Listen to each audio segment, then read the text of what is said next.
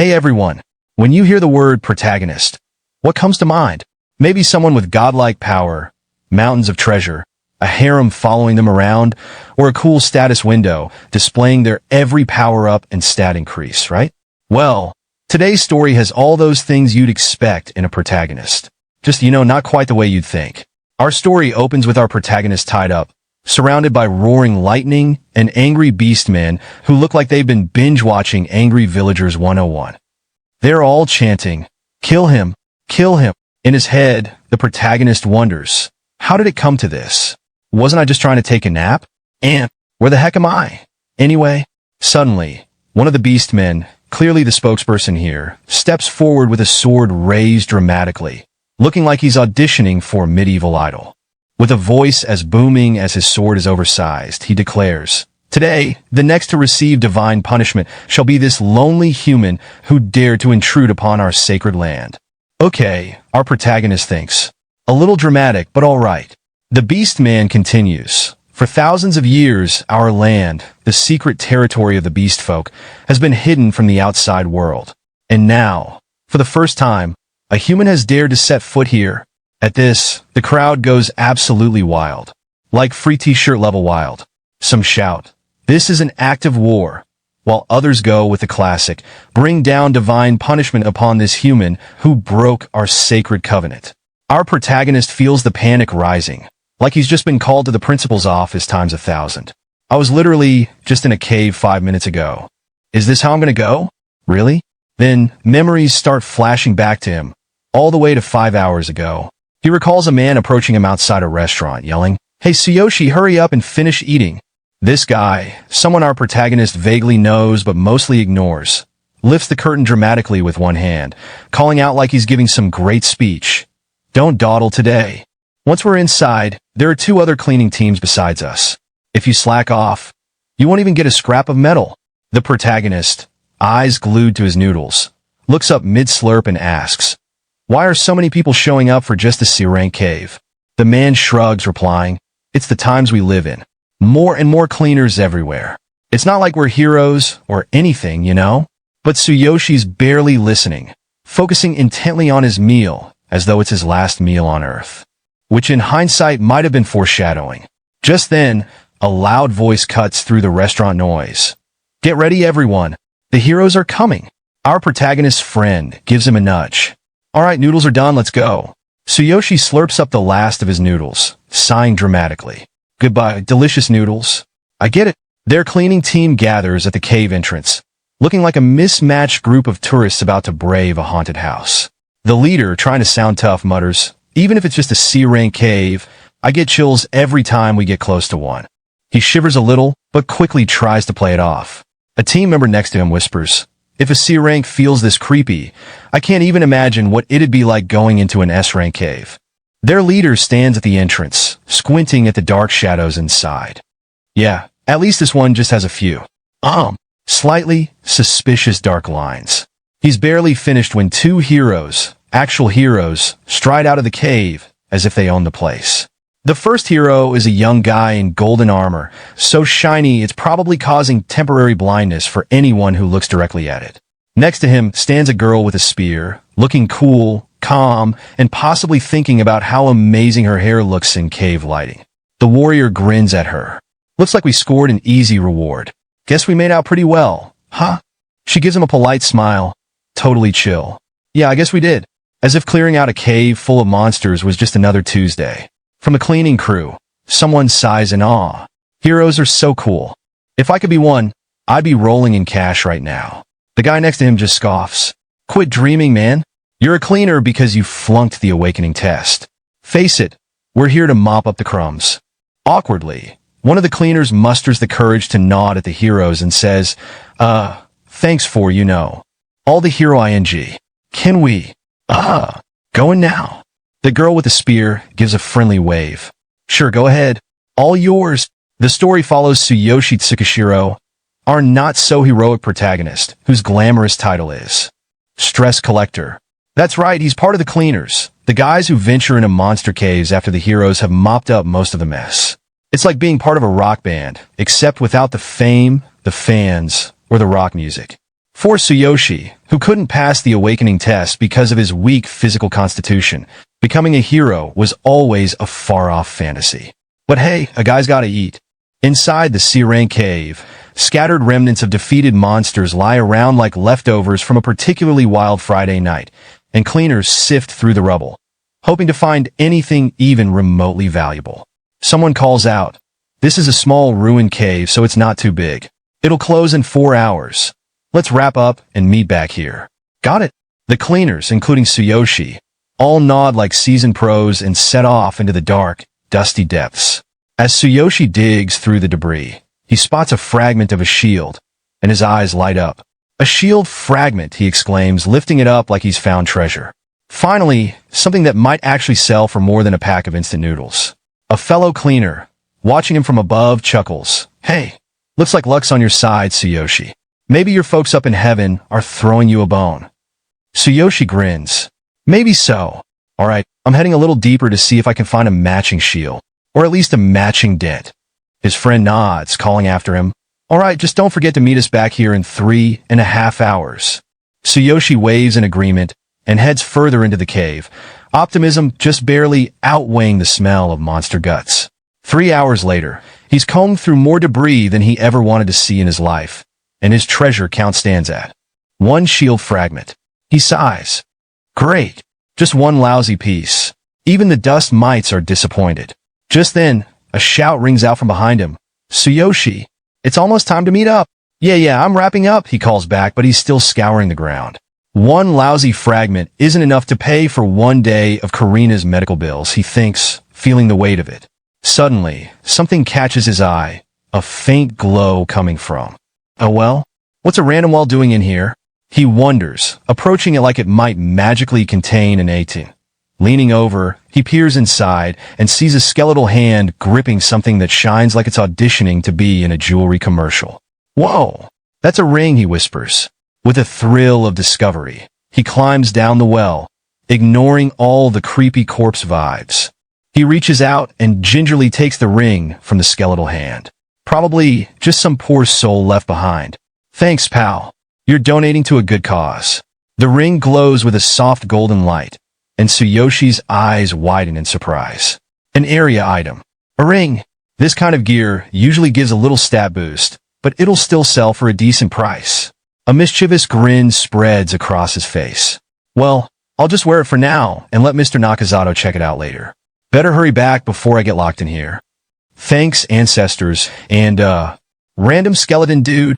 As Tsuyoshi slipped the ring onto his finger, it suddenly started glowing even brighter, lighting up like he'd just equipped a legendary item in a video game. Then, in a split second, the ring latched onto his hand like glue, sending a jolt of pain through his finger. "Ouch! What is this? A ring or a mousetrap?" he yelped. Suddenly, a system window appeared in front of him with all the tact of a spam email. "The ring has recognized you as its owner.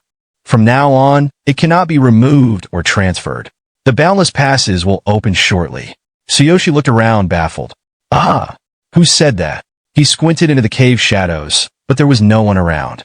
Then, the ring emitted a yellow glow that expanded into a circular portal. Bewildered, he started shouting, "Hey, somebody, help!" hoping his team might hear him over whatever magic rabbit hole this ring had just opened up. Meanwhile, back in the cave, his teammates heard a faint cry. "Wasn't that Tsuyoshi's voice?" one asked, looking around. "Yeah, he was just here, wasn't he?" another replied. A third teammate shrugged, clearly unconcerned. "Kid's probably off looking for scraps again. It's a shame he didn't pass the hero test, but hey, let's wait it out. We've still got time." But before anyone could blink, Tsuyoshi was engulfed in golden light, his final, "Hey wait," disappearing into silence. Back in the present, Tsuyoshi regained consciousness with a pounding headache. Blinking, he realized he was now surrounded by beast folk, and in front of him stood a massive, electrified hammer that looked far too interested in his well-being. It finally dawned on him. He was standing in some kind of secret beast folk territory, courtesy of the free teleportation ring he'd picked up. On a grand throne nearby, the Beast King sat watching the spectacle with a look that said, "This will be entertaining." With a wave of his hand, he signaled his kin to commence with divine punishment. At the command, a tall, long-haired orc, clearly a VIP in beastfolk land, stepped forward, raising his fist and announcing in a dramatic voice, "My fellow kin, today, we gather to execute 3 great criminals. The first is one of our own, a traitor who sold secrets of our sacred territory to those filthy elves and humans." The crowd exploded, growling in furious unison.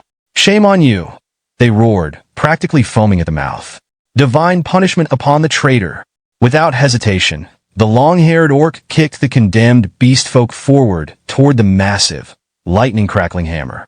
The poor criminal barely had time to blink before the bolt struck, reducing him to a pile of ashes in a flash of blinding light. The crowd cheered wildly, like they were at some twisted halftime show, chanting, "Divine punishment upon the traitor." Tsuyoshi, sweating bullets, couldn't help but gulp. Yeah, this ring definitely should have come with a manual. With the traitor's execution wrapped up, the orc turned his gaze towards Tsuyoshi, raising his sword high and casting a dramatic shadow over him. Next to receive divine punishment, the orc declared grandly, "Is this human, the first outsider to ever set foot in our sacred land, hidden from the world for thousands of years. Today, we bring divine punishment upon the human who dared to break our covenant." A beastfolk guard seized Tsuyoshi and hoisted him up, dragging him toward the altar like he was a misbehaving cat. Panicked, Tsuyoshi stammered, "Wait, I didn't mean to come here. I got lost.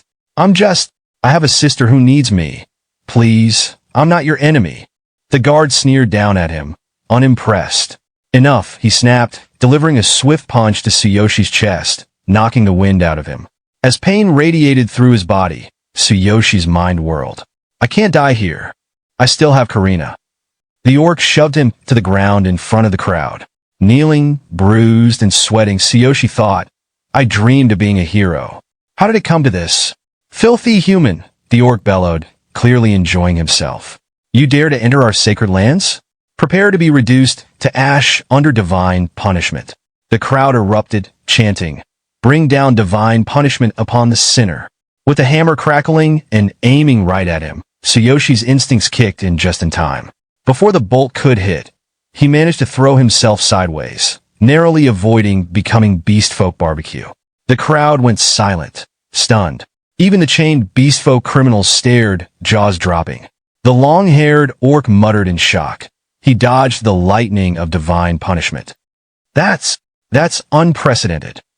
From his throne, the Beast King narrowed his eyes, now watching Tsuyoshi with undeniable curiosity.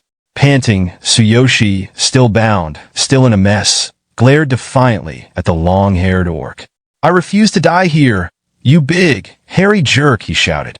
But as he finished, another bolt struck him, sending agony coursing through him as the lightning threatened to turn him to ash. No way," he groaned, barely staying conscious through sheer stubbornness. Seeing him writhing, the orc's excitement grew. "Who said the lightning of divine punishment only strikes once? Let's see if he dodges again." The crowd's chanting grew louder and wilder, like they were at a rock concert. "Divine punishment! Divine punishment!" Nearby, a captured beastfolk girl, trembling, whispered, "What a horrible fate. Poor guy doesn't stand a chance." Tsuyoshi's mind raced. "No, I can't die here. I have to survive this." Just then, a system notification appeared in front of his eyes like some dramatic game pop-up, activating Boundless Endurance System. Divine selection in process. Suddenly, his burning, battered body began to glow with a golden light, like some kind of mythic action hero. Another alert popped up, as if this was all some kind of cosmic joke. Activation complete. System authentication verified. Beginning body repair and constructing ultimate physique. The Beast King squinted, clearly surprised by the glowing, floating human who seemed less doomed, and more like he just unlocked a cheat code. Another lightning bolt struck Tsuyoshi, but instead of finishing him off, the energy lifted him into the air, his body shifting between being torn apart and mending itself like a bizarre human yo-yo. The long-haired orc gasped, "Is that human still alive?" The system alerts kept rolling in as if Tsuyoshi was in the middle of a software update, constructing ultimate physique. 15% complete. The sight of Tsuyoshi still enduring the divine punishment left the beastfolk crowd in shock, and they murmured to each other, "What is happening?" They watched eyes wide as bolt after bolt of lightning hammered into him, each one somehow making him look less like a punished sinner and more like demigod in the making. Meanwhile, Tsuyoshi, still floating and still in unimaginable pain, felt his body crackle with energy. He stumbled toward the massive hammer, every step like lifting a ton of bricks, but the system seemed determined to help him out with new updates. Constructing ultimate physique. 40% complete. Inputting skill, divine eye. As the lightning continued to strike, Tsuyoshi felt something deep within him stir. What? What's calling me? He didn't fully understand, but his legs, almost on autopilot, kept moving him up the altar steps. Each lightning strike burned, yet somehow fueled him, pushing him forward. The beast folk were now dead silent, jaws dropping as they watched this so-called divine punishment basically turn into a power-up montage. That guy, one whispered, eyes wide. Is he leveling up? The system chimed in again, dead set on updating him like a phone that just wouldn't stop. Constructing ultimate physique. 60% complete. Inputting skill, divine consciousness. Inventory. Inputting skill, absolute duplication. Tsuyoshi, half in shock, half on the verge of blacking out, had just one thought. At this rate, I'll be stronger than the heroes who left me in the dust. Tsuyoshi was just a few shaky steps from the hammer. The beast folk watched in paralyzed awe, jaws dropping as this hopeless human edged closer to the legendary weapon. Then the system decided it was time for yet another update. Constructing ultimate physique. 80% complete. The long-haired orc, practically tripping over his own feet, stammered. Impossible. Only the Divine King himself has ever gotten this close to the Divine Hammer. Up on his throne, the Beast King's eyes gleamed, suddenly looking more like a spectator at the world's weirdest sporting event. Is that human? Is he really trying to lift the Divine King's hammer? He muttered, sounding both impressed and a little offended. The lightning around the hammer crackled louder, roaring as if it, too, couldn't believe what it was seeing. Tsuyoshi, every nerve buzzing, forced himself closer. Are you calling for me? He wondered, his mind reaching out in a mix of determination and confusion. What do you even want from me? Finally, his hand brushed the hammer's cold surface, and the system jumped in like a game master with a flair for the dramatic. Ultimate physique construction complete. Special status. Chosen 1 activated. The second his fingers touched the handle, the sky erupted in a flash of lightning, like someone had just cranked the volume all the way up. Bolt after bolt struck him, and somehow Tsuyoshi stayed standing, though he was now giving off a glow that was frankly a little blinding.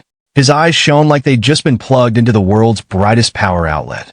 In the silence that followed, the beast folk gawked as Tsuyoshi, now wrapped in lightning, gripped the hammer and, with a determined grin, lifted it off the ground. He could feel its weight, its power, and he couldn't help thinking, all right, Divine Hammer. You called me, so I'll put your power to good use. With a mighty swing, he sent a shockwave through the room, rattling the walls and sending dust flying. The beast folk stumbled backward, slack-jawed, like they'd just witnessed the world's most epic plot twist. Just as Tsuyoshi was catching his breath, a system notification cheerfully popped up. Congratulations! You have acquired the Divine Hammer. Level up. 3. Current unlocked power of Divine Hammer. 0%. Due to insufficient capability, the full power of the Divine Hammer cannot be demonstrated. Special effect. Unknown. Tsuyoshi blinked at the notification, almost laughing out loud. All that, and I don't even have the full power yet? One of the beast folk, a wide-eyed beast woman, gasped, a human, actually lifted the Divine Hammer. It was as if she'd seen a chicken doing calculus. Meanwhile, Ryoga, the long-haired orc who had been yelling the loudest, clenched his fists so hard they nearly cracked. A mere human lifted the Divine Hammer? This was beyond impossible. This was insulting. Even the Beast King hadn't managed it. Legend said that whoever wielded the hammer would become the leader of the beast folk, but surely this had to be some sort of cosmic glitch. As Tsuyoshi tried to process what had just happened, a new status window blinked open in front of him. Level 3? He mused. And this? Is this the divine selection system? Suddenly, with a ground-shaking thud, Ryoga landed right behind him in a puff of dust, snarling. You filthy human! How dare you touch the Divine Hammer with your unworthy hands? His outrage could have fueled a small fire. The beast folk roared, "General Ryoga, show him the pride of the beast folk. Take back our honor." Ryoga's glare was practically boiling.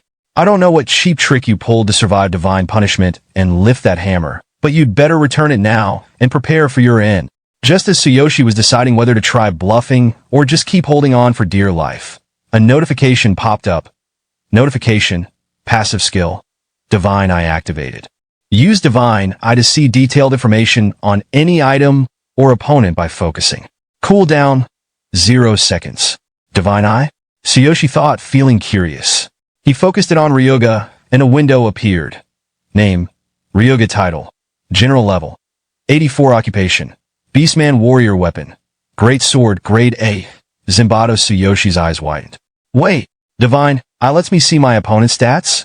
He tried to keep a straight face, but couldn't resist thinking, "Alright, system, maybe you're not so bad after all." Ryoga unsheathed his massive sword, its gleaming blade sending a chill down Tsuyoshi's spine. "You pathetic human. Do you really dare to challenge me?" Ryoga sneered. "I'll make sure your death is swift." In a panic, Tsuyoshi stammered, "Wait, it's a misunderstanding." His mind raced, "No way. I'm fighting a level 84 warrior." Ignoring him, Ryoga raised his sword high. "Silence," he roared. "Take this." Tsuyoshi closed his eyes, holding the divine hammer in front of him. "Listen to me, please," he pleaded, trying to sound less like a terrified mouse. The beast girl couldn't take her eyes off Tsuyoshi. She thought to herself, "The human is done for."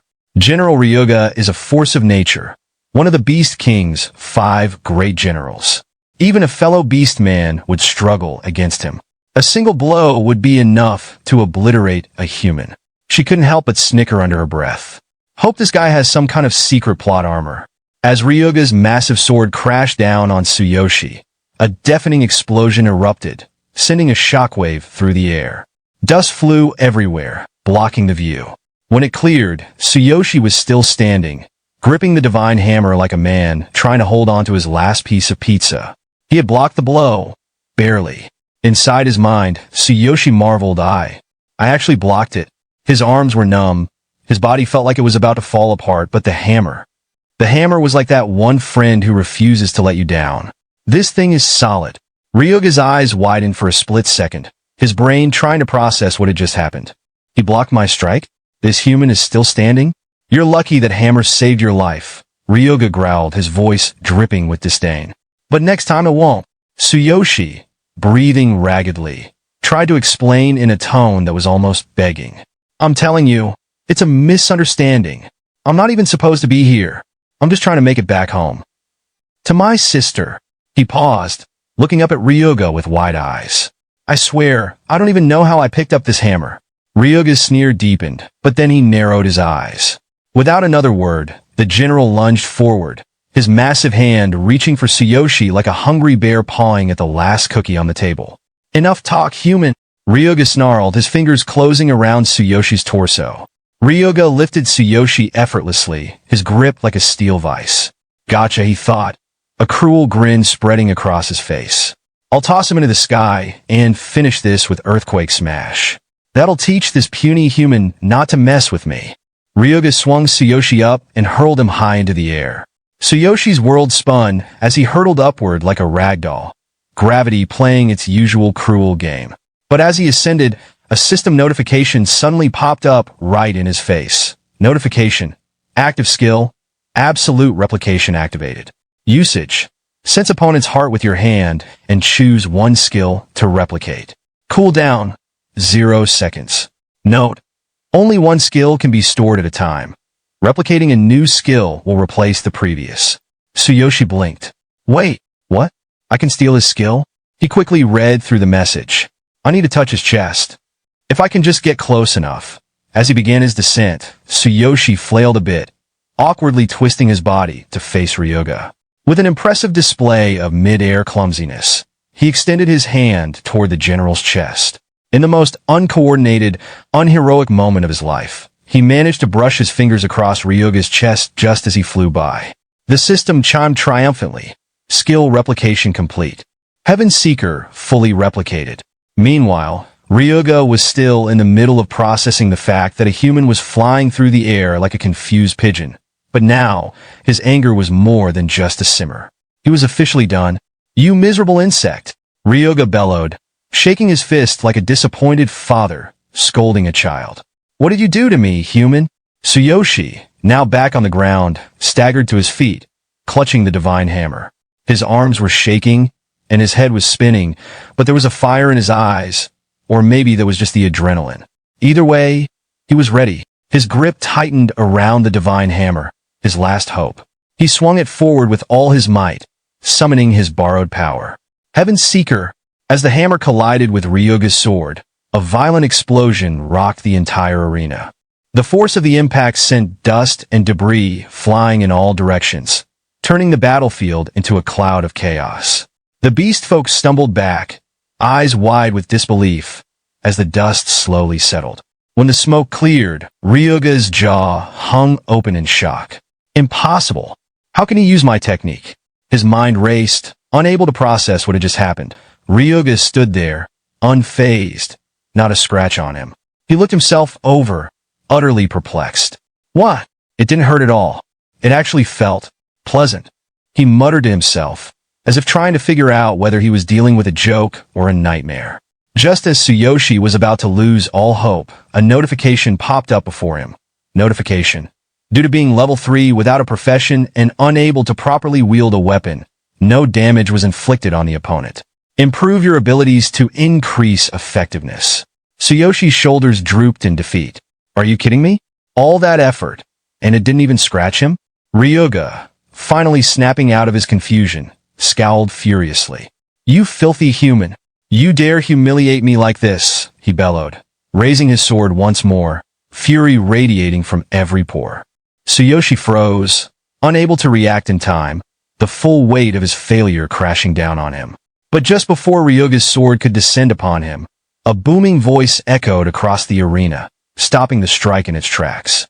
That's enough! The crowd was abuzz with whispers and gasps, sending ripples of energy through the air. Tsuyoshi, still dazed and blinking away the dust, could barely comprehend what was happening. He instinctively raised his arm to shield himself from the shockwave created by the Beast King's arrival. When the dust cleared, Tsuyoshi's eyes widened as he saw the Beast King kneeling before him, a move so unheard of that the entire arena seemed to collectively hold its breath. The beast folk were in disbelief. The Beast King kneeling? Whispers spread like wildfire, each beast folk exchanging bewildered glances, causing Tsuyoshi to flinch slightly under the intensity. It seems you have truly been chosen by the divine hammer, the Beast King said solemnly, his deep voice resonating through the arena. Tsuyoshi blinked, his mind still spinning. Chosen? What does that even mean? The Beast King turned to address the crowd, his voice rising with pride. For centuries, none have been able to lift the hammer, not even the greatest among us. Yet, today, this human has done what no beastman could. Tsuyoshi could only stare, his mouth dry. What? What's happening? His grip tightened around the hammer. The Beast King raised his arm toward the heavens, his other hand sweeping towards Tsuyoshi with pride, his gaze never leaving him. If he is truly chosen to be the future leader of the beastmen, then he must be allowed time to grow. The crowd shifted, and whispers filled the air. One voice cut through the murmurs. But isn't there a prophecy about this? Another beastman scoffed. He's not even one of us. He's a human. Just as the tension was about to rise again, General Ryoga stepped forward, raising his hand. His eyes were filled with defiance, his voice low but firm. But Beast King, this man is human. The Beast King shot Ryoga a piercing, irritated look. And what of it? Did the prophecy specify that our leader must be a beastman? Are you suggesting we ignore the one who may bring hope to our people? Ryoga's defiance faltered as he nervously clasped his hands, bowing his head. His voice trembled with a mix of respect and disbelief. It would be unthinkable. But still, the prophecy didn't specify. If he's not a beastman, then enough. The Beast King interrupted, his voice brooking no further argument. He turned to Tsuyoshi, his gaze sharp as ever. Boy, what is your name? Tsuyoshi straightened his posture, suddenly very aware of the Beast King's overwhelming presence. Tsuyoshi Tsukijo. The Beast King nodded slowly, eyes studying him with an unreadable expression. If you are willing to shoulder the future of our people, then I will grant you freedom. However, he said, his tone growing more serious, you are far too weak as you are now. Suddenly, a blue flame ignited in the Beast King's palm, casting an eerie glow over the entire arena. It flickered with strange energy, sending a chill through the air. When the time comes, the Beast King continued, we'll see if you are worthy of being our leader. Without further warning, the Beast King pressed his glowing hand to Tsuyoshi's forehead, and Tsuyoshi felt a strange, tingling sensation run through him. The blue light seemed to seep into his very mind, burning a mark into his consciousness. This is a mental mark, the Beast King said solemnly, stepping back. If you do not return within 1 year, I will use it to find you, wherever you may be, and end you. Tsuyoshi touched his forehead, feeling the heat of the mental mark. His mind raced, overwhelmed by the gravity of the decision he had just made. This wasn't just about surviving. It was about carrying the hopes of an entire people on his shoulders. As he looked at the Beast King, Tsuyoshi knew one thing for sure. He had just made a promise he wasn't sure he could keep, but he would have to try. The crowd held their breath, waiting for Tsuyoshi's response. He could feel the weight of their gazes on him, and his mind raced with the gravity of the decision. Just as he opened his mouth, a voice broke through the tension. Accept it, shouted the beast woman Tsuyoshi had noticed earlier. Her fierce, encouraging expression caught him off guard, and her words echoed in the vast arena. Take this chance, gain your freedom, and grow stronger. Tsuyoshi looked at her, noticing the fire in her eyes. He was intrigued by her intense gaze, but even more so by the gratitude and determination that seemed to emanate from her. Curious, he thought, let's see who this girl really is. Focusing, Tsuyoshi activated his Divine Eye skill, and the information about the beast woman appeared in his mind. Name, unknown title, warrior level, 72 occupation, beastman warrior weapon, dagger user. Tsuyoshi's eyes widened slightly. Level 72? He was surprised at how powerful she was. But why is she marked as a criminal? The beast woman noticed his gaze and gave him a grin that was a mix of mischief and encouragement. It's better to be alive than to throw away the chance given by the gods. Don't waste it. Just then, the scene took a strange turn. As Tsuyoshi glanced down, the camera or whatever was observing seemed to focus on the beast woman's legs, her beautiful, well-defined figure, and well, let's just say the melon she was carrying in front. Tsuyoshi's face flushed slightly, his eyes inadvertently darting away before he could stop himself. But with a smirk, he raised his hand in a casual wave. Thanks, he said a little too casually, his mind trying to refocus on the bigger picture. Indeed, this is a miracle, Tsuyoshi thought. First, I need to survive. After that, I'll figure out a way back to my world. The path ahead was uncertain, but he knew one thing for sure, he wasn't backing down. With a deep breath, he looked up at the Beast King and spoke with new resolve. All right, I'll take your offer. But I have one condition. The Beast King raised an eyebrow, clearly taken aback by Tsuyoshi's boldness. A condition? He asked, his tone skeptical, but curious. The entire arena seemed to hold its breath, eager to hear what the human would demand. Tsuyoshi pointed confidently at the beast girl in the crowd. She comes with me. She might be useful. The beast girl's face twisted in confusion, her eyes flickering between disbelief and what could almost be considered flattery. She blinked, caught off guard. Me? She looked like she'd just been handed a puzzling riddle, her expression a mix of confusion and something else, something Tsuyoshi couldn't quite place. She even looked a little pleased. Tsuyoshi cracked a small, confident grin. Guess we're even now, no debt owed. Later that night, Tsuyoshi stood outside the gates of the beastfolk village, bathed in the soft glow of moonlight. He gazed down at the strange ring on his finger, lost in thought. From that voice I heard, it seems everything began with this boundless ring. He tried twisting it off, but it wouldn't budge. Thanks to this ring, I've gained these strange abilities. But how am I supposed to get back to my original world? Master, preparations are complete. A voice called from behind, snapping him out of his thoughts.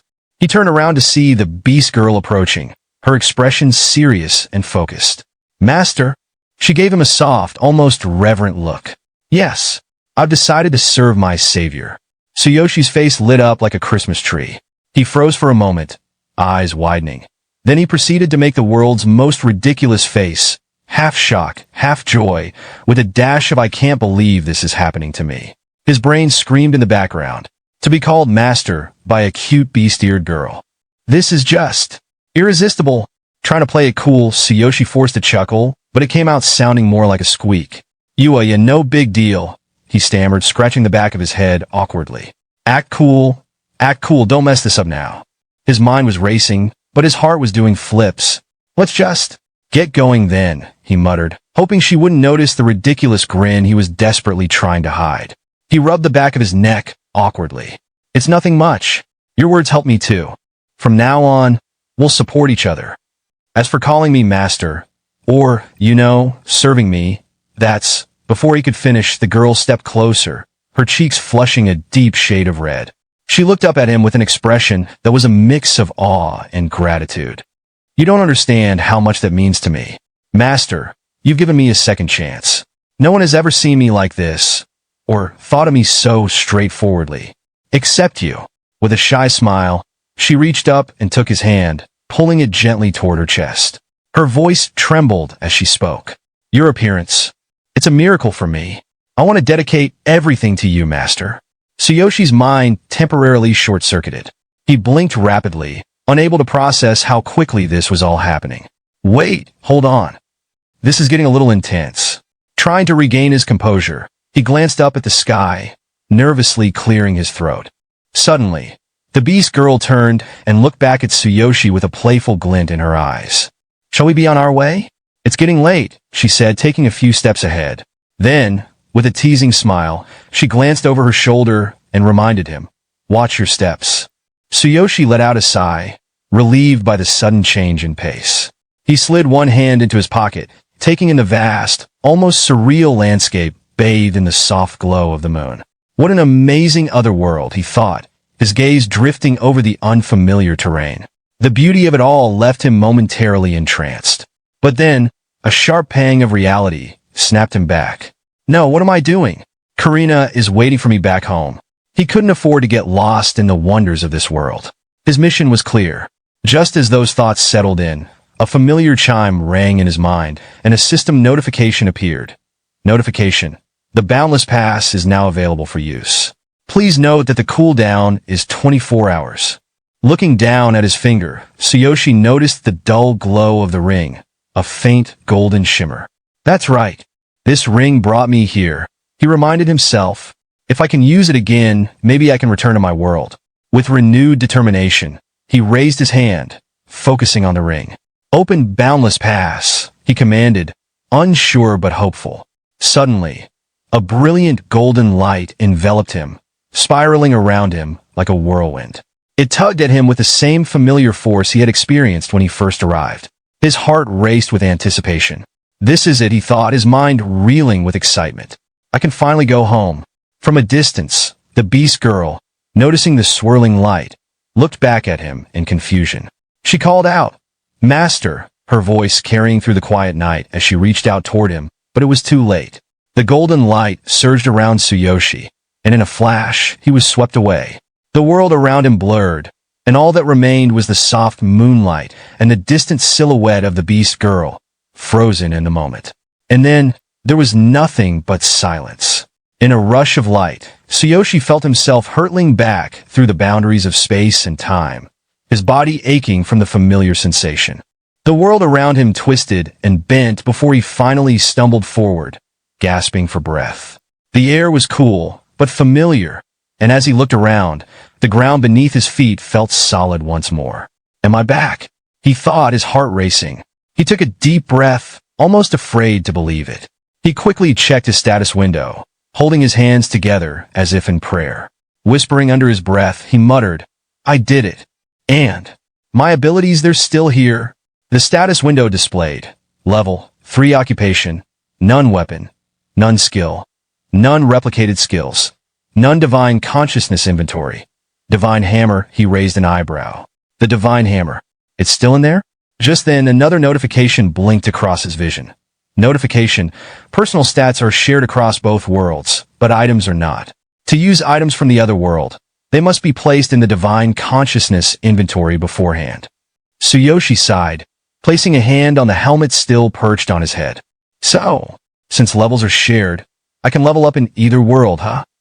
He scratched his chin, staring at the divine hammer in his inventory. Guess I managed to bring this thing over because it was in the divine consciousness inventory. He paused, a thought suddenly dawning on him. Wait a second. Does this mean I'm still at level 3 here too? Before he could process this further, a voice echoed from above the well, cutting through his thoughts. What's all the commotion down there? Hurry up before the cave collapses.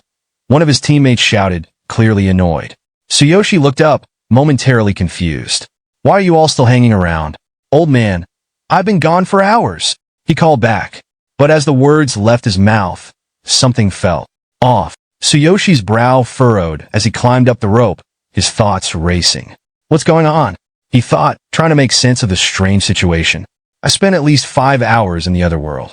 Something isn't right. From above, the team leader's voice broke through his thoughts. You've been here all along alone. Good thing I came back to get you. Now hurry up and get out of there. Another teammate added, don't dawdle. Once the cave closes, you'll be trapped in there forever. Tsuyoshi grabbed the rope, climbing with urgency. So that's it. He realized time must have been frozen here while I was in the other world. His mind spun as the implication sank in. Was time here completely still? His eyes widened. This is just like something straight out of a manga. When he finally emerged from the well, Tsuyoshi took a deep breath, looking around at his teammates, his heart still racing. Could it be that time is also frozen in that other world now? He couldn't help but wonder who the original owner of this boundless ring was, and how this strange phenomenon worked. The team leader stood at the top of the well, his arms crossed. Tsuyoshi offered a grin, feeling a sense of relief at being back. Right, old man? The team leader raised an eyebrow. What is it? Tsuyoshi chuckled, his mind momentarily distracted by his memories of the other world. With a playful smile, he replied, the next test is tomorrow, right? But as he spoke, something shifted within him. The playful tone faded, and his thoughts drifted back to the horrifying day when everything had changed. The first gate had opened, and their world had been thrown into chaos. Blood trickled down his forehead, a rough bandage clinging to his cheek as he sprinted through the streets, his sister unconscious on his back. Her breathing was shallow, and her body was cold to the touch. Nearby, an overturned police car blared a piercing siren, a symbol of the destruction that had followed the opening of the gate. Towering above them, a massive monster was smashing buildings like a toddler on a sugar rush with a stack of blocks. Its shadow loomed over everything like it was out to prove it was the king of hide-and-seek, and, spoiler alert, it was winning. From behind him, Tsuyoshi heard a tiny, frail voice. Big brother, I can't feel my legs. His little sister, Karina, whispered like she was trying not to scare away a butterfly, which was an unfortunate choice given that a giant monster was terrorizing the city. Her words filled him with dread, but he kept sprinting, eyes burning with a fierce red glow, like he'd just downed a double shot of hot sauce instead of adrenaline. Then, she whispered again, almost as if she was asking him to pick up milk on the way home. Are mom and dad okay? Before he could answer, boom, a huge explosion tore through the street. He stumbled, clutching Karina like she was his phone, and he'd just dropped it without a case. This cannot be happening, he thought, like some guy in a disaster movie who really thought he'd be the one to survive. He called out for his parents, his voice cracking in a way that would have been embarrassing if everyone else wasn't also screaming. As he staggered through the wreckage, the cries of people echoed around him, blending into what sounded suspiciously like a very apocalyptic remix. Then, suddenly, a hand grabbed his shoulder. Tsuyoshi! Uncle Nakazato's grip was firm, his face grim. If you stop, you'll die. Keep moving, the man said, dragging Tsuyoshi back into action. Tears stung Tsuyoshi's eyes as he cried out, Uncle Nakazato. Mom and Dad, they're still at the house. Uncle Nakazato didn't hesitate, shaking his head firmly. Don't look back. You and Karina need to survive. The darkness will consume you too if you stop.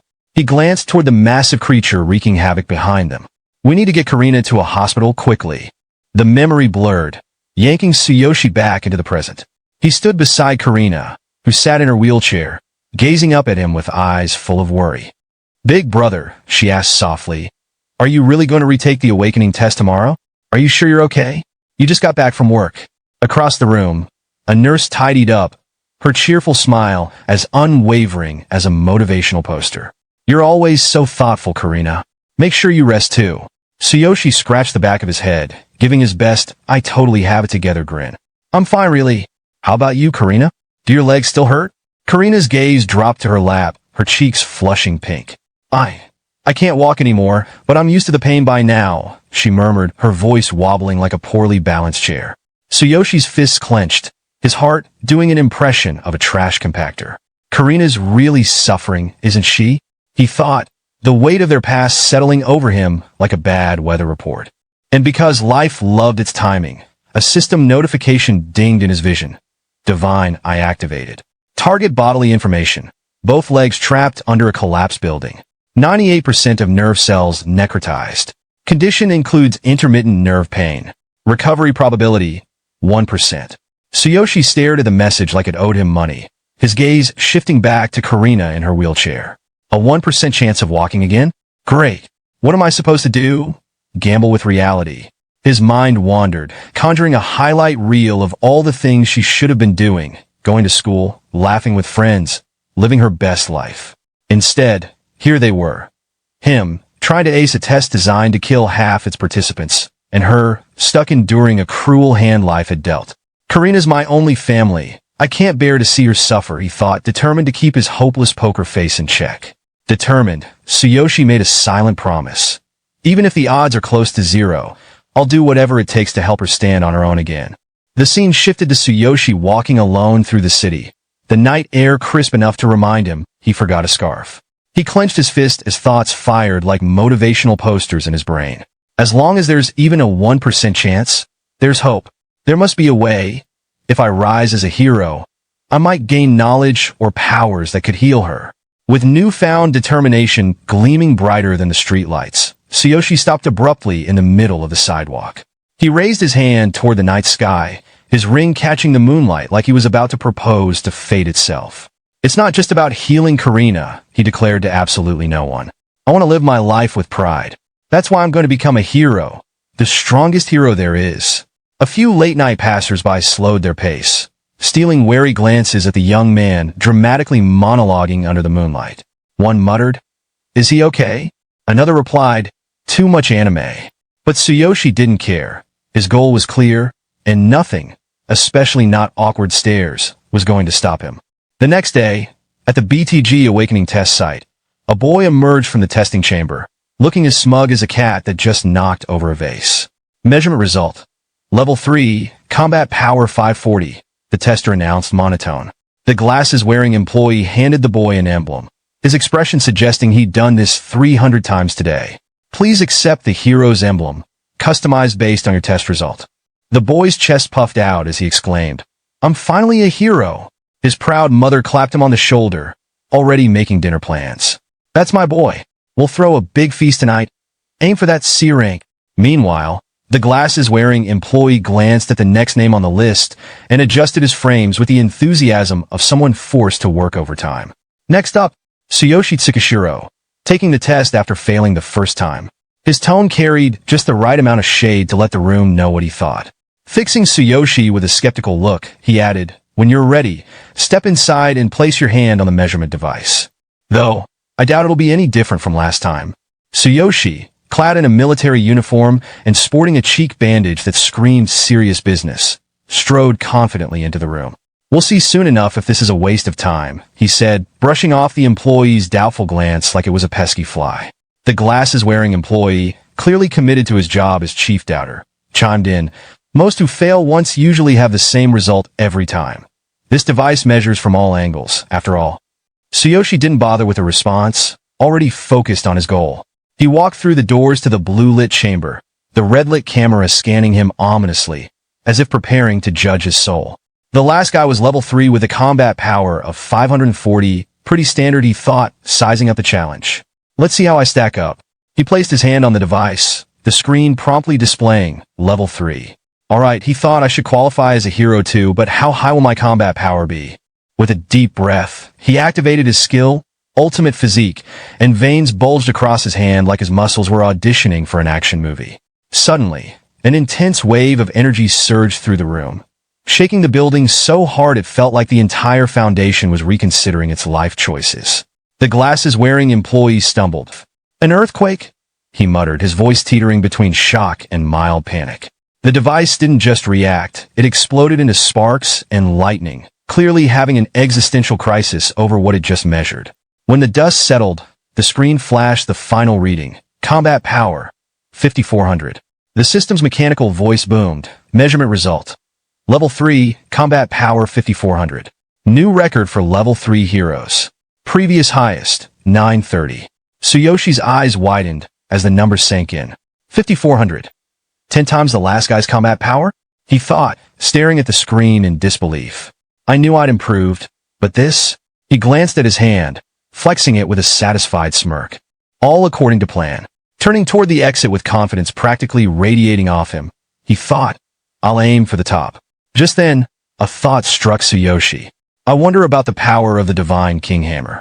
Summoning it into his hand, a system notification promptly ruined the moment.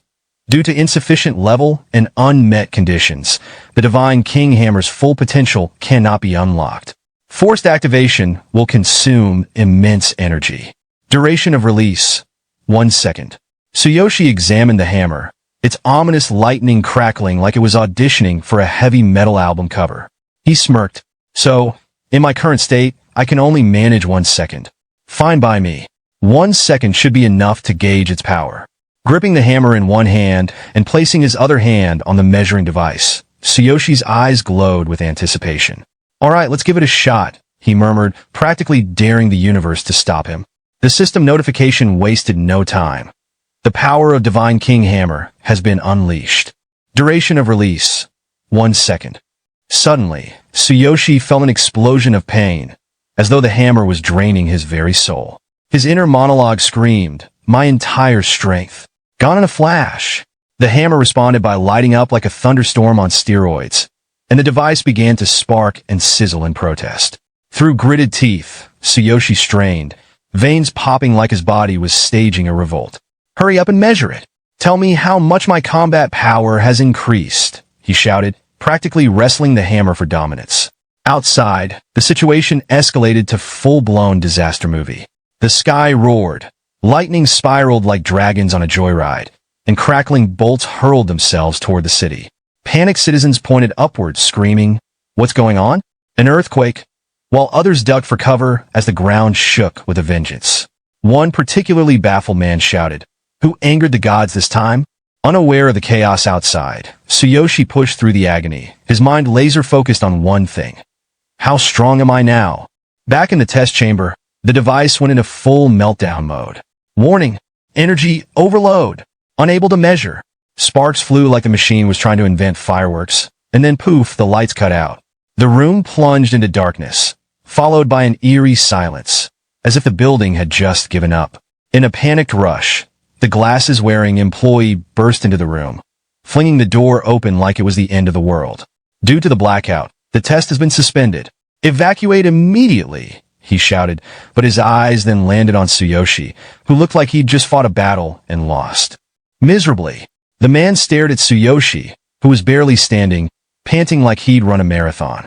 He stammered wide-eyed, Who are you? A while later, Tsuyoshi was seen trudging through the building's corridors, rubbing his head like he was trying to massage away the trauma.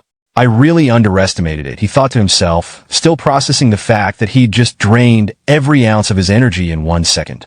Should have avoided using the Divine King Hammer until I'm stronger. Then, a grin crept across his face. His eyes lit up like he'd just won the lottery. Laughing with uncontainable joy, he bounced around in excitement. At least I'm officially a hero now. Sometime later, in the training grounds, a group of trainees stood nervously as they awaited their instructor. Enter Gaia, a tall, long-haired man in golden armor, looking like he just stepped out of an ancient epic. I am Gaia, the hero responsible for your training, he said, voice booming. The instruction will be tough, but you'll need to keep up. Tsuyoshi, ever the overachiever, activated his skill to assess Gaia's information. Name, Gaia. Level, 9. Occupation, warrior. Combat power, 1200. Tsuyoshi's face scrunched up like he just tasted something sour. Only 1200 combat power at level 9? He thought. I wonder how much my combat power will be when I reach that level. Gaia, however, seemed far less impressed by the whole situation. In fact, he looked downright annoyed, probably regretting his career choice. Being put in charge of rookie training? I'd rather be out exploring a D-rank dungeon than doing this, he thought, eyes narrowing as he glanced at the trainees. He raised his voice, attempting to muster some enthusiasm. You will all be entering a D-rank dungeon tomorrow. After some field experience, you'll determine which occupation suits you best. Expect even lower-level item drops, he said, with the enthusiasm of someone explaining why they need to clean the bathroom. The trainees gasped, their collective enthusiasm cratering. One of them blurted out, "We're going into a dungeon already?" Another trainee, already sweating buckets, added with a tremor in his voice, "Isn't there supposed to be a week of basic physical training first?" A third trainee, probably wondering why he signed up for this madness, chimed in, "Shouldn't we decide on our occupation before entering the dungeon?" Gaia, who was already over the entire situation, scowled and shot them down like they were asking if they could take a nap instead. Basic physical training? We don't have time for that. Now that you're heroes, you'll hone your skills through real combat. That's how I do things. If you can't keep up, then leave. Understood? The trainees, clearly rethinking their life choices, replied in unison, "Yes, sir," like a chorus of people who just realized they might have made a mistake. Tsuyoshi watched this with a smirk, thinking, this guy's just taking out his frustration on us. In the end, a hero is still human. Then his thoughts wandered to the past. He remembered the beast girl who had once taken his hand and held it close to her chest, and a faint blush crept onto his face. After all, I've got a level 72 beast girl waiting for me. Once the cooldown for Boundless Pass is over, I'll head back to the other world. Later that night, Tsuyoshi was sitting in his apartment, the daily news droning on in the background like a lullaby for people who still cared about the news. The reporter's voice filled the quiet room. Due to the earthquake that occurred around 7 p.m. tonight, a power outage has affected some areas of the city. Fortunately, no injuries have been reported. The Hero Union is already taking steps to resolve the situation. Tsuyoshi's eyes narrowed, his focus sharpening. Alright, now that the cooldown for the portal has ended, it's time to head back to the other world. A spark of excitement flickered in his eyes. I'll grow stronger there, choose my occupation, and gather all the equipment I need. He muttered aloud, I need to open the boundless passage.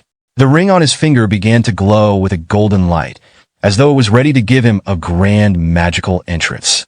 Tsuyoshi felt the familiar energy engulf him, his eyes narrowing in anticipation as the world around him warped. In the blink of an eye, he was transported back to the other world, ready for whatever bizarre adventure awaited him next. The bright moon hung in the sky, and Tsuyoshi couldn't help but smile as he gazed up, feeling a sense of nostalgia wash over him. So, I'm back here again, he murmured, clearly pleased with himself. Sitting on the ground, he sighed, taking in the familiar scenery. Everything's the same as before. Even my clothes are back to how they were the first time. A frustrated look crossed his face. Great. So when you leave this world, both time and equipment revert to their original state. What a hassle. Lost in thought, Tsuyoshi didn't notice the approaching figure until it was way too late. Master, is something the matter? The beast girl suddenly appeared in front of him, her melon-sized chest dangerously close to his face. Tsuyoshi froze, eyes wide. Oh, right. I almost forgot about this. His heart skipped a beat. This is the part where I look like an idiot again, isn't it? Tsuyoshi quickly recovered, trying to hide his panic with a nervous laugh. Rubbing the back of his head, he said, No, it's nothing. Anyway, let's get to leveling up. Lead the way. The beast girl beamed, raising one hand dramatically toward the sky while making a fist with the other. I'm so glad to see you're eager, master. But then, her expression shifted to one of seriousness. There's a level 3 goblin nest nearby. They may only be level 3, but those goblins are cunning, lecherous, and numerous. You must stay vigilant. Tsuyoshi blinked, completely confused. Lecherous? Why does that sound like a problem for her? Noticing his puzzled look, the beast girl seemed just as perplexed. Tsuyoshi quickly shook himself out of it, thinking, alright goblins, this is starting to feel like a real fantasy world. His lips curled into a grin, thinking of a character from Naruto. Alright, it's settled. The target is the goblins. The beast girl's face lit up as she jumped with excitement, making an adorable puppy-like gesture with her fist held high in the air. Let's go, master, she cheered. Tsuyoshi grinned widely, feeling a surge of excitement. This is what I've been waiting for. In front of the goblin cave, Tsuyoshi and the beast girl crouched in the bushes, peeking at the goblin sentries lurking at the entrance. The beast girl leaned in, whispering, "Be careful not to wake the goblin sentries." Tsuyoshi smirked. "You're level 72. You should be able to take them out no problem, right?" He couldn't help but marvel at her stats. Her combat power is 630,000. That's insane.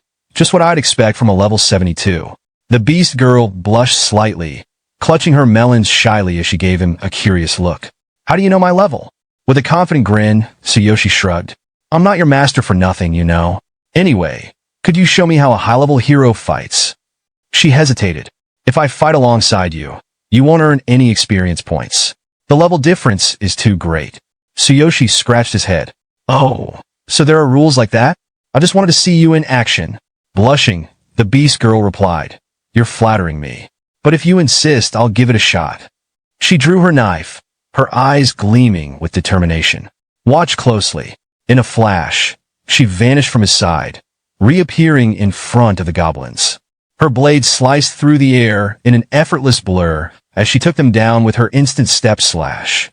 Tsuyoshi stood there, wide-eyed, and couldn't help but clap. "Whoa! That's the movement of a level 72 warrior. So cool." The beast girl turned with a smile, her eyes sparkling. "You're too kind. I always give my all, even against low-level opponents." I hope that was helpful. Tsuyoshi's eyes practically sparkled with excitement. It was incredible. "By the way, could you teach me that move?" She hesitated, raising an eyebrow. Instant step slash is a skill for high-level warriors. It's not really something you can learn yet. Besides, you haven't even decided on an occupation, have you? Tsuyoshi chuckled, a mischievous glint in his eye. "In that case, I'll become a warrior too. I mean, with you as my personal trainer, I'll be unstoppable." He thought to himself, "With a level 72 warrior by my side, I'll have no problem picking up all the cool moves. But first, I need a weapon, something that doesn't require a heroic divine king hammer." A system notification popped up. Notification: you have switched to warrior. Occupation status updated. Tsuyoshi Tsukishiro, level 3, warrior, combat power, 5400. Weapon: divine king hammer. The beast girl's expression softened, and she gently took his hand, holding it close to her chest. She gazed at him with a hint of affection. "You chose to become a warrior because of me. I'll make sure to be of use." Her cheeks flushed slightly. "I'll do my best to support you in leveling up. First, let's gather some equipment for warriors." Tsuyoshi's face turned bright red as he felt her hand in his, a goofy grin spreading across his face. What kind of world is this? He thought, his cheeks burning even more. But just as things were getting a little too comfortable, a goblin's voice rang out. "Hey, it's time for a shift change." One of the goblins noticed the downed sentries and froze, staring at Tsuyoshi and the beast girl. "An intruder!" Tsuyoshi turned with a smirk, feeling the rush of excitement. "Looks like I'll handle this guy on my own." With a confident step forward, he glanced at the beast girl. "Lend me a dagger. There's something I want to try." A system notification immediately popped up. Notification: Silver Dragon Dagger borrowed. The beast girl's eyes widened in concern. "Master, engaging an enemy of the same level head-on might be." But before she could finish, Tsuyoshi had already lunged toward the goblin, his thoughts racing. "I haven't fully tested the power of Heaven Sucker yet. These goblins will be my guinea pigs." As Tsuyoshi charged at the goblin with the borrowed dagger, he couldn't help but feel the thrill of his new power. This would be the perfect opportunity to see what his warrior abilities and his untested skills could do in action. Tsuyoshi's heart raced as he soared through the air, his dagger aimed at the goblin below. The creature's red bar displayed level 3, combat power, 420, but Tsuyoshi's confidence never wavered.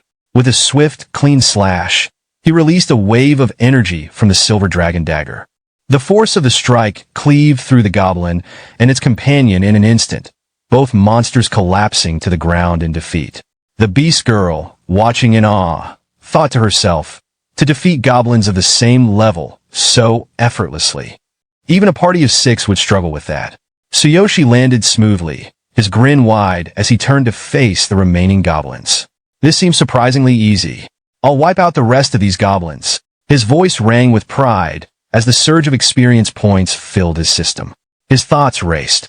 The divine selection system is fascinating. I'll reach level 4 by the end of the night. His status updated before his eyes.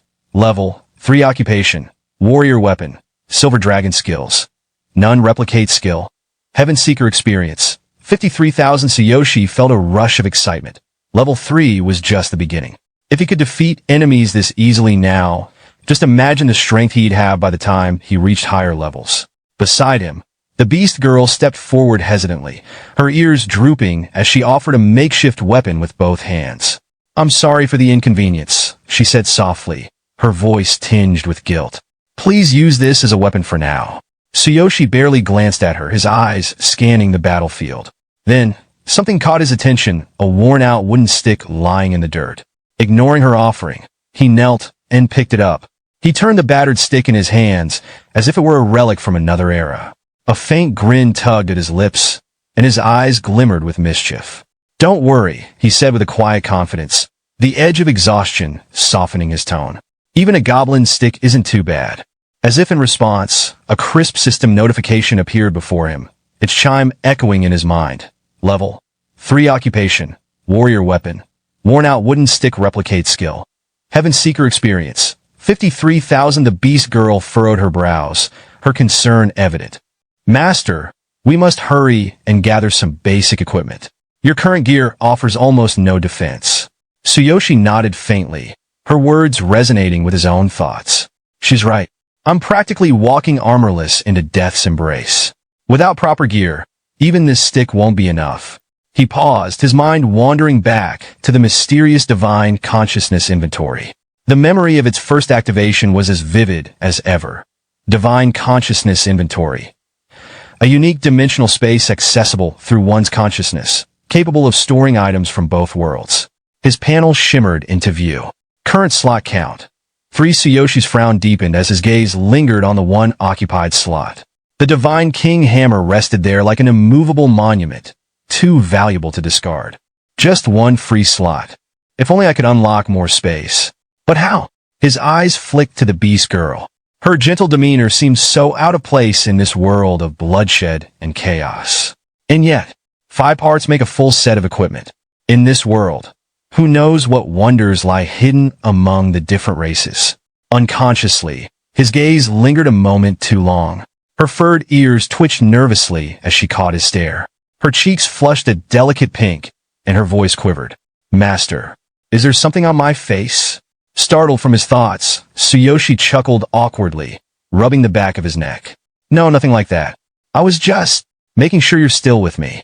The warmth of the moment shattered like glass as the beast girl stiffened. Her ears perked up, and her tail bristled. "Master!" she shouted, drawing her short sword in one fluid motion. Her eyes burned with urgency.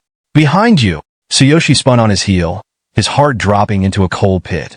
3 goblins surged toward him, their red glowing health bars glaring ominously above their heads. Goblin level 4. Their guttural snarls filled the air, and each wielded a crude wooden stick similar to his own. But it wasn't the weapon that concerned him. It was the gleam of hunger in their eyes. The goblins cackled, their malicious grins wide and leering. One of them jeered. "Intruder! A woman! Hee hee hee!" The beast girl stepped in front of Tsuyoshi without hesitation, her sword gleaming in the dim cave light. Her voice was steady, but edged with urgency. "The goblins grow stronger as we go deeper. Stay alert!" Tsuyoshi blinked, momentarily caught off guard by her protective stance. But confusion quickly turned into a spark of excitement. His lips curled into a confident grin. "That means the experience points will also increase." Without waiting, Tsuyoshi charged forward, gripping his worn-out wooden stick like a seasoned warrior wielding a legendary weapon. His sudden movement startled the goblins, their mocking expressions shifting to alarm. One goblin sneered, raising its crude weapon. "You reckless fool!" Tsuyoshi met its glare head-on, his voice booming through the cavern. "Take this!" He swung the wooden stick with all his strength. The impact wasn't what anyone expected. A massive explosion of energy erupted from the stick, a blinding light engulfing the goblins. The sheer force obliterated all 3 enemies in an instant, leaving nothing but scorch marks on the ground where they once stood.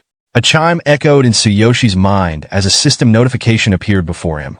Level 3 occupation, warrior weapon, worn-out wooden stick replicate skill. Heaven Seeker experience. 150-3000. Tsuyoshi examined the stick in his hands, its surface now riddled with cracks. He winced slightly, clutching his wrist, but the grin never left his face. The higher the level of the enemy, the more experience I gain. But this weapon, it's too fragile. The beast girl watched in stunned silence, her eyes wide with awe. Slowly, her fingers tightened around her sword as her heart swelled with admiration. Master's potential is incredible. That blow, with just a wooden stick, he displayed strength that shouldn't be possible at his level. To defeat 3 enemies at once, instantly, despite the level difference. Her face flushed, and she clasped her hands to her chest. That's master for you. Tsuyoshi didn't linger on his victory. With an unshakable determination, he pressed forward into the depths of the goblin cave. The air grew heavier, the flickering shadows growing denser as the enemies became more numerous. Yet, no matter how many goblins appeared, or how much their levels rose, Tsuyoshi's explosive power made their efforts futile. Each swing of his stick sent goblins flying, their health bars evaporating in seconds. From behind, the beast girl couldn't contain her excitement. She clapped her hands, her voice rising like a cheerleader's cry at a championship game. "Amazing master!" she exclaimed, her tail wagging with delight. Defeating yet another goblin with a single decisive strike, Tsuyoshi muttered under his breath. "This skill is great, but the weapon is trash." That's the 6th one already. He exhaled sharply, gripping his battered stick tightly as his gaze swept over the lifeless bodies of the goblins. His breathing began to steady, though his mind was racing. Wow! I never expected the experience bonuses in this world to be so great. I'm getting stronger much faster than I thought. With one final swing, he dispatched the last goblin. The dull thud echoed in the cavern, and for a moment, all was quiet. As Tsuyoshi stood there, a flood of memories filled his mind. Back when I worked as a cleaner, I'd overhear the heroes grumbling. They were always frustrated about leveling up. Fragments of conversations replayed in his head, vivid and bitter. Everything gets taken by the guild, leaving us with nothing. Maybe we should join the guild too. All the dungeons are being fought over. When will we ever level up? Tsuyoshi smirked, his eyes narrowing as he looked down at the fallen goblins around him. But here I can keep all the experience for myself. No guild restrictions. No one to share with. And the monsters grant way more experience than I've ever heard of. This world really is amazing. As if confirming his thoughts, the system chimed again. Experience. 2,100, 3,000. He clenched his fist, his pulse quickening. At this rate, I'll be unstoppable. I'm going straight for the boss. Fueled by confidence, Tsuyoshi pressed deeper into the cave. But that confidence shattered like fragile glass when he reached the cavern's core. The air turned heavy, almost suffocating. The dim light from the cave's moss barely illuminated the monstrous figure that loomed ahead. Tsuyoshi froze, his blood running cold. Slowly, he ducked behind a nearby rock, his hands trembling slightly as he peeked out. The creature's red eyes glowed like smoldering coals, piercing through the darkness with an almost tangible malice. Its towering frame radiated raw, unrelenting power. Tsuyoshi swallowed hard, his throat dry. Is that the goblin boss? Behind him, the beast girl crept closer, her usually composed face marked with fear. Beads of sweat trickled down her temples as she whispered, "Unlucky for us, master. This time, the boss has been possessed by darkness." Her words hit Tsuyoshi like a hammer. He blinked, his mind stuttering. Darkness. There's darkness in this world too? For a moment, his thoughts were paralyzed. His mind raced as he tried to come up with a plan. I can't back down now. But if this thing really is possessed by darkness? A chilling memory surged to the surface. The first time Tsuyoshi encountered a monster in his original world. The shadows of the past loomed large in his mind. In my world, darkness also lurks in the caves. Could it be the same entity? His grip on the worn-out wooden stick tightened as he tried to steady his spiraling thoughts. His heart pounded in his chest, each beat echoing like a drum roll of impending doom. Sensing his distress, the beast girl's voice cut through the tension like a lifeline. "Master," she whispered, her tone laced with caution. "Enemies possessed by darkness are formidable. This boss may only be level 6, but once it's possessed by darkness, its strength becomes exponentially greater." She hesitated before continuing, her expression grim. Darkness doesn't just amplify power. It shrouds its host in mystery, making its next move impossible to predict. That's why. She stepped forward, gripping her sword tightly. That's why I will handle this boss myself. Her words pulled Tsuyoshi out of his thoughts, but instead of calming him, they stoked the fire of his rage. His voice trembled with fury as he growled, "No, I will absolutely take it down with my own hands, whether it's now or sometime in the future." His resolve solidified as he glared at the dark goblin boss. "I don't know what connection darkness has across different worlds, but I will kill them all. Every last one of them. I will avenge my family." Fueled by his blazing determination, Tsuyoshi launched himself forward, the worn-out wooden stick clutched tightly in his hand. His voice roared through the cave, shaking the air itself. "I will kill you with my own hands." "Master, wait!" the beast girl cried, her voice thick with panic. But it was too late. The dark goblin boss surged forward to meet him, its grotesque mouth wide open, teeth glinting like daggers in the dim light. The creature's movements were unnervingly fast, each step shaking the ground. Tsuyoshi's vision blurred with rage as a name echoed in his mind. "Karina. You ruined Karina's life too." With all his strength, he swung his battered stick, the strike landing solidly on the boss's side. For a brief, fleeting moment, he thought he might have a chance. But the boss retaliated with equal ferocity. Its clawed arm smashed into Tsuyoshi, sending him flying backward like a rag doll. He crashed hard against the ground, the impact knocking the wind out of him. Pain radiated through his body as he lay there, the cave spinning around him. He coughed, struggling to regain his breath, and stared at the ceiling of the cavern. The goblin boss barely flinched, its health bar mocking him with its stubborn resilience. Tsuyoshi's thoughts swirled bitterly. Damn it! The dark goblin boss loomed over Tsuyoshi, its grotesque face twisted into a cruel sneer. Its long, slimy tongue unfurled, dripping with malice as it lunged to deliver the finishing blow. But before it could strike, a gleaming slash of silver cut through the air. The tongue fell to the ground with a sickening splat. The beast girl stood firm, her blade glowing faintly. "Master, your weapon!" she shouted, desperation in her voice. Tsuyoshi lay motionless for a moment, his battered body trembling as he forced himself to rise. Blood trickled from the corner of his mouth, but his eyes burned with unyielding fury. "The one who took my father and mother. The enemy of Karina. No! I refuse to be killed by the likes of you." Suddenly, his eyes flashed with an intense yellow glow, illuminating the cavern. System notification. Ultimate physique activated. Complete. In an instant, Tsuyoshi's body began to transform. His muscles expanded, surging with energy, his form now resembling that of a world-class bodybuilder sculpted from stone. Power coursed through every fiber of his being, the sheer intensity radiating off him like a blazing inferno. He clenched his fists, his voice thunderous as it echoed through the cave. "If I don't have a weapon..." He stepped forward, his gaze locked on the monster. "Then my body will be the weapon." System notification. Enhancement focused on right hand. Immense strain detected. Caution advised. The warning flashed in his mind, but Tsuyoshi brushed it aside, his focus absolute. He charged forward, the ground cracking beneath his feet from the sheer force of his movement. With a mighty roar, he swung his empowered fist, all his rage and determination channeled into the blow. His punch collided with the dark goblin boss, and for a moment, time seemed to freeze. The impact unleashed a devastating shockwave, obliterating the boss in an instant. Ash scattered through the air like smoke, the monstrous figure erased from existence. Breathing heavily, Tsuyoshi stood amidst the destruction, cradling his throbbing right hand. His body ached, and his heart raced, but his resolve burned brighter than ever.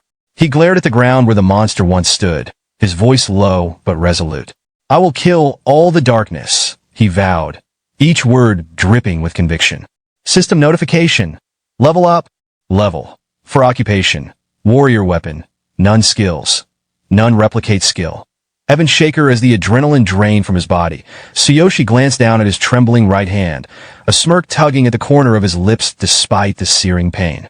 "Even my own body can't keep up with this power," he thought, a mix of pride and self-awareness flickering in his expression. The beast girl rushed to his side, her voice thick with concern. "Master, your arm, it looks terrible." He tried to wave her off, but winced as sharp pain shot up his arm. Glowing text flickered in his vision, an ominous reminder of his overzealous actions. System notification. Warning. Severe injury detected in the right hand. Immediate treatment required to prevent necrosis. Energy output exceeded the hand's physical limits. Future strengthening adjustments are recommended. Clutching his throbbing arm, Tsuyoshi muttered hoarsely, "It hurts," before his knees buckled. His vision blurred, and he collapsed forward, fainting straight into the beast girl's chest. She gasped, catching him with surprising strength. Her voice trembled as she cradled him. "Mustard? Hung on? Don't give up!" Frantically, she rummaged through her satchel, pulling out a small vial filled with a shimmering green liquid. An hour passed. The dim cave now seemed oddly serene, with two bats, one white and one black, fluttering playfully above. Tsuyoshi's eyes snapped open, a spark of vitality returning to them. He groaned as he sat up, flexing his fingers cautiously. "Oh, I feel so much better already," he exclaimed, examining his hand. The beast girl beamed, relief washing over her. "The medicine worked? Thank goodness." Tsuyoshi inspected his arm closely. Though still tender, it was no longer swollen or burning. His thoughts turned curious. The recovery speed isn't as fast as the advanced medicine from my world, but its depth. This elixir clearly taps into ancient, intricate healing methods. Feeling a sudden surge of energy, Tsuyoshi jumped to his feet. Striking a dramatic bodybuilder pose, he exclaimed, "I'm stronger than ever." The beast girl clapped her hands, her eyes sparkling. "Amazing, master. You're incredible." Still grinning, Tsuyoshi's mood shifted as something dawned on him. "Wait, the reward. We almost forgot about the treasure." The beast girl giggled, patting her satchel. "It's what we came here for, right? Let's go claim it." As they made their way deeper into the cavern, a soft glow caught Tsuyoshi's eye. A treasure chest, ornate and shining, rested in the center of the chamber. Just as they approached, another notification appeared before him. System notification. Notice. Achievement unlocked. Fastest time to defeat the goblin boss of this cave. Reward classification upgraded from partial reward to set reward. The beast girl pointed to the chest, glowing ominously in the corner, her voice filled with awe. "There it is, master. The treasure chest. It's a darkness treasure chest." Tsuyoshi's heart pounded as he approached it, his steps quickening. Darkness treasures. Items like these are almost mythical. Even in my original world, they were the stuff of legends. His hands quivered with anticipation, his excitement lighting up his face. All my battles, all that pain, it's all worth it for this moment. With a deep breath, he opened the chest. Inside lay a gleaming, intricately designed set of armor, radiating a faint, otherworldly glow. System notification. Notice. You have received the Dark Goblin set. The beast girl leaned closer, her eyes widening. "Incredible. Master, this is such a rare find. This armor will definitely come in handy." But Tsuyoshi's enthusiasm was suddenly replaced by a look of concern. He quickly closed the chest, his mind racing. "Wait, my inventory only has one free slot left. If I store the entire set, will it count as a single item or separate pieces?" As if reading his thoughts, a notification appeared before him. "Do you want to save the item in your inventory?" Hesitating for a moment, he finally selected yes. To his amazement, the entire armor set compactly fit into the single slot, leaving the remaining space untouched. System notification. The Dark Goblin set has been added to your inventory. You can retrieve it at your own will. A mischievous chuckle escaped Tsuyoshi's lips, his grin spreading wide. "What a steal!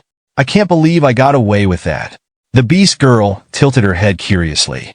"Master, why are you smiling like that?" Snapping back to reality, Tsuyoshi waved off her concern. "Oh, it's nothing. I was just appreciating how efficient the system is." Then a thought struck him. "By the way, can you sew?" The beast girl's ears perked up, and her smile brightened. "Of course. I've been sewing my own clothes since I was a child. I even carry a sewing kit with me." Later, under the soft, silvery glow of the moonlight, the two sat side by side on a grassy hill. The serene blue hues of the night sky painted a tranquil backdrop, as if the world itself had paused to savor the moment. The beast girl carefully mended a small tear in her cloak while Tsuyoshi leaned back, gazing at the stars. The atmosphere felt almost surreal, like a scene from a romantic painting. The beast girl held up the vest she had sewn, her eyes gleaming with anticipation. "Master, it's done. Is this good enough?" Her voice trembled slightly, a mix of pride and uncertainty. Tsuyoshi's eyes widened in genuine awe as he took the vest. Thank you. He slipped it on and marveled at the craftsmanship, his voice filled with admiration. Wow, you're so skilled. Her smile stretched across her face, the corners of her lips quivering with pride. I'm glad to be of service, she said softly, her heart swelling with warmth from his praise. A quiet sense of satisfaction washed over Tsuyoshi as he thought to himself. Now that I've leveled up and got my gear, it's time to head back. He stood up, stretching, the weight of their journey pressing down on him. We should settle down for tonight to rest and recover. The beast girl nodded with a silent understanding, her eyes softening. Yes, let's go. Back in his apartment in the real world, Tsuyoshi collapsed onto his bed with a relieved sigh, his body sinking into the mattress. Phew, finally back.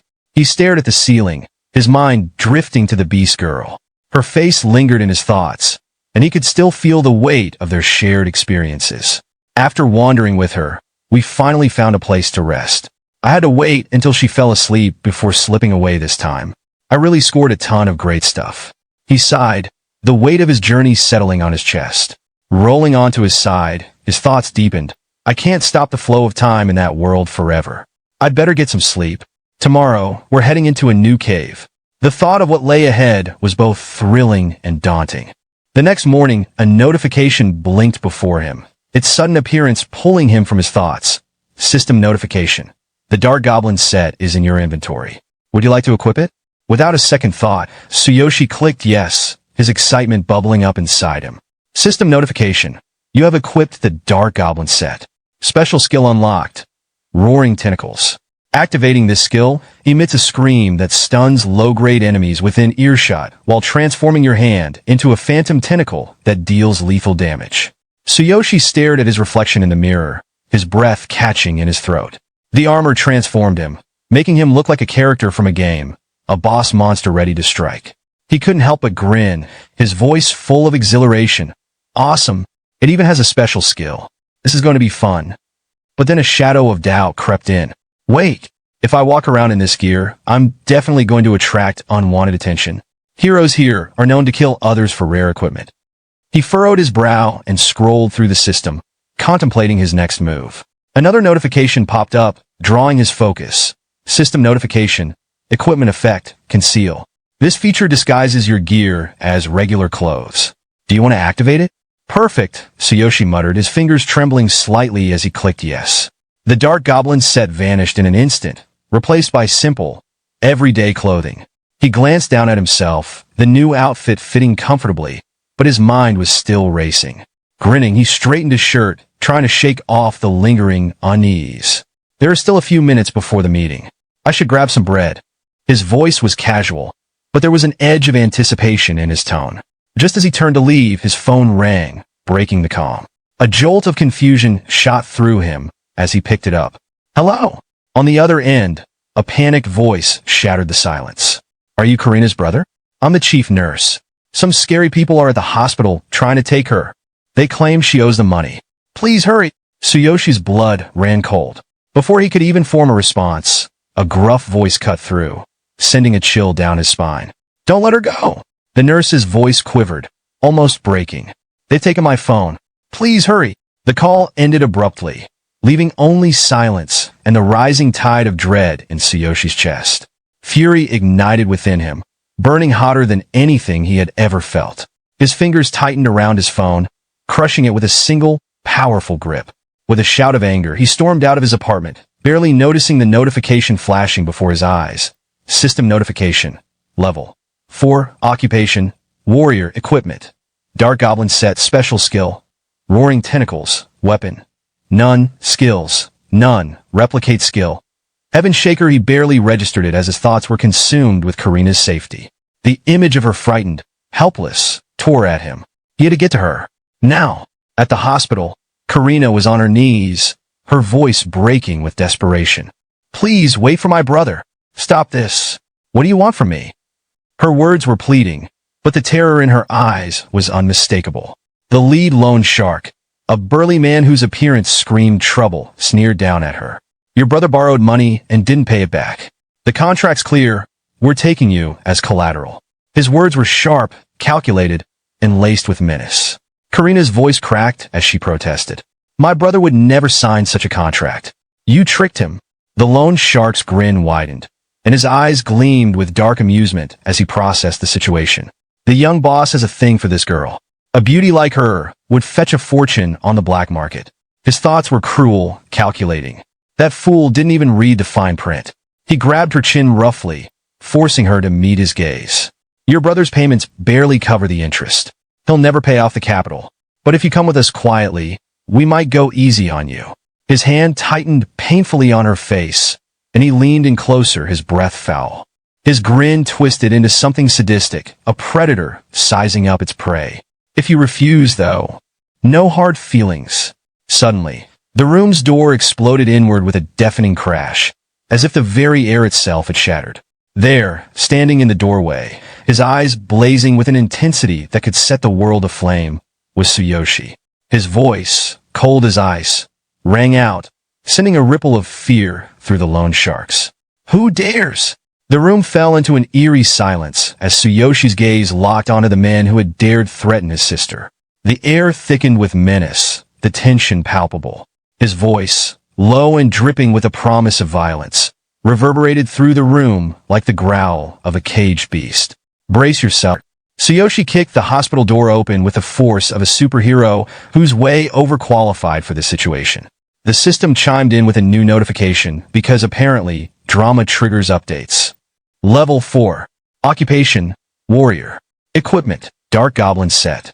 Special Skill, Roaring Tentacles. Weapon None. Replicate Skill. Heaven Shaker. The room, previously noisy with bad villain dialogue, suddenly went dead silent. Tsuyoshi's sister, sitting in a wheelchair, yelled, "Brother!" like they were shooting a soap opera. The gang leader, reclining like he was on vacation, turned and sneered. Well, look who decided to show up. He gave off the vibe of a guy who spent way too much time practicing comebacks in the mirror. With the confidence of a third-rate villain straight out of a bargain bin action movie, he smirked. Why so angry? Isn't this what we agreed on? I mean, you don't even need a crippled sister like her, right? He didn't get to finish that sentence. Why, you ask? Because Tsuyoshi, fueled by rage and zero chill, moved faster than Wi-Fi at Grandma's house, and bam. His foot connected with the leader's face, so hard it probably sent a memo to his ancestors. The poor guy's teeth went airborne like confetti at a cheap party, and his body did an Olympic-level spin before crashing to the ground. Cue another system notification. Strongest body part unlocked. Legs, speed, and power increased. Tsuyoshi's eyes glowed an ominous red, like he'd just unlocked his inner anime protagonist. One of the gang members, clearly the team clown, decided to try his luck and threw a punch. Big mistake. Tsuyoshi met the punch with his own, and the guy's hand didn't just lose, it straight up disintegrated. Now he was sitting on the ground, cradling his broken hand like baby, trembling like someone who just found out they owe the IRS. The gang leader, groaning, managed to spit out some nonsense. Nobody defies the Blue Snake Gang. You're dead meat. He whipped out a gun, aiming straight at Tsuyoshi. Let's see you survive this. He fired, and the bullet zoomed through the air. But Tsuyoshi casually caught the bullet with his bare hand, like it was no big deal. The room went silent again, except for the collective sound of jaws hitting the floor. He caught a bullet with his hand? One of the gangsters screamed, probably reconsidering every decision that led him to this moment. Impossible, another stammered, looking like he'd just seen Bigfoot riding a unicorn. Tsuyoshi, unfazed, let the bullet drop from his hand and walked toward them, his face an intimidating blend of fury and "I don't have time for this." His system chimed again, because of course it did. Strongest body part unlocked. Hands, immune to ordinary weapons. The remaining gangsters huddled together, trembling like kids caught stealing cookies. Hero. One of them stuttered because apparently they just realized they were in a superhero movie, not a gang thriller. Moments later, the nurse who'd called Tsuyoshi earlier arrived with security. There are loan sharks harassing a patient and her brother. Hurry, she yelled as she pushed the door open. Inside, she froze. The once feared gangsters were now huddled in a pathetic pile, covered in bruises, their leader looking like he'd just lost a wrestling match with a blender. Forcing a smile, the leader stammered, "Mr. Tsuyoshi, please pay me back in one lump sum as soon as possible. If you delay repayment, our young boss, who is also a hero, might not keep quiet. Well then, if you LOL, excuse me. I'm sorry for interrupting you today." He bowed so low it looked like he was auditioning for a yoga class. The gangsters all joined in, waving their hands in a weird, synchronized Buddha peace gesture. "We'll be leaving now," they said in unison before scrambling out the door like cockroaches when the lights come on. The nurse, still standing there, looked at Tsuyoshi and then at the gangsters fleeing for their lives. As the lone shark leader shuffled away from the hospital room, bruised and beaten, he muttered to himself, "The boy's become a hero. Damn it.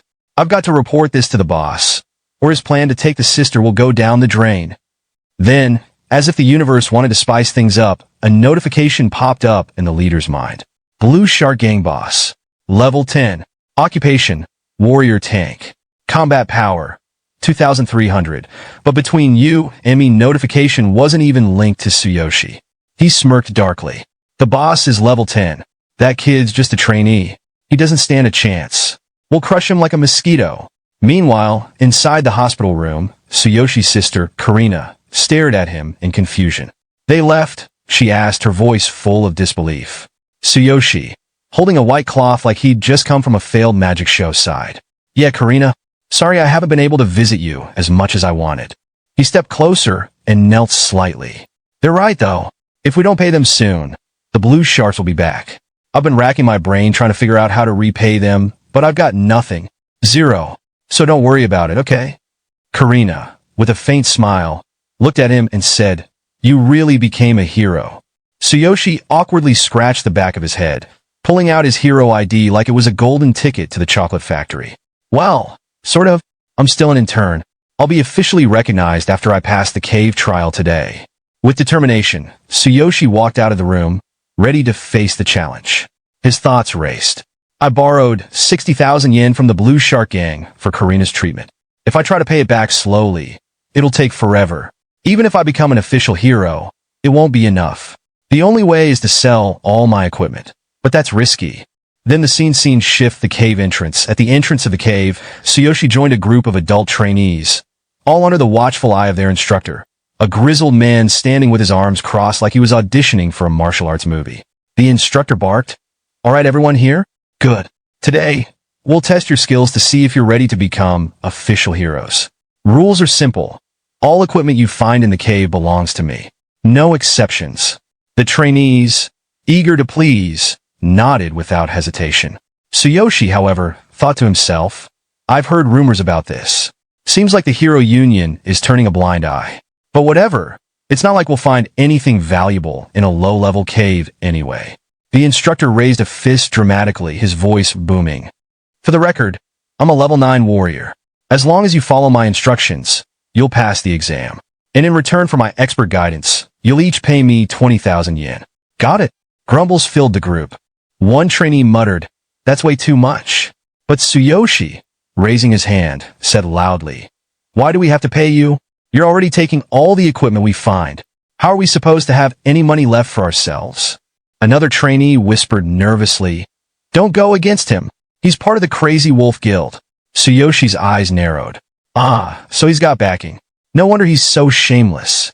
But I'm not letting someone like him push people around. Even if it costs me everything, I won't support someone who helps the strong crush the weak." The instructor, now visibly irritated, retorted, "If you're too broke to pay, sign up for the solo test instead." He smirked, thinking, this kid's an idiot. Provoking me? Let's see him survive a solo trial. No one ever does. The trainees panicked. "A solo test? Isn't that suicide?" one whispered. "Even the strongest heroes avoid that," another added. Yet Tsuyoshi, undeterred, crossed his arms confidently. "So, I can sign up for a solo test? Perfect.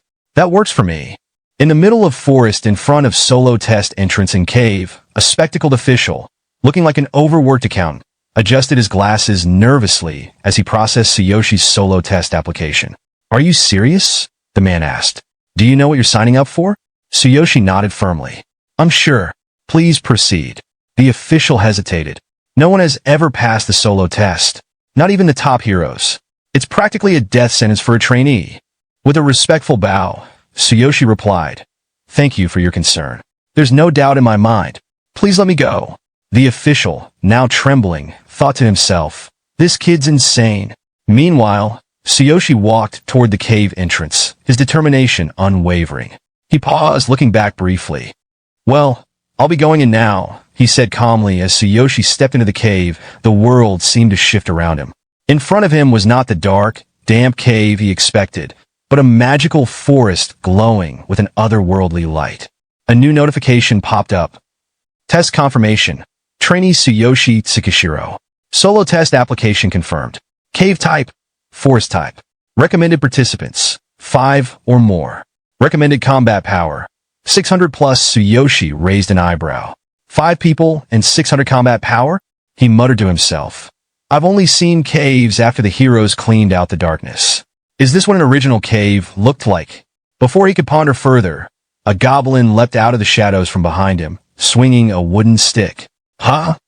The stick connected with Tsuyoshi's back and snapped in half. A faint blue glow emitted from him. Tsuyoshi turned around slowly, looking more annoyed than hurt. A surprise attack? That level of power won't hurt me. The goblin froze. Before it could react, Tsuyoshi yanked the broken stick out of its hand and swung it back at the creature. Thwack! The goblin crumpled to the ground in a heap. Wow, Tsuyoshi said, inspecting the stick. This dark goblin is pretty strong. A notification popped up. Combat power check.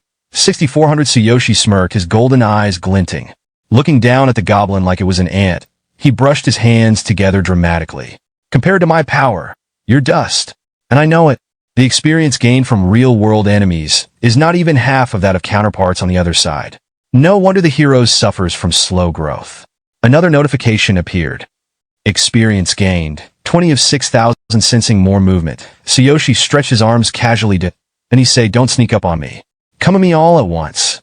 The forest erupted as dozens of goblins emerged from the bushes, screeching and charging at him. Oh great, Tsuyoshi said with a sigh. Perfect timing. Without hesitation, he activated his dark goblin armor. The suit pulsed, and black tentacles erupted, striking down the goblins like they owed him money. Roaring tentacles, Tsuyoshi yelled, a wide grin on his face. Come on, form a line. Everyone gets a turn. Outside the cave, the bespectacled official stared at his iPad nervously, beads of sweat rolling down his face. Muttering to himself, he said, almost an hour. No one's ever lasted this long. Is he fearless? Or just crazy? I mean, who signs up for the solo test willingly? The union was going to cancel this thing next week, and now I'm stuck writing another obituary. Suddenly, the device beeped loudly, and a new notification appeared. Solo test results uploaded. Candidate Tsuyoshi Tsukishiro passed. The man's jaw dropped. He passed.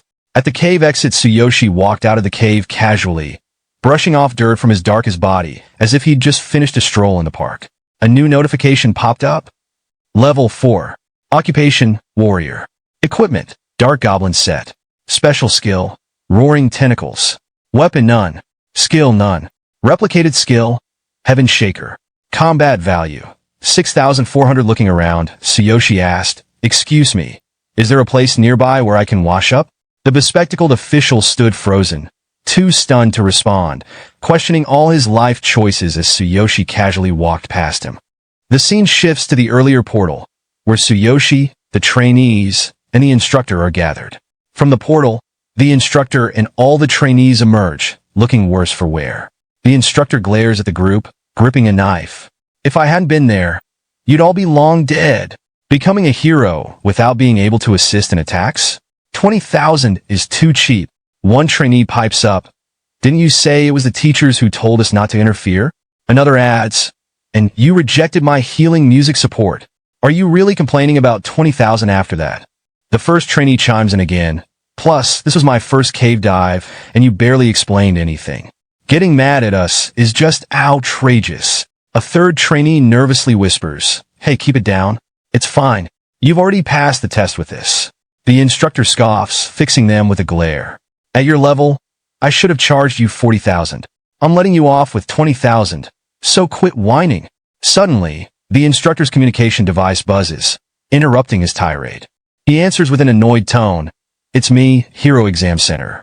I'm busy here, so just get to the point. But as the voice on the other end speaks, his face contorts into a mixture of shock and disbelief. Sweat starts forming on his forehead, and his jaw drops. Oh, I think I know where this is going. You might be thinking, yep, it's about our protagonist. The instructor stammers. What? That guy. Passed the solo test? Are you sure? He pauses, listening again, then exclaims loudly, nonsense. Little away from the cave entrance, Tsuyoshi calmly, washing his hands and brushing some dirt off his clothes. The instructor stomps toward him, disbelief etched across his face. I looked into it, the instructor says, crossing his arms. At best, you're level 4. Did you use some high-grade gear? There's never been a rookie who passed the solo test before. With his usual nonchalant demeanor, Tsuyoshi tilts his head back slightly, as though posing for a dramatic movie shot. Just because no one's done it before doesn't mean it's impossible, he replies. Maybe I was motivated by the thought of saving 20,000. The instructor snaps, grabbing Tsuyoshi's shirt. Are you mocking me? Answer before you regret it. I'm a member of the Lazy Wolf Guild. Unmoved, Tsuyoshi deadpants, level 9. Combat power of 1,200. Doesn't seem like a significant guild to me. The instructor's face flushes with anger as he activates his power. His fist glows with golden light. Who do you think you are? How dare you insult me? He launches a punch, but Tsuyoshi easily catches it midair. Unbothered, he remarks, planning to beat me to death with your level 9 fist? The instructor freezes, shocked. His thoughts race. This power. At level 4? Flustered, he pulls his hand back and shouts, You! Drawing a dagger from his back, he lunges again. Tsuyoshi steps aside and mutters, Wait a minute. The instructor slashes at him, but the blade shatters on impact with Tsuyoshi's dark goblin armor. The instructor stares at the broken blade, sweat trickling down his face. It's broken, he gasps. It didn't even feel like a body. His eyes narrow, suspiciously. You're hiding some kind of high-grade equipment, aren't you? Tsuyoshi thinks to himself, accidentally showing my abilities like this. It'll be trouble if people find out my secrets. The instructor lets out an evil laugh, sounding like a third-rate villain. What are you hiding? It must be something good. Did you find it in the cave? Or did you steal it? Sweat beads on Tsuyoshi's face as he tries to change the subject. I was scared. If it weren't for that Sabi dagger, things could have been dangerous. At that moment, an office worker arrives and interrupts. Sorry to keep you waiting, Tsushiro-san. Here's your identity verification. With this, you're officially a hero now. Taking the ID card, Tsuyoshi nods. Understood.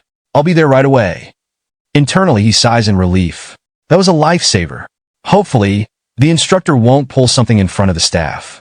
Behind him, the instructor's face contorts into an almost monstrous grin. His malicious intent is clear, but Tsuyoshi senses it. He reflects, my combat power may be high for level 4, but fighting higher-level enemies is always troublesome. Later that night in Tsuyoshi's apartment, lying on his bed, Tsuyoshi recalls the earlier events. He thinks I seem to have drawn attention from Gaia.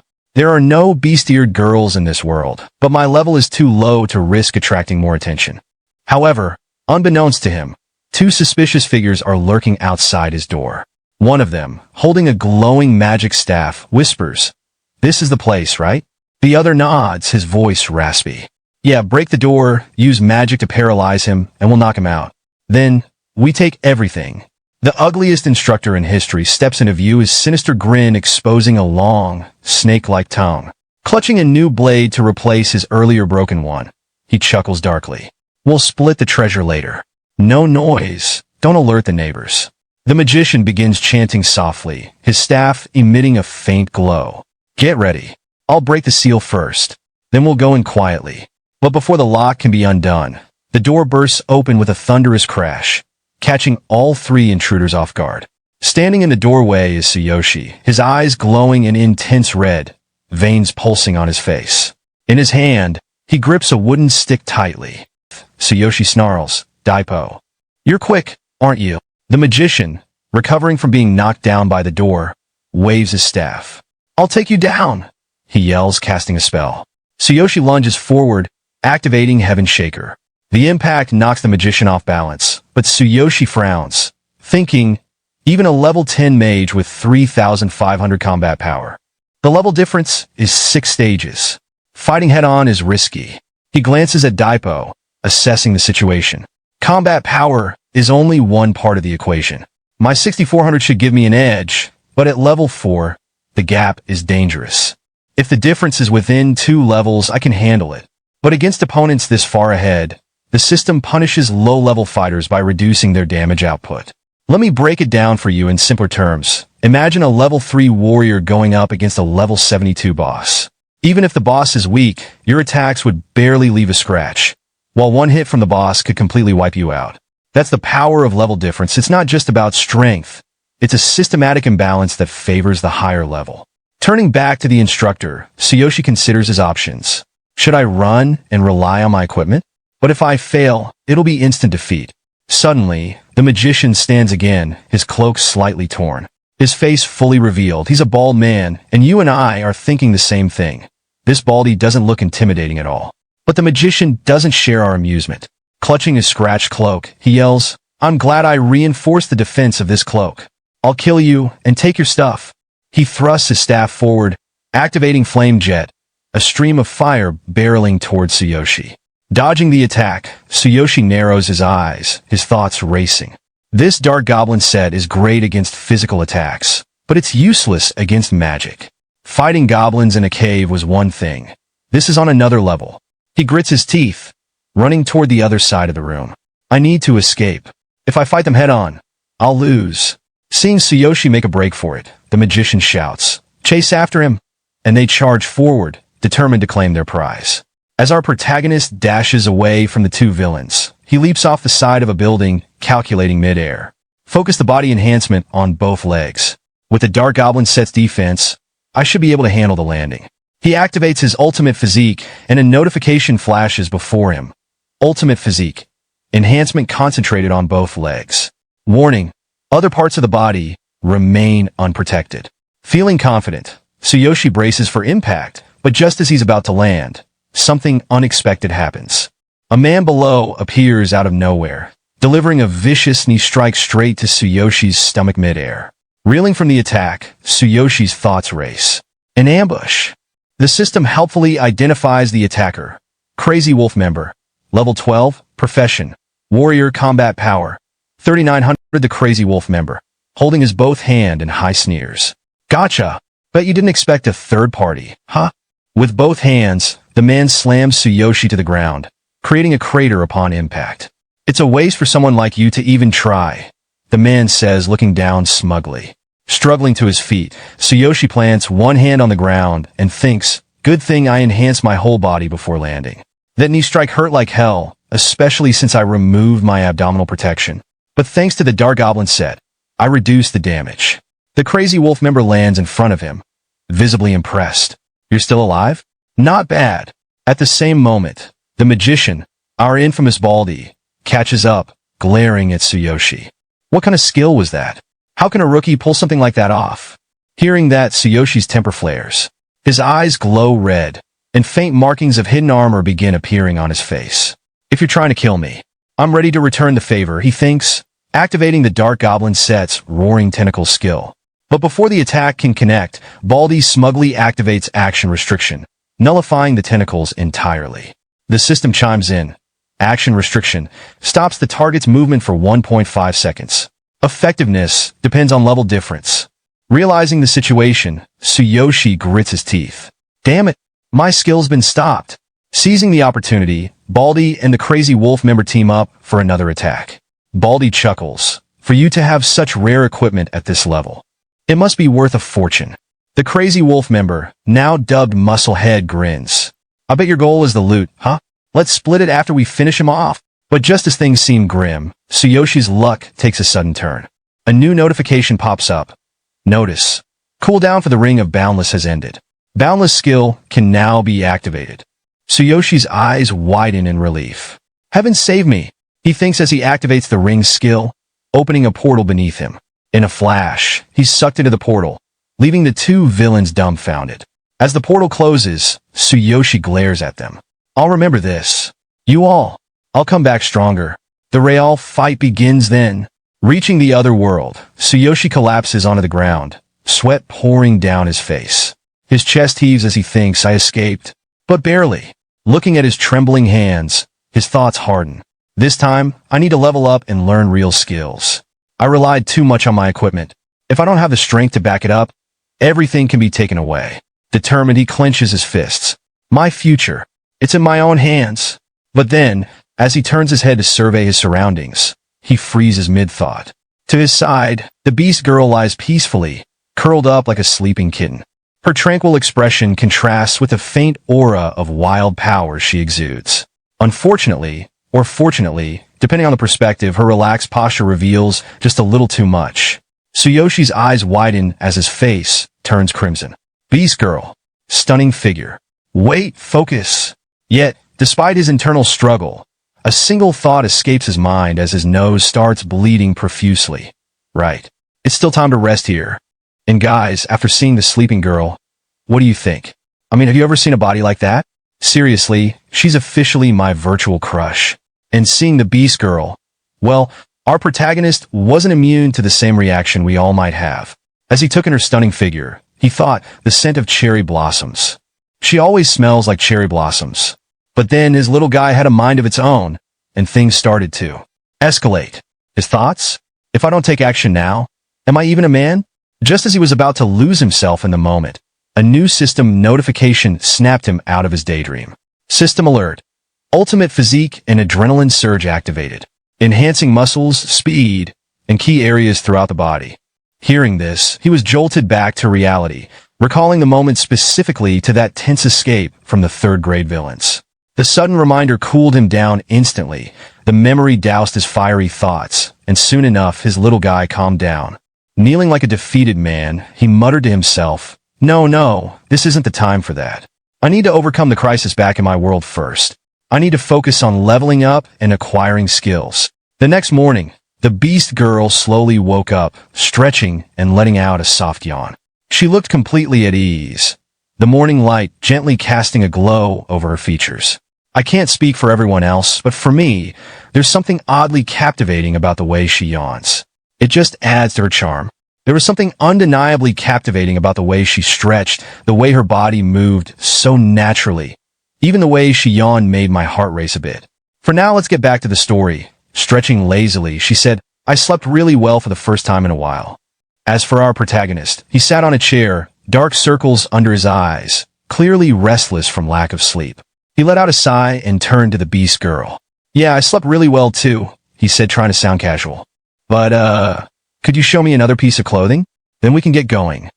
The beast girl paused, a look of confusion crossing her face for a moment. She blinked, trying to process what he just said.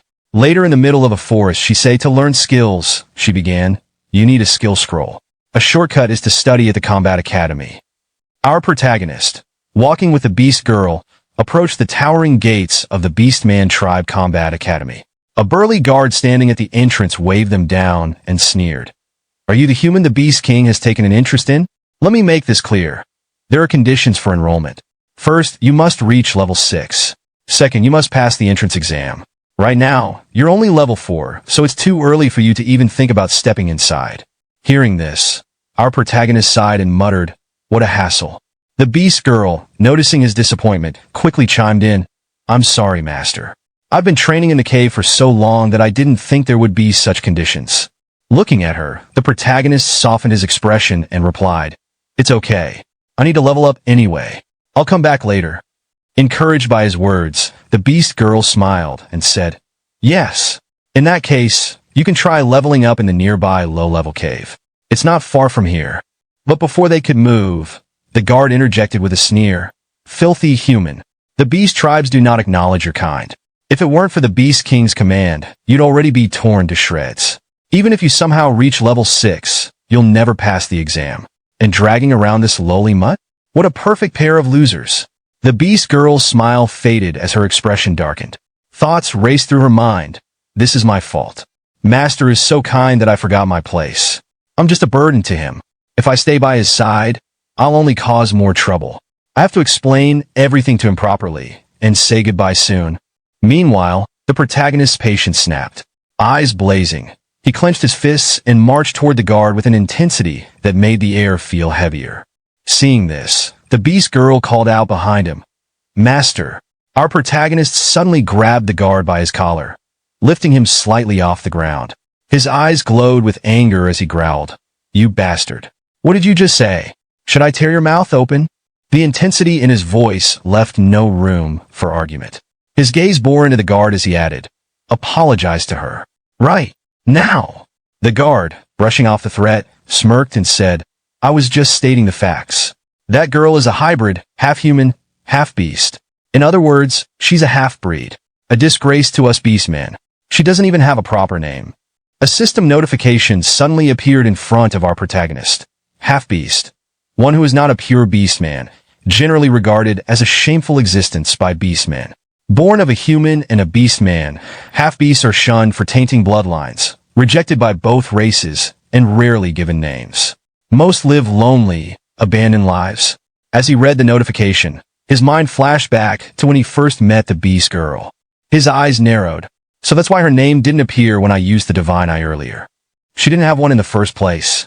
When his focus returned to the guard, he noticed other beastmen armed with bows, arrows trained on him. The guard sneered. Don't get cocky just because the Beast King has taken an interest in you. If you disrespect a beastman warrior, I'll punish you. Equally, pass the exam, and maybe I'll consider apologizing to that girl. But we both know a human could never accomplish that. The words stung, and for a moment, our protagonist froze. From behind, the beast girl tugged on his sleeve and whispered, Master, you're absolutely right. There's no need to get involved because of someone like me. Her words made his chest tighten. He released the guard, his voice calm but firm. Sakura, he declared, looking at her. Her name is Sakura. Remember it. The beast girl's eyes widened in shock. Her mind raced. Sakura. Is that the name Master gave me?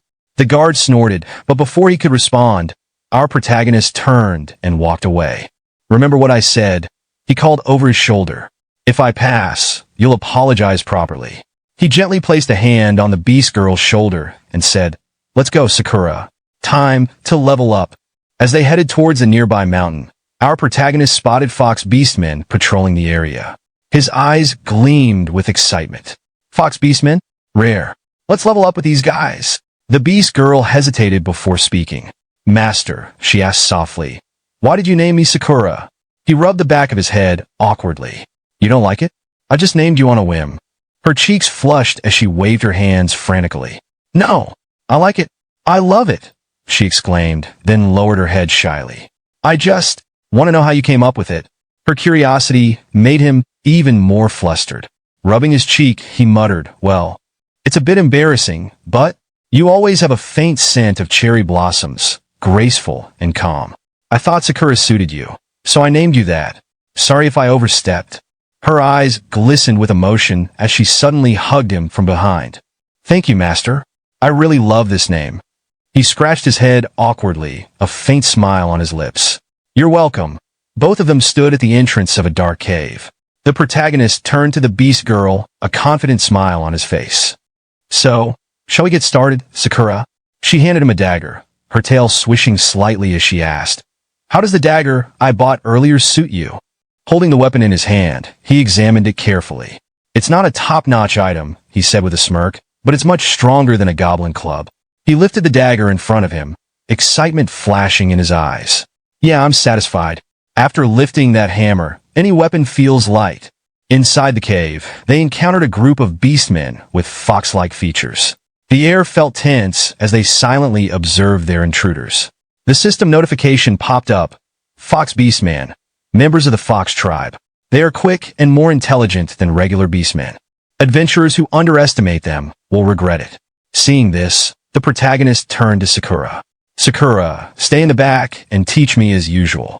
I want the experience, so don't interfere. Sakura gave him a slight pout, her ears drooping. Yes, you called my name, she said, her voice soft yet pleased. With the dagger firmly in his grip, the protagonist grinned. Let's go. Time to try out my new dagger. He launched himself at the nearest beastman. From behind, Sakura called out, Fox beastmen are nimble, so hold back on wide swings. As he struck at one of them, he thought to himself, they really are fast. In a split second, another beastman attacked from his blind spot. Instinctively, he activated his ultimate physique, raising his hand just in time. The beastman's weapon shattered on impact with his arm. The other beastmen froze, their confidence crumbling. The protagonist stared them down, his voice steady but menacing. With this level of combat power, you can't even scratch me. From a distance, Sakura watched in awe. Master's defense is incredible, she thought, her eyes sparkling. As expected of someone chosen by the Iron Hammer.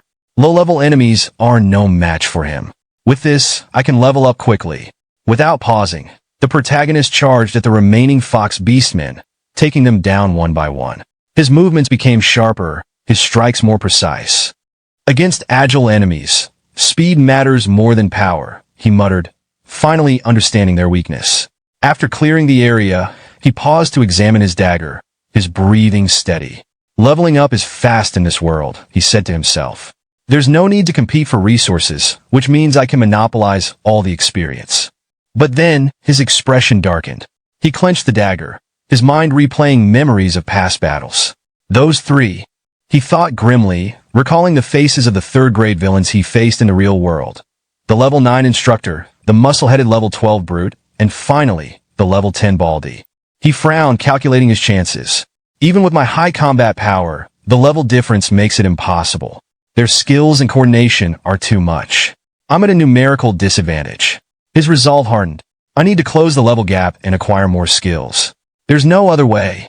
And with that, the protagonist's expression hardened, his eyes gleaming with determination as he strode deeper into the cave.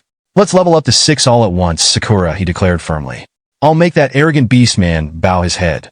Behind him, Sakura's ears perked up, and her tail swayed with excitement. Clasping both hands close to her chest, she said with a bright voice, Yes, master. Her enthusiasm echoed in the cave as the two ventured further. All right, As the protagonist ventured deeper into the cave, he encountered a towering wolf beastman wielding a massive sword. The beastman looked terrifying, with eyes scanning its surroundings as if searching for its next prey. The protagonist, eyeing the beastman's enormous weapon, smirked and murmured to Sakura, I wonder if it'll drop that sword. Excitement sparked in his voice as he surveyed the weapon's potential, but when Sakura asked if he really wanted it, he casually deflected. No, I was just curious. Does it really drop? Sakura, ever the enthusiastic guide, clasped her hands together and exclaimed, Yes. Most items drop after defeating enemies, but it depends on the party and the cave. The higher the item's quality, the lower the drop rate. Using special items can improve your chances. Intrigued, the protagonist turned his focus back to the beastman boss, thinking, so there's even a drop rate. This world really does feel like a game. As he examined the details hovering above the beastman's head, a notification appeared. Dark Fox Beastman Boss Level 7, Combat Power 1500 Black Cold Light Sword, Drop Rate 6%. The low percentage made him pause. Only 6%? That's going to be tough. But that sword, it's perfect for me. Suddenly, a golden notification popped up. Exchange system activated, conditions detected. Exchange items to unlock special effects and upgrades. Items on exchange for long periods will reset. Curious, the protagonist scanned through the exchange options and found a valuable item. High probability drop scroll effect. Plus 30% drop rate for 1 minute condition. Defeat 30 monsters. Current total 114 monsters defeated. Excitement welled up within him as he thought, I've already defeated 114. If I exchange 3 scrolls at once, I'll have a 96% chance. That sword will be mine. Without hesitation, he met the conditions, exchanging 3 scrolls in a flurry of notifications. However, another warning popped up. Storage unavailable. Use items immediately. Wiping sweat from his brow, he put the scrolls somewhere safe and turned to Sakura, determination radiating from him. Sakura, let's get that sword. This will make me stronger. Sakura, his ever-loyal supporter, beamed with excitement. Master, do your best. Gripping his weapon tightly, the protagonist fixed his intense gaze on the beastman boss. Stay focused. Sakura, guide me. The stage was set for an epic battle. Would the sword drop? Or would the beastman prove too strong? Stay tuned for the next part. Just joking. As the protagonist approached the Dark Fox Beastman boss, their eyes locked, and the tension was palpable. The Beastman, sensing the challenger's intent, lunged forward, swinging its massive sword effortlessly. The protagonist narrowly dodged, sweat rolling down his face as he thought, that sword has a cold effect. Getting hit would be trouble. From behind, Sakura chimed in, her wide puppy dog eyes brimming with excitement. The Dark Fox Beastman isn't just fast, it's incredibly strong. Its weapon is imbued with ice, which slows movement and drains stamina on contact. Master, exploit its weaknesses and finish this quickly. She clenched her fists for emphasis and added, use flame oil on your sword. Fire is its greatest fear. Acknowledging her advice, the protagonist applied the oil, igniting his blade in a fiery blaze. With a determined glint in his eyes, he said, got it. Let's see if your eyes can handle my fire. Charging forward, the protagonist met the beastman head-on. The creature's instinct screamed kill as it swung wildly, but the protagonist matched its ferocity. Give me that sword, he growled. Sakura, observing with the excitement of an instructor, called out, its weak points are the arms and neck. Target those areas. Following her advice, he prepared to attack the beastman's weak points. The protagonist slashed at the beastman's arm, slightly reducing its health. A notification appeared. Status change. Cowardice effect. Double damage. Enemy aggression and morale significantly reduced. Duration. 15 seconds. The protagonist grinned, thinking, so it has effects like this? Interesting. Seizing the moment, he launched another attack, saying I will take advantage of this opening. Sakura, ever vigilant, cheered from behind. Master, enemies in this state have more obvious weak points. Dodge carefully and strike with precision. Glancing back briefly, he smirked. Got it? Thanks. The beastman retaliated, swinging its massive blade with reckless abandon. The protagonist dodged effortlessly, yet he thought grimly, without Sakura's guidance, I would have been finished. Noticing the beastman panting heavily, the protagonist surged forward. Holding his sword high, he declared, if it's over for you, it's my turn now. Sakura shouted, now go for the neck. Activating his ultimate physique, the protagonist boosted his strength by 60%, increasing his power output by 200%. There, he roared, landing a devastating slash to the beastman's neck. Another notification appeared. Critical hit. Triple damage effect. Debilitation. Duration. 15 seconds. Sakura jumped in excitement, her cheers echoing through the cave. Master, that was amazing, but stay alert until the end. As she cheering for our protagonist sees, it may be a low-level fight, but with Master, it's so exciting. Hearing her encouragement, the protagonist leaped into the air, executing a flawless flip. This ends now, he declared, unleashing his Heaven Shikar technique to finish off the beastman. With a final blow, the Dark Fox beastman fell. Sakura, brimming with pride, jumped with excitement, her cheers as loud as her admiration. Master, that was incredible. When she cheering for our protagonist, I didn't notice anything bouncy, or maybe I was wrong, but if you guys notice anything, let me know in the comment. The protagonist wiped blood from his face, thinking, that was a satisfying fight. Holding the scroll, he activated it just in time as golden light enveloped his hand. He thinks I almost forgot to use the scrolls before it drops. Notification. High probability drop scroll activated. Drop rate increased to 96%. Duration, 1 minute. A brilliant golden light appeared in his hand, and as he hoped, the black cold light sword dropped alongside several notifications, plus 3,000 experience points. Current, 5,436,000. Dark Fox Beastman boss defeated. Item obtained, black cold light sword. Overwhelmed with excitement, the protagonist exclaimed, 3,000 experience points, and it dropped too. Sakura, practically glowing with pride, said, you're so lucky, Master. Almost no one gets this weapon on the first try. Ignoring her, the protagonist inspected the massive sword, thinking, even with my ultimate physique, I'd be at risk without proper equipment. But this weapon will make me unstoppable. With this, even those 3 crazy wolves will fall, just a little more to reach level 5. I'm gonna hit level 6 by tonight for both Sakura's shake and my own. Our protagonist rested his massive sword on his shoulder, looking at Sakura with a determined gaze. Sakura, is there anywhere else I can level up? I need to hit level 6 fast. Sakura, the ever-enthusiastic fan, pointed a finger dramatically toward the sky. That's easy. Just use a reset scroll. As if on cue, the system chimed in explaining. Reset scroll shortens the respawn time for monsters in caves or dungeons. Effectiveness decreases in higher level or special areas? Sakura nodded, adding, since this is a low-level area, the monsters here will respawn quickly. Perfect for grinding. She rummaged through her bag and pulled out a scroll. I've got a few of them, which should be enough to reach level 6, but how about taking a break first? I also have healing potions. The protagonist raised an eyebrow, glancing at her overflowing inventory. Wow, Sakura, you've got everything, don't you? A short while later, outside the cave, Sakura held up the scroll. This should do it, she declared confidently as it disappeared from her hand. Notification. The reset scroll has been used. The cave has been reset. Grinning, the protagonist hoisted his sword over his shoulder and strode toward the cave. All right, I can't wait any longer. Sakura followed closely, gripping her hands tightly close to her chest. Inside the cave, the grind began. The protagonist tore through fox beastmen with ease.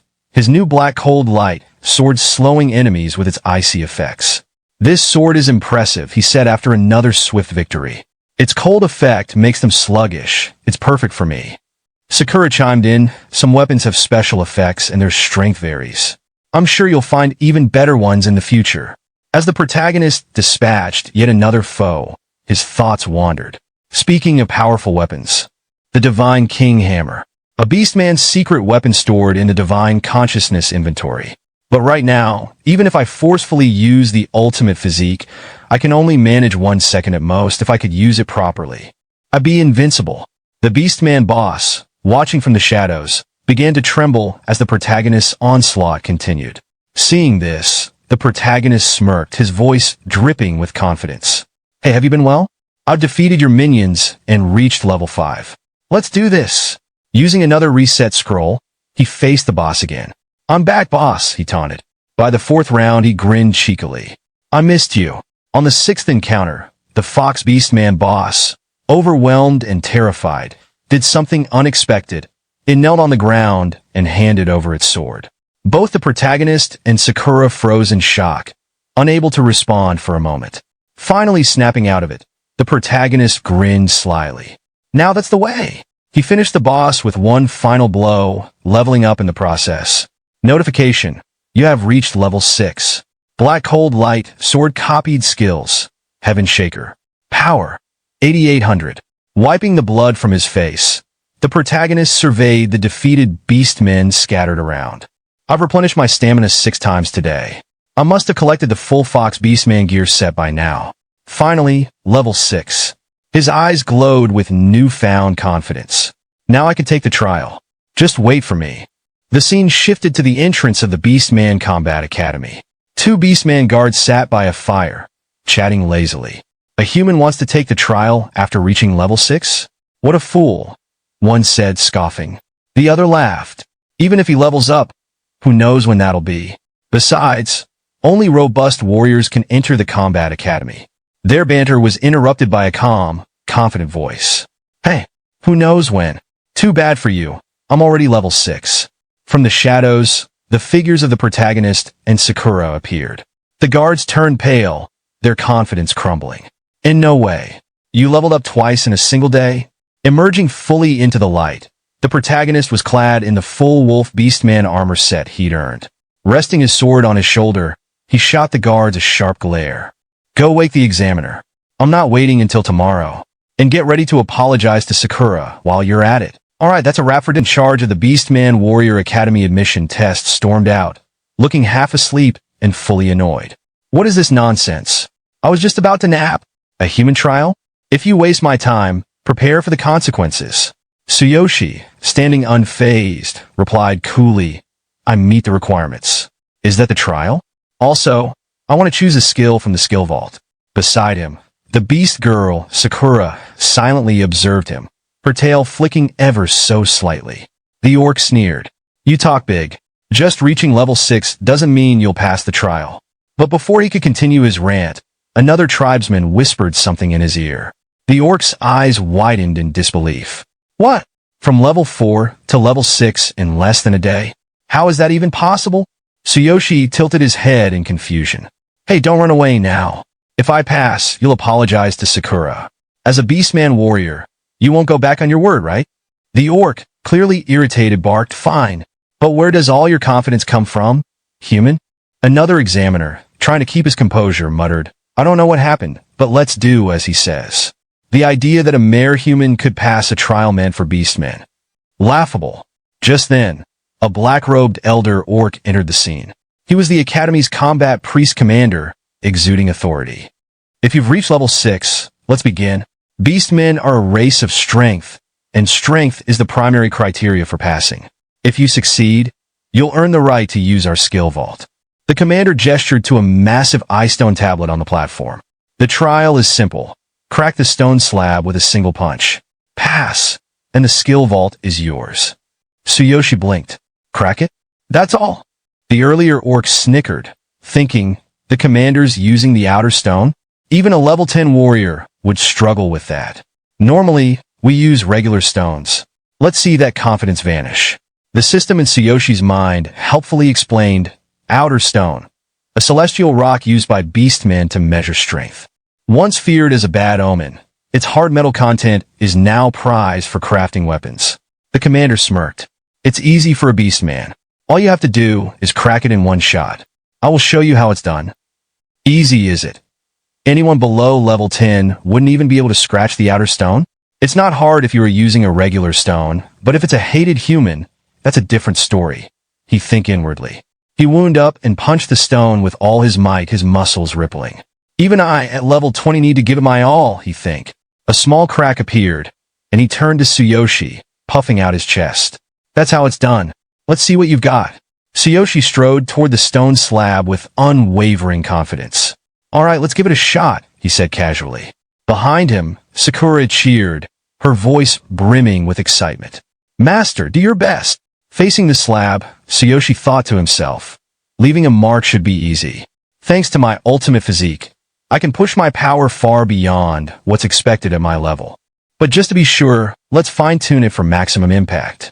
As he activated his power, lightning crackled around his right arm, and the system chimed in as usual. Ultimate physique. 50% of strength concentrated in the right arm. Tremendous power activated. The beastmen in the crowd exchanged skeptical glances. One of them scoffed. It might be easy for us beastmen, but a weak human can't even. His words were cut short as Tsuyoshi's fist connected with the slab. Boom! The impact sent shockwaves rippling through the area. The stone tablet didn't just crack, it shattered into pieces, scattering dust everywhere. The wind from the punch blew back the onlookers, leaving them stunned and speechless. Tsuyoshi blinked at the destruction, scratching the back of his head awkwardly. Oops, did I put too much force into it? He muttered, rubbing his hand. I was expecting something tougher. From behind, Sakura clasped her hands, her eyes sparkling with admiration. As expected, master. Now you can access the skill vault. The beastman who had insulted Tsuyoshi earlier and the academy examiner were frozen, their jaws practically on the ground. Did you see that? The beastman whispered. He shattered the outer stone in one blow. Impossible. The commander, equally shocked, muttered in disbelief. No one below level 10 could do that. And yet, Tsuyoshi, unfazed by the commotion, casually dusted off his hands and smirked. So, that counts as a pass, right? The examiner, now sweating nervously, pointed a shaky finger at Tsuyoshi. And no, you failed. I wasn't looking when you did it. I swear the crack must have been from my demonstration earlier. Why, yeah, that's it. The stone doesn't count. It's my power you borrowed. Tsuyoshi glanced at the sweating examiner, tilting his head in confusion. So, what's the plan for the trial now? The examiner, clearly panicking, shouted, We'll do it over. Next is the iron bar bending test. His mind flashed to the image of even high-level beastmen struggling with the iron bar, but he quickly puffed up his chest, looking confident. Iron bar bending is a strength measuring test. The participant must bend an extremely hard iron bar using brute force, like this. He grabbed an iron bar and thought to himself, this is no joke. Even for a beastman warrior, it takes explosive power to bend this. Moments later, Tsuyoshi casually bent the steel bar as if it were made of rubber. He tossed it aside, looking at the examiner with unimpressed eyes.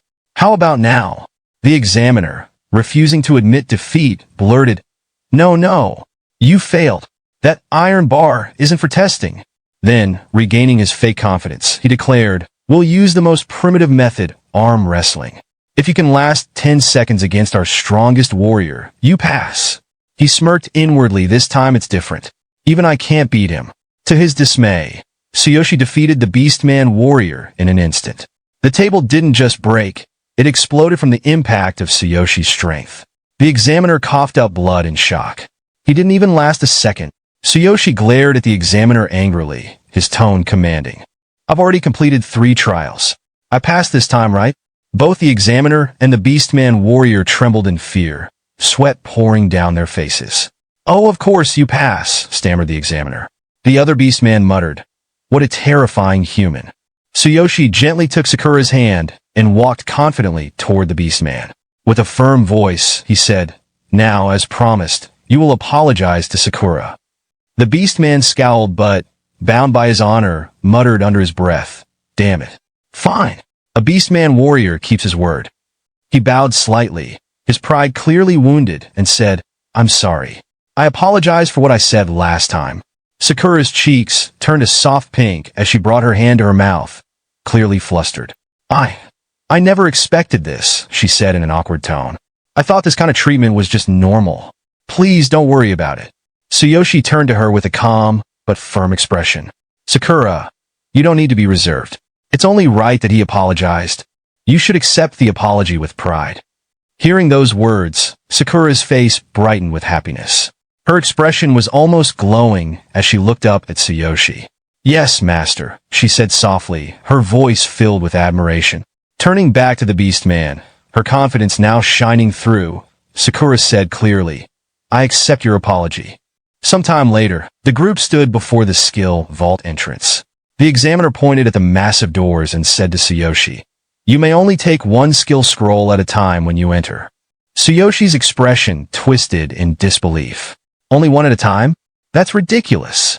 The beastman, annoyed by Tsuyoshi's complaints, snapped.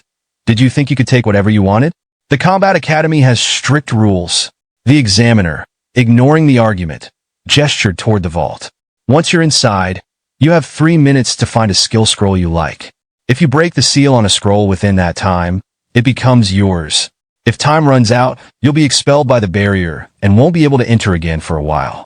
Tsuyoshi sighed, clearly annoyed. A time limit? A seal? An expulsion? What's with all the rules?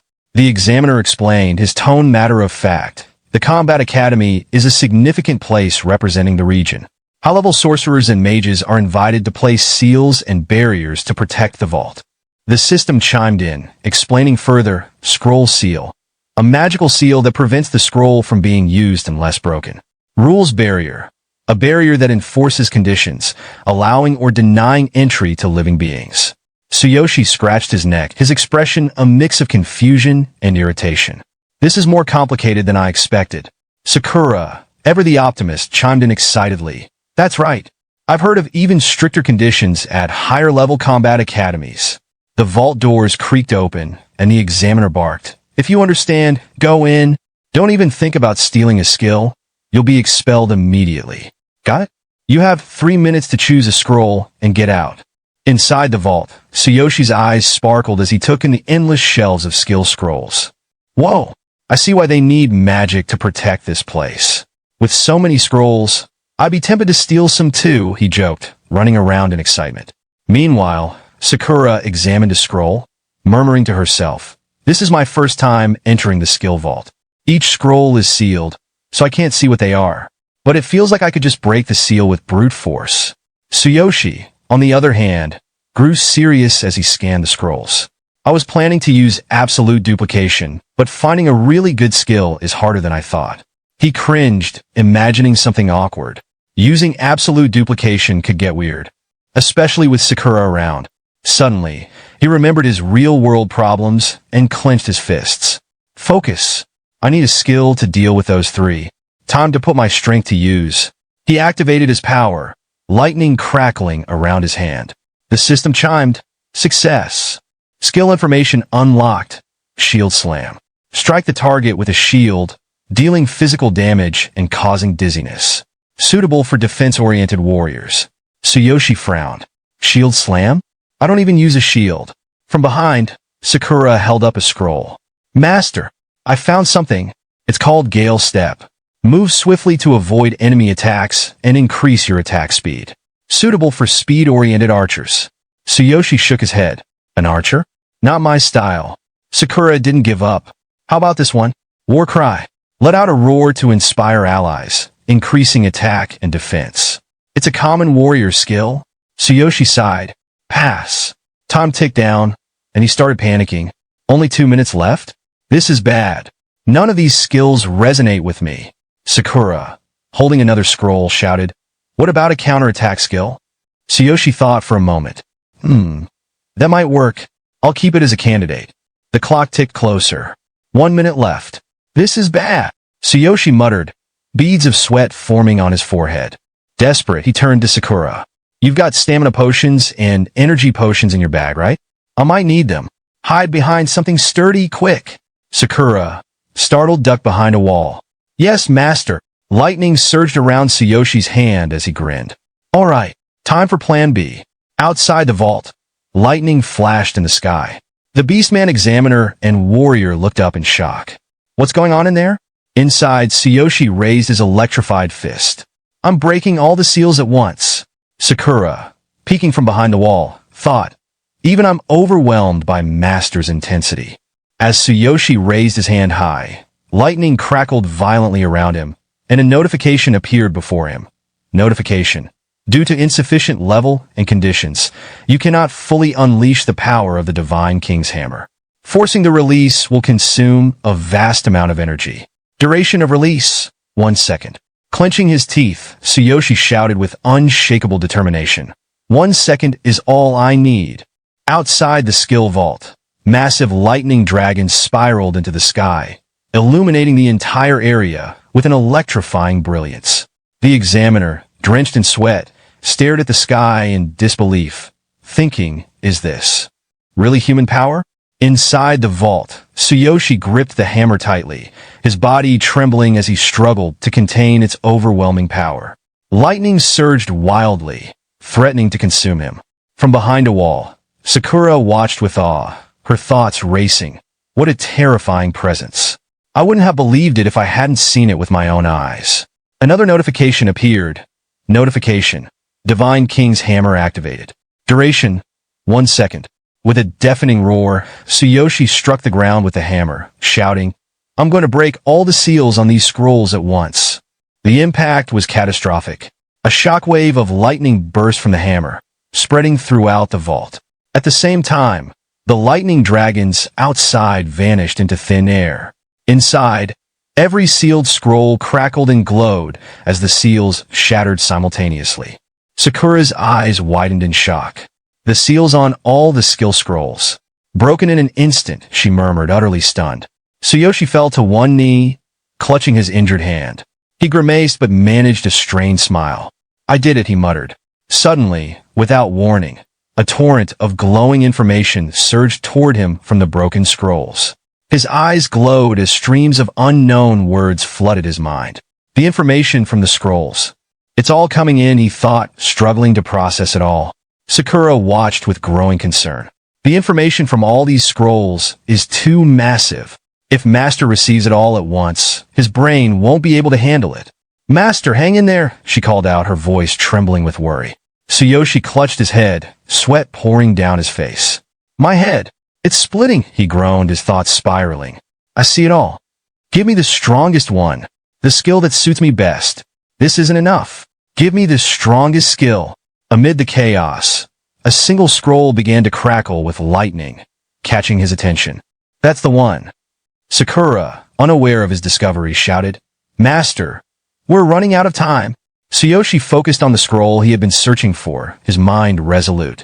Since it caught my eye. This is it. He called out to Sakura with urgency. Sakura, bring me the one on the bottom shelf of the furthest back aisle. Third from the back.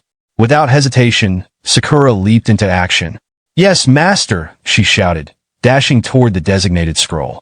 Her determination matched his, as she sprinted to fulfill his command. Sakura darted through the vault, her sharp eyes scanning the shelves until she spotted the scroll. She thought to herself, bottom shelf, third from the back. This is it. Grabbing the scroll, she paused, her heart skipping a beat. The information on the scroll appeared before her. Fragmented scrolls that are incomplete due to missing pieces. Requires all fragments to unlock full potential. Fragmented scrolls have diminished power, making them unsuitable for learning. Her hands trembled slightly as she thought, a fragmented scroll? There must be some mistake. No one ever bothers with these. Despite her doubts, Sakura rushed back to Tsuyoshi. Master, are you sure about this? It's a fragmented scroll. We're out of time. Let's get out of here. But Tsuyoshi, his resolve unshaken, scooped Sakura into his arms with ease. I can manage a little more. I'll get us out myself. Meanwhile, outside the skill vault, the examiner stood anxiously. Wiping the sweat from his brow, he muttered, it's quiet now. Only 5 seconds left. Even if he hasn't chosen a scroll, the barrier will expel him once time is up. Suddenly, the doors of the vault creaked open with a loud crack, and smoke billowed out. From the haze, Tsuyoshi emerged, scroll in hand, his expression calm. Just in time, he said, his voice cutting through the tension. I'm done. The examiner's eyes widened in disbelief. You brought out a fragmented scroll? Before Tsuyoshi could respond, the scroll in his hand began to glow, and its information appeared before him. Thunder Chainfall, a powerful combat magic. Summons a potent electrical current that inflicts lightning damage. The attack arcs between 3 targets. Suitable for warriors and mages. The examiner's face darkened with concern. I've heard of this scroll. My predecessor mentioned it. He hesitated, then continued gravely. In the last 1,000 years, almost no one has attempted to learn this skill. He clutched his forehead as old stories resurfaced. There are 2 reasons. First, this skill is divided into 6 volumes, but only 3 fragments have ever been found. Collecting the rest without any clues in this vast world is unrealistic. His tone grew heavier. Second, every beastman who tried to learn this skill in the past met a gruesome end. As they leveled up, they couldn't control the power, and their bodies exploded, resulting in gruesome deaths, probably because they couldn't control the skill's power. Tsuyoshi raised an eyebrow, a bead of sweat rolling down his temple. So, working hard to learn it, collecting all the fragments. Only to blow up in the end? No wonder no one's mastered it. Just then, the old beast man in the robe from earlier appeared, his presence commanding attention. No, he interrupted firmly. There was one. Everyone turned to him as he recalled an ancient tale. 1,000 years ago, the strongest beastman king, known as the Divine King, mastered this skill. He was the wielder of our sacred artifact, the Divine King's Hammer. This skill was his ultimate legacy. Tsuyoshi, poking his nose in mock boredom, remarked, a skill left behind by the wielder of the Divine King's Hammer? Why was such a powerful skill placed with that garbage? The old beastman's face turned red with anger. Are you mocking me? Is this some kind of joke? Taking a deep breath, he composed himself, his tone turning serious. No matter how strong a skill is, it's meaningless if no one can learn it. Just like a superior weapon useless in the hands of someone who can't wield it. You dare belittle a skill left by the great Divine King? It has remained dormant for millennia, just like the former glory of the beastmen. Perhaps it too will never return. Tsuyoshi smirked, raising the scroll high into the air. Whatever it is, it must be perfect for me. He turned to Sakura with fiery determination. Sakura, let's go. Sakura looked up at him with a gentle smile. Yes, master, she replied softly. As Tsuyoshi and Sakura walked away from the old beastman, his gaze lingered on them. That fragment is only the beginning, he muttered. Whether you can find the remaining pieces or master the skill depends on your strength and luck. His eyes narrowed as they shifted to Sakura. And you, he said sharply. You're the half-beast who is supposed to be executed, aren't you? Sakura stiffened, her expression darkening. The old beastman's tone turned accusatory. How could you betray the beastmen like this? That human probably doesn't know your true identity yet. Do you plan to sacrifice him too? Sakura's eyes blazed with anger. This is none of your concern, she snapped, her voice cutting through the tension. The old beastman watched them leave, his expression unreadable. As their figures disappeared into the distance, he muttered to himself, I'll see how far you can go. Later, inside an inn, Tsuyoshi sat on a chair, carefully unwrapping the bandages from his hand. Sakura, Your healing potion is incredibly effective, he said with a grimace. But seriously, how the heck did you make something that tastes that bad? Sakura sat across from him, quietly lost in thought. Noticing her silence, Tsuyoshi raised an eyebrow. Sakura, you've been acting strange since we got back. Are you okay? Startled, she quickly looked up. Yeah, I'm just a little tired, she replied, though her voice lacked its usual energy. She fiddled with a piece of cloth in her hands, avoiding his gaze. Tsuyoshi's expression softened. Sakura, I'm just curious. You were supposed to be executed, right? Was it just because of your background? Her face fell, shadows flickering across her eyes as memories of that moment resurfaced. She remembered the cold, unforgiving eyes of her captors and the words that sealed her fate. You're next. Before the weight of the conversation could settle, Sakura forced a bright smile and clapped her hands. Let's not talk about unpleasant things anymore, she said with forced excitement. Master, have you studied the scroll yet? Tsuyoshi leaned back with a grin. Memorized it earlier. That old beastman said some weird things, but this skill feels perfect for me. He recalled his earlier practice session, where the Thunder Chainfall's potential began to unfold. This skill requires a strong body, he thought, his confidence swelling. It's more than suitable for someone like me, who has the strongest body. I can't wait to see its full power once I collect the remaining fragments. Sakura suddenly stood up, her energy returning. Excellent. Shall we go now? She asked cheerfully, stretching as she walked to the door. Stepping outside, she yawned and looked up at the clear sky. It's a beautiful day. Looks like a perfect day for you to level up, Master. Tsuyoshi chuckled, glancing at the ornate ring on his finger. You're right, he said. But first, there's something I need to take care of. At that moment, a system notification appeared before him. Notification. The countdown for the Boundless Ring has ended. The Boundless Passage is now available. A mischievous grin spread across Tsuyoshi's face. Finally, he thought, when I master this skill, I'll know exactly how to deal with those three. With a wave of his hand, the Boundless Passage portal shimmered into existence. Stepping through, he returning to his real world. As he passing through the portal, Tsuyoshi's eyes gleamed with determination. Preparing his attack, he muttered to, I told them to remember me, didn't I? I'll definitely kill them. As Tsuyoshi emerged into his real world, his gaze hardened. I'm back, he thought. Before I start attacking, I need to close the distance. Ahead of him, the three enemies, Baldy, the instructor, and Musclehead, launched a relentless assault. Their attacks came fast and furious, forcing Tsuyoshi to dodge and maneuver. To activate my new skill, I need a weapon, he mused. Good thing I have the Divine Consciousness inventory. He activated the inventory with a thought, and a gleaming sword appeared in his hand, the one he had taken from the Fox Beastman cave. Tsuyoshi gripped the hilt tightly, the blade radiating energy. I'm counting on you, my skill. Seeing the weapon materialize, Baldy's eyes widened. He pulled that sword out of thin air. Does he have a dimensional ring? The instructor's eyes narrowed. He's hiding some serious secrets. That's no ordinary weapon. It's a high-quality item. I'll take it for myself. Musclehead snorted. Kill him first. We can divide the loot later. Tsuyoshi smirked, his confidence unshaken. You're the ones who started this fight. Raising the sword high, its blade crackling with lightning, Tsuyoshi stood tall amidst his enemies. The aura surrounding him grew heavier, making the air feel charged and oppressive. Baldy took a step back, his voice trembling. Hey, he's actually a warrior. What is this intense aura? Without a word, Tsuyoshi swung the sword vertically.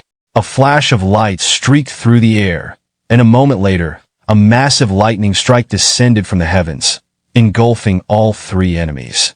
The thunderous impact left the three barely standing. Smoke rose from their charred clothes, and one of them gasped. How could that brat use such high-level magic? The instructor, now on his knees, stammered, I can't move my body. Tsuyoshi strode toward them, his glowing eyes fixed on his trembling foes. His grip on the sword tightened, the blade gleaming ominously. Baldy gritted his teeth, his mind racing. We underestimated him. He's completely different from before. What the hell is happening? This is bad. It's frustrating, but we have to retreat. Before they could act, Musclehead raised his hands, his voice shaking. Wait, we surrender. But Tsuyoshi wasn't interested in mercy. With a swift strike, he slashed across Musclehead's chest, sending him collapsing to the ground. His glowing eyes pierced through the fallen enemy. Do you think I forgive you for trying to kill me? Don't make me laugh. The instructor's fear reached a breaking point. Don't you realize who we are? We're from Crazy Wolf. Before he could finish, Tsuyoshi silenced him with a single, decisive swing, his voice cold. Shut up and die already. Baldy, now the last one standing, panicked. His hands searched his pockets frantically. He's not showing any mercy. He knows letting us escape would mean his death. Desperation took over. Do you think I'll let you kill me so easily? Baldy shouted, pulling out a small, round fruit and hurling it at Tsuyoshi. The system instantly displayed information before Tsuyoshi. Notification. Adhesive blast fruit, a rare and expensive item. This fruit sticks to its target and explodes. Despite its small size, it can cause massive damage. Tsuyoshi's instincts kicked in. Raising his blade, he shielded himself as the fruit stuck to his weapon. Baldy grinned wickedly. Explode! The explosion rocked the battlefield. A deafening roar followed by a blinding flash of light. Smoke and debris filled the air as the ground trembled. Barely able to stand, Baldy leaned on his staff, smirking confidently. I spent my life savings on those fruits. Even a level 12 hero would take serious damage from that blast. If you're just a low-level brat, your body should have been blown to pieces. Looking at the smoke, Baldy chuckled darkly. You're 10 years too early to fight us. As the dust and smoke from the explosion cleared, a dark figure emerged, coughing but standing firm. Tsuyoshi stepped forward, his eyes glowing with determination. Baldy's face twisted in disbelief. Impossible! What the hell is with his strength? Tsuyoshi brushed off the soot on his armor. If it weren't for my physique, I'd be dead by now. But for you. His voice trailed off, and without wasting time, he charged toward Baldy. In a blur of movement, Tsuyoshi's punch pierced Baldy's defenses. As the man crumpled to the ground, Tsuyoshi stood over him, coldly declaring, Do you think I'd feel safe letting you guys live? Picking up his sword again, Tsuyoshi muttered, So, you're members of Crazy Wolf. All of this happened because I'm still at a low level. His gaze shifted to the lifeless bodies around him. What a disgusting world, where the weak are devoured. Suddenly, his eyes caught sight of a small pouch on one of the corpses. Kneeling down, he opened it and examined its contents. What's this? From the pouch, a ring slipped into his hand. The system instantly displayed information. Notification, dimensional ring, a rare item capable of storing objects in a separate space. Tsuyoshi's eyes lit up. A dimensional ring? What a lucky find. Sliding it onto his finger, he chuckled. A normal hero wouldn't even dream of getting their hands on something like this. It's rare, expensive, and practically impossible to find on the market. Let's see how it works. Pouring mana into the ring, it glowed faintly. No way, it's activating right now. This ring is still new. A mischievous grin spread across his face. Rubbing his hands together, he muttered, It can't be helped. Thanks for the loot. Sometime later from a distance, Tsuyoshi noticed a squad of Hero Security Force members arriving at the scene. He watched from the shadows, his expression calm. The Hero Security Force is here. Good thing I left early. Merging into a crowd of onlookers, he glanced back at the scene and thought, I erased all traces of myself. I already took everything valuable. They won't find anything linking this to me. Walking away casually, Tsuyoshi flipped a smartphone in his hand. At the very least, I'm safe now. This new smartphone I got from Gaia is incredible. Once I bound my information code to it, it became mine. Suddenly, the phone rang. The unexpected sound startled Tsuyoshi, and he nearly dropped it. Catching it in time, he frowned. Who's calling at such a time? Answering the call, he said, Hello. A familiar voice replied, Hello, Tsuyoshi. It's Sensei. Hearing the voice, Tsuyoshi froze. Lily-sensei? My homeroom teacher? Memories flooded back. He hadn't submitted his withdrawal notice. What's the matter? Tsuyoshi asked cautiously. On the other end, Lily-sensei's voice carried a mix of concern and sternness. You still haven't returned to school, even though winter break ended over a week ago. I understand you want to leave for your sister's sake, and I know your financial situation might be difficult, but I don't want to see a student abandon their studies. Tsuyoshi's expression hardened, but his tone remained respectful. Thank you, but the problem isn't just money. Unspoken memories of bullying flickered in his mind. He clenched his fist but didn't voice his pain. Lily-sensei sighed. I understand. but you might be able to change your life if you don't stop your studies. About the tuition fee, I will try to do something about it, so you don't need to worry. Please be brave and come back to school tomorrow. You can't just be a cleaner for your sister and your own future. Can you? Tsuyoshi's mind wavered. She doesn't know I've become a hero now. She's the only one who ever worried about me. Her voice softened, almost trembling. You're strong, boy, Tsuyoshi. Don't run from your troubles. And continue your studies. I will become your strength as mass as I can. You can do it for your sister and for yourself. Scratching the back of his head, Tsuyoshi sighed. I thought I didn't want to go back to school anymore. It's because I don't have any pleasant memories there, but I realize it after talking to Lily-sensei. Clenching his fist with newfound determination, he thought, I am a hero now. I am not the same person who was powerless and bullied. I will make those bullies pay me back. Thank you very much, sensei, Tsuyoshi said aloud. I'll come to school tomorrow. Elsewhere, in a dimly lit office, a man sits at a grand desk, his sharp gaze fixed on the report in front of him. 3 of our members were killed by an unknown hero, he mutters, his voice low, but filled with menace. And their items were looted. Tapping his finger on the polished surface of the desk, he adds, that dimensional ring I entrusted to them. Stolen. His expression darkens, and anger flares in his eyes. You thief. You didn't even realize that I had already cast tracking magic on that ring. He leans forward, his attention drawn to a glowing device on the table displaying a moving to Tsuyoshi's location. I already know where you are, he growls. You won't live after stealing from Crazy Wolf. With a sudden burst of fury, he slams his palm onto the desk. The impact cracks the wood, the sound echoing through the room. Standing before him, a line of men in black suits remains motionless, their faces devoid of emotion. The man straightens up and commands, bring that thief to me. Without hesitation, the group responds in unison, their voices firm and synchronized. Yes, leader, that's it for part. The next morning, our protagonist, Tsuyoshi, walks alongside his sister, Karina, who's using a mechanical brace to help her move. As they walk, Tsuyoshi glances at her and asks, how are the braces? Karina smiles faintly and replies, it's fine as long as I walk slowly. Don't worry. She tries her best to match her brother's pace, the mechanical brace supporting her steps. Tsuyoshi smiles gently, looking at her determination. You're so stubborn. Let's not rush. Take it slow. In his mind, he thinks back to how Karina insisted on coming to school with him. Once she heard I was going to school again, she wouldn't take no for an answer. She said she didn't want to be a burden to me. He remembers the moment he put the mechanical braces on her legs. Going to school with me will be so much harder for her. I'm glad I bought these newly developed braces. With her body unable to walk, she's still managing, barely, with the help of a cane. The price was ridiculous, but it's better than a wheelchair. If I gave her that, she'd cry, thinking I keep wasting money on her. Another memory flashes in his mind. The day he defeated enemies who tried to kill him. He found a space ring and thought, I managed to buy this with the money I looted from those 3. But now there's nothing left. I could sell the dimensional ring. But as a hero, I'll have more opportunities. Back in the present, Tsuyoshi watches Karina's determined expression and thinks, looking at her now, everything was worth it. Yes, this is enough. He steadies her, saying, take it slow and don't wander too much after school. I'll come and escort you downstairs. Karina nods. Okay. Tsuyoshi, full of confidence, thinks I'll definitely find a way to treat you. A short distance away, 2 girls watch the siblings. One of them asks, who's that girl using a cane and those weird tools to walk?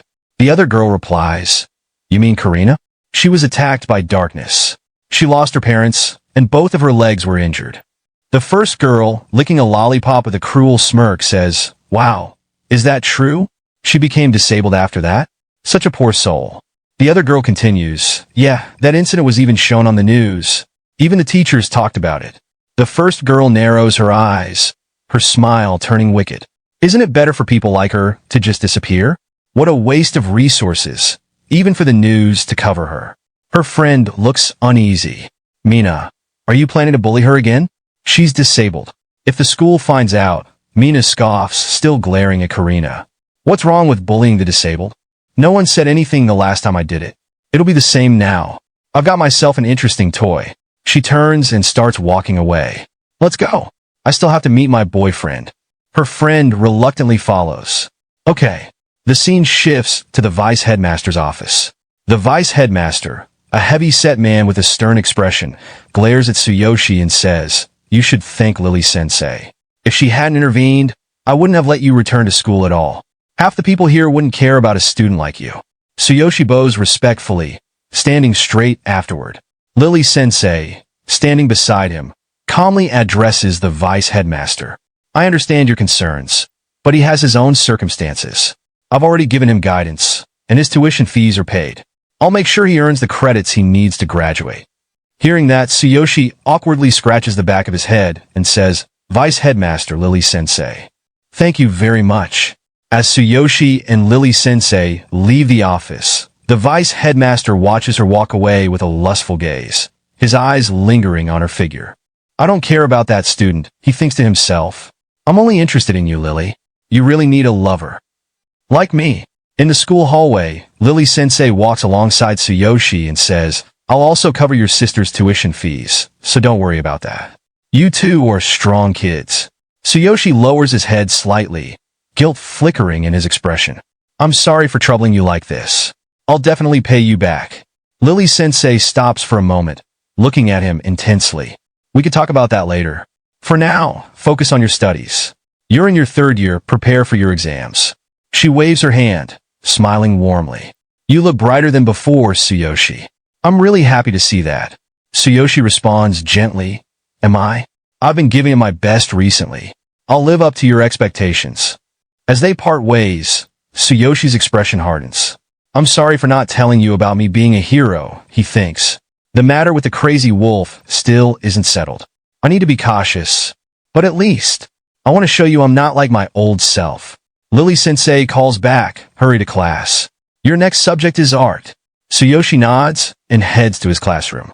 Inside the classroom, a thug-like boy named Rayleigh sits at the back with his feet up on the desk. Seeing Tsuyoshi enter, he smirks.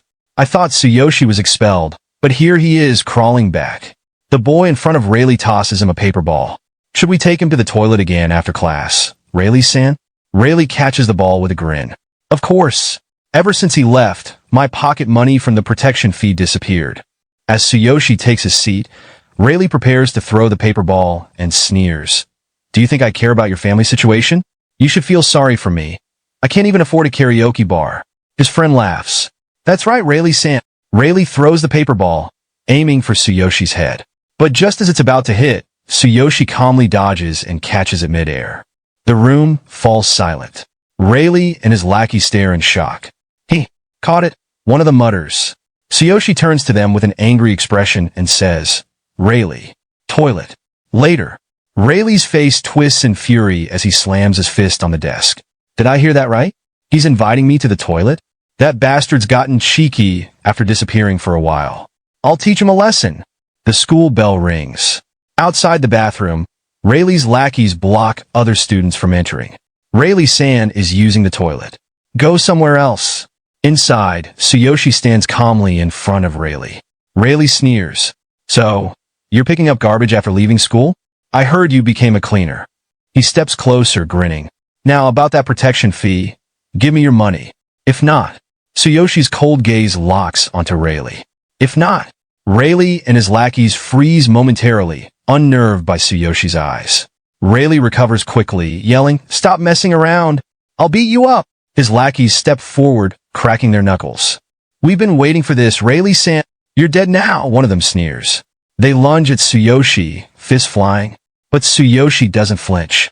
Without changing expression, he blocks their attacks with ease, his hands moving faster than they can react. Both lackeys stumble back, shocked. "What the?" Tsuyoshi stands tall, looking at them with an intense gaze. Such amazing strength, he thinks. I'll become this strong so quickly. I'm not even afraid anymore. His glowing eyes narrow. The old me didn't have the courage to protect myself. But now, I'm different. He activates his divine eye, analyzing their skills in an instant. One of the lackeys panics, shouting, "Oi, let me go! Let me go!" Tsuyoshi releases them, then kicks both lackeys hard, sending them flying into the bathroom stalls. Rayleigh stares in disbelief. What the hell? Memories of bullying Tsuyoshi flash in his mind. Why does it feel like he's become a completely different person? He imagines Tsuyoshi's glowing red eyes, his face contorted like a madman. Before Rayleigh can react further, another student bursts into the bathroom. Rayleigh-san, the boss is here. Let's go. Rayleigh glares at Tsuyoshi, picking up his groaning lackeys. This isn't over, he growls before fleeing. Tsuyoshi watches them go, his gaze cold. That look. Getting kicked wasn't enough, he thinks. I'm glad I held back. If I'd used my full strength, they'd be dead by now. Meanwhile, in Karina's classroom, she faces her own troubles. A kind girl in her class gently approaches Karina and says, I'll cause you more trouble, won't I? I'm sorry, Harchin. Karina shakes her head with a soft smile. It's okay. Just call me if you need anything. The girl nods, taking Karina's notebook and saying, Here, let me carry this for you. Their conversation is abruptly cut off when a sharp slap lands on the back of the girl's head. She winces, holding her head in pain as Mina, the same girl from earlier, sneers at her. Move! I have business with that woman. The kind girl glares at Mina and protests weakly. Karina's body is disabled right now. You can't. Mina's icy gaze silences her instantly. Say something again, and I'll hit your face next. Mina strides toward Karina, who is sitting nervously on a bench. Her devilish smirk spreads wider as she leans closer. You haven't come to school for quite some time, Karina. Do you know how annoying it was for me without any slaves around? Karina trembles slightly, her voice shaky as she tries to explain. I am sorry. I don't have any money. Mina tilts her head with a cruel laugh, her eyes glinting with amusement. Money? Don't make me laugh.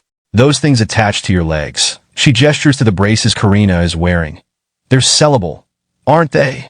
Karina freezes, her face pale with fear, while Mina looms over her with an expression of pure malice. We pick up with Karina, our protagonist's sister, sitting at her desk, minding her own business. But suddenly, some girls approach her with no good intentions. Karina's shaking, and in a trembling voice she says, The braces. No, my big brother did his best to buy them for me. So, they're really important to me. You can feel the tension rising as she clutches those braces like they're the last thing keeping her grounded. Then, one of the bullies looks at her with a smug grin, clearly enjoying her discomfort. Oh, so they're important to you? Without them you can't even walk, huh? And Karina, panicking, responds, Yes, they're important. Then, out of nowhere, the black-haired bully stands up and slap. Karina gets slapped right across the face. The whole classroom goes dead silent. Not a single person says a word. Everyone just watches, frozen. The bully walks away, her smirk plastered across her face. The tension is so thick you could cut it with a knife. Just then, the teacher walks in, totally oblivious to what just went down. Class is starting. Go back to your seats, she says, like she didn't just miss a scene out of a drama. The bully girl just walks off, turning back to say, Well, it's the 6th period now. Don't even think about going home right away after school, Karina. Our talk isn't over. Karina's sitting there, trying to keep it together. In her mind, she's thinking, I have to get out of here as soon as class ends. I can't wait for my big brother. I'll sneak out through the back gate to make sure he doesn't run into Mina and the others. You can practically feel the urgency in her thoughts. When the bell rings and the class is finally over, the teacher says, That's it for today. Be careful on your way home. And the students all stand up to leave. They say, Thank you very much to the teacher, and our protagonist Tsuyoshi's class isn't any different. But Tsuyoshi? He's called over by the teacher.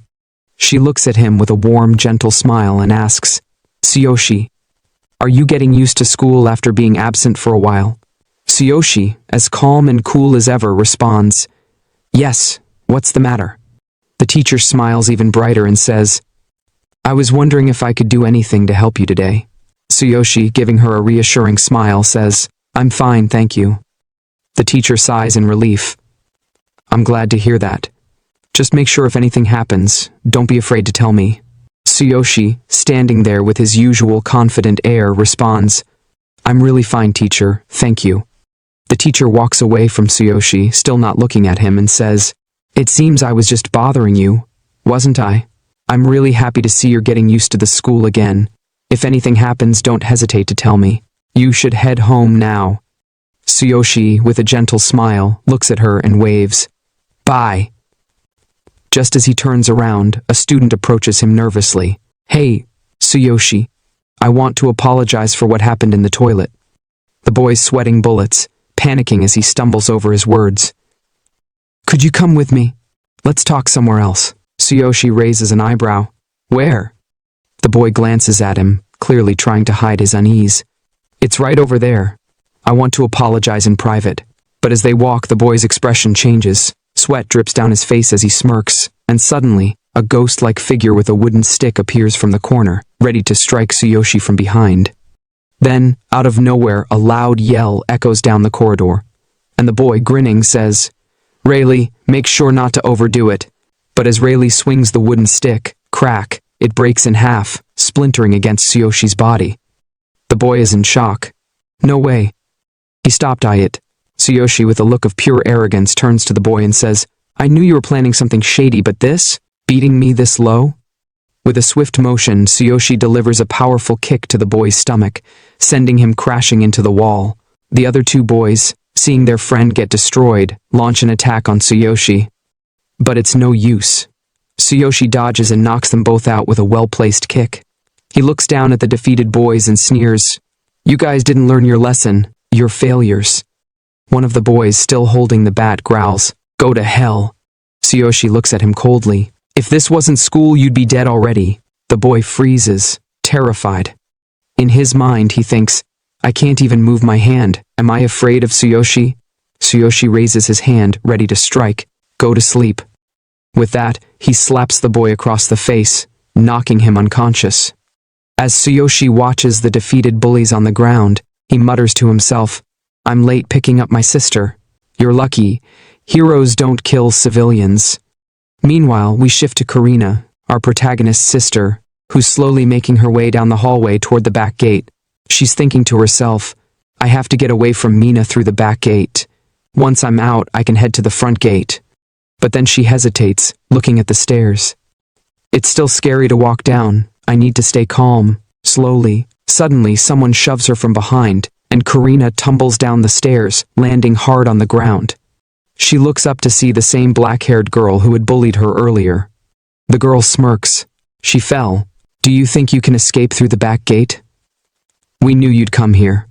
With a wicked grin, the girl moves closer to Karina and starts removing something from her legs. Karina, bleeding from her forehead, looks up, trembling. "No, stop. Please. Don't take my B-braces." The girl sneers down at her. "Do you realize you won't get away if we take them, right?" Meanwhile, Tsuyoshi stands at the front gate, still waiting for Karina. He thinks, "Karina's still not here. I went to her class earlier, but they said she already left." Just then, a girl approaches him from behind. "Excuse me, you're Karina's big brother, right?" Tsuyoshi turns around, surprised. "Yes. Do you know where she is? We promised to go home together." The girl looks at him with a mix of respect and fear in her eyes. "I think she went through the back gate. You should go check for yourself." Tsuyoshi, hearing the girl's words, immediately heads towards the back gate, walking down the hallway of the school. In his mind, he thinks, Karina's at the back gate. He imagines her and then, why is she acting so strange? It seems like she's afraid of something. Tsuyoshi keeps walking, determination in his eyes. Regardless, I need to find Karina. As he approaches the back gate, he sees the scattered books and Karina, blood on her forehead, sitting on the ground. Tsuyoshi's heart sinks. He quickly walks toward her. When she notices him, Karina, still on the ground, weakly looks up at him and says, "Big brother, why are you here?" Tsuyoshi doesn't answer. He activates his divine eye, and the system panel pops up, analyzing her injuries. Target, Karina. Forehead injuries caused by falling, multiple slaps, bruises on arms and waist, internal bleeding from kicks. Tsuyoshi, still silent, walks closer to her. Karina, with an awkward smile, says, "Big brother, it's my fault. I fell down the stairs." Tsuyoshi remains silent, continuing to analyze her injuries. Karina, looking more guilty, says, "I'm so stupid. I couldn't even go down the stairs properly. The walking stick is broken. I'm sorry." Tsuyoshi kneels down, gently picking up the scattered books and placing them in her bag. He then hands the bag to her and says, "We're family. There's no such thing as a burden." It must hurt to fall like that. Karina brushes it off, shaking her head. No, I'm okay, don't worry about me. Then she looks at him with concern. What about the braces? Are they okay? Tsuyoshi looks down at her, gently taking her hand in his. They're fine. Karina sighs in relief. I'm glad. All right, let's go home. Tsuyoshi, carrying her on his back, walks towards home. As they walk, Tsuyoshi glances at the setting sun. Do you remember, Karina? I carried you like this that day. He smiles softly. I can feel how much you've grown since then. It feels like a lifetime ago. From his back, Karina replies, yes, but it feels like just yesterday. We've always been together. Tsuyoshi's voice softens. Yes, you're the only one I've had. That's why I wanted to become stronger to protect you. I was powerless that day. But now, I've become a hero. I won't let you go through that again. Karina's voice quivers slightly. I know you always give your best. That's why I don't want to be a burden to you. Tsuyoshi gently sets her down on a bench and says, You're saying that again. We're family. Wait here for a bit. He'll be back soon. Karina, with panic in her voice, calls out, Where are you going? Tsuyoshi, walking away, responds calmly, I forgot something. Karina, confused, asks, Something you forgot? Tsuyoshi's expression changes as he walks further away. His face hardens and his resolve solidifies. Meanwhile, in the classroom, a conversation unfolds between a boy with yellow hair and the black-haired girl. The yellow-haired boy says with a smug grin, It felt good watching her try to protect those braces desperately. She was wide open for a kick, but it's really annoying we couldn't get them off her. I'm sure we could sell them for some good money. The black-haired girl, looking pleased, nods. I'll make sure we get them, don't worry. The yellow-haired boy, crossing his arms, looks at her skeptically. You think they're really sellable? The girl licks her lollipop, then glances back at him. I heard her big brother, Tsuyoshi, just came back to school. Is that a problem? The yellow-haired boy scoffs. Tsuyoshi? That loser who got kicked out and became a cleaner? The black-haired girl, with a confident smirk, replies, A cleaner? So, he's just a garbage man. Both the disabled and the garbage man are family. How embarrassing it is to be in the same class with them. They should just get expelled. The yellow-haired boy laughs. Karina was popular before her legs were broken. A lot of boys liked her. She's cute, smart, stylish. The black-haired girl gets angry. What are you saying in front of me? The yellow-haired boy leans in closer to her, smirking. Don't be mad. I didn't mean anything by it. The girl glares at him. After you steal her braces tomorrow, let's play together. We can sell them for some money. Just as they talk, Tsuyoshi stands outside the classroom, hearing everything. He clenches his fists, furious. The yellow-haired boy says with a smirk, It's fine. It's an easy job against a crippled girl. Suddenly, Tsuyoshi bursts into the classroom, and everyone is shocked. The yellow-haired boy glares at him and shouts, Who dares to enter this room? Tsuyoshi, his expression cold and unwavering, responds, So, you're the one who hurt Karina? She said she fell down the stairs, though. So, Tsuyoshi walks into the scene, and the tension is palpable. The yellow-haired girl looked toward our protagonist and said, He's Karina's brother, but somehow. The black-haired girl smirked, locking her gaze on him. Planning to take revenge for your sister? Then you've come at the wrong time, right, Billy? The yellow-haired boy, Billy, crossed his arms and grinned. Tsuyoshi, the garbage man, right? He cracked his knuckles and assumed a fighting stance. You're a third-year student, yet you haven't heard of me? Billy the Great. Mina was only playing a little game with your sister.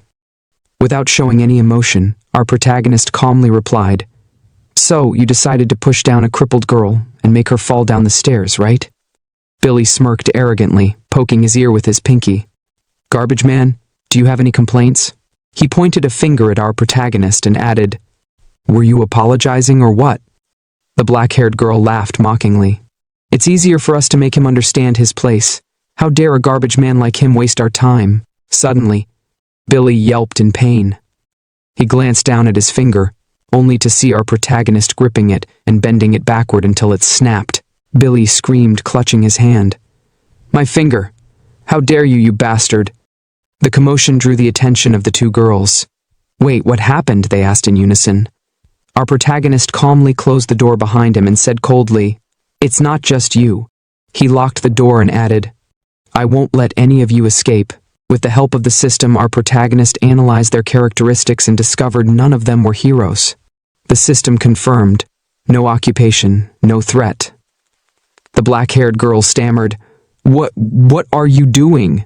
Our protagonist placed his bag on a nearby table and walked toward them. "I thought you were heroes, considering how bossy you act. But it seems you're just picking on people for no reason." Billy, still clutching his hand in pain, stammered, "You little, my finger." The black-haired girl interrupted. "Billy, are you okay?" Billy tried to muster some bravado. "Don't you know who my father is?" The yellow-haired girl, attempting to act confident, said, "Tsuyoshi Kanu, Karina's big brother, right?" Beads of sweat formed on her forehead as she added, "I'll give you points for having the guts to come here alone." Feigning authority, she continued, "We may not be heroes, but we're not the kind of people you want to mess with." Before she could finish, our protagonist punched her square in the face, sending her flying. She hit the ground hard. Our protagonist stared down at her and said coldly, "Did you think I wouldn't dare hit a woman?" The black-haired girl gasped, "Vivian!" Billy, trembling, thought to himself, "That speed. Even sports students don't move that fast. What the hell is going on?" The black-haired girl rushed to Vivian's side, while Billy, in a panic, glared at our protagonist. I'll say it again. Our protagonist ignored him and turned his attention to the black-haired girl. "I don't see you, or her, as women." Billy tried again. "Don't you know who my father is?"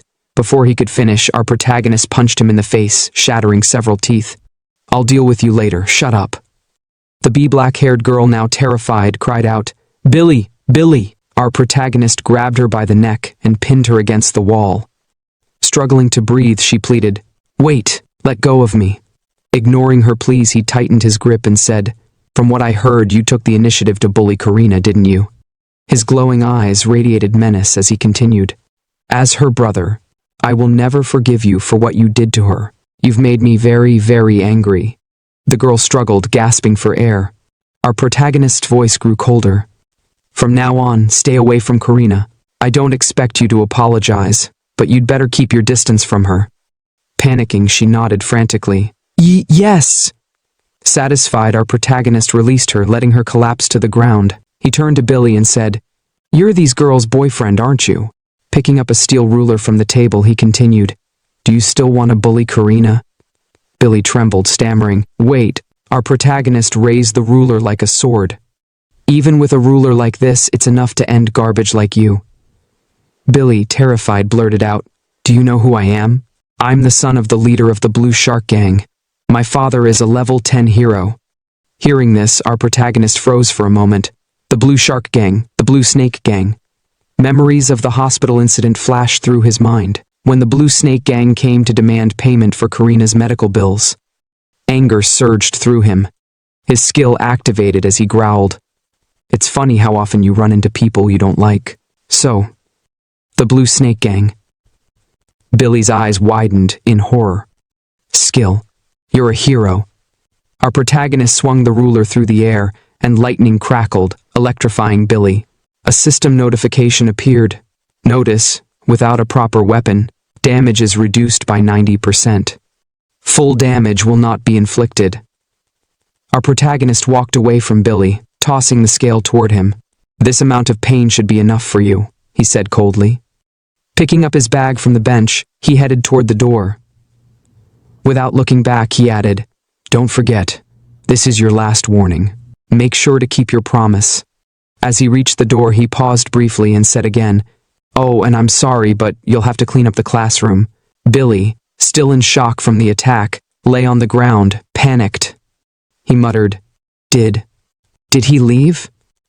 The black-haired girl helped Billy to his feet, concern etched on her face. "Are you okay?" "We should go to the hospital," she suggested. But Billy, his voice filled with anger, snapped, "No, I just need to rest a little. I didn't know he was a hero." The black-haired girl, revealing a scar on her neck, glared at Billy. "What are you going to do about this? This isn't over, right? Look at this scar." Her voice rose as she continued, "Make him pay for this. Tell your father." Billy cut her off with a yell.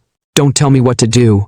His face twisted with rage. He will pay for this, he growled. He glanced toward the door and added, I'll make him pay for this. My father will handle it.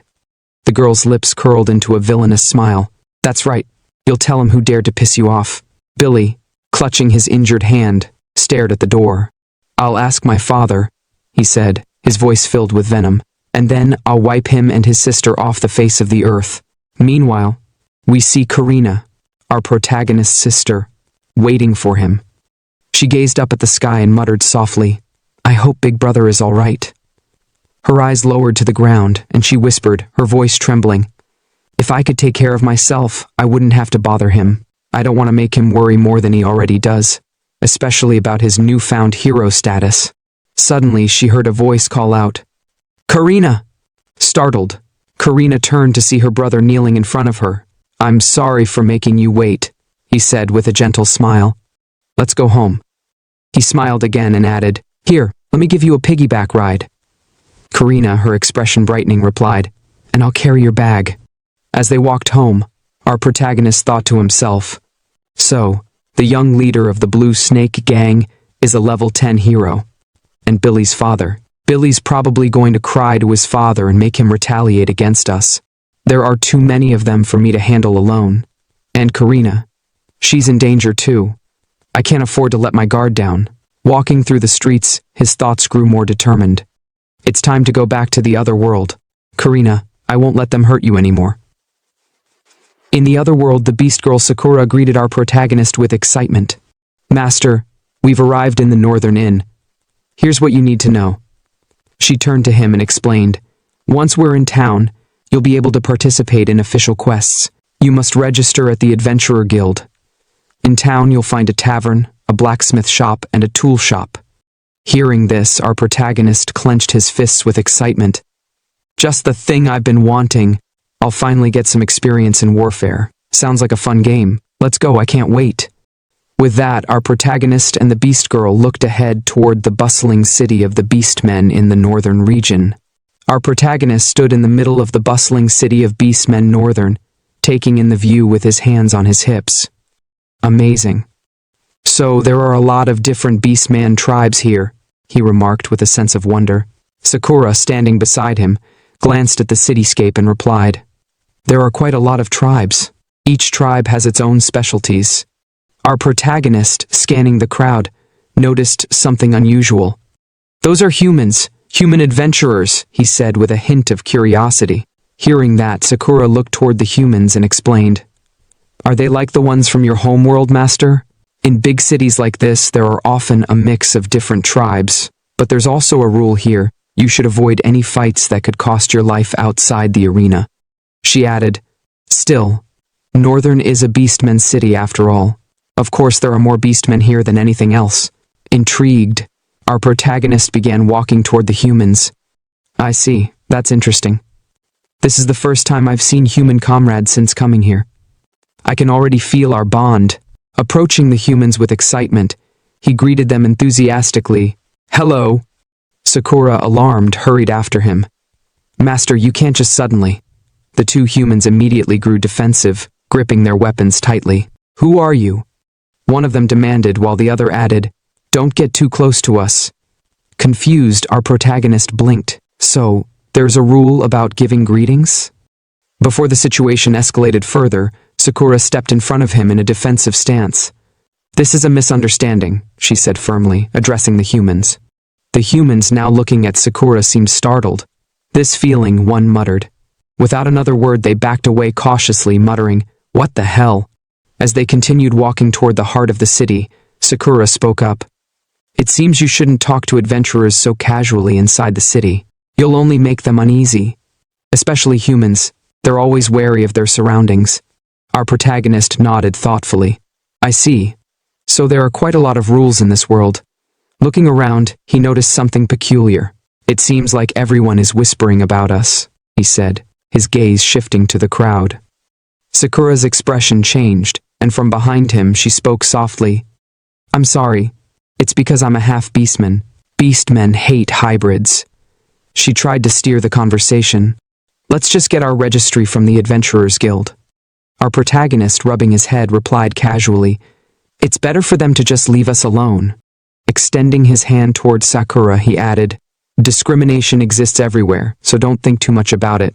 Let's go." Hearing our protagonist's words, Sakura gently placed her hand on his and smiled. "Yes." They approached the Adventurers Guild. Standing in front of it as our protagonist's eyes locked onto the quest board. With excitement, he exclaimed, "It's just like in games and anime." Sakura glanced at him and explained, "That's the quest board, master, but we can't take any quests until we've registered." Inside the Adventurers Guild, Sakura approached the front desk with enthusiasm. "We're here to register as adventurers," she declared to the beastman receptionist. The receptionist glanced at the duo, raising an eyebrow. "A party with a half-beastman and a human? Interesting. Which one of you wants to register?" Our protagonist scratched his head awkwardly. "That's me. You're different from the others outside who were glaring at us." The receptionist smirked. "I've seen countless adventurers come and go. This is nothing new to me." She placed a form on the table. "Fill this out, your name and class. Once your information is entered, it'll be shared with all the Adventurers Guild branches. You can take quests from any branch after this." Holding the paper, our protagonist stared at it. "So, we're writing an official document?" Sakura patted his shoulder. "The document doesn't matter, master. What's important is your registration. Without it, you can't get an adventurer's badge." "An adventurer's badge?" His eyes sparkled with excitement. The receptionist pulled out a badge and held it up. "Yes, this is the identification for adventurers. This one is the lowest rank iron. The higher your rank, the better the quests and rewards. Work hard to gain experience." She continued. "The ranks go from iron to bronze, silver, and finally gold. Only a handful of gold-ranked adventurers exist, and they usually take requests directly from nobles or the wealthy." Looking at the iron badge in his hand, our protagonist muttered, "The lowest rank badge doesn't look that impressive." The receptionist replied, "Your badge also determines your level. You can hide your level if you want. It's part of the badge's functionality." "Amazing. How does it work?" he asked, eyes gleaming. Sakura explained, "Your badge links to you as an adventurer. You can hide your level just by thinking about it, but you'll need to remember how to do it." "By thinking, huh?" Holding the badge tightly, he focused. "Like this?" he thought, and thanks to his divine selection system, he mastered it immediately. The receptionist's jaw dropped. "Wow, you managed it on your first try? That's rare. Most new adventurers struggle with it." Before she could continue, a group of beastmen warriors barged in, shoving our protagonist aside. One of them slammed materials onto the desk. "We're here to report a completed quest. Got any other quests for us?" The warrior leaned in closer to the receptionist, smirking. "If not, how about a drink on me?" The receptionist, unfazed, replied, "Unfortunately, I'm busy." She picked up a scroll and teased, "There is one emergency request. The reward is high, but so is the difficulty. It's recommended for adventurers at least level 15. Think you can handle it?" The warriors hesitated. Is there something around level 10 instead? What kind of request is IIT?" She explained, "A flock of carnivorous darklings is terrorizing a farm. A party of 3 tried this quest and was severely injured. One of them is still missing. Their levels were higher than yours." Sweating, the warrior stammered, "Level 10 darklings, and a flock of TM?" Another warrior shook his head. "No way. That kind of request needs level 20 or above." Suddenly, our protagonist stepped forward, snatched the scroll from the receptionist's hand, and declared, "We'll take it." The warriors glared at him. "What did you just say, trash?" Our protagonist met their anger with calm defiance. "You're in the way, trash," one warrior growled. "Do you even know what happens if you draw your weapon in the guild?" The other added, "Don't underestimate us, human. If you value your life, don't take this quest." Our protagonist smirked. "Since you can't handle it, just shut up." Activating his ultimate physique, he challenged, "If you doubt my capabilities, let's settle it in the arena." He thought to himself, "Thanks to the divine selection system, I can easily handle a level 9 beastman in a one-on-one match." The warriors sneered. "Even if you're new, your iron badge is still laughable. You'll just embarrass yourself if the requester rejects you." The receptionist intervened. "I admire your courage, But they have a point. The requester might reject you at your current level. The warriors smirked triumphantly. Hear that? Start small, trash. Go catch a runaway dog or something. But then Sakura stepped forward confidently. No, we will do it. The room fell silent. One of the warriors stammered, You're just a half. Do you even have the skills to back that up?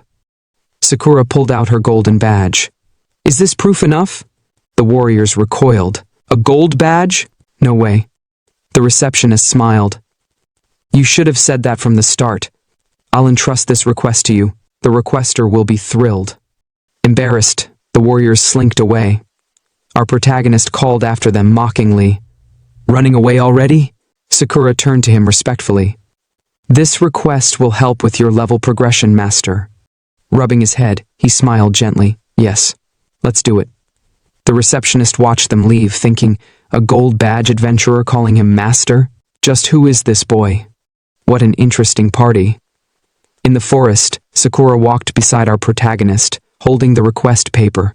The farm where the carnivorous Darklings reside should be around here. Our protagonist glanced at her. I didn't know you had a gold badge, Sakura. Flustered, Sakura replied. Yes, I joined the Adventurers Guild when I was young. I've completed many quests with different parties. Eventually, I met the requirements for the gold badge. Is that weird? He thought to himself. She's been active in the guild since she was young. That must have been tough. No, you're amazing, Sakura, he said warmly. Blushing, Sakura whispered, Thank you. They stopped in front of a house, standing amidst a farming field. Sakura looked around. It seems like we're here. Our opponent seemed strong. Sometime later, in front of the gate, our protagonist Tsuyoshi and the beast girl, Sakura, stood looking through the gate at the dark monsters lurking inside. Sakura observed the creatures and said, A flock of level 10 carnivorous darkness. I wonder how many people are inside that bee building. Tsuyoshi simply replied, They are disgusting.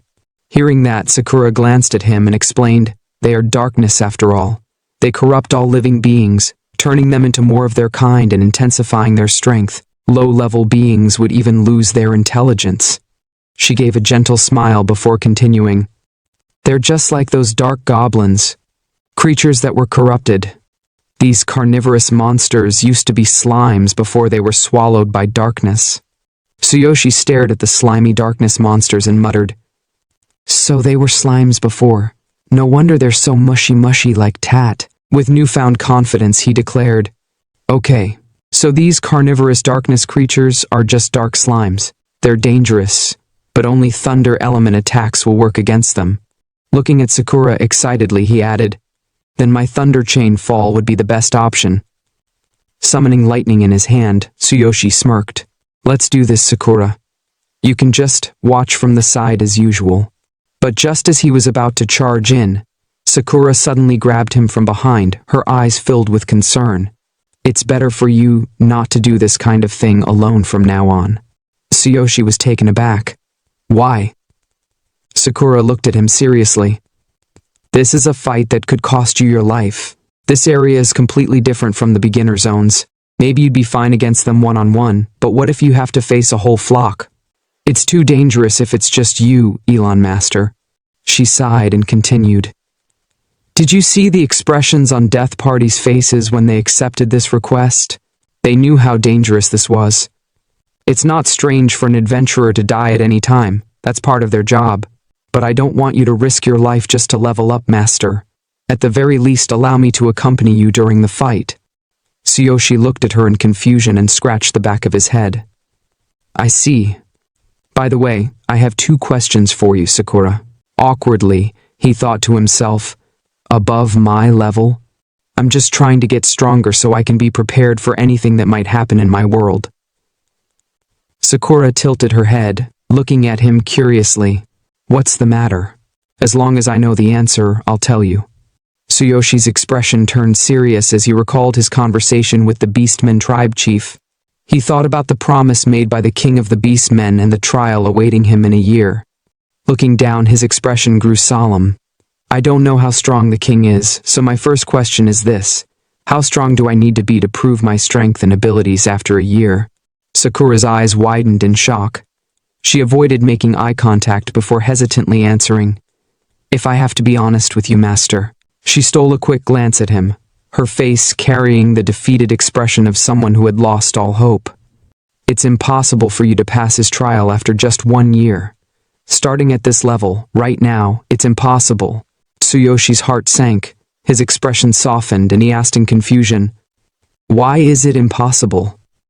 Looking down, Sakura recalled the first time she met him. Slowly she spoke. "First of all, just staying alive for the next year would already be an achievement for you. At the very least, you have to avoid being killed by the divine judgment of the beastmen." She met his gaze and asked, "Master, do you know about the rule regarding the level system?" Hearing that, our protagonist held his face in his hand and said, "Can you explain it to me?" He thought to himself, "I know that both worlds have the same level system. Moreover, the stronger I become as an adventurer in this world, the higher my beal will be as a hero in my own world. But, other than that, I don't know much." Sakura looked at him and explained, "The level limit for adventurers is 100%. Additionally, the current Beastman King is at level 92. The reason why the Amusement King reached that position is because of his unparalleled abilities and high level." She continued, "The Beastman King, Human King, and Elven King symbolize the peak of strength in their respective races." Tsuyoshi held his face in his hand with a funny expression as he recalled the Beastman King. He didn't look that strong to be the symbol of power for the Beastmen. Sakura sighed and clarified, "The reason I said it's impossible for you to pass the Beast King's trial is because there's a limit to how much you can grow.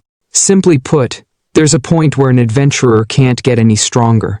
The higher your level, the harder it is to level up." With a sad expression, she continued, "You can use me as an example. I've been an adventurer for more than 20 years, yet I'm still at level 72. I know level 72 isn't low, but I've tried to increase my level many times and failed. This is my limit. Everyone has their own cap." She placed a hand over her chest and said with concern, "For you to pass the Beast King's trial, you need to reach at least level 50. Sakura's expression grew even more worried. In a low voice, she added, "No matter how I look at it, it's impossible for you to raise your level that high within a year. A normal adventurer would need their whole life just to reach level 50. Tsuyoshi remained silent for a moment, thinking. Then suddenly, he smiled at Sakura and said, "I understand your worries." Sakura looked at him, confused. "Are you really okay, Master? At the very least, I'll stay by your side and support you for the next year, even if you can't fulfill your promise to the Beast King." But before she could finish her sentence, Tsuyoshi cut her off with confidence. "You know that I'm not a normal adventurer." Clenching his fist, he continued, "I stood up right after receiving divine judgment. I lifted the Divine King's hammer. You know I'm different. As long as I can reach level 50 within a year, it'll be fine. Even if it's impossible for others, it's possible for me."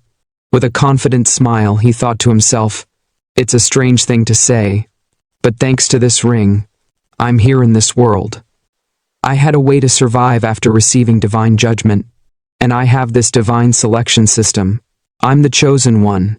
There's no normal path for me. This system makes everything possible." Seeing his unwavering confidence, Sakura admired him and said, "Master, as you said, you'll definitely become a legend. I believe in you, Master." Hearing that, Tsuyoshi activated his lightning power and gripped his sword in his left hand. He looked at the darkness monsters and said, "Good, let's go." Then, with a grin, he added, "Right, this is my second question."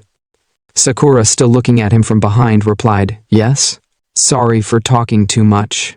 Without turning to her, Tsuyoshi asked, "In case I fight a level 10 warrior along with dozens of minions at the same time, what level should I aim for at the very least?" Sakura pondered for a moment, placing a finger on her lips. "I don't know why you're asking that, but given that situation with that many enemies, you'd need to be at least level 12 to have the advantage." Hearing that, Tsuyoshi stood in front of the darkness monsters and, without looking back, muttered, "Level 12, huh? It's decided then. I'll reach level 12 in about a week." At that moment, the system notification popped up, revealing Tsuyoshi's current status. Level 6. Class Warrior. Equipment Fox beastman set. Weapon, black freezing flash sword. Skill, thunder chain fall. Legendary skill, heaven shaker. Combat power, 8,800. As Tsuyoshi stepped through the gate and entered the house, all the darkness monsters turned to him. Behind him, Sakura watched over him, supporting him silently. Meanwhile, Tsuyoshi gripped his sword and said, "Leave this one to me, Sakura." Holding his sword in front of him, he thought, "I'll use the system to its maximum capacity from now on." Activating his divine eye, he analyzed the monsters. The skill revealed their main weakness, their slime cores. If the main body was damaged, the core would be exposed, glowing brightly. During this time, its location could be pinpointed. Seeing the information before his eyes, Tsuyoshi tightened his grip on his sword and thought, "I see. Despite their elemental weakness being thunder, their core is also marked as a weak point. At my current level, hitting the core directly with thunder chain fall is the best way to win." Then, suddenly, he leaped into the air. "First, I need to find where their cores are located." Sakura watched Tsuyoshi with excitement and shouted from behind, "If it hits you, it might corrupt the body part it touches. Please be careful." Tsuyoshi charged at the darkness monster, his eyes scanning it carefully. Suddenly, he smirked. "Found it. With my ultimate physique, I can tank its attack," he thought to himself. Activating his ultimate physique, he swung his sword in a single, devastating strike, slicing through the monster in one blow. "Once I get close," he started to say. But then his expression changed. He stared at the monster in shock. Wait, its core isn't in its chest? Before he could process it, the monster regenerated almost instantly. "You already recovered this much? What terrifying recovery speed," Tsuyoshi muttered. However, he noticed something. The monster's health didn't fully replenish, leaving a small part of its MP empty. At that moment, the monster lunged at him. Tsuyoshi quickly raised his knife like a shield and taunted, "Oh, you plan to eat me? You've sadly picked the wrong opponent." Activating his ultimate physique again, he focused all his strength into his arm and grinned. "You're just like a bug flying into a fire." With sheer brute force, Tsuyoshi split the monster clean in half. "Let me rip your mouth open." Sakura watched from behind, her eyes wide in disbelief. His power is enormous.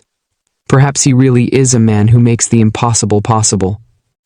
But just as before, the monster tried to regenerate. However, this time its core was finally exposed. Tsuyoshi locked eyes on it and smirked. "There it is, so it's under your tongue." Without hesitation, he gripped his sword tightly and aimed it at the core. Taste the power of thunder. Instead of throwing his sword, he thrust it directly into the core with his bare hand, activating his thunder ability. Thunder chain fall. With a massive burst of electricity, the core shattered, completely obliterating the monster. Tsuyoshi turned to Sakura and smirked. "Looks like this request will be easy." Tsuyoshi looked at the defeated corpse of the darkness monster and muttered, "Almost all of the carnivorous darkness outside is cleared up." But then, his expression turned serious as he looked at his hand. Just like Sakura said, "The higher my level, the more experience I need. Weak mobs barely give anything anymore." A system notification popped up in front of him. Next level, 3615 EXP. The experience from these monsters is way lower compared to normal ones. I can't level up fast enough at this rate. Even though this is still faster than in my world, it's not enough. I need to rethink my strategy. Clenching his fist with renewed determination, he thought, "I have to reach level 12 in less than a week and then level 20 in a year. No matter what, I'll get there." Snapping out of his thoughts, Tsuyoshi awkwardly rubbed his head and asked, "By the way, do you have any thunder ointment left?" "That stuff is good." Sakura, holding a pouch in her hand, smiled. "Good work, master." She then checked her treasure bag and nodded. "I have 4 left. I prepared them for both of us, so master can use them as he wishes." Tsuyoshi wiped the sweat from his face with a towel and grinned. "As expected of you, Sakura. You bought the thunder oil before we came here, huh? Is it expensive? Let's stock up on oil-based items next time." The fire oil we used last time was really convenient. Hearing that, Sakura chuckled and pulled out something from her bag. Master doesn't have any money, right? Let me explain our financial situation. Tsuyoshi blinked. Wait, what? Sakura sighed. These kinds of items aren't cheap. I spent all my money to buy them. I'm sorry. Tsuyoshi scratched his head, looking confused. It's not something you should apologize for, Sakura. How much did it cost? And what about our reward for this request? I'll figure something out. Just explain it to me simply. I haven't thought about our finances at all. In his mind, he admitted, I've been too focused on leveling up and completely forgot about money. Even if I spent all of Sakura's savings, she probably wouldn't say anything. Seeing Tsuyoshi's reaction, Sakura suddenly entered full-on anime teacher mode, adjusting her posture and speaking like a pro instructor. Ahem. The price of items varies. Since thunder oil is rare, each bottle costs around 30 silver coins. As for low-level requests, the rewards depend on the value of the task or item being sought. Based on my experience, the reward for a low-level request is usually less than 1 gold coin. That's why people often hire adventurers personally to retrieve valuable lost items. Tsuyoshi, now acting like a proper student, quickly took mental notes. Damn, you know so much. Sakura continued. For example, monster cleanup requests usually reward around 50 silver coins to 3 gold coins depending on difficulty. This current request, since it involves wiping out the carnivorous darkness, should earn us about 3 gold coins. But to put it simply, we're broke. Holding some papers in her hand, she sighed. Once we finish the request, the Adventurers Guild will calculate the reward and pay us. Tsuyoshi made a weird expression and blurted out, You sound like a dependable wife. Realizing what he just said, he quickly shook off the thought and rested his big sword on his shoulder, looking at the warehouse ahead. Alright, the boss should be inside the food warehouse since it's the last place left. Let's finish this fast. Sakura, pumped up, cheered. Good luck. But just as they were about to enter, a loud voice shouted at them. Who the hell are you, barging into my farm without permission? Tsuyoshi and Sakura turned to see a group of beastmen approaching, led by a man who looked like an ordinary farmer. The farmer narrowed his eyes. I'm the owner of this place. Are you adventurers? What's a human and a half-dead-looking girl doing on my farm? A deer beastman sniffed the air and muttered, I smell thunder element residue. Did you guys exterminate the carnivorous darkness outside? A leopard beastman crossed his arms and scoffed, Impossible. A human and a half-dead girl taking out the carnivorous darkness? That's way too difficult for just one party. Are they here for that too? Then, from the back, a young green beastman warrior angrily shouted, I see. You're after the cardiolist, aren't you? We already took this request. The cardiolist drop belongs to us. Another member of their group shouted. Looks like the rumors about the cardiolist have already spread. Tsuyoshi, completely lost, scratched his head. What the hell is a cardiolist? Also, we took this request from the guild, so maybe there's some misunderstanding? Before he could say more, Sakura suddenly cut in. Wait, please. Her expression turned shocked as she clutched her chest. Cardiolist, drops from this bee-boss? The farmer rubbed his head in confusion. Yeah, that's right. I made the request to the guild, but I didn't expect adventurers to come this fast. So, you don't know about the boss's drop? Tsuyoshi and Sakura exchanged glances. The beastmen party in front of them suddenly tensed up, preparing for battle. The leopard beastman pulled out his bow and glared. Since you don't know, then leave. This is our job. If you interfere with the cardiolist, we won't show any mercy. Tsuyoshi, still not understanding what was happening, got into a combat stance. Hey Sakura, what the hell is a cardiolist? Sakura, also preparing to fight, clenched her fists. Master, do not give up on this request. That item is extremely valuable. She took a deep breath and explained. Cardiolist is a rare drop from a dark boss. Once purified, it can be used to connect with dark zones. The experience rate and drop quality inside a dark zone are 10 times higher than normal areas. Any adventurer looking to power level would kill for one. If sold at an auction, it would go for 100 gold coins before purification. After purification, it's worth at least 150 gold coins. Tsuyoshi's eyes widened, sweat rolling down his face. It's that expensive? Clenching his fists, he muttered, "We have to get it at all costs. This is the key to reaching my goal."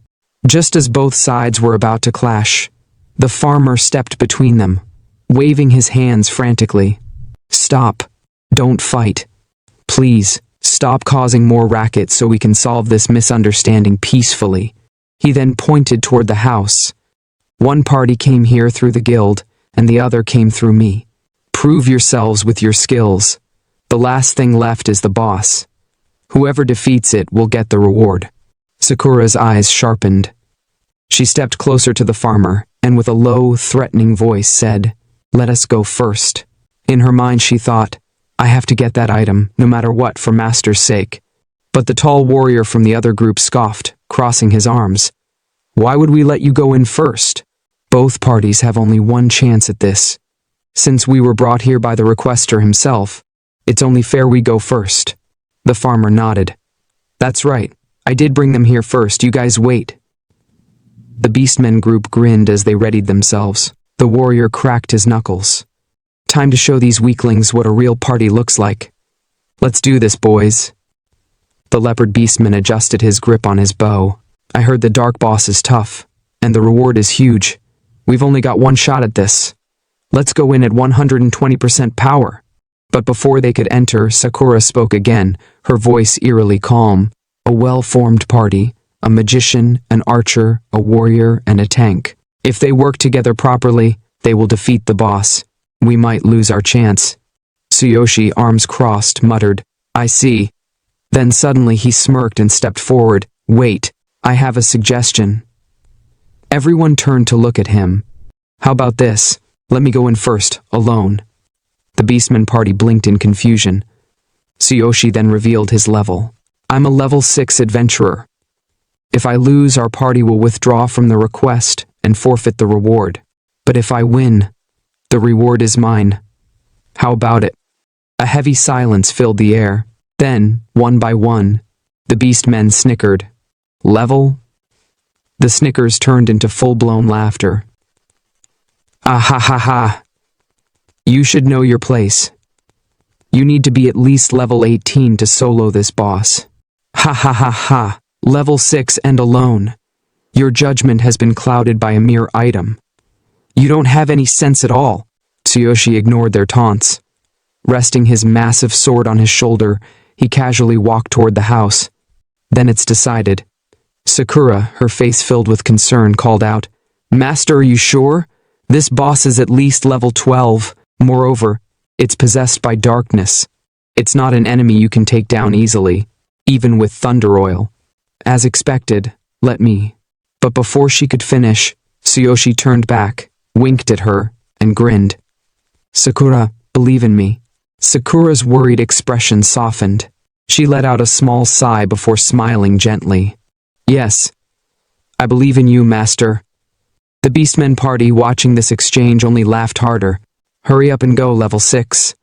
I can't wait to see you get mercilessly slaughtered by the boss." But Tsuyoshi didn't react. He just smiled and muttered, "Mercilessly killed, huh?" Then his expression turned serious. Without another word, he walked straight toward the house. "Let's see if I'll be the one getting killed mercilessly." His eyes flashed with determination, or the boss will. As Tsuyoshi stepped toward the house, the deer beastman narrowed his eyes, feeling a strange shift in the air. Was it just me, or did his aura completely change? He muttered under his breath. Tsuyoshi ignored the murmurs behind him and entered the house. His gaze locked onto the massive figure before him. His voice was low and threatening. "So, you're the strong opponent Sakura mentioned, but now I'm more interested in that item you hold, Cardiolist." In front of him stood a monstrous abomination. Just like the previous slime creatures, it had a slimy exterior, but this one was massive, with deep red eyes that glowed ominously. The beastmen outside gasped. Oh, oi, that thing is level. The B-boss. Don't you think it's way too B-big? It's possessing the Sacardiolist.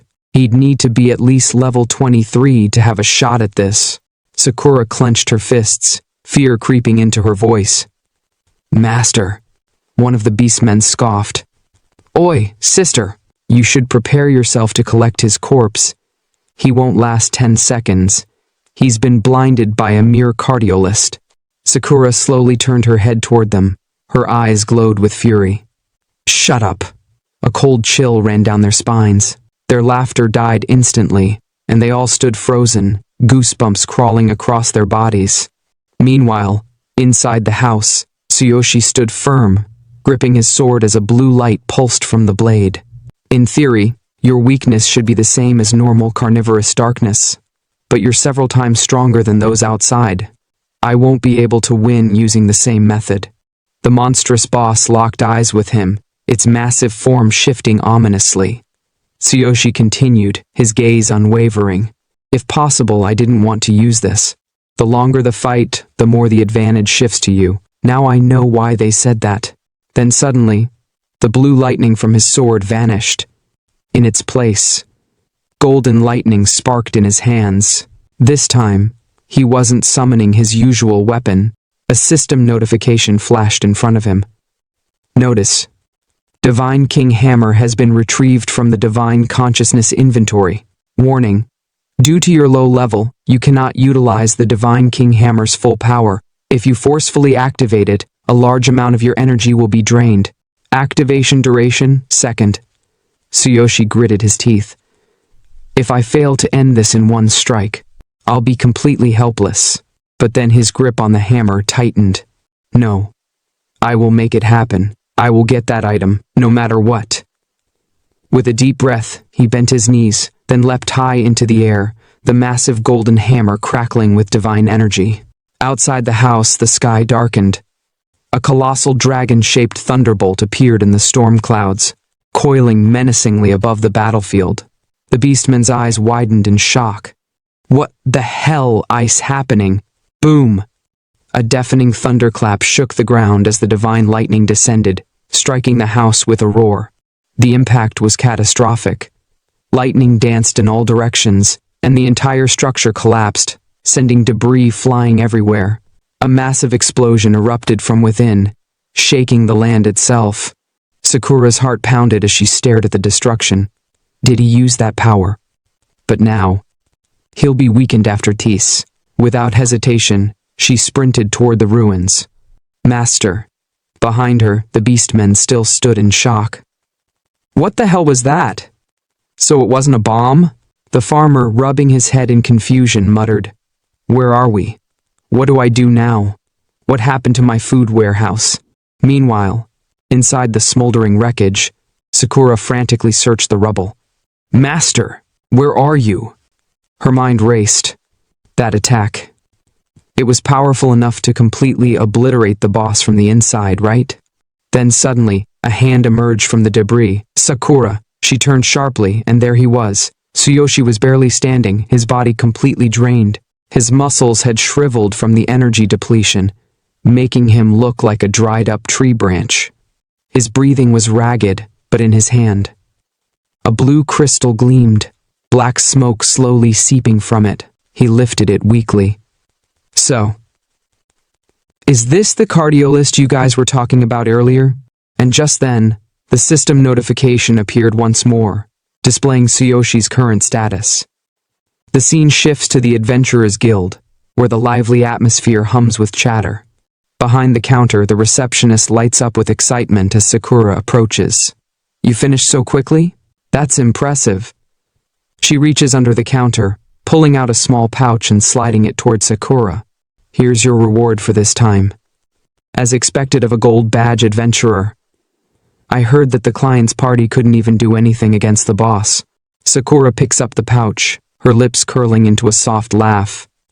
Thank you, but it wasn't me. It was my master who defeated them. There's no way I could have taken down that final boss. The receptionist freezes. A bead of sweat rolls down her cheek as she stares at Sakura. Stop joking. She forces an awkward laugh. The boss was a level 14 massive carnivorous darkness. That's not something a rookie adventurer at level 6 could handle. And didn't he look like he was totally exhausted? She gestures toward the side of the guild hall, where Tsuyoshi is half sprawled on a bench, looking like he got steamrolled by a stampede of war elephants. Sakura, however, doesn't waver. She turns toward him with a knowing smile. "No, I'm sure it's because my master cleared it alone." Her voice is firm. He pushed himself to the limit, both physically and mentally. That's why he's so drained. The receptionist sighs, shaking her head as she leans on the counter, cigarette pipe in hand. No, stop with the jokes," she mutters. "No matter how you look at it, there's no way he did that alone." But just then, ding! A faint spark flickers around Tsuyoshi's body. His weakness status ends. His eyes snap open, and in an instant, he springs to his feet like a superhero, sparkling dramatically in the dim guild lighting. He thinks to himself, "Phew, I didn't expect the recoil from releasing the hammer's power for just 1 second to be this much. It would have been dangerous without Sakura." Rubbing the back of his head, he strides over to Sakura and the receptionist. "Did you learn anything about cardiolist?" he asks. The receptionist immediately straightens up at the mention of the name. "Wait, did you get your hands on cardiolist?" she asks, her voice rising in shock. "If you put it up for auction, it'd fetch a huge price." "You're lucky. If you're planning to sell it, there's a large venue in the center of the city." Before she can finish, Sakura calmly cuts in with a smile. "I'm not planning to sell it," she says. "Does the shaman guild in this town require a referral? I wanted to ask for purification." The receptionist's excited expression immediately turns into a look of disappointment. "Are you planning to use it yourself?" She sighs. "You'd need to ask the shamans for that. Cardiolist must be purified and infused with magic before it can be used." Then, shifting gears, she turns away and waves a hand dismissively. "The guild is to the east of the city," she says. "I'll write you a referral letter. There's supposed to be a shaman exam in the next few days, so they might refuse you. But I'll bring the letter, so just wait." Hearing that, Sakura bows her head slightly to the receptionist. "Thank you very much." Tsuyoshi, arms crossed, looks over at her with curiosity. "The shaman exam? So even shamans have ranks?" Sakura nods and explains, "Shaman is an honorary title. Just like pharmacists and elven awakeners, they earn it through an exam and they're divided into 6 ranks: white, blue, red, black, silver, and gold. Like awakeners, only shamans can make certain medicines and items. The higher their rank, the stronger their creations, and of course, the more expensive they are." Tsuyoshi's eyes widen. "So, shamans are a whole different breed from regular adventurers?" Sakura nods again. "Yes, shamans, pharmacists, and awakeners don't usually participate in combat. They're considered nobler than regular adventurers. Not only can they make valuable medicines, but some of them can even influence the level cap of adventurers." Tsuyoshi freezes. "The level cap of adventurers?" Seeing his shock, Sakura continues, "There's a saying in the adventurer world, fear 1 high-level shaman more than 10 high-level adventurers. The medicines and items made by a capable shaman can change the tide of battle. Some high-quality medicines can even help with leveling up, so adventurers desperately seek them out. Of course, pharmacists and awakeners are also in high demand." She then lowers her voice slightly. "There's even a story about a level 80 warrior who angered a silver-rank shaman. That shaman summoned dozens of over-level 80 adventurers to hunt him down. You can imagine how that ended." Tsuyoshi rubs his chin, letting all the information sink in. Then he chuckles to himself. "I see. That's fascinating." Before he can think further, the receptionist suddenly returns, holding a letter. "Here's the referral letter," she says, handing it over. "With this, you should be able to enter the Shaman Guild and have the cardiolist purified." Sakura takes the letter with a polite nod. At the same time, both she and Tsuyoshi say, "Thank you very much." Shaman Guild. Exam day. The scene shifts to the Shaman Guild. In front of the building, dozens of people are lined up, all of them visibly shaking. The reason for their trembling? Even I don't know. Then from the crowd, Tsuyoshi and Sakura appear in front of the Shaman Guild. Tsuyoshi crosses his arms and scans the crowd. There are so many magicians here for the exam. Sakura nods. Yes. On exam day, a lot of people from prestigious families, schools, and specialized organizations show up. It's hard to get in. Then suddenly she takes Tsuyoshi's hand and pulls him toward the entrance. Let's line up. With the adventurer's referral letter, we should be able to enter. They approach a beastman shaman at the entrance. Sakura steps forward and asks, "Excuse me, could we ask for purification of a cardiolist?" The beastman shaman glances at them, then sneers. "You two? A human and a half-breed? Not possible today. It's exam day. Only shamans can enter." Sakura, unfazed, calmly holds up the referral letter. "I'm sorry, but we have a referral letter from the Adventurers Guild." The beastman's expression twists with arrogance. With a disrespectful scoff, he slaps the letter out of her hand. "I told you," he says coldly. "Today is exam day, so you can't get in no matter who gave you that letter. The exam is more important, so get lost." A tense silence follows. Then, bang! Tsuyoshi steps forward, eyes burning with fury. Standing between Sakura and the beastman, he raises his voice. "We won't be doing that." His voice booms through the entrance. "We have a referral letter, so you have to let us in." The beastman shaman raises an eyebrow, amused. He steps closer and looks down at Tsuyoshi with a smug grin. "Nice courage, kid." His voice drips with mockery. "But let me make something very clear. Here at the Shaman Guild, we hold the power. No matter how many days pass, you can't get in until the exam is over." The arrogant beastman barely finishes his sentence when Tsuyoshi takes a step forward, his eyes burning with fury. But before he can do anything, Sakura quickly grabs his arm. In a hushed voice, she warns, "Master, if you make him angry here." Before she can finish, a deep, commanding voice echoes from the guild entrance. "What's all this commotion about?" Everyone turns to see an old beastman stepping out of the guild building. He has a long, flowing beard and leans on a sturdy staff, exuding an aura of authority. His sharp golden eyes scan the scene. Immediately, the arrogant beastman straightens up and bows slightly in respect. "President Doug, I apologize for the disturbance." He glares at Tsuyoshi and Sakura before turning back to the old man. "These rude outsiders showed up on exam day to request the purification of a cardiolist." He gestures sharply toward Tsuyoshi. "We already refused them, yet they continue to demand entry." Then he puffs up his chest and says confidently, "President Doug, allow me to handle this." But before he can finish, Tsuyoshi cuts in sharply. "Are you the one in charge here?" His voice is firm, unwavering. "I have a guild referral letter, so I want you to let me in." The arrogant beastman's face twists with rage. "How dare you speak to the president like that?" But before he can even finish, the old beastman, Doug, raises a hand, cutting him off. "A shaman shouldn't make so much fuss." The old beastman, President Doug, strokes his beard as he eyes Tsuyoshi.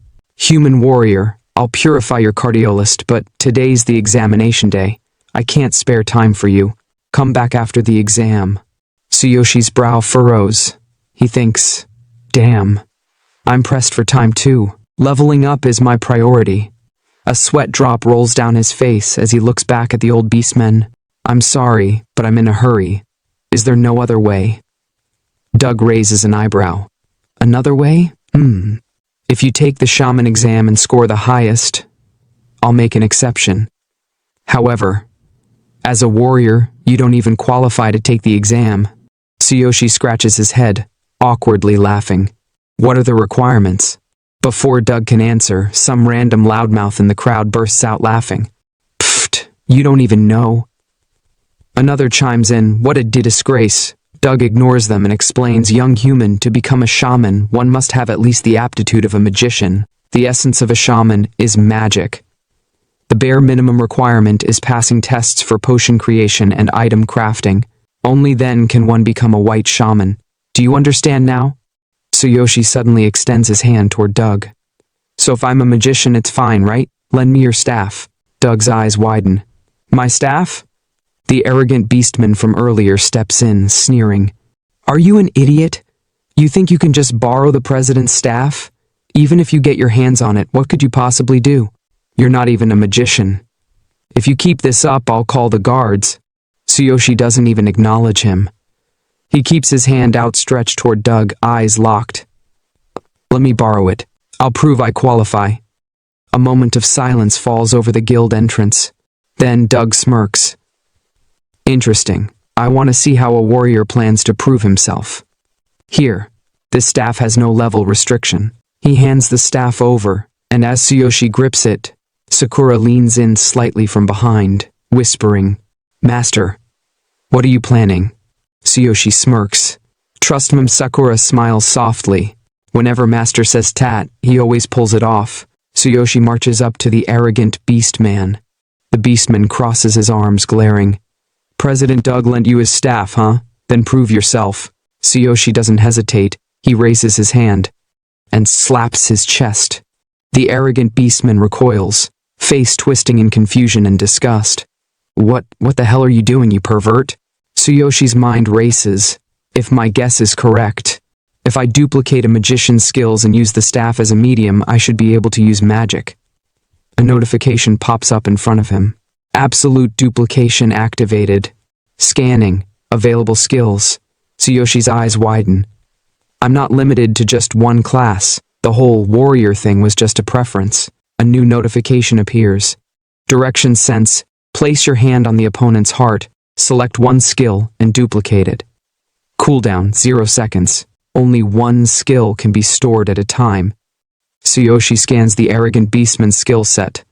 Oh ho, this one looks good. Shining support costs 30 MP. Initiates a bright flash of light, dazing enemies for 3 seconds. Tsuyoshi locks in his choice. The staff in his hand begins to glow. A soft yellow aura surrounds his body. The arrogant beastman's face turns redder. What are you doing? I knew you were into some weird stuff. Bruh. What?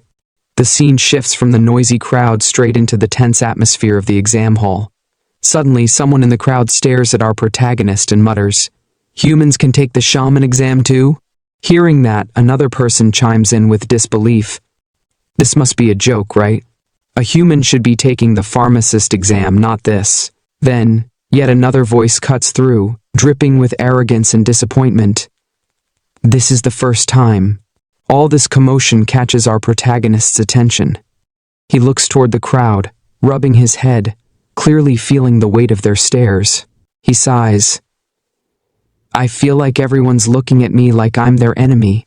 Standing beside him, Sakura glances over and says, Master, you're the first human ever to take the shaman exam, so they probably assume you're up to something. Hearing that, our protagonist's expression shifts from anxious to excited, like flipping a switch. His eyes light up as he turns to Sakura, exclaiming, Am I the first? Seriously? Sakura looks at his hopeful eyes, gives a small nod, and says, Yes. She continues explaining, Humans have a class called pharmacist. It's similar to the beastmen shamans and the elven awakeners. There are no rules banning human participation, but customs have been followed for so long. These 3 classes each have their own factions, and stepping into these factions will naturally be seen as a provocation. Our protagonist's excitement dims slightly as he lowers his voice and responds, No way. I just wanted to get our cardiolus purified, not provoke someone. Sakura leans in slightly, her voice matching his low tone. Well, I understand. There's no violation of the rules, so Master can do as he believes is right. But before the conversation can go any further, a beastman suddenly appears beside an older beastman, the president of the Shaman Guild. The younger beastman says, I'm not disagreeing with President Doug's decision, but... Sweat trickles down his face as he forces a slight uneasy smile. He continues, If we set this precedent, won't it affect the authority of the beastman shaman faction? And Vice President, I also doubt whether that human can even make potions. He doesn't have the basic staff. Hearing this, the old beastman, President Doug, replies calmly, But I lent him a staff, didn't I? The point of today's test is to see if he can make potions. Doug's gaze shifts toward our protagonist, and a memory flashes in his mind, recalling the first time he witnessed our protagonist using magic. With a curious glint in his eyes, he adds, I'm just curious about his potential. In his thoughts, Doug reflects, It was just for a brief moment, so perhaps no one noticed, but I could feel magic waves coming from him. I've only seen potential like that in the genius shaman, Kevin. The Vice Guild Master, looking skeptical, scoffs. You're joking. That human kid could never compare to that young genius. He wouldn't even be fit to carry Kevin's newest disciple's sandals. Doug's expression sharpens as he responds. Kevin's new disciple is here too? Was it Fullen? The Vice Guild Master nods. Yes, she's aiming for first place, as she should. Even Kevin probably praises her, saying she's a genius beyond his younger self. The camera shifts and we see her, a beast girl with a book in her hand. Her name is Fullen. From the crowd, someone whispers, "So that's Kevin's new female disciple? She's really young. Seems like she's a genius too." Another beastman adds, "Apparently she could make potions on her own a year ago, but she was too young and got disqualified because of age restrictions. This time, she's aiming for first place." A third voice chimes in, "She must be a genius. As for us, if we pass the exam, we can consider ourselves lucky." Hearing all this chatter about herself, Fullen snaps her book shut with a sharp thud and mutters in a disappointed tone, "These weaklings are so noisy." Seeing her confidence, the Vice Guild Master steps forward, addressing the participants. The shaman exam is about to begin.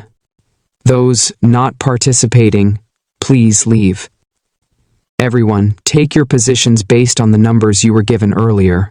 Hearing the announcement, Tsuyoshi looks down at the small slip in his hand and mutters, "I'm number 15. I'll head over." His voice is calm, but there's a hint of excitement bubbling underneath. Sakura flashes him a bright, encouraging smile and says warmly, "Good luck. I'll wait outside." As Tsuyoshi steps forward, the Vice Guild Master speaks up, his voice carrying through the hall. The numbers are written on the floor. Tsuyoshi glances down, spots the large 15 feet etched clearly into the ground, and nods to himself. Here it is. Just as he's settling into position, Fullen, Kevin's star disciple, turns her sharp gaze toward him. She eyes him with a mix of curiosity and disdain, her voice cutting through the tense air like a blade. A human. Tsuyoshi feels her eyes on him, and for a brief, weird moment, his imagination runs wild. He pictures Sakura and Fullen standing side by side, both gently laughing at him. The contrast between Sakura's warm smile and Fullen's cold demeanor makes him rub the back of his head awkwardly. With a sheepish grin, he replies, "I'm Tsuyoshi." In his mind, though, he's thinking, what a cute beast girl. She's totally different from Sakura. But Fullen isn't here to make friends.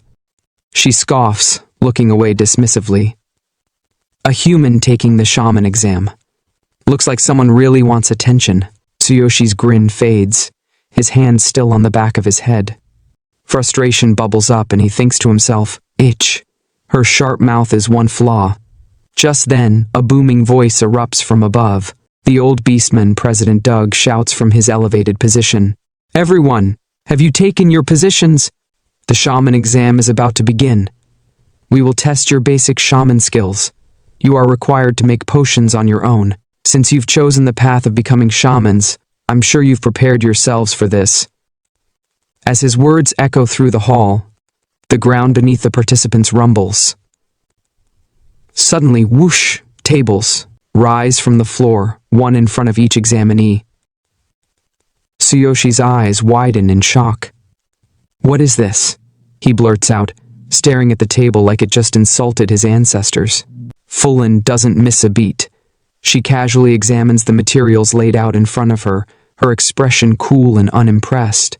Glancing sideways at Tsuyoshi, she remarks with a smirk, "You don't even know what a shaman refining station is? Maybe you should just go home." That does it. Tsuyoshi's frustration boils over. His face tenses, his hand clenches into a fist, and he mentally growls, "Leave me alone." But instead of lashing out, his mind shifts gears. His frustration turns into focused curiosity as he stares at the refining station. The refining station? The way potions are made in this world is still quite old-fashioned. His thoughts drift to his past life, comparing this primitive setup to the advanced tech back home. In my world, we had that. No, it's capsules. The videos I watched showed everything fully automated, Way more advanced than this. From the stage, the old beastman bellowed, "Vice President Pig will announce the test details." Vice President Pig, yes, literally named Pig, dramatically raised his staff to the sky. Then, with a loud thunk, he slammed it to the ground. A glowing yellow magic circle spread out from the staff, expanding toward all the participants. Tsuyoshi glanced at the slip in his hand, now glowing faintly. It read, "Basic energy potion, quantity, 3, time limit, 1 hour. So this is the test," Tsuyoshi thought. He rubbed his temple. 3 basic energy potions in 1 hour. Let's see how the others handle it. The old beastman continued. The first hurdle is selecting materials. On your refining table, there are various ingredients. A certain level of knowledge is essential. Most amateurs don't even know there are 3 key materials for a basic energy potion. A wave of panic rippled through the crowd. Participants groaned, their faces twisted in confusion as they stared at the random pile of herbs and powders in front of them. Tsuyoshi raised an eyebrow. Are there really this many people who don't know what to choose? Fulin, cool as ever, commented without even looking at him. It's pathetic that they can't even remember the basic materials for such a simple potion. She effortlessly picked out the correct ingredients, her hands moving with speed and precision. Tsuyoshi's jaw dropped. Amazing. That was fast. With a swift motion, Fulin summoned her staff out of thin air, a confident smirk on her face. Passing first place is the bare minimum Master Kevin expects. I'll accomplish it with ease, she thought. Vice President Pig's eyes lit up. As expected from Kevin's disciple, she's already started. The old beastman nodded, stroking his beard. Her precision and speed are impeccable. This test must be child's play for her. Fulin crushed the selected materials, her movements sharp and efficient. She expertly extracted the essence needed for the potion, her focus unwavering. Tsuyoshi watched in awe. She's got a sharp tongue. But she's amazing, he admitted. Activating his divine eye, he thought, I should try to imitate her techniques. The old beastman couldn't hide his excitement. Kevin's judgment was spot on. Fulin's use of magic is meticulous. Vice President Pig chimed in proudly. She's definitely destined to be an outstanding shaman. Before they could finish hyping her up, Fulin completed the potion-making process, pouring the glowing liquid into 3 glass tubes. The old beastman announced, "The next step is the most critical, refining." Fulin's eyes glowed with a fierce green light as she concentrated. The potions floated mid-air, surrounded by an aura of green energy. Refining is the key to potion making, the old beastman explained softly. Merging materials with magic tests one's true power. This is the ultimate trial. But for Fulin, it's no challenge. If things go as expected, he thought, she'll definitely secure first place. But then his gaze shifted to Tsuyoshi, who was still standing there, doing absolutely nothing. Hasn't he started yet? What is he doing? Before the old beastman could say anything, Fulin shouted, "Solidification done!" She grinned smugly. That was easy. I'm the best. Fulin's on top. She waved at the judges, clearly expecting applause. The old beastman and Vice President Pig walked over, nodding in approval. Very well. After you're done, please wait until the end of the test for your work to be evaluated, the old beastman said. Fulin clicked her tongue, annoyed. Shh! I have to wait for them? She glanced sideways and caught Tsuyoshi still staring at her. Her face turned red. What are you looking at, pervert? At that exact moment, Tsuyoshi's system notification popped up. Analysis complete. Divine Eye deactivated. Target's actions fully analyzed. Without missing a beat, Tsuyoshi shifted his focus to his own table, calmly beginning his potion-making process. It's nothing. Thank you, he replied, not even looking at her. Fulin's tail flicked, wagging slightly as she huffed. All right, you've got to start now. No time to waste. Even if we had more time, you wouldn't. But she stopped mid-sentence. Her eyes went wide. And she wasn't the only one. The old beastman and Vice President Pig gasped, their jaws practically hitting the floor. Our protagonist grips his staff tightly, eyes locked on it with intense focus. Suddenly, ding! A system notification pops up in front of him. Notice, would you like to optimize the analyzed action? Without hesitation, he mutters one word. Optimize. Boom. Like magic on steroids, all the materials on his table shoot into the air, whirling around him like he's the eye of a magical hurricane. Another notification blares. The correct materials have been automatically selected. They've been automatically crushed. Powerful refinement is in process. The crowd, floored. The beast girl, Foolin, stares with her jaw practically on the ground, thinking. He's selecting materials and crushing them. At the same time, no, he's refining them too. I didn't know he had this kind of power. But it doesn't stop there. Our protagonist stands calm in the chaos, his staff glowing like a beacon of dominance. The vice president, Pig, nearly chokes on his own words. He was hiding his power all along, selecting, crushing, and refining simultaneously. That's the technique Kevin used during his shaman exam. Simplifying the process. This isn't just impressive, it's genius. Could he be on par with Kevin's level? Meanwhile, our protagonist, stone-cold focused, holding his staff steady as the materials swirl, merge, and refine with flawless precision. No sweat, no struggle, just pure mastery. Cut to, outside the Shaman Guild entrance. Sakura stands alone, hands clutched to her chest, her heart pounding with worry. I wonder how Master is doing in the exam. I'm still worried, but I trust you, Master. Her expression softens, but there's a hint of sadness creeping in as she thinks again. I wonder if Master will face any disadvantages in potion making. Our protagonist is deep in concentration, refining the potion materials with the help of his trusty system. Suddenly, ding, a new notification pops up.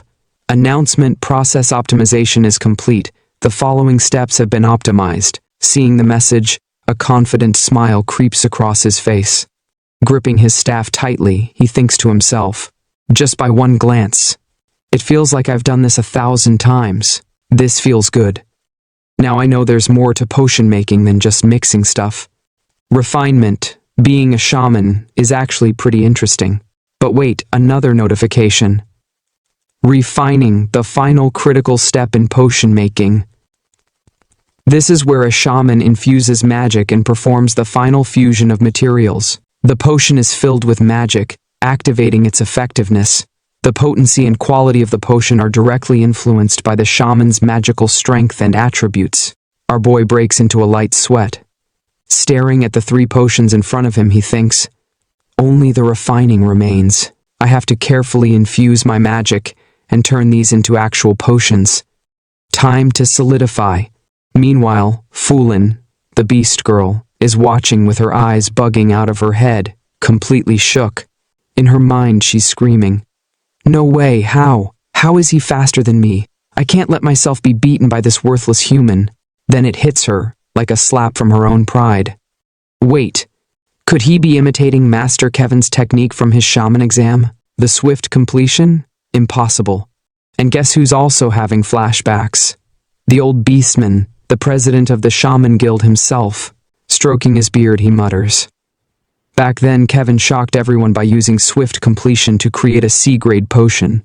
That potion didn't seem like it was made by a white shaman at all. He squints, lost in thought. I was the judge at that time too. Even I struggled to make a C-grade potion back then. Suddenly, bam! The vice president Pig bursts out in fake enthusiasm. A mere human creating a C-grade potion is a great feat. It must have gone smoothly because he carefully extracted the materials. But inside, he's panicking. Ridiculous. I can't even make a C-grade potion unless I'm in a distraction-free environment. Talents like Kevin are rare. I'd be lucky to whip up a D-grade potion. For context, a C-grade potion? That's elite tier stuff. Normally, only blue shamans can pull that off by focusing their spirit. D-grade potions dominate the market, making up 80% of all sales. So yeah, hitting C-grade is like unlocking Ultra Instinct in the potion world. Ding! Another system notification pops up. Announcement. Predicting potion grade. Potions are graded from D to S, depending on the creator's skill. Our protagonist squints at the screen, thinking, There's a grading system? This isn't like the mass-produced capsules from my original world. Boom. Another notification. Announcement. Prediction result. Basic energy potion. D grade. Our protagonist raises an eyebrow. D grade, huh? Is that entry level? Well, it should be enough to pass the exam. But then, his eyes shift to the side, landing on Fulin. His competitive spirit ignites. No, I have to beat that girl. If she makes a better potion, I'll lose the top spot. As insurance, I need to make at least a C-grade potion. And here's the kicker. He doesn't even know what a C-grade really means. He's just winging it. Hey, I know you've been watching my videos without subscribing. If you hit that subscribe button, I'll whip up an S-grade potion to boost your charm IRL, maybe even help you get a girlfriend. Anyway, back to the story. Our protagonist stares at his potion tubes thinking, how should I go about this refining process to boost the grade? Then it hits him like a truck. Flashbacks from the first time he used his staff. Wait. The potion's grade is affected by magical strength and attributes. That means if I change my magic's strength and attributes, the grade should change too. Closing his eyes, he focuses hard, thinking, first, I'll boost my strength using ultimate physique. That should help adjust my magical capacity. But, how do I change the attributes? Meanwhile, the Shaman Guild president narrows his eyes, whispering, why isn't he done refining yet? It seems like he's hesitating while maintaining his magic. This isn't good. A shaman's focus directly affects the potion's success. If he can't hold it, he might fail. Pig, faking confidence but sweating bullets, snickers. I told you, there can't be that many geniuses around, just as I expected. He must have used up all his energy on material extraction. Fulin glares at our protagonist, thinking, what's wrong with you? Just finish the refining. If you do, the potion will solidify. Why are you hesitating? The pressure mounts. All the participants turn their heads toward him. Someone behind him even reaches out, sneering, hey human, you're still not done refining? If you take any longer, your magic will fizzle out. But before the hand can touch him, smack, Fulin slaps it away, snarling, don't touch him. You're distracting him, you idiot. Do you even know basic shaman common sense? Our protagonist's eyes snap open, sharper than ever. Right now, my magic has no attributes. How do I change that? Then, ding, his memory pulls up a crucial detail. Wait. The Divine King Hammer, it has a lightning attribute. When I used it before, it was infused with lightning. If I borrow its power, I should be able to change my magic's attributes. He pauses for a beat, takes a deep breath and thinks, there's no other choice. Let's try it. The old beastman, cool as ever, growled. The magic waves are unstable. It won't last long. Oh, but wait. Here comes Vice President Pig, oozing that smug energy, smirking like he just won a petty argument. Oh my, I can sense the intensity too. If the magic doesn't hold, the refining will fail. How unfortunate. But Tsuyoshi? Nah, he wasn't about to fold under pressure. His eyes flared with a brilliant blue light, and in his mind echoed the words, comfort, comfort, divine king, hammer. Bro was channeling his inner god of DIY home improvement. Then, zap, a small yellow glow flickered before him. Without missing a beat, he thrust his hand forward, thinking, grant me your power. And boy, did the power grant him. His magical energy shot through the roof like someone plugged his soul into an overcharged battery. The other participants? Jaw on the floor. The beast girl's eyes widened. His magical power suddenly surged. Like girl, yes, he's basically a walking thunderstorm now. Ding, ding, ding. Notifications exploded in front of Tsuyoshi like he just leveled up in a video game. Strengthen magical capacity through the ultimate physique. Current magic capacity, 3,500. Shining has been enhanced. Current magic attribute, lightning. Duration, 6 seconds. Tsuyoshi smirked, thinking, just as I thought. The lightning attribute has been endowed. It'll only last a few seconds, but that's enough. Let's finish this. With a mighty roar, he hoisted his staff into the sky, lightning crackling around him. Refining final solidification, he bellowed, as if he was summoning the gods themselves. Sweat poured down his face, like he just ran a marathon through a sauna. But he stood tall, grinning, basic energy potion complete. Wiping sweat from his forehead, he muttered, "Didn't expect changing attributes and using magic to be this exhausting. Was it really enough to surpass her?" Meanwhile, Vice President Pig's cocky grin vanished faster than free snacks at a party. He wiped sweat from his own brow, mumbling, despite it being unstable, he succeeded in both refining and solidifying. The old beastman squinted, suspicious. It's certainly strange, was it not unstable after all? Just now, I felt the presence of a different elemental wave. What in the world did he do? Tsuyoshi, blissfully unaware, glanced around, scratching his head. What's going on?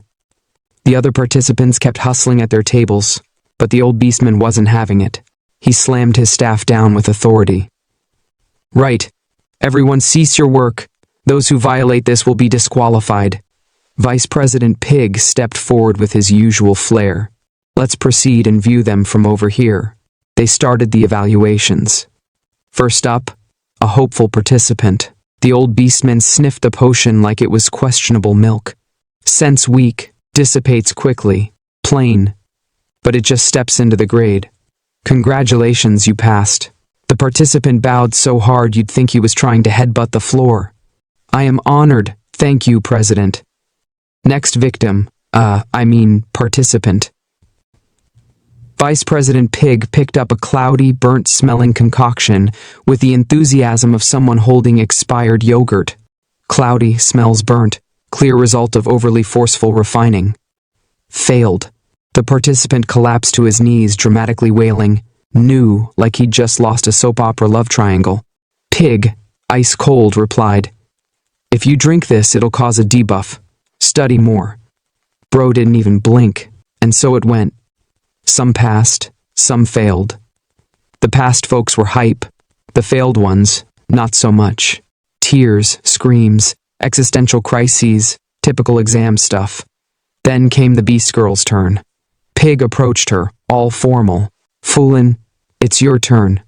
Is Kevin doing well?" She bowed respectfully. "Thank you for asking. Master's doing pretty well." Pig chuckled softly. "I am glad."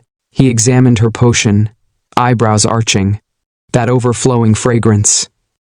This one looks promising. Fulin's palms were sweating harder than Tsuyoshi during his final solidification, but after a tense pause, Pig grinned. The scent is rich and lasting. It's a pure potion. This is a C-grade basic energy potion. Boom. The crowd lost it. Whispers flew like gossip in a high school hallway. Whoa, a C-grade? That's the same as the genius Kevin? She's skilled just like him. As expected of Kevin's disciple, she's definitely taking first place.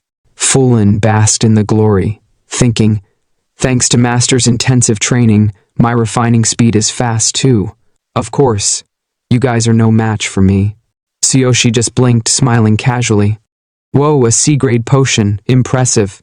But then, dramatic entrance time, the old beastman appeared right in front of Tsuyoshi. Tsuyoshi, it's your turn. Tsuyoshi turned, scratching his head again. Double L, I did what I could. Vice President Pig snorted. You're not confident. At best, it'll probably be a D grade. But the old beastman cut him off.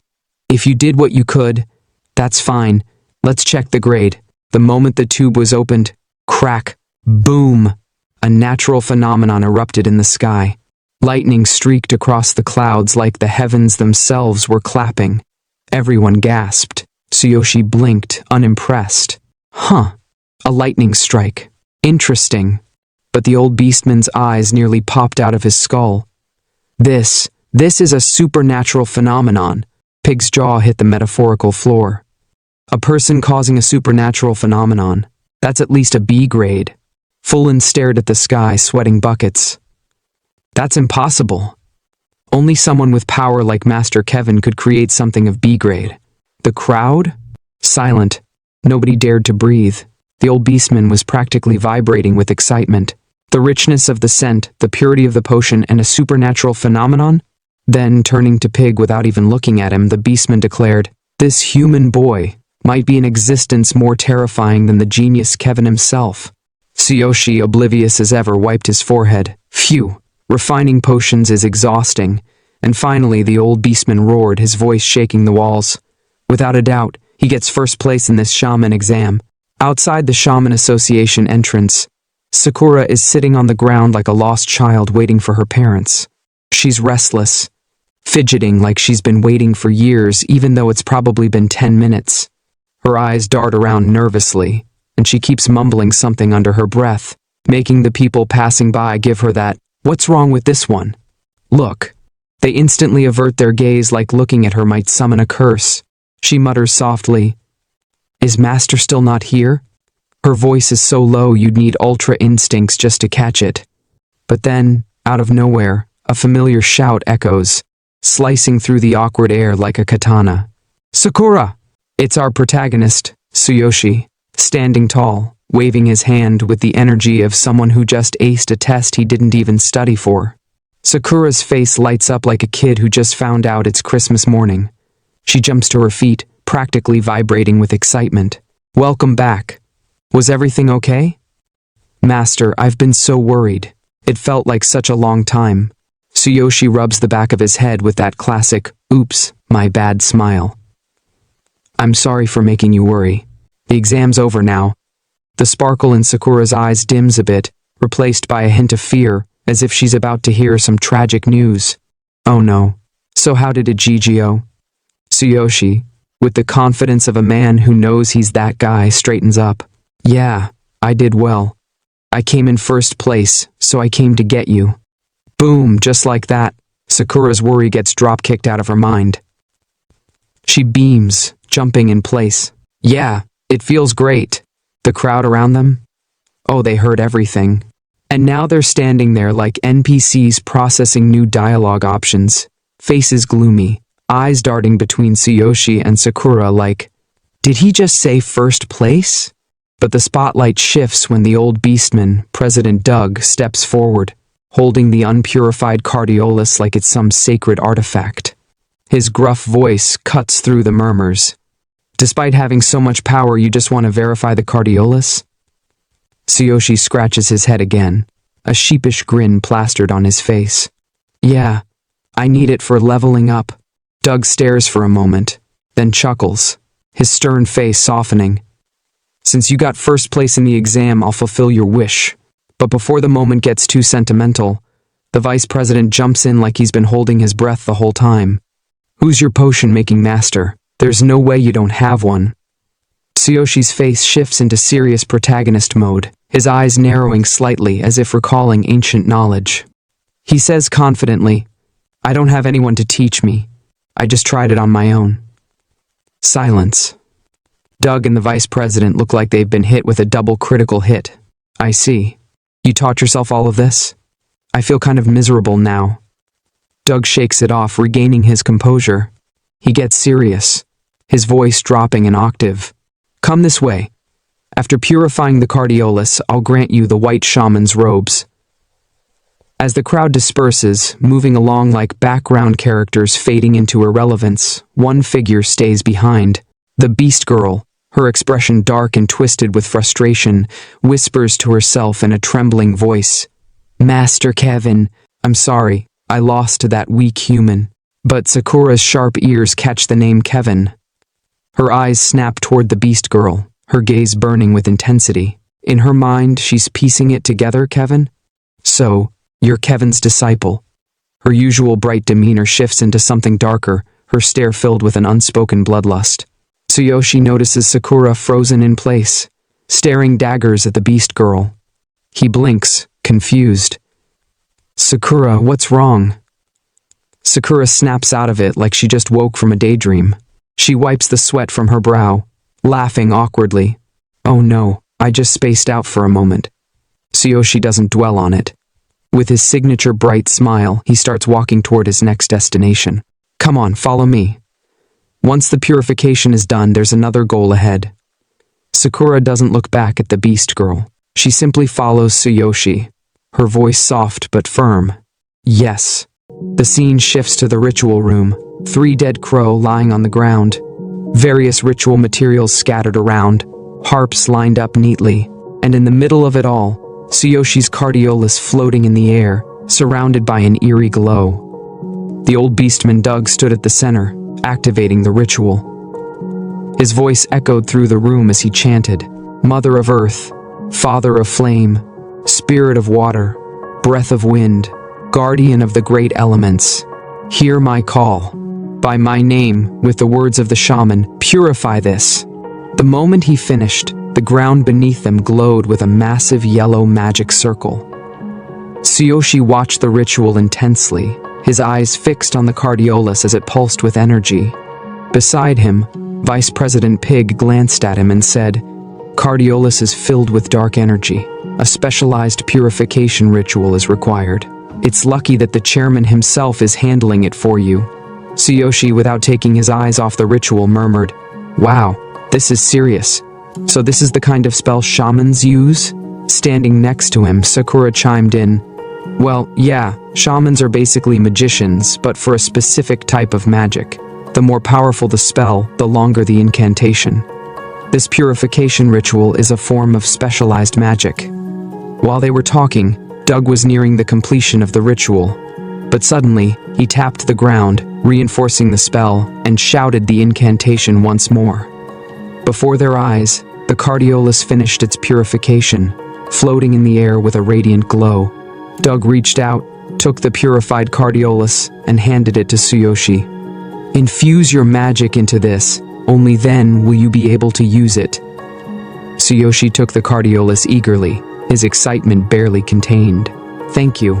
What an incredible ritual." Doug, standing beside him, stroked his beard and said, "Cardiolus is classified into low, medium, and high grades. Even if it's low grade, adventurers often die in the dark area. After all, it's still a part of the darkness. Yours is medium grade." Tsuyoshi's eyes widened. He stared at the cardiolus even more intensely before exclaiming, "This is medium grade? Lucky. That means the experience gain in the dark area will be even higher." Doug, his voice laced with concern, warned, "Of course, the higher the difficulty, the greater the reward. However, the dark area is completely different from beginner zones. From my experience, your party should include at least 1 tank, 1 warrior, a defensive magician, and a pharmacist." Still stroking his beard, Doug asked, "Have you decided on your party members? What's the composition and number of members?" Tsuyoshi, with a calm smile, pointed at himself. "Party? There's none. I'm going in alone." At the same time, Sakura waved her hand dismissively and added, "I'm not joining either. If I do, the experience points will be divided equally." Silence. Doug and Vice President Pig looked at each other in pure shock before exclaiming in unison, "You're going to challenge the dark area alone?" Sometime later, a portal appeared before them, swirling with ominous energy. Doug pointed toward it and explained, "This is the entrance to the dark area. Once inside, you'll have 3 resets. Each time, new darkness will emerge." Continuing his explanation, he added, "In other words, you can fight darkness 3 times. After that, you'll be expelled, and the cardiolus will turn to ash and disappear." He stroked his beard once more and warned, "Once you enter, you cannot leave until you've wiped out all the monsters or time runs out." Standing beside him, Vice President Pig added, "If you happen to die, your body will be removed from the area. That's one way to get out." Tsuyoshi approached the portal, glanced at Pig, and with an awkward smile said, "You're kidding, right? I'm not coming out that way." Sakura, visibly annoyed, crossed her arms and shot Pig a glare. "Yeah, don't jinx it. That's inauspicious." Before he entered, Sakura handed Tsuyoshi a bag with a worried expression. "Master, here are some potions. I earned a lot from the carnivorous darkness request, so I restocked in large quantities. You'll need them inside, so make sure to take them with you." Tsuyoshi took the bag, examined it with a warm smile, and without looking at her said, "As expected of you. You're always so thoughtful. Wait for me to come back." He took a deep breath and stepped forward. "Well then, I'm off." Doug, still watching with concern, suddenly called out, "Wait a second. You returned the staff to me, so how will you use magic?" "If you need, I can." Before he could finish, Tsuyoshi cut him off. "Thank you, but I don't need it." Then, without hesitation, he reached into his system inventory, pulled out his sword, rested it on his shoulder, and declared loudly, "I am a warrior." The moment Tsuyoshi stepped through the portal, a notification popped up above him. Cardiolus use count, 1 out of 3. Watching him disappear into the swirling vortex, Sakura lowered her head and whispered, "Please be safe." But just as the portal closed, Vice President Pig and President Doug finally processed what Tsuyoshi had just declared. Pig's eyes nearly popped out of his skull. "Wait, you're a warrior?" Doug, equally stunned, stroked his beard and muttered, "With such magical talent. Yet he chooses to be a warrior? I wonder how much further he'll grow. I'm looking forward to it." His gaze remained fixed on the portal, watching as Tsuyoshi's figure vanished into the unknown. Tsuyoshi found himself in the middle of a dense, eerie forest. The trees loomed over him like silent sentinels, their leaves rustling despite the absence of wind. A new notification appeared before him. Remaining time, 12 hours. If you reset manually, the entrance will remain closed for hours. Looking around, Tsuyoshi processed the information. So, every time I reset, I get 12 hours before I can leave again. That's fine. I'll wipe out these monsters as fast as possible. I can't afford to waste time. With that, he dashed deeper into the forest. After some time, he stopped abruptly, crouching behind a bush. Just ahead, a pack of dark wolves was feasting on something. Their fur was pitch black, their eyes gleaming with malice, and their razor-sharp fangs dripped with fresh blood. Tsuyoshi narrowed his eyes. Dark wolves move in packs. I'll need to be careful not to get surrounded. Their attack speed isn't something to underestimate. But hesitation wasn't in his vocabulary. In the blink of an eye, he launched himself into the air, soaring towards the wolves. His mind sharpened as he prepared to strike. I can't afford to take them lightly. The fastest way to end this is to amplify my attack power with my ultimate physique. At that moment, his body exploded with power, his muscles tensing as his strength surged to its peak. With a smirk, he muttered, "Don't bare your teeth and start yapping."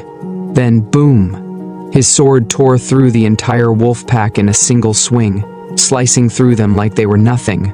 Blood sprayed, the force of his attack sending shockwaves through the ground.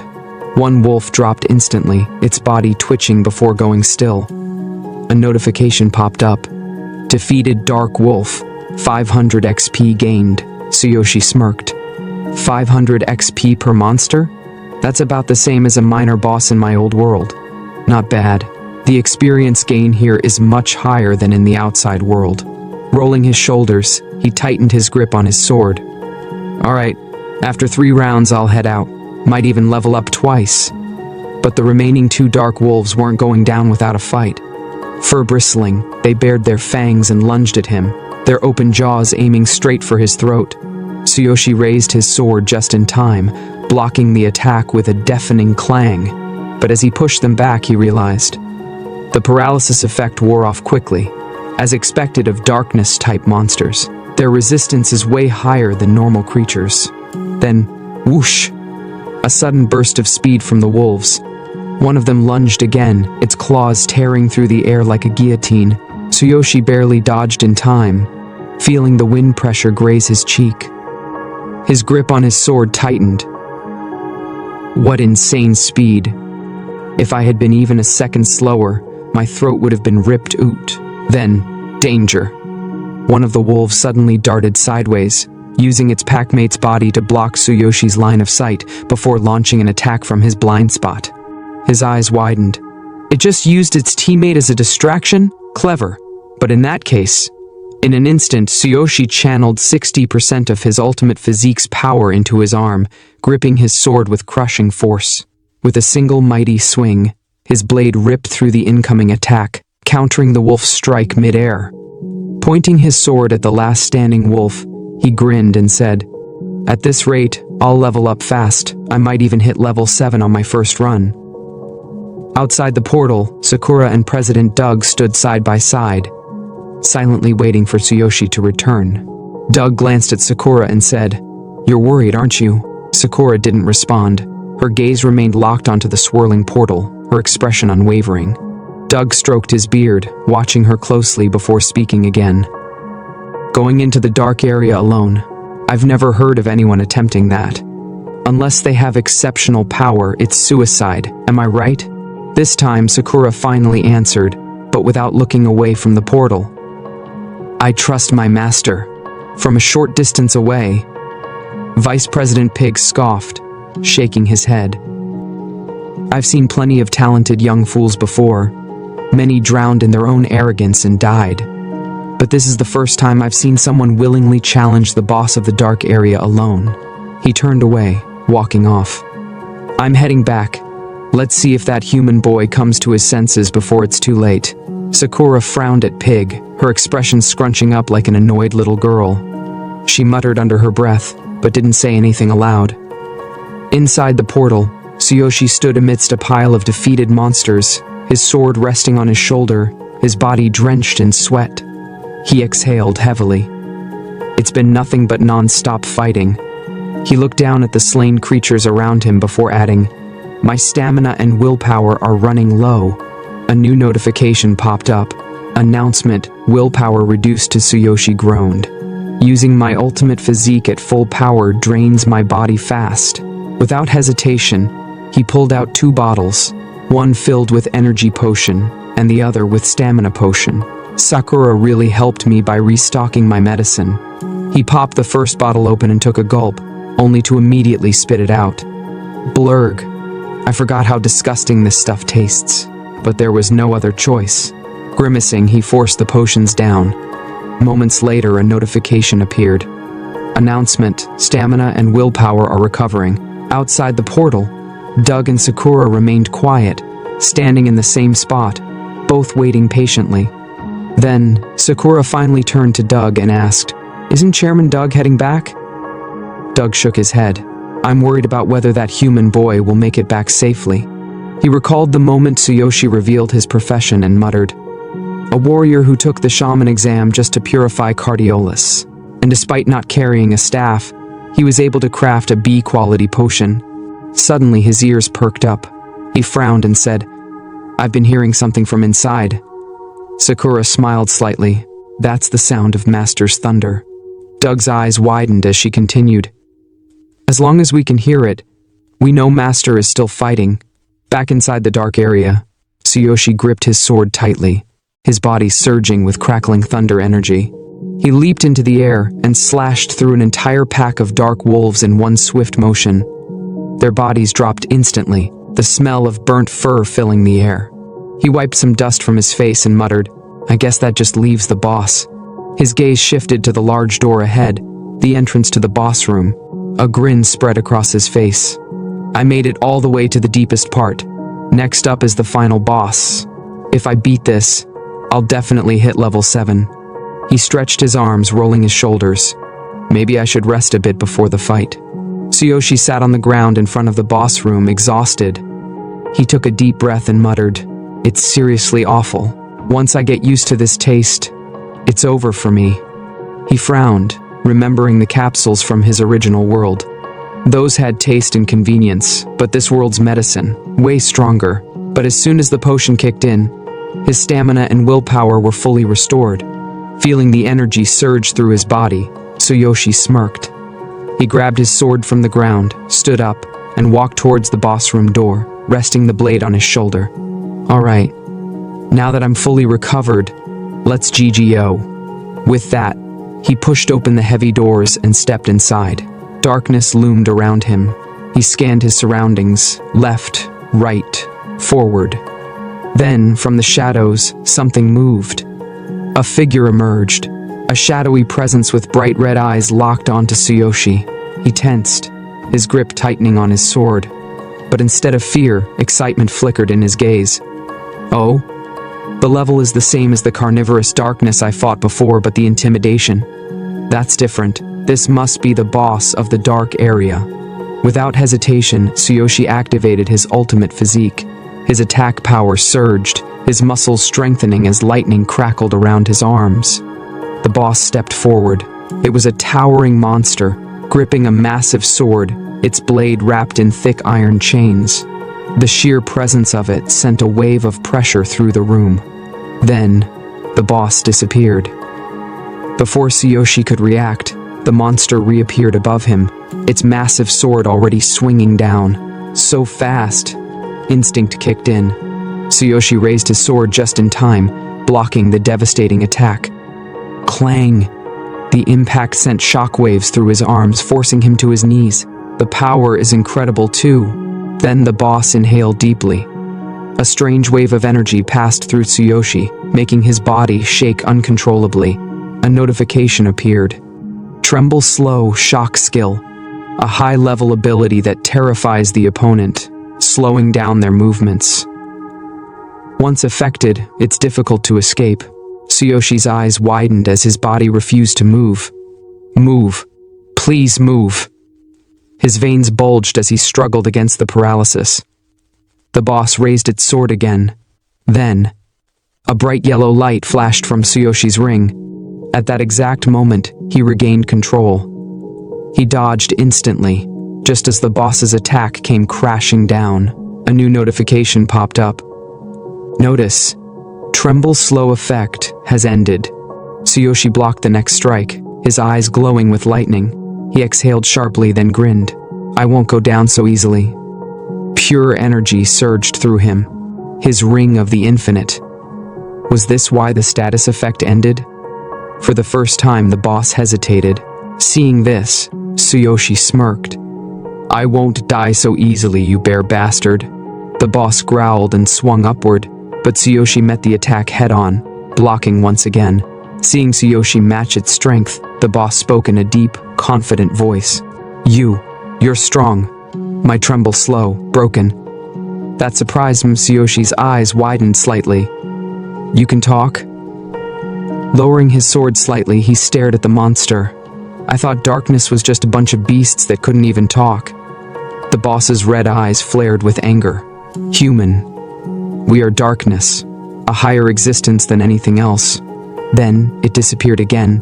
Tsuyoshi's breath caught. Again with that technique. Memories of their first clash flashed through his mind. If only I had the dark goblin's eye, I could use roaring tentacle to strike its weakness. But I left it in my original world. Just like before, the boss reappeared instantly in front of him. This time, its sword emanating a red aura. It swung down with terrifying force. Tsuyoshi blocked again, but his sword started to crack. Damn it. My weapon won't last at this rate. His vision blurred slightly. This attack, it messes with my sight too. Then, a sharp blade appeared right in front of his forehead. Too fast. Tsuyoshi's body twisted on instinct, dodging just in time but not completely. A deep cut tore through his side. Blood splattered. His health bar dropped. Damn.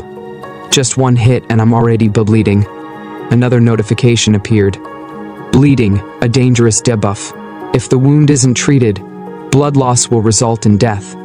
Can be cured with potions, skills, or healing magic. Tsuyoshi clenched his jaw. I don't have any medicine for bleeding. At this rate, I'll diddy I.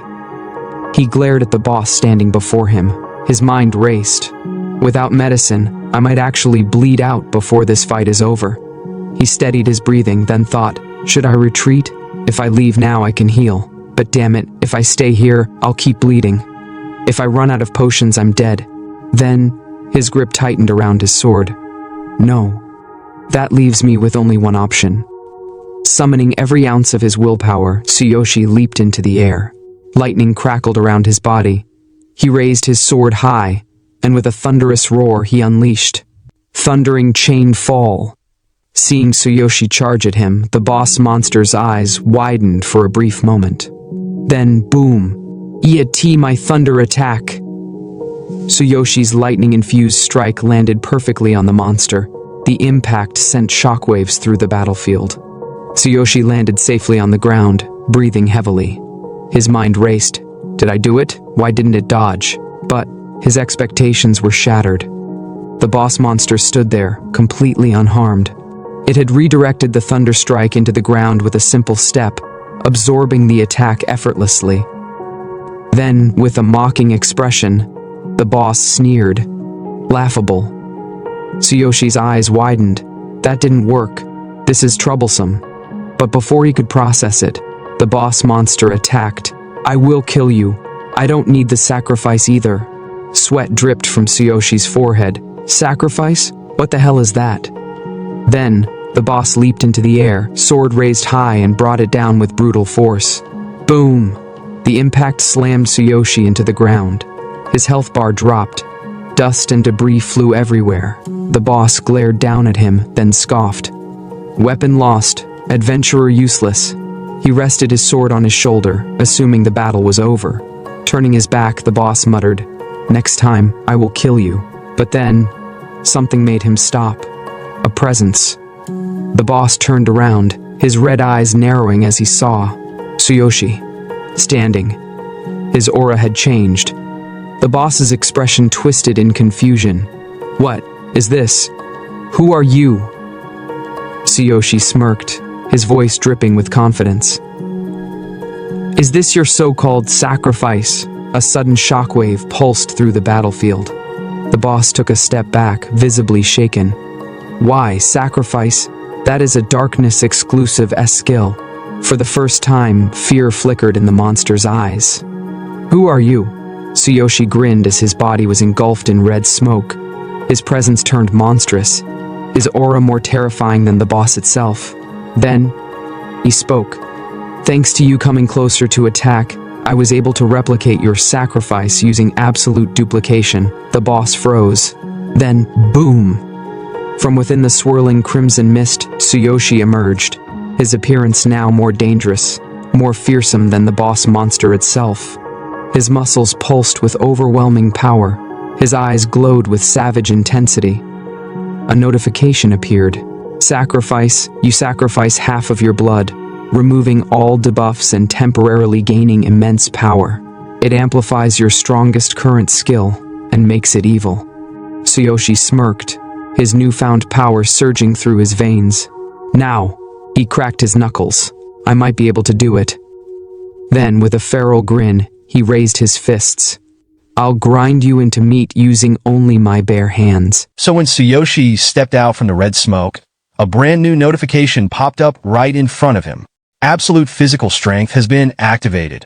Boom! The evil power of the sacrifice skill was now his. His physical strength just tripled, but at a cost, this new power put insane strain on his body. The boss immediately locked eyes on him and shouted, "Why can you use darkness skills?" Tsuyoshi just smirked, bent down, and raised his hand like it was nothing. For me, this is way too easy. Ding! The system window lit up. This is a special attribute of the Chosen One. The ability to copy and use any skill, regardless of race or level. The power of the copied skill depends on the combat power of the owner. The ground trembled as red light flashed everywhere, shaking the space with smoke rising like a volcanic eruption. The boss, wide-eyed, gasped his speed. It's too fast. But it was already too late, BM. Tsuyoshi's fist slammed into the boss. The force sent shockwaves through the air. The boss barely managed to raise his sword in defense, but the moment the impact hit, crack, his sword began to break. The system window instantly notified. Weapon durability is severely damaged. The boss gritted his teeth, staring at his sword. You're strong, but just copying a skill won't let you brute force your way through me. Ding! Another system notification. Any weapon and item can be damaged or taken away under certain conditions. Tsuyoshi clenched his wrist, his veins pulsing with raw power. I don't care how. I'm killing you right here and now. His eyes burned with determination. Using sacrifice means no health recovery. So, I only have one shot. The system window popped up again. During the use of the sacrifice skill, lost blood cannot be replenished. The evil power raged through his body, but he didn't hesitate. The boss, seeing this, threw his sword into the air and laughed. You think you can beat me that easily? Have you forgotten? I can use sacrifice too. Boom! A violent storm of blood and dark lightning erupted around the boss. His body morphed into a more terrifying form. His voice echoed through the battlefield. Your sacrifice is just a copy. You're nothing compared to me. The boss expected fear. But instead, Tsuyoshi smirked. He slowly raised his hand to the sky, and blue lightning surged through the air. Forgot something? Tsuyoshi's voice was calm, deadly. I knew you'd try to counter me, so I made sure you drop your weapon first. The boss's face froze. He whipped his head back to his discarded weapon, eyes widening in shock. You planned this? Tsuyoshi didn't even let him finish. Half your blood. That's the price you just paid. A massive surge of power erupted around him. The system registered another sacrifice activation. The boss stood there, dumbfounded, trapped in the swirling chaos. How? He's just a human. How is his power this devastating? Swoosh! Before the boss could react, Tsuyoshi's hand shot through the thick smoke, faster than the eye could see. His voice boomed through the battlefield. You're disarmed. Let's see if you can survive this. Thunder chain. Crack. A monstrous bolt of lightning crashed straight into the boss's body. The force pierced through him like a divine judgment. BZZT. The enemy's health bar plummeted straight to 0. As the boss's lifeless eyes locked onto Tsuyoshi, the protagonist leaned in slightly, his voice cold and unshaken. Now do you see? Your own senselessness. Ding! The system window flashed one last time. Boss of the Dark Zone defeated. You have successfully passed the Dark Zone. Remaining attempts 2. And just like that, Tsuyoshi had conquered the darkness. The effect of the sacrifice had ended. Tsuyoshi, looking exhausted, lowered his hands, his appearance reverting back to normal. His body trembled as he raised his shaking hands and groaned. Damn. My whole body feels like it's been ripped apart. The sacrifice skill was insanely powerful, but combined with absolute physical strength, it had completely overloaded his body. Ding! The system window popped up, notifying him that he had obtained the boss's weapon from the Dark Zone. Tsuyoshi squinted at the bright orb floating in the air and muttered, Is this really the boss's weapon? With narrowed eyes, he reached out for it and mumbled, I literally just lost my sword. Talk about perfect timing. Ding! The system window updated. A boss-tier weapon with a serrated saw blade. Any wounds inflicted by this weapon will not heal. Passive effect, bleeding. Secondary effect, blood wound. Tsuyoshi held the weapon in his grip and grinned. Oh, now this is nice. If I level up my blood attack, this thing is going to be a beast. Ding! The system popped up again. Restarting the trial will consume 1 attempt. You may return or continue exploring the Dark Zone. Attempts remaining. 2. Continuing the trial will grant plus 50% bonus experience points. Tsuyoshi's mind raced. Wait, 50% bonus XP? That's a huge boost. His body still felt wrecked, but his hunger for power was stronger. System, restart the trial, he commanded without hesitation. Ding! Level up! Tsuyoshi felt the energy surge through his body as he leveled up to level 7. He stared at his palms, flexing his fingers in shock. Damn. Even though I leveled up, the damage from the sacrifice still won't heal. That skill really does take a toll. His thoughts raced. The pain had lessened a little after leveling up, but the after effects of absolute physical strength were still present. This skill is insane. The power is unmatched, but the price is brutal. He exhaled sharply. Maybe I should exit and rest for a bit? If I go for another round, I know I'll have to use the sacrifice again. Will my body even survive it? But then, a memory of Sakura flashed in his mind. His expression turned serious.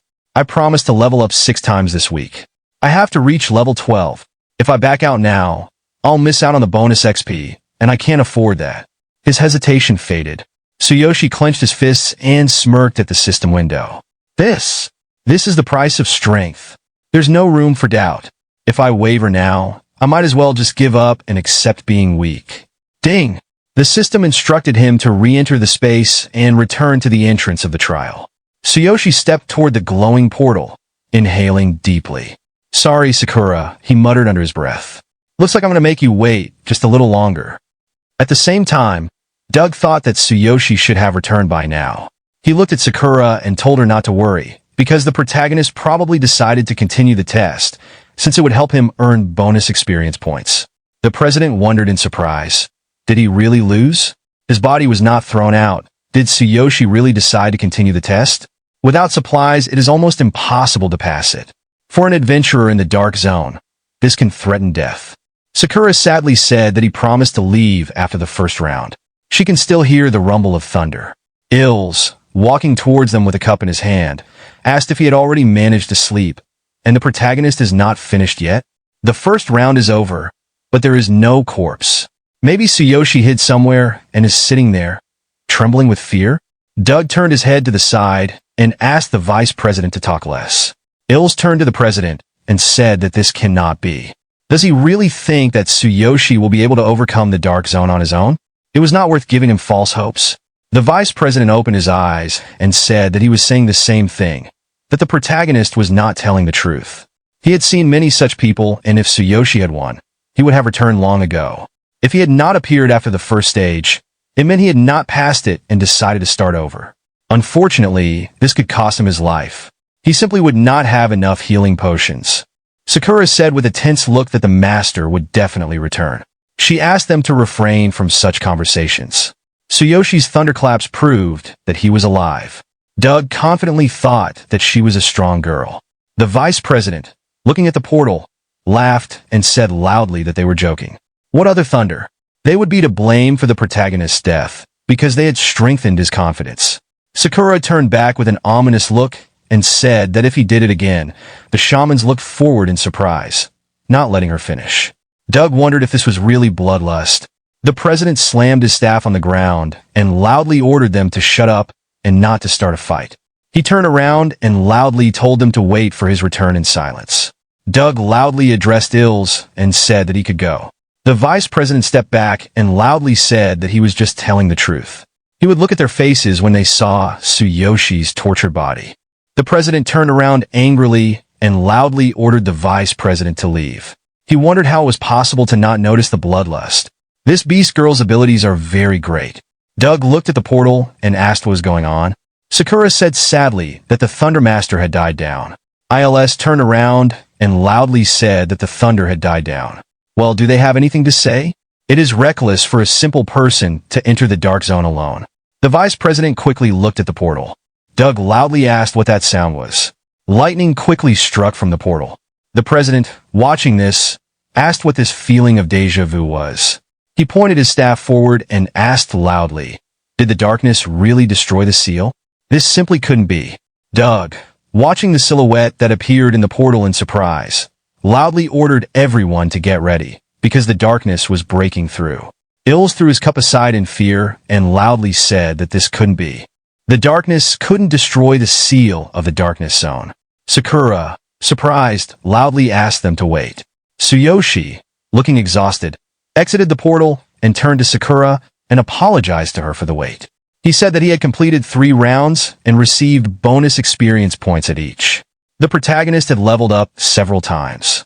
He said with a stern look that he was now level 9. Sakura quickly ran towards the falling Tsuyoshi, loudly calling out his status.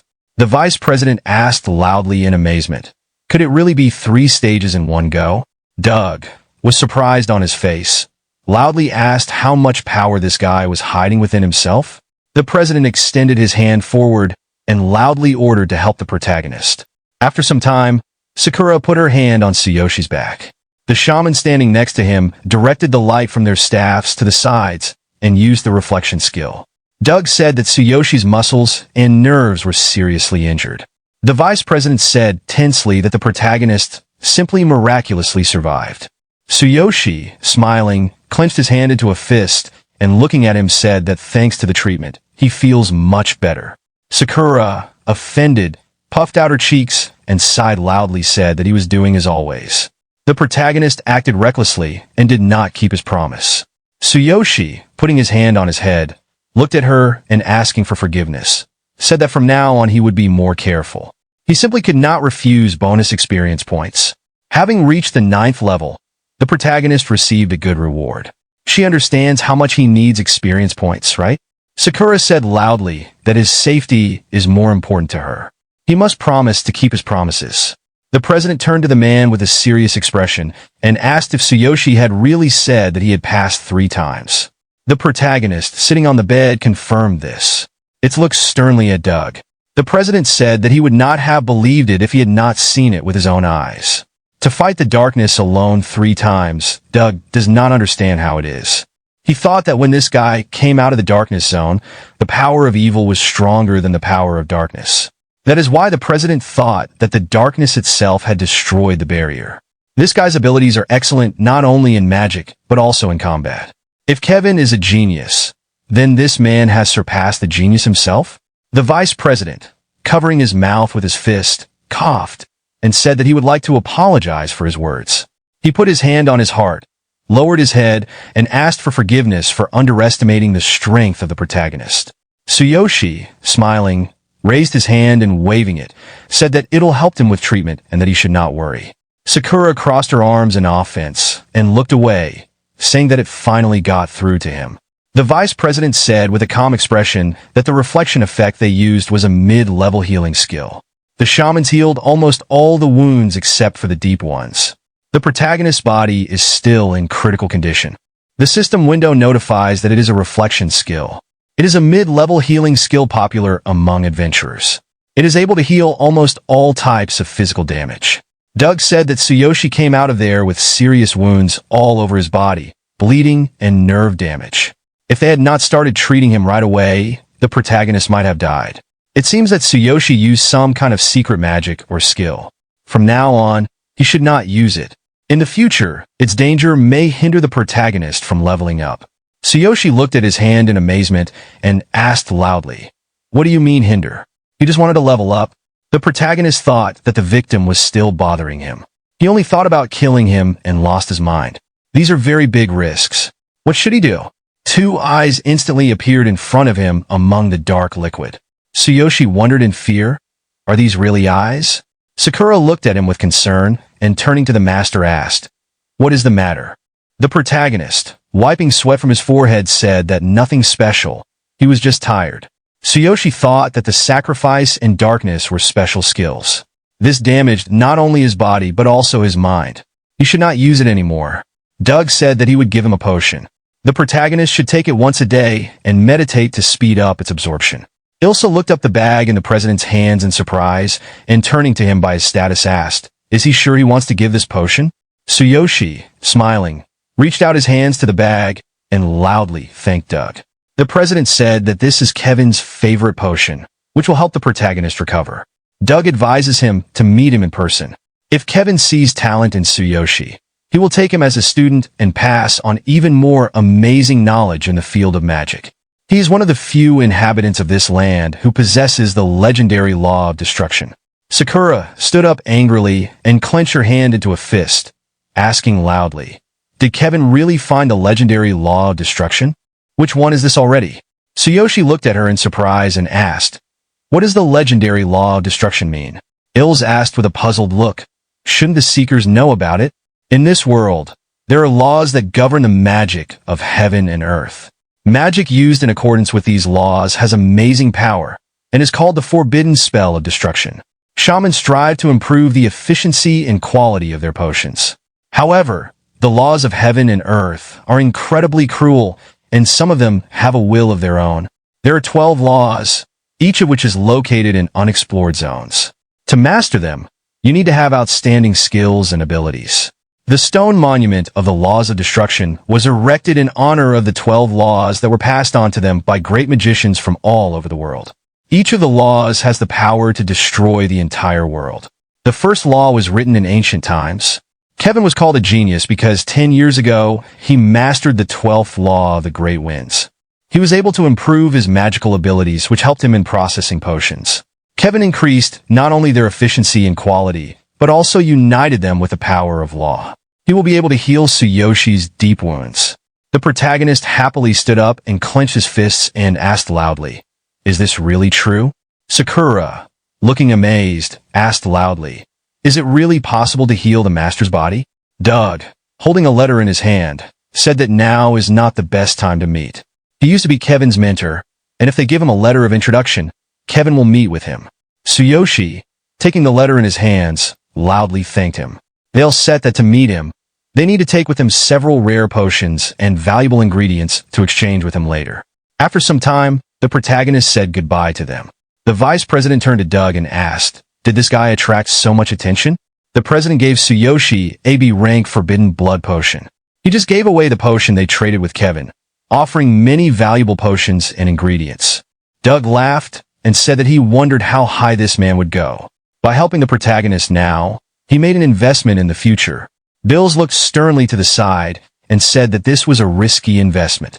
Few geniuses were able to reach the dark zone alone, and only a few were human. The president, standing in the middle of the street, said that he had never heard of people going into the dark zone alone. But this case was far from the first in history. The vice president asked in surprise, "Were there really other brave people?" Doug calmly said that 1,000 years ago, a great creature gave rise to their clan of beastmen, King Arceus, an ancient god. After a while, Tsuyoshi, bending the branches down with his hands, turned to Sakura and asked if she knew where to find Kevin. She, passing through the tree branches, confirmed this and said that the president said that they had a long way to go. But along the way, they will be able to raise their level. Of course, they will be able to reach the goal.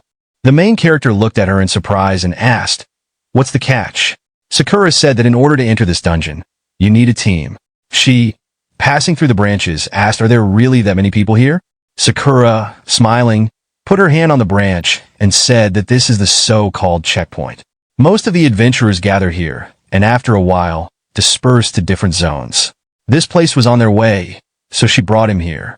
The system window notifies that this is a checkpoint. This is a place where dungeons are randomly opened, for the passage of which you can get special bonuses. As a rule, they are intended for a certain number of participants. Tsuyoshi, smiling, clenched his fist with his palm and asked, "Is there really such a place here? This looks like a shop, you can try it." He thought that in this world the choice of dungeons is much more diverse. Maybe you should try his skills here? The protagonist turned towards Sakura and said that he was leaving. She asked him to be careful and said that she would watch him. The captain raised his hand and said loudly that they were looking for a warrior or tank of level 15 with a combat power of more than 6,000. They will generously reward bonuses and people can come up. They will leave as soon as they recruit the required number of participants. This team has been here for the second day already. The bonuses are good, but the task is dangerous and no one is in a hurry to join them. It seems that today they will go home with nothing. The man said in surprise that there was no one present with a combat power equal to 6,000 and a level 15, and the captain was stubborn.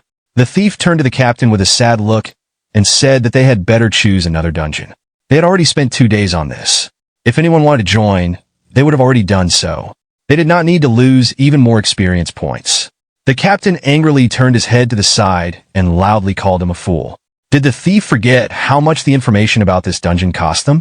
Besides, only in this dungeon can you get a bloody rose.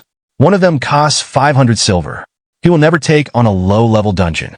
The system window notifies that the bloody rose is a rare ingredient for potions that significantly increases the effect of healing. Due to its popularity among shamans and magicians, it is sold at a high price. The thief raised his hand and said that maybe someone will volunteer next time. Without the required number of participants, they still won't be able to enter.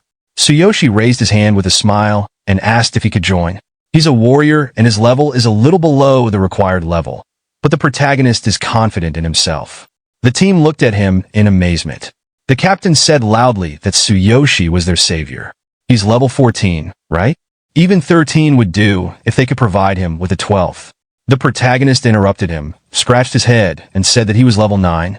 The captain could leave him the vanguard.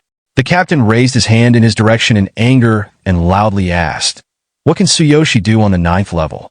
Is he really saying this so easily? Is the protagonist really mocking them?" Tsuyoshi sadly put his hand on his head and said that he wasn't joking. The system window notified that there were 10 minutes left before the passage closed. The team members looked at the open portal. The thief quickly looked away and loudly addressed the captain and said that if they missed this chance, they would lose another day. The captain should decide faster.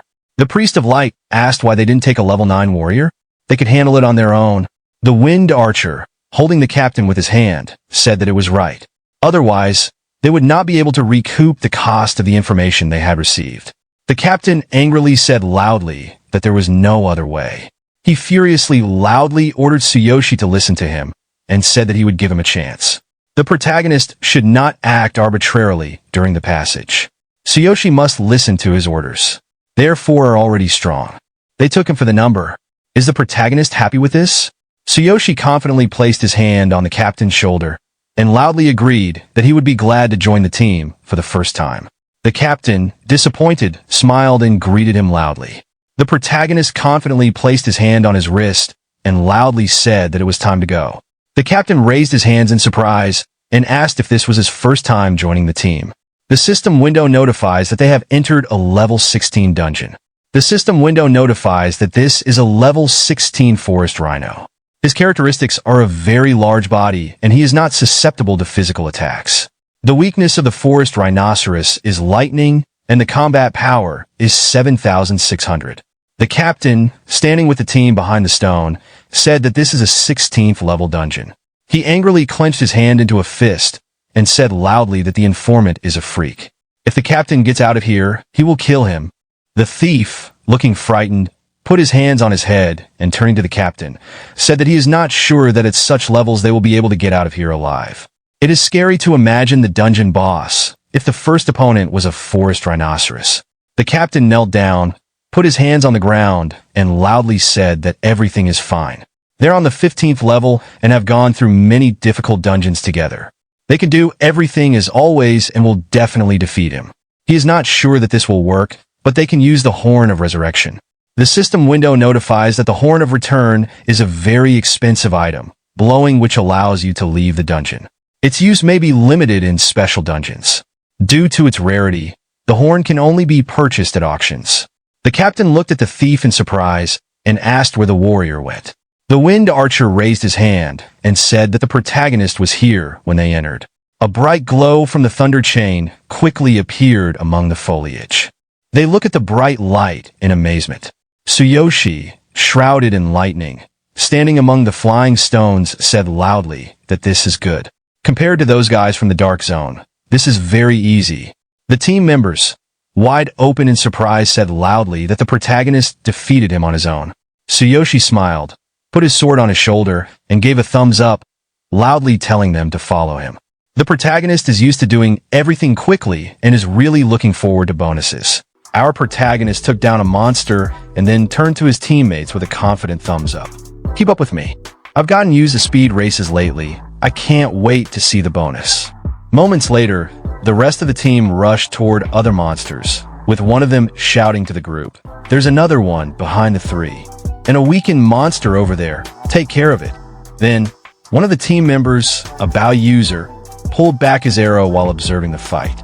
That level 9 warrior is insanely strong. He was a level 15 wind archer with a combat power of 6,230, yet even he was impressed. Without even glancing at his teammates, he continued, "Isn't he clearing this quest solo?" He charged in alone and is casually cutting down all the small fry.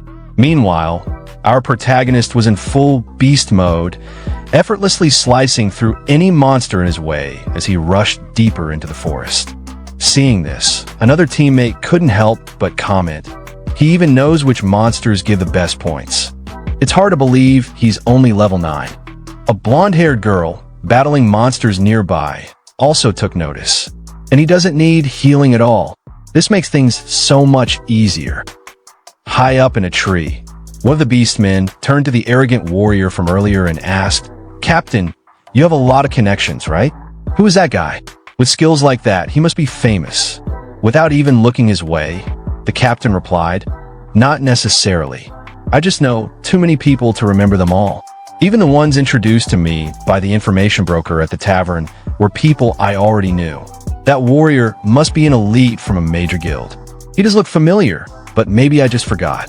Meanwhile, our protagonist was battling monsters on the front lines, deep in thought. Regular questions. Nothing compares to the difficulty of the dark area. The experience points here are a lot more than in the original world, but they still don't match up to the dark area. Even these level 16 small fry are faster than the level 11 monsters back there, but they don't seem to have even half the strength of those darkness monsters. Just then, a new tree monster appeared before him, a level 16 creature with a weakness, fire attribute.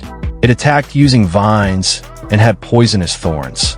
Tsuyoshi observed it carefully and thought, as long as I stay cautious of the poison thorns, this thing isn't much of a threat. The divine eye lets me see all monster weaknesses, but is there more I can do with it? Without hesitation, he cut down the tree monster with a single strike. As it fell, another thought crossed his mind. This quest involves collecting blood roses. Maybe I could take some back as a souvenir for the cabins. Right then, a notification popped up, displaying a rose icon with a sign on top. It read, "Blood rose, a rare medicinal material. When added to medicine, it greatly enhances recovery effects. Highly valued by shamans and potion makers, making it consistently expensive in the market." After taking in the information, Tsuyoshi turned to his teammates and announced, "Everyone, the boss fight is coming up soon. The small fry are increasing. These monsters are weak to fire. Can the magicians use fire-type magic to attack?" Hearing this, one of the team members, possibly the captain, gripped his staff tightly, nodded, and shouted, "Yes, right away." Internally, he thought, "Finally, it's my time to shine." Tsuyoshi, still focused ahead, warned, "Watch out for the vines. They have poisonous thorns. If you get hit, you'll be poisoned." The rest of the team turned to face the tree monsters with sudden concern, their minds racing. How does he know so much about these monsters at just level 9? He shouldn't have this much experience. I saw his level earlier, but he must be hiding his true abilities. Moments later, all the mage class members activated their magic, launching a coordinated fire attack on the tree monsters, incinerating them instantly. Later that night, the group set up camp in the forest, sitting together around the fire. The archer from earlier spoke up. "Everything is going smoothly. Mr. Warrior is so strong. This quest will probably end without any issues." Hearing this, the beastman from before smirked and said, "You've started addressing him respectfully as Mr. Warrior now." The blonde-haired girl, slightly blushing, added, "He feels different from the people in this world. He must be someone special." Meanwhile, deeper in the forest, the captain and Tsuyoshi stood facing each other, shaking hands. The captain held onto his grip and said, "For someone this skilled, I really want to know your identity." Tsuyoshi, rubbing the back of his head, responded, No, I'm just a newbie adventurer." The captain, with a teasing smirk, replied, "A newbie? Sure, let's go with that for now." Feeling slightly defeated, Tsuyoshi mumbled under his breath, "But it's true." The captain then handed him a water skin and asked, "By the way, do you know the quest ranking for this region?" Tsuyoshi took a sip before replying, "Quest ranking? Not really. Why do you ask?" The captain, keeping his playful tone, said, "Oh, you don't. You're probably just pretending, right?" But then, he shifted into a more serious demeanor and explained, "These quest points are different from those that disappear after a certain time. Each region has fixed quest points. The scale varies, but the quest rankings record completion data for parties. They also track first completions and top performances for each quest." He continued, "In other words, they offer not just business opportunities but also fame. The rankings are shared across all regional branches of the Adventurers Guild and are accessible to anyone. You can bring fame to your guild or party this way." Taking in the information, Tsuyoshi looked at the captain with a serious expression and said, "I see. I mostly get it. So what's your point?" Internally, he thought, there was a similar system in my original world, so it exists here too. Seeing Tsuyoshi's confusion, the captain elaborated further. "This group of 4 might seem randomly put together, but in reality, I'm part of Q's guild, under the elite party of 15 pioneers known as the Big God Party. Our captain is one of the guild's founders, a shield warrior nicknamed Big Goat Harvey." Tsuyoshi turned to the captain, dumbfounded. He blinked before responding, "I see. I mostly get it. So what's your point?" The captain continued explaining, "Well, recently, a new level 18 quest appeared. It involves a small dark area with monsters hidden in the swamp. These creatures are extremely troublesome due to a lack of sufficient information. You seem knowledgeable about monsters. You might actually be a huge help in clearing it." Hearing this, Tsuyoshi clenched his fists in excitement. The captain, equally fired up, added, Not to mention, top performances are recorded simultaneously, and completing it first gives a substantial bonus.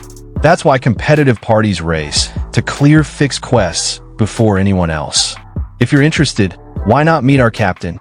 Tsuyoshi silently studied the captain for a moment, deep in thought. Until I get the items I need to level up, this could be a good alternative, he mused.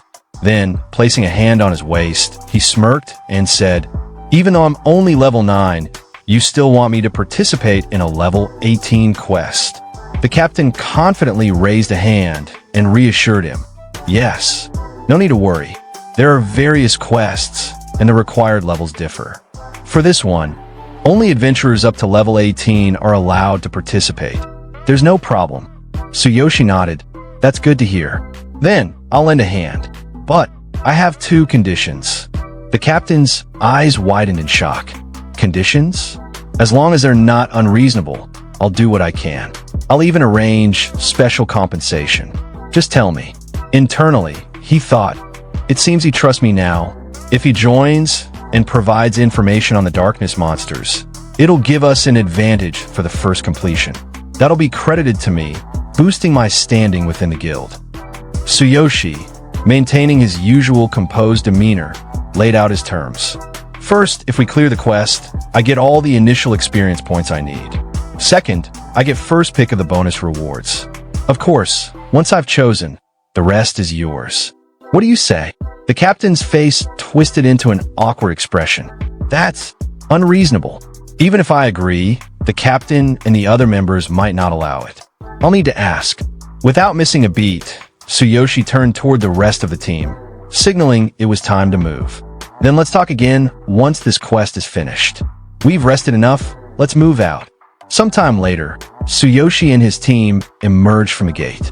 From behind him, a teammate called out, "It's clear." Another one chimed in, "The captain's final fire-type magic, grand explosion, hitting the boss's weak spot was insane." The blonde girl added, "Well, the boss's attribute weakness was fire, so it went smoothly. But if Tsuyoshi hadn't been here, I wouldn't have been able to time my attack properly. It took me over 10 seconds just to align my aim with the weak spot."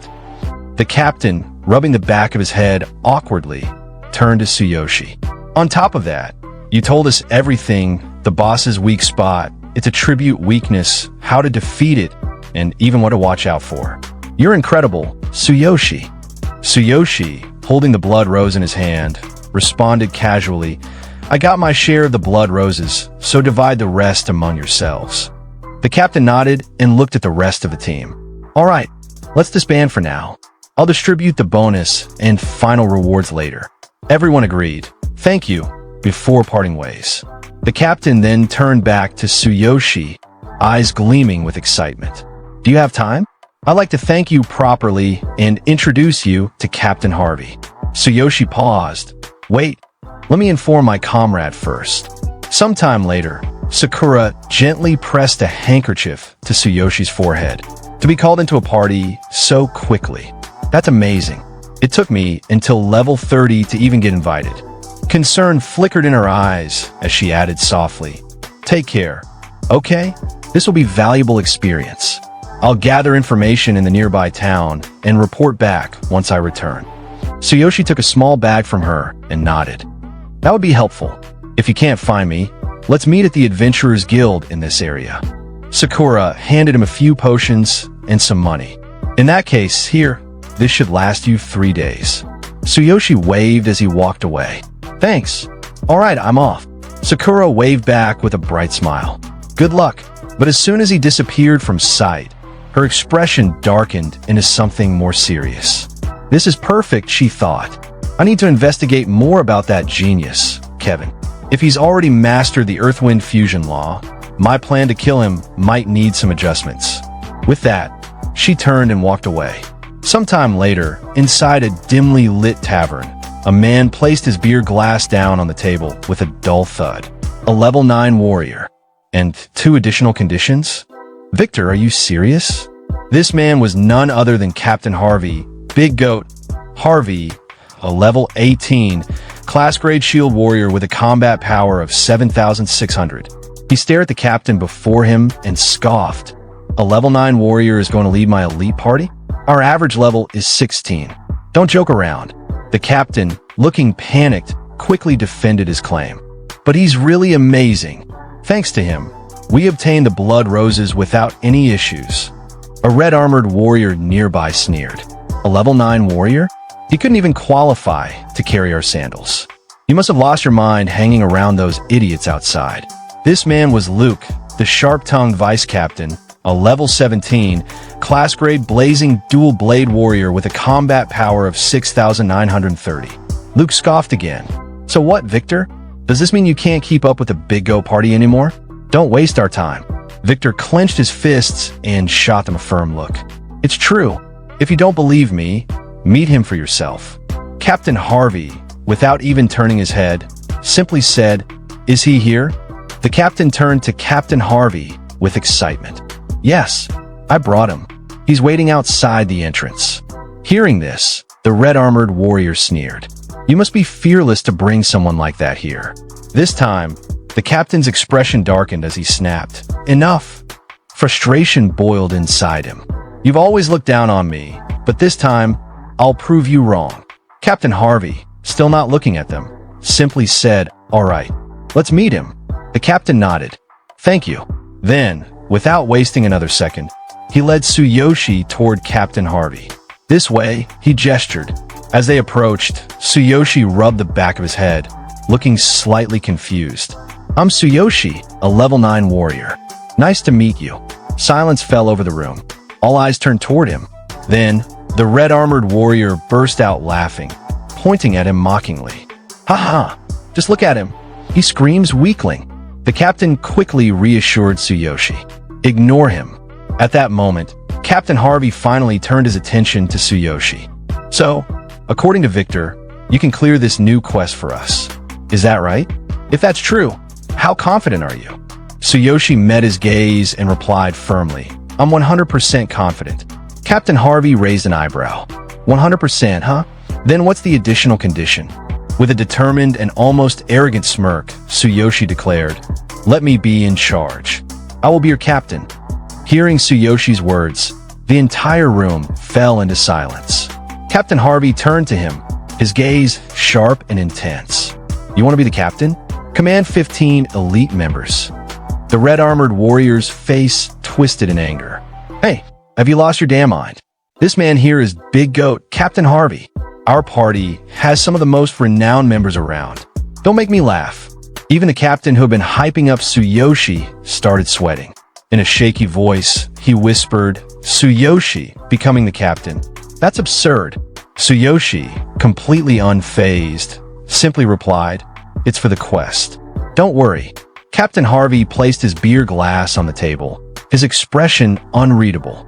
Other parties have attempted this quest multiple times. Most failed at the same spot.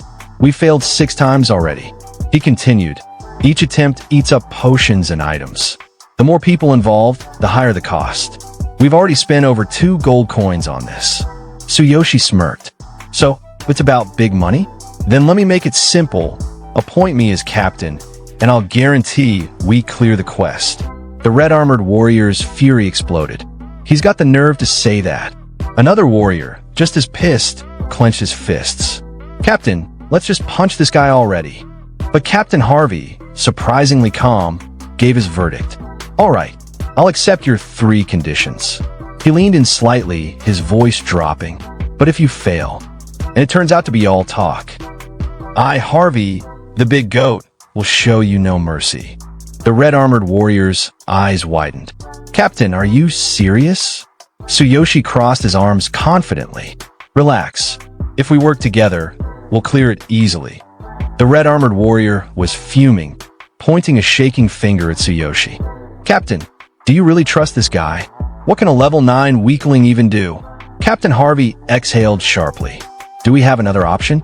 The room fell silent again. Harvey's voice was like iron. "Without him, we're not trying again today. Simple as that." The red-armored warrior started to panic. But making him captain. He's level 9. He's obviously just joined. We, the Big Goat, have been struggling, and now Victor, that little brat, got tricked too. He's not suited for our party. We should kick him out right away." Captain Harvey turned to him, his eyes dark with frustration. Do you know how much we've been laughed at in the guild? He continued, voice heavy with irritation. It's because we've got nothing to show for ourselves. We've been outdone by other parties. His fist clenched. If we secure first clear and best performance on this new quest, the reputation will belong to us. There's no other way right now. Even if there's only a small chance, we take it. His voice dropped into something dangerously cold. And if this is a scam, Harvey, won't let that guy off easily. In front of the quest point, a crowd had gathered. Hey, is that the big goat? Someone whispered. Are they actually attempting the new quest today? Another voice chimed in. Probably. And they'll be retreating with the return horn as usual. A third person pointed. Wait, who's that? Weird outfit. Looks like they changed their leader. Tsuyoshi confidently walked at the front of the big goat team, heading straight for the quest portal. Among the spectators, a beastman werewolf scoffed, his sharp eyes locking onto Tsuyoshi. So Big Goat really changed their leader, acting all high and mighty without any strength. At this rate, they won't even be able to afford their meals. Spend your money wisely. One of the captains from earlier whispered in Tsuyoshi's ear. That guy's the captain of another party. He's always seen us as rivals. But to be honest, he's not entirely wrong. Losing repeatedly has left us broke. That's why Captain Harvey and the rest of us are under so much pressure. Hearing those words, the entire Big Goat team looked gloomy, avoiding eye contact with the crowd. The captain sighed. Lately, our party situation has been rough. Tsuyoshi, with a confident grin, shrugged. All right, I get it. Then, without hesitation, he shoulder-checked the werewolf captain while passing by. Oops, sorry for getting in your way. The werewolf bared his fangs. TCH, Harvey, your new leader looks full of himself.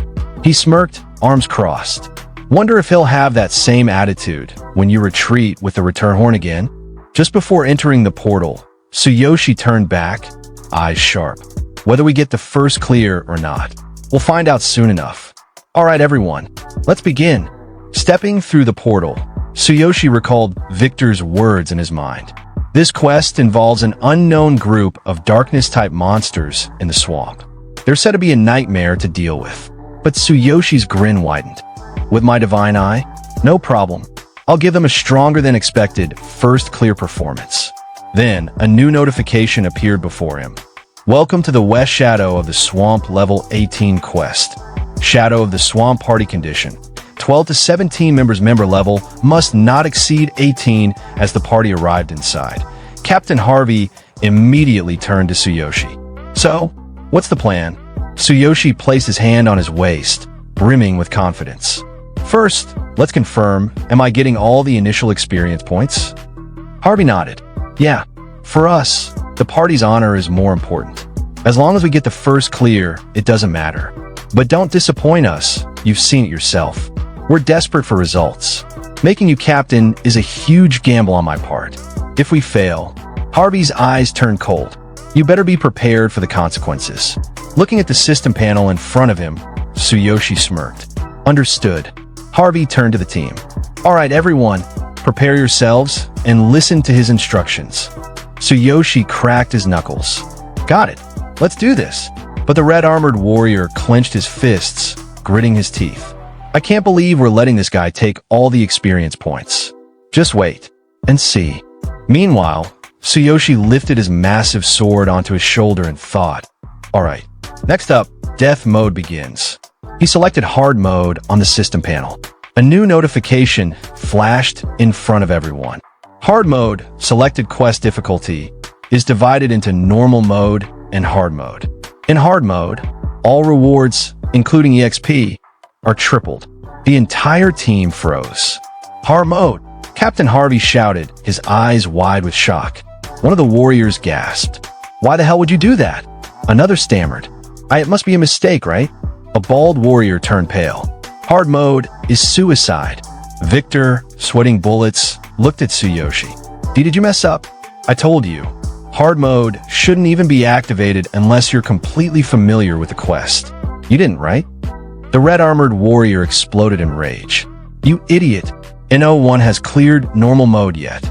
Hard mode is several levels more difficult. Are you trying to kill us? He clenched his teeth, thinking, what a fool. I was just waiting for a chance to call him out, and now he's handed it to me. He really messed up. Grinning, he pulled out a return horn. That's it. We're out. We'll have to waste this valuable item just to escape from hard mode. But better than dying. We've been tricked by that bastard. But before he could activate it, Tsuyoshi suddenly rushed toward the forest. If I brought you here, I also have a plan to get you back out. Stick with me. He smirked, eyes gleaming. Hard mode or not, it doesn't matter.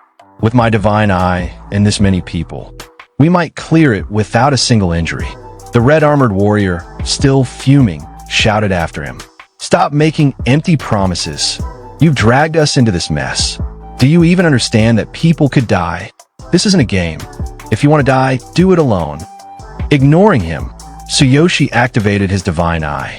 His vision pierced through the swamp, analyzing everything instantly. Just as expected, since this is a swamp, it's a wetland area.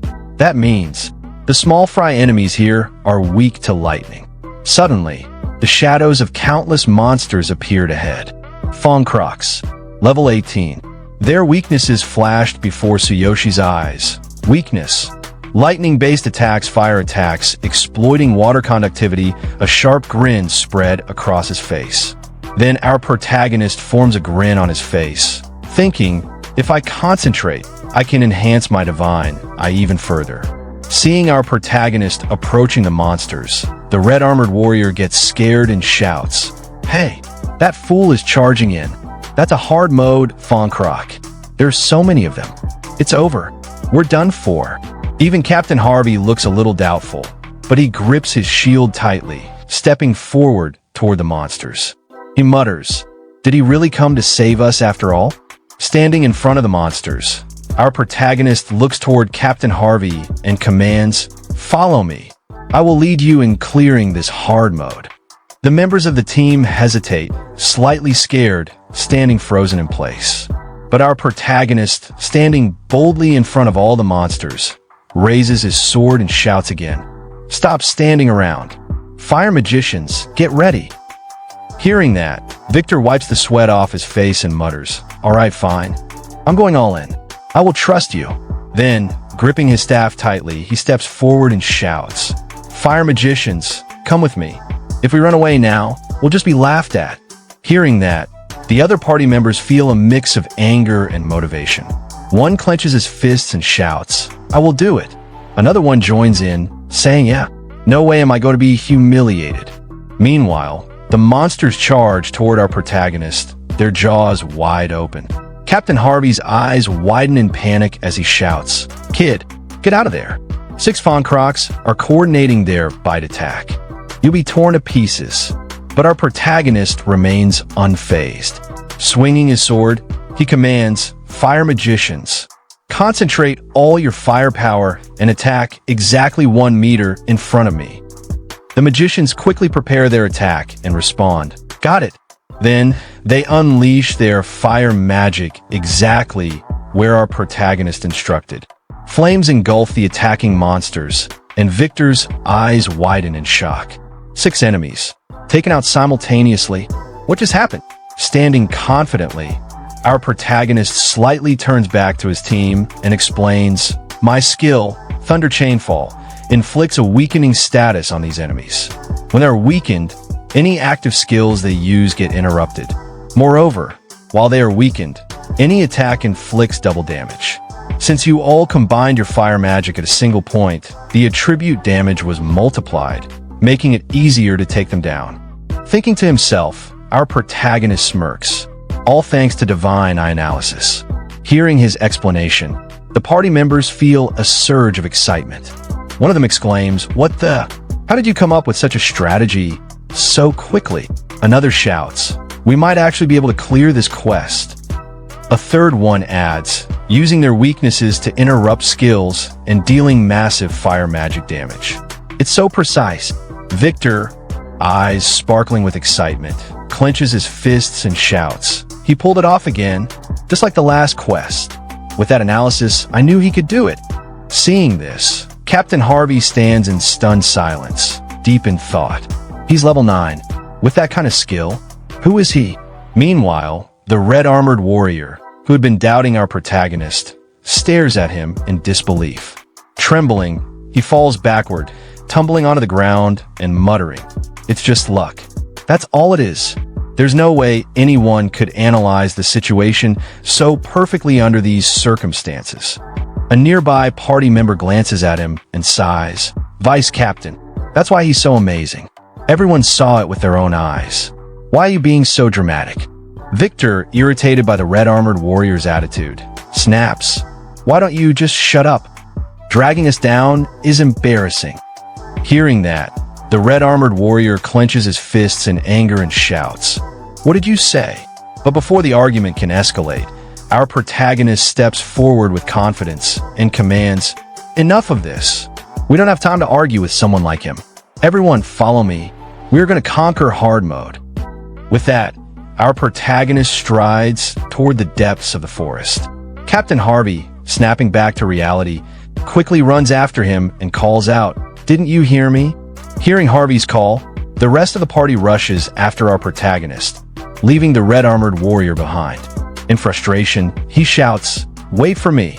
Sometime later, as the party marches side by side, Captain Harvey grips his shield tightly and looks toward our protagonist. Then, he says, "Follow Captain Tsuyoshi. Let's conquer hard mode." 30 minutes later, at the shadow of Swamp Quest, our protagonist and his team hide in the bushes. Victor, wearing an awkward expression, turns to our protagonist and says, "It looks like all the other parties have been defeated in the swamp ahead. What should we do now?" As always, the red-armored warrior gets irritated and snaps. "The monsters here are darkness type, and this is hard mode. This is nothing like what we've dealt with before. I'm not sure where you got your information from, but if we fail here because of you, the party won't let it slide." Hearing that, Victor gets irritated and shouts back, "Hey, it's thanks to his sources and analysis that we've barely taken any damage up until now, isn't it? This kind of feat was impossible before. Don't you see how incredible that is? How can you even say that?" The red-armored warrior gets even angrier and fires back, "Victor, don't forget that I'm the vice captain. He's only a temporary leader. As vice captain, I'm just looking out for the party." Captain Harvey, now visibly annoyed, glares at him and says, "Be quiet. You're disturbing Captain Tsuyoshi." Meanwhile, our protagonist ignores the entire conversation, completely focused on the task ahead. Suddenly, his divine eye displays a new notification. Analysis result. The boss home cannot be bypassed. Path to the next area is beyond it. Recommended strategy. One person distracts the monsters while the rest of the party moves ahead. Seeing this, our protagonist thinks, "I see. If that's the case, this might actually be easier than I thought." Moments later, a second notification appears. Swamp area. 300 square meters shallowest depth. 24 centimeters deepest depth. 126 centimeters average depth. 84 centimeters optimal route mapped. Average depth. Less than 40 centimeters fastest, shortest path, avoiding dangerous areas, holding a tree branch in his hand. Our protagonist smirks and thinks, "Such precise analysis. It seems the divine eye's functions are proportional to my combat abilities. I've memorized the analysis result. Time to plan the route." He carefully prepares the route in his system, reviewing it again and again. Sometime later, our protagonist stands up and says, "As Vice Captain Luke said, this is a joint effort for mutual benefit. I'm just a temporary leader. So, if any of you are frustrated with me, feel free to leave. I won't stop you." Then, looking directly at Luke, he adds, "But since I am the leader and captain for now, follow my orders." Luke grits his teeth in frustration and mutters, "This guy," just because he knows a little about monsters. Captain Harvey cuts him off sharply. "Enough. Save it for later. After the quest, everyone just wants to get through this quickly." Luke clicks his tongue in irritation. This damn level 9 rookie." Our protagonist glances at Luke for a moment and thinks to himself, "In the past, my spirit might have been crushed by someone being so openly hostile." Then, memories of his original world flash through his mind, how he was treated before. No matter the world, there are always people who bully the weak or see others as threats. Such malice is innate, impossible to explain or avoid. I used to be a victim of this behavior, just like Karina and so many others. The only solution is to become stronger. But I am not the same Tsuyoshi as before. Standing up with confidence, he declares, "Enough pointless chatter.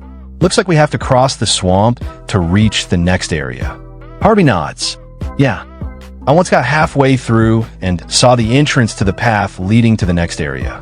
To get there, we can't avoid attack from the darkness monsters hiding inside. They strike unpredictably. If things go wrong, we might have to use the return home function. In the worst case, we could all die here." Our protagonist walks toward the swamp and responds, "This is an unfamiliar and restrictive environment. It's definitely dangerous, but there's no need to worry." Harvey narrows his eyes. "Do you have a plan?" Our protagonist smirks slightly and says, "I'm going to stay behind and lure out the monsters while you lead everyone to the next area. I'll catch up with you guys later." Victor and Harvey are shocked. Victor exclaims, "You're going to lure all of them by yourself? That's way too dangerous." Harvey agrees.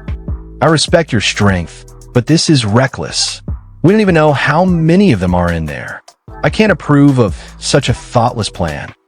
Luke suddenly bursts out laughing and sits on the ground. "Haha, I thought you had some kind of grand plan, but this is just pathetic. Anyone could come up with that. Fine, go ahead, but don't expect us to care if you end up dead." Ignoring him, our protagonist hands a map to Victor and says, "Victor, here's the optimal route. Memorize it so everyone stays out of the dangerous areas." Victor's eyes widen in shock. "What? How do you even know this route?" Holding his large sword, our protagonist states firmly, "Luring them away isn't the end of it. That's only the first step. I will defeat all the monsters myself. You guys go ahead. I'll catch up in no time." Then, looking back at them with sharp determination, he says, "I don't want to waste any time. Think about it. Have I ever done anything carelessly up to this point?" Silence fills the air for a moment. Then, without waiting for a response, our protagonist strides toward the swamp, waving his hand. "Get into formation and wait for my signal." As he steps into the swamp, a grin appears on his face. This is easier than I expected, but this kind of terrain. Looking down at the swamp, he thinks it's perfect for lightning-based attacks. Meanwhile, Luke and Harvey watch him. Luke scoffs and turns to Harvey. "Captain, do you seriously trust him? A level 9 against a whole horde of darkness monsters." Harvey takes a deep breath and replies, "I don't know. I honestly can't trust him." But that determination. Victor clenches his fists and says, "I believe in him. His rank doesn't matter. Just follow his plan. He even gave us the best route." Standing in the swamp, our protagonist surveys his surroundings. 15 of them, he mutters. Normally, being surrounded by that many darkness monsters in a swamp would make anyone freeze in fear. Suddenly, a group of darkness soul ghoul monsters emerges out of nowhere. But instead of panicking, our protagonist readies himself as if he was expecting them to appear. At the same time, a new notification pops up. Their bodies are saturated with moisture, making them immune to fire attacks. Lightning-based attacks are highly effective. Their round bodies are vulnerable to precise damage. Seeing this, our protagonist grips his massive sword and smirks. "Sorry for keeping you waiting. Come on out, you bastards." Without hesitation, he swings his sword, cutting down one monster after another. Then, suddenly, he holds his blade high, eyes locked on the creatures with a confident grin. So that's how it is. They're pitch black and hide in the swamp after every attack. He swings his sword again, striking the water. There's no way we can figure out their weak points if they keep hiding. But the moment his attack lands, all the monsters rise from the swamp, rushing toward him. Seeing them gathered together, he grins. Perfect, he thinks to himself. For most adventurers, being surrounded like this would be fatal. But with the ultimate physique, this shouldn't be a problem. Dashing between the monsters with incredible speed, he activates his skill. "Harvey, lead the others through the route I showed you." Watching in awe, one of the party members gasps. He actually managed to lure out all the darkness monsters. Another chimes in, his agility is insane. How is he moving like that without getting stuck in the swamp? With Captain Tsuyoshi on our team, it feels like we could clear any quest. Is he really just a temporary leader? Victor turns to Luke with a smirk. See? I told you so. Do you believe me now? Luke wipes the sweat from his brow, looking embarrassed. I'll admit, I underestimated him. Meanwhile, Harvey regains his focus and shouts, "Stop standing around. Let's move while Captain Tsuyoshi is still distracting them." Follow me. Victor takes charge. I'll guide us along the path. As they rush through the swamp, our protagonist stands alone before the horde, sword raised. This is the combat area. I'll handle everything here. Readying himself, he mutters, "Piercing attacks work, right? Then let's add lightning to them. They won't stand a chance." With a powerful strike, he unleashes a lightning-infused piercing attack, tearing through the monsters. Seeing the damage, he grins. We got time. No need to rush. Meanwhile, the rest of the party reaches the other side of the swamp. We did it. We made it through. Another member shouts excitedly. We've never made it this far before. Every other party failed here. Harvey, still catching his breath, nods. We really made it through. Suddenly, Victor points ahead, shouting, reporting, "The boss trigger point is just ahead. We've reached the boss area." Harvey, wide-eyed, responds, "Seriously?" Even the leader is surprised. "Amazing." Victor grins. "Yeah, and it doesn't even seem like a particularly tough boss. The swamp was probably the hardest part." Some of the members start getting restless. "What are we waiting for? Shouldn't we head in?" Another one agrees. "Yeah, didn't Captain Tsuyoshi tell us to wait? Victory is right in front of us." A third adventurer joins in. "We're not gonna lose. Let's show Captain Tsuyoshi what we can do." But surprisingly, Luke raises his hand. "No, let's calm down. We should wait for Captain Tsuyoshi." Everyone freezes in shock. Even Harvey stares at him. "Luke, what brought this on?" Luke coughs awkwardly. "I doubted his strength, but it's thanks to him that we've made it this far. His power is undeniably impressive. Since we've reached the boss area, it's smarter to wait for Captain Tsuyoshi and go in together." Harvey and Victor exchange glances, both stunned. Harvey chuckles. "Even you are convinced now? Fine. It's better to be safe than sorry. Let's wait for Captain Tsuyoshi." Victor smirks, placing his hands on his waist. "Good call, Vice Captain. It's the safest choice." Suddenly, a familiar voice calls out from behind them. "Were you guys waiting for me?" They turn to see our protagonist stepping out of the swamp, completely unharmed. "I've already dealt with all the darkness monsters." As he approaches, he slings his sword over his shoulder. "The boss area is just up ahead, right? We can regroup here." Then, with a smirk, he adds, "Let's finish this hard mode quest." Seeing him standing there, completely unfazed, the entire team stares in awe. He really defeated all of them. By himself, he's way too strong. Even Luke mutters, "Who is Captain Tsuyoshi? I almost forgot he's only level 9. Victor nods. "Honestly, I don't know much about him either." Harvey crosses his arms, looking at their leader with newfound respect. Once this quest is over, we have to recommend him to the guildmaster. Sometime later, the boss monster of Death Swamp reveals itself. A level 18 boss. Elemental weaknesses, fire, lightning, and magic attacks are highly effective. Traits, a sentinel of the swamp area. Skills, worm creation. Summons small stone creatures to hinder intruders' movement. Extremely high HP, doubled in hard mode compared to normal mode. Spray Swamp takes time to activate and can be interrupted with high-impact magic. Using items that cause poison or bleeding can help control the boss's HP. Preparing in advance can significantly lower the difficulty. Hidden in the bushes, our protagonist and Luke observe the boss. Our protagonist frowns. "There's no boss gate? Is this really supposed to be hard mode?" Luke replies, "Hard mode doesn't necessarily mean there will be a boss gate. The presence of a trigger point for a boss gate depends not on the overall quest difficulty, but on the boss's strength." He continues explaining, "It's not unheard of. Even if a quest isn't that challenging, a strong boss may have a gate. Our protagonist thinks to himself as he studies the Swamp Watcher. I see. So the boss's strength is the key. The large one I saw in the Cardiolus Dark area must have been unique to Dark-type monsters. He stares at the boss's massive, eerie eye. For some reason, it gives me an overwhelming sense of dread. Luke, gripping his sword with excitement, says, "Let's head to the trigger point. Victory is right ahead." But our protagonist raises his hand. Wait. Luke, like an obedient puppy, stops immediately. "Yes, Captain Tsuyoshi." Our protagonist calls out, "Harvey, gather the magicians and agile members." Harvey nods. "Got it." Victor's eyes sparkle with excitement. "Do you have a plan? This is getting so good." Our protagonist nods. "Listen carefully. Harvey, Luke, lead the warriors and fight as you normally do.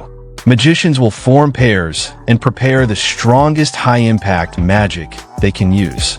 Cast it on my signal." He continues, "Gather the party's debuff items, anything that causes bleeding or poison, and distribute them evenly to the agile members."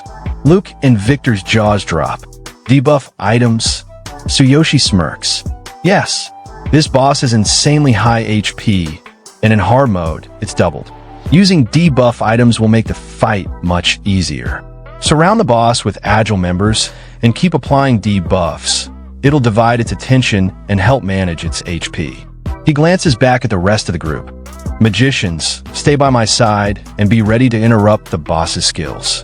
Split into groups to account for cooldowns and stagger your casting." Harvey stares in awe. "How do you even know all this? What a terrifying man." Luke, grinning ear to ear, says, "See? I told you, with Captain Tsuyoshi leading us, we'll clear this quest easily. We can totally rely on him." Ignoring their praise, our protagonist steps forward, gripping his sword. "All right, let's take down the boss in one go." Outside the portal, a crowd gathers, watching the portal where the party entered.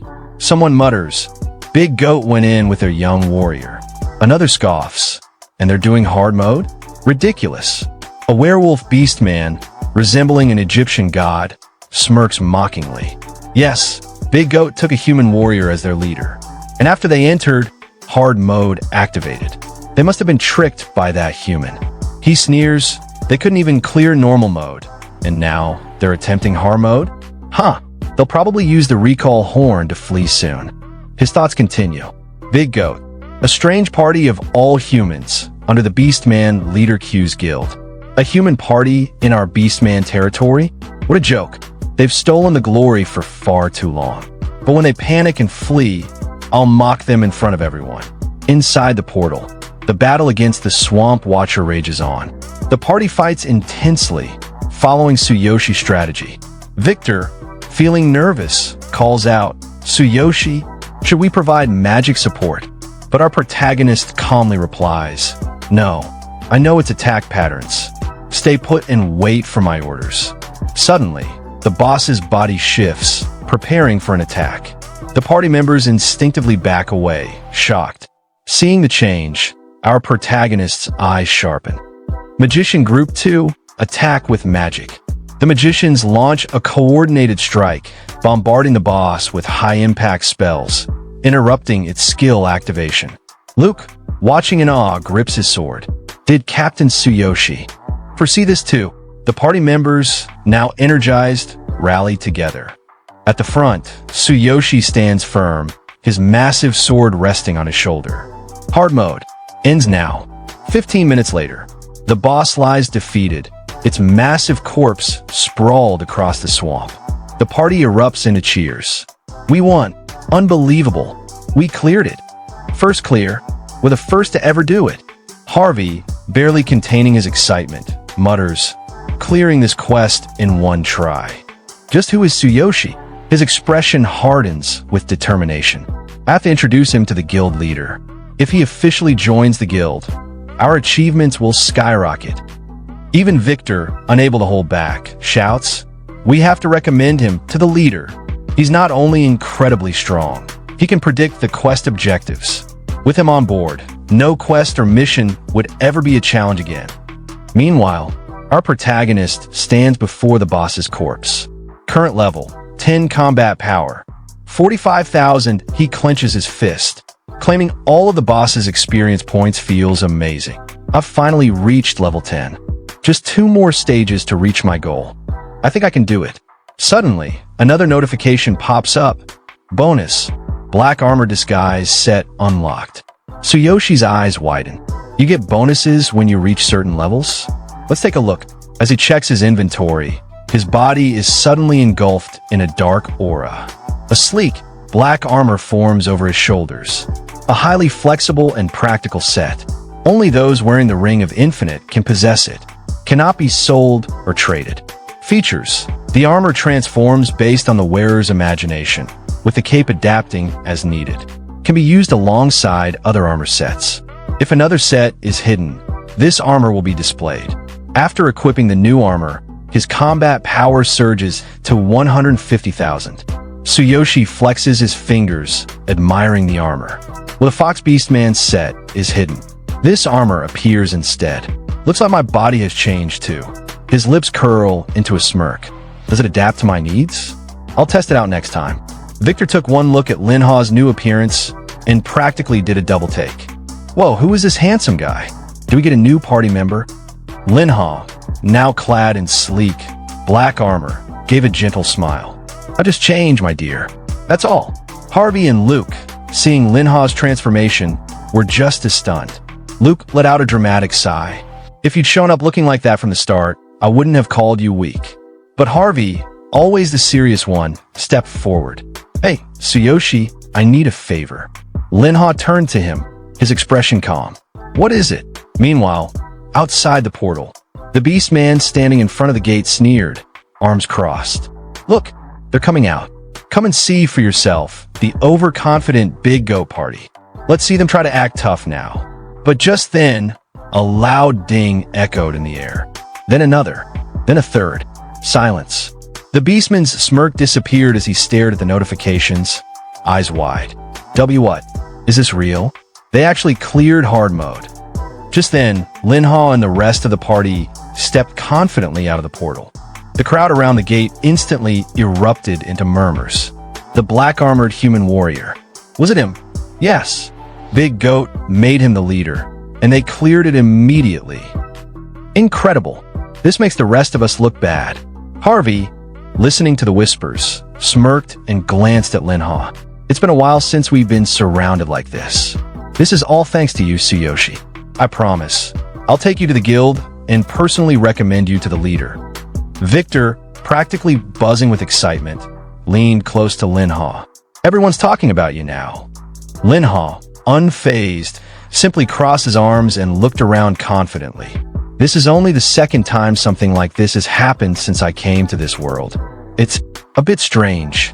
The beastman from earlier was completely frozen, his mouth opening and closing like a fish.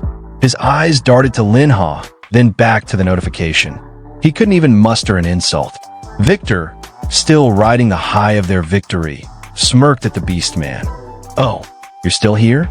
Sorry, but Big Goat just secured the first clear in the record. The beastman jolted in panic, sweat dripping down his face. That's because you brought a strong person. Linha's expression darkened slightly as he turned toward him. A strong person?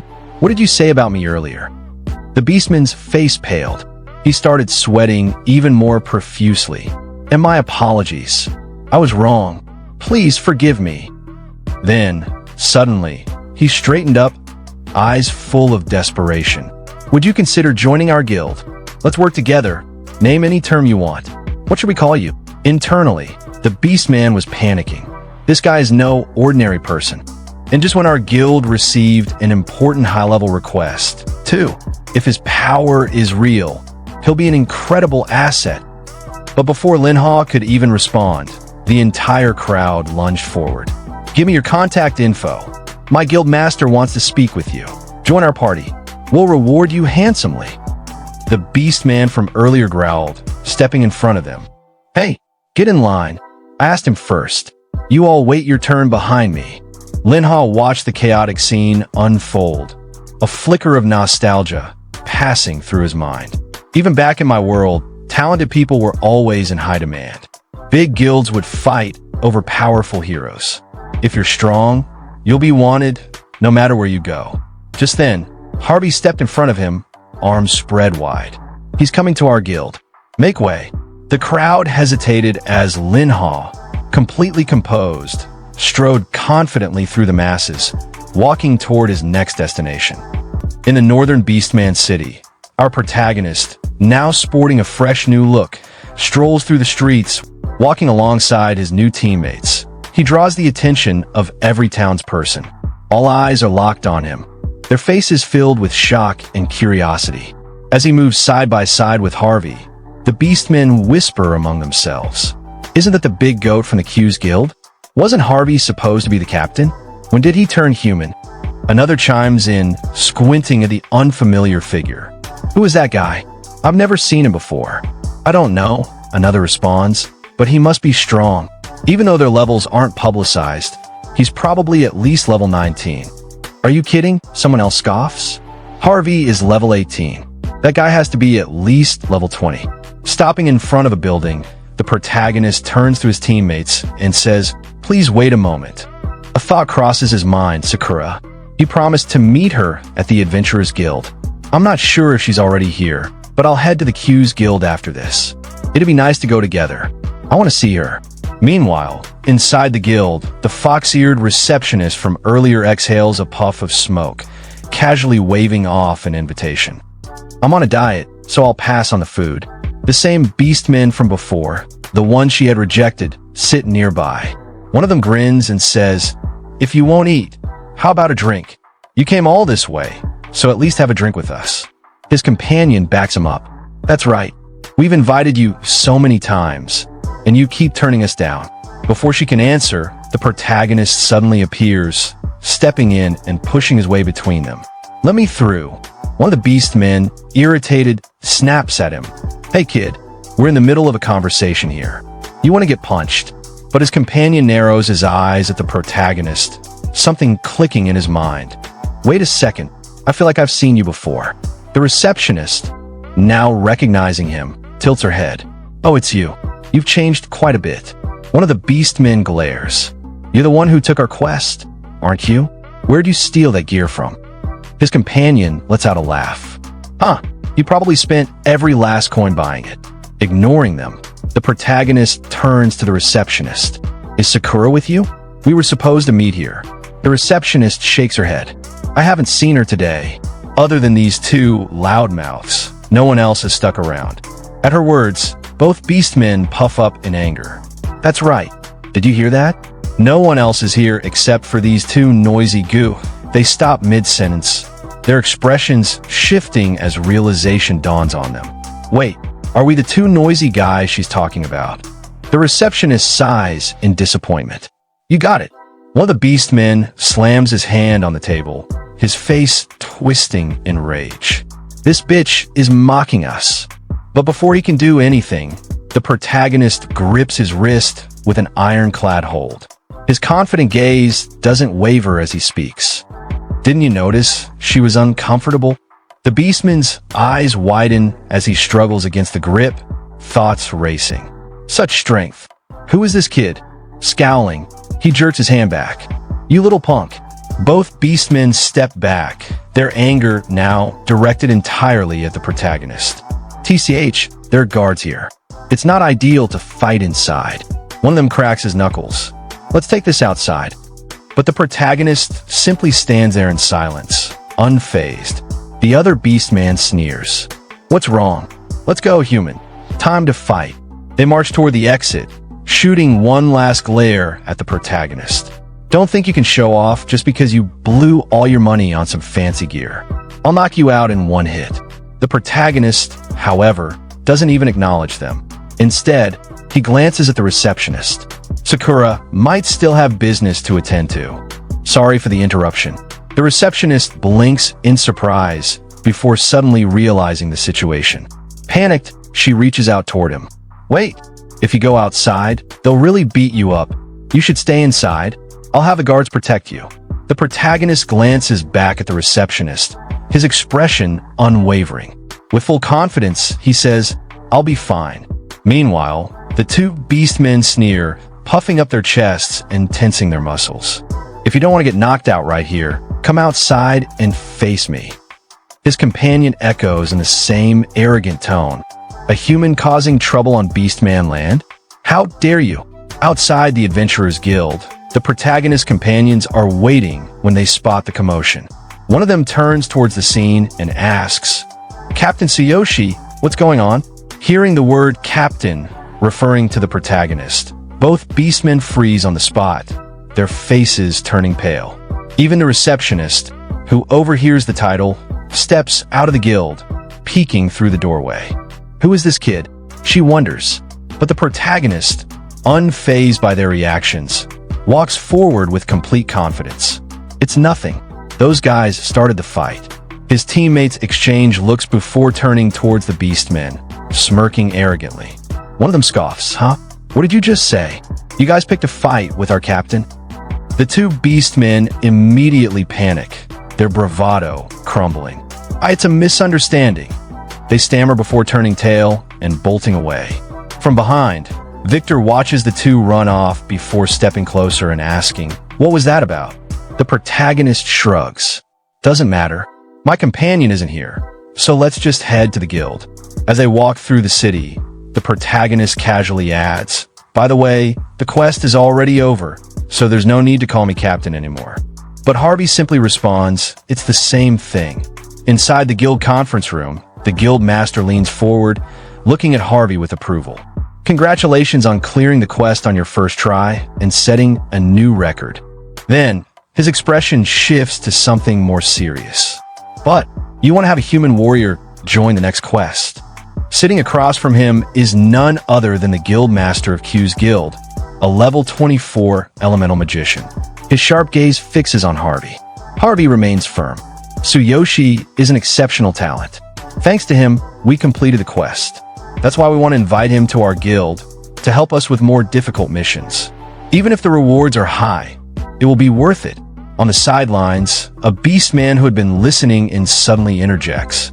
"This must be a joke, right?" His tone is laced with disbelief. "Your whole party is human, but our guild master is a beastman. A beastman guild being led by a human? That doesn't make sense." This beastman is one of the founding members of Q's guild, Ryoga, a level 23 swordsman. He scoffs. "Besides, you've only just met that human, haven't you? What if he's a spy from another guild?" Meanwhile, outside the meeting, the protagonist and his companions are discussing the situation. The protagonist repeats the words to himself. "A spy from another guild?" Luke nods, explaining further. Ryoga has a point.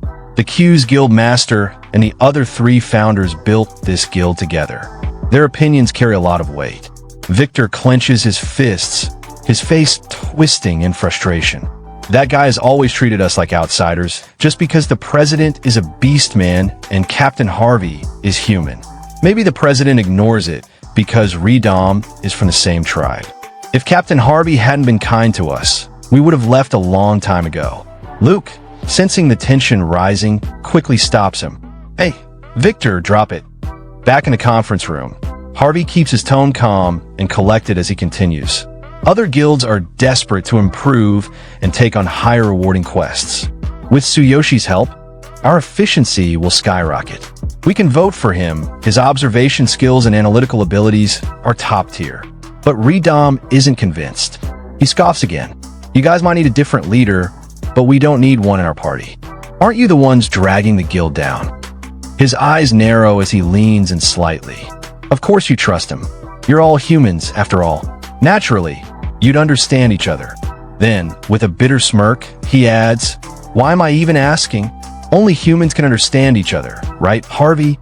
Harvey's expression darkens, his patience wearing thin. His voice rises in frustration. "What are you saying? Are you questioning my loyalty to the guild and my party? We've worked hard to create results for this guild. Our efficiency may not be as high as yours, but we've been fighting for the guild for a long time." Another beastman mutters in annoyance. "The guild has already been controversial because of Harvey's human party. If other guilds find out we've taken a human as our leader, we'll be in trouble. The guild could collapse." He then turns to the guild master. You understand, don't you? Think about the guild's future. Harvey's jaw tightens before he suddenly stands up, his eyes locked onto the guildmaster. What do you think, guildmaster? The guildmaster, his expression conflicted, hesitates before finally speaking. Maybe we should go with Redom's suggestion. Harvey, I understand your feelings, and they're appreciated. But we need to solve our problems ourselves. I'll send your human friend off with proper hospitality. Harvey's eyes widen in shock. Guildmaster, his voice is laced with urgency, but when he sees the firm resolve in the guildmaster's face, his shoulders slump. His voice drops in a quiet defeat. Understood. Before the tension settles, the protagonist steps forward, stopping beside Harvey. I only came here because of Captain Harvey. If that's the case, I'll leave. Then, with a casual nudge of his elbow, he smirks. Don't worry, you've got reliable companions. At those words, the entire party turns toward him, their gazes filled with determination. They don't say anything, but the conviction in their eyes is clear. Harvey, taken aback, silently watches them. With a wave of his hand, the protagonist adds, I'm leaving. It was fun fighting together. Luke steps forward, his voice hesitant. Tsuyoshi, but the protagonist cuts him off with an easygoing wave. If fate allows, we'll meet again. Until then, I'll keep leveling up. As he turns to leave, Redom crosses his arms and smirks, shifting his weight onto one foot. Take care, human. His voice drips with condescension. Harvey, his hands clenched into fists, glares at Redom. Don't you get it? He has the potential to change the future of this guild. We could have grown stronger with his help, but now we've lost that opportunity. Redom chuckles, his arrogance unwavering. Huh, that's laughable. What can a human warrior do? That quest clearance was just luck. Harvey's frustration boils over, but he takes a deep breath before turning away. Enough. Let's go. Don't regret this.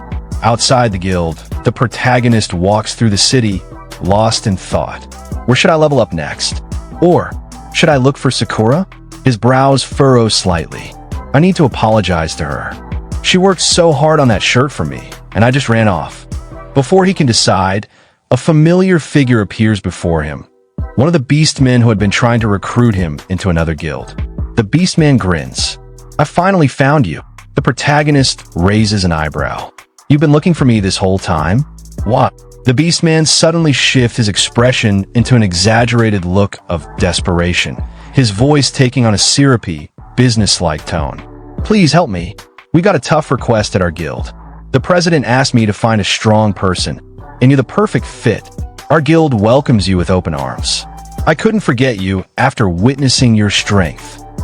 He leans in slightly, adding with a fake smile, the reward terms are up to you. Please, we're counting on you. The protagonist places a hand on his chin, considering it. The reward terms are up to me? What's the request? His thoughts race. If I can monetize the quest and make more money, it's a win. Seeing his interest, the beastman's tone becomes even more urgent. Good. It's an emergency request. A wealthy merchant's daughter has been kidnapped. We need you to rescue her. Come with me. The guild master is waiting. As the fox beastman and the protagonist walk through the bustling city, the murmurs of the townsfolk follow them. Many glance toward the protagonist with curiosity, but he pays them no mind. Instead, he focuses on the fox beastman. A rescue mission for a kidnapped girl. Did your guild really take on something like that? The fox beastman lets out an awkward chuckle. A guild needs more than just honor, you know? We need income too. Every request is part of our revenue stream. Usually, the Adventurers Guild competes with us for high-paying jobs in the city. Our Pace Guild is well known, but securing this request was no easy task.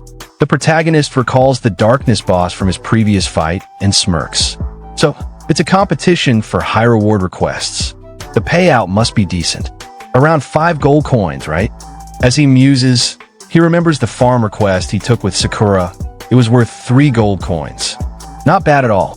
The Fox Beastman shakes his head. It's not that simple. The one who was kidnapped is the daughter of a very wealthy family, one of the richest in this city. The reward is 100 times that of a normal Argent request. 500 gold coins.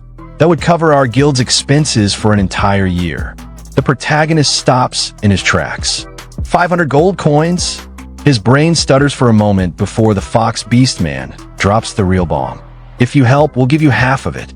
The protagonist's jaw nearly drops. Half of 500? You're telling me I'd get 250 gold coins.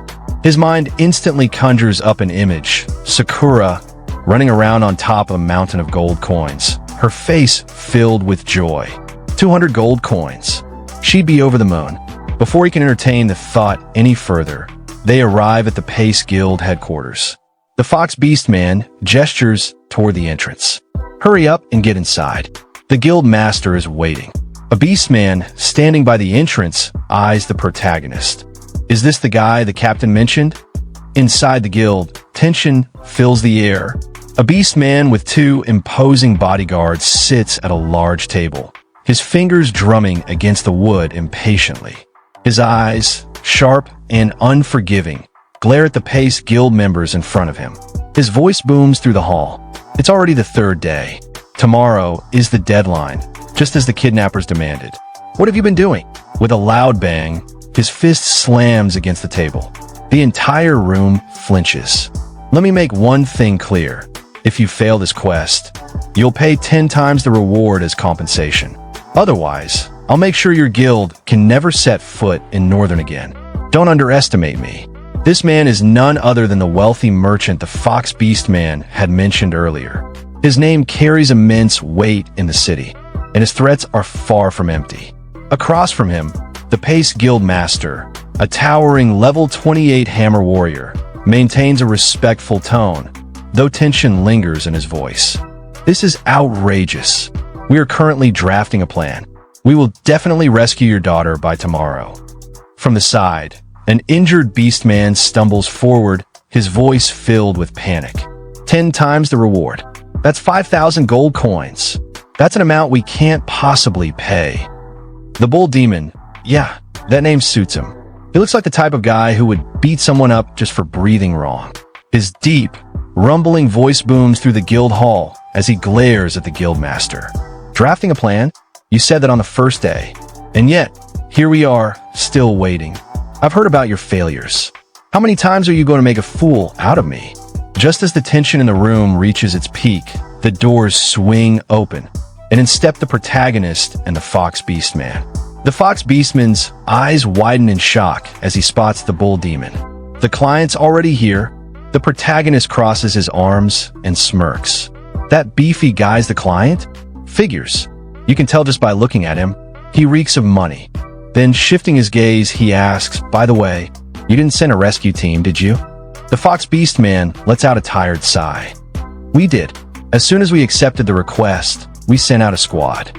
But the location is deep in the mountains, so we had to be careful not to make any suspicious moves. We sent 15 people, all around level 20, with the Vice Guild Master leading them. We thought we had it under control. His expression darkens as he recalls the mission, but we didn't even get close to the enemy base.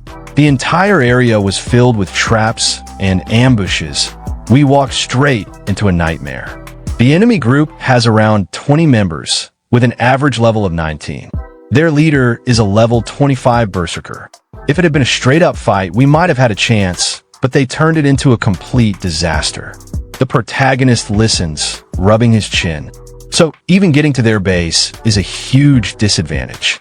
And if you send over 10 people again, you'll just make yourselves an obvious target. The Fox Beastman nods grimly. Exactly. After our first failure, we tried 3 more times, sending everyone we could. But every attempt ended the same way, incomplete failure. The protagonist exhales through his nose. After failing so many times, the enemy is probably feeling confident. They're expecting you to come back and are fully prepared. The Fox Beastman lets out a frustrated groan, rubbing his head. Yeah, we realized too late that brute force wasn't going to work. But by the time we started thinking smarter, we'd already wasted too much time. That's why the guild master called you in. It's do or die at this point. Then, out of nowhere, the Beastman drops to his knees, his eyes welling up with exaggerated puppy dog tears. Please, we only have 1 day left. If we fail again, the hostage will be killed, the Pace Guild will be ruined, and we'll be drowning in compensation fees. Please, we need your help. The protagonist blinks. Calm down. Internally, he starts assessing the situation. A mountain hideout filled with traps, enemies averaging level 19, with a level 25 berserker leading them. Nothing too crazy. My divine eyes and duplication skill should come in handy. But sacrifice is too draining. I'll need to swap it out for something else. Suddenly, the bull demon slams his fist on the table again, his voice shaking the walls. Let me make this clear one last time. If you fail this request, you will either pay 10 times the reward in compensation or immediately disband the guild. His voice echoes, hammering the threat into everyone's minds. 10 times the reward. That's 5,000 gold coins. Do you understand? The protagonist's eyes lock onto the bull demon. His gaze sharpens. So that's what this is about. Not once had this guy mentioned his daughter. Not once had he shown concern for her safety. The only thing he kept talking about was money. The bull demon turns his gaze away from the guild master, his deep voice rumbling like distant thunder. Enough stalling. Answer me now. Will this request succeed? If not, you better prepare those 5,000 gold coins. The guild master, his face pale with panic, stammers, well, 5,000 gold coins isn't something I can just pull out immediately. One of the beastmen beside him tries to calm things down. Please, sir, let's be reasonable. We're still finalizing our plan. We'll definitely rescue your daughter. Before he can finish, the protagonist steps forward, his voice cutting through the tension like a blade. She can be saved. The entire room falls silent as he strides toward the bull demon with unshakable confidence. Your daughter will be rescued. We'll have her back by tomorrow. The bull demon narrows his eyes and jabs a finger toward him. And who the hell is this? He turns to the guild master, his voice dripping with skepticism. Some random human waltzes in and starts making big promises. What kind of joke is this? Even the guild master looks confused, but before he can respond, the fox beastman steps in. With a smirk, he speaks lightly, "Guild master, this is the guy I mentioned earlier. Looks like he's decided to take the job." Hearing that, the guild master stares at the protagonist in shock. "Wait him!" The bull demon exhales through his nose, crossing his arms. A beastman guild hiring a human? Umph. He coughs and then, with a smirk, says, "Fine. You say you can do it? Let's see what happens tomorrow. But don't forget, if you fail, that's 5,000 gold coins you owe me." The protagonist doesn't even flinch. Instead, his smirk widens. "In that case, Winton, let's make a wager." The bull demon raises an eyebrow. "A wager?" The protagonist crosses his arms. "If I rescue your daughter, you double the reward, 1,000 gold coins." The entire guild hall erupts in murmurs. The bull demon scoffs. "Are you an idiot? Do you think you can fool me with some cheap bet?" The protagonist raises a hand. "Hold on. Let me finish." His expression sharpens as he leans forward. "If I fail," his voice grows firm, his eyes burning with intensity, "I'll pay you 50,000 gold coins." Silence. Then Pua. Two beastmen in the back cough up blood on the spot. The sheer insanity of the number sends shockwaves through the room. The bull demon, still holding his cigarette, squints at the protagonist like he's looking at a lunatic. 50,000? You're the one who brought it up, so don't think you can back out now. He exhales a puff of smoke. "All right, I accept. If you save her, I'll double the reward. But if you fail, you owe me 50,000 gold coins." Sometime later, a contract is drafted. The bull demon shoves the paper toward the guild master. "Now sign it." The guild master, hands shaking, hesitates before scribbling his name. His voice is barely a whisper. "Fail. 5,000 gold, or 50,000. We didn't choose either of those options." As the bull demon heads for the exit, he glances back. "Fine. Let's see what happens tomorrow." Then, with a smirk, he disappears into the night. The tension remains thick in the room. One of the beastmen turns to the guild master, his voice full of disbelief. "Guild master, why did you sign that?" His gaze then shifts to the protagonist, narrowing his eyes. "Hey, human, you just put our guild on the brink of ruin. I've been to that location myself. This isn't some simple request. Where does your confidence even come from?"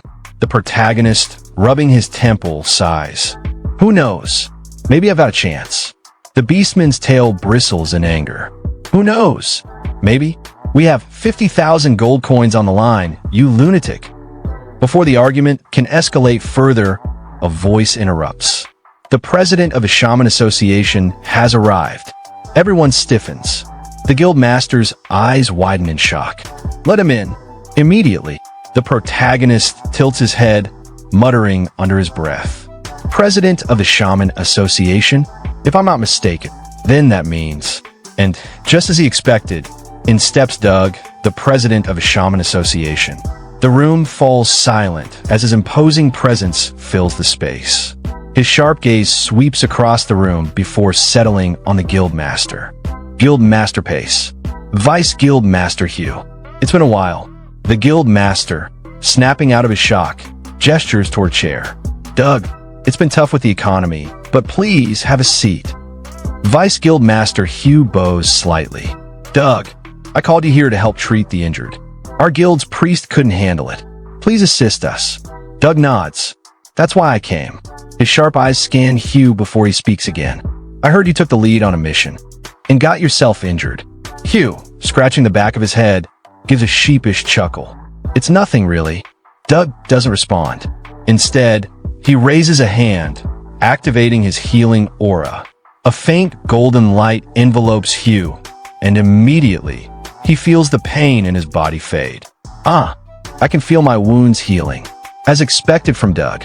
Doug, however, doesn't seem too focused on Hugh. Instead, his gaze drifts toward the protagonist, who's been standing off to the side. The protagonist smirks and takes a step forward. It's a tough mission, but I'm confident we'll succeed. Doug, we meet again. Doug's eyes widen. His calm, composed expression finally breaks. Tsuyoshi, Vice Guild Master Hugh stares at them both in shock. Wait, you two know each other? Sometime later, over a quiet tea session, the conversation continues. Doug takes a slow sip from his cup, swirling the murky tea in his hands. So, you've been asked to handle a tough request, huh? He takes another sip, then shrugs. Yeah, I think you can do it. The protagonist nods. Thanks, I'll do my best. On the side, the guild master leans toward the fox beastman, whispering, You two seem close. Doug isn't someone ordinary people can easily befriend. I had to pull a lot of strings just to get him here. Who exactly is Tsuyoshi? The fox beastman shakes his head. I don't know, but it seems he's far more powerful than we thought. Hugh, listening in, turns toward the protagonist. If that's the case, Tsuyoshi, let's do this together. My experience might be useful, and as Vice Guild Master, it's my duty to keep an eye on you. The protagonist sets his tea down with a soft clink and stands up. I don't mind. Without another word, he walks toward the door, his confidence unwavering. Your wound should be mostly healed by now. Let's go. Just before he steps out, Doug speaks up. Be careful. Hugh watches the interaction with a confused expression. You're in quite a hurry. After the protagonist leaves, the guild master approaches Doug with a serious expression. President, do you know Tsuyoshi? We don't know much about him. We called him in desperation because of his strength, but we're worried about his abilities. Doug exhales deeply. I do know him. He recently passed the White Shaman exam. And not just passed it, he's the strongest White Shaman in the North. The most talented I've ever seen. And he's an extremely powerful warrior. He's also the only person I know who cleared Cardiolise by himself. The guild master and the fox beastman freeze in shock. He's a White Shaman. The fox beastman stares in disbelief. And he cleared Cardiolise alone. Doug nods. I don't know how, but it seems he's even stronger than we thought. Sometime later, in the middle of the city, Hugh crosses his arms and glares at the protagonist. Listen, I'm trying not to get mad here. We're putting everything on the line for this mission, and you went and raised the stakes to 50,000 gold coins without consulting anyone. You're pushing your luck. How can you be so confident? The protagonist, calm as ever, replies, Don't worry about me. I understand how you feel. Preparations are necessary. You know this city well, don't you? Guide me to a location. Hugh sighs. Where are we headed?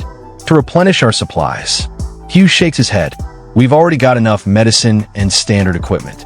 There's no need to buy anything extra. And let me be clear, we won't be reimbursed by the guild. Got it. The protagonist smirks. No, I want to go to the arena. Hugh blinks. The arena? You want to watch a match? This has to be some kind of joke. Seeing how serious the protagonist is, Hugh groans and reluctantly walks toward the arena. Meanwhile, the protagonist thinks to himself, a warrior isn't the right fit for this mission. I need something else. When they arrive, Hugh sighs and gestures toward the entrance. We're here. Just a reminder, tomorrow is the deadline. If we fail, there's no turning back. Then, Hugh approaches a large beastman and slides a few coins into his hand. What kind of matches do you have today? Before the beastman can answer, the protagonist steps up. I don't want to watch a match. I want to participate in one. Register me. Hugh's jaw drops. Wait, what? You want to fight in the arena? Are you out of your mind? This doesn't make any sense. The beastman at the entrance points toward the registration booth. If you're serious, go inside, fill out the forms, and pay the entry fee yourself. Without hesitation, the protagonist strides toward the arena entrance. His thoughts remain sharp and focused. I'll use the divine selection system to adjust my attributes to an assassin. This mission doesn't need a warrior. It needs someone who can blend into the shadows and take down targets without drawing attention. Through combat, I'll select the most suitable assassin skills and duplicate them. Sometime later, the arena buzzed with anticipation. Right in the center of the battleground stood a one-armed cat beastman, Naruto, a level 21 shadow assassin. Facing him was a battered level 21 or warrior, his expression twisted with regret as if realizing he had made a terrible life choice. The warrior gritted his teeth. Damn it, you're making me wait. But inside, doubt crept into his thoughts. Not only is he missing an arm, but he's fast. What a troublesome opponent. Naruto smirked. Come at me. Irritated, the warrior tightened his grip. A warrior doesn't have time for complicated strategies. He activated his skill, Heroic Roar, a powerful battle cry that boosted his combat power while striking fear into his enemies. But just as he charged forward, Naruto vanished. In the blink of an eye, he zipped around the warrior at an insane speed. The poor fighter panicked, his eyes darting in every direction like someone who had just lost his keys in a dark alley. Then came the mistake. The warrior hurled his weapon to the ground. I can't hit him. That was all the opportunity Naruto needed. Before his opponent could react, Naruto struck. His blade pierced the warrior's side in one swift, lethal motion. A sharp gasp escaped the warrior as he stumbled back, blood trickling from the wound. With an effortless yank, Naruto retrieved his knife, a smug grin forming on his face. Shadows don't get hit. The announcer's voice boomed across the arena. It's over. Naruto wins again. Arena priests rushed in to heal the fallen warrior while the crowd erupted into cheers. Meanwhile, beastmen in the audience murmured amongst themselves. So that's Naruto's ambush attack. Damn, that was fast. I heard he's from the east. Yeah, no wonder he's so strong. Among the spectators, a cloaked figure observed the battle unfold. His gaze remained fixed on Naruto, his thoughts racing. Wow, that's an insane skill. Beside him, a beastman named Hugh scoffed. If you want to win against an assassin, don't count on seeing them first. That guy, Naruto, is an Eastern assassin, and he's been making a name for himself lately. Hugh crossed his arms. Naruto's arena record? 21 wins, 6 losses. He's held first place in the light class arena for 3 straight months. Every guild around here wants to recruit him. The cloaked figure tilted his head slightly.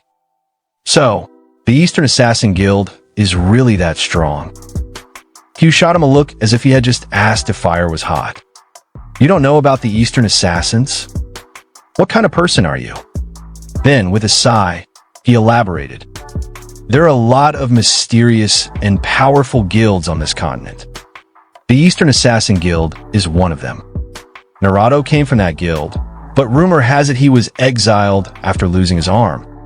Nobody knows the full story, but he's ruthless. The cloaked figure glanced back at the arena. An assassin guild, huh? Seems like an underground secret organization. Hugh nodded. That's right. You won't learn anything about them unless you become a member. As their conversation continued, the announcer's voice suddenly thundered across the arena. Next up, a new challenger. This fighter has zero experience in the arena, Tsuyoshi. The crowd buzzed with excitement as the announcer continued. He requested to fight an assassin, but unfortunately for him, he's up against Naruto. This is going to be an exciting match. The arena erupted in laughter and jeers. Experience? Go home and train first. That human's a joke. Even our warriors can't beat Naruto. The arena just wants entry fees, so they throw weaklings in for entertainment. Hurry up and start. I can't wait to laugh. Meanwhile, Naruto glanced over, his eyes sharp with curiosity. No experience? Are you crazy? Ignoring him, Tsuyoshi calmly tightened the straps on his gauntlet, securing it in place. I'm going. The beastman next to him stared in disbelief. I can't believe you're actually fighting Naruto. Just for fun. You saw what happened earlier, right?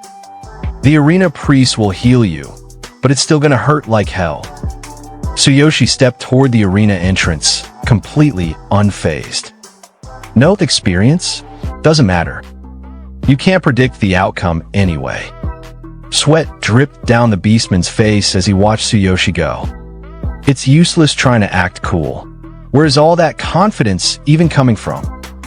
Standing face to face with Tsuyoshi, the dark-cloaked beastman narrowed his eyes and scoffed.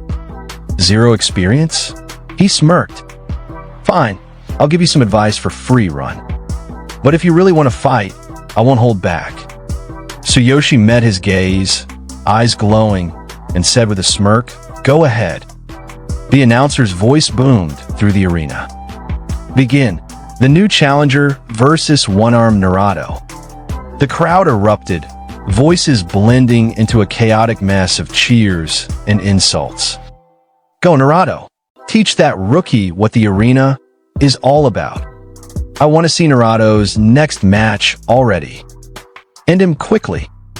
Without wasting a second, Naruto burst forward, dashing around Tsuyoshi at insane speed. Tsuyoshi calmly analyzed his movements, thinking to himself, he's fast. Just in case, I'll do it like always. Full body enhancement activated. Defense significantly increased. Third eye activated, scanning and analyzing opponent. Naruto suddenly skidded to a stop, his sharp instincts sensing something's off. Tsuyoshi tilted his head slightly and smirked. What's wrong? Giving up already? The crowd murmured in confusion. Wait, what happened? Why did he stop? It's Naruto, mocking the newcomer. Sweat dripped down Naruto's face as he gritted his teeth. What the hell is this guy? He thought. A second ago, he was just some weakling. But now, suddenly, another notification popped up before Tsuyoshi's eyes. System notice. Absolute duplication has evolved. You can now replicate opponent skills through combat. Tsuyoshi recalled his past struggles with copying skills, thinking he used to have to touch an opponent's heart to copy their abilities. But now, all he needed was to fight them. He stepped forward, gripping his massive sword, a grin forming on his face. All right, Naruto, let's see what you've got. Naruto's ears twitched in alarm. His instincts screamed danger. Why is he so excited? I need to be careful. Tsuyoshi swung his sword, and instantly, Tsuyoshi felt his body move fluidly, dodging with lightning speed. Oh, this skill feels amazing. Naruto lunged at him, slashing with his dagger. Your buffs won't save you now. Tsuyoshi raised his hand and blocked his attack barehanded. Clang! The arena fell silent. Naruto stared in horror. Hey, Chop, why aren't you injured? A new notification popped up. Tsuyoshi smirked, tilting his head side to side. "Oh, this is it." The crowd gasped in disbelief. "No way. Not even a scratch. Who is this guy? Could he be the strongest here?" Tsuyoshi glanced at his status screen, where a list of skills appeared for him to copy. One caught his eye. Naruto trembled, his grip tightening on his dagger. "What did you do? Why can't my attacks even scratch you?" Tsuyoshi raised his sword, grinning. Explaining would take too long, but now it's my turn. As Tsuyoshi swung, Naruto's eyes widened in sheer panic. "Vous wait." Boom! Tsuyoshi's attack connected, sending Naruto crashing to the ground, knocked out. The arena fell dead silent. Then, what the hell just happened? After defeating the cat beastman, Tsuyoshi casually slung his massive sword over his shoulder and made his way toward the exit with unwavering confidence. A smirk played on his lips as he muttered, "Not bad. With this, I could go rescue that guy's kidnapped daughter." At that moment, the announcer's voice boomed across the arena. "The winner is Tsuyoshi." Outside the arena, the beastman who had accompanied him stood with wide eyes, clapping his hands in disbelief. "Unbelievable! Your equipment must be top-notch," he exclaimed. Tsuyoshi adjusted his gauntlet, feeling the enhancements coursing through his body. "Thanks to these adjustments, I've become more agile, like an assassin, but with divine enhanced speed." The beastman glanced toward the darkening sky. "It's getting late. Do you still want to attempt the rescue at night? It's going to be much harder to see in the dark." Tsuyoshi didn't hesitate. "I can see perfectly well. Take me there." Sometime later, deep in the forest, Tsuyoshi and the beastman moved side by side. The beastman, leading the way, pointed ahead. The fortress where Winton's daughter was taken is just up ahead. Suddenly, he ducked behind a tree, motioning for Tsuyoshi to do the same. His voice was tinged with concern. "Several days have already passed. I wonder how she's faring." Tsuyoshi's gaze locked onto the fortress. This terrain. No wonder past attempts have failed. The beastman sighed, looking toward the stronghold. "No matter how many times we've tried to rescue her, we've always failed. This fortress is perfectly positioned, easy to defend, nearly impossible to attack. The enemy has set countless traps, using the environment to their advantage. The path to the entrance is nothing short of a nightmare. No local guild stands a chance against them." He turned back to Tsuyoshi, skepticism in his eyes. "I saw what you did in the arena, but even with your skills, accepting this request is a heavy burden. How do you plan to attack with just the two of us?" But as he spoke, he suddenly realized Tsuyoshi was gone. Panic flickered in his eyes. Where did he go? Meanwhile, at the fortress gate, 3 guards stood chatting. One of them scoffed. "These small guilds trying to rescue her. They never learn. Even if they try again tomorrow, the outcome won't change." Another guard chuckled. "Even we struggle to remember the exact locations of all the traps. For outsiders, trying to sneak in is basically a suicide mission." The third guard smirked. "It's impossible for any intruder to get past our defenses. There's no way anyone could bypass the traps in this fortress." Unbeknownst to them, Tsuyoshi was already observing from the shadows, perched atop a tall tree, silently taking in every word. With a flicker of power, his divine eye activated. A surge of energy coursed through him as his vision sharpened, scanning the entire area, every guard, every trap, every hidden passage. As Tsuyoshi surveyed the fortress, glowing red spots suddenly appeared on the ground. At the same time, a notification popped up. Scan result: 9 large trigger-type traps and 6 automated traps detected on the way to the main entrance. Trigger points are displayed. Seeing this, Tsuyoshi smirked. "So Divine Eye has evolved. I can now clearly see the trigger points." Just then, another notification appeared. The switches for the automated traps are inside the entrance, behind the 3 guards. Suggested course of action. Approach carefully. Tsuyoshi cracked his knuckles. Let's go. Silently, he leaped from the tree, landing gracefully on the ground. Impressive. This divine selection system is incredibly thorough. Without wasting a second, he moved toward the entrance, nimbly avoiding every trigger trap like a phantom. As he reached the fortress walls, he took cover behind a tree, eyes locked on the 3 guards still chatting near the gate. Time to take them down one by one. Tsuyoshi cupped his hands over his mouth and let out a faint noise. Rustle. One of the guards flinched. What was that? Another scoffed. Go check out. Could be an intruder. The first guard, eager for action, grinned. It's probably just an animal. Happens all the time. If it messed with the traps, I'll kill it. He stepped away from the group. His companion called after him, laughing. You're still inexperienced. Don't panic. No one would dare attack this fortress at this hour. The first guard snorted, walking off. Last time, a deer ruined 3 of our traps. This time, I won't let it live. He would regret those words. High above in a tree, Tsuyoshi's eyes gleamed as he summoned a kunai from his inventory. At this distance, I can use the kunai. He moved in a blur. Before the guard could react, Tsuyoshi appeared behind him, gripping his throat tightly to silence him. A kunai sank into the beastman's chest. A system notification flashed. Ultimate Physique, R Enhance activated. Strength increased by 120%. Sneak attack damage increased by 30%. Critical hit delivered, fatal blow to the heart. As the guard's body slumped to the ground, Tsuyoshi glanced toward the fortress.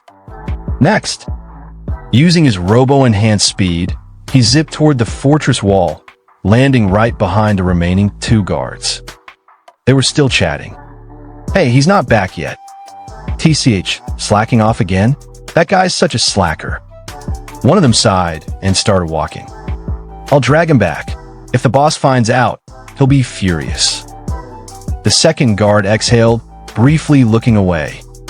In that instant, swoosh, his companion vanished. A faint thud followed. The remaining guard stiffened. Huh? He turned sharply, nothing. Sweat dripped down his face. No one's here. Tsuyoshi crouched above him, kunai in hand. One left. But then, light flared. The last guard spun around, his staff glowing with energy. I know you're there. Stop messing with me. Tsuyoshi remained still. The beastman gripped the switch for the traps. His hand trembled. Answer me, or I'll activate the defenses. He gulped. What is this terrifying feeling? Then like a ghost, Tsuyoshi appeared in front of him. You won't be activating anything. The guard's breath hitched. He tried to scream, but never got the chance. Slash. Tsuyoshi finished him in a second. With all the guards eliminated, he turned to the trigger system. The entrance is clear now. Just then, another system notification popped up. Divine Eye. 6 manual traps detected along the entrance corridor. Destroying the support bars will disable them. From the bushes, the beastman who had accompanied Tsuyoshi trembled as he watched the one-man massacre unfold. "That's so strong," he muttered. Tsuyoshi glanced in his direction. "I'm coming for you. Wait for me. Be careful of the remaining traps." Without turning back, he flung his robe over his head and added, "Don't step there. Crouch under the trigger line." The beastman gulped. How do you know where the traps are? And you already took out the guards. As he carefully approached the entrance, he mumbled, "While we're at it, let's destroy the other traps." Tsuyoshi grabbed his wrist before he could proceed. "No, we'll need them later." The beastman froze. G got it. He stepped back, still shaking. "You're really strong." Without looking back, Tsuyoshi began walking toward the fortress. "Follow me. We're rescuing the hostage in one go." The beastman swallowed hard and nodded, following behind. You understood. Tsuyoshi and the beastman carefully maneuvered through the fortress, avoiding the deadly traps. Just then, he nearly stepped on a hidden trigger, barely dodging it by a hair. His breath hitched. Damn, that was close. Finally, they reached the innermost chamber. The beastman whispered, Winton's daughter should be inside. But in front of the chamber stood a battalion of beastman warriors, each of them level 24.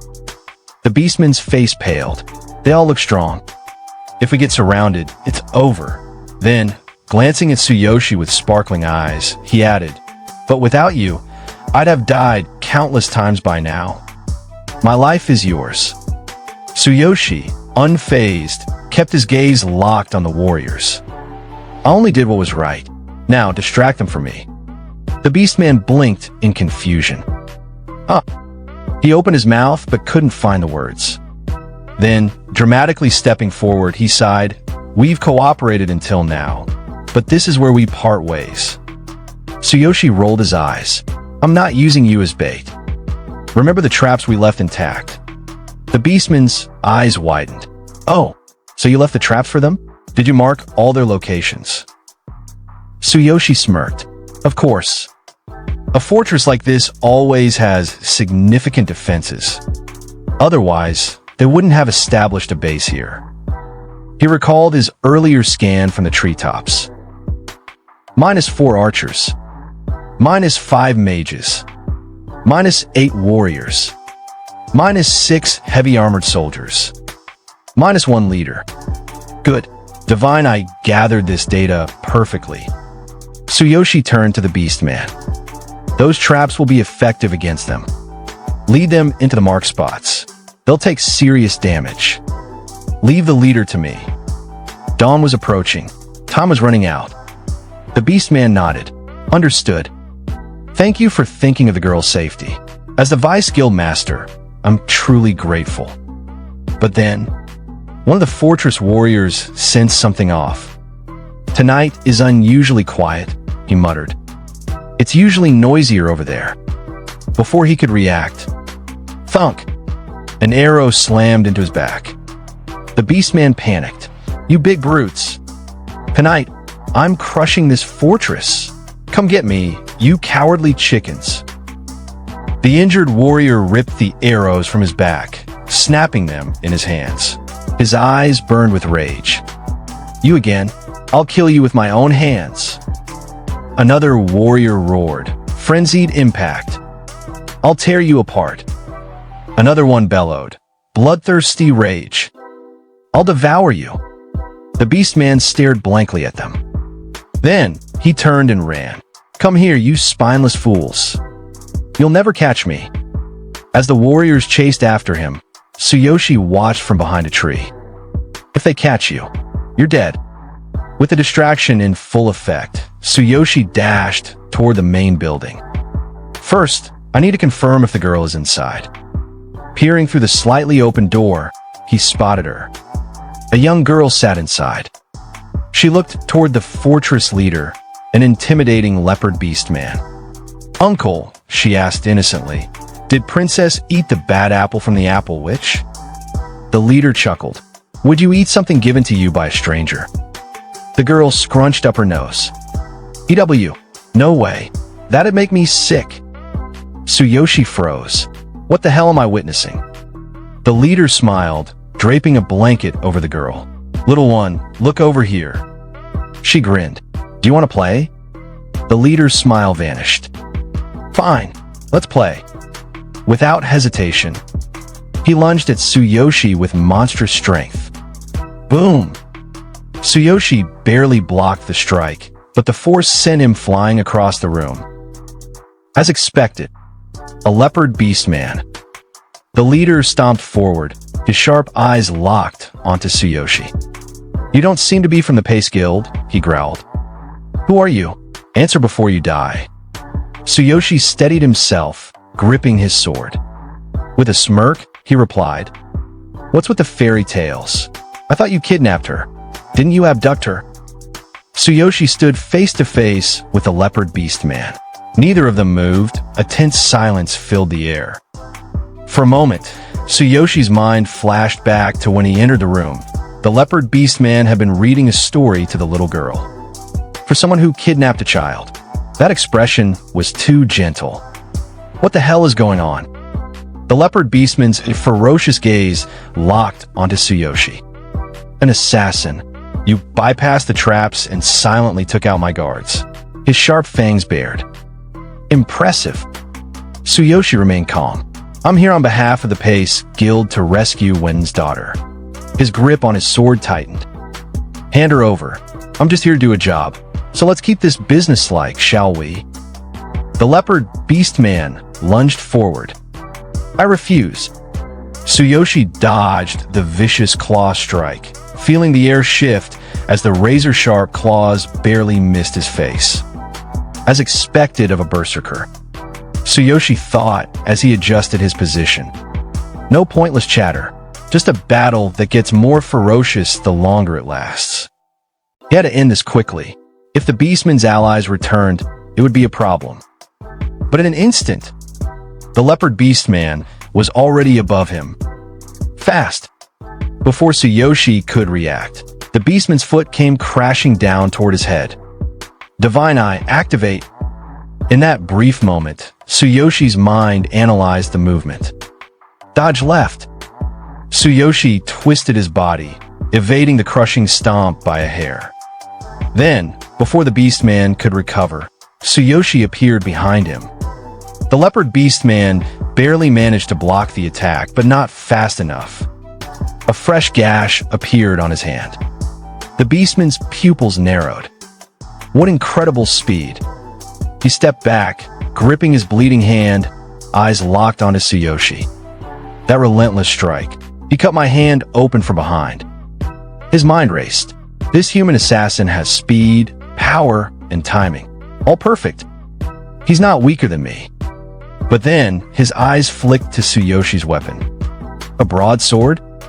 Why the hell is he using a broadsword? That's not an assassin's weapon. Tsuyoshi took a step forward. Let's end this. He activated his ultimate physique. His muscles surged with enhanced power. The leopard beastman smirked. Fine, come at me. But just as they were about to clash, a small voice rang out. Uncle, what are you doing? The leopard beastman froze. His fierce battle stance vanished instantly, his back straightening like a husband caught flirting with another woman. His expression changed from savage warrior to a scolded parent. I told you not to come out. His tone wasn't angry, just concerned. Go back inside. Now. Tsuyoshi stood there dumbfounded. Didn't he kidnap her? Why is he being so gentle now? Why does he treat her like she's important? The little girl ran to the leopard beastman and grabbed his injured hand. Uncle, are you hurt? The leopard beastman kneeled down. With a soft voice, he reassured her, it's nothing. I just accidentally cut myself with a blade. Tears welled up in the girl's eyes. She turned to Tsuyoshi and pleaded. Big brother, Uncle is a good person. Don't bully him. Tsuyoshi's sword hung in the air, awkwardly.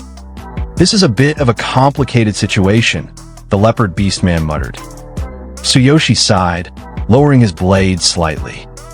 Look, kid, I'm here to rescue you. He scratched his head. I'm not the bad guy. But as he looked at the girl's tear-filled eyes, a memory hit him. Karina used to look at me like that, too. Whenever she was mad at me. The little girl stomped her foot, tears welling up in her eyes. I don't want to be rescued, she shouted, her voice a mix of anger and sorrow. This place is fun, and Uncle is kind. I don't want to go back. The leopard beastman sighed and gently placed a hand on her head. All right, I won't make you leave. Tsuyoshi, still gripping his sword, narrowed his eyes. Hey, what's going on? His voice was sharp. I can tell you've got a reason you can't talk about, but are we going to keep fighting or what? The leopard beastman picked up the little girl, holding her in one arm. Without looking at Tsuyoshi, he turned toward the fortress's main building. Let's talk inside. I need to put her to bed first. She gets scared if I don't read her a story before she sleeps. Sometime later, the little girl finally fell asleep. The leopard beastman watched over her for a moment, then muttered, "She finally slept." Behind him, Tsuyoshi stood straight. "She's really attached to you." He crossed his arms. "This isn't a simple kidnapping, is it?" The leopard beastman didn't respond at first. He simply tucked the girl in, pulling the blanket over her gently. Then in a low voice he said, "I work for Winton. You could call it a secret gang." Tsuyoshi's eyes widened. "You work for Winton?" His voice grew sharp. "Then why would you kidnap his daughter?" The leopard beastman exhaled. "For money." His voice was bitter.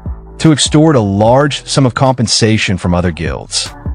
Tsuyoshi mind flashed back to the bull demon incident. Extorting compensation. I see. So that's why this fell off. It was all a setup. The leopard beastman gave a disappointed smirk. "We were secretly hired by Winton as low-level thugs to carry out his schemes. We kidnapped the girl, and Winton makes an expensive rescue request." Tsuyoshi's fists clenched. No ordinary adventurer would accept a mission involving a group of fighters like you. The leopard beastman continued. "And the local guilds aren't strong enough to even enter this fortress." He gestured vaguely at the traps and mechanisms hidden in the fortress. The traps? Winton set them up himself. Tsuyoshi crossed his arms. "I see." His voice was icy. Winton fortified the defenses so no local guild could possibly complete the request, buying time until the compensation was secured. But Tsuyoshi narrowed his eyes. "Once the ransom is collected, wouldn't it be risky to let the girl return home safely? If anyone saw her alive and well, the scam would be exposed." Then, a terrible realization struck Tsuyoshi.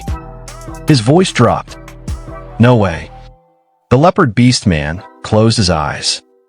Then, in a cold, matter-of-fact voice, he said, "Winton stole a newborn baby and raised her as his own. All for this scheme. To him, she was never his child, just a tool. And now that he's achieved his goal, she has no further value. There's no reason to keep her alive." A sharp, dangerous aura surged from Tsuyoshi. "So, in other words, he plans to kill her." His grip on his sword tightened. "That's not just scam behavior. It's something far worse." But then, another question came to mind. "Then, why is she so attached to you?" Tsuyoshi's voice was steady, but his gaze was sharp. The leopard beastman exhaled. "Because I was the one who stole her." His voice grew softer. "And I was the one who secretly took care of her. The more mercy I showed her, the stronger my guilt became." Tsuyoshi remained silent for a moment. Then he finally asked, "Now that Winton has gotten what he wanted, does this girl have any future left?" He stared at the beastman. "You could easily take her and escape, couldn't you?" The leopard beastman shook his head. "I was a homeless man, starving to death before Winton took me in." He clenched his fists. "He gave me food, clothes, training. He turned me into a warrior. I can't betray him." Tsuyoshi's voice grew colder. "So there's no such thing as freedom in this world, huh? Everyone just lives for some purpose or another." He turned toward the sleeping girl. "Her so-called father doesn't give a damn about her."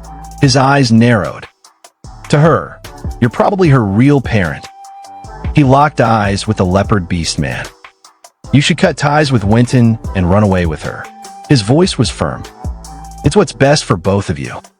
But the leopard beastman's expression hardened. "If Winton hadn't saved me, I would have died a long time ago. But this girl, to me..." Tsuyoshi turned away and started walking. "You've already repaid Winton's kindness over the years, haven't you?" He glanced back one last time. "Take her and run. Give her a new life. And give yourself a chance too." The leopard beastman's expression darkened. "What do you know?" His voice was low and tense. "If I defy Winton, he will never forgive us. He'll send assassins, as many as it takes, to hunt us down." His fists clenched. You really think we could just leave and live a peaceful life? Tsuyoshi met his gaze with a calm, knowing stare. Don't worry. His voice was gentle, yet firm. I understand your pain very well. Living while protecting others. It's hard. But don't lose hope. Good things can still happen. The leopard beastman looked at Tsuyoshi, his expression conflicted. If that's the case, Winton. Before he could finish, Tsuyoshi turned and walked toward the exit. If you can't do it, he said without looking back, I will help you. I won't let scum like Winton harm you or the girl. Sometime later, deep in the forest, as Tsuyoshi walked through the woods, a familiar figure suddenly jumped down from a tree in front of him. It was his companion, the beastman who had been assisting him. Oh, there you are. The beastman grinned, panting slightly. I've been running circles around these guys this whole time. With a cocky smirk, he added, just like you said, they couldn't handle their own traps. He laughed proudly. Thanks to your markers, I dodged every single one of them perfectly. You should have seen the stupid looks on their faces. Tsuyoshi let out a gentle smile. Good to hear. But then, the beastman suddenly paused. His ears twitched. Wait, why are you alone? His tone shifted. Didn't you rescue Winton's daughter? His eyes widened. Wait, did you fail? Oh no, it's all over. Before he could panic further, Tsuyoshi calmly placed a hand on his shoulder. Go back to the guild and report our success to the president. His tone was steady and commanding. I'll join you after I collect the reward from Winton. The beastman's eyes lit up. It's already done. That's amazing. Then, with a sparkle in his eyes, he suddenly bolted forward. My brother's going to be thrilled when he hears this. I'll go rush and tell him. See you at the guild. Great job. As the beastman disappeared into the distance, Tsuyoshi's smile faded. His expression turned serious. All right. His gaze sharpened. Now it's time to talk with Winton. Scene shift, a grand, luxurious mansion. Inside a lavish private chamber, a massive figure sat comfortably in an ornate chair. Gold coins were scattered across the table in front of him, glimmering under the candlelight. The bull demon leaned back, stroking his chin. My earnings have been declining lately, he muttered. His greedy eyes stared at the coins. Maybe I should ramp up the kidnapping rescue schemes. But before he could think further, a cold voice echoed through the room. No, you won't have that opportunity anymore. The bull demon's body stiffened. His eyes widened in shock. Who's there? Then, a shadow stepped into the room. Tsuyoshi stood at the entrance, his sword gleaming in his hand. His eyes glowed ominously. The one who has come. He raised his blade. To take your life. The bull demon's face twisted in panic.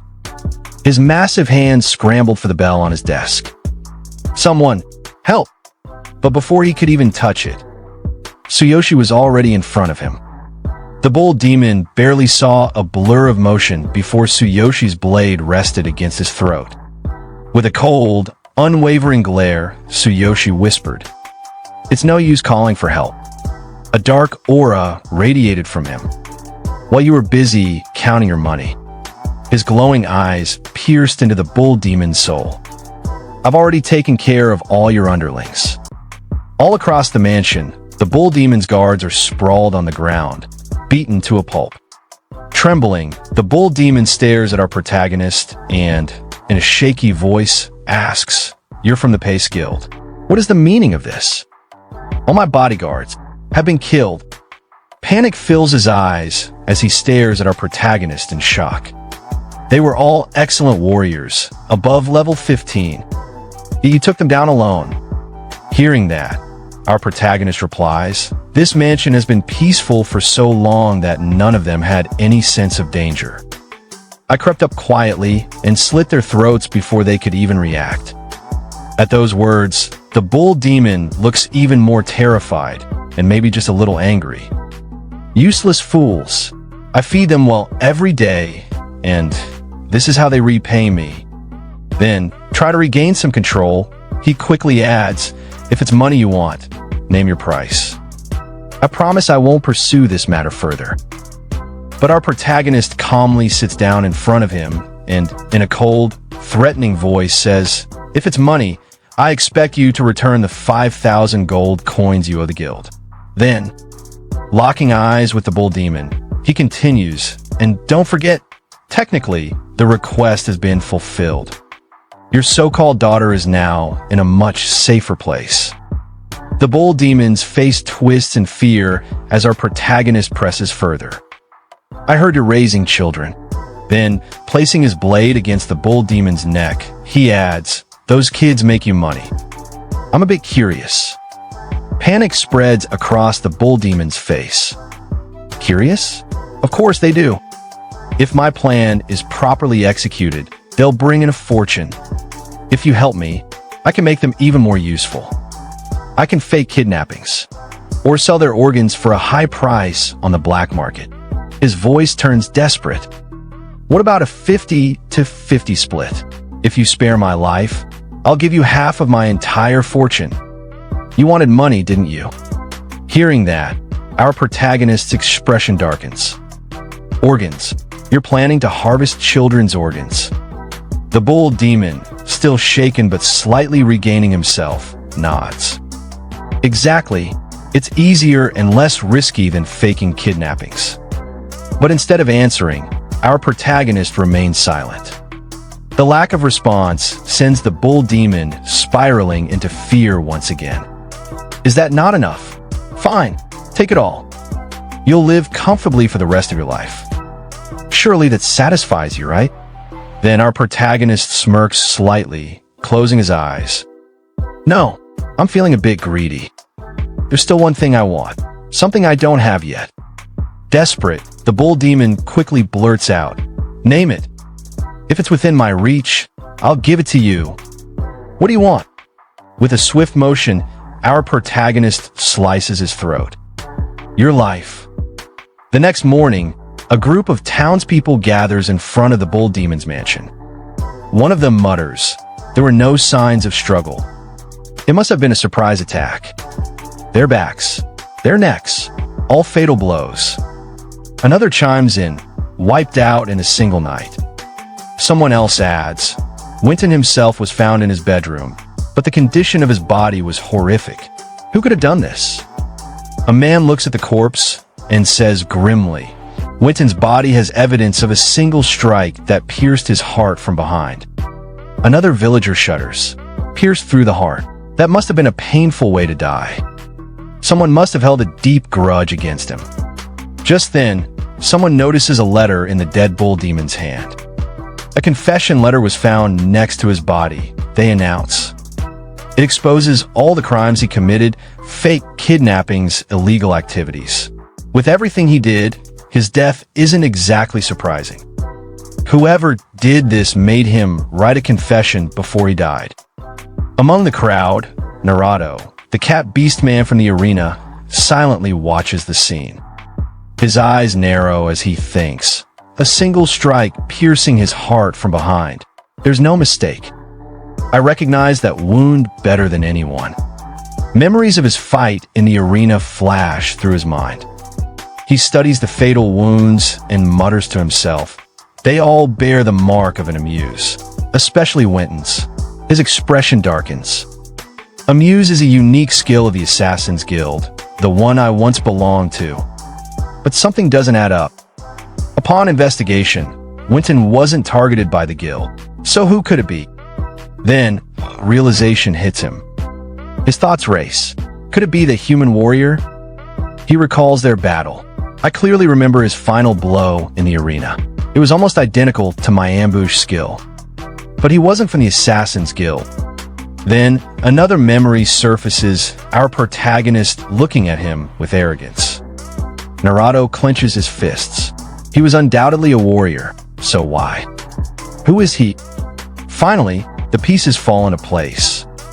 Unless he somehow stole the skill. A sinister grin spreads across Naruto's face. If I report this to the Brand Assassins Guild leader, I might earn my way back into the guild. His gaze turned sharp. The Assassins Guild never forgives traitors, or anyone who steals their skills. Determined, he turns away from the crowd. This could be my chance to redeem myself. Without another word, Naruto disappears into the distance. I must report this to the guild leader immediately. Inside the Pace Guild's meeting room, our protagonist finishes explaining the mission and confirms that the job is complete. One of the guild leaders stares in shock. You really recovered 5,000 gold coins? In response, our protagonist places a heavy gold coin box in front of them. The moment they see it, everyone's eyes widen in disbelief.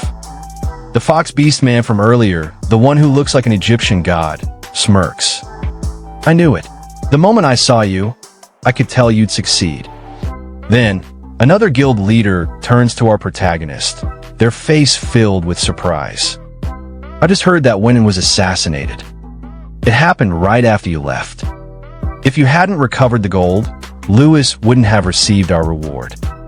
Hugh, still unfazed, replies, even with all the scandals about Winnan coming to light, his death isn't enough. Our protagonist remains calm. I don't mind. The request has been completed, and I even leveled up. As he reflects, he thinks to himself, after dealing with Winton and his associates, the system even gave me a bonus. Killing enemies seems to yield more experience points and increases my potential for leveling up. Memories of how he wiped out the Bull Demon's gang flash through his mind. Hearing this, the guild leader nods. You leveled up. Congratulations. You have not only protected the guild's honor, but also earned a fortune. Let's split the 5,000 gold coins equally between you and the guild. But our protagonist chuckles awkwardly. I don't need 2,500 gold coins. I was originally supposed to get 250, so I'll donate the rest to homeless children or struggling families. At those words, the three leaders exchange bewildered glances before exclaiming in unison, "Donate." Our protagonist picks up his share and shrugs. Yeah, there are plenty of people who need this money more than I do. As he turns to leave, he waves a hand. I'll take 250 coins as agreed. See you next time. Watching him walk away, Hugh mutters, he's remarkable, not just in skill, but in generosity. The guild leader nods. Truly, to give away such a fortune without hesitation. As he wishes, let the rest be donated to those in need. The others agree. Yes, understood. Walking through the city, our protagonist reflects, I've reached level 11. Just one more step to level 12. My target, Sakura, should be around here somewhere. But where could she be? A smirk crosses his face. She'll definitely be surprised when she sees me now. Thanks to the black armor disguise, I look completely different. As he moves past the building, he notices a large crowd gathering outside. His eyes narrow. Maybe I should wait for her at the Adventurers Guild. But why are there so many people outside? Just then, his attention shifts to a heated argument. A fat beastman woman, clearly furious, shouts at someone. Don't you know who I am? I am the wife of the president of the Beastman Trading Company in the north. You filthy half-beast. How dare you bump into my child? Apologize. His eyes land on Sakura, who looks unshaken as she calmly responds, Madam, as I already explained, your son bumped into me. I was simply standing here, waiting for someone.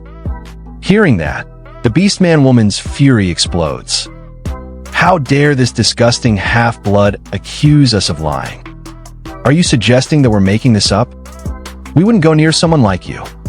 Half-beasts are truly despicable. The little boy beside her, with an arrogant smirk, points at Sakura and sneers. That's right. There's no way I bumped into someone like you. You're a liar. A guard standing nearby steps in, pointing a finger at Sakura. Hey, if you bumped into the young master, just apologize. It's for your own good, half-beast. Sakura remains firm, her voice steady. No, Even if you doubt me, I will not tolerate being insulted. She glances around. With so many people here, surely someone must have seen what happened? But the townsfolk look away, unwilling to get involved. Seeing their silence, Sakura's expression falters. So no one is willing to speak up for me. Before she can say more, the beastman woman suddenly slaps her across the face. Filthy half-blood, just apologize already, or I'll have you arrested. Sakura holds her cheek, but her expression remains resolute. The guard sighs, sweat dripping down his face. What a bother. Don't be stubborn. Know your place, fool. From the ground, Sakura looks up at him, her eyes burning with determination. I absolutely will not apologize.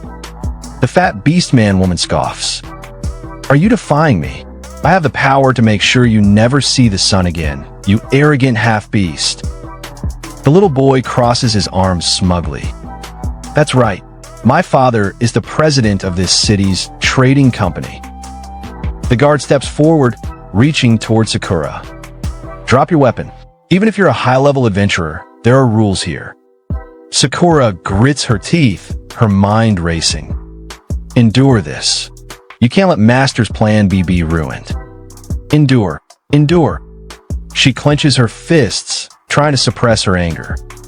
You've endured so much for so long. Just hold on a little longer. But just as she steels herself, bam! Out of nowhere, a powerful kick slams into the beastman woman's face, sending her flying. Gasps echo through the crowd. The little boy panics, his voice shrill as he screams, "A murderer!" Before he can react, our protagonist appears right in front of him. The boy's eyes widen in terror. But even he doesn't escape, our protagonist slaps him across the face, sending him flying. The entire crowd is stunned into silence. Standing in front of Sakura, our protagonist clenches his fist and glares at the surrounding guards. His voice is laced with fury. You insulted Sakura, and even dared to lay a hand on her.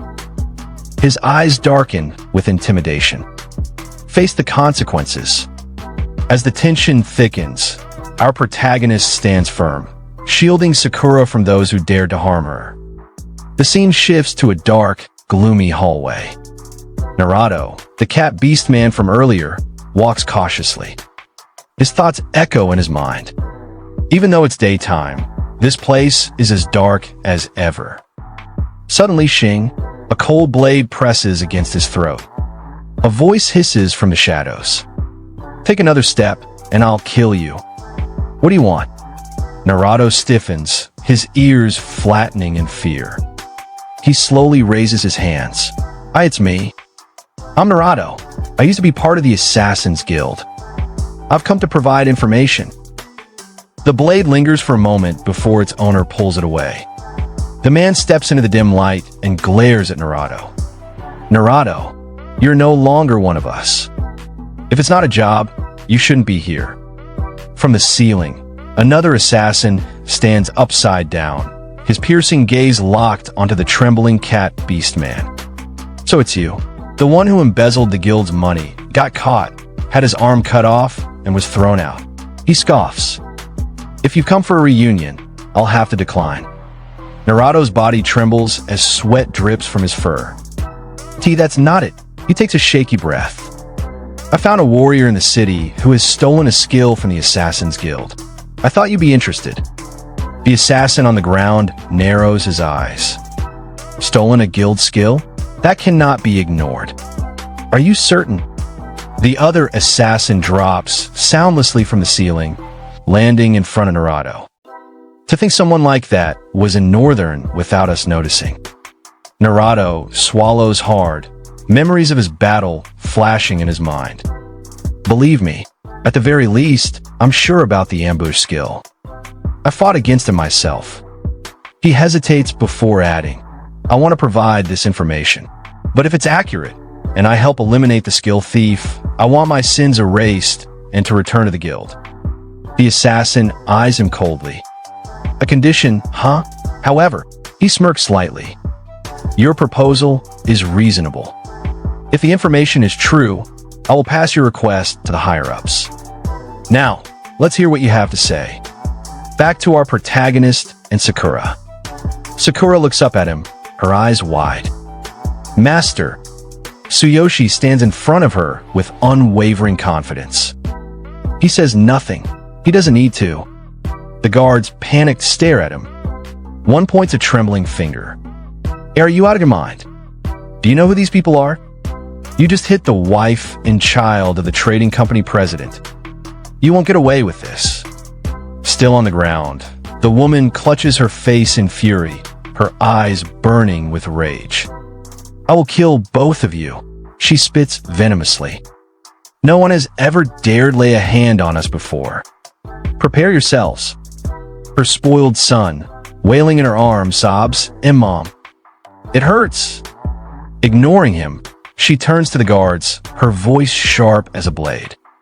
Guards, gather the troops and arrest these two immediately, or I'll have my husband cut off all funding to this city. The guards look at each other hesitantly before nodding. Understood. One of them steps forward. Come quietly, and we won't rough you up. Tsuyoshi, completely unfazed, simply holds Sakura close. They started it, didn't they? Isn't this technically self-defense? The guard flinches at his words, unable to come up with a response. The woman, seething, points a finger at him. When did I ever hit that filthy half-beast? There's no one to testify, anyway. I wouldn't dirty my hands by touching such a creature. Tsuyoshi's eyes darken with a deadly glare. His voice is ice cold. Keep talking, and I'll break your teeth. His gaze sweeps over the crowd. There are plenty of witnesses here. Sakura, still holding on to him, grips his sleeve tightly. Master, there is no one who will testify for us. I'm sorry for causing trouble. But Tsuyoshi looks at her gently, his voice firm. Don't give up, Sakura. Her eyes widen as his words stir something inside her. She clenches her fists. But earlier, I thought someone would step up to speak for me. I am a half-beast, and she is the wife of the trading company president. No one wants to risk angering someone like her, for the sake of a half-beast. Hearing Sakura's words, the woman's confidence swells. With an arrogant smirk, she sneers, exactly. Who would testify for something as lowly as a half-beast? Or a human foolish enough to defend one? But then suddenly, our protagonist's friends appear out of nowhere. One of them looks towards Tsuyoshi and says, "Isn't that Captain Tsuyoshi?" "It really is. What's going on here?" Another chimes in, "I heard he just completed a major request for the Pace Guild." As expected of him. Seeing the adventure group, Tsuyoshi gets confused, rubbing the back of his head. "Oh, it's you guys. I just did what I could." The woman from earlier, now shocked, mutters to herself, "What does he mean?" At the same time, Hugh appears, walking up with a smirk. "Sweetest, you're still in Northern? I just came back from donating the money, as you wanted." Looking towards them, Tsuyoshi replies, "I was about to leave with my team, but I got caught up in some trouble." Sakura, hearing and seeing all the commotion, asks, "Master, do you know them?" They seem very well respected. One of the adventurers turns to her. "Is there a problem? Who's causing trouble here?" Picking a fight with you is the same as picking a fight with the Pace Guild. Hearing this, the boy clings to his mother, crying. "Mother!" The woman holds him tightly, panic setting in. "Who is that man?" The guard, also sweating, looks around and explains, "Well, those two are in trouble with the trading company president's wife. If no one can prove that she struck first, the law requires that we take them both into custody." But before he can finish, people start stepping forward one by one. "Arrest Captain Tsuyoshi? Are you serious?" One adventurer scoffs. Another one butts in. "Do you have any idea how much he's donated to the poor in this city? He deserves a reward, not an arrest." "I will testify," someone calls out. "Me too," another adds. "Count me in," a man shouts. In front of them all, a warrior clad in red armor steps forward. Is this not enough? The entire guild is willing to testify if needed. At that moment, this guild receptionist steps out. I will testify too. I saw the lady strike first. Sakura is a gold badge-ranked adventurer, and I can confirm her innocence. The woman, now in the middle of the crowd, grits her teeth in frustration. You fools! I am the wife of the trading company president. I will. But before she can finish, another witness steps forward. I also saw her strike first. Then another. If so many people are stepping forward, I'll testify too. More and more people come out, and seeing this, the guard starts sweating even more. He turns to the woman. That's enough, madam. I must ask you to come with us. But before she can move, Tsuyoshi steps forward with a cold glare. But first, how about an apology to my companion? Otherwise, you won't be leaving here anytime soon. The adventure group standing behind him glares at her with gangster-like expressions. Apologize. Now. Can't you speak?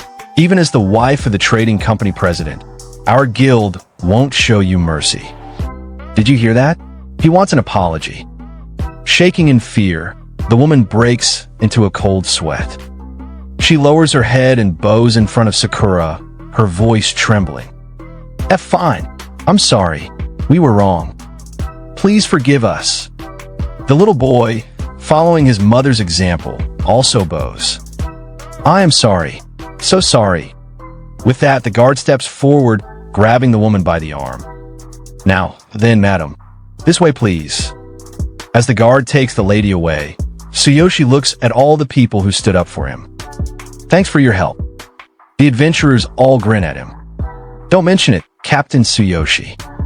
Your problems are our problems, too. Hugh smirks, crossing his arms. If you ever run into trouble in Northern, just mention the Pace Guild. At the same time, Sakura also thanks the receptionist. Then, Tsuyoshi glances slightly over his shoulder at her. All right, let's head out. Come on, Sakura. Sakura nods, smiling. Yes, master. As Tsuyoshi starts walking away, Sakura turns back to the crowd one last time, bowing. Thank you very much. Outside the city, Sakura walks beside Tsuyoshi, looking at him curiously. Master, you look so different. I almost didn't recognize you at first. Tsuyoshi gives her a gentle smile. Is that so? I got some special equipment that slightly changes my appearance. The clothes you made for me got torn during a quest. Sorry about that. Sakura shakes her head. Don't worry about it. It's not just your appearance. You seem more mature now too. And your aura. Did you level up? Tsuyoshi nods. Yeah, I helped resolve an issue between a party and a guild. That's how I met those guys from earlier. I managed to level up and get some extra funds. Here, 250 gold coins. Can you hold on to them for me? Sakura takes the gold in her hands and gasps. 250 gold coins. That's amazing. You could buy some excellent gear at an auction with this. Tsuyoshi clenches his fist. I was planning to get you some new equipment, but an auction sounds interesting. Let's check it out in the next town. Sakura's expression changes as she remembers her grudge against Kevin. You don't need to spend money on me. But if you're interested in auctions, we should definitely go. The next town has a mid-tier auction hall, and it's where the genius shaman Kevin lives. Hearing Kevin's name, Tsuyoshi suddenly remembers when he used blood sacrifice. His expression darkens. I almost forgot. I needed to meet him. In his mind, he thinks, after that last battle, I feel like stagnant blood is weighing me down, like a stone burning inside me. It must be a side effect of sacrifice. I need Kevin to heal me. Walking through the forest. Tsuyoshi and Sakura make their way through the forest, laughing occasionally. But then, Tsuyoshi suddenly notices something. His eyes narrow. FWIP. A faint slash cuts across his face. Leaves from the trees start flying toward him, too fast, too precise. Tsuyoshi frowns. What are those leaves? Shing. Sakura reacts instantly, drawing her sword and swinging it, deflecting all the incoming leaves. She yells, "Come out!" A shadowy figure appears, holding his hand in a ninja-like pose. He sneers, so there was another one hiding. Tsuyoshi and Sakura's eyes widen in shock. Up in the trees, two figures stand. They are the assassins we saw earlier, the ones talking with Naruto. One of them looks down at Tsuyoshi. "You must be Tsuyoshi. The rule for skill thieves is death." The other one flicks his tongue like a snake and grins. "We are from the Assassin's Guild. We have come to claim your head." As we saw in the last chapter, our protagonist Tsuyoshi is now facing off against the assassins from the Assassin's Guild. One of the assassins glares at Tsuyoshi and scoffs. "As I thought, you don't seem to be a member of the Assassin's Guild." His expression turns cold as he continues. "If Naruto's story is true, you're a skill thief who stole our guild's ambush technique, aren't you?" The other assassin licks his lips with a villainous grin, staring at both Tsuyoshi and Sakura. "You've got a fine woman with you." His sharp eyes scan them both, noticing their hidden levels. "You're hiding your levels? Huh. But based on Naruto's account, the man doesn't seem to be at a high level." Then, his gaze shifts towards Sakura with a nasty smirk. As for the woman, she seems a bit stronger. Around level 20? Well, it doesn't matter. His eyes gleam with interest when he notices her beastly features. "Oh, a half-beast? I like that." Hearing those words, Sakura immediately draws her sword, stepping forward with a fierce and intense look in her eyes. Her killing intent fills the air, like a sharp blade pressing against the assassins. Seeing this, Tsuyoshi looks at Sakura, and for the first time, he feels it. This is the first time I felt such strong killing intent from Sakura. Then Sakura turns her head slightly, looking at Tsuyoshi with her usual gentle voice, but her eyes remain sharp and focused. "Master, please be careful. These two are stronger than any opponents we've faced before." Sakura, standing firmly beside Tsuyoshi, explains in a low, serious tone, her eyes never leaving the assassins. "Y senza morderos inten." That only someone who has killed a lot could admit. Her grip on the sword tightens as she continues. "If it's true that they're from the Assassin's Guild, they'll be troublesome opponents." Recalling her past knowledge, Sakura explains further with a grim look on her face. The Assassin's Guild, a terrifying underground guild with roots in the East. It's composed only of powerful assassins, and they're known for taking their targets' heads or body parts as trophies. Even major guilds avoid angering them. Once they've set their sights on you, nothing good can come of it. Hearing all of Sakura's explanation, Tsuyoshi simply looks towards the Assassin Guild members with calm eyes and says, "The Assassin's Guild, huh? I did meet a beastman warrior who said he was expelled from there. But I have no connection to that guild, and I've never met these people." But then suddenly, Tsuyoshi's eyes widen slightly as something clicks in his mind. Wait a second. He starts thinking back, remembering the moment when he copied the ambush skill from Naruto. They said, "A skill thief." His expression turns sharp as he finally understands. "I see now. The ambush attack skill I copied is unique to the Assassin's Guild. That's why they're targeting me."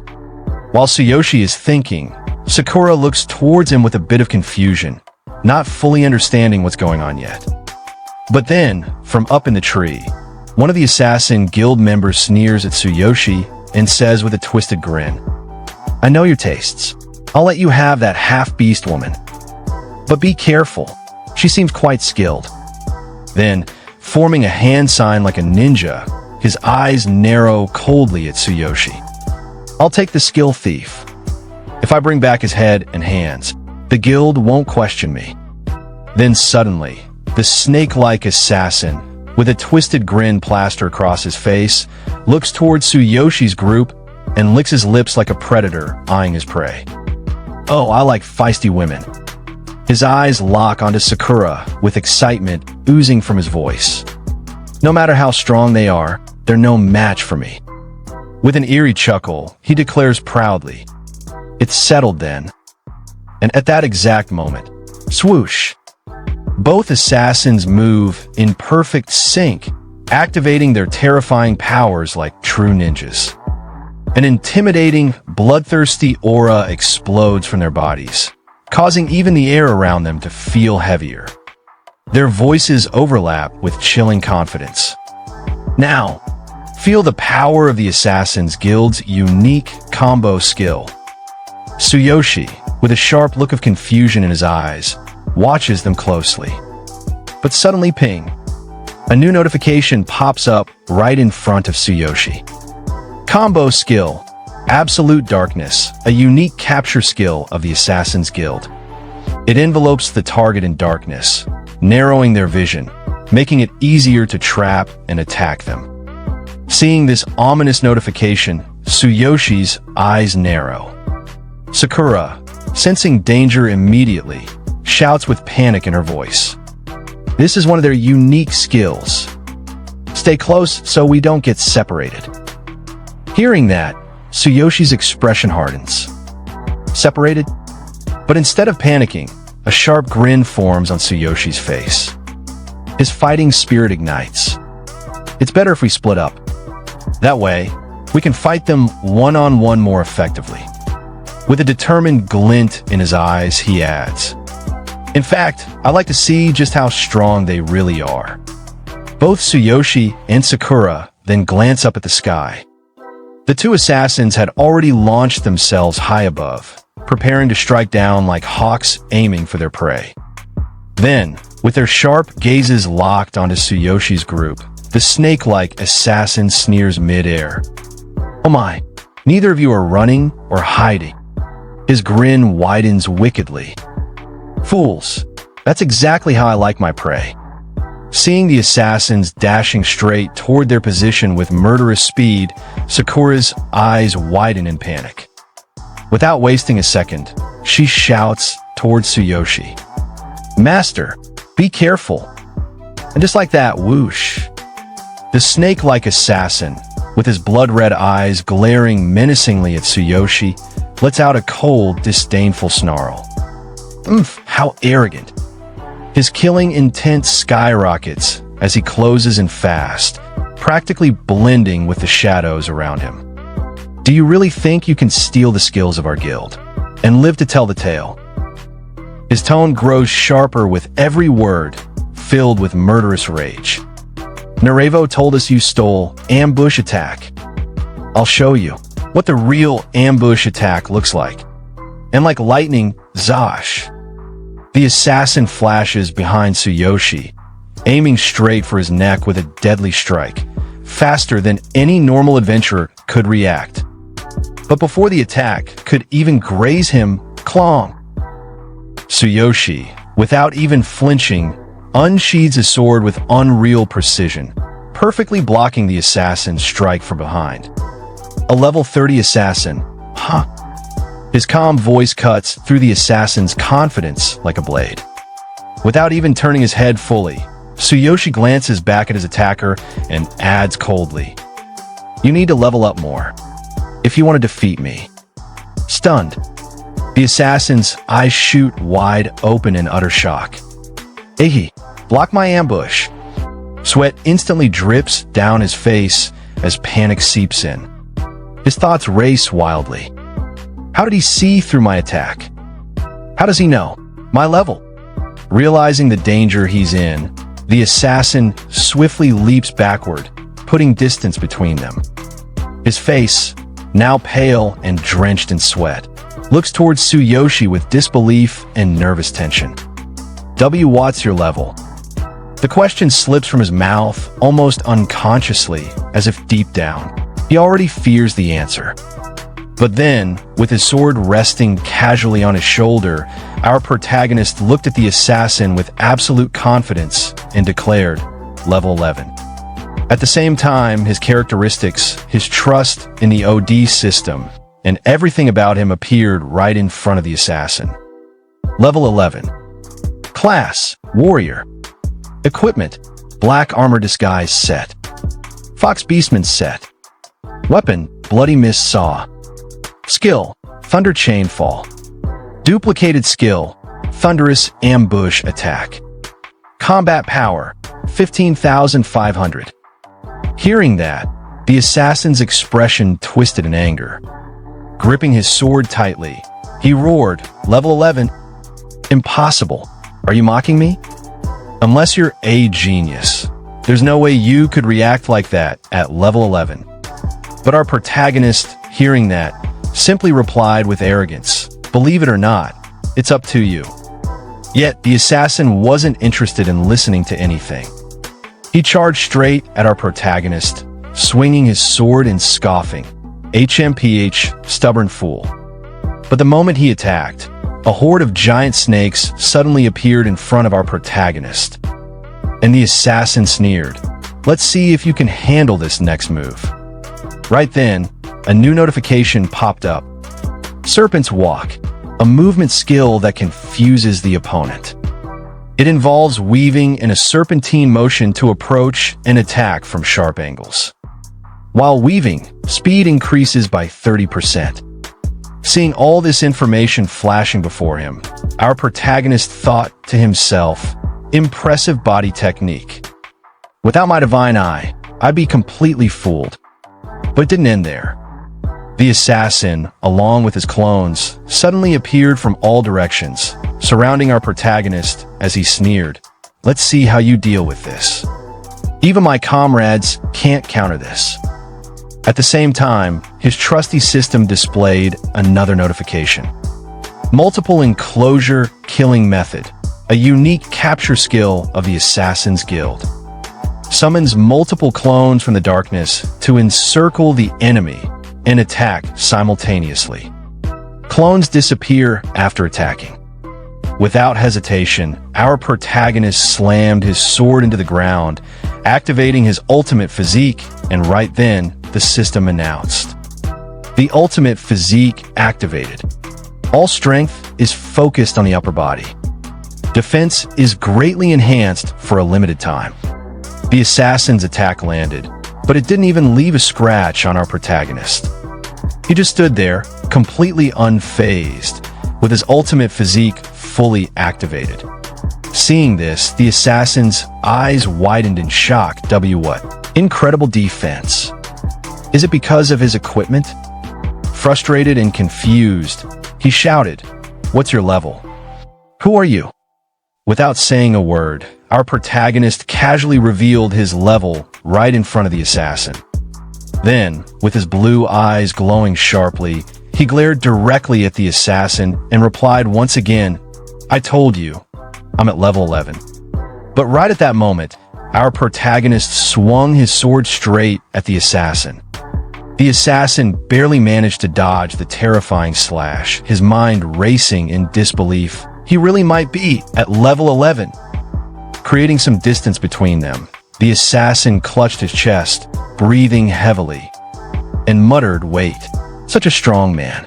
If you're truly at level 11, you'd be a prodigy every major guild would want to recruit." And now the assassin, acting like a true fodder villain, starts explaining himself to our protagonist. With a confident voice, he says, "I'm the branch leader of the Assassin's Guild in the northern region. Let me recommend you. Would you like to join our guild?" He continues flexing hard. "With my recommendation, the higher UPS in the guild will definitely notice you and train you with utmost care. With your talent, you could stand among the geniuses of the guild. This is a rare opportunity to join the Assassin's Guild." But our protagonist? He's standing there with the most unimpressed eyes ever. Holding his sword casually like this is nothing to him. And coldly, he replies, "I'm not interested in such things, and IT doesn't suit me. Besides, why would I trust someone who came to kill me and then try to recruit me? But I won't." Hearing those words, the assassin's face slightly twitches. Aura starts gathering around him, anger flaring up inside. With a little sinister grin, the assassin says, "I see." Huh. Then suddenly, boom, the assassin pulls out a knife in one hand, while forming a mysterious hand sign with the other. With blood-red eyes glaring straight at our protagonist, he shouts, "I won't go down so easily." In an instant, two ageless swords appear in his hands, and even crazier, one of his eyes completely vanishes from his face. With killing intent leaking like crazy, he shouts, "Be honored. I haven't used this technique in a while. Now let's go." Seeing this scene, even our protagonist is impressed. He thinks to himself, he's channeling his killing intent and aura into his weapon. What incredible power. And right after that thought, whoosh, the assassin launches himself like a bullet straight towards our protagonist. But right at that moment, a new notification sound echoes beside our protagonist. Killing Intent Crystal, a high-level capture skill of the Assassin's Guild, condenses all killing intent and aura into a sharp weaponized form. A powerful attack that cannot be blocked or parried. But our protagonist, calm as ever, raises his sword into a defensive stance. He activates his ultimate physique once again. And then, shing, something pierces into his shoulder straight through the defense. And now, our protagonist, holding onto his wounded shoulder, blood dripping, gritting his teeth in pain. Thinking in his mind, "Damn it, my right arm." Even the ultimate physique body couldn't withstand this attack. What incredible power. If that strike had pierced my heart, I'd be dead. But standing right in front of him, with that cocky face, holding his sword proudly, the assassin looks dead into our protagonist's eyes and says, "Don't underestimate me, boy. This is my ultimate skill. I'm at level 30. No matter how talented you are, you're just at level 11. Your skills can't match mine. Against this technique, anyone below level 30 is no match for me. Since you've refused to join the Assassin's Guild, then die." And just like that, boom, the assassin dashes in again at full speed, launching another deadly attack straight at our protagonist while roaring, "You won't escape this time. I'll kill you and crush your skull." But our protagonist, calm as hell in this life and death moment, he reaches into his system storage, while thinking in his mind, if ordinary weapons and the ultimate physique can't work, then I'll have to try that. Then, suddenly, zap! Lightning starts surging out from his hand, wrapping around his arm like a beast waking up. Seeing this, the assassin's eyes widen. HUH? What's this aura? But before he can even react, boom, our protagonist's entire body gets cloaked in roaring yellow lightning, crackling like thunder incarnate. The ground beneath him shatters, air distorts, and in that moment, our protagonist looks like a freaking god of thunder descended into the battlefield. As our protagonist stands cloaked in roaring lightning, the air trembling around him, ding! A new system notification appears right in front of his eyes. Notice, Divine King Hammer has been retrieved from the Divine Sense inventory. Warning, due to insufficient level and conditions, Divine King Hammer cannot unleash its full potential. Forcing its activation will consume immense energy. Duration of activation, 1 second. And hearing this, our protagonist doesn't flinch, he grins. Then yells with absolute confidence, electricity dancing on his body. Let's see if I can block it now. Suddenly, another screen pops up, showing his full current stats in real time, as if the system itself is watching in awe. Level 11. Class Warrior. Equipment Black Armor Disguise Set. Weapon Bloody Mist Saw. Skill Thunder Chain Fall. Duplicated skill Thunderous Ambush Attack. Combat Power 15,500. And brew, the energy coming off him right now. It's not just lightning. It's divine punishment in human form. 1 second. One shot, one chance, and the Divine King hammer is ready to fall. And our protagonist, floating in the air like an immortal, with lightning surrounding his body, thinks in his mind while holding the hammer in his hand. To take down an opponent of this caliber, I must seize an opportunity to deliver a decisive blow. The key is to settle it quickly. The hammer can only be used for 1 second, but that'll be enough. Then the assassin looks towards our protagonist and says, "That technique, what type of weapon could hold such immense power?" And our protagonist, flying in the air, holding the hammer above his head with his hand, looks down on the assassin and says, "So you're after my head, huh? Let's see if you can block this." As the assassin approaches towards our protagonist, he says, "A mere level 11 warrior. Want to test my power? Don't make me laugh. I won't be fooled by a bluff like that." And as the assassin charges straight towards our protagonist, he shouts, "Prepare yourself." Unleashing every ounce of his power, the assassin closes in, ready to end it all. At that very moment, a new notification flashes before our protagonist's eyes. System notification. Killing intent, evil crystal spirit. An advanced assassination skill from the Assassin's Guild. A powerful evolution of killing intent crystal. Merges the user's weapon and body with pure killing intent to execute a devastating, unstoppable strike. Seeing this, our protagonist tightens his grip on the hammer wrapped in lightning, his eyes sharpening. Here it comes. He thinks, calm yet deadly. 1 second, that's all I need. Meanwhile, somewhere else in the shadows, Sakura stands silently over a fallen assassin, her gaze shifting towards the distant sky, where lightning crackles like the wrath of a god. His master, using that power again, she mutters, a small smile tugging at her lips.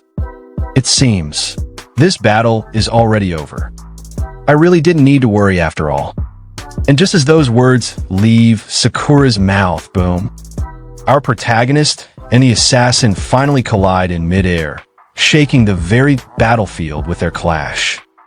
Just as their weapons collided in midair, a brand new notification popped up right in front of our protagonist. System notification.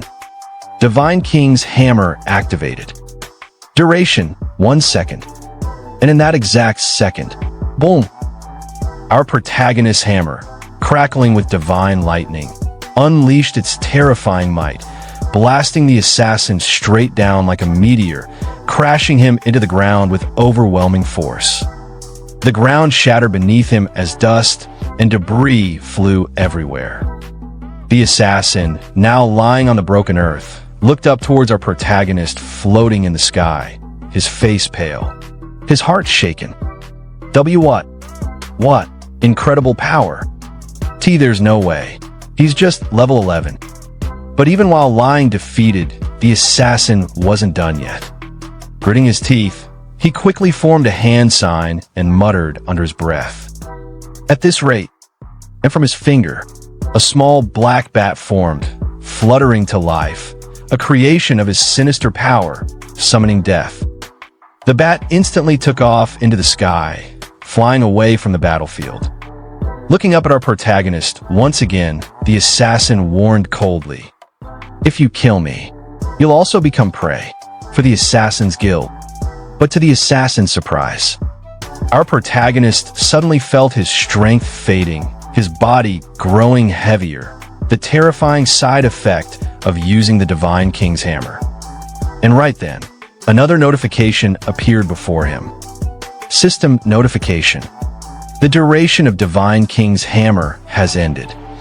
The hammer can no longer unleash its full power. And as our protagonist floated there, his vision blurred, his body barely holding on, he thought to himself while panting heavily, "The hammer's power, it feels even greater than before. Could it have grown stronger along with my own strength? TCH, time for a healing potion." But just as he reached for it, Sakura suddenly appeared right beside him like a gentle breeze. Catching our protagonist in her arms before he could fall, she spoke softly. "Master, are you all right? Leave it to me." With calm hands, she held out a healing potion, ready to help him recover. Looking at him seriously, she added, "To defeat that one-eyed assassin in a single blow, the toll on your body must be severe." Our protagonist, still catching his breath, grabbed the potion and drank it in one gulp, but immediately frowned. "Ugh, the potion still tastes awful." Hearing that, Sakura chuckled softly beside him. "Haha, that's why I don't drink it often either." And as our protagonist laid his head down on Sakura's lap, completely exhausted, Sakura gently stroked his hair, her voice filled with concern. "That attack was incredibly powerful, but please don't use it often. I'd be troubled if you ended up like this when I'm not around." Our protagonist managed a small, tired smile as he replied, "You're right, but he was a formidable opponent. I couldn't have won without going all out." Hearing that, Sakura's expression softened. She spoke gently, almost like scolding but with kindness in her voice. "That's true. He was likely a high-ranking member of the Assassin's Guild. Finishing the battle quickly was a wise decision." Then, with a playful smile, she reminded him, "Speaking of which, remember that story you told me about the level 10 warrior fighting dozens of enemies all alone? With your current strength, Master, you'd have nothing to fear." Then suddenly, our protagonist snapped awake, his eyes locking onto Sakura. With a surprised look, he said, "You remembered something I said offhandedly ages ago?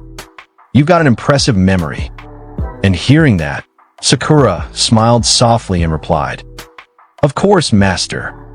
Hearing those words, our protagonist thought to himself quietly, "It's been a long time since I came to this world, and now I'm nearing level 12.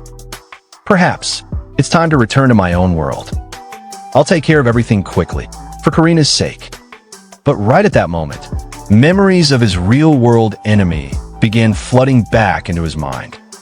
His eyes sharpened as he thought, "Last time, I had a run-in with Mina's group to deal with those who bullied Karina. And Mina's boyfriend's father is the underboss of the Blue Snake Gang. When I return, it'll be my turn to act." Just then, Sakura approached him, holding out 2 potions, and said, "Oh, Master, those assassins were carrying high-grade potions. They should prove useful." And right as our protagonist took them in his hands, a new notification suddenly popped up in front of him. Experience Booster, A-grade potion. Increases experience gain by 45%. A rare and coveted item among adventurers. It's extremely expensive and rarely found in the market. Seeing that, our protagonist's eyes widened with excitement. Holding the potion tightly, he grinned. "An experience booster. This is amazing. I might reach level 12 before we even get to Kevin's town." Feeling fired up, our protagonist stood up with full energy, thinking to himself, "All right, once I hit level 12, I'm going back. I want to see Karina." Then, looking at Sakura, he said firmly, "I've fully recovered. Let's continue our journey." Hearing those words, Sakura smiled gently and replied, "Yes, Master."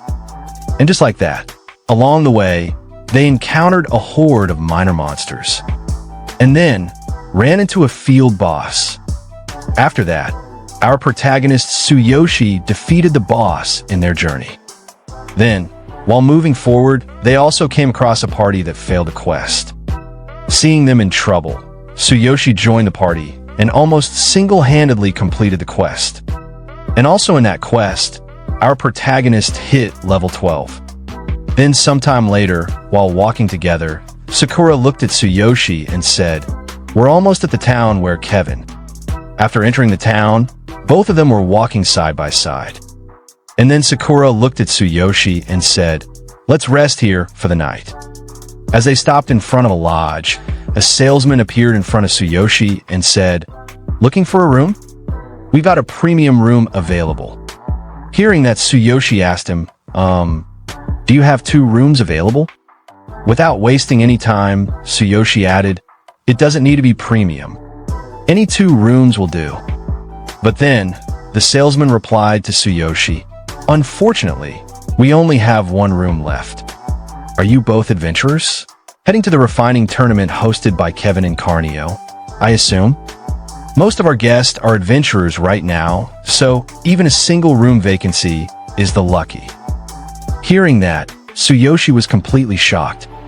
He immediately asked the salesman, a refining tournament hosted by Kevin? What's that?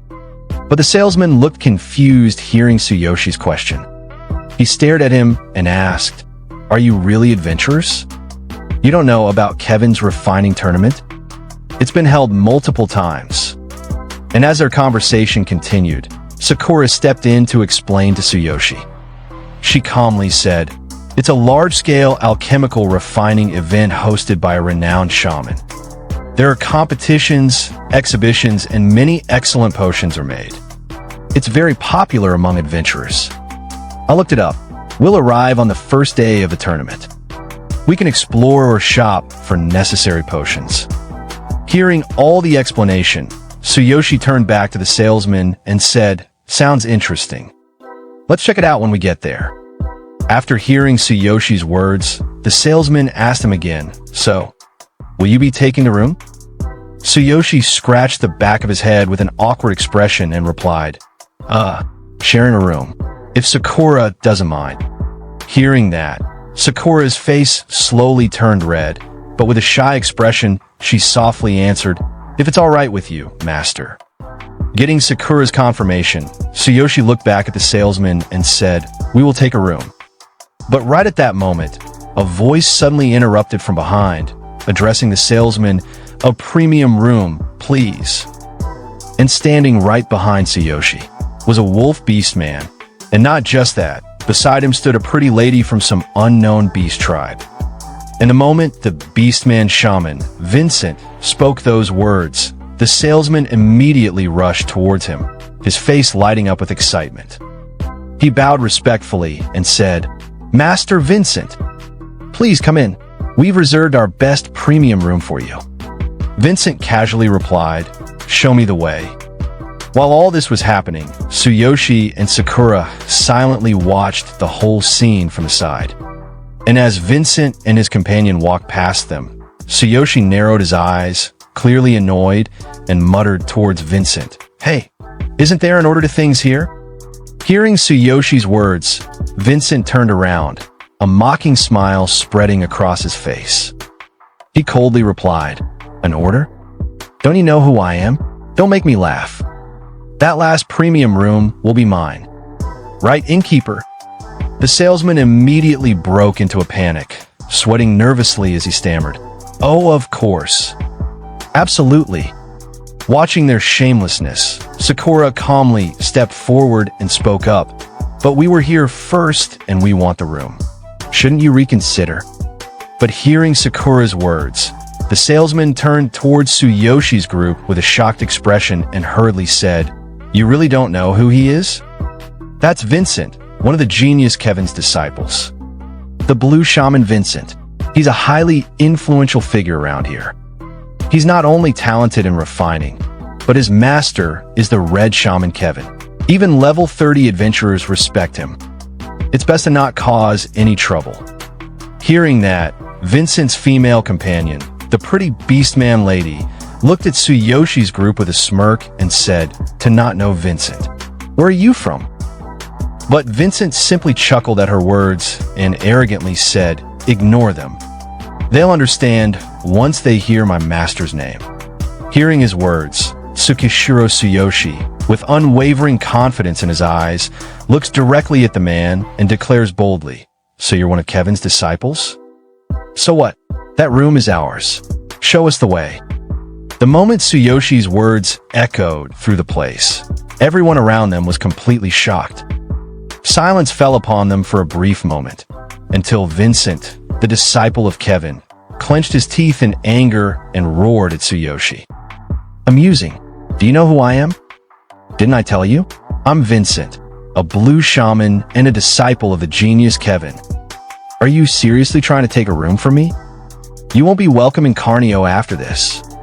But before Vincent could continue his arrogant speech, Tsuyoshi casually walked towards him. And then, without hesitation, Tsuyoshi grabbed Vincent's shoulder firmly. Looking straight into Vincent's eyes, Tsuyoshi calmly yet fearlessly uttered, "I told you already." And in the very next moment, Tsuyoshi effortlessly threw Vincent down to the ground, shocking everyone present. After throwing Vincent, Tsuyoshi coldly repeated once again, "So what?" Watching this unbelievable scene unfolding right before his eyes, the salesman standing nearby couldn't help but exclaim in shock, "What?" Vincent, now glaring furiously at Tsuyoshi while still on the ground, shouted in anger, "You'll regret it. I'll make sure you're unwelcome in Carnio." But Tsuyoshi didn't even spare him a glance. Completely ignoring Vincent's threats, he calmly turned towards the innkeeper and commanded, "Innkeeper, show us to the room." The beastman shaman, Vincent, glared at Tsuyoshi with furious eyes. His pride already shattered, he gritted his teeth and spat out angrily, "Such disrespect. You will pay for this." Even Sakura, standing beside Tsuyoshi, felt a little nervous hearing Vincent's words. She leaned closer to Tsuyoshi and whispered with concern, "Are you sure about this? He's Kevin's disciple." But Tsuyoshi, calm and unbothered, simply replied to Sakura without hesitation, "Treat people how they treat me. I see no reason to respect someone who disrespects me." Then, with a confident yet slightly cold glare, Tsuyoshi added firmly, "Whether you're Kevin's disciple or not, it doesn't matter to me. I don't want to lie down and roll over like before." Hearing Tsuyoshi's words, Sakura's eyes widened a little. In her mind, those last words echoed like before.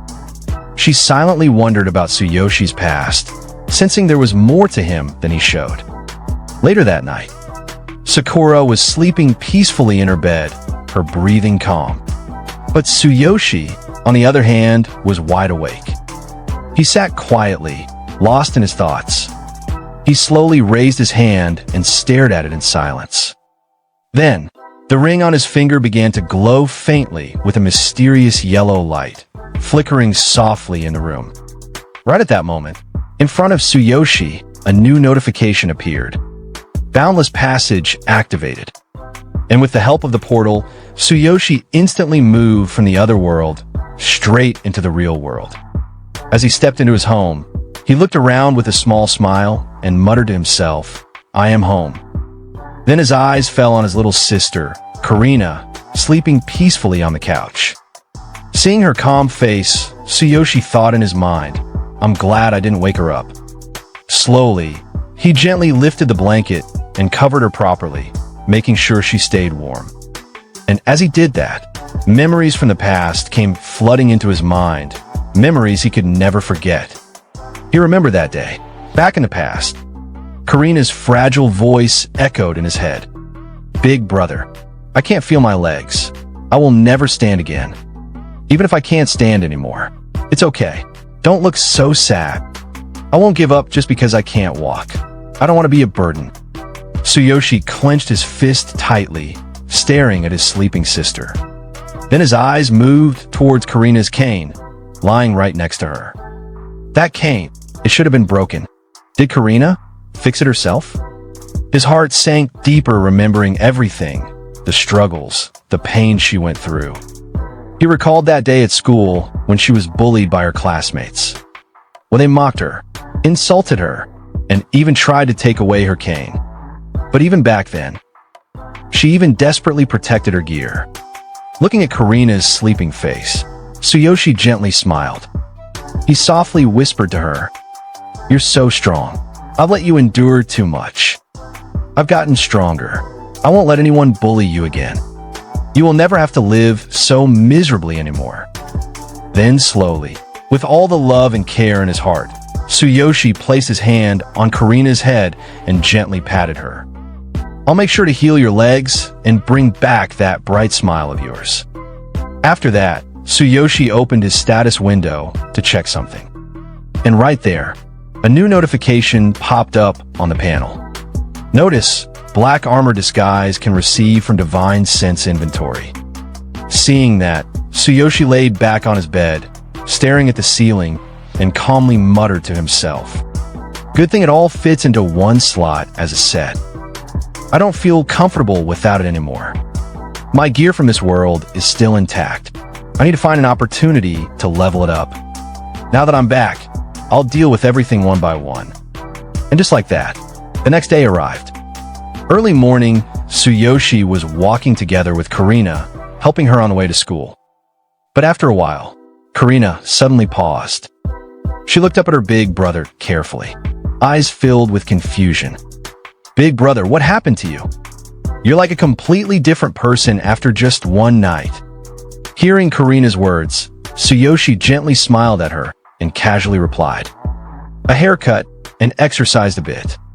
And hearing that simple answer, Karina looked at him closely, eyes wide in surprise. A haircut really changes your image. You look so grown up, and you even look taller. Tsuyoshi chuckled slightly and replied calmly, it's nothing like that. Don't worry about me. Just take care of yourself. Don't wander around and wait in your classroom after school. Hearing those warm yet firm words, Karina suddenly remembered her classmates who bullied her before. A small shiver ran down her body, and with a little sweat rolling down from her face, she quietly replied, okay, I understand. So the other day, but right at that moment, the very girls who used to bully Karina were nearby, watching Tsuyoshi walking together with his sister. And when they saw Tsuyoshi's completely changed appearance, their eyes went wide in shock. They couldn't believe it. Subconsciously, without even realizing, they stepped right in front of Tsuyoshi and Karina. Tsuyoshi slowly looked at them, his calm eyes turning cold, filled with pure bloodlust. That terrifying gaze alone made the girls freeze on the spot. One of the girls, with an awkward, forced smile, nervously whispered while looking at Tsuyoshi, isn't that Karina's brother? Doesn't he look kind of cool now? But the other girl immediately snapped at her in anger. Shut up, idiot! Without paying any attention to them, Tsuyoshi gently looked towards Karina and spoke in a calm but absolute tone. Karina, it's okay now. Nobody's going to bully you anymore. Hearing Tsuyoshi's words, Karina looked up at him and softly replied, okay. But deep inside her mind, she couldn't help but think, is it because he became a hero? Big brother feels so different now. Then, both Tsuyoshi and Karina started walking away from there. But even while walking, Karina glanced slightly back, still thinking in her mind. What happened to them? And on the other side, Karina's classmates, the very girls who used to bully her, stared at Tsuyoshi and Karina walking away. Their faces twisted with anger as they thought in their minds, how dare they humiliate us like this? I'll use the bully's family to teach them a lesson. I'll make them kneel before me. Meanwhile, inside a classroom, 3 students were talking among themselves. One of them said, Rayleigh, they said to not mess with Tsuyoshi anymore. Hearing that, the other one quickly replied, yeah, last time, I thought he was going to kill me. Then the third one asked curiously, are you going to play nice with him now? But hearing their words, the bully, the red-haired boy named Rayleigh, shouted in anger. Shut up. All of you are pathetic losers. You let this happen because you underestimated him. I'm not scared of a loser who had to run our errands. And in his mind, Rayleigh gritted his teeth while thinking, I was careless back then. Next time, I'll make him regret it. But one of his lackeys nervously replied, wasn't it our ambush that went wrong? We were the ones waiting for Tsuyoshi. Hearing that, Rayleigh clicked his tongue in annoyance and yelled, I'm saying it's carelessness, so it's carelessness. But suddenly, the classroom door burst open. A fat boy ran in and shouted loudly, Rayleigh, it's Tsuyoshi. Rayleigh's lackey immediately looked outside the classroom and muttered in shock. He looks even more different. What's going on? Even Rayleigh himself was stunned for a moment, staring at Tsuyoshi's new appearance in disbelief. Time passed. Later that day, during class, the teacher was explaining something to the students. She said, "The Future Star Tournament is happening soon. Any participants?" Then she looked around the classroom again and continued. This time, it's a joint event with several nearby schools. Our school encourages everyone to participate. It's a chance for you and the school to shine. But hearing those words, Rayleigh, sitting arrogantly while poking his ear with his finger, replied with full arrogance. "You gotta be kidding. The Future Star Tournament is for hero class students. It's pointless for regular students to enter. Regular students enter every year, but none of them ever win. The hero class students always take the top spots. It's a waste of time and embarrassment." And hearing that, another student, with the exact same fed-up expression, immediately added, "Exactly. And with other schools participating, we wouldn't stand a chance." The whole class instantly nodded in agreement. Last year, Rayleigh entered the marathon with us, and the hero class students had already finished before we even got halfway. Then another student suddenly butted in. "Do we really have to participate?" And right after that, a girl, one of Tsuyoshi's classmates, spoke out, clearly frustrated. "I don't want to go just to lose." Another boy followed up right away. "Let the hero class students represent our school." Then, nodding towards his board, another boy added bluntly, "We'll just embarrass ourselves." Hearing all of this, seeing every single student completely uninterested in participating, the teacher started sweating nervously from her face. She awkwardly tried to change the mood. "Well, but the prizes this year are amazing. Even the teachers would want." Trying her best to hype them up, she continued. "This time it's hosted by the Hero School Association, so famous hero guilds are paying attention. The School Hero Association leaders are coming too." Then, dropping the real bomb, she shouted, "The winner gets a prize of 10 million yen. Hearing that, the entire classroom that was dead silent a second ago suddenly exploded. 10 million yen, and the School Hero Association leaders? Someone else shouted in shock. "That's incredible." Another excited student quickly added, "The School Hero Association is part of the Hero Union. They focus on scouting and nurturing young talent. Catch their eye. You might even get into the Hero Union and secure a bright future." Hearing that, even Tsuyoshi, who had been sitting quietly all this time, was completely shaken. His eyes widened, and in his mind he started burning up. 10 million yen? I borrowed 600,000 yen at a high interest from the Blue Serpent Gang. If I win, I can pay off my debt and move Karina to an apartment with an elevator. And the School Hero Association. I don't know much about the hero-related systems, but if they notice me, I might even get more subsidies. And our protagonist, with a small confident smile on his face, thought to himself, "Money here is better than the gold coins from the other world. Karina, and I need money to live a better life. I'll take the 10 million yen prize and the chance to catch the School Hero Association's attention." But then, suddenly, that arrogant bully stood up with his annoying voice full of arrogance and said, "A second, it's pointless to get excited. The amazing prizes don't matter to us. The Genius Hero class students will win anyway." And right after that, one of his little minions quickly supported him. "That's right, regular students can't compete." And then another student also added, with no hope in his voice, "Don't get our hopes up," followed by another one, "Don't stand a chance." Hearing all these hopeless voices, the teacher awkwardly smiled and tried to encourage them.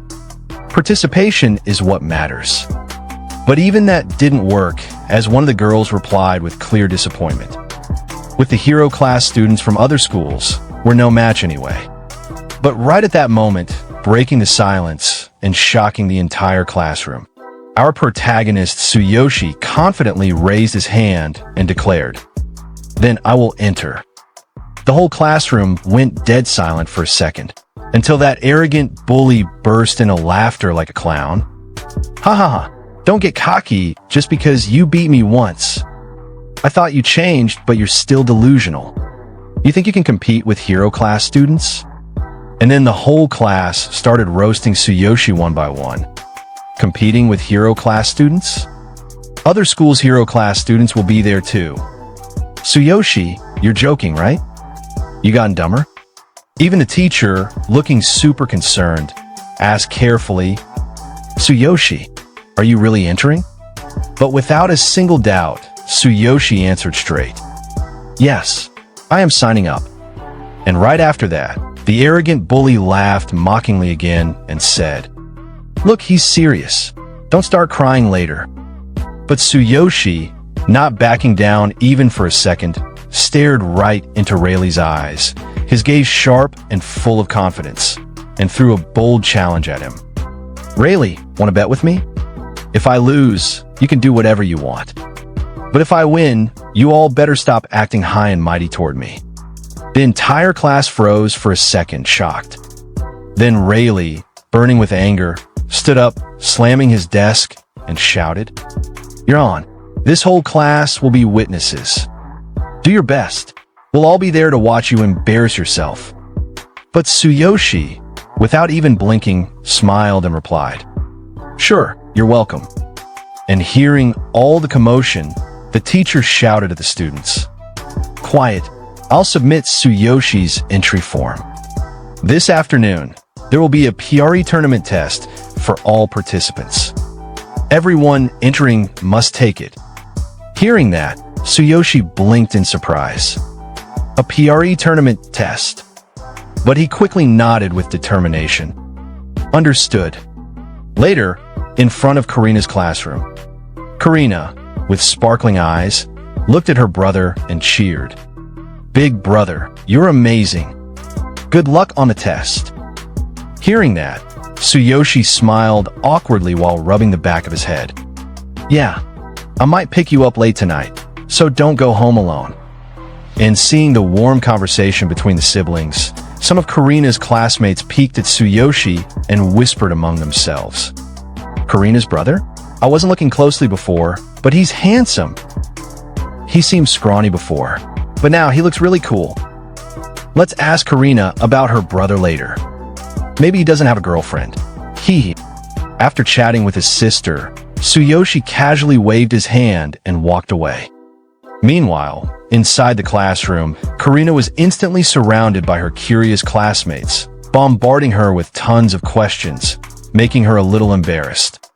And all this scene was quietly being observed by a certain bully girl. Clicking her tongue in annoyance, she mumbled, "People are starting to gather around Karina again."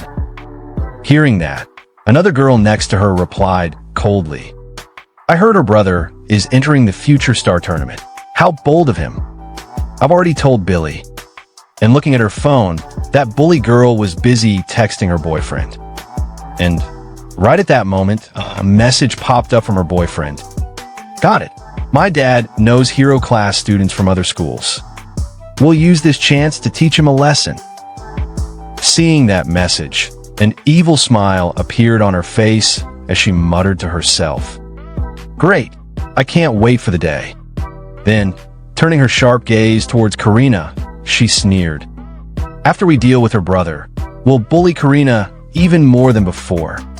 She'd better enjoy her good mood while it lasts." Meanwhile, inside the principal's office, a male teacher was seriously talking to another teacher. This Future Star event is highly significant. Officially, it's to promote inter-school relations, but in reality, it's a power assessment by the Hero Union and major guilds. Adjusting his shirt while explaining further, he continued, "Simply put, the strength of our hero class students represents our school's strength. It determines how much support we'll receive. Our goal is to place at least one student in the top 5. That will guarantee us funding." Hearing that, The other teacher nodded. Understood. As instructed, all hero class students were entered, while entry for regular students is optional. But then, wiping his sweat nervously, the teacher added, just as expected, almost no regular students have signed up.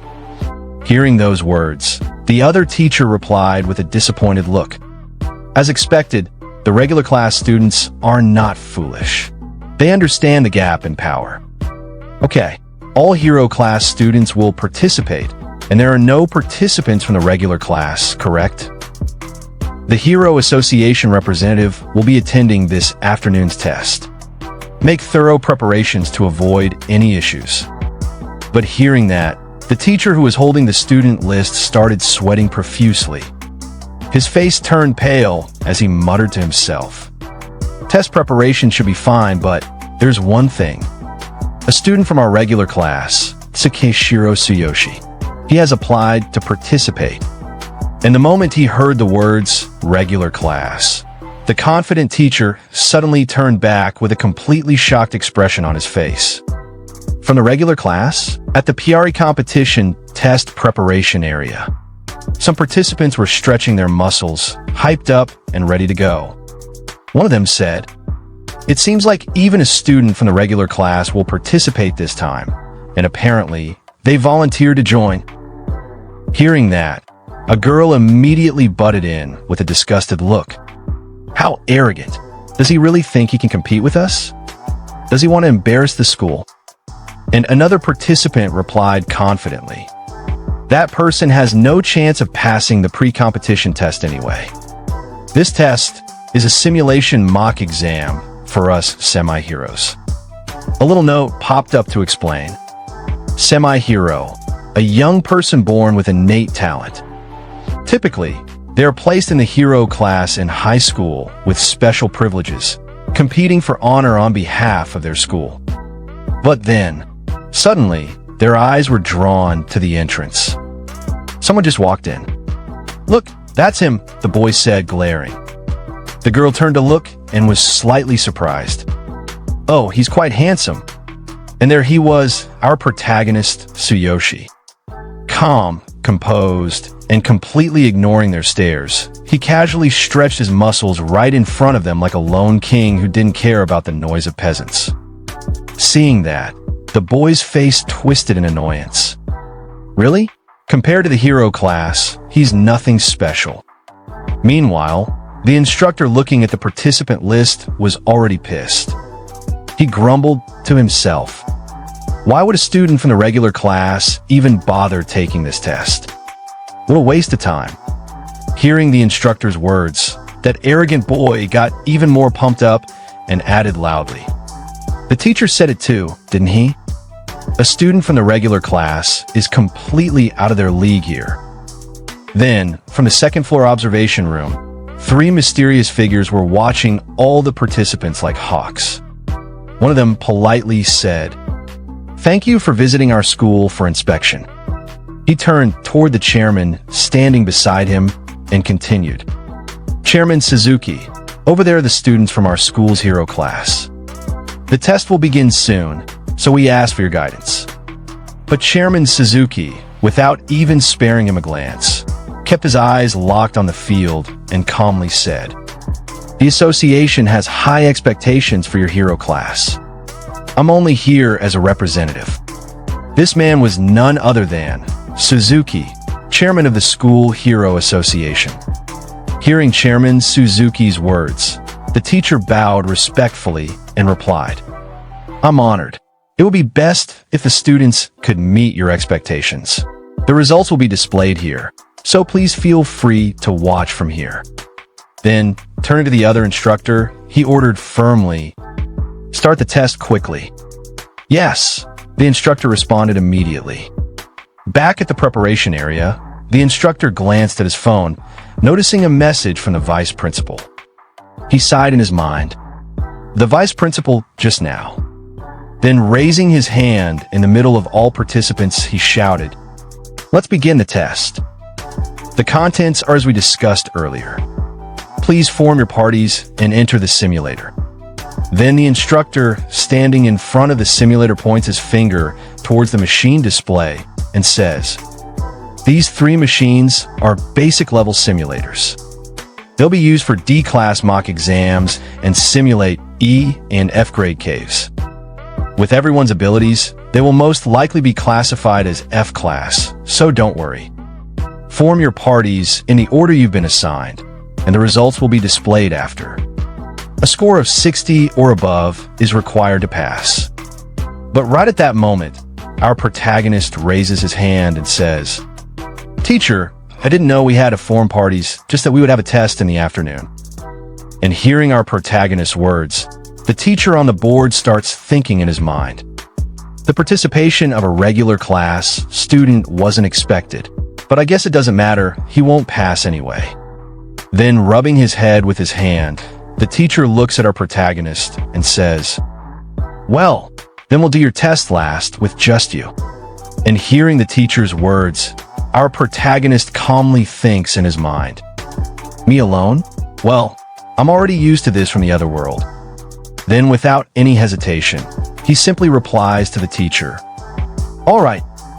But right after that, with an arrogant tone, a participant looks towards our protagonist and says, "Looks like the teacher has abandoned him. The mock exam won't hurt anyone, but the dark forces and the difficulty level are too high for real. Even semi-hero parties would struggle, let alone a solo regular student. How long will he last, I wonder? It's really ridiculous."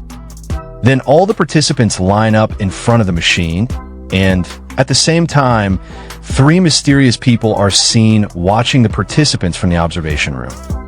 And the chairman, looking towards all the participants, starts thinking in his mind, "This inspection is all about discovering excellent semi-heroes.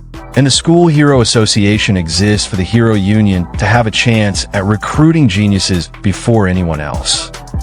During this time, even powerful guilds and factions compete to snatch up promising semi-heroes. If you slack off, the most promising candidate might get taken." Then the scene shifts directly to the simulator where all the students are entering for the test. And the same arrogant boy who mocked our protagonist earlier looks around and says, "Wow, I always heard about it, but it's so realistic."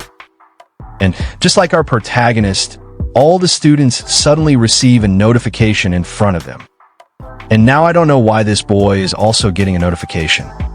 Is this some kind of MC energy infecting every story character in this manhwa? Anyway, joke aside, the boy touches the system panel and says, "Oh, we can even simulate basic equipment." Then suddenly he equips an armor and confidently says, "Huh, ready? Let's go." And from his side, someone reminds him, "To pass this test, we need a score of 60 or above. Let's do this carefully." And sometime later, all the participants come out of the simulator, and in front of them, a screen shows the results. Party size 5, mock exam level F class, time taken 24 minutes, score 72, all 5 pass. And the same boy looks towards his companions and says, "Phew, it was tough. That was close."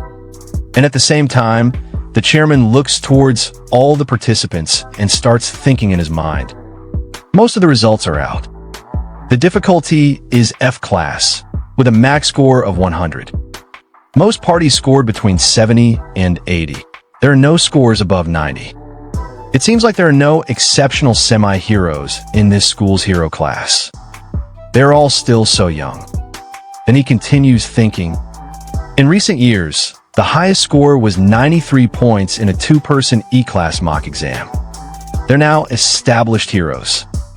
And the chairman looks towards the participants with even more intense eyes and thinks again. There's a big gap in talent between E-class and F-class, even if it's just 1 level apart. If you pass E-class, you can enter any hero school, and if you score highly, guilds will notice you. But geniuses like that are very rare. Will I be able to discover one here?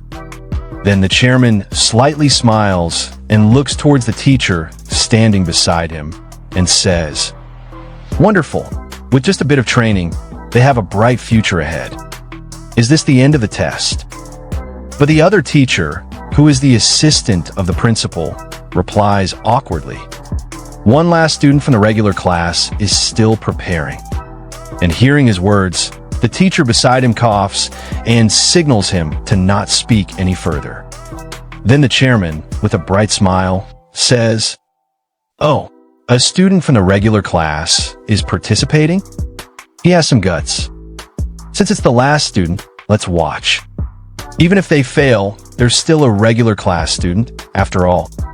Congratulations." And as for the test area instructor, with an interested expression, he looks towards the list of participants and says, "Everyone, all of you passed. Now, let's move on to the student from the regular class. Hurry up. If you're scared, you can always quit once you enter." And hearing his words, our protagonist simply replies, "All right." But then mocking our protagonist, the student says to our protagonist, "The simulator's dark forces might scare him into peeing his pants, don't you think?" Then another student says again, "How long do you think it'll take for him to come crawling out crying?" But then sometime later, our protagonist entered simulator.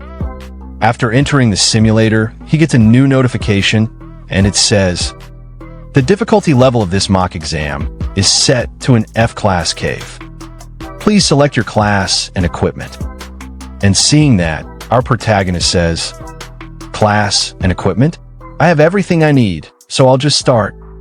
And at the same time, a new notification pops out, and it's about our protagonist's characteristics and information. It says, "Class and level, 12. Class, warrior. Equipment, black armor disguise set. Weapon, black cold light blade. Skills, thunder chainfall. Duplicated skill, thunderous ambush attack. Combat power, 16,000 inch." Then suddenly, two rabbit monsters attack our protagonist. And looking at the monster, he says, "Level 1, huh? It's only natural that the semi-hero mock exam is easier." But then our protagonist defeats the rabbit monster with his one hand casually. And he says, "Karina is waiting, so let's finish this quickly." Then sometime later, our protagonist, walking in the forest inside the simulator, looks at the monster in front of him defeated at the Darker with boss monster. And he says, "This was too easy. It only took about 6 minutes to get here, right?" But before our protagonist wonders any further, a new notification shows up, and it says, "Cleared." Then at the same time, a red notification shows up, and it says, "Data error. Your abilities have far exceeded the difficulty level of this mock exam. Starting the class mark exam."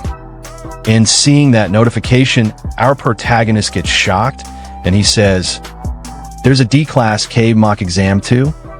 I thought just passing the F-class test was enough." Then suddenly, a new red notification appears, and it says, "The D-class cave is now available. Please begin the mock exam." And at the same time, a red portal appears in front of our protagonist, and upon entering the portal, he says, "Whatever, at my current level, D-class and F-class are no different." And outside the simulator, all the students laugh at our protagonist, and someone says, "Hi, still not out." Then another one says, "Did he get scared and die inside?" Then a girl says, "Teacher, try breaking open the machine. Maybe he couldn't get out because he peed himself. Haha." And the instructor, looking at the simulator, a sweat rolls down from his face, and he says, "It's been 12 minutes. That's a long time for a regular student. Could something have really happened inside? What a troublesome guy." And seeing all the commotion in front of him, the chairman looks towards all the participants and the instructor, and he says to the teacher who is standing beside him, "That regular class student enduring this much is still impressive. When he comes out, the principal should at least praise him for his courage and reward him." And hearing the chairman's words, the teacher says to the chairman in reply, "Of course, We haven't recorded his results, but we'll certainly commend his courage. Then suddenly, an announcement arrives, and it says, "Test ended." And the simulator opens. Smoke comes out before our protagonist comes out of the simulator. Then from that smoke, our protagonist appears, and then a notification says, "Congratulations on passing with a perfect score. Party size, 1. Mock exam level, F class and D class. Total time, 12 minutes. Score 100 inch." And seeing our protagonist in front of them, all the students get shocked and look towards our protagonist with blank expressions. And our protagonist, looking towards the students, says in confidence, "That's it, right?" And a student, looking at our protagonist with a shocked expression, says, "Is that student really not from the hero class?" And the instructor, looking at the list of participants and the details, gets shocked and a sweat rolls down from his face. And he says, "WH, what is this? 100 points? You even made it through the D-class mock exam? What does this mean? This has to be some kind of mistake." And the boy who was mocking our protagonist earlier points his finger towards our protagonist and says, "It's definitely a mistake. There's no way a regular class student could pass 2 exams in 12 minutes. And it shows they passed the D-class cave alone. That's impossible." And hearing him, our protagonist simply walks away and says with an uninterested expression, "I don't care about my score. As long as I'm allowed to pass, I'm going to pick up my sister now, so I'll take my leave." But then suddenly, a shout comes out from our protagonist back, and it says, "Hey, you there? Wait a moment." Then our protagonist looks back at him. It's none other than the chairman. And he says to our protagonist again, "You just passed both the D-class and F-class mock exams, didn't you?" And hearing his words, our protagonist simply replies, "Yes." And getting the confirmation from our protagonist, that teacher from earlier says, "No way. How can this be?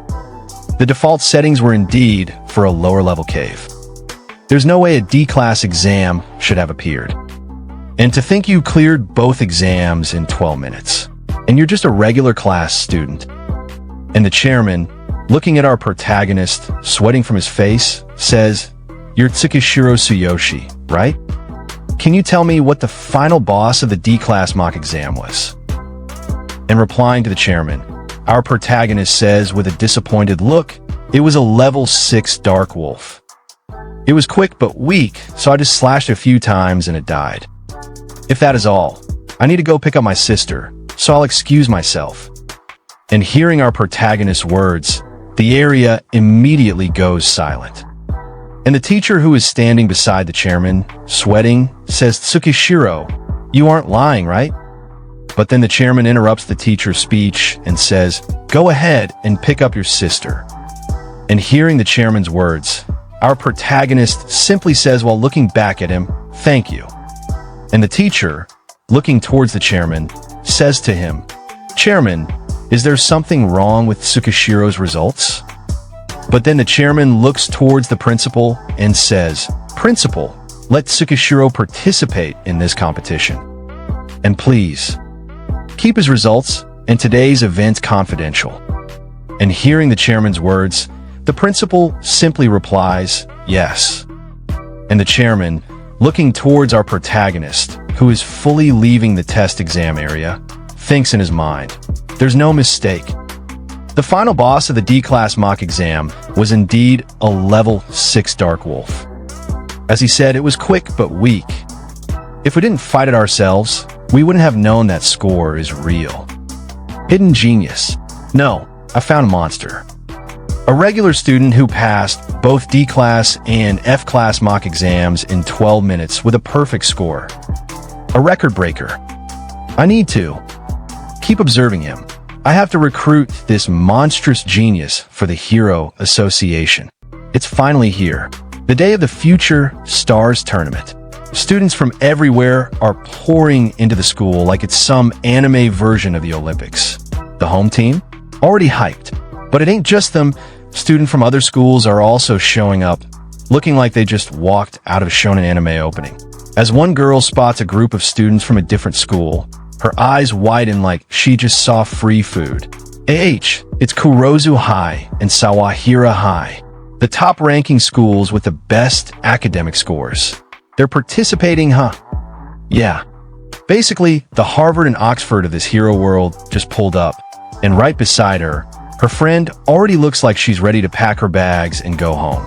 I heard there are already many students in the hero class who are already capable of becoming real heroes, so we don't stand a chance.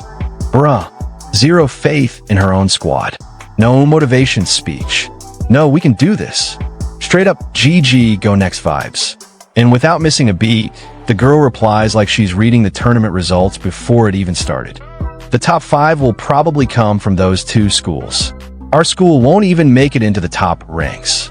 Brew, somebody get this girl a trophy for Most Honest Student 2025. Meanwhile, somewhere near the registration table, an announcer sitting on a bench with major NPC energy grabs his mic and shouts like your typical tournament uncle.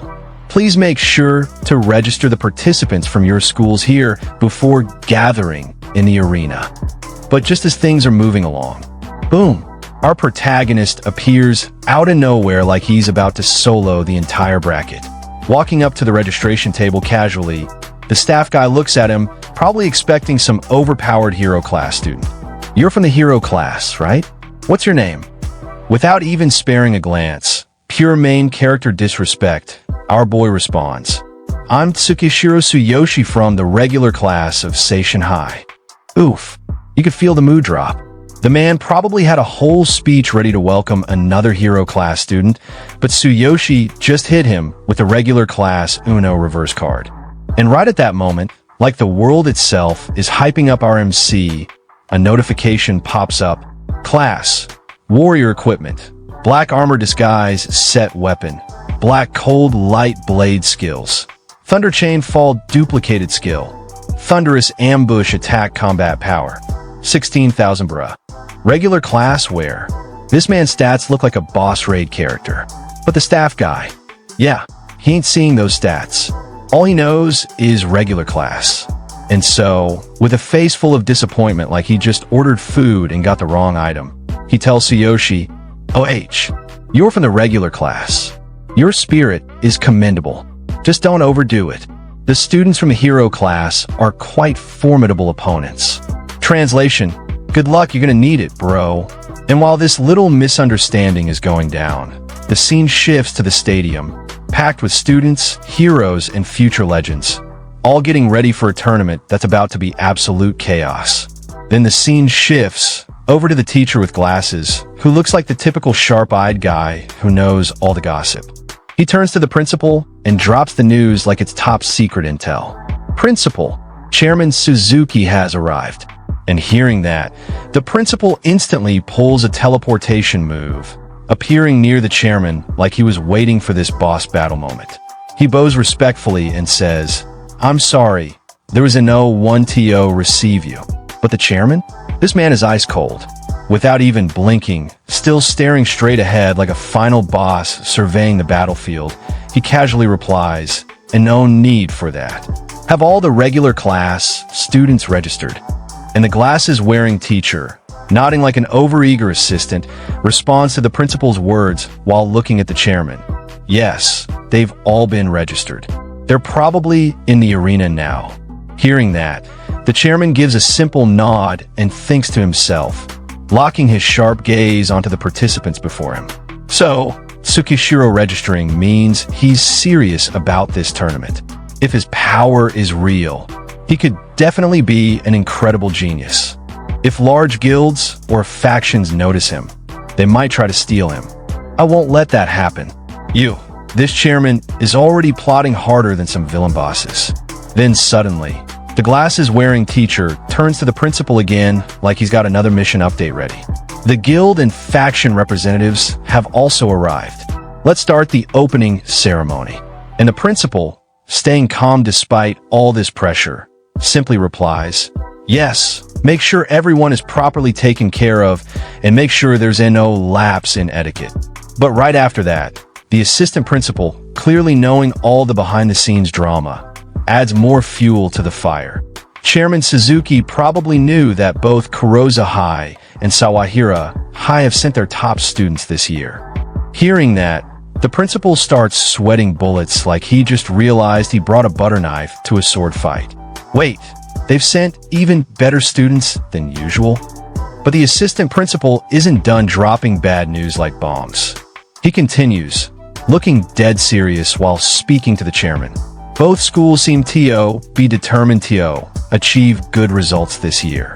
Meanwhile, our school's students have been falling behind year after year. It's likely that our school won't produce any remarkable results this year. Dang. Talk about a motivational speech in reverse. And hearing his assistant's words, she just lets out a big sigh like every tired salaryman on a Monday morning. I know, it's the same as always. We'll just do our best in our own way. Bro sounded like he's been through this nonsense 100 times already. But before he could even finish mentally clocking out, the announcer suddenly blasted through the speakers like a school bell from hell.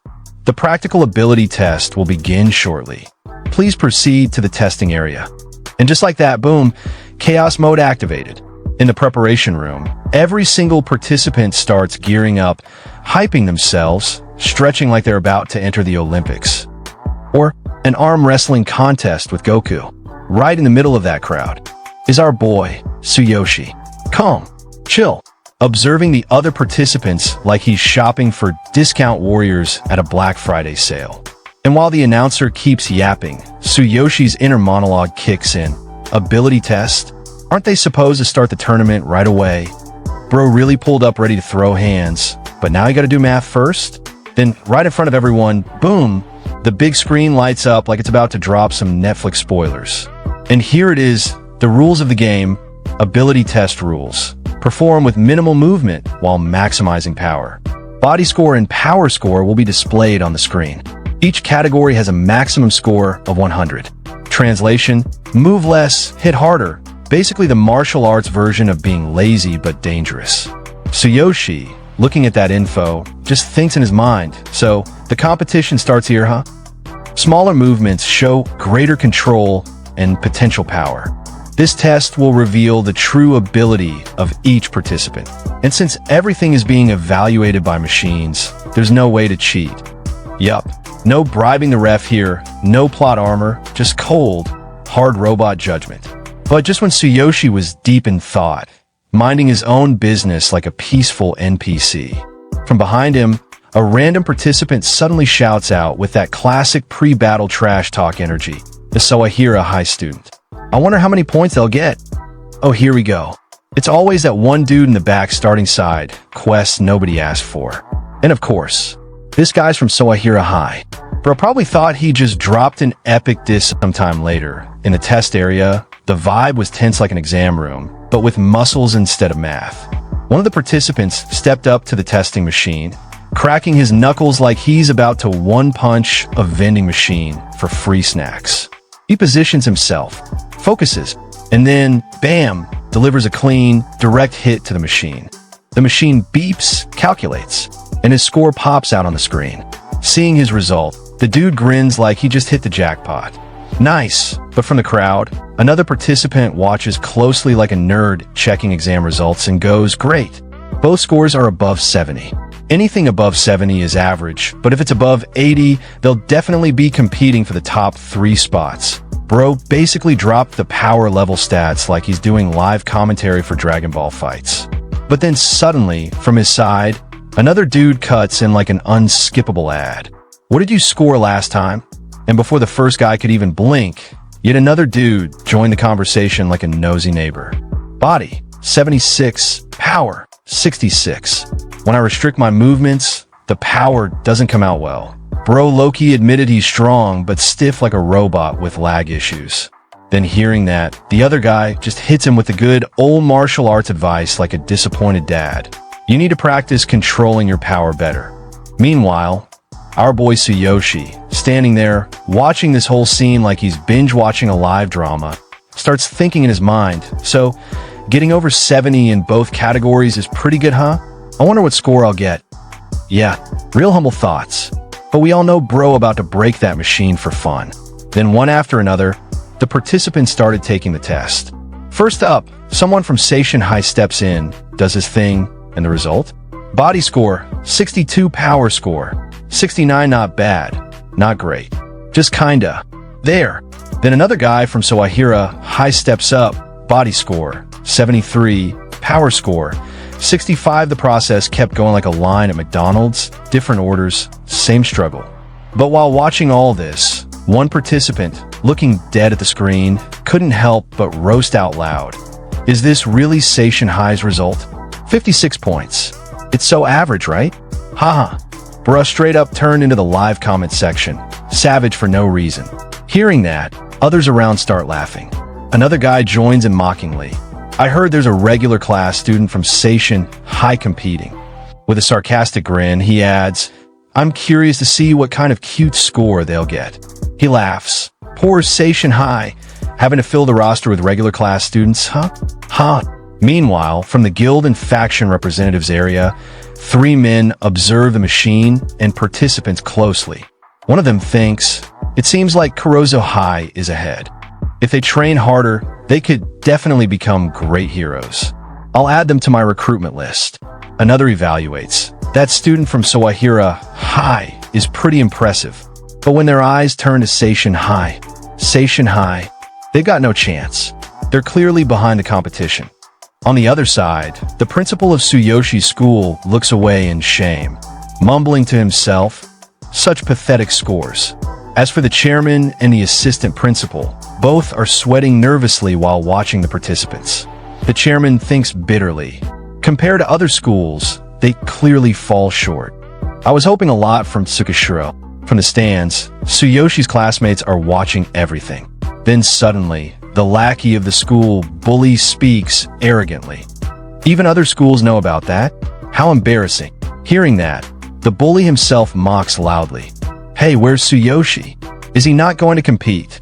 At the same time, Tsuyoshi's little sister, looking worried, glances toward her brother, big brother. Meanwhile, from another stand, Karina's class is watching. The girl who bullies Tsuyoshi's sister leans towards Karina, sneering, Karina, your brother's going to embarrass our school in front of everyone. Her friend supports her mockingly. Yeah, if he's really strong, he should be able to compete with the students from other schools, right? She adds with venom, that day, he really mocked us, didn't he? But then Karina looked back at them with full confidence like she's in some anime climax scene and say, I believe in my brother. And bro, the bully girl? She looked like she just ate a lemon without sugar. She get mad and roast Karina like, you and your brother are idiots. I'll be happy to watch your brother fail.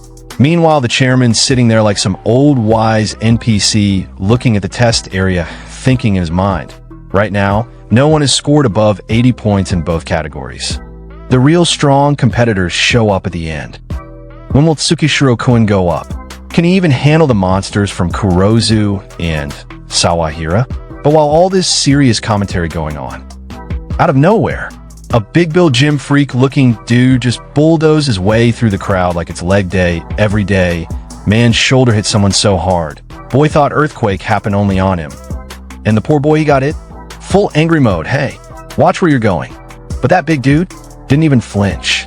Didn't even look back. Just walked like main character energy straight to the testing machine. And guess who this Giga Chad is? None other than Sawahira High's hero class monster. Past hero test. D rank hero. Level 4. Combat power 580. Name? Vince nickname? Walking protein shake and the boy who got it. His homie standing beside him whispered like they in National Geographic, that's Vince. He's Sawahira High's ace. Already passed the hero test. Seated competitor aiming for the championship. And after hearing that, boy's whole anger turned into regret real quick. Man legit whispered like an NPC after game over. If I had known, I would have stayed quiet. Then he calmly steps in front of the machine, standing there for a few seconds in total silence. And suddenly, boom, he smashes the machine with his full power. The result appears instantly on the screen. Body score, 86. Power score, 90, and the entire place falls dead silent for a moment. Before the crowd explodes in shock, one of the participants shouts, WWOH! Unbelievable! Another gasps. Just that small movement, and he unleashed such explosive power. He's on another level. As for the chairman, he doesn't say a word, but in his mind, he's already made his judgment. As expected from Sawahira High, without a doubt, he's the strongest here. Looks like he's the most capable student this year. I must talk to him after the event. But then, the atmosphere changes. Someone points towards the next challenger. Hichiwai. Kurosa High's ace is up next. Everyone turns their gaze, and stepping forward with unmatched arrogance, rubbing his head like he owns the place. He speaks coldly. All of you who couldn't even break 80 should just stay silent. Now, I'll show you what a real ace looks like. This guy is none other than Boniface Kurozu High Hero Class Past Hero Test D Rank Hero Level 4 Combat Power 620 without wasting a second. Boniface stands before the machine. His sharp eyes lock on the target. And with a devastating strike, boom, the screen flashes instantly. Body score, 89, power score, 92, and at that very moment, the entire testing ground shakes with pure shock. Everyone's faces freeze in disbelief. Then from the crowd, one of the participants literally shouted like he just witnessed a miracle. Just a little more, and both scores would hit 90. He barely missed perfection. And right after that, another dude who was probably already accepting his fate added, Kurozu's ace is on a whole different level. But wait, yet another one decided to sprinkle some extra salt on the wounds. Looks like this year's champion is already decided. Bruh, these guys talking like they already started writing his victory speech. And while the whole area was drowning in hype, the chairman was sitting there with that animalized old man pose, thinking in his mind, amazing potential. As expected from Kurozu's top student. I'll definitely talk to him after the tournament. Meanwhile, both Vince and Boniface were walking away from their test machines like two final bosses meeting in a crossover episode. The locked eyes like a yes. Destined rivals. And Boniface, with that classic smug energy, looked straight at Vince and dropped his declaration like a villain at 3 a.m. You're my only real rival, but the championship is already mine. But just then, out of nowhere, our protagonist casually walked out from the crowd, stretching his arms, looking like he just woke up from a nap. Sorry, but it's my turn now. Bro really pulled the main character entrance at peak dramatic timing. Then Boniface turned around, looking straight at our protagonist like, huh? Who even is this guy? But before anything else could happen, from the back of the crowd, one of the students literally couldn't hold back his surprise and yelled, Tsukishiro Tsuyoshi from Seishin High's regular class? I can't believe he actually showed up. Don't embarrass our school, alright? And as if that wasn't enough, another one just had to throw extra shade. How dare he line up behind Boniface? But Tsuyoshi? Bro didn't even blink. Man was locked in, completely ignoring all their background noise like he just pressed the mute button. He stared at the machine in front of him, thinking calmly, so I just have to use the minimal movement possible while maximizing my power, right? But nope, these clowns weren't done yet, haha. Hurry up and do it already, another guy shouted, laughing like this was comedy hour. And from the gallery, that one arrogant girl, the same one who bullied Tsuyoshi's little sister, looked down at him with her nose in the air and threw her trash talk like she was already writing his L. So you finally came out, huh? Too bad, you'll just embarrass yourself. Don't freeze up from now. But up there, watching quietly, Karina, Tsuyoshi's little sister, had that worried look in her eyes, clutching her hands tightly, whispering, Big brother, do your best. And while all this drama was happening, the chairman was sitting there, smiling with interest like a gamer watching a newbie try hard mode. Let's see how he performs. If he gets anything between 70 and 80, it'll be impressive. Oh, there he is. Meanwhile, the principal? Bro is already facepalming like he just witnessed a disaster before it even started. Ah, that regular class student. It's over for him. But little did they know, right in front of the machine, Tsuyoshi stood there, calm, focused, and dead serious. In his mind, he thought, if that's the case, I'll just use the ultimate physique and the divine selection system a little. And that's when it happened. Crackle, spark, zap. Golden lightning suddenly wrapped around his finger, like straight-up cheat code energy. The system notification popped up in front of him. Ultimate physique. The middle finger has been enhanced for a short time. Shock resistance greatly increased. Tsuyoshi raised his finger, and in that split second, boom, he smashed the machine with just a finger. But it wasn't over. Another notification instantly appeared. Divine selection system greater than 60% of the body's power has been focused on the index finger. Power in other parts of the body significantly reduced. Power in the index finger increased by 600%. And then, bong! The entire machine literally exploded like a bomb just went off in the middle of the tournament. The whole crowd, dead silent. Jaws dropped, eyes wide open, and right there on the screen. For just a second, the result flashed. Body score, 400 power score, 100, but before anyone could even process it, poof, the score disappeared. And instead, only one thing remained on the screen.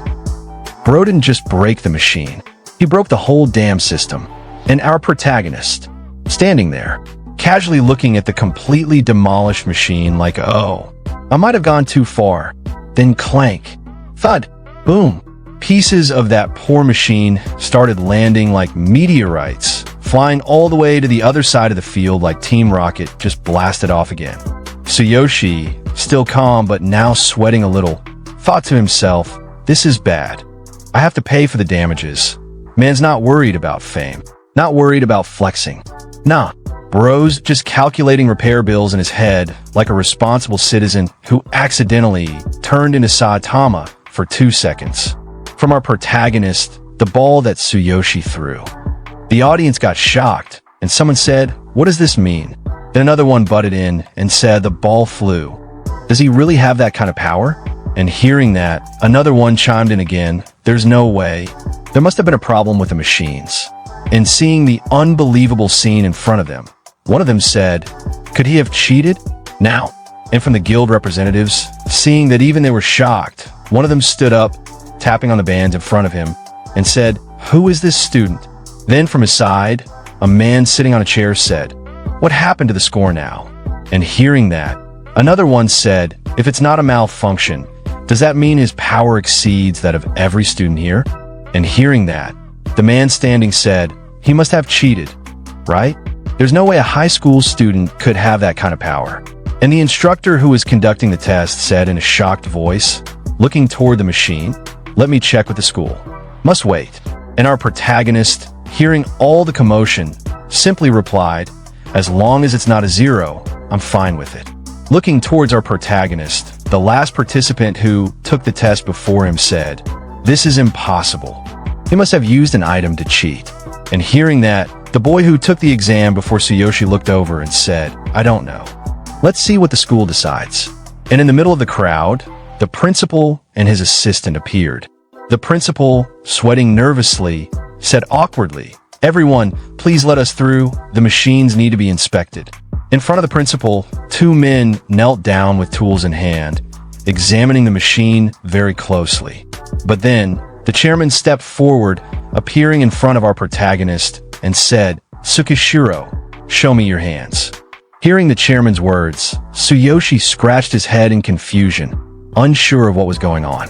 But as the chairman looked at Tsuyoshi's hands, he thought in his mind, at first, I thought he might have enhanced his power using a tool. But there's no sign of tools or any trace of cheating. And his hands are surprisingly calloused for someone's age. Still curious, the chairman, now sweating a bit himself, looked at him and asked, why do you have so many calluses and scars? And hearing the chairman's words, our protagonist just scratched his head like it was no big deal and replied, I've been working part-time for nearly 10 years to make a living. The chairman's jaw almost hit the floor. Dude was expecting a magic glove, not a backstory that hits harder than a right hook. Right then, one of the machine examiners peeked up at the principal with the kind of nervous grin you flash when your lunch exploded in the microwave. He said, there's nothing wrong with the machine. After recovering the data, we measured the impact and both metrics scored 100 points. The principal's face went from mild panic to full system crash. He stuttered, 100 points in both categories? Tsukishiro from Seishin High School, you said? From the crowd, chaos erupted like someone dropped a bucket of soda in a server room. A participant screamed, a power strong enough to break the machine. It's obviously cheating. Another one hollered like he just failed a pop quiz. This is definitely a lie. Someone else jumped in with pure conspiracy energy. This is being held at Seishin High School, right? Do they pull some strings? Amid the madness, a poor machine worker blinked and asked the principal, is there a problem? The principal, now sweating like he ran a marathon through a sauna, turned toward the chairman and muttered, Chairman, I don't have the power to change Tsukishiro's score. But the chairman wasn't flinching. With the confidence of a man who just watched a superhero origin story unfold live, he said loud and clear, on behalf of the School Hero Association, I acknowledged Tsukishiro's results. I personally confirmed it, and there was no sign of cheating. With all eyes on him, the chairman doubled down like a boss at a poker table and said once again, I declare that Tsukishiro from Seishin High School scored 100 points in both categories. At that very moment, the final scores flashed like a gaming boss achievement unlock. Power score, 100 physical score, 100. Hearing that, the two poor souls who went before Tsukishiro shouted in perfect unison like a shocked anime chorus, wait, 100 points in both categories. The boy who had tested right before our protagonist went full mental spiral. In his mind, gears were turning and steam was almost coming out of his ears. I never paid attention to Tsukishiro. Is this the person Billy asked me to deal with? There must be some kind of mistake. Billy's father is the young head of the Blue Snake Gang, a business partner of ours. I have to fulfill Billy's request no matter what. I'll deal with this in the next match. And hearing that, one of the crowd participants practically screamed, I can't believe Chairman Suzuki from the School Hero Association said that. Another one jumped in like they'd just seen a miracle. If someone like the chairman says it, then it must be true. And another chimed in with wide eyes. So, Tsukishiro from Seishin High School's regular class ranks first in the power test with 100 points in both categories? Then suddenly, the announcer's voice boomed across the entire venue like a final boss entrance. The power test results are in. Tsukishiro from Seishin High School, 100 points in both categories. First place. And like a movie scene, a massive sky display lit up for all to see. Our protagonist standing proudly in first place on the leaderboard, shining like the main character he is. The crowd? Full panic mode. 100 points in both categories. Another classmate's jaw dropped. First place? This is insane. And yet another classmate couldn't believe their eyes. 100 points in both categories must be a record. What the heck is with him? Watching all this unfold, Tsuyoshi's little sister was jumping like she'd just won the lottery. Big brother, you're amazing. And right next to her, her friend awkwardly grabbed her hand while nervously laughing, like she wasn't sure if she should be cheering or fainting. From the crowd of Karina's friends, even the girl who used to bully our protagonist's sister was frozen with wide eyes. She muttered, such an amazing score. Karina, full of sass and pride, spun around to face them. She stuck out her tongue with a teasing grin and went, see, Big Brother is amazing. The bully girl's face twisted with rage as she clenched her teeth so hard, it probably cracked. In her head, she screamed, how could they let him win? What are they doing? Without wasting a second, she whipped out her phone and furiously messaged her boyfriend. What's going on? Didn't I tell you to make him pay? Her boyfriend, casually replying like nothing was wrong, texted back, I didn't get it either. My friend's an ace at Kurosa High. He'll take care of it for sure. Meanwhile, in front of everyone, Chairman Suzuki turned toward the participants and declared loud and clear, Tsukishiro is the only student from Seishin High to make it into the top 10. He continued, the top 3 will receive 10, 5, and 3 points, and the rest will get 1 point each. But deep in the chairman's mind, he was already calculating if Seishin High is relying on Tsukishiro to make it into the top 3. This next round is going to be tough. His thoughts raced as he glanced across the venue. Kurosa High and Sawahira High are not easy to win against. And right then, the announcer's voice echoed again, grabbing everyone's attention. Each school is free to form parties for the next round. The second match is a team competition. Explaining further, the announcer raised their voice again. The second match is a restriction race. All teams will enter a mock dungeon. They'll compete to see how many darkness creatures they can defeat in 10 minutes. Suddenly, A giant display lit up in front of all the participants, showing the match details. This match will use an E-rank mock dungeon. One of the participants squinted at the screen and said, "If it's a team match, we still got a chance. We'll do our best to get as many of our teams as higher ranking as possible." In front of Tsukishiro, the instructor who had been running the tests approached him and said, "Tsukishiro, according to the rules, you need at least 3 people to form a team, so you'll have to sit this one out." Tsukishiro nodded calmly and replied with a simple, "Understood." But inside, he thought to himself, Seishin High is in first place with 10 points right now. It's fine, right? Meanwhile, the long-haired boy was burning up with frustration, glaring at Tsukishiro. In his mind, he was fuming. Damn it. I can't do anything in the second match. I was planning to put him to his place. We still have a chance. We should focus on winning the second match.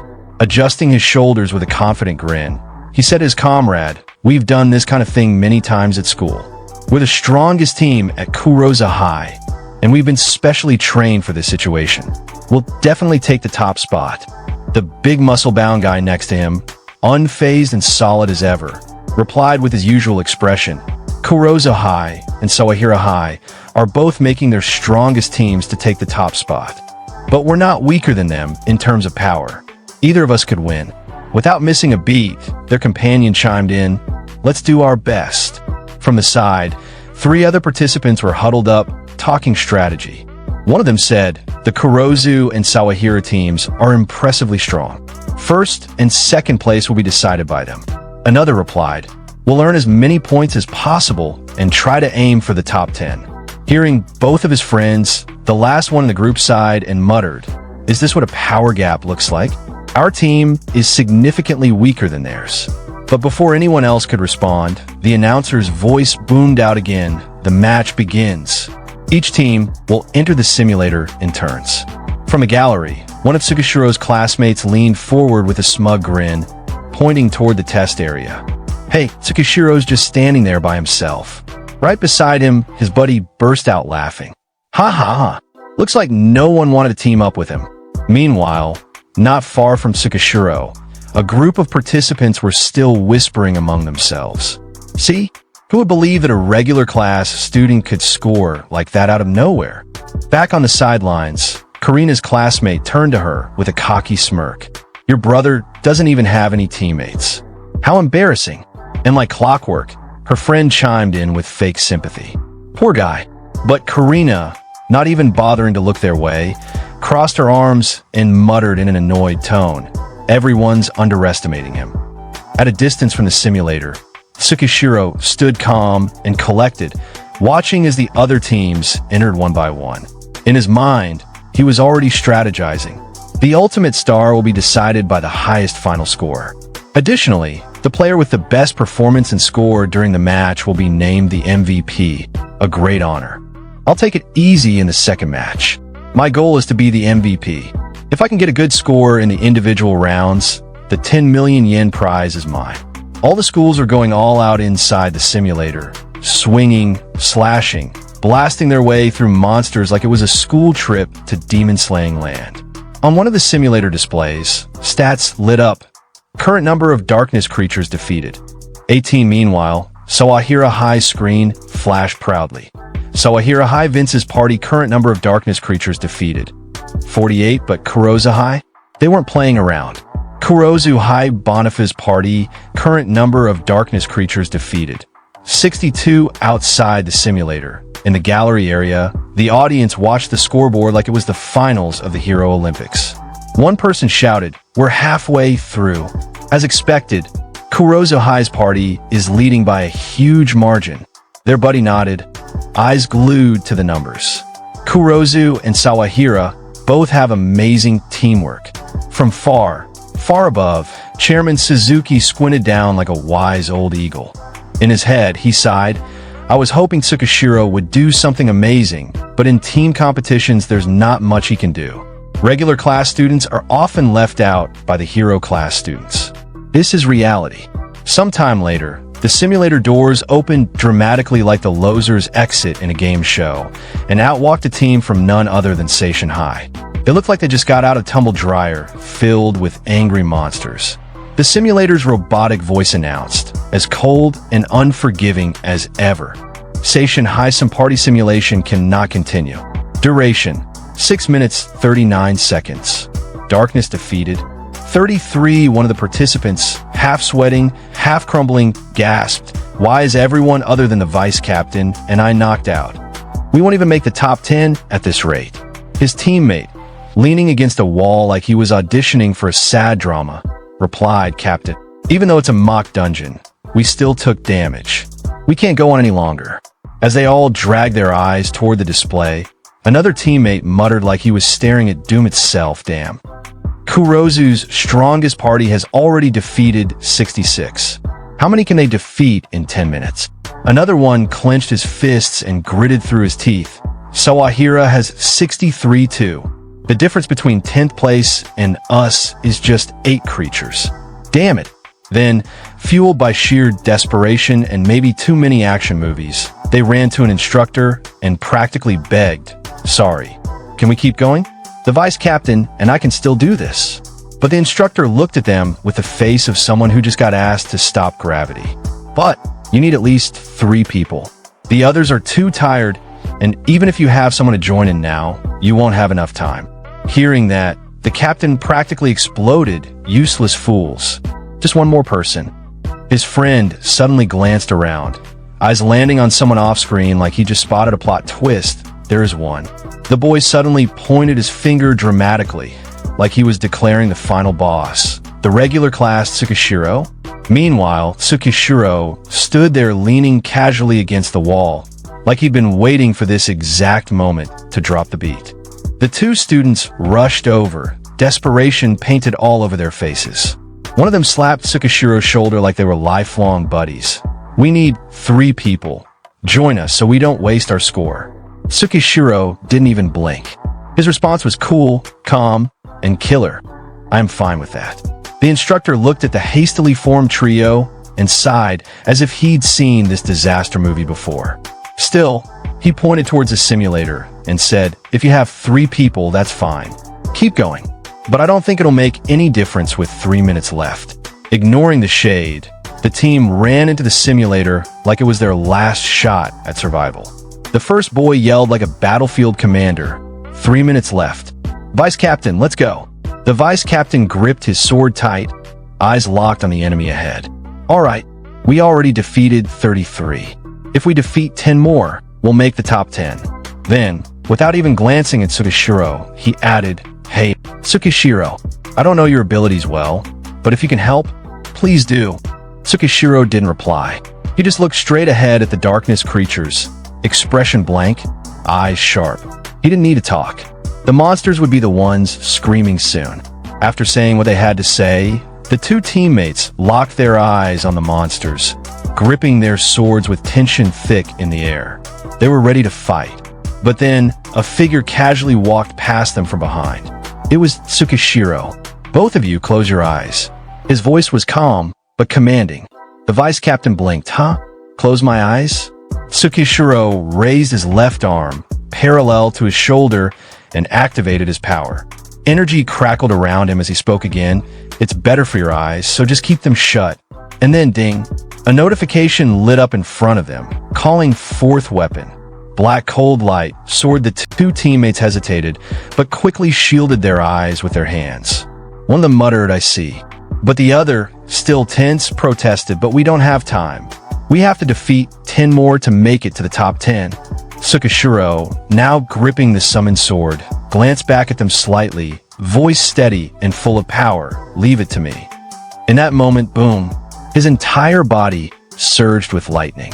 Pure electric energy wrapped around him like a cloak, and he looked like a damn god of thunder descended into a dungeon. And yo, let me just say this. In my last video, so many of you kept saying that Tsuyoshi low-key looks like that man. Y'all know who I'm talking about. Our legendary shadow monarch, Sung Jinwoo. And seriously, I went everywhere, even used my magical power, and I couldn't find a single reason why these 2 look so damn alike. So if you know the answer, why Tsuyoshi and Jinwoo look like they were cut from the same divine cloth, Drop it in the comments right now. Let's solve this mystery together. And without wasting a single second, Tsuyoshi dashed forward like a bolt of lightning, sword gripped tightly in his hand. As he closed the gap between him and the horde of monsters, his eyes locked on target, and he thought to himself, "Let's do this. I'm going to charge right through them." Suddenly, a surge of energy rippled through his body. System notification, ultimate physique activated. Strength has been enhanced. Tsuyoshi shifted his stance, blade aligned for a deadly thrust. Then with just one devastating strike, he unleashed everything. A storm of raw power erupted from his blade. Every single monster in front of him was shredded in an instant, obliterated before they could even react. The battlefield went silent. Not a single creature remained. Tsuyoshi rested his sword on his shoulder, gazing down at the fading shadows of his enemies. His voice calm, confident this should be enough. His teammates, still frozen from what they just witnessed, stared at him wide-eyed. One of them stammered in pure disbelief, "Wait, one strike. Did you really defeat 300 enemies?" And there he stood, right at the heart of the dungeon, like the final boss who had just wiped out every challenger. As the last remnants of the monsters vanished into nothing, the voice of the announcer rang out through the arena. "All parties. Time's up." And then, the big screen lit up with the updated results. First place, Seishin High. Sometime later, Tsuyoshi stepped out of the simulator. As he walked forward, someone from the crowd recognized him. Seishin High. Behind Tsuyoshi, his two companions followed, still visibly shaken, eyes darting around at the sea of spectators staring at them in awe. From the front, the chairman stepped closer, sweat running down his face. His voice cracked in disbelief. "No way. Did he really defeat 300 monsters just before the end?" One of Tsuyoshi's companions, still trembling for what had just happened, stammered out, "We have no idea what happened. Tsukishiro told us to close our eyes." He continued, trying to make sense of the madness. "After that, we could just see bright flashes and feel thunder and vibrations. Then Tsukishiro wiped out all the monsters in front of us with a single strike." His friend chimed in, nervously defending them both. "Neither of us did anything wrong, I swear." The chairman stared at Tsuyoshi, stunned. Thoughts raced through his mind. So it's Tsukishiro after all. He's definitely a hidden powerhouse. No, he's a monster-level genius who will shake the whole hero community. Once this match is over, I'm going to talk to him. I can't let anyone else get to him first. From the crowd staring at Tsuyoshi's group, whispers started to rise. One voice cut through the noise. "A three-person party? This has to be cheating. How many times stronger is this than Kurozu High's strongest party?"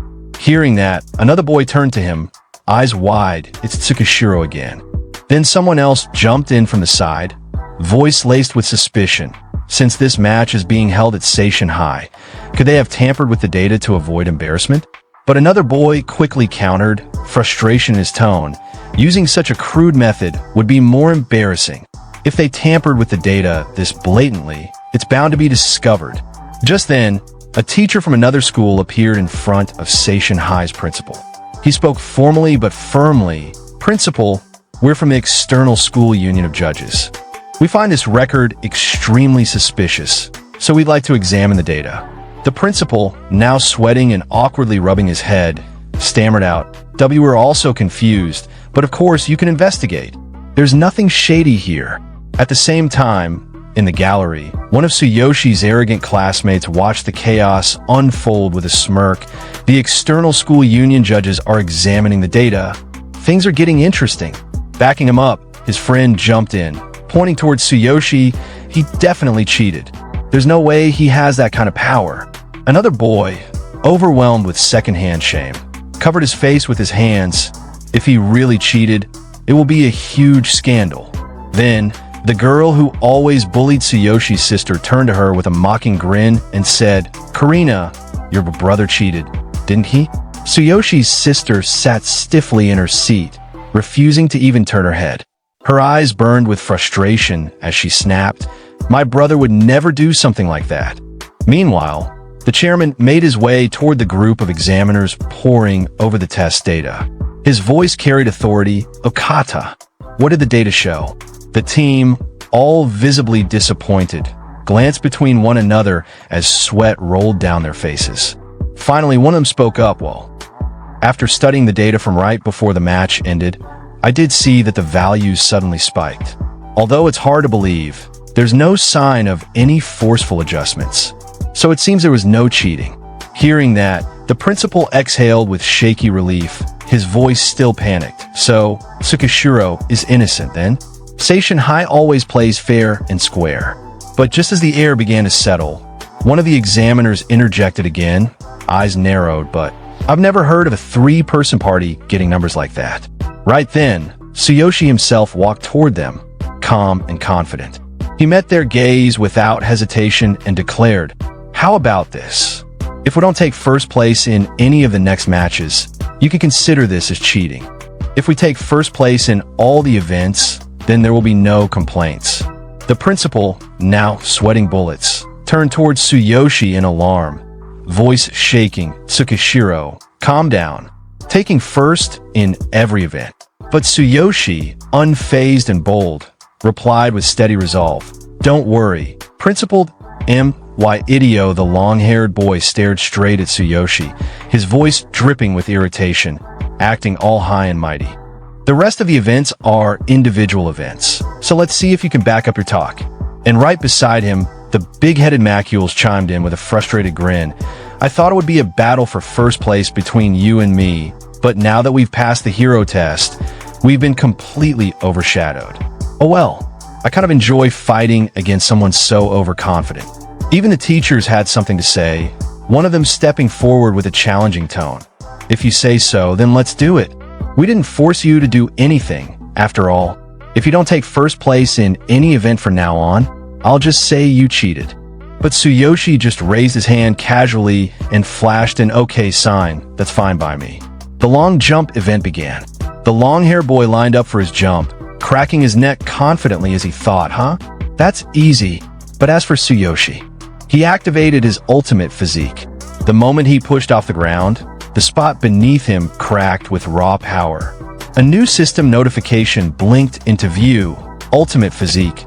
Both legs have been enhanced. Leg explosive power increased. And with a single jump, Tsuyoshi covered an insane distance, landing far beyond anyone else's mark. Just like that, he claimed first place. Even in the short sprint, Tsuyoshi was a blur. He dashed ahead of everyone, not just beating them, but completely dusting the two aces from both rival schools. The announcement rang out loud and clear. Short sprint first place Seishin High. Tsukishiro Tsuyoshi, then came the disc throw. Tsuyoshi calmly activated his skill, ultimate physique. Both arms have been enhanced. Arm explosive power increased. And with one powerful swing, the disc soared out of the stadium entirely. Disc throw, first place Seishin High. Tsukishiro Tsuyoshi watching from the sidelines. A bald man's jaw practically hit the ground. What? This is record-breaking. Meanwhile, the girl who used to bully Karina looked shaken, her voice trembling. Is Karina's brother really that strong? Karina, eyes shining with pride, stood up and cheered, "Go big brother." Her bully's friend leaned in, eyes wide. He'd gotten first place in every event so far. He must have broken the records, right? At the same time, Tsuyoshi's own classmates were losing their minds. One of them stared ahead, nervously, and muttered, "Rayleigh, something's off." With and Rayleigh, watching the chaos unfold, just sighed, "What a mess." Somewhere in a quiet corner of the stadium, the boy who used to bully Tsuyoshi's sister was hunched over his phone, eyes narrowed, frustration boiling over in his mind. What's going on? I don't care whether it's cheating or not. It can't continue like this. What's Boniface doing? Meanwhile, Boniface stood inside the stadium, completely out of breath from his last event. Beside him was his big, muscle-bound friend. Both stared ahead at Tsuyoshi's dominating performance, and Boniface cursed under his breath. Damn it, when did Seishin High create such a monster? His friend clenched his jaw and replied, trying to stay cool, but still, they're really tough to beat. Then Boniface pulled out his phone and checked Billy's message. Sweat was dripping down his face as his thoughts raced. "Billy, I get it. I wanted to intervene, but I couldn't. Damn it. standing firm in front of Boniface. The muscle head cracked his knuckles, eyes blazing with confidence. Boniface, the next event is the final one. I'll do something, so just wait. We've practiced for this for a long time. I'm confident. I'll face Tsukishiro in a fair fight. Hearing his friend's confident declaration, Boniface's eyes twitched, and suddenly, his mind drifted back to a moment he'd kept buried. The memory of meeting Billy's father resurfaced, and his thoughts turned cold and calculated. That's it. If it's that event, Billy's father secretly gave me the FEP mental interference. It's a high-priced item circulating in the underground. If I don't use it here, I won't get another chance to beat Tsukishiro. This interference has been adjusted to only have 10% of its original power, so it should be safe. P2P mental interference, a high-grade mental item. If used on a target, it delivers a strong psychic shockwave that attacks the head. The target will experience intense headaches for a while. It's extremely dangerous and is a forbidden item not allowed in circulation. Just then, the stadium speakers crackled, and the announcer's voice boomed over the crowd. Next up, the final event of the day. Tug of War Lift. It's the traditional final event and the crowd's favorite. But this was no ordinary tug of war. This was Tug of War Lift. Players use ropes and pure strength and willpower to lift a female student to the top. When the bell at the top rings, the lift stops. The female student must then lower her school's banner to win. The announcer continued with rising energy. 3 players will participate from each school. Let's begin the final event. Amidst the rising noise and excitement, one of Tsuyoshi's classmates rushed up to him and spoke with urgency. Tsukishiro, the principal wants you to participate too. Please, take first place again here. Hearing his classmate's request, Tsuyoshi rubbed the back of his head and sighed. But there's no female student available. He thought to himself, Karina has a bad leg after all. But before he could say anything else, he looked the boy in the eyes and answered, I'll find someone, don't worry. Just then, the announcer's voice echoed across the stadium. Seishinhai's Tsukishiro Tsuyoshi will participate in the tug of war lift. But there's no female student to pair with him. Anyone willing to volunteer, please come to the competition area. Meanwhile, in the gallery seats, a group of Tsuyoshi's sister's classmates whispered among themselves, I'd like to help, but I'm not sure if all the first place wins are legitimate. Another girl chimed in, hesitating. Tsukishiro seems to stand out more than the hero class students, even though he's from the regular class. I want to help, but it's a bit embarrassing. A quiet girl sitting on the bench mumbled, yeah, I'd rather not get noticed. Then suddenly, cutting through the murmur, Karina shot up from the crowd with her hand raised high and her voice loud. I will do it. Her friend, alarmed, tried to hold her back. No, you have a bad leg. But just then, the yellow-haired girl from Karina's class stepped in, looking calm but firm. No one else is going, so it's fine. Besides, the school will probably just pick someone randomly anyway. The black-haired bully girl narrowed her eyes toward the testing ground, a wicked grin spreading across her face. I've got an idea. It'll go. I'll deliberately mess things up. Even if I can't get first place, it'll be because of Tsukishiro's incompetence, not mine.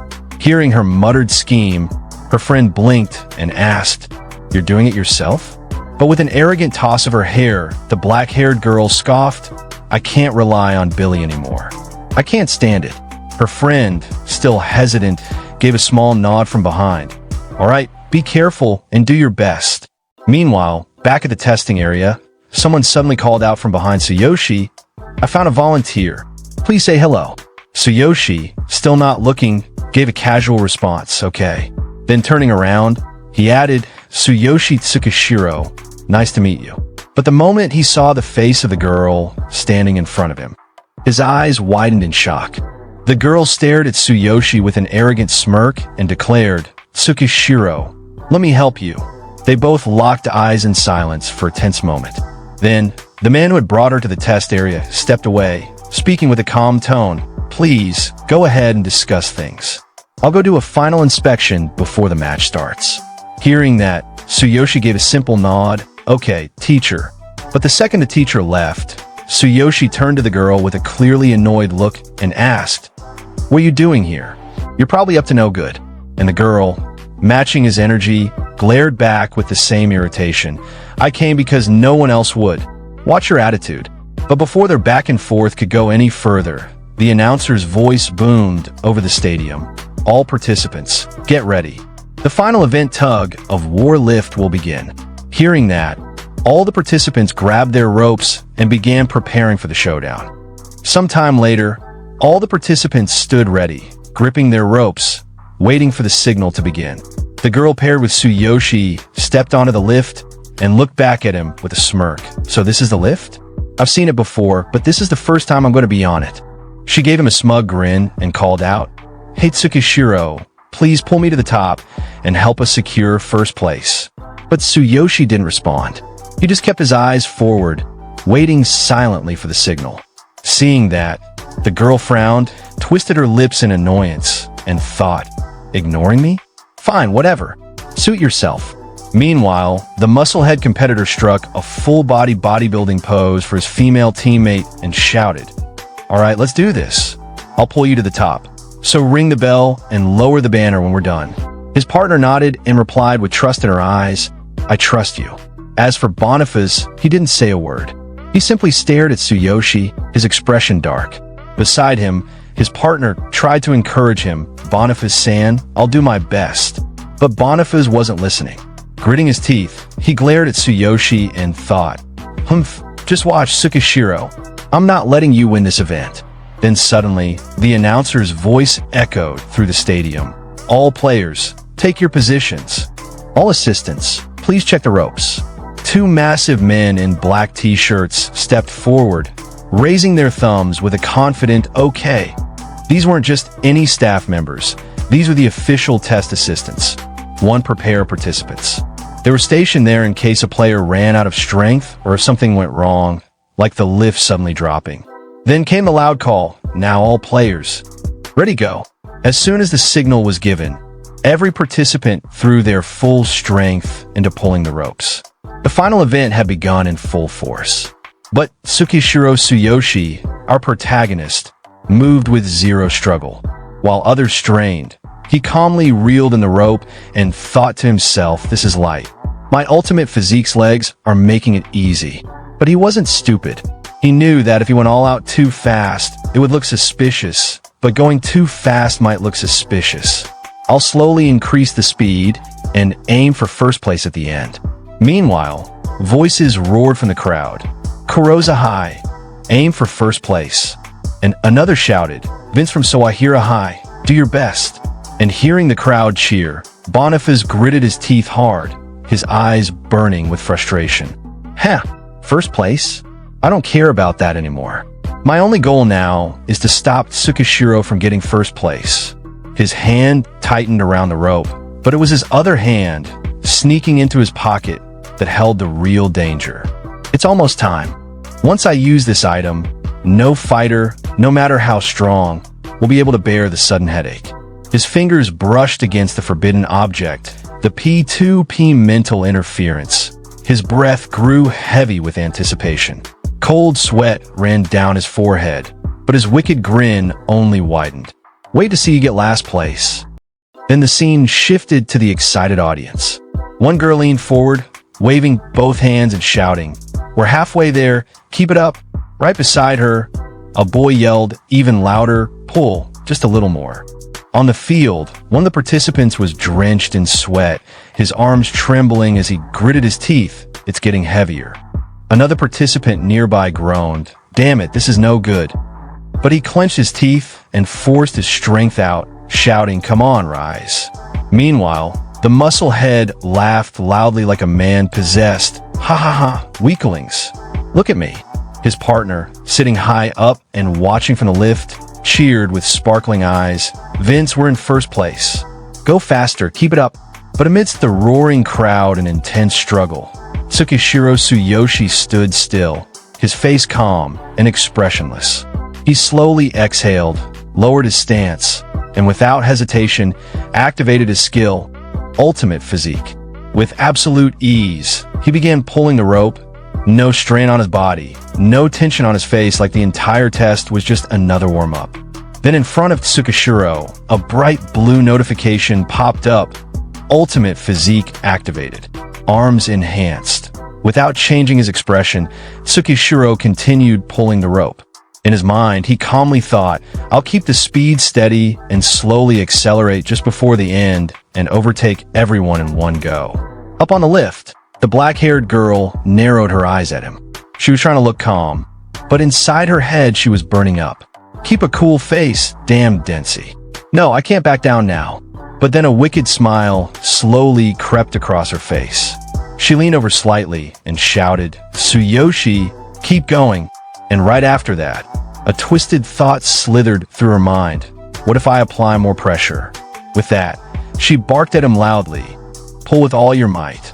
Then suddenly, while checking the robe, a girl tugged hard in the opposite direction, trying to mess with Tsukishiro. But his grip held firm. He thought in his mind, so you were up to no good after all. The scene shifted instantly to the lift area.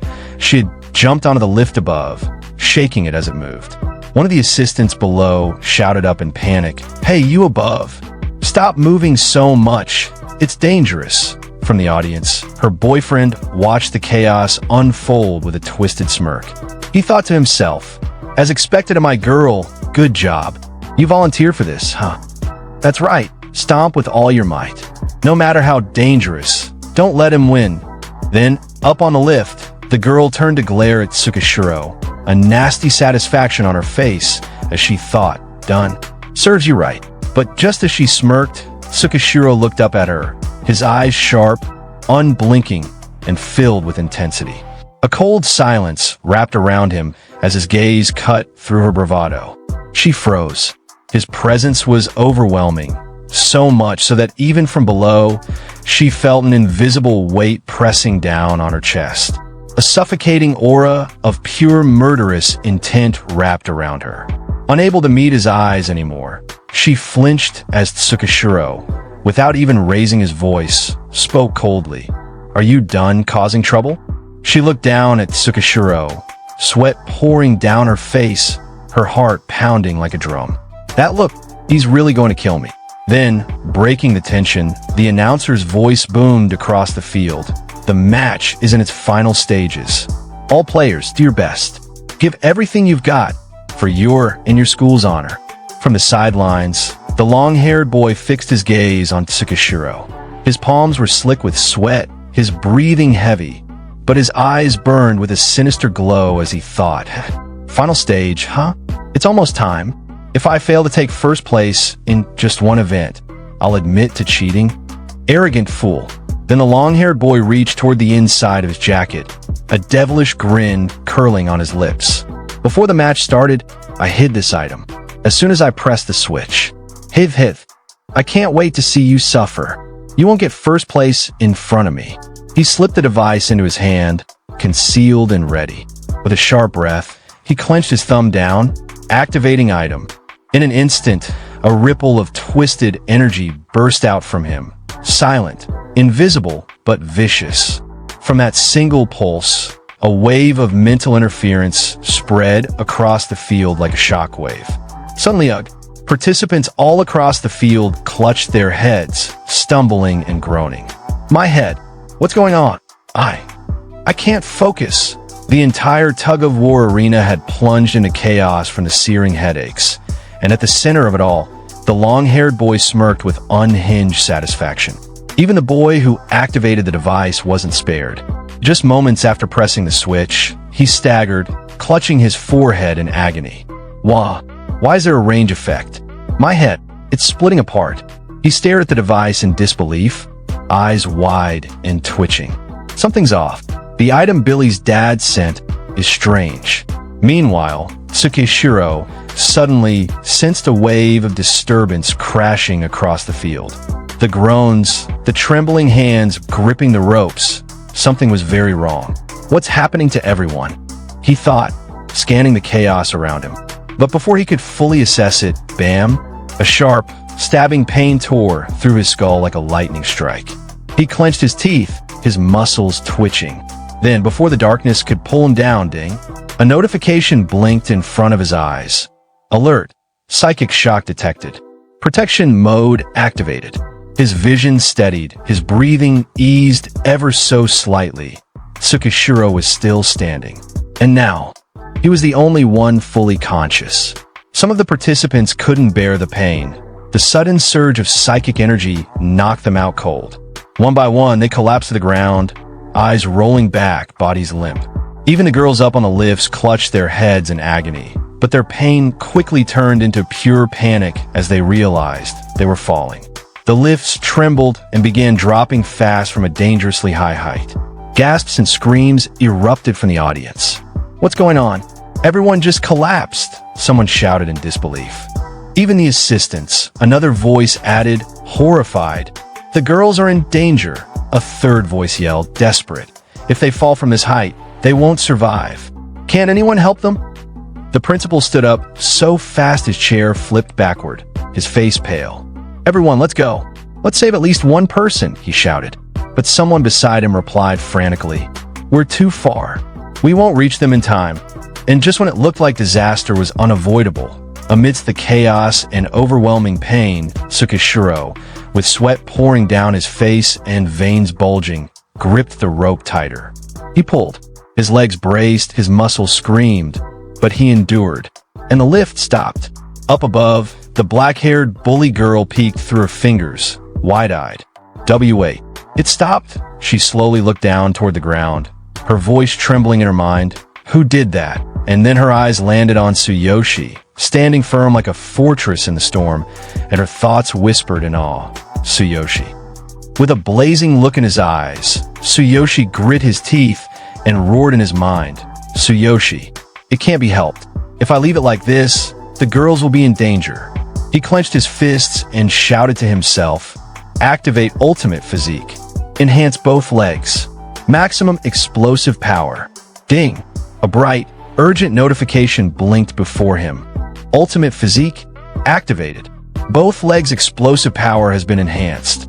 Above, the girls screamed in panic as they plummeted, the broken lifts speeding toward the ground.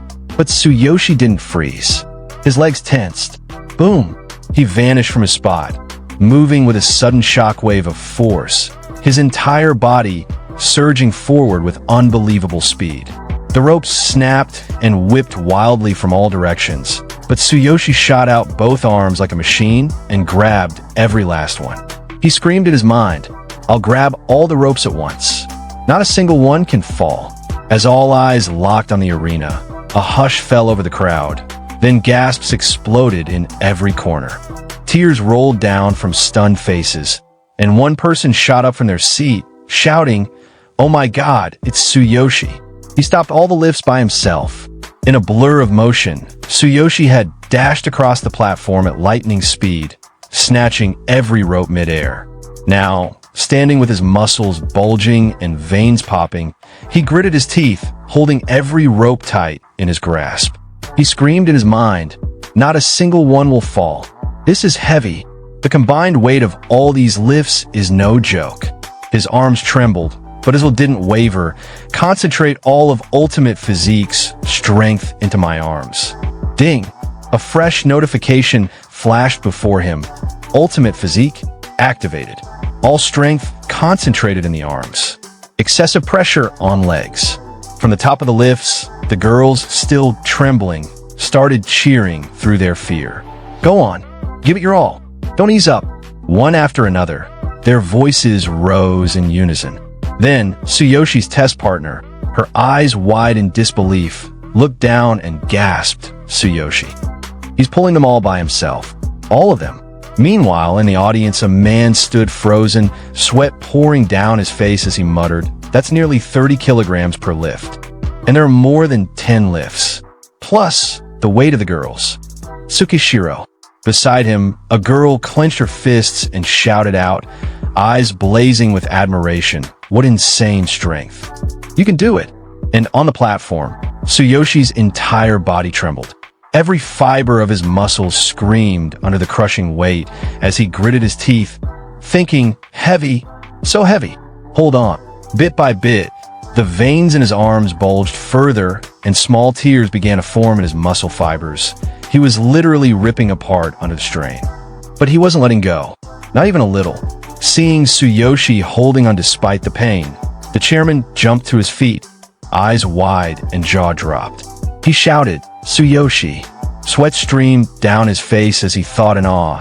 He's definitely on his way to becoming a legendary hero. No matter what, I have to get him into the elite hero team.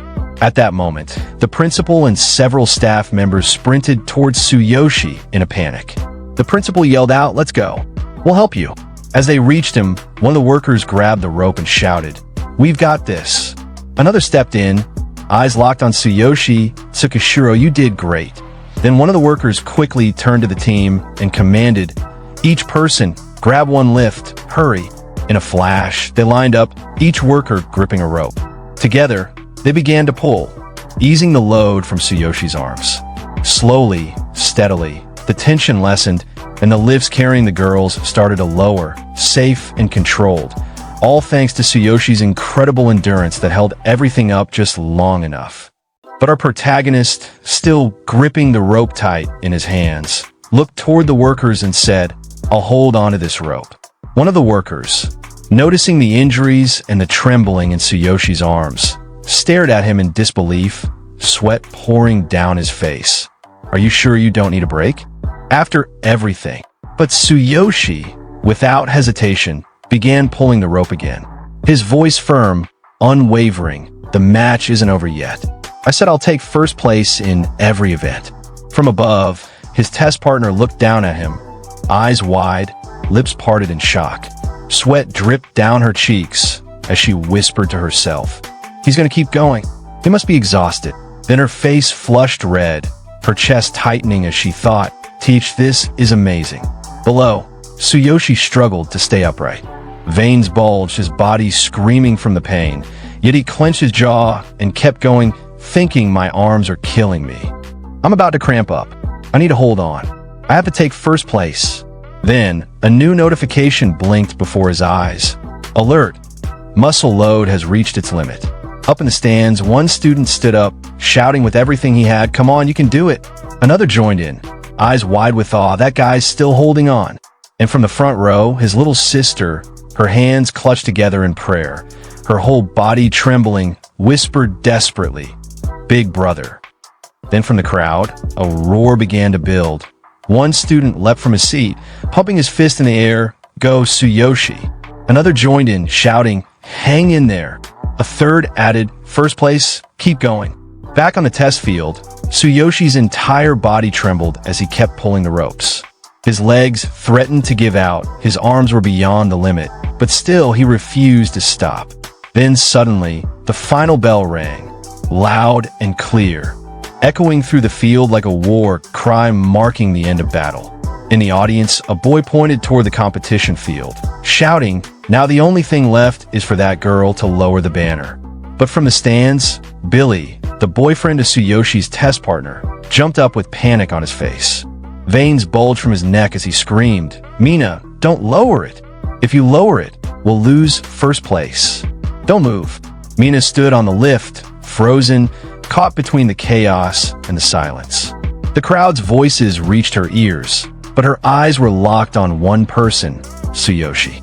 His face soaked in sweat, his hands bleeding, his body shaking, yet he still stood. Seeing that, her heart trembled. Then in one motion, her hand reached out, she pulled the flag. And the moment Mina pulled the flag, Billy's eyes widened in disbelief.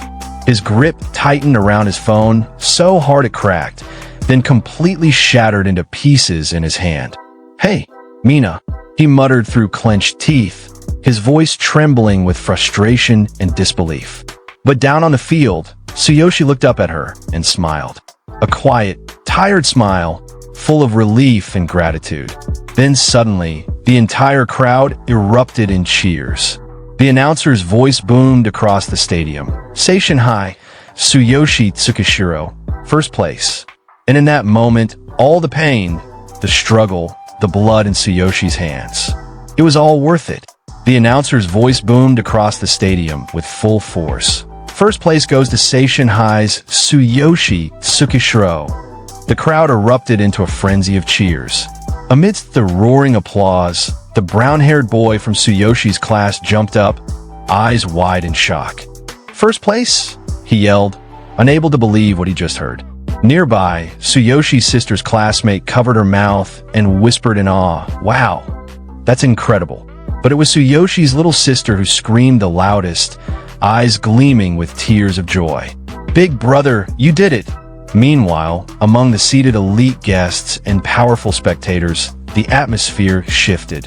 Representatives from the guilds and factions exchanged urgent looks, some already dialing into hidden comms.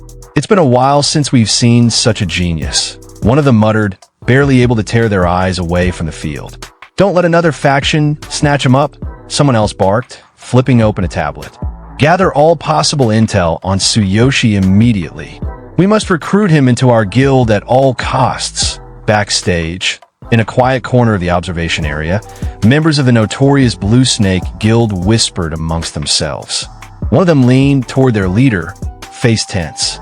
"Boss, this Tsukishiro guy has been causing problems for the young master. Even that commotion earlier. It was because of a tool the young master gave to one of the participants." The boss's expression darkened. The young master, the tension in the air thickened. In the next scene, the atmosphere among the Blue Snake gang turned cold. Their boss sat frozen, forehead resting in his palm, eyes wide with disbelief and panic. His voice trembled as he muttered under his breath, making an enemy out of such a genius. Meanwhile, the chairman of Seishin High glanced over at Tsuyoshi, a calm, composed smile on his face as he turned to the principal beside him. "Let's go home.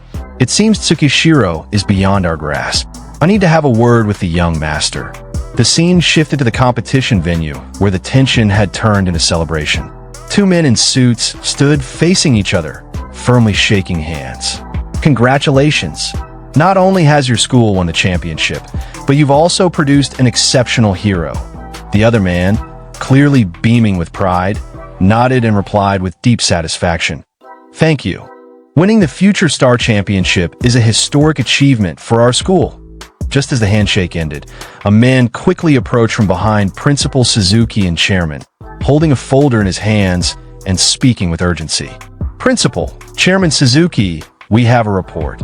The mood shifted once again as he continued. A participant was found with a P2P mental interference item. In the next scene, we see a shattered device lying on a table, its fractured components sparking faintly. The atmosphere is tense as investigators hover over it. This wasn't just any gadget. This thing was illegal, dangerous, and almost caused disaster. It seems the commotion earlier was caused by this device. Upon investigation, it appears to have been modified into a highly dangerous item. "What should we do?" The chairman, peering over the wreckage, recoiled in shock, stuttering, "Isn't that a prohibited item?" The principal stepped closer, brows furrowed. "It's not one of our students, is it? Which participant was it?" As the tension thickened, a group of guards entered the room, escorting a student in restraints. One of them spoke firmly. It was Boniface from Kurozu High. "He's their ace." Initially, we thought it was a mistake. From among the staff, another man approached the chairman quickly. "Boniface has already been detained." "Chairman, could you take over the investigation?" With a heavy sigh, the chairman responded. "Why would Kurozu High? Please have the staff continue investigating. I'll contact Kurozu High directly later." Meanwhile, the principal exhaled in relief. "I'm relieved it wasn't one of our students.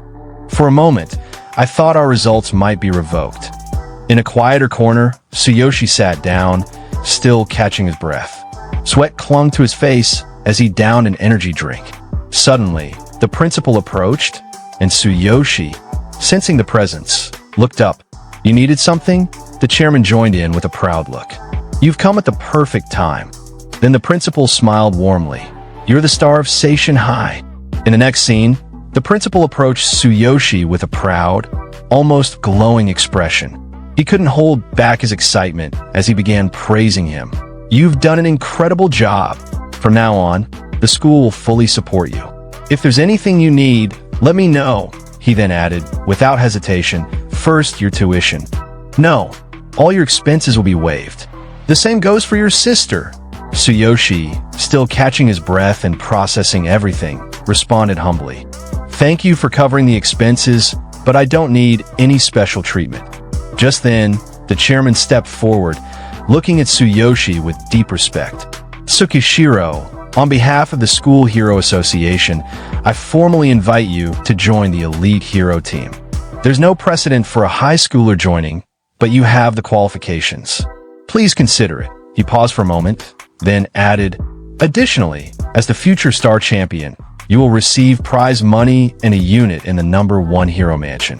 It's in a prime location. Tsuyoshi's eyes widened in disbelief. Wow, I get a mansion. Off to the side, the principal muttered under his breath with a slightly terrified expression. The chairman is shrewd. Recruiting a genius is a huge achievement. No wonder he's pulling out all the stops. In the next scene, the stadium was starting to empty, but Tsuyoshi's partner was still walking down the stairs quietly, deep in thought. Just then, someone suddenly grabbed her shirt from behind and yanked her to the side. Come here. Shocked and wincing in pain, she turned to see Billy. Billy, that hurts. Billy's face twisted with rage, his voice low and threatening. Why did you lower the banner? How could you let Tsukishiro win? He shoved her against the wall with force. Did you forget how he humiliated me? You promised to help me crush him. You and Boniface are both useless. She looked up at him, furious and unafraid now, her voice steady. He saved my life. And the lives of others too. Without him, I'd be in a hospital right now. In the next scene, we see the young master of the Blue Snake Guild, Billy, clenching his fists, his eyes wide with rage as he muttered through gritted teeth, no matter. He's stealing all the attention. His voice trembled with fury. Useless. Milk cow. But before he could spew more venom, a sharp slap echoed through the hallway. Protagonist's partner had struck him across the face, standing tall with blazing eyes. Billy, we're done. Don't talk to me again. Billy's pride shattered. He snapped back. You can't win, woman. You've lost it. And with venom in his voice, he spat one final line.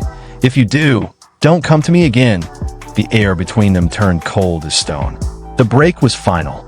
As Billy raised his hand, ready to strike, a sudden force stopped him cold. Tsukishiro had appeared from behind, gripping Billy's wrist tightly. The atmosphere instantly shifted. Tsukishiro, let go of me. What do you think you're doing? Billy shouted, panic rising in his voice.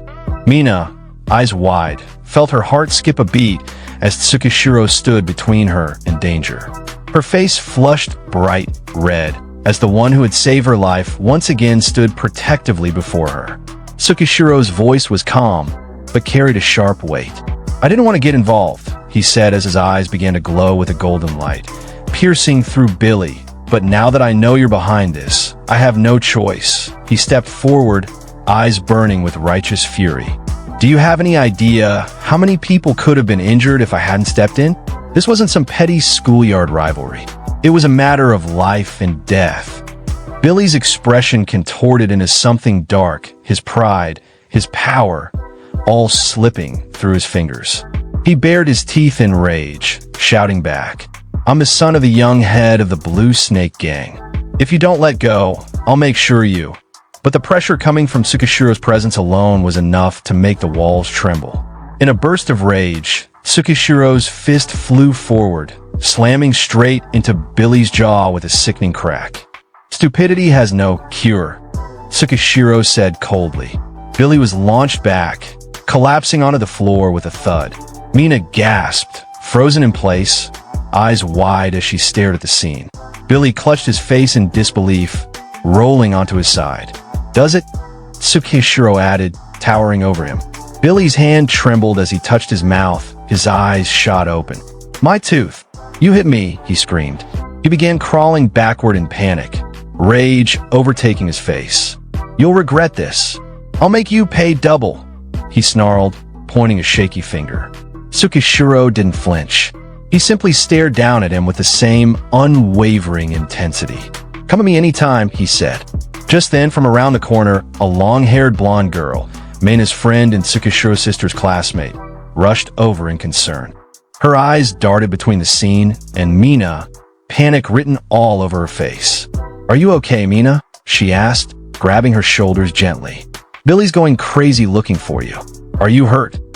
Mina, still stunned from everything that just happened, slowly shook her head.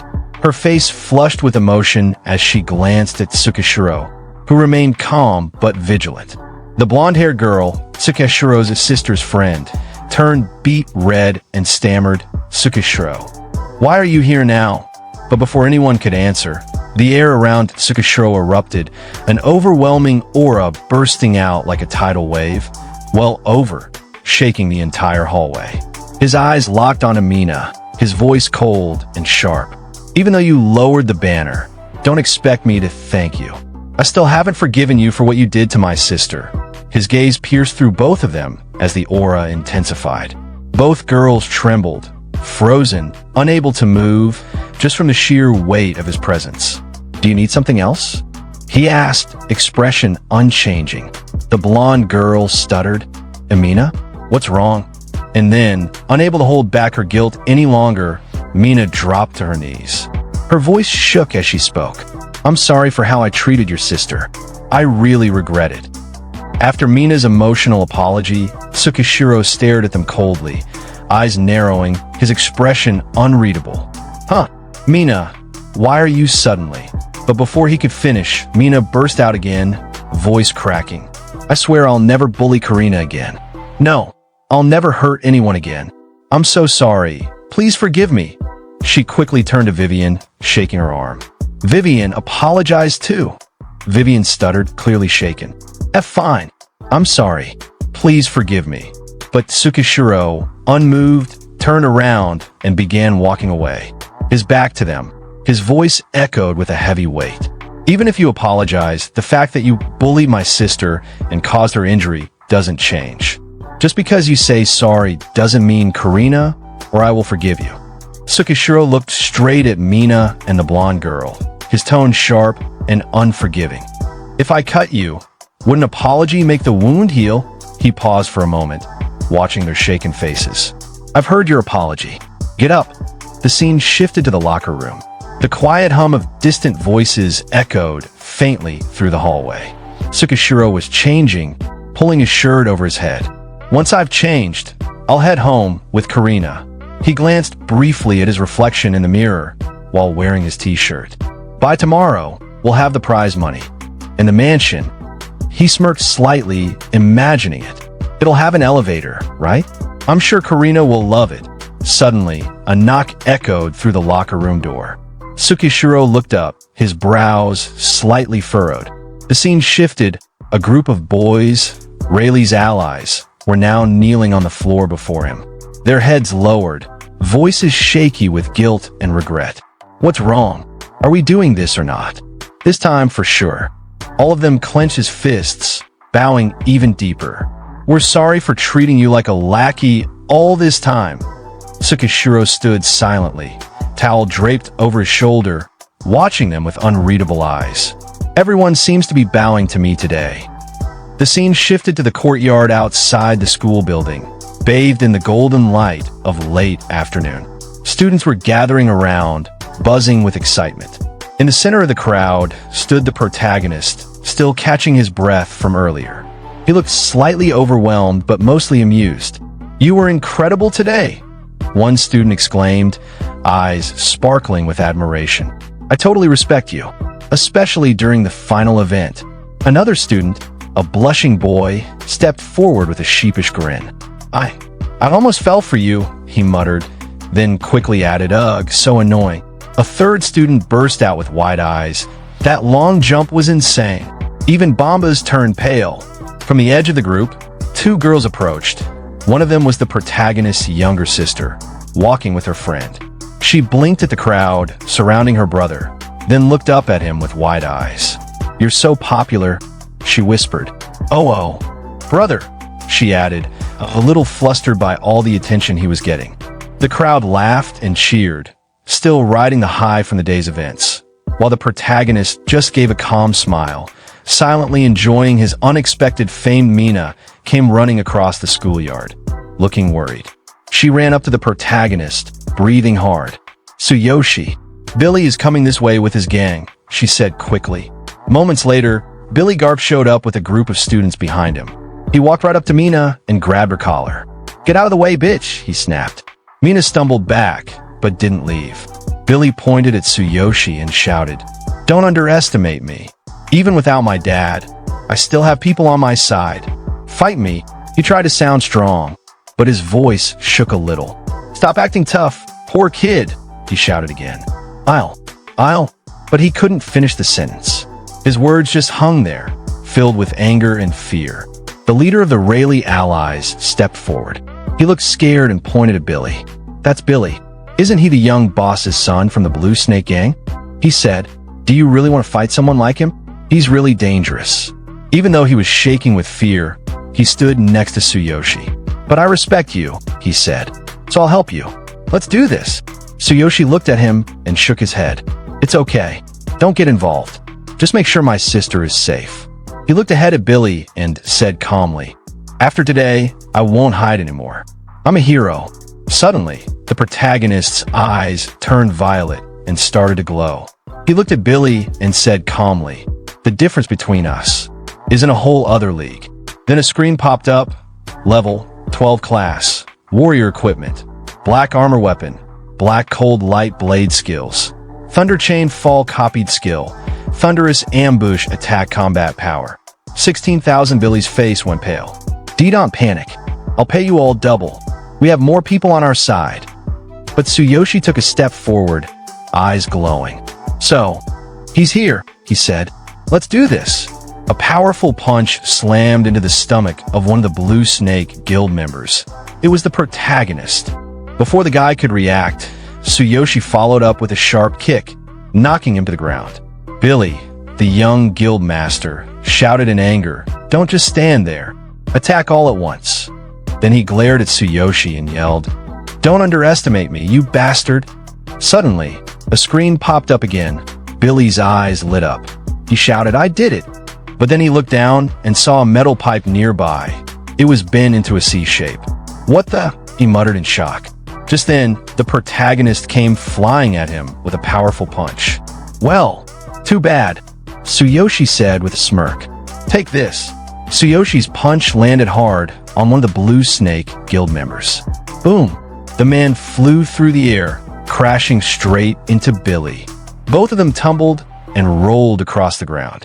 Mina and the blonde-haired girl, standing nearby, gasped. What just happened?" Mina cried out. The blonde stared wide-eyed. He sent him flying. With one punch, suddenly, many members of the Snake Guild lay collapsed on the ground. The rods they once held now scattered in the air or fallen beside them. In the middle of it all, the protagonist stood tall, firmly gripping a rod that had been spinning midair just moments before. A voice rang out. It was none other than our protagonist Tsuyoshi. "There are more of you." Huh. Another followed with calm confidence. "I'll wrap this up in one go." From the rooftop above, a third person watched the scene unfold, eyes wide in awe. This intensity, his precision and power. Tsuyoshi's skill is on another. Suddenly, two men appeared, standing at a distance as they watched the aftermath. The first one spoke to himself, eyes locked on the protagonist. "Impressive. He might be the most talented rank hero we've ever seen. We must recruit him into our guild. Final glory." The second man, clearly from a rival faction, scoffed. "Don't even think about it, Dane. Our angry dragon faction hasn't fought for talent in a long time, but this time we're not stepping aside." A screen suddenly popped up in the air. On it, glowing text appeared. One of the three major guilds, Guild Master of Final Glory, starts smiling old man. Dane rank. S rank hero combat power. Another screen appeared right beside the first one. On it, bold letters flashed. One of the five major factions, President of Angry Dragon Dragon Keeper. Sandor rank. S rank hero combat power. The Dragon Keeper and the smiling old man stood side by side, watching from afar, their voices low and serious. During that kid's awakening test, there was a data anomaly. The entire area experienced a blackout. I suspect it was caused by that kid. "What incredible talent," said the Dragon Keeper. The smiling old man nodded slightly, a knowing look in his eyes. "And he's already made waves this year, winning the Future Star event and preventing a major accident. That's not something just anyone can do." He paused, then added with quiet excitement, With the Supernova tournament approaching, he's exactly the kind of talent everyone's looking for. The Dragon Keeper and the smiling old man stood atop the rooftop of a tall building, overlooking the city as the wind stirred around them. The smiling old man spoke first, his voice calm but firm. This year's Supernova tournament will be more intense than ever. Rankings will directly impact resource distribution this year. Even the Hero Alliance is sending their strongest rookies. Such a greedy organization. As he said this, he took out his long wooden stick, gripping it with both hands. Lifting it gently above his knees, a faint blue tornado of energy began to spiral around it.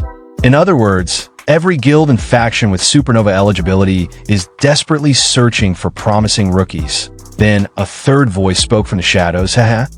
Now that Tsuyoshi Tsukishiro's abilities are clear, we've achieved our goal. The Dragon Keeper narrowed his eyes, then muttered with a grunt. Humph, what a sly old man. After saying that, the blue tornado suddenly surged upward, wild and blinding, and in an instant, the smiling old man vanished within it, leaving behind only a gust of swirling wind. At the same time, behind the Dragon Keeper, something began to shift. Sharp, jagged wings burst out from his back, wings like those of a dragon, but twisted and soaked in blood, as if tearing through flesh as they emerged. He stood tall, the blood dripping from his wings, and said coldly, I'll make sure to meet Tsuyoshi Tsukishiro personally. Then the Dragon Keeper spread his wings wide and took off into the sky, leaving the rooftop behind. Meanwhile, back on the battlefield, the protagonist was still fighting. Every one of his attacks crackled with lightning as he launched them forward. Everyone get down, he shouted. The Billy gang, unable to react in time, was electrified by the blasts. They cried out in pain as the shocks tore through them. On the ground, Billy looked around at his fallen companions, panic filling his face. Sweat rolled down his cheeks as he muttered to himself, Is this the difference between an ordinary person and a hero? The protagonist approached slowly, having already defeated all of Billy's allies. Without saying a word, he hurled his rod toward Billy's face. It missed by inches, landing with a heavy thud beside him. Billy froze in fear, his eyes wide. Then the protagonist stood before him and said coldly, Get lost. Don't show your face around here again. Billy's voice shook as he stammered, Why yes. Then he turned and bolted, leaving his entire gang behind. Mina rushed over, looking toward the protagonist with concern. Tsukishiro, are you alright? She asked. He glanced back at her briefly and replied, Yeah, thank you for warning me earlier. Mina's cheeks turned red. She quickly covered her face with her hands and mumbled, And no, it's nothing. Her friend gently supported her from behind with a quiet smile. Then, suddenly, all of Tsuyoshi's classmates ran over excitedly. One shouted, Hey Tsuyoshi, let's form a group. We'll be unstoppable. Another chimed in, Yeah, make me an executive. A third added, Tsuyoshi is amazing. Tsuyoshi looked at them, a bit tired, and said with a small smirk, A group, huh? Everyone just go home already. Sometime later, the protagonist and his sister walked side by side on the quiet path toward home. The sun had begun to set, casting a warm glow over the street. Karina looked up at him with wide eyes and said, Brother, you've gotten so strong. Even your classmates are jealous. He glanced at her and placed a hand gently on her back, smiling softly as he replied, That's both good and bad. Power attracts attention, and not all of it is welcome. Then, with a sudden burst of excitement, he added, Oh, by the way, since we won, the school's Hero Association president is giving us a bonus. 10 million yen and an apartment. Hearing her brother's words, Karina was stunned. Her eyes widened as she looked at him in disbelief. 10 million yen? And an apartment? Are you serious? The protagonist smiled gently, nodding. Yeah, I'm not lying. It's from the school Hero Association president. After all, if the apartment has an elevator, you won't have to climb stairs every day anymore. Karina's expression softened. She looked at him with quiet affection and said, Brother, you're always thinking about me. Thank you. He looked back at her, eyes warm, saying nothing for a moment. Then suddenly, he flicked her forehead with his finger and said, You're my sister. Taking care of you is my responsibility. You don't have to thank me for it. Just then, a voice called out from the distance, Tsuyoshi. They both turned toward the sound. Approaching them was none other than the chairman of the Hero Association himself. He stopped in front of Tsuyoshi and said with a calm but firm tone, "Got a moment? I wanted to meet you early and also discuss the upcoming supernova tournament." At Tsuyoshi's house, the chairman and Tsuyoshi sat across from each other. Tsuyoshi, holding a cup of tea, extended it toward the chairman and said politely, "Chairman Suzuki, please have some tea." The chairman accepted the cup with a warm smile and replied, "Thank you." Without wasting a moment, the chairman leaned forward slightly and asked, "Have you been living here with your sister all this time?" Hearing those words, Tsuyoshi nodded and responded, "Yes. Ever since our parents passed away, I've been living here with my sister Karina. But stairs are really difficult for her because of her legs."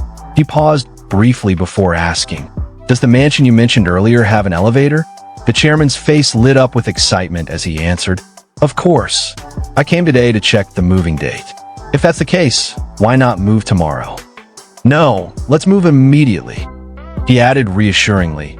"It's a fully equipped mansion, so there's nothing to worry about."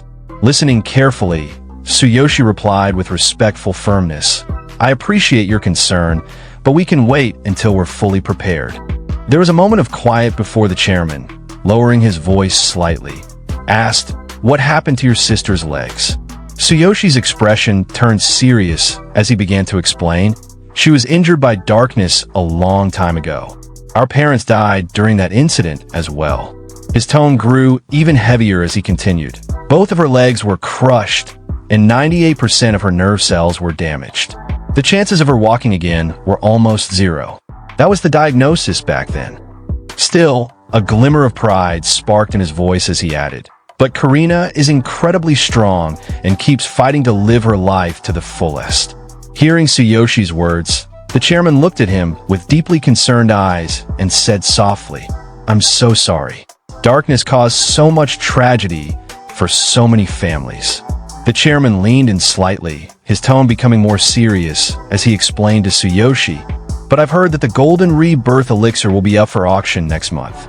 If we can get it, there's a chance her legs could recover." Hearing those words, Tsuyoshi's eyes widened in shock. He shot up from his seat and shouted, "The Golden Rebirth Elixir? Are you serious?" Seeing Tsuyoshi's intense reaction, the chairman broke into a nervous sweat. Wiping his forehead awkwardly, he replied, "That's what I've heard, but there are two requirements to join the auction." He raised a finger and began listing. "First, you need to have C-rank hero status." And then, anxiously leaning forward, Tsuyoshi interrupted, "And then what? Tell me quickly." Taking a breath, the chairman shifted to a more formal tone, explaining as if reading directly from a system guide. "Golden Rebirth Elixir, a rare, golden liquid that can restore lost body functions. It is only dropped occasionally when high-level heroes defeat special darkness creatures in A-class dungeons. Extremely rare and highly valuable." Then, with a deeply concerned expression, the chairman placed a hand on his face and said heavily, "You also need at least 1 billion yen in capital." Hearing the chairman's words, Tsuyoshi softened, his voice dropping as he echoed, 1 billion. The chairman continued, explaining patiently, "Yes, every auction has strict entry requirements based on status and power." He leaned forward, emphasizing his next words. "You can qualify for C-rank hero status by placing in the top 3 in the Supernova tournament. If you make it to the top 3, you can apply for a promotion." Then, showing genuine concern, the chairman placed a small bundle of cash on the table in front of Tsuyoshi and said, "But as for the funds, even as the chairman of the School Heroes Association, I can't provide that much support." He sighed.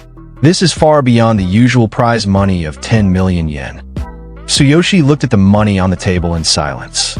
As the chairman's words echoed in his ears, he dropped his gaze and began thinking to himself, "Money.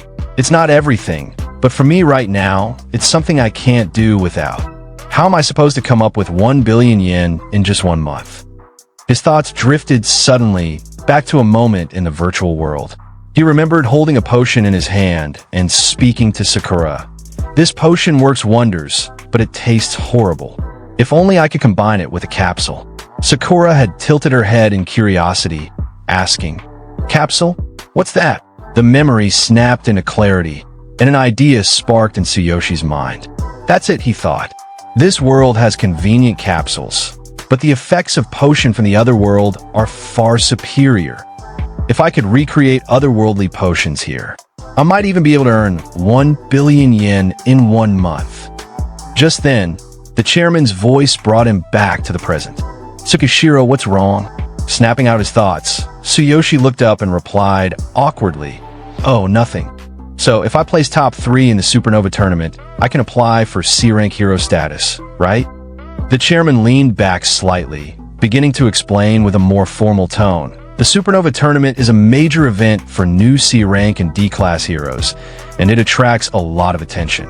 He continued, "Guilds and factions with eligible members, including our Hero Alliance, send their most talented new heroes. Performing well also grants more influence in dungeon resource allocation."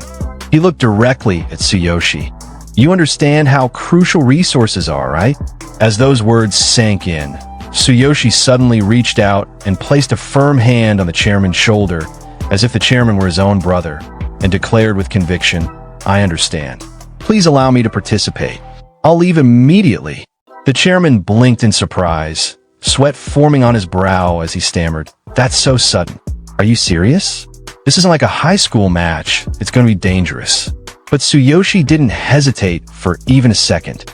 Grabbing the chairman's hand, he broke into a sprint, pulling him along as he shouted, "No matter how dangerous it is, I'm ready. Where do I register?" The sheer speed at which Tsuyoshi moved left the chairman completely stunned. Struggling to keep up, his voice trembled from both the momentum and the pressure of the situation. "Hero Alliance headquarters. I'll arrange a car, so take your time."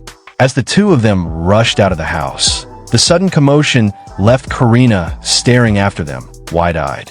She blinked and muttered, still trying to process what just happened. What just happened? Tsuyoshi and the chairman arrived at the Hero Alliance headquarters, where a large crowd had already gathered. People from all walks of the hero world buzzed around the towering facility. Taking in the sight with wide eyes, Tsuyoshi looked around and exclaimed with excitement, "It's massive. By the way, Chairman, why did you approach me for this?" As they walked toward the elevator, the chairman rubbed the back of his head and replied honestly, "It's a matter of mutual benefit. As the chairman of the School Heroes Association, I'm under pressure to produce results." He let out a quiet sigh before continuing, "It's been a year since we've identified any promising talent." He paused briefly, then added, "Meanwhile, powerful factions and guilds outside not only provide exceptional treatment for young talents, but also..." The chairman began to sweat a little as he explained further. "Many young heroes dislike the rigid rules of organizations like ours, and instead prefer the freedom offered by factions or guilds." Tsuyoshi listened carefully, then nodded in understanding. "I see. That explains a lot." His gaze sharpened with determination. "I'll do my best to ensure that I don't disappoint you." Soon after, the two stood before a registration officer at the tournament registration desk. The officer glanced at her screen, then looked up and addressed them bluntly. "Tsukishiro, you currently don't meet the requirements to participate in the Supernova tournament." The chairman's face tightened in surprise. He stepped forward quickly and said, "What? I thought one of the 3 spots was still open. What am I missing?" The registration officer adjusted her glasses, then clarified, "Yes, there's 1 spot left for a substitute, but..." She looked straight at the chairman and added, "Tsukishiro doesn't have the required records in the system to qualify." The registration officer stared at the screen in front of her, then spoke again with a professional tone. "To participate in the Supernova tournament, you must have placed in the top 3 in at least 2 public dungeons." She clicked through several files, her expression unchanged. "I checked earlier, and apart from a single test dungeon, Tsukishiro has no other records. He doesn't meet the conditions." Hearing that, the chairman clenched his teeth and began to sweat under the pressure. "I was careless. The tournament is in just 1 week. Competition in public dungeons is extremely fierce. He glanced down, frustrated. Securing a top 3 placement in 2 public dungeons within a few days is practically impossible. Trying to maintain order, the registration officer held up her hand slightly. "Chairman, please calm down." Meanwhile, Tsuyoshi stood to the side, puzzled by the exchange. With a confused look, he turned to the chairman and asked, "What are these public dungeons and top 3 placements you're talking about?" Without turning to face him, the chairman muttered, "Oh, my mistake. It means there's no way to join the tournament now." Then, more clearly, he explained further, there are 6 public dungeons, 3 C rank, 2 D rank, and 1 B rank, which is the most challenging. To qualify for the Supernova tournament, you and your party must secure a top 3 placement in any 2 public dungeons. However, many competitors aim to qualify, so the competition in these 6 dungeons is intense. And there's less than a week left. Forming a strong party also takes time. Hearing everything, Tsuyoshi slowly clenched his fist. His eyes were steady with resolve as he declared, "I'll secure a top 3 placement in at least 2 public dungeons before the tournament." The chairman turned to face him, staring in shock and confusion at Tsuyoshi's unwavering expression. The chairman stared at Tsuyoshi, his face covered in sweat, shocked by the boy's declaration. "Are you serious?" He blurted out, barely believing what he'd just heard. Even the registration officer couldn't hold back, cutting into the conversation with a sharp tone. "Big talk, but there's no way you can pull it off, you fool." But Tsuyoshi didn't stop. With calm confidence, he turned and began walking away, adjusting his tie as he replied without looking back, "I'll leave for now. Just make sure to keep that last spot open for me. You'll see whether I'm a fool or not soon enough." Later that day, back at Tsuyoshi's home, a glowing notification suddenly appeared before him. His system's voice echoed out, "Boundless passage activated." Seeing the message, Tsuyoshi's eyes lit up as he smiled to himself, thinking, "Perfect timing. I need to head to the other worlds. I'll get the formulas from the other world, and I'll level up to 15 before coming back." A yellow portal shimmered open before him. Without hesitation, Tsuyoshi stepped through and disappeared into its light. In the other world, Karina, the city of the genius Kevin. Inside a small room, Tsuyoshi sat calmly, deep in thought. "Level 15? I'll conquer all 6 dungeons on my own," he declared in his mind with burning confidence. But then, a sudden notification appeared in front of him, catching him off guard. Important notice. Due to unstable debugging, you cannot stay in the other world for more than 3 days. Staying longer will result in permanent inability to return to the original world. Clicking his tongue in frustration, Tsuyoshi muttered under his breath, "T-Seach, of all times for this to happen. So I can't stay here for more than 72 hours. Still, determination returned to his eyes as he spoke to himself, going from level 12 to 15 in 3 days. It'll be tough, but I can make it work. Tsuyoshi sat on his bed, gazing out the window of his room in the other world. The distant horizon stretched before him, but his mind was elsewhere. A flicker of tension crossed his eyes as he muttered to himself, "It looks like things are about to get much harder." The next morning, Sakura stretched with her usual energetic yawn, her voice bright and cheerful. "Fu-fu-fu. Good morning, master." Tsuyoshi turned to face her with a warm smile. "Morning, Sakura. It's been a while." Her expression shifted into a slight confusion. "A while?" she echoed, tilting her head. He nodded lightly and said, "Things are about to get busy for us." Instantly, Sakura lit up with excitement, flashing a bright smile. "Yes, I'll start preparing for departure immediately." Later, the two were walking through the bustling streets of Karina. Crowds moved past them in every direction, the city humming with energy. Tsuyoshi glanced around, taking in the scene. This place is lively as always. That's to be expected in Kevin's city. Sakura, walking beside him, glanced to the side and added, "Indeed, recently, Kevin has been hosting a refining tournament with extravagant prizes, attracting young shamans and adventurers looking for rare medicine." Tsuyoshi kept walking, his curiosity piqued. "A refining tournament, huh? Adventurers must be looking for good medicine too. What are the prizes? Sakura responded quickly, her voice filled with enthusiasm. I checked earlier. Since Kevin is hosting it, the prizes are incredible. With excitement lighting up her face, Sakura explained to Tsuyoshi. Third place gets a basic potion formula.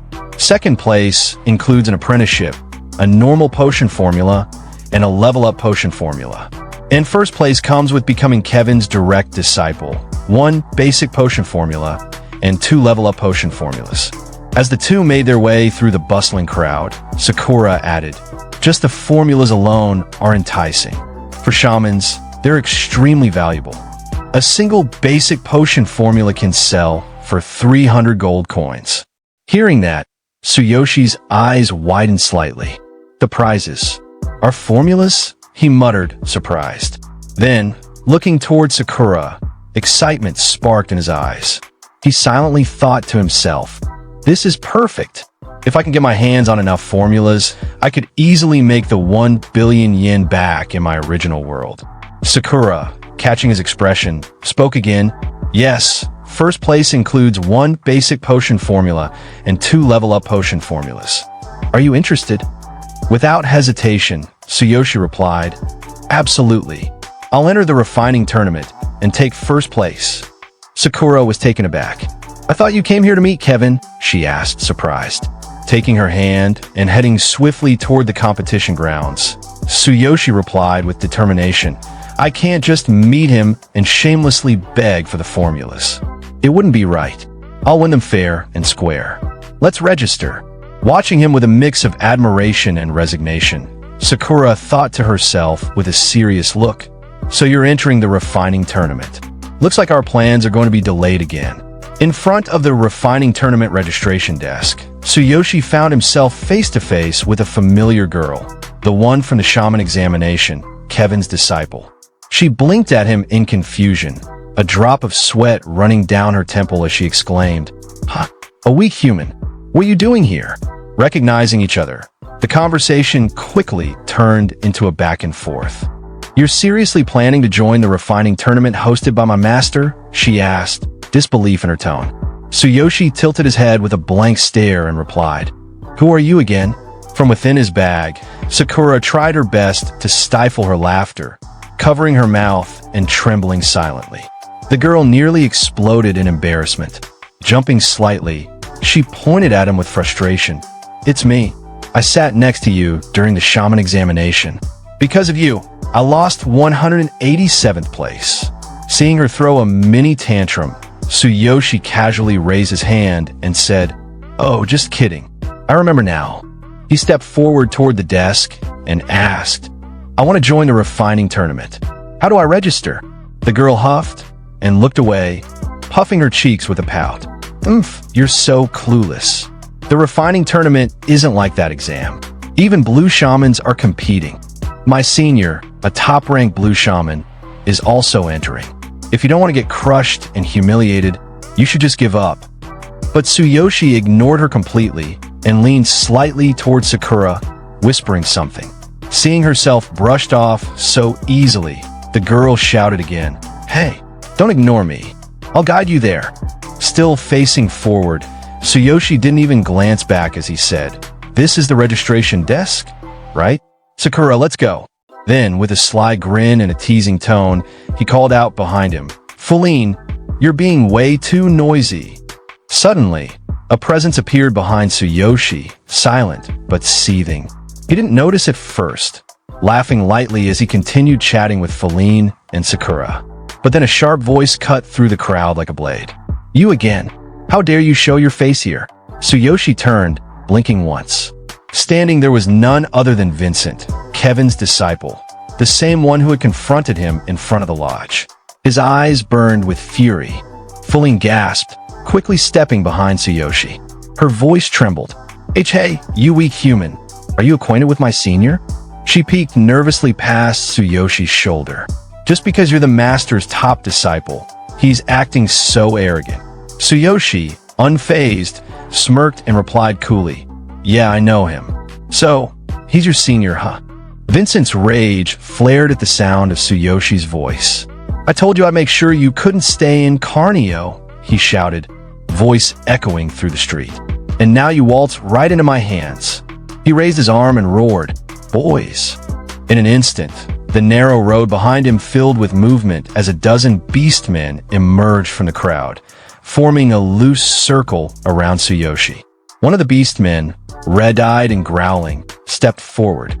Yes, Vincent, what do you need? The situation was turning ugly fast. Feline's face paled. She stepped out from behind Tsuyoshi, trying to reason with Vincent. As senior, please stop this, she pleaded. This guy might be weak, but he's no villain. He just wants to join the tournament. But Vincent clenched his fists, his jaw tight, and snapped at her. Silence, Feline. Not only did you disappoint Master during the examination, now you're siding with this weakling too? His voice lowered but thickened with venom. Fine, I'll deal with both of you, together. As the group of beastmen closed in, their eyes sharp and stances aggressive, Tsuyoshi stood his ground. Calmly assessing the situation, he shifted into a defensive position. His tone steady, he spoke with quiet resolve. If that's how it's going to be, then I guess I've got no choice but to call this self-defense. The crowd of beasts surrounded them, our protagonist, Sakura, and the beast girl Feline, right in front of the tournament office. Tension filled the air. Our protagonist stepped forward, his eyes hard. Sakura, stay out of this. Then, with a sharper edge in his voice, you'll only dirty your hands. Feline's ears twitched. She stared at him in disbelief. Are you seriously planning to fight all of them by yourself? A blue-colored panel shimmered briefly. From the crowd, one of the beast men twisted his face aside, a glinting knife held at the ready. Don't underestimate me. He sneered and added, acting tough in front of a girl when you've got no real strength. How pathetic. The beasts shifted, giving way slightly. Then one of them stepped forward, Gillette. His tone was fierce, unwavering. Vincent's enemies are also my enemies.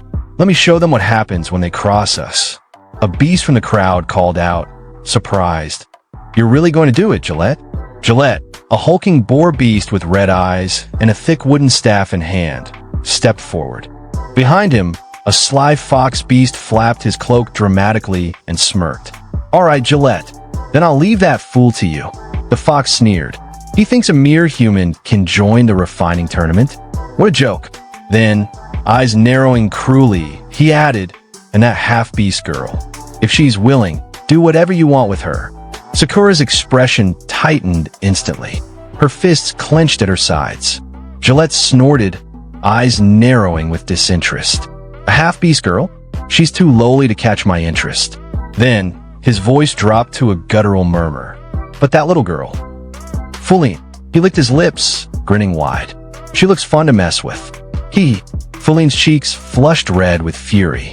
Her small hands trembled at her sides as she yelled, You're disgusting. I'll tell Master about you. The fox beast just laughed and waved her off. Don't worry, Gillette. I'll deal with my master. Feline's face grew tense. She bit her lip and muttered quietly, Senior. In her mind, her thoughts churned angrily. He's always picking on me, just because he's the senior apprentice. The impatient boar beast rested his heavy staff against his shoulder, eyes locked on the protagonist. A cruel grin spread across his face. Is that going to be it? All right then, his red eyes glowed with wicked anticipation as he turned toward Feline. Little girl, I'll make you mine tonight, after I deal with this human trash. Feline gripped the protagonist's hand tightly, trembling, but he looked down at her, calm and resolute. Don't worry. Then, eyes sharp and burning with resolve, he stepped forward. That pig-headed brute, and your beastly senior. In that moment, his aura flared, blue flames igniting and swirling around him as his body lifted from the ground. His eyes glowed with intense light, power radiating from him like a storm unleashed. None of them can escape. The boar beast's eyes widened in terror as the blue-flamed figure hurtled toward them like a meteor. He's coming at us. On his own, he shouted, voice cracking with disbelief. In a flash, the protagonist drew a glowing blade from the flame around him, its edge radiating fierce energy. Stand down, you beast. He swung at once. A wave of force exploded outward. A panel slammed across the screen, boom, as shockwaves tore through the crowd. Beast staggered backward, stunned, eyes wide in disbelief. Even the strongest among them, towering and armored, dropped to one knee. A gust of energy knocked Feline back, caught just in time by Sakura. The little beast girl gasped, staring at the destruction. So strong. Sakura's eyes sparkled with awe as she clutched Feline protectively. Master's power. It's beyond imagination. The fox beast, silent now, trembled as he stared at the battlefield. In his mind, panic surged. Even Gillette, with his high level and strength, he can't even lay a finger on that human. Gillette gritted his teeth, trying to steady his breath. Sweat poured from his brow. I cannot disgrace myself, he thought desperately. I have to turn the tides, even if it costs me my life. With a roar, the boar beast Gillette charged forward, slamming his staff down toward the protagonist. Their clash sent a violent shockwave through the air. Boom! An immense explosion erupted in front of the tournament office, green energy crackling outward in a wide burst. The earth trembled beneath them. A panel flashed across the screen. A surge of aura that terrifies surrounding enemies and counterattacks with the force of thunder. The surrounding beasts staggered back, some shielding their faces from the blinding blast. Suddenly, from behind, the fox beast snarled with a merciless grin. And now, Gillette, attack. He added with a cruel edge. Kill him. I'll guarantee your safety. Don't be afraid. Gillette, caught mid-counter, tightened his grip on the staff. All right, if you say so, Vincent. He roared and struck with renewed force. The battle intensified, explosions of flame and energy lighting up the field. Gillette's strikes grew heavier, faster, pushing his limits. With a surge of desperation, he activated a secret technique. A dome of distorted space expanded around them, shimmering with arcane symbols and flickering light. Gillette growled, eyes gleaming. This is an isolated area that can only be created with advanced skills. The boar beast, Gillette, stood unsteadily, his knees trembling, body scorched by crackling energy. His eyes widened in disbelief as thunder surged around him. Crack, boom.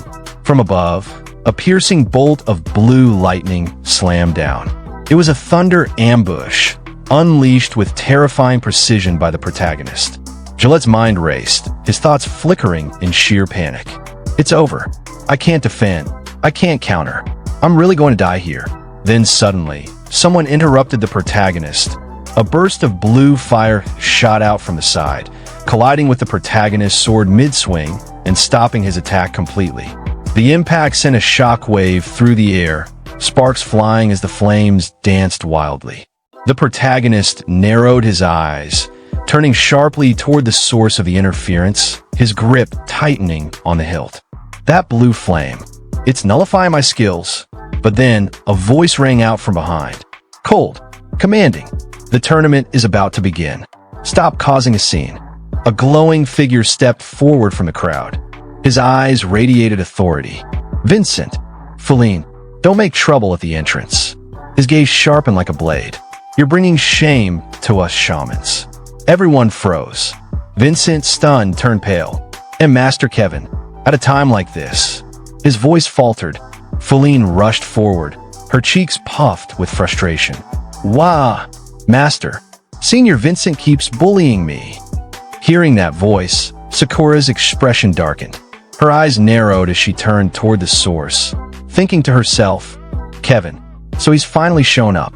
Tsuyoshi also glanced in the same direction, a flicker of recognition passing through his mind.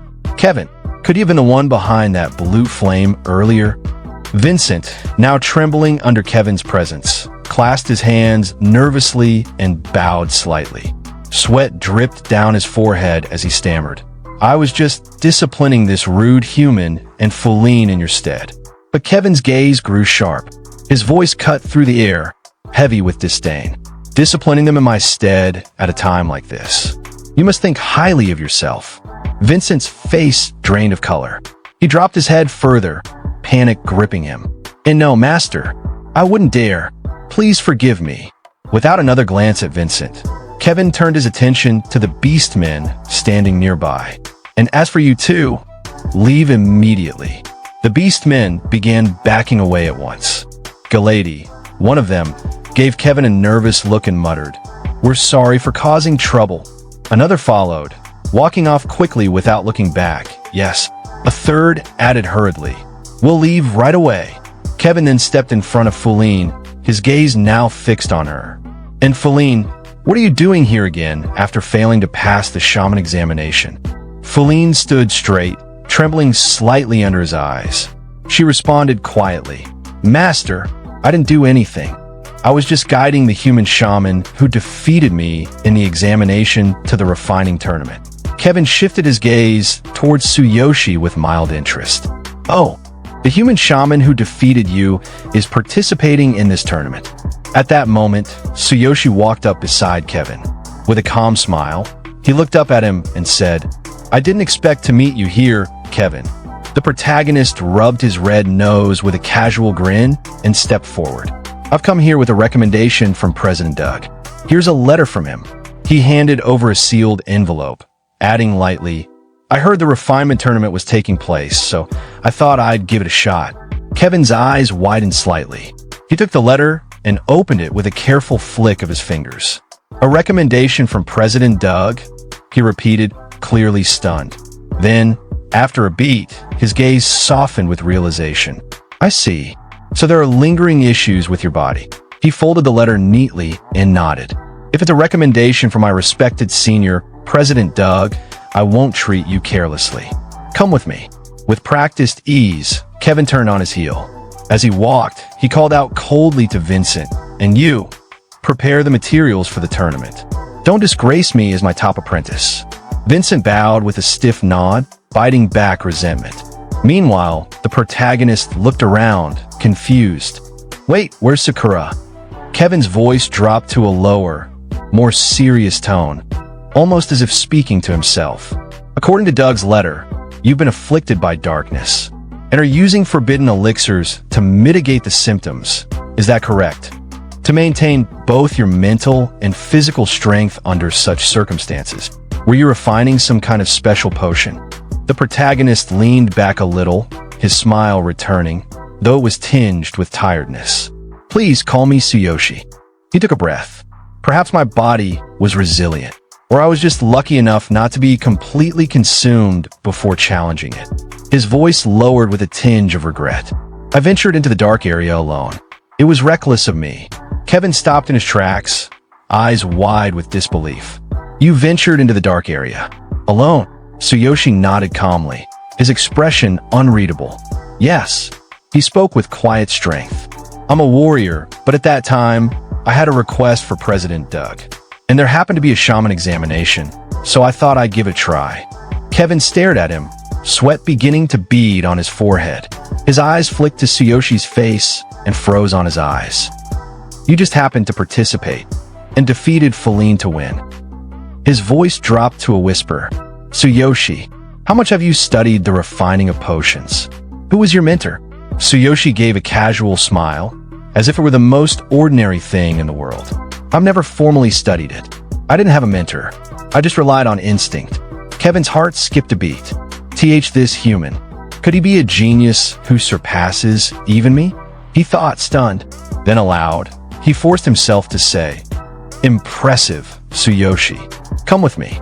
But even as he turned, hiding his face, a storm of conflicted thoughts swirled in his mind. "I cannot allow it. The existence of a genius greater than myself."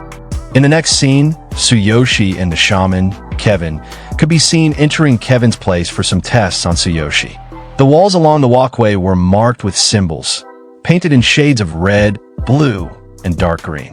Suddenly, Shaman Kevin spoke, his hand placed behind his back. "President Doug introduced you to me because I possess the laws of earth and wind, didn't he?" His expression tense. Kevin continued, "The potion I refined carries the power of the laws.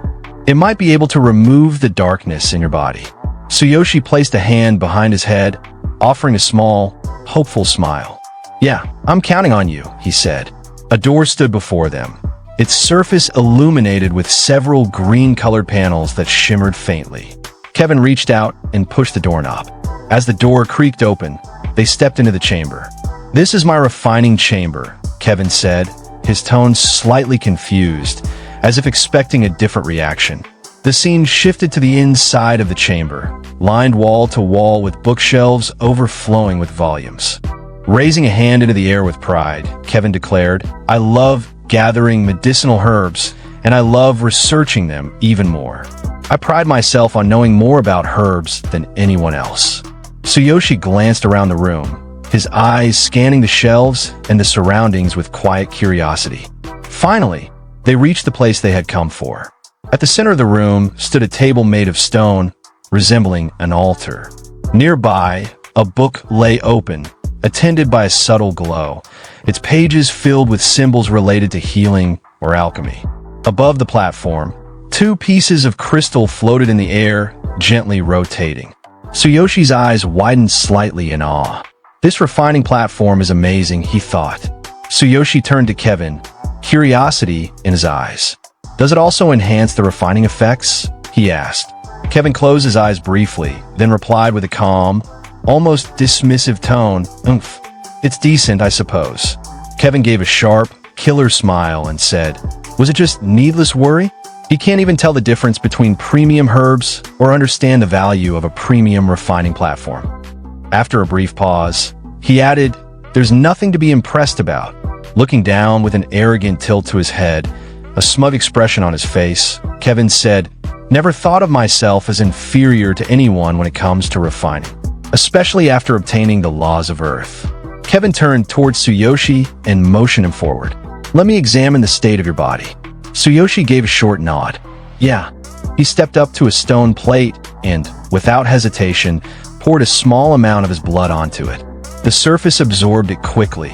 A moment later, Kevin extended both hands, his fingers forming a complex pattern in the air.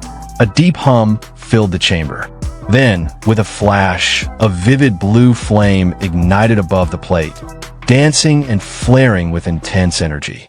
Tsuyoshi's eyes widened. Earlier, it was a blue flame. This is due to the laws of Earth. Suddenly, a shocking and unbelievable sight appeared behind Kevin. A swirling blue flame materialized out of nowhere. It hovered in the air, rotating slowly yet fiercely, as if responding to his presence. The intensity of its glow cast flickering lights across the chamber walls, and the air grew heavier with raw elemental energy. Tsuyoshi stared, stunned. The flame wasn't ordinary. It radiated something ancient, something powerful. The blood that had been collected from Tsuyoshi in the stone plate suddenly lifted into the air, drawn toward the swirling blue flame behind Kevin. It shimmered as it flew, then began to scatter in midair, dissolving into glowing fragments. Kevin's eyes widened in disbelief as he watched the phenomenon unfold. "There's indeed a trace of darkness having entered," he muttered. He stared at Tsuyoshi, his mind racing. To think he's perfectly fine, even though darkness has infiltrated the depths of his body. If this aura of darkness were within an ordinary adventurer, they'd have lost their sanity long ago. Tsuyoshi, sensing the tension, asked cautiously, "Is my condition that bad?" Kevin's expression turned cold as he faced him. "Condition is clear to me now. Potions won't suffice anymore. I have to use the power of the laws to eliminate the aura of darkness in your body. Turn around." Tsuyoshi exhaled and placed a hand on his shoulder. "Sorry for the trouble," he said quietly. In the next scene, Kevin began casting a spell. Blue flames curled to life in his hands, flickering with power. As he continued chanting, an intricate, ancient design formed in the center of his palm, glowing with the same eerie blue light. The moment the spell activated, Tsuyoshi's eyes flared open, glowing with intensity. "Feels like my body is starting to burn," he muttered through gritted teeth. Kevin pressed the glowing spell against Tsuyoshi's back. "Oh, the aura of darkness is more persistent than I thought. I need to pour in more power to eradicate it." With a quick glance to the side, Kevin's expression tightened. "The aura in your body is stubborn. I'll inject more power, but it will hurt. Endure it. Tsuyoshi nodded, determined. It will hurt. Understood. As Kevin poured more energy into the spell, the pressure intensified. A heavy force surrounded Tsuyoshi, and the spell markings began to swirl above his head. Shadows writhed through the air, and sweat began to roll down his face. The veins in his neck became visible as the strain built up. Whoa, this is nothing compared to before. Tsuyoshi gasped, his voice shaking. Kevin responded coolly, not missing a beat. Even I couldn't withstand this pain without taking potions beforehand. Think of the pain as training. Let me know if you can't bear it anymore. The scene shifted to Tsuyoshi. In the midst of the intense spell casting, something within him stirred, awakening without warning. A sudden surge of energy pulsed through his body, and in that moment, he realized it. The full form of his ultimate physique for internal defenses had been unleashed. A glowing blue panel appeared before him, hovering in the air. Bold text slowly faded into view. Ultimate physique activated. Internal defenses are now active. Tsuyoshi, breathing heavily and drenched in sweat, slumped slightly as the pressure finally began to ease. He let out a long, relieved breath. Phew, that's better, he muttered, his voice tired but steady. Kevin's mouth slowly fell open in shock. What is this? Before him, Tsuyoshi's entire body was glowing with a deep blue flame, intense, radiant, and alive. The very air around him rippled with heat and pressure. Kevin took an instinctive step back, eyes narrowing. A strange power inside his body is resisting the power of my laws. Ridiculous, he growled, clenching his fist. His gaze darkened with suspicion. This human might cause trouble later. I'll have to take precautions. Suddenly, a new panel appeared in the air, blue and shimmering, but with ominous text. Secret, a form of advanced magic. It utilizes the caster's immense magical power to embed a mark within the target's body. Upon activation, the seal detonates, resulting in the target's death. Kevin moved his hands through the air, forming a precise set of gestures. A faint magical symbol began to take shape at his fingertips.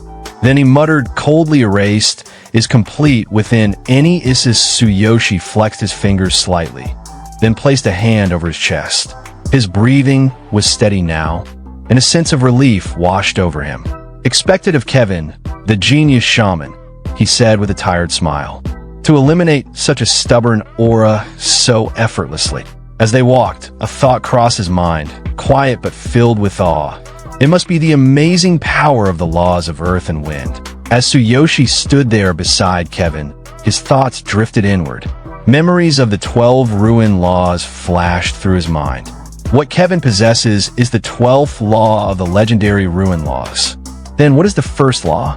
What kind of power does it have? I'm curious. He turned back to Kevin, his expression calm and composed, and spoke.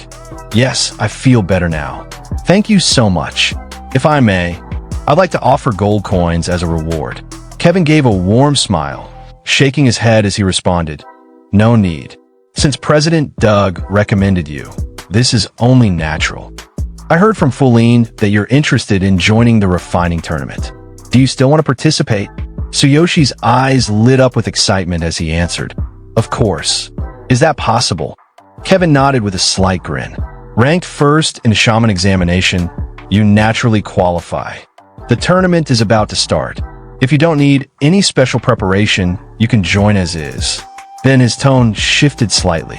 With a composed, confident look, Kevin added, but let me make it clear. Even if President Doug recommended you, I won't go easy on you. Even my disciple, the Blue Shaman Vincent, won't receive special treatment. Tsuyoshi gave a simple, confident reply. Just being able to participate is enough. I don't expect any favors. Kevin smiled at his response. He raised his hand toward the right side and cast a small spell in the air and appear a cloak with Phoenix in back. The scene shifted to the tournament's main venue, a wide, open chamber filled with the scent of herbs and the quiet flicker of lamplight. At the center stood a stone table stacked with books, jars of medicinal ingredients, and a gently glowing lamp. The atmosphere buzzed faintly with magical energy. Beside the table stood a small girl with animal-like ears twitching slightly atop her head and a soft tail swaying behind her. She looked up confidently, her tone sharp and direct. "Master entrusted me to guide you," she said firmly. "So follow my instructions properly." Tsuyoshi walked beside her, a composed attitude in his stride and a quiet confidence in his eyes. He didn't say much, but the air around him said enough. He was ready. As they continued walking, the girl glanced back over her shoulder at Tsuyoshi, her ears twitching with a hint of mischief. She stopped, crossing her arms with a smirk tugging at her lips. "Your registration processes are complete," she said, then added with a teasing, slightly insulting tone, "What about the woman who was with you? Did she abandon you?" Her eyes narrowed slightly, as if testing him, watching for any reaction. Hearing her words, Tsuyoshi let out a light, awkward laugh, a drop of sweat trailing down his face. "Got it, Feline." Just then, she stepped forward, eyes fixed straight ahead without so much as a glance toward him. "The participants in this tournament are all confident young people," she said sharply. "It won't be as simple as the basic assessments last time." She crossed her arms with a huff. "Even my seniors, the blue shamans, are more talented. You don't stand a chance, but it'll be a good learning experience for you." Tsuyoshi blinked, then asked curiously, "Are you participating, Feline? You're Kevin's disciple, right? And a white shaman, no less." Without looking at him, Feline's expression turned slightly annoyed. She held her arm as if holding something back. My master said that if I couldn't get first place in the examination, my qualification would be revoked," she muttered. "Besides, my senior is also participating. It wouldn't look good if outsiders started saying that Kevin's disciples monopolized the top spots. But it's fine. I'll have other chances."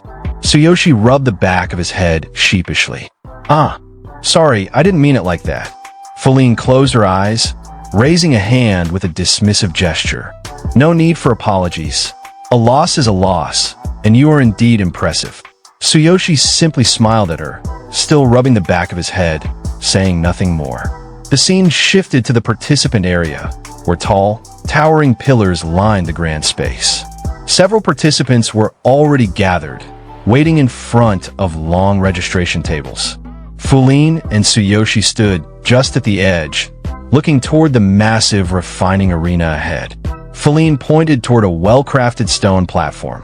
"This is the refining platform I prepared for you. It's mine, so don't break it. Don't let it go to waste.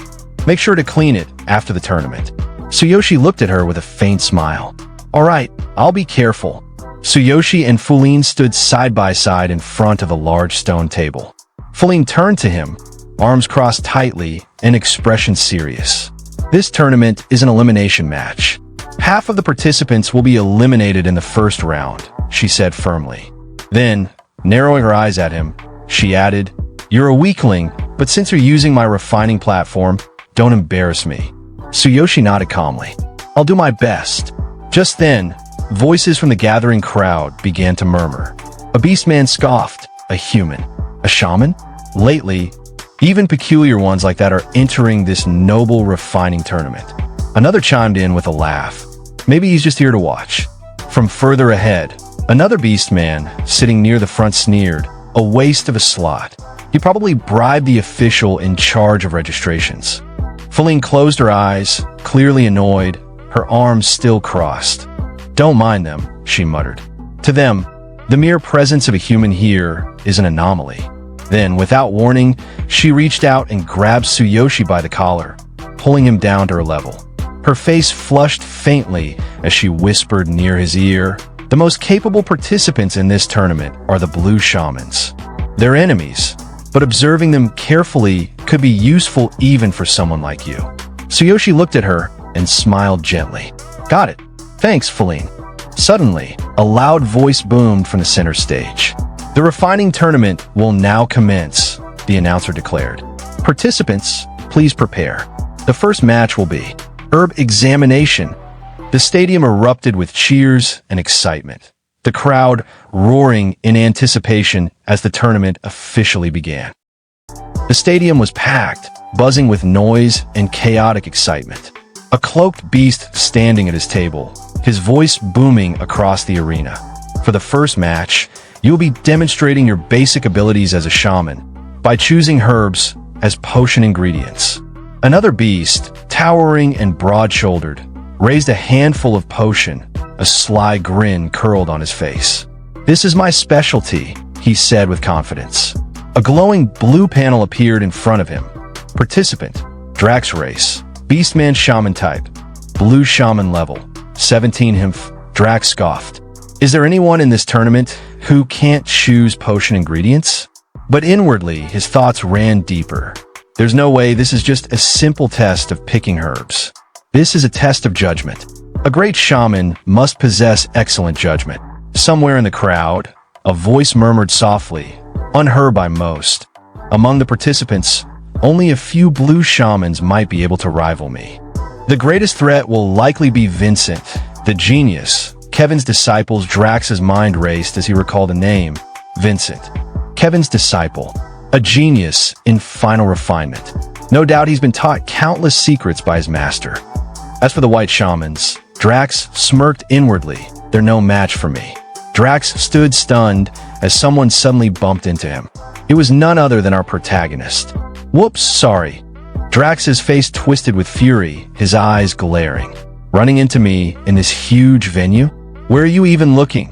But the protagonist simply offered a pleasant smile, waving with one hand, the other holding his number plate. "My bad.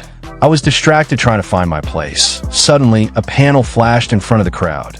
Level 12 class, warrior equipment, black armor disguise set weapon, bloody mist saw skills, thunder chain fall duplicated skill, thunderous ambush attack combat power.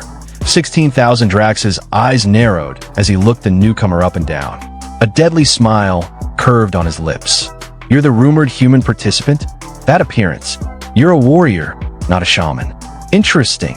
Maybe you'll get a consolation prize." Vincent stepped up beside them and added coldly, "He's only here because he knows my teacher. He should have just focused on killing monsters instead of showing up here to embarrass himself." Drax blinked in surprise. "Vincent?" Then he turned back to the protagonist with disdain. "So you got in through connections? Have some shame." Our protagonist just stood there, confused by the sudden hostility. "Potion refinement isn't something you can achieve with brute force," Drax continued smugly. But the protagonist's expression darkened slightly. "If this wasn't the venue," he said, voice sharp with attitude, "I would have punched you by now." As our protagonist walked away with cool, steady steps, his attitude sharp like a blade, Vincent snapped at him from behind. "Stop it. Don't cause a scene here." Drax chimed in right after, voice filled with threat. "Hey, watch your attitude, or you'll lose your qualification." But the protagonist didn't even glance back. His voice came out cold and calm. "That's why you should be thankful for the rules." He added without pause, "Just wait and see. Don't come crying to me in the end." Suddenly, the booming voice of the announcer filled the stadium. "The first match, herb examination, will begin now." A pretty beast girl stepped forward, drawing everyone's attention. "I will now explain the rules," she said brightly. She held up a signboard, dark brown on the outside, glowing golden within. "We will announce the name of the potion, and you need to identify the ingredients necessary to make it and collect them within the given time limit," she continued, her voice crisp and serious. "Failing to collect the ingredients within the time limit will result in disqualification. You will be scored based on the quality of the ingredients you select." The scene shifted to the interior of the stadium, where several beast women stood in neat rows, each holding a basket. In the crowd, murmurs of curiosity and excitement buzzed through the air. I heard the question was designed by Kevin himself. It's bound to be exciting. You have to identify the ingredients quickly and judge their quality too. Who will dominate the first match?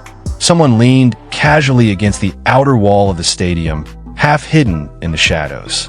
At first, their identity was unclear until the light shifted. It was none other than Flulin. Her eyes narrowed slightly as she watched the tournament grounds, thoughts swirling in her mind. Will that weakling be all right? His performance in the examination was impressive, but competing against experienced opponents. She exhaled softly. The blue shamans are the real deal. Meanwhile, high above in the stands, two masters were seated among the distinguished guests. One of them was Master Kevin. As expected of the young genius Kevin, one master remarked, gazing down at the stadium. This refining tournament is extraordinary. I'm glad my disciple Drax is participating, he added. It'll be a valuable experience for him. Kevin smiled modestly. No, I just wanted to give talented shamans a chance to show their skills. The other master leaned forward, intrigued. So, Kevin, who do you have your eye on? Your top disciple Vincent is said to be quite exceptional. A glowing blue panel appeared. Name, Connie Race, Beastman class, red shaman level. 33, Kevin held a red wine glass in his hand, his voice calm but sharp. Vincent certainly has talent, but what's important is whether he can showcase it in the tournament. Drax, on the other hand, is a promising newcomer among the blue shamans. Another panel lit up, this time showing. Name, Kevin status, genius shaman title, owner of the laws of earth and wind level. 36 class. Red shaman, a voice rose from the audience nearby. Thank you. By the way, I heard there's a human participant this time. I've never seen a human shaman before. You must mean Tsuyoshi, who was recommended by President Doug, came the reply. Kevin nodded slightly, his expression thoughtful. He's a warrior who hasn't even trained as a shaman. Yet he not only took the shaman examination as a human, but defeated my female disciple to claim first place. He chuckled softly. I'm quite curious about him myself. Connie leaned toward Kevin as they sat in the grandstands, watching the field below. A human who hasn't trained as a shaman and still came first in the examination? He narrowed his eyes. Is President Doug mistaken? Kevin didn't answer immediately. Connie rested his fist against his cheek, smirking slightly. If that's true, even I'd keep an eye on him. The scene shifted to the stadium floor, where all the contestants stood at attention.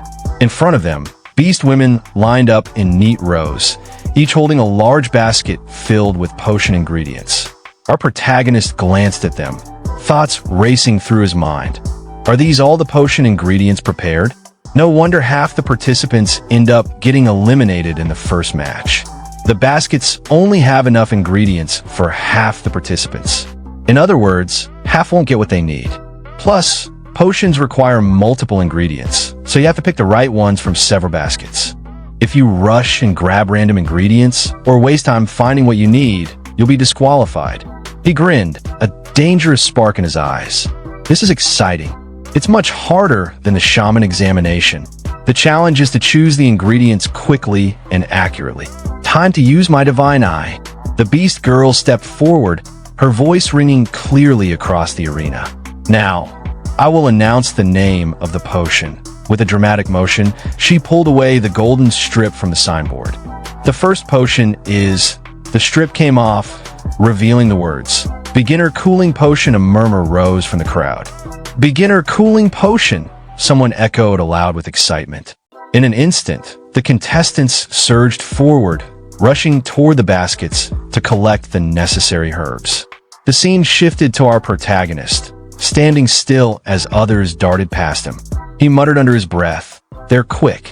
His eyes followed their movements sharply. As expected of official shamans, they've completely memorized the ingredients needed to make basic potions.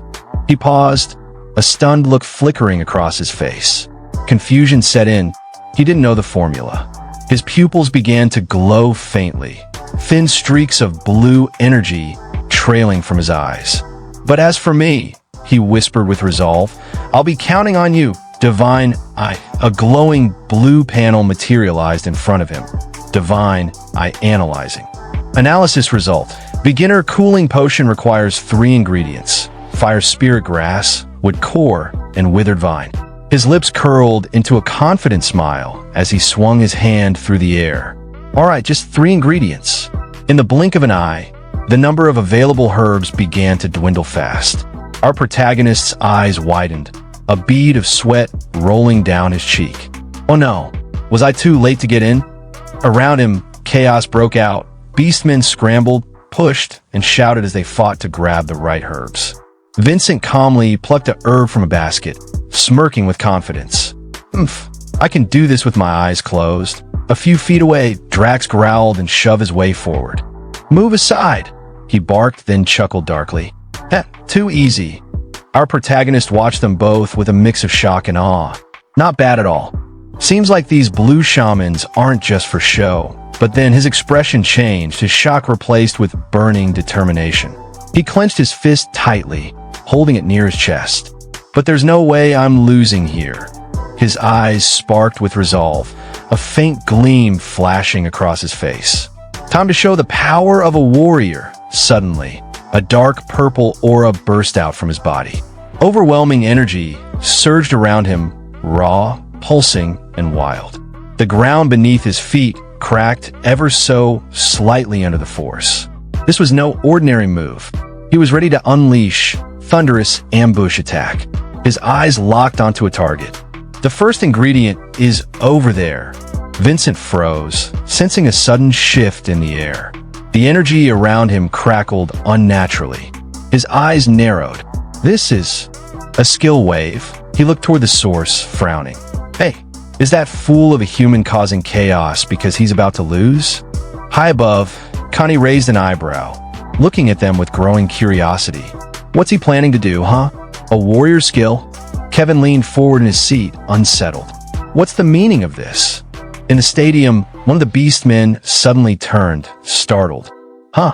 Why did it suddenly go dark before he could finish?" A dark blur shot past him. Our protagonist, cloaked in vibrant dark purple energy, surged forward like a flash of lightning. His aura twisted violently, bursting with sheer force as it whipped the air around him. His eyes locked onto a beastman guarding a basket, and he charged. The beastman stumbled back, eyes wide in terror. "Gaia, what are you doing?" Panic flickered in his gaze as the human warrior closed in. "What's happening?" The beastman gasped, trembling as sudden hush fell over the arena as a glowing blue panel materialized above the field. Skill canceled. Thunderous ambush attacked. The dark energy surrounding the protagonist dissipated, leaving only a faint shimmer in the air. The beastman, still trembling from the earlier display, stammered, "No need to push further. This will do the trick." Nearby, a beastwoman with a basket stood frozen, her cheeks flushed red. The protagonist approached her calmly, his eyes scanning the contents of the basket. Another blue panel appeared, Divine Eye, highlighting the highest quality fire spirit grass with a mark of light, and he say, "All right, got the fire spirit grass." He reached in and gently picked the glowing herb, nodding politely. "Thank you," he said to the beastwoman, who could only nod in stunned silence. Around them, the other beastmen watched in disbelief, beads of sweat forming on their brows. In the stands, Master Connie chuckled heartily. "Ho ho!" Using a warrior's skill to move quickly toward the ingredients, then canceling it? "Ha! What an amusing lad!" Master Kevin, however, narrowed his eyes in contemplation. Not just that, he even picked the highest quality fire spirit grass. He pondered further. Can he really identify the proper ingredients? Or was it just pure luck? As the protagonist moved on, another blue panel appeared. Acquired. Highest quality wood core followed by yet another. Acquired. Highest quality withered vine soon after. The Beast Girl announcer stepped forward, her voice clear and authoritative. "Time is up. Potion appraisers, enter now. Evaluate the accuracy and quality of the ingredients chosen by the participants," she continued. "The ingredients required for the beginner cooling potion are fire spirit grass, wood core, and withered vine." The examination hall buzzed with anticipation as the potion appraisers took their positions. Contestants lined up, each presenting their selected ingredients for evaluation. One by one, hopefuls stepped forward, only to be met with the stern verdict. Incorrect ingredient selection. Disqualified. The announcements echoed repeatedly, a testament to the challenge's difficulty. Then came Drax's turn. The shaman examined his selection and declared, "Drax, correct ingredient selection. Total quality is 84 points out of 100. Excellent quality." With a confident smirk, Drax responded, Humph, of course. Observing from the stands, Master Kevin remarked, as expected from Conti's disciple. Both his speed and accuracy are impressive. Conti nodded in agreement. Not bad at all. Next up was Vincent. The shaman announced. Vincent, correct ingredient selection. Total quality is 94 points out of 100. Outstanding quality. Vincent stood tall, eyes closed, exuding pride. He thought to himself, in a match like this, there's no way anyone except me can take the top spot. As the potion appraisers continued their evaluations, the atmosphere grew tense. Conti, observing Vincent's performance, exclaimed, "Oh, the genius disciple truly lives up to his name." Kevin, with a proud smile, added, "Thank you." With this score, it's clear that Vincent will take first place in the first match. Flulin, visibly anxious and sweating, muttered, "Weak human, you better keep up." The attention then shifted to Tsuyoshi. A shaman examiner, upon reviewing his ingredients, remarked, "Is this Tsuyoshi, the human shaman? TCH, the ingredients are correct, but what about the quality?" Suddenly, the appraisal device displayed unexpected results. The examiner, puzzled, said, "What's this? Is the appraisal device malfunctioning?" Kevin, growing impatient, urged, "Stop stalling and announce the results already." The examiner, after a brief pause, announced, "Yes. Participant Tsuyoshi. Correct ingredient selection. Quality. The quality is..." With a mix of astonishment and admiration, the examiner declared, 100 points out of 100. Perfect quality. The crowd erupted in gasps and murmurs, astonished by the human participants' flawless performance. Tsuyoshi's achievement not only challenged expectations, but also set a new benchmark for excellence in the tournament. As the results of the first match were announced, the stadium was filled with astonishment. Kevin and Conti, both esteemed masters, stood with mouths agape, unable to comprehend what had just transpired. "What?" they exclaimed in unison, their voices echoing the disbelief shared by the crowd. From the stands, a spectator voiced the collective shock. "No way. That human scored full marks?" The revelation that Tsuyoshi, the human participant, had outperformed seasoned shamans Vincent and Drax sent ripples through the audience. Even Flulin, who had previously doubted Tsuyoshi's capabilities, was taken aback. "Incredible," she murmured, her eyes reflecting a mix of surprise and newfound respect. Tsuyoshi, examining his hand, acknowledged the tool that had guided him. "Divine, I analyzed everything perfectly. It's flawless." With a determined gaze, he added, "I can't wait for the next event." As we can see, some of the contestants, which beastmen, were confused at our protagonist scoring. One of the beastmen shocked and said, "Full marks." One from the crowd shouted, "Unbelievable. Every single ingredient had to have been perfect for that to happen." One of the beastmen, holding his both hands on his head, eyes wide open in disbelief. Did he really manage to select flawless ingredients in that situation? A cloaked man stepped forward and announced with authority, "All participant scores are strictly measured by the analyzer. There is no mistake in the scoring, as far as I can tell." Conti, the red shaman, his mouth wide open in shock, said, "It seems he has an extraordinary talent in selecting ingredients. I wonder how skilled he is in other areas." Kevin was stunned, silent for a moment, before his golden eyes lit up with intensity. "Indeed. I'm quite curious myself."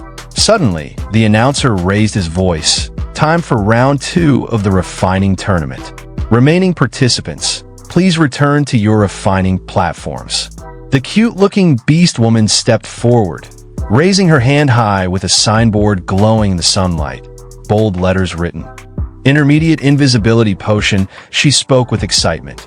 "Now, you need to refine an intermediate invisibility potion. We're looking forward to seeing your skills in action." Our protagonist held the potion in his hand, its clear liquid catching the glint of the stadium lights. Suddenly, a voice called out from behind him, "Hey, rookie."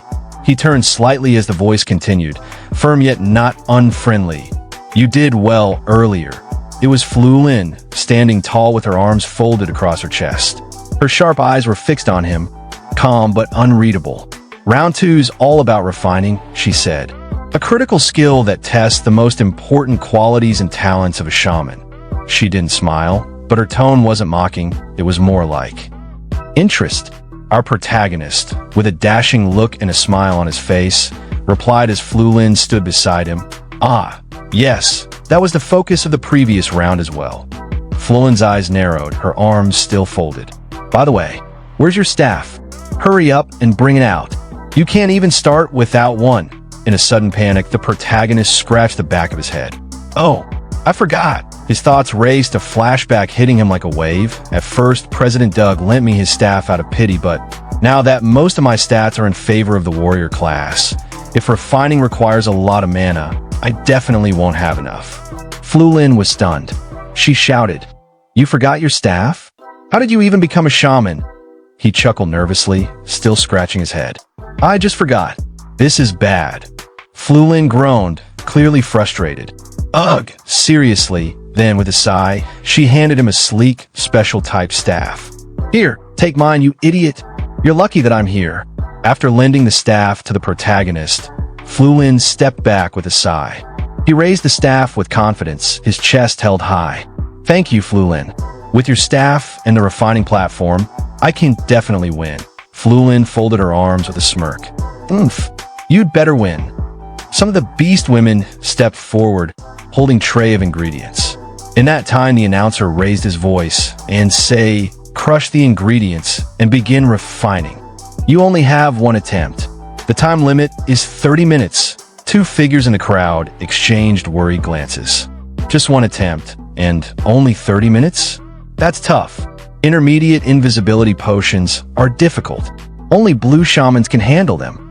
So everyone is just one shot. Conti, with a tense expression, muttered under his breath, "Limited chances, materials, and time." Tough conditions indeed.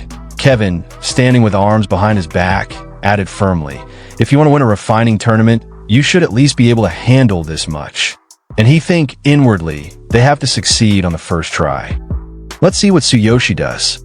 Was he just lucky before, or does he actually have remarkable talent? The Beast Girl announcer raised her hand and declared, "Now then, participants." Ingredients were placed one by one, first to Drax, then to Vincent, and finally to Tsuyoshi. As the Beast Girl carefully handed the tray to Tsuyoshi, he smiled and said, "Thank you." Her cheeks turned pink. "And no, it's nothing," she stammered. "I was just doing my job." The Beast Girl announcer raised her hand high and declared, "The 30 minutes begins now. Start refining." One of the contestants immediately shouted, "Hurry it up, Slowpoke." Kevin watched the chaos unfold with a sharp, composed glance. "This test will reveal whether you can remain calm and operate accurately under strict conditions," he said. "Those who are lacking in skills or mental strength will make mistakes right away." As if on cue, a loud crack echoed.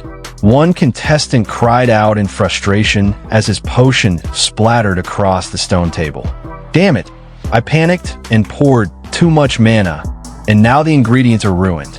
Nearby, another contestant snapped with suspicion. "Did you tamper with the materials when you brought them here?" "Absolutely not. I would never." The assistant protested. Meanwhile, Drax raised his potion with calm precision in his left hand. "Ah, even shamans can be idiots," he sneered. "Refining is sacred to shamans." Vincent stood tall, his right hand raised confidently as blue mana flared from his palm. With a smirk tugging at the corners of his mouth, he declared with arrogance, "And it's incredibly fascinating as well." Before him, the potion ingredients began to float, enveloped in a delicate aura of his energy. Across the arena, assistants watched in awe, hands covering their mouths as they whispered to one another, "They've begun refining." Drax, equally focused, held his staff high. Channeling his mana, he readied himself to crush the ingredients laid before him. Crushing the ingredients means grinding them into powder with one's own mana. He thought, his brows furrowed in concentration. The stronger and more precise your mana control is, the finer the powder will be. Vincent, his golden eyes glowing brightly, mirrored the same process. His thoughts echoed with intensity. The final and most critical step of refining is fusion. The mana capacity within one's body is key to this process. As Drax watched Vincent's fluid movements, he clenched his jaw. As expected of Kevin's disciple, this mana wave, his capacity might even exceed 1,000. In the VIP stands, Connie narrowed his eyes, sensing the dense mana radiating from the arena. He glanced at Kevin and spoke, "This wave. So your disciple has been hiding his talents all along." Then, shifting his gaze back to the arena with renewed interest, he added, "His mana capacity exceeds 1,000, doesn't it? With numbers and skills like these, he's only a few years away from ascending to Red Shaman status." Kevin, with a hint of pride, smirked without taking his eyes off Vincent. "Vincent's talent is simply a gift of nature," he said calmly. "But his mental fortitude still needs work." Connie waved a hand as if brushing off the compliment. "Speaking of which, where's Tsuyoshi? I haven't seen him at all." Kevin's brows drew together. "Come to think of it, I can't sense his presence either." Then, spotting the young man standing motionless in the distance, he pointed, "Is he just standing over there? If he doesn't start now, he won't make it in time," Connie said, his voice tight with concern. Kevin's tone grew slightly irritated. "Is he stalling? I can't sense any mana waves from him." His eyes returned to the center of the field, flicking briefly between Vincent and Drax. "It looks like this round will come down to those two battling it out. Their mana capacities are 880 and 1,060, but mine is only 510. Tsuyoshi stood quietly in the arena, watching his opponents with narrowed eyes. Drax is likely to produce a grade C potion, while Vincent might even manage a grade B, he thought with grim admiration, as expected of Kevin's disciple. Intermediate potions are no joke. Suddenly, a sharp voice broke through the hum of focus. "Hey, rookie, there are only 20 minutes left. Stop zoning out," shouted the beast girl assisting the tournament. Her angry expression showed both concern and frustration. Beside her, Sakura gently placed a hand on the girl's shoulder, her voice soft and calm. You shouldn't distract him like that." Tsuyoshi rubbed the back of his head with a sheepish smile, laughing awkwardly. "That's true. It's about time I get started," he muttered under his breath. His expression sharpened. He raised his hands, and with a flicker of will, his mana surged to life. A mesmerizing swirl of pink and blue engulfed his palms, wrapping around his fingers like living flames. "As a warrior, my mana capacity is absolutely insufficient," he thought grimly. But his activation didn't go unnoticed. Drax, ever arrogant, narrowed his eyes at the swirling energy around Tsuyoshi's hands. Is that the extent of his mana wave? He sneered. "Ha! It's no better than that of an average white shaman." Vincent glanced over as well, his eyes glinting with contempt. "He was impressive during the first round," he said with a smirk, "but it seems he just got lucky after all." Up in the VIP stands, Connie stroked his beard as he observed the young man's aura. Is this really all Tsuyoshi's mana wave amounts to?" he said aloud. "His capacity probably isn't even 600. Such a shame for someone with his ingredient selection skills." "Ha ha ha." Beside him, Kevin chuckled under his breath, arms folded across his chest. "Was I overthinking it?" he mused. "If this is all he's got, he's not even worth taking seriously." Still, he offered a half-hearted remark. "The fact that he had the courage to participate is commendable, I suppose." Fuline stared intently from the sidelines, her brows knitting. She remembered the shaman examination. Tsuyoshi's mana had been different then. Stronger. Wilder. What? Is this really all the mana he has? She thought, her heartbeat quickening. Sweat trickled down her cheek. No way. During the exam, it wasn't like this at all. What is he doing? Meanwhile, Drax focused on his own refining with steely resolve. All right, it's time. The moment has come to use the technique my teacher gave me specifically for this tournament. Suddenly, he bit down hard on his lip. A crimson bead of blood fell onto his refining stone, and his body pulsed with a surge of power. An information panel flared briefly in the air, visible only to a few sensitive eyes. Advanced Mana Amplification Technique activated mana capacity. Plus 300 current capacity. 1180 note. This technique temporarily boosts mana capacity significantly at the cost of half the user's HP. A confident grin spread across Drax's face. He turned slightly toward Vincent, whose brow had begun to furrow. Boosts mana capacity significantly at the cost of half the user's HP. My current mana capacity now exceeds yours. Vincent, you probably think I'll only be able to refine a grade C potion. But it will be different this time. Then, with a wild surge of energy, Drax raised his staff high and shouted, "Fusion!" The tip of his staff burst into light. Mana flared outward, enveloping his entire body in a vibrant red glow. Gasps erupted from the audience. "Is this real?" Someone murmured. Another shouted, "Could it be a grade 8 intermediate invisibility potion?" As the energy settled, Drax confidently poured the refined potion into a glass tube. With a smirk, he stood tall, declaring, "Haha, a nearly perfect grade B potion. Come at me, anyone." From the VIP room, Connie turned to Kevin with a gleam in his eye. "Yes, nearly perfect. Even your disciple will only barely refine a passable grade B potion at this point. This tournament's victory shall belong to my disciple. As long as he secures first place in this match, his overall score will be unbeatable." He clenched his fist. "Kevin, I won't let you have the upper hand forever." But Kevin didn't respond. His eyes remained locked on the arena, ignoring his own mana gauge as he silently observed the display. Advanced Mana Amplification. It's an extreme skill, sacrificing life in exchange for mana. Definitely not something an ordinary shaman or sorcerer would dare to use. Connie must have gone to great lengths preparing his disciple. Then, a quiet smile crossed Kevin's lips. His gaze sharpened. But, does he really think he can win with a gravy potion? He looked to the arena with growing anticipation. "Did you think I wouldn't prepare for this, Connie? Foolish old man." He called out mentally to his student. "Vincent, show them what you're capable of." Vincent, clutching his potion materials, met his master's gaze and smirked. Then he activated his secret weapon. Flames erupted in his palm. Not just any fire, but a radiant blue flame infused with the law of the earthly phoenix. Connie shot up from his seat, eyes wide. "That's..." Sweat ran down his face. A blue flame extracted from the laws of earth and wind. Something that rare. Kevin, still calm, responded with a faint smile and didn't even glance his way. "I gave it to Vincent some time ago. It's his to use as he pleases." Inwardly, he thought, "Indeed, this flame is infused with the power of the laws. It took 7 full days just to extract this small amount. But with this, I can preserve my dignity."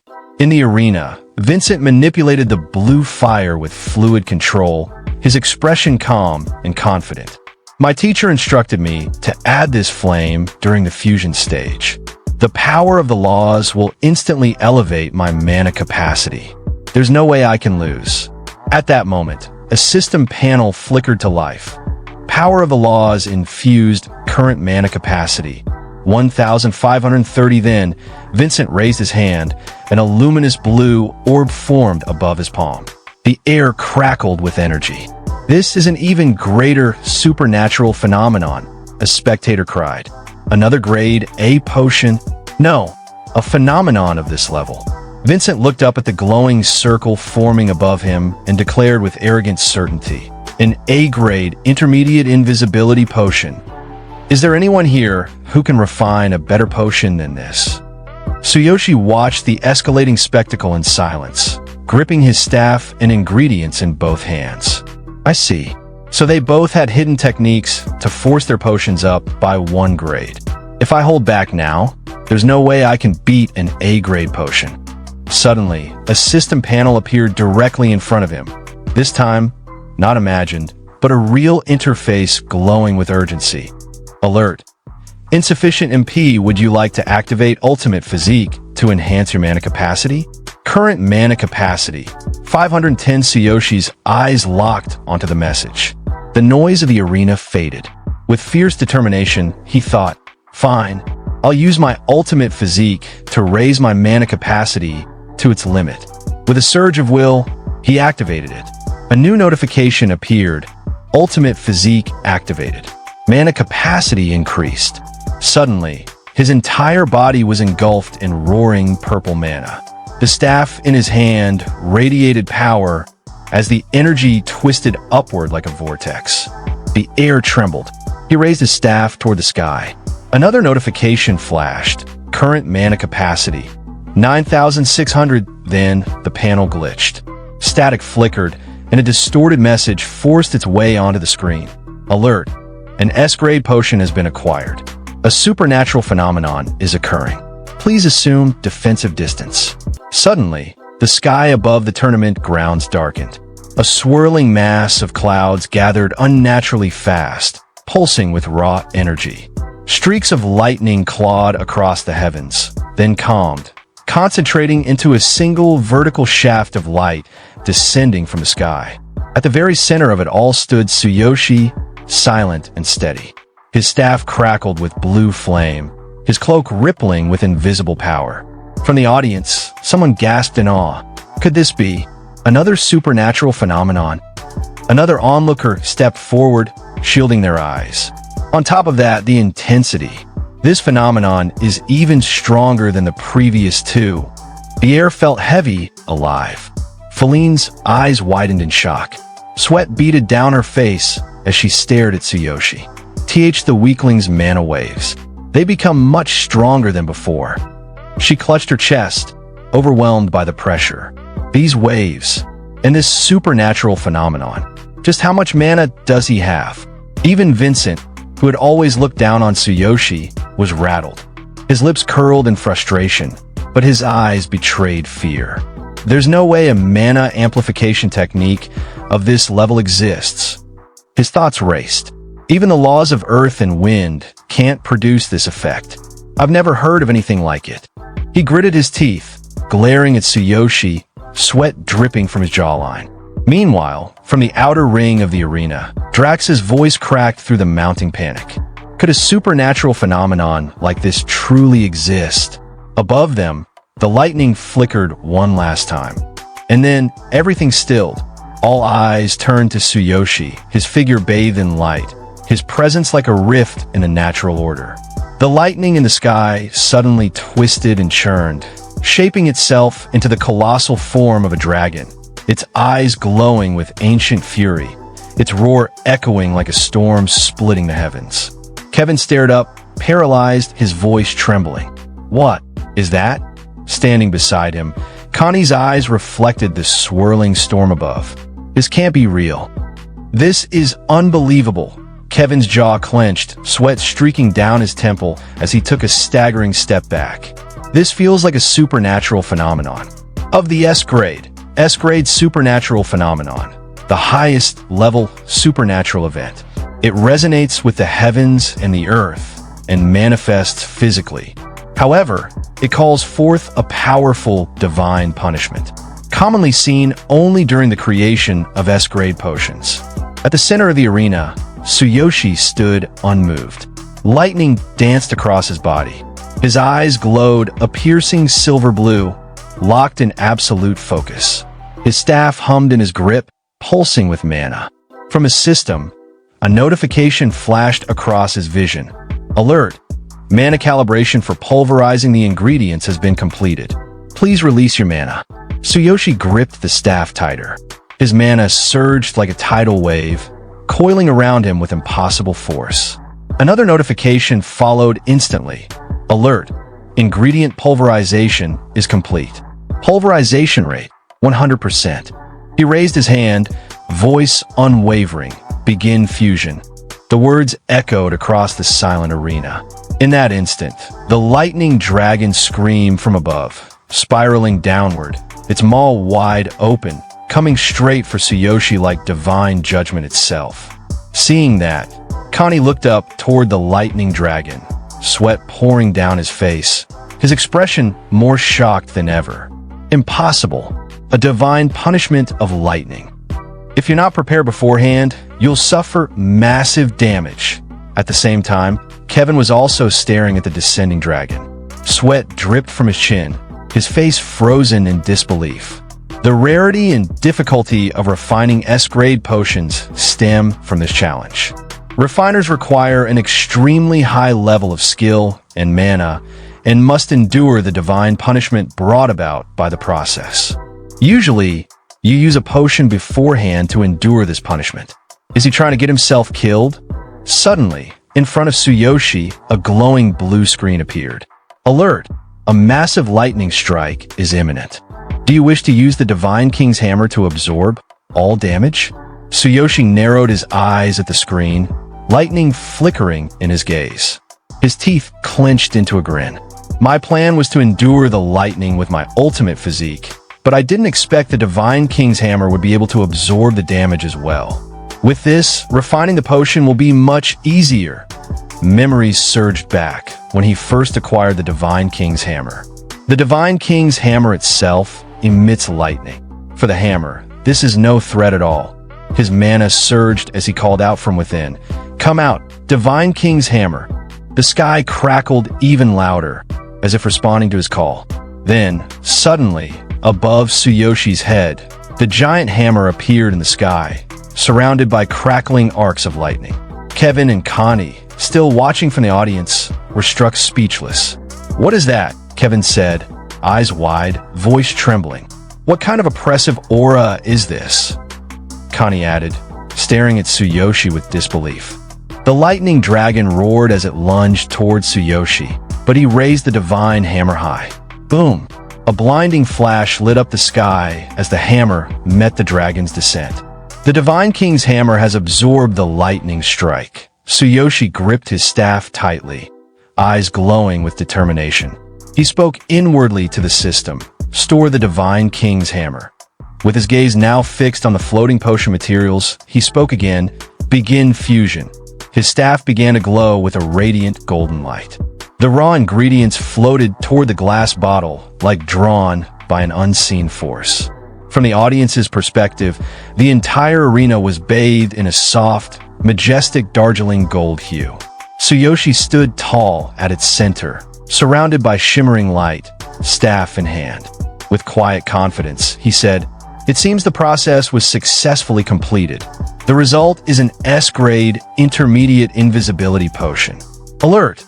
Intermediate invisibility potion has been successfully refined. Assess quality, S-grade." Kevin stared, trembling, sweat streaking down his face. An S-grade intermediate potion. Someone like him has more talent than me? I can't accept this. Connie gritted his teeth, fists clenched in rage. Master Kevin, forgive me, but the human must have cheated. He leapt toward the arena. Please come with me to verify it. Impossible. There's no way a mere white shaman could create an S-grade potion. As Connie landed, Kevin followed at high speed, his robe billowing behind him. From his side, Vincent sneered. He raised his voice with a mocking grin. "Huh, you must be cheating. What kind of dirty trick did you use? Even my master can't easily create an S-grade intermediate potion." Then suddenly, all the other participants started pointing at Tsuyoshi, shouting over one another. A human cheating during the refining tournament is utterly disgraceful. A mere human shouldn't have been allowed to participate in the first place. Cut off his limbs. Make sure he can never adventure again. But Feline stepped forward, eyes sharp with confidence as she faced the crowd. No, he didn't cheat. He already proved his ability during the shaman examination. I can testify to that. The announcer, standing nearby, turned awkwardly toward Feline. Sweating and wringing her own hand with the other, she said, "But if you ask me, I think it's better if we let Master Kevin decide." Tsuyoshi's eyes narrowed, his voice calm but full of disdain as he stepped forward. His tone cut through the noise like a blade. "You're accusing me of cheating? I only used my own power, just like everyone else here. Fine, investigate all you want. I'm used to this." Suddenly, Connie appeared in front of Tsuyoshi, gripping his staff tightly, face grim. "Human shaman Tsuyoshi, did you use an underhanded method to cheat?" "Master Kevin, and I monitored your mana wave. Your mana capacity should have been 600 at best. With mana of that level, it's impossible to create an S-grade intermediate potion. Then suddenly Connie activated his staff, the gem at its tip pulsing faintly with mana. His brows furrowed as he looked towards Tsuyoshi with a slightly angry expression. Do you agree to take my mana measurement test? If your ability is real, then prove it, the crowd murmured, tension crackling in the air. The mana measurement spell activated, a spell used to measure one's mana capacity. The larger the mana, the brighter the glow emitted. Tsuyoshi stared at the glowing staff in front of him, his gaze intense. Inwardly, he thought, mana measurement. If I can't maintain my amplified mana capacity, they'll assume I cheated. My actual mana capacity is indeed low, but then a small confident smile crept onto his face. However, I see no reason to hide it. He stepped forward calmly and said, "Go ahead. If it will make you stop talking, then I'm all for it." Connie gritted his teeth, annoyed at Tsuyoshi's tone, sweat forming at his temple. He responded mockingly, Let's see if your ability is real." Clenching his fist, Connie extended the staff towards Tsuyoshi, eyes locked. With a sneer, he shouted, "Release your mana. Show us your true level." Then, in that instant, Tsuyoshi activated his ultimate physique, and a system notification echoed in his mind. Alert. Ultimate physique activated at 100% power. Mana capacity amplification at maximum. His lips curled into a smirk. "All right," he said coolly, "make sure to measure it properly." Suddenly, boom. Connie's staff glowed with a violent, blinding blue light. A shockwave of pure mana burst across the arena. The entire field was bathed in radiant blue. The audience gasped, shielding their eyes. Some fell silent in awe. Conti staggered, covering his face from the light, peeking towards Tsuyoshi. It didn't rise up gradually, it just instantly shot up to this level. Just how large is his mana capacity? Tsuyoshi stood in the center of the storm, glowing from head to toe with ethereal blue light, like a god descended. His voice rang out, calm and absolute. "I've released 100% of my mana." Conti, gripping the trembling staff with both hands, stared in disbelief. His mind raced. The staff. It's trembling. Then suddenly, Connie's staff began to creak, faint at first, like wood under pressure. Then the sound sharpened. Crack! Snap! With a blinding flash of mana light, the staff split in half and exploded into shards, scattering across the arena floor. Conti stood frozen, staring at the broken remains in his trembling hands. "And my staff," he thought, wide-eyed, sweat dripping from his brow. Meanwhile, Tsuyoshi calmly rolled his neck and cracked it slightly with one hand. With a confident smile, he said, "Are you satisfied now?" He took a step forward, eyes glowing with power. "That should be enough to prove my magic level, right?" The crowd fell in a stunned silence. Connie clutched his broken staff. His lips parted, but no words came out. His entire body trembled under the pressure of what he had just witnessed. Then, Kevin stepped forward, brushing past Connie without a word. He looked directly at Tsuyoshi, a slow smile forming on his face. "Impressive," Kevin said firmly. "I apologize for doubting you. This is the first time I've seen someone so talented." He paused, then added with sincerity, "I hope you understand why I couldn't believe it at first." Then suddenly, Kevin placed his hand on Tsuyoshi's shoulder and said, "In the face of such youth and talent, even I feel overshadowed." "Truly, you are a prodigy," Tsuyoshi replied simply, his tone calm and respectful. "I am honored." Kevin nodded, then turned toward Conti. Still holding the S-grade potion in his hand, he added, "Master Conti, I don't think we need to question his performance any further." He raised the potion slightly, its golden glow still radiating warmth and power. "This S-grade intermediate potion is more than sufficient to declare him the rightful champion of this tournament. Don't you agree?" Connie looked at Kevin, eyes wide and mouth slightly agape. After a brief pause, he nodded and said, "Indeed, there's no room for debate." He stepped forward, extended his arm to address the entire audience and the stunned participants. "Anyone else with objections?" His voice rang through the arena. "If you are dissatisfied, step forward and silence Tsuyoshi yourself." The crowd was silent. Drax and Vincent, both pale and sweating, glanced downward. Their voices came out weakly, but clearly no. I admit defeat. Kevin raised the glowing potion high into the air. Then it settled. His voice was strong and unwavering. Tsuyoshi is the champion of this year's refining tournament. The arena erupted with a mix of awe, disbelief, and scattered cheers.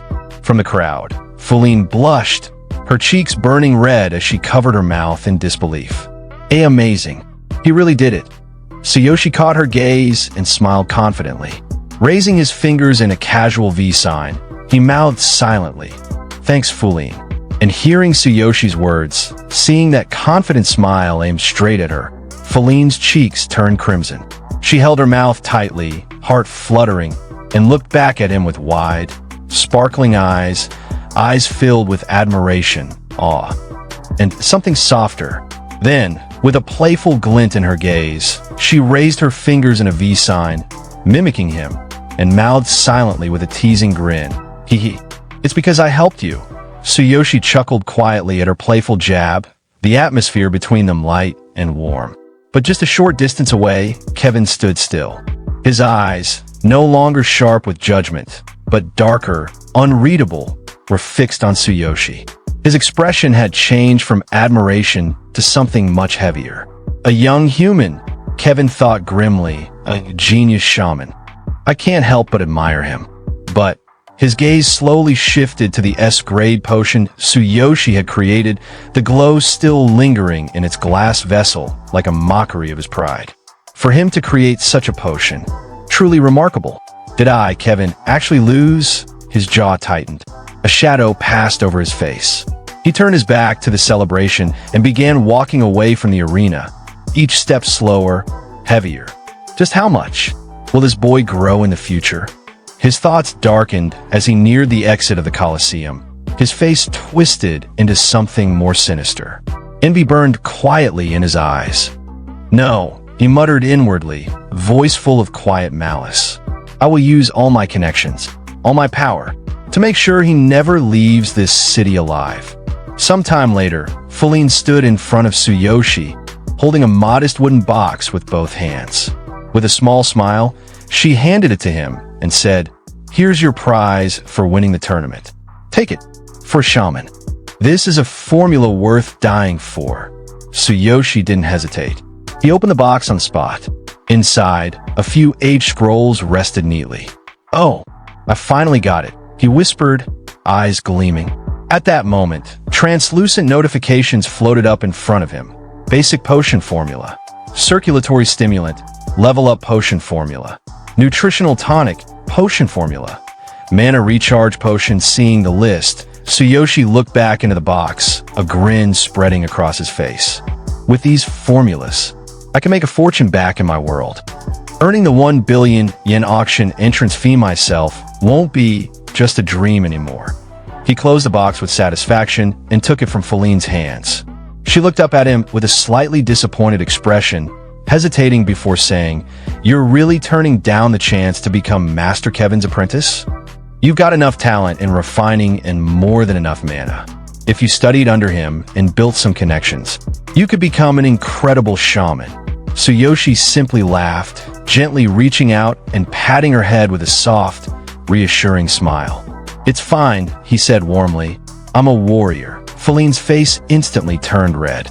He added, calmly, "Even if I were to become a shaman, I'd rather find my own path, one that suits me better." Fuline glanced off to the side, clearly flustered, and muttered, "So, you're really leaving?" "Where to?" Tsuyoshi thoughtfully rubbed his chin and replied, "My body's healed now, so there's no reason for me to stay. I'll rest up a bit, meet up with Sakura, and then set off." Then, inwardly, he thought, "I've got the formulas now. Once I'm back in my world, I'll earn that 1 billion yen. Then, come back stronger." Fuline's expression shifted into a pout. Like a sulky child, she turned her head away and muttered, "You're always talking about Sakura? What exactly is she to you?" Tsuyoshi gave her a gentle smile. "Sakura? She's a friend, a comrade. She might have gone somewhere for a reason, but I think she'll come back soon." Fuline's cheeks flushed again. She looked down, her voice quiet and shy. "I see. A comrade. Then she added, "Make sure you come see me before you leave." I have something to give you." Tsuyoshi raised an eyebrow, scratching his head as he looked at her. "Give me something? Why not now?" Feline immediately turned red, her expression shifting from bashful to flustered. She stomped her foot lightly and snapped, "It has to be when you're leaving. So just shut up and wait." He blinked and laughed. Fine. I'll be looking forward to it." Then, in an instant, Feline stormed off with quick steps and a sharp huff, not once turning to look at him. "You'll understand then. See you later, you idiot," she snapped, her tail flicking with frustration as she vanished down the corridor. Tsuyoshi scratched his head, watching the annoyed beast girl march away. Why did she suddenly get mad? He muttered to himself. Later, in the quiet of his room, Tsuyoshi sat on his bed, the box of potion formulas placed beside him. He exhaled slowly and leaned back against the wall, eyes drifting to the glowing ring on his finger. "I never really had the chance to examine the ring of the infinite in detail. Ever since I got it, I've been running non-stop." Suddenly, a sharp chime echoed in his ears, and a glowing notification appeared in the air before him. "Alert! Due to unstable debugging, you cannot remain in this world for more than 3 days. Exceeding this limit may prevent re-entry into your original world." Another identical alert followed, flashing with urgency. Tsuyoshi stared at the message, frowning slightly. He looked down at the ring and muttered with a sigh, "So I can only stay here for 3 days at a time, and I'll need to wait another 3 before I can come back. Interesting." He narrowed his eyes. But what exactly does debugging mean? He browsed through his system panel for answers, but finding nothing helpful, he shook his head and dismissed the thought. "Well, it doesn't matter right now." Then another alert popped up. A grin crept across his face. "This is getting interesting." Suddenly, the ring of the infinite pulsed with golden light, and a new alert rang out. Tsuyoshi's eyes gleamed. "As long as I can bring these 3 formulas back. 1 billion yen, here I come." With that declaration, he stepped into the glowing portal. The next day, real world in the heart of the city, Tsuyoshi stood in front of a sleek high-rise building, pushing Karina's wheelchair beside him. The chairman of the Hero Alliance stood nearby, gesturing toward the building with a smile. "It's not as luxurious as Hero Villa," the chairman admitted, "but I prepared the best room for you." Karina looked up at the towering structure, eyes sparkling in awe. "Wow," she whispered, her face slightly flushed with excitement. Tsuyoshi, smiling, looked down at her and said, "Thank you very much. This is more amazing than I imagined." Karina clutched her hands close to her chest, her voice trembling slightly. "What a stunning man. It's beyond my imagination. Am I really going to live here?" The chairman chuckled warmly. "The Hero Alliance doesn't skimp on things. Besides, you're worth investing in. Your little sister should be comfortable here too." He placed a hand on Tsuyoshi's shoulder. "Is there anything else you need?" Tsuyoshi hesitated for a moment, then rubbed the back of his head with a sheepish grin. "Actually, if possible, I'd like to convert one of the rooms into a small laboratory. I want to try making potions." The chairman's eyes widened in surprise. "Potions? That requires specialized knowledge and equipment. You're really going to do it?" Then, his expression softened into a proud smile. "Well, if you want to, then of course. We got plenty of space. I'll have one of the rooms converted and equipped. It should be ready by this afternoon." Tsuyoshi bowed his head, slightly in gratitude. "Thank you. That'll help a lot." As they entered the building, Tsuyoshi looked up with a determined smile and thought to himself, "I should be able to start tonight." Sometime later, Tsuyoshi walked steadily down a narrow street, a suitcase in hand and resolve in his steps. He finally arrived in front of a rundown but heavily guarded building, the Blue Snake Gang's headquarters. 2 gruff men in black stood at the gate. One of them squinted at Tsuyoshi and scoffed. "Hey brat, you even know where you are? If you're lost, don't complain when you get your face smashed in." Unfazed, Tsuyoshi stared back with calm, confident eyes. "I know exactly where I am. I've got business with the Blue Snake. I'm here to talk about repayment with the boss." The guard narrowed his eyes and barked, acting all high and mighty just to return money. "If you're coming in, name yourself." Without blinking, Tsuyoshi replied firmly, "Tsuyoshi Tsukishiro." The two guards froze, exchanging tense glances. Before they could respond, the front doors burst open. Several men in sleek black shoes rushed out, pushing past the stunned guards. "Tsukishiro-san is here. Move aside," one of them declared urgently. The guards paled and stepped back instinctively. One of the new arrivals, sweating slightly, gave Tsuyoshi a forced smile. "We've been expecting you. The boss sent me to welcome you personally." His eyes widened with recognition. "You're the one from the hospital. When you beat that guy." "Oh, it's you," Tsuyoshi said casually. The man bowed nervously and gestured inside. "Please, this way." Inside, Tsuyoshi followed the man through a dimly lit hall. The atmosphere was thick with tension. The guy glanced back nervously and opened a heavy door. "Boss, Tsukishiro-san has arrived." Behind the desk sat a muscular, sharp-eyed man with a deadly calm aura.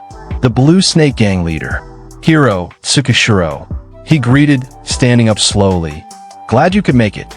Tsuyoshi set the suitcase on the table and opened it. Neatly packed inside was a stack of yen. "Livelier place than I expected," he commented dryly. "Here's the 600,000 yen principal loan. And the interest. Check it." Rando approached and examined the contents. With a smile, he said, "It didn't have to be so formal. Could have sent it through someone. Still, I appreciate the gesture. Let me introduce you." He gestured to the man beside him. "This is our second in command," he said, then turned slightly. "And this is the... ahem. Crazy, oops, chairman." Tsuyoshi's eyes gleamed. He activated his divine eye, and numbers floated before him. Combat power, 2,300, 11,000. 14,100, he smirked coldly. "Not bad." He turned his gaze on Rando. "So, what's this about?" The room fell silent. Sweat beaded on every forehead. Rando narrowed his eyes.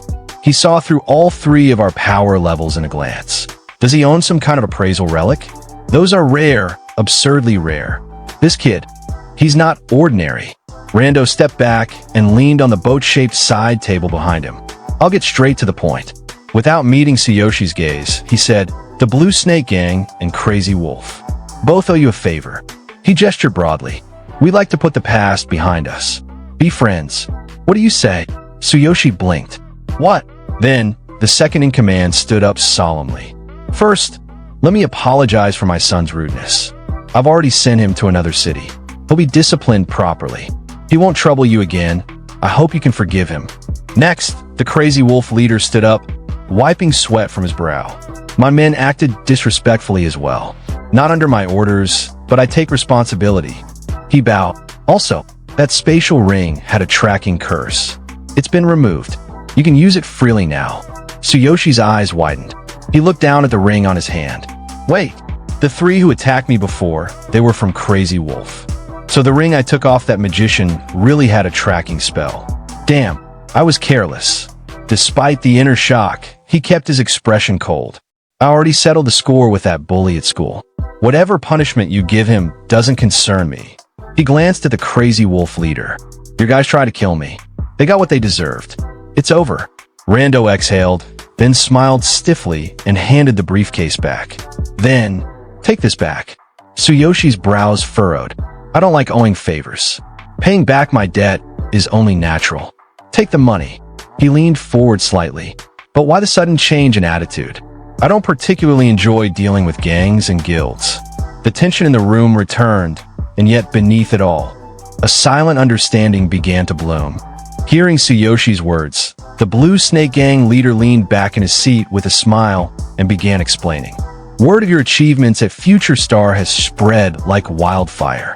There's not a single influential figure in the area who doesn't know your name by now." He leaned forward slightly, lowering his voice. "On top of that, Chairman Suzuki's been trying to recruit you personally. Everyone sees it. Tsukishiro, you're a rising star. Every faction and guild around here is desperate to tie themselves to you before someone else does." Before Tsuyoshi could respond, the Crazy Wolf Guild leader stepped up and added with a chuckle, "We're all small groups. None of us have the luxury to pick fights with a genius like you. It'd be suicide." Another blue snake member piped in enthusiastically. Exactly. And since we're all talking openly here, we're comrades now, right? Tsuyoshi blinked, visibly confused. He pointed to himself with an awkward expression. I had no idea I was this famous. Then he thought to himself, if it's just within this region, I guess it's fine.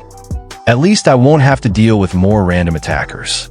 Sometime later, after the conversation had wrapped up, the Blue Snake gang members stood to see him off. The gang leader smiled and waved. Tsukishiro-kun, come visit us again sometime. As Tsuyoshi turned to leave, the group bowed respectfully. The second-in-command added warmly, "You're welcome here anytime." Tsuyoshi paused at the door, casting one last glance back at them. That was quite the reception. Outside the Blue Snake headquarters, Tsuyoshi walked through the busy city streets, weaving through crowds of people and neon-lit signs. All right, that's settled, he thought to himself. Time to get back to work. I need to buy ingredients and start refining some potions.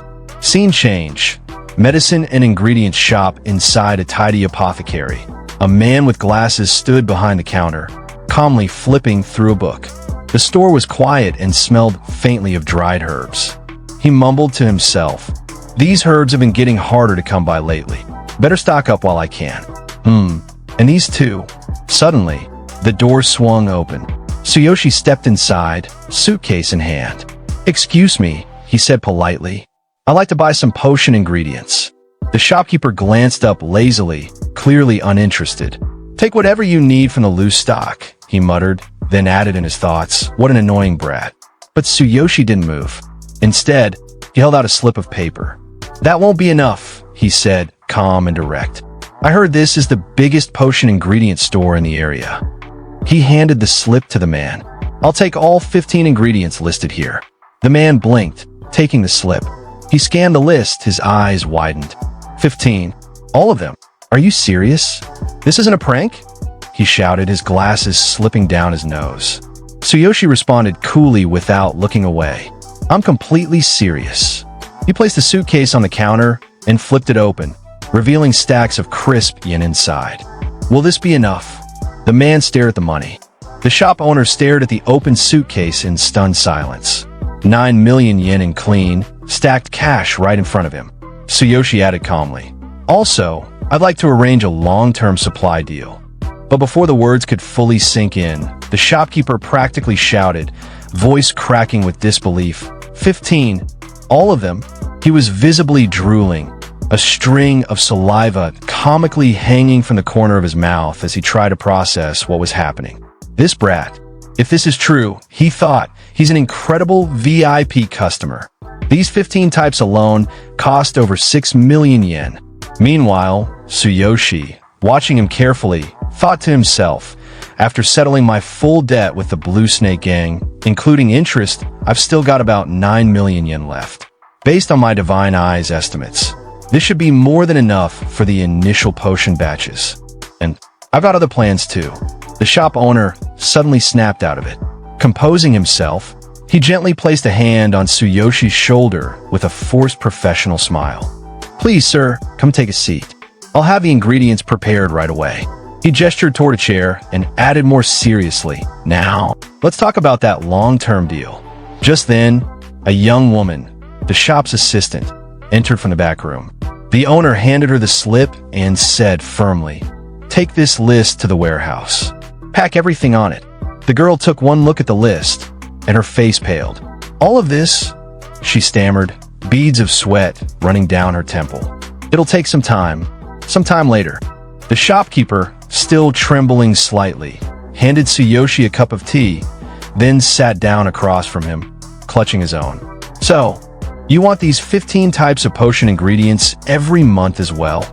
he asked, nervously rubbing his hands under the table and avoiding direct eye contact. "Our stock is limited.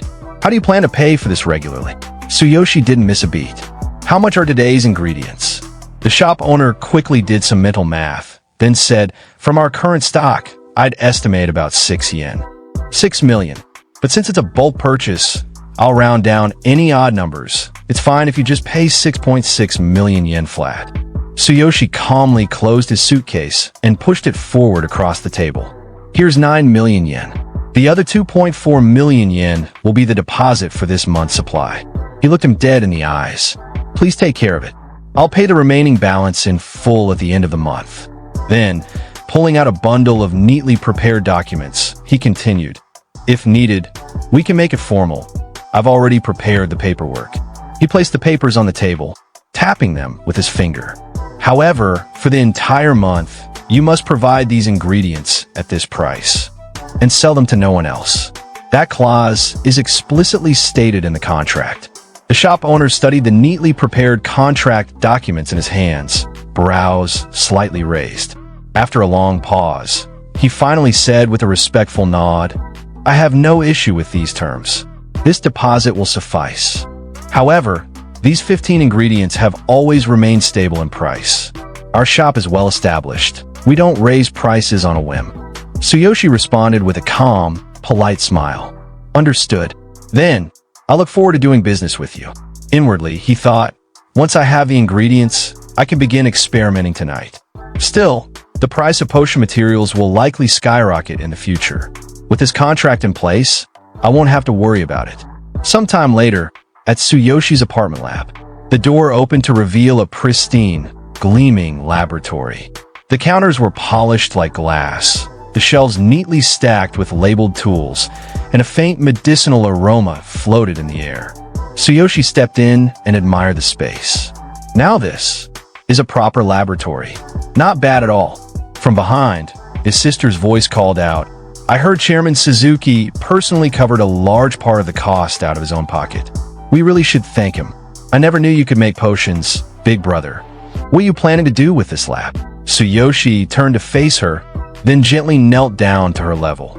Speaking softly, he said, Of course, I plan to repay Chairman Suzuki's kindness many times over.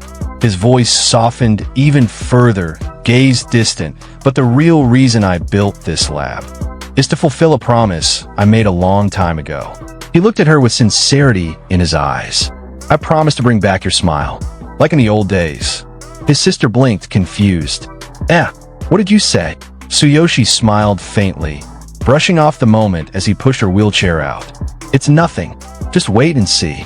I'm starting now, so go over there, all right? She turned her head as the door closed. Come on, big brother. From inside, Tsuyoshi's muffled voice replied, Sorry, I need to focus. Inside the room, Tsuyoshi smiled faintly. All right, he raised his hand, activating the ring. Let's begin. In an instant, a cascade of medicinal herbs materialized before him. Notifications popped up. You have retrieved a wooden box from your Divine Sense inventory. You have retrieved pre-packaged potion ingredients from your spatial ring. Tsuyoshi rolled up his sleeves and sat at his workstation. 3 key ingredients for a basic circulatory stimulant. He murmured, eyes narrowed. The order matters too. 6 total materials in all. He leaned forward, completely focused. The divine eye is truly incredible. It analyzes the optimal ingredients for this world and even teaches me the refining process. His eyes briefly glowed with a brilliant golden light. He scanned a note with intense concentration. Final step. Mix ant grass extract and green vine extract in a 1:3 ratio. Tsuyoshi picked up a slightly larger glass vial, carefully measuring and pouring the extracts. A smile tugged at his lips. A 1:3 recipe. He placed the mixture into a simple heating device. Heat it up. This device is primitive, but it'll do for now. He watched the container closely. In this world, the refining process ends here. Once the heating is complete, the potion's effects can be set. But the chemical reaction is volatile. The success rate is low. He narrowed his eyes and raised his hand. However, from his Divine Sense inventory, a staff appeared in his grip. You have retrieved your basic staff from the Divine Sense inventory. I'll use my shamanic techniques to accelerate fusion and infuse the potion with mana. This will dramatically increase its success rate and enhance its medicinal effects. He grinned, gripping the staff tightly. Finally, I can make proper use of this staff I bought before returning. I left the divine hammer at the inn in the other world to free up space. But with time frozen over there, it's not a problem. The laboratory filled with a warm glow as Tsuyoshi raised the staff, mana swirling faintly around him. The true alchemy was just beginning. Tsuyoshi raised the staff confidently and declared, "Begin fusion." A soft hum filled the room, and the herbs inside the heating device shimmered. Mystical energy danced through the air as his unique refining technique unfolded, one unknown to anyone else in this world. Fusion progress, 30%. Fusion progress, 40%. Fusion progress, 60%. Fusion progress, 90%. Science and magic have merged, Tsuyoshi thought, eyes gleaming. What an astonishing fusion speed. Suddenly, a new notification popped up. Alert, fusion complete. At the same time, the heating device emitted a soft chime. All right, Tsuyoshi said with satisfaction, picking up the vial. The first batch is done. Let's see how effective it is. He swirled the potion tube gently, its contents glowing faintly golden. A circulatory stimulant. Looks decent enough. He took a sip without hesitation. The moment it touched his tongue, a surge of yellow light erupted from his body. Refinement rate, 100% circulatory stimulant effect. Increases HP and stamina recovery by 45%. Reduces damage taken by 12%. Duration, 10 minutes. Tsuyoshi looked at his glowing hands in awe. These effects, incredible. Clenching his fist, he smirked. There's no way capsules in this world can match this. As expected of an otherworld formula, no capsule here stand a chance. He grabbed another tube, but his face scrunched slightly after a sip. Tastes terrible. Sighing, he added, "Guess I'll convert these into capsules instead." Glancing at the machines lining his lab, he declared with resolve, "Countless paths to wait my exploration." With a sweep of his staff into the air, his shamanic power activated once again. All right, let's start mass-producing the circulatory stimulant. If the market responds well, everything will fall into place. The next day, outside the entrance of a large cave, dungeon adventurers gathered in clusters, chatting anxiously as they prepared to enter. "This is going to be tough," one of them muttered. "The cave drops are great, but it's too vast.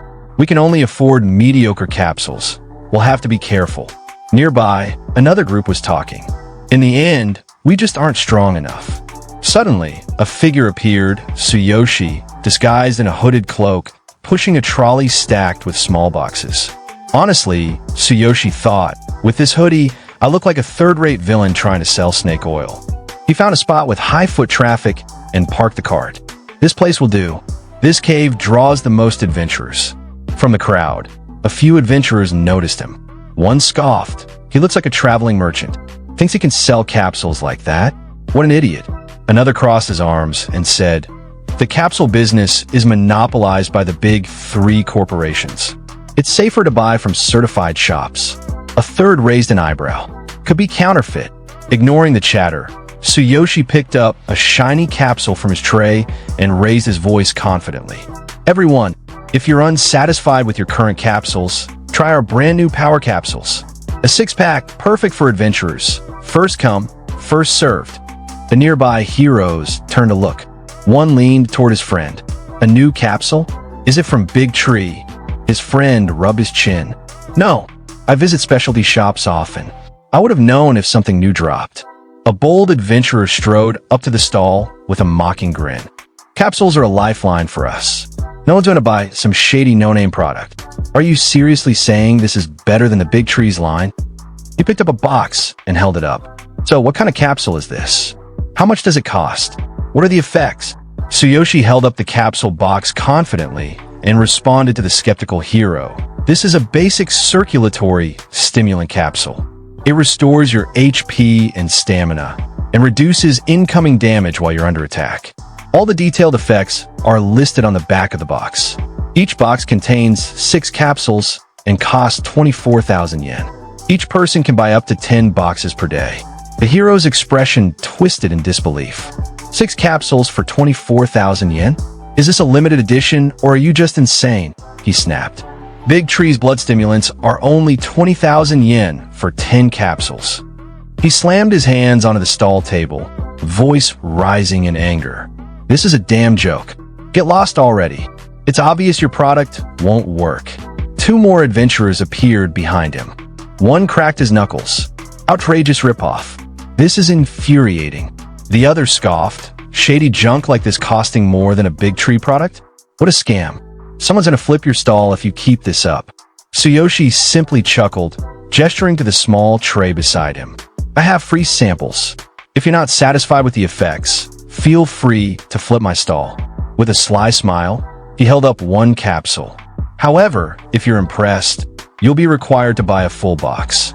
The first hero glared at him and growled, "Fine, I'll try it.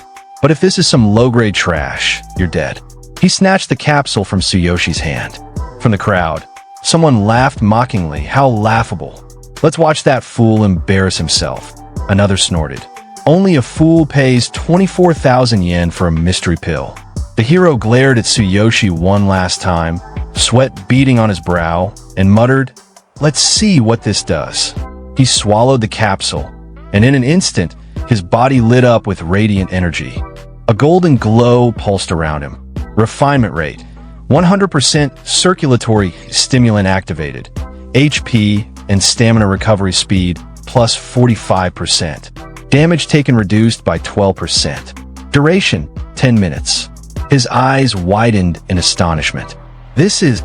Tsuyoshi leaned forward, his tone mockingly casual. As I said, it boosts SP and stamina recovery by 45% and reduces damage by 12%. 10 full minutes. Now, do you still think it's overpriced? A voice rang from the back. No way, is that real? Did it really have that effect? More people pushed forward to see, but the hero ignored them all, his focus locked on Tsuyoshi. Like a cunning fox, he pulled out a black card and offered it silently. Can I get a full box? Actually, the limit is 10 per person, right? I want all 10. He handed over his hero certificate. Give me 10 boxes. Right now. Tsuyoshi calmly processed the payment.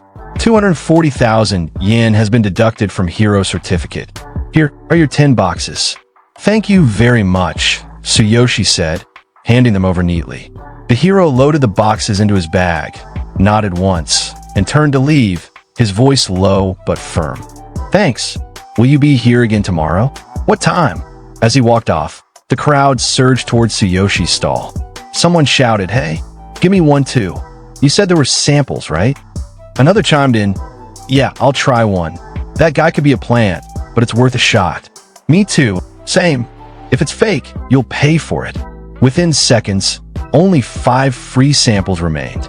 Tsuyoshi raised his voice calmly. Only 5 free samples left. 5 adventurers stepped up, and each took one. As they ingested the capsules, the effects surged through them instantly, and they stood dumbfounded.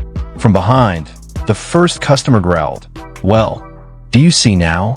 Without hesitation, cards flew out from all directions. "I'll take 10 boxes. Same here, give me 10. Is this capsule really that amazing? Give me at least 1 box." Chaos erupted as more heroes yelled over each other, waving their cards. Tsuyoshi, unshaken, raised a hand with a confident smile. "Please line up, 10 boxes per person, maximum." From the crowd, some started making calls. "With effects like this, it'll sell like crazy, even if we double the price. Hurry, get here fast. It's a limited supply. You'll make a fortune. Send your best team. Buy as many as you can and resell them." "I don't care, just move." Tsuyoshi watched the chaos with a grin, thinking to himself, everything is going exactly as planned. There's no way I'll earn the 1 billion yen transfer fee from simple street sales alone. But this capsule, it served its purpose. With this level of effect and limited quantity, a devoted following will form. Then, it's only a matter of time before Big Tree comes looking for me. And as the line before his stall stretched out toward the road, Tsuyoshi's next move was already forming in his mind. The scene shifts to Red Tier Pharmaceuticals, one of the 3 major pharmaceutical companies. Inside a meeting room, 2 employees are giving a report using a projector. They tell their superiors that this is a market report meeting for the production review room. They explain that the prices of 3 specific products, including their own, have been steadily dropping throughout the week, now less than half of their previous value. One of the men, wearing glasses and possibly someone from HR, adjusts his glasses and explains that this drop is happening because of the appearance of a new product on the market. Dark capsules that are similar in type. A researcher also steps in to support this explanation. He confirms that the capsules do not belong to the other 2 big pharmaceutical companies, meaning these new products aren't coming from any known competitors. Next, the team shows images of the capsules that have recently started circulating, the ones made and sold by the protagonist. They inform the others in the room that the products in question are the circuit capsule and the mana recharge capsule. They explain that a lot of company resources were spent just to obtain samples of these. They go on to say that these capsules have become surprisingly popular among heroes, which is why they're being closely examined. Then they display the test results. The man presenting this part looks nervous, sweat on his face as he explains that these capsules were made using advanced pharmaceutical technology. He admits that the quality is high and says he doesn't understand why they're being labeled as dark capsules. For context, dark capsules are defined as capsules that are produced by small-scale operations, either individual makers or small factories, rather than established pharmaceutical corporations. After hearing this, people in the room start discussing the situation. One person points out that all 3 capsule types clearly came from the same group, given their similar production methods and consistent effectiveness. Another adds that at least it's a relief these capsules weren't made by the other 2 large companies. If they were, they would have taken over the market by now. Someone else notes that even with proper machines and tools, they haven't been able to figure out the exact ingredients. They say they have no idea who the person behind this is or how they've gone unnoticed until now. At that moment, a woman in a formal suit appears in the back of the room, escorted in by an older man who opens the door for her. From the entrance, she comments that if these are dark capsules, then the 3 major companies' products have completely lost their competitive value. Everyone stands and bows toward her. She is the president of Red Tier Pharmaceuticals, Misa. She walks to the front and calmly asks whether the team has identified the group producing these capsules. She also mentions that the other 2 major companies have likely already started acting. After taking a seat, Misa looks at everyone and says that they can't afford to fall behind. The 2 men who were presenting earlier bow again and explain that they still don't know who's producing the capsules. They add that the sellers keep changing their locations every day, making it hard to track them. But they also say that a full investigation is already underway and that they'll share details as soon as possible. Misa listens, then responds directly. She says they're moving too slow and reminds them that the company is in a serious situation. President Misa walks calmly toward the exit of the meeting room. Without looking back, she tells her secretary, "Prepare the car immediately." With that, she leaves the room. Everyone in the room bows respectfully as she exits. Her secretary responds promptly, "Yes, ma'am." The scene shifts to the entrance of a dungeon. A group of people are gathered there, waiting near the gate. Among them, someone urgently offers, "I'll pay 10 times the standard price. Give me the last 3 boxes." Another voice cuts in, telling the first to back off, offering 20 times the price instead. Then someone else raises the offer even higher, saying they'll pay 30 times the original amount. In the middle of the crowd, a man wearing silver armor looks around in disbelief. With a surprised expression, he mutters, "This is crazy. The competition's gotten out of control. People are paying 30 times the original price now." He turns to his companion, who responds confidently, pointing out that the seller must be highly skilled in pharmaceutical formulation. According to him, the effectiveness of the capsules is exceptional, which is exactly why they're in such high demand. He adds that he's lucky to have gotten some for himself today. The scene then cuts to the protagonist, Tsuyoshi, who's sitting quietly at his capsule stall, still wearing a hood. Watching the crowd in front of him, he reflects in his thoughts that a week has passed and everything is progressing just as he had planned. He smiles to himself, thinking that the bait has been laid, and now it's just a matter of waiting for the target to show up. Suddenly, the atmosphere shifts. The customers standing in front of his stall step aside and turn around as someone from behind raises their voice and says, "I'll pay 100 times the price. Sell it to me." Walking through the parting crowd is none other than President Misa. She approaches Tsuyoshi directly and says, "If you're willing, I'll pay 100 times the price to buy just 10 minutes of your precious time. What do you say?" Behind her, a luxurious car is parked, with men in black suits nearby. Seeing the scene unfold, Tsuyoshi smiles quietly to himself and thinks, "I've caught a big fish." Sometime later, Tsuyoshi is seated inside the luxurious car, having accepted her offer. President Misa sits across from him, holding a wine glass. She greets him confidently and says, "Thank you for giving me 10 minutes. Let's introduce ourselves. I am Misa, president of Red Tier Pharmaceuticals." Tsuyoshi politely responds with a simple greeting, "Nice to meet you." But in his mind, Tsuyoshi is carefully observing her. He notes to himself that she's surprisingly young for someone in such a position. Her voice also sounds youthful. Even though she's likely concealing parts of her identity, he had expected someone older, possibly middle-aged. He starts to wonder who she really is. Misa looks at him directly and gets straight to business. She tells him clearly, "I want to purchase the formula for the 3 types of capsules you're selling." Tsuyoshi doesn't hesitate. He simply raises his hand and names his price, 10 billion yen. Misa, clearly caught off guard by the figure, lowers her wine glass and replies, 10 billion yen? That's a little too much. It's over our budget. She asks him whether he needs to check with his team before making such a major deal. Then she adds that Red Tier Pharmaceuticals is here with the intention of showing sincerity. President Misa looks directly at Tsuyoshi, her expression calm but firm. With a confident and slightly condescending tone, she responds, "The amount we can offer is 3 billion yen. Even for formulas of that caliber, this is a considerable sum." As she studies him, her eyes narrow slightly, and she begins thinking to herself. She suspects Tsuyoshi is deliberately inflating the price, and notes that 10 billion yen could buy 50 standard grade formulas. She also starts to wonder, could he be the leader of a larger group? But Tsuyoshi doesn't flinch. He smiles confidently and replies without hesitation, "No, 10 billion yen. No more, no less." He adds that he has no partners. He created all 3 capsules himself. Then he looks directly at Misa, his gaze sharp, and says plainly, "You understand, don't you? These capsules would give your company a strong edge in the market. Isn't Red Tier currently going through its greatest crisis?" Misa is visibly shaken by this statement.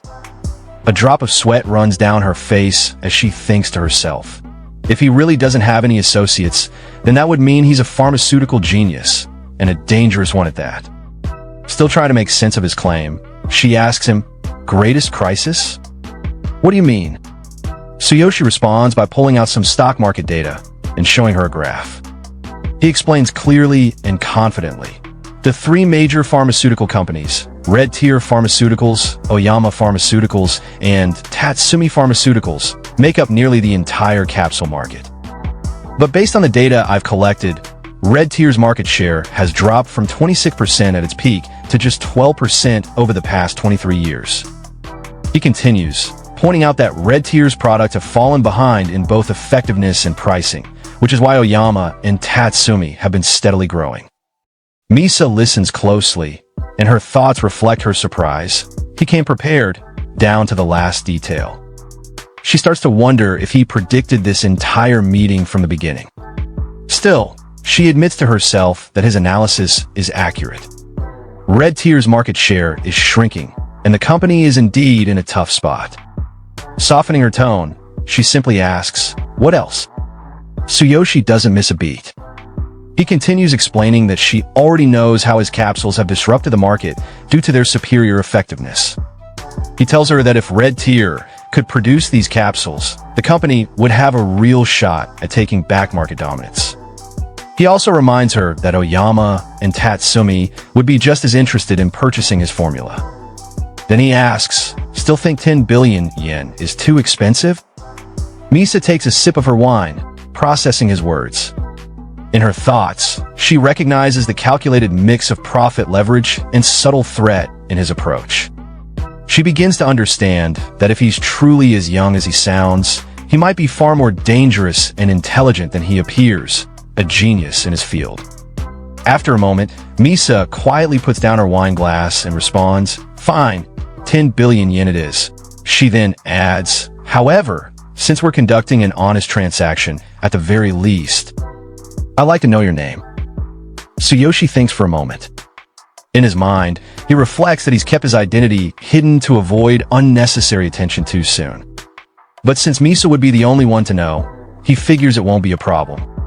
He agrees and says, "Of course, but keep it confidential." Then, removing his hood, he reaches out his hand toward her and says calmly, "My name is Tsuyoshi Tsukishiro. Looking forward to working with you, Miss Misa." When Misa finally gets a clear look at Tsuyoshi's face, she's visibly surprised. In her mind, she notes how young he is, much younger than she had expected. Still processing that thought, she reaches out and shakes his hand. With a polite smile, she says, "Nice to meet you." Sometime later, outside the car, Misa's secretary approaches Tsuyoshi and hands him a sleek card. The secretary says, "Here is the 10 billion yen card. It has already been linked to your information, so please accept it." Tsuyoshi takes the card calmly, looks at the two standing before him, and responds simply with, "Thank you." The secretary and Misa both remain where they are, watching him as he walks away. As he leaves, the secretary turns to Misa with concern and asks, "Are you really okay with giving away 10 billion yen? That's a massive sum." But Misa answers with quiet confidence. "It is indeed a significant investment, but after seeing his face, I'm certain. This 10 billion yen is the best investment we could make." She continues, explaining that Tsuyoshi's pharmaceutical skills are clearly extraordinary for someone so young. She believes he has incredible potential and might grow into something far beyond what they can currently imagine. A talent like his, she says, is worth securing at any cost. If the deal goes well, he could become the key to Red Tier's future. The secretary, reassured by her reasoning, nods and replies, "Of course.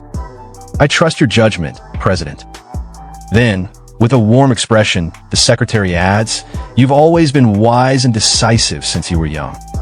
That's why your father was able to entrust the company to you with peace of mind."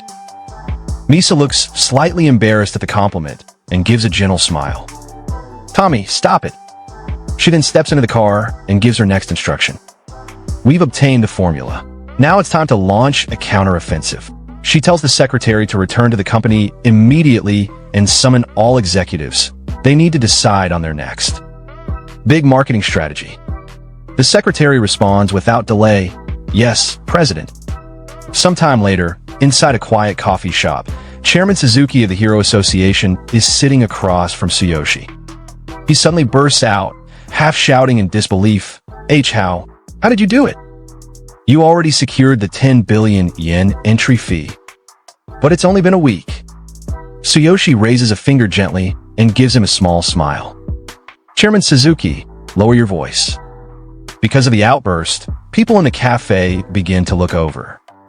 One of the nearby staff whispers in shock, "Did he just say 10 billion yen? Another customer chimes in, "That brat just casually obtained 10 billion yen? Could it be?" Calmly, Tsuyoshi hands over the card to the chairman and says, "I just happen to have a valuable formula, so I struck up a little deal. This card contains 10 billion yen. Can you reserve my spot in the auction?"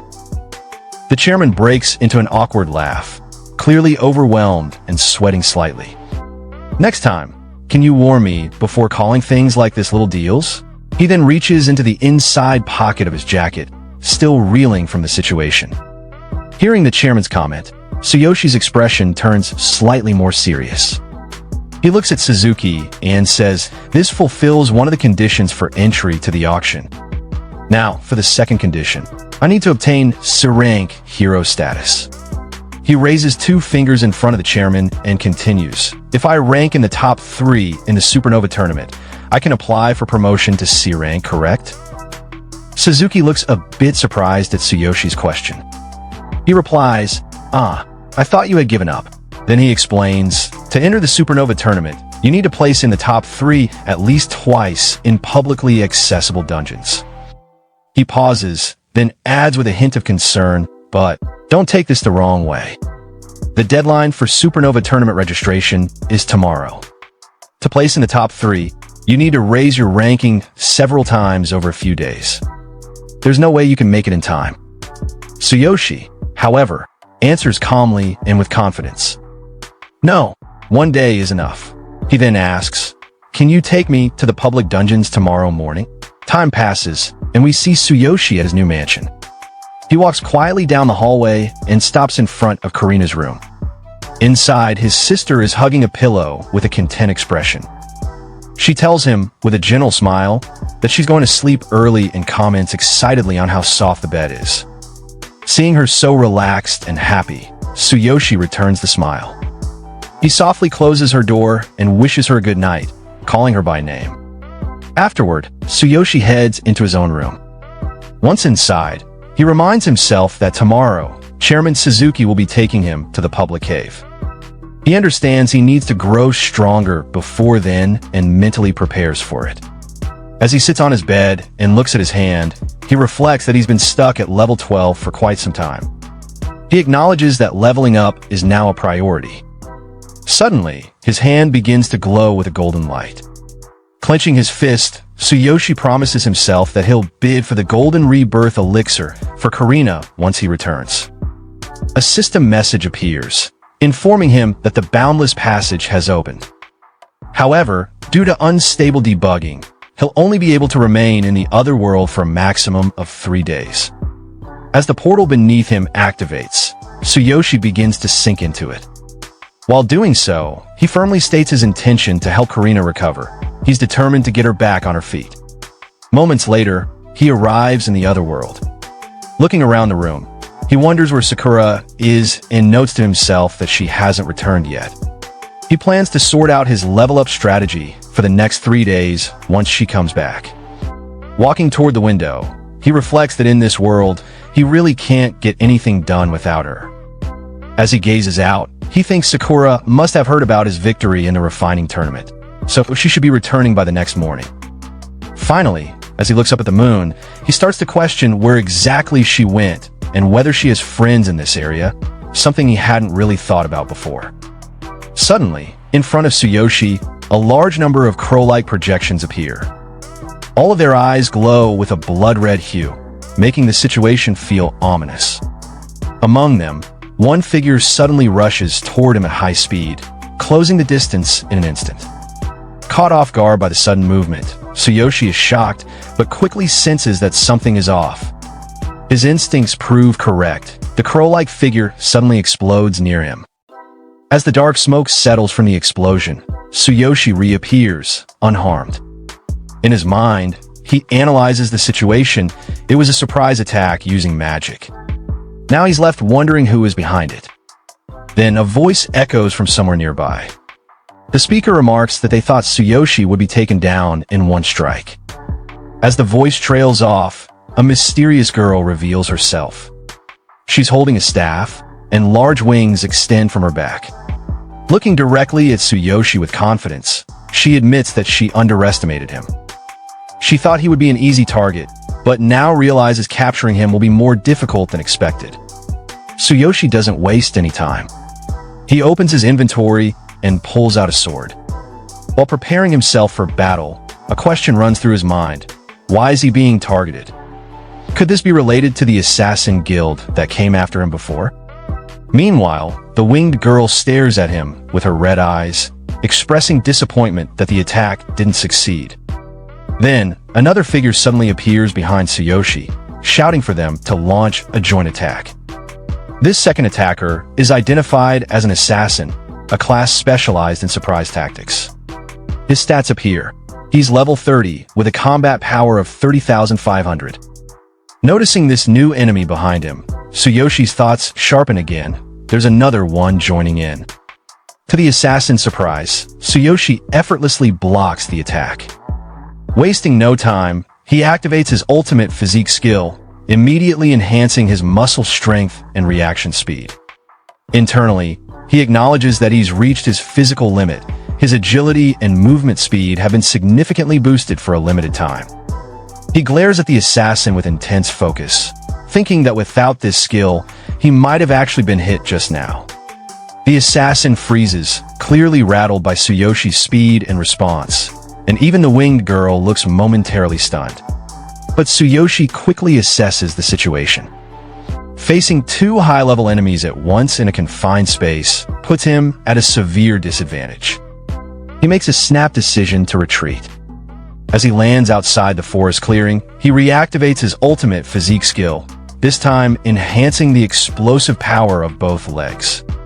Meanwhile, the two enemies prepare to launch another coordinated attack. Tsuyoshi, aware that escape is no longer an option, also gets into a stance for a counterattack. In his mind, he questions their motive. Were they hired to kill him? Either way, he knows they won't let him go, and lowering his guard could be fatal. Holding his sword steady, he addresses them directly, stating that he doesn't remember doing anything to deserve being targeted. The winged girl responds, completely confident, and tells him he was simply unlucky. They were just hired to do a job. The assassin then asks Tsuyoshi how he managed to evade what he calls a blind hit, an attack that's supposed to have a guaranteed strike rate. He points out that Tsuyoshi is supposed to be just a level 12 warrior, but his reflexes and durability tell a different story. The winged girl agrees, now clearly intrigued by him. She says he even dodged her magic attacks, which shouldn't have been possible. But she quickly adds that it doesn't matter. Once they capture him, their mission will be complete. Just then, the assassin charges forward again, his entire body glowing with green light. At the same time, the winged girl launches another attack from behind. As their attacks converge, a large blue magical circle forms above Tsuyoshi's head. The winged girl instantly recognizes that her magic was blocked again, and the assassin mentally notes, shocked, that Tsuyoshi dodged him again. Tsuyoshi prepares for a counterstrike. He raises his sword and tells them they shouldn't have expected him to surrender easily. As lightning crackles around his weapon, both enemies instinctively pull back, sensing danger. He launches an attack, forcing them to react quickly. The winged girl raises her staff and activates a defensive shield. The assassin, while dodging, explains that Tsuyoshi is using a technique called Thunder Chain. He admits that if Tsuyoshi's level was just a little higher, he might not have escaped unharmed. Recovering, the assassin lunges towards Tsuyoshi again, this time grabbing the winged girl and moving together. He taunts Tsuyoshi, saying that resistance is pointless at his level. He's still only level 12. His exact words emphasize that struggling will only lead to more pain. As the assassin launches an attack called Raystorm, the winged girl simultaneously attacks from behind. Tsuyoshi quickly senses the ambush and turns to defend himself. But now caught between the two, he's pushed into a desperate position, barely able to keep up. Grinding his teeth, he questions himself. Can he really win against two opponents of such high level at once? As the two enemies keep up their relentless attacks, the assassin remarks that it's already a miracle Tsuyoshi has lasted this long at level 12. The winged girl supports his point, telling Tsuyoshi to just drop his weapon and surrender. But Tsuyoshi, defiant, looks at them with eyes glowing with energy. He asks sharply, "Who's going to obey you?" In his mind, he wonders if it's time to use the Divine King Hammer, even though doing so could put his life at risk. At that moment, a system alert appears before him. It's a notification, Divine King Hammer, summoning in progress. The winged girl immediately senses the shift in energy. She raises her hand to shield her face, startled by the overwhelming pressure, and asks aloud what this power is. The assassin also feels the change, recognizing that something dangerous is coming. He notes that the pressure in the area is rising rapidly. Tsuyoshi begins walking toward his enemies, his confidence unwavering. His entire body is now radiating a golden aura, with lightning crackling across his limbs. In his hand, the shape of the divine king hammer begins to take form, its power slowly materializing. But just then, a strange sound echoes from above. A voice speaks from the sky, directly addressing him. The tone is familiar, and it says, "Tsuyoshi, you're hiding something, aren't you?" Hearing this voice, Tsuyoshi looks up, immediately recognizing it. In his mind, he reacts with alarm. It's a voice he knows well. Appearing before him is Kevin, a genius shaman, and, more importantly, the one orchestrating the attack against him right now. Tsuyoshi finally sees the true mastermind behind the ambush. Kevin raises his hand and points directly at Tsuyoshi, speaking with command, "Let it burst, secret."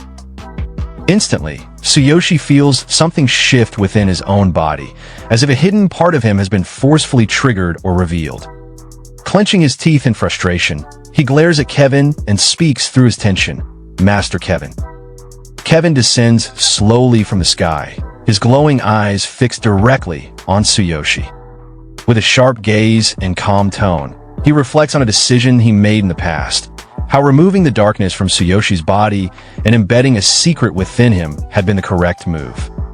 He stares at the radiant energy emanating from Tsuyoshi and wonders aloud if that mysterious energy is the true source of his extraordinary talent. Meanwhile, Tsuyoshi is on his knees, clutching his chest in pain. He struggles to speak, asking Kevin if everything he did for him had been a lie. His voice carries both pain and disbelief. Kevin, showing no sympathy, responds coldly. He mocks Tsuyoshi, calling him a foolish human and saying he was naive to believe in kindness on such a brutal continent. Kevin confesses that he once assumed Tsuyoshi was simply pretending to be harmless, but now realizes he was just genuinely naive. Seeing Kevin reveal himself, the winged girl reacts with excitement. She didn't expect someone like Kevin to show up in person. The assassin, standing beside her, also comments that with the injuries Tsuyoshi has now, there's no way he'll be able to escape. Kevin acknowledges their efforts and expresses appreciation for their assistance. He tells them that he will prepare the border-breaking potion they asked for, and it will be ready by tomorrow. However, as a standard practice, they are expected to provide the required materials. Both the assassin and the magician respond enthusiastically, assuring Kevin that all the necessary ingredients have already been gathered, and they'll deliver them soon. This border-breaking potion is known to be extremely rare. Gathering the materials is incredibly difficult, and for adventurers, it's a highly prized item, capable of helping them surpass their level caps with ease. Internally, Kevin reflects on how easy it is to manipulate them. Just promising a high-grade potion is enough to make these two willingly serve him as pawns. He then turns back to Tsuyoshi. With his body now enveloped in a green aura, Kevin warns him not to resist. He reveals that the secret is embedded deep in Tsuyoshi's chest. He even admits to leaving Tsuyoshi alive during a moment when he was completely defenseless, clearly showing that this manipulation was premeditated. Tsuyoshi, still on the ground and struggling to remain conscious, looks up at Kevin. In a weak voice, he asks why Kevin would do such a thing when Tsuyoshi had never done anything to harm him. Kevin responds without hesitation. He looks down at Tsuyoshi and, with a dark and commanding tone, explains that Tsuyoshi's exceptional talent and refinement is a threat to him. That alone is the reason he must die. Kevin concludes by saying that if Tsuyoshi wants to blame someone, he should blame himself for being too weak to protect what mattered. Tsuyoshi hears Kevin's words and starts laughing, but not in fear. It's a mocking, bitter laugh. He processes everything in that moment and responds with sarcasm, saying that now he understands. It all makes sense. Then he turns his gaze toward Kevin and, with a cold smile, calls him out directly. He refers to Kevin, the great master, the so-called genius, and accuses him of being afraid. A coward, terrified of someone he once trained. This comment hits a nerve. Kevin's expression tightens, and he grits his teeth in anger. He immediately activates his power, raising a glowing hand filled with magical force. His voice is furious as he shouts that he'll crush Tsuyoshi's skull. He intends to kill him on the spot. Tsuyoshi, still in pain and clutching his chest, braces himself. Sweat runs down his face as Kevin prepares to strike. But just before Kevin can land the blow, a girl suddenly appears from behind him and shouts, begging Kevin to stop. It's Feline, Kevin's own disciple. Her appearance shocks Kevin. He turns to her, furious that she followed him here. His voice is sharp and demanding, questioning why she's there. Trembling, Feline pleads with her master. She doesn't understand what Tsuyoshi did to deserve this treatment. She apologizes on Tsuyoshi's behalf, trying to calm the situation before it escalates further. But Kevin, now glaring at her with glowing eyes, scolds her. He's surprised she would even show sympathy for a human. He tells her bluntly that she's still too young and doesn't understand how the world works. Then, without hesitation, he tells her to leave. If she stays, she'll be punished severely. Feline stammers, trying to protest, but before she can finish, Kevin strikes her with the back of his hand, knocking her away. Then he turns back to Tsuyoshi, eyes filled with murderous intent, and declares that nothing will stop him now. Tsuyoshi will die today, no matter who tries to interfere. He activates a powerful skill, Annihilation, a cruel spell that overwhelms the victim's brain with intense magical energy, destroying it from the inside. Feline, recovering on the side, watches in horror. Tears stream down her face as she screams Tsuyoshi's name in panic and fear. Nearby, the assassin and the bird girl, who had previously attacked Tsuyoshi, stand watching. The assassin is stunned by how far Kevin is going. He wonders aloud what Tsuyoshi must have done to make Kevin this enraged, knowing that the spell will rip Tsuyoshi's brain to pieces before he dies. The bird girl responds coldly. She says it doesn't matter. Anyone foolish enough to provoke someone like Master Kevin was doomed from the start. But at that critical moment, Tsuyoshi, still sitting on the ground, lifts his gaze with determination. He doesn't panic. Instead, he quietly says, "Is that so?" Just then, a system alert flashes before him. Divine Selection System Update. 10% complete. It reports that it's absorbing energy from the surroundings to repair his body. In an instant, purple energy begins swirling around Tsuyoshi. The air crackles, and a massive energy surge blasts outward. Kevin shields his face as the sudden burst stuns everyone nearby. He realizes something terrifying. His own magical energy was completely absorbed in the blink of an eye. Up above, the bird girl hovers midair, shocked. She watches the energy settle and exclaims in disbelief that Tsuyoshi is still alive. She can't understand how this is even possible. At the same time, Feline, now on the ground, stares in awe and relief. Her voice trembles as she calls out Tsuyoshi's name once more, stunned by what she just witnessed. Tsuyoshi locked eyes with Kevin, his gaze now filled with pure, murderous intent. In a voice low but unwavering, he muttered that it was thanks to Feline she had bought him just enough time to survive. In that moment, his body began glowing with a vivid green light, the energy swirling around him intensifying. As he recalled what had just happened, Tsuyoshi thought back to the moment when the mysterious secret embedded in his chest detonated. That incident had triggered the Divine Selection System's emergency alert. At that point, a red warning notification had appeared before him for the first time. Because of that alert, his body had been able to begin its recovery. But he understood one terrifying truth. During the update process, the system had to absorb external energy continuously. If that absorption was interrupted for any reason, the system would stop functioning, and his body would revert to its original injured state. He would be just like before, on the verge of death, struck down like a burnt corpse beneath divine lightning. Knowing this, Tsuyoshi extended his hand to the sky, letting the energy course through it. Purple sparks gathered and crackled around his fingertips. He had no other option. He had to fight back now, no matter the cost. With that thought, he summoned the Divine King's hammer once more. If someone had to die, whether it was Kevin or him, it would be decided right here. As he stood firm in front of everyone, still surrounded by golden lightning and divine energy, he made a vow. No matter how much agony he had to endure, even if his body were to break apart, he would destroy them all. In that instant, the Divine King's hammer fully materialized in his grasp. At the same time, a warning notification flashed before him. The conditions to fully unleash the hammer's power weren't met. Forcibly activating, it would drain a massive amount of energy and cause severe bodily damage. Another notification followed right after. It warned that the system update was still ongoing, and the hammer would continue to repair his body, but at a painful price. All of his muscles would be repeatedly destroyed and regenerated, resulting in unbearable pain. Kevin observed this transformation in disbelief.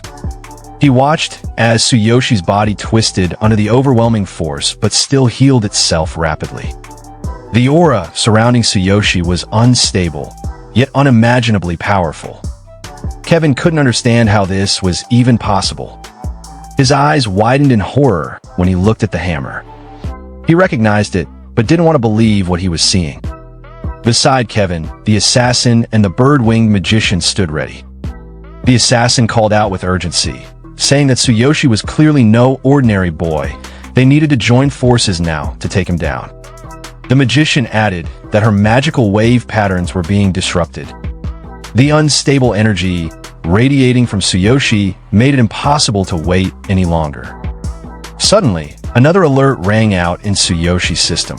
10% of the hammer's energy had been released. Calculations for body damage were being adjusted. Now fully surrounded by purple and gold lightning, Tsuyoshi looked like a living demon.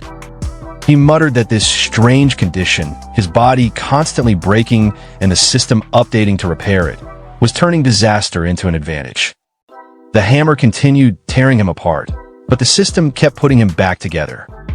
A separate alert now stated that the duration of this release was unknown. Determined, Tsuyoshi readied himself. He was going to tear everything apart.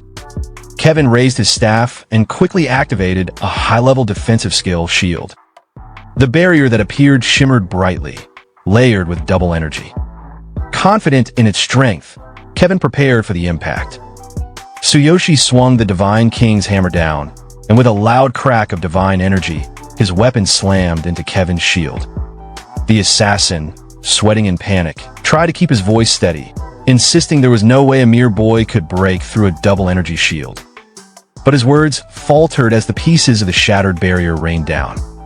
Tsuyoshi stood there, unfazed, the hammer crackling in his grip.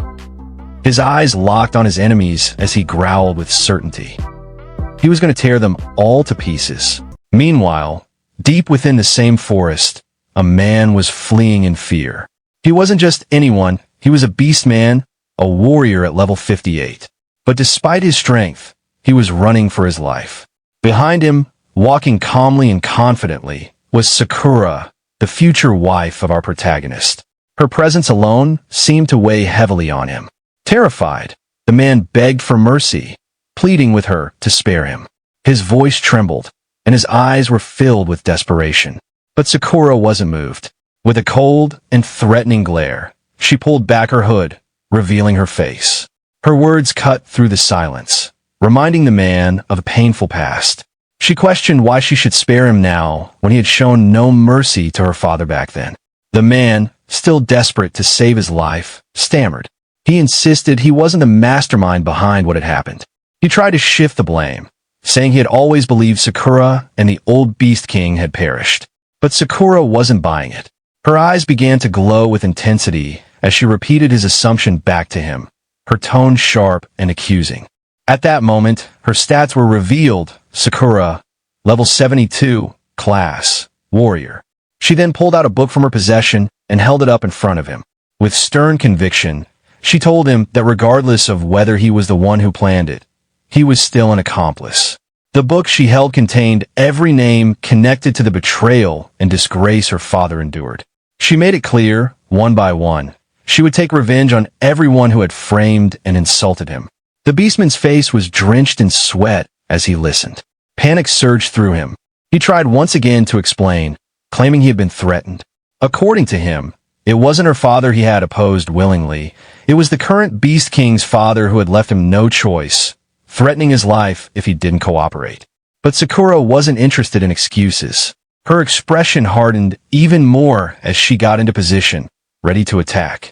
She told him coldly not to worry. His comrades would be joining him soon enough. Realizing he had no way out, the beastman drew his sword with shaking hands. Though clearly weakened, he shouted back with grim resolve, warning her that if she truly meant to kill him, she'd better be ready to die as well. Deep down, he knew the odds were against him. His thoughts betrayed the fear he tried to hide. He was still recovering from a severe wound to his chest from an earlier battle. But with no other options, he braced himself, knowing he had no choice but to fight. Sakura stared at the man coldly, narrowing her eyes as she spoke again. His repeated use of the word lady clearly irritated her. In the very next instant, she struck. With a single, precise move, she ended his life. Without even glancing back at his lifeless body, she muttered that the way he kept calling her that made her skin crawl. The man, still barely alive and struggling to breathe, managed to whisper his final words. He recognized the technique Sakura had used. It was her father's signature move. As life faded from him, he acknowledged that she had truly mastered the flower storm technique. After his death, Sakura calmly took out her notebook and wrote something down. Her voice was steady as she muttered to herself, instructing the rest of her targets to sit tight. She would come for them in due time. She then sat beside the corpse, reflecting on the situation. She hadn't expected to run into this man while planning to target someone else, Kevin. He was the gatekeeper from the past, the one who had secretly opened the gates and allowed enemies to infiltrate. His betrayal had been clear. From his body, she retrieved a few useful items. 6 gold coins for intermediate magic potions, 8 intermediate healing potions, and an unfinished item labeled as intermediate. Examining the loot, she noted aloud that while the man was weak, his speed had been troublesome. Catching him had taken time. Still, she reminded herself, anyone who had betrayed her father would be hunted down. None of them would be allowed to escape. But just then, Sakura's attention was violently pulled in another direction. A powerful presence suddenly surged through the air, one she recognized instantly. It was Tsuyoshi, her master. Her expression turned to shock. She froze for a moment, then muttered to herself in disbelief. That presence, it was unmistakable. Without hesitation, she rushed toward its source, her thoughts racing. Something was wrong. Her master was in danger. Meanwhile, Tsuyoshi was gripping the Divine King's hammer tightly in his hands, his entire body trembling under its overwhelming force. Pain coursed through him relentlessly. Inside his mind, he could feel it, his bones cracking, his soul burning. The intensity of the weapon was far beyond his limits. He questioned its power. Was this how strong the Divine King's hammer truly was? Could the Divine Selection system even repair the damage it was causing? Then, a red notification appeared before his eyes. Alert. Body damage is approaching the collapse limit. 60%. Tsuyoshi's expression tensed. If it reached 100%, he knew what that meant. His body would be completely destroyed. There would be no recovery.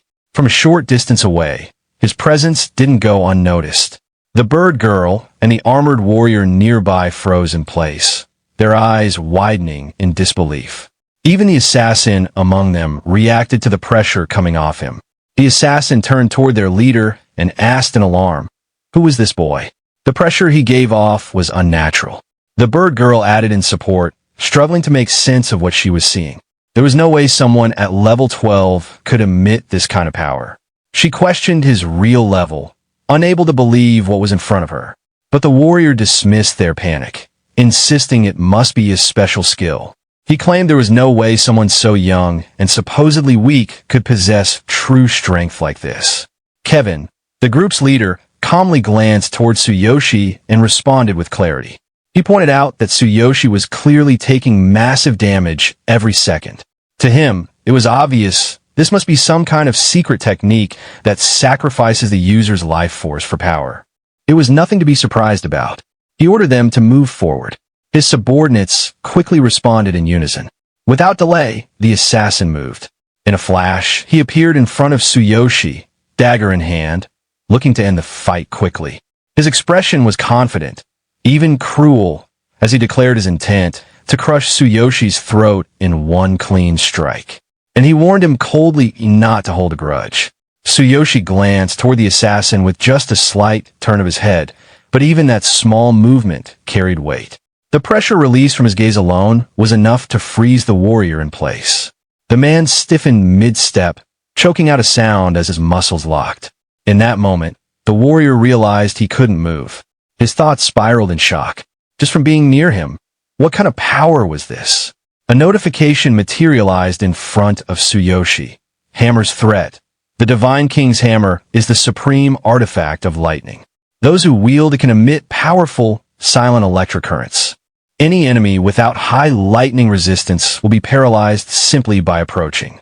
Without hesitation, Tsuyoshi swung the hammer toward the assassin.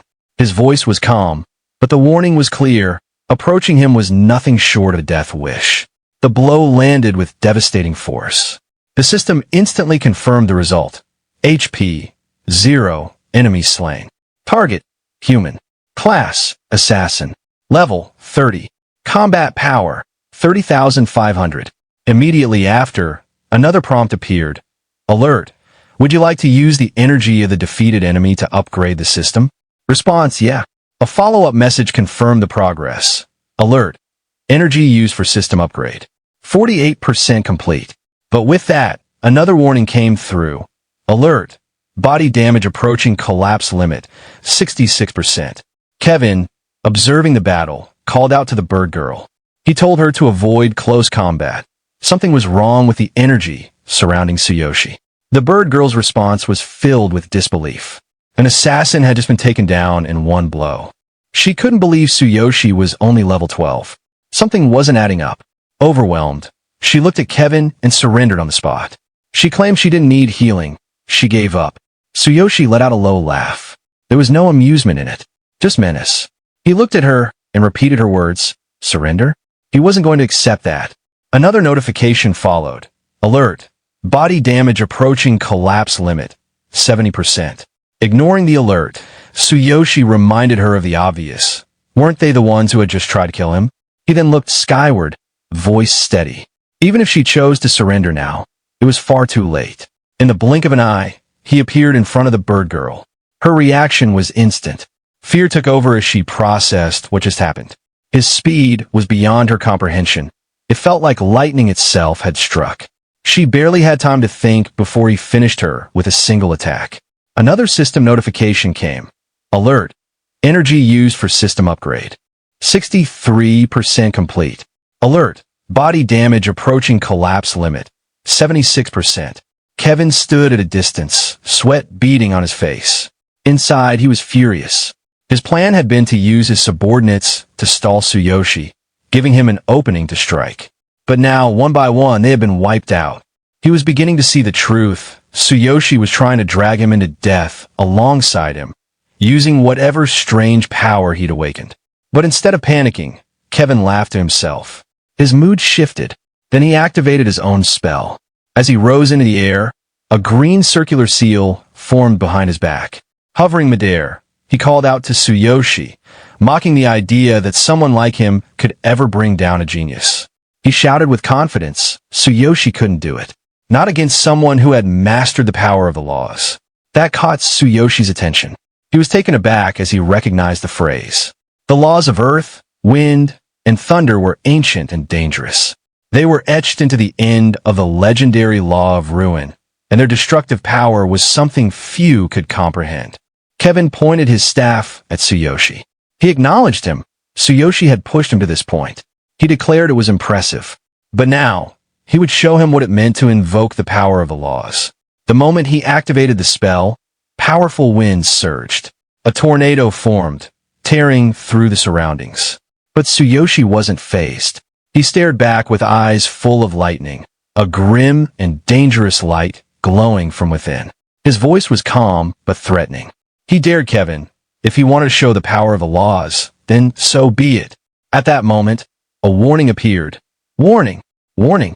Attempting to unleash greater power from the Divine King's hammer. Body damage approaching collapse limit. 86%. Tsuyoshi remained focused. With lightning coursing through him, he acknowledged the might of the laws, but he wasn't going to back down. He raised his hammer again. With full resolve, he declared that he would sacrifice his own life to further amplify the hammer's power. The system responded with another urgent message. Warning: 30% of the Divine King's hammer's power has been forcibly unleashed. Warning: body damage approaching collapse limit, 93%. 30 seconds until 100%. Alert: system upgrade 63% complete. Inside a nearby home, a young beastman boy watched the storm unfold through a window. The sight of the massive tornado sent a chill down his spine. He shouted urgently for his grandfather to get inside the house. The elderly man, however, stood frozen in fear, sweat forming on his brow. He stared out at the swirling thunder and wind with wide eyes, recalling a terrifying memory passed down from long ago. His voice trembled as he spoke. He remembered stories from his great-grandfather. This thunder, this power, matched the signs of the Divine King's descent, a figure of legend within the Beastman tribe. Meanwhile, on the battlefield, Kevin observed Tsuyoshi's deteriorating physical state. Though still smiling, Kevin's thoughts betrayed a darker intent. He was astonished by Tsuyoshi's resolve. Challenging him at such a low level showed remarkable spirit, but Kevin couldn't allow it to continue. He convinced himself that within Tsuyoshi's body lay a powerful secret technique, and he needed to obtain it, no matter the cost. Kevin called out to Tsuyoshi, mocking his condition.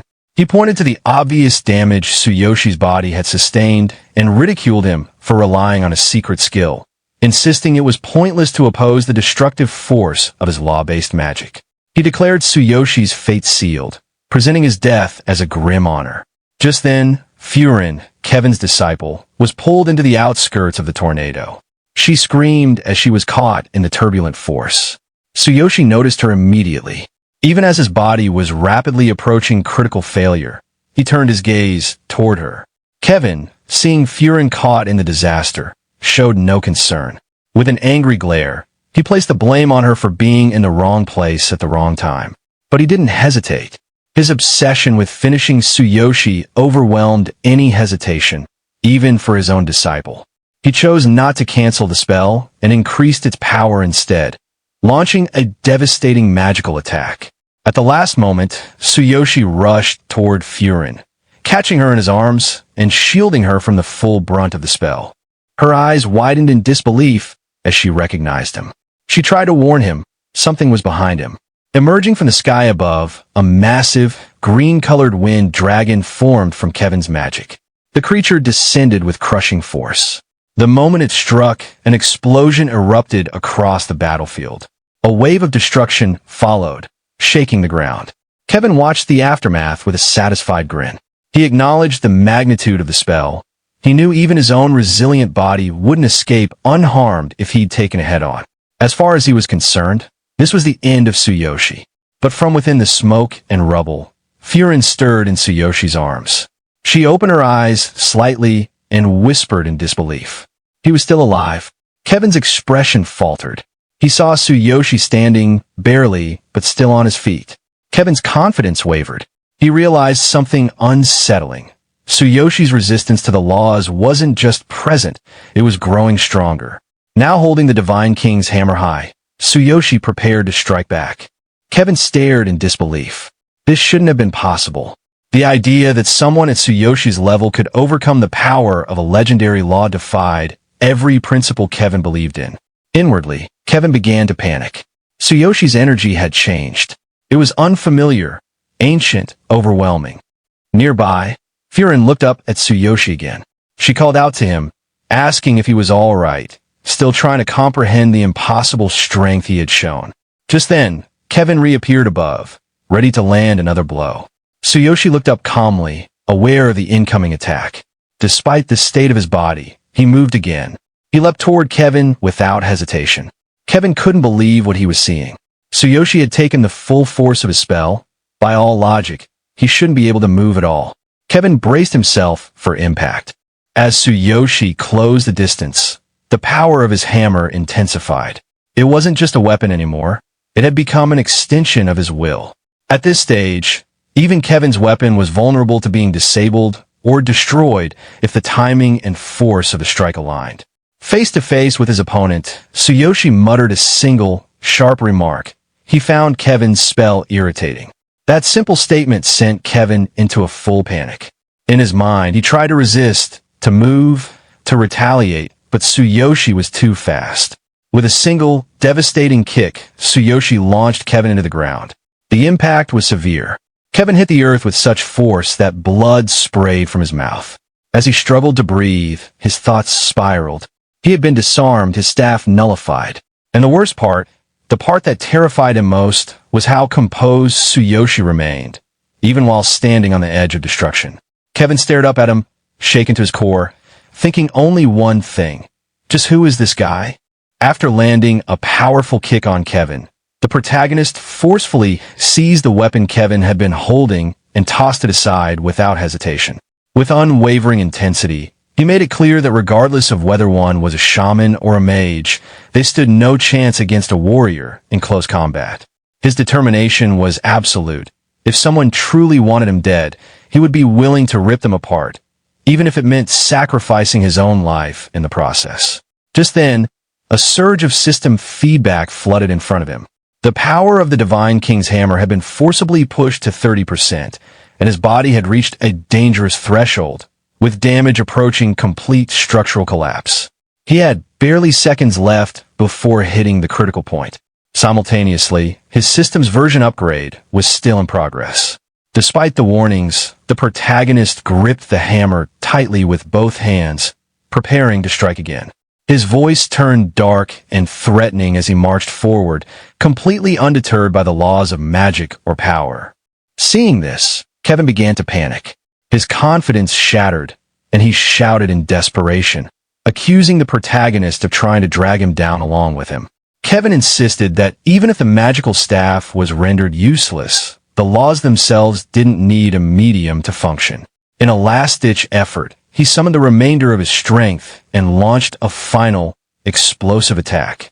At the exact moment Kevin's spell surged forward, the protagonist counterattacked with equal ferocity. The system once again issued critical alerts. The damage to his body had almost peaked, and only a few seconds remained before total breakdown. However, the system upgrade was still progressing, now nearing completion.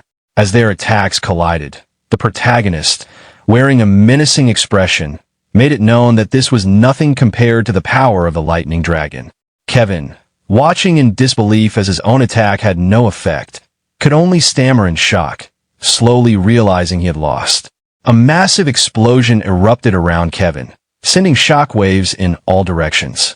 Feline instinctively shielded her face as debris and force scattered through the air. When the dust began to settle, she stared at the epicenter of the blast, calling out in horror for her master.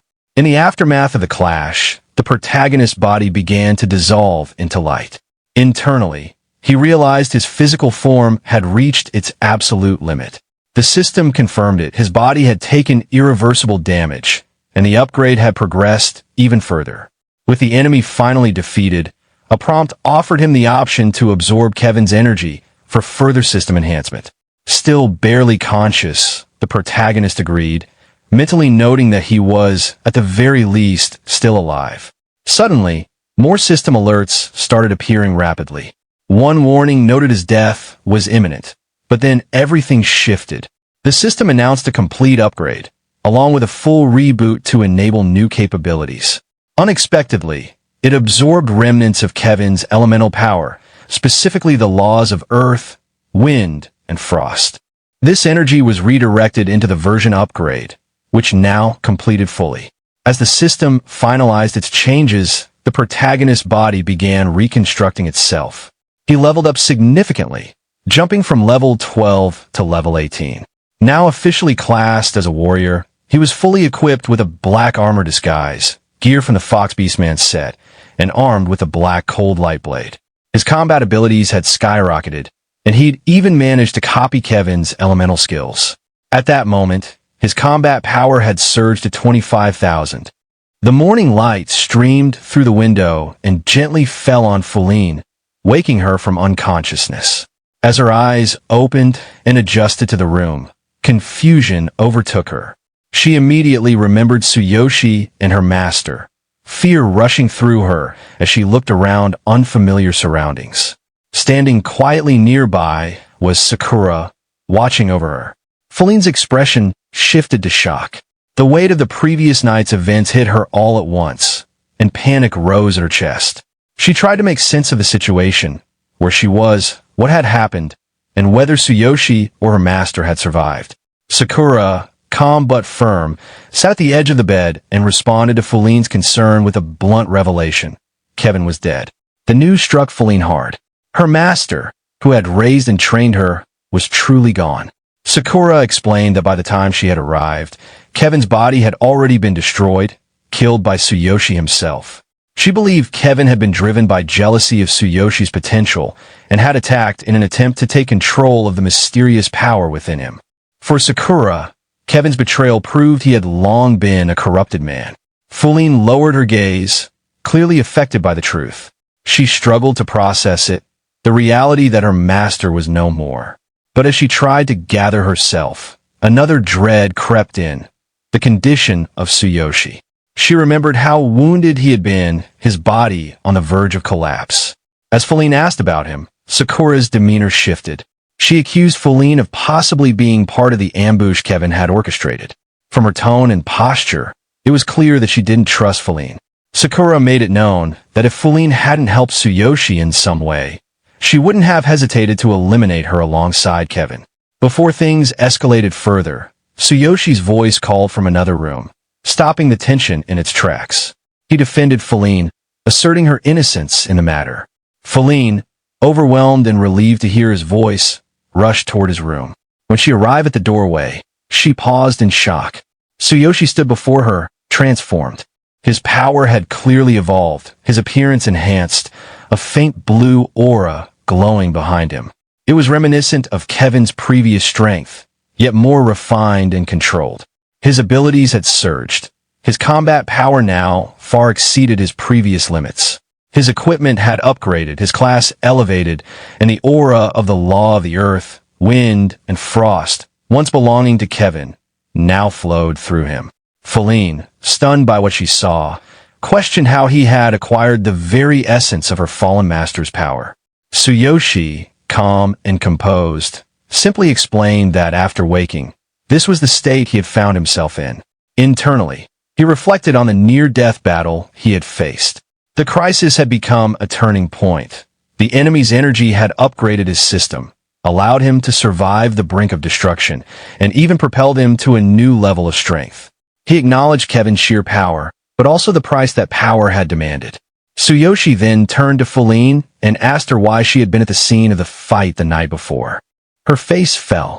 She interpreted the question as a sign of distrust, possibly believing that Tsuyoshi now saw her as an accomplice of Kevin. Sakura interrupted, angrily pointing out that no one had been permitted in that area. Kevin had likely staged an ambush. Since Feline had been one of his students, Sakura implied she should have known better. The accusation hung heavy in the air.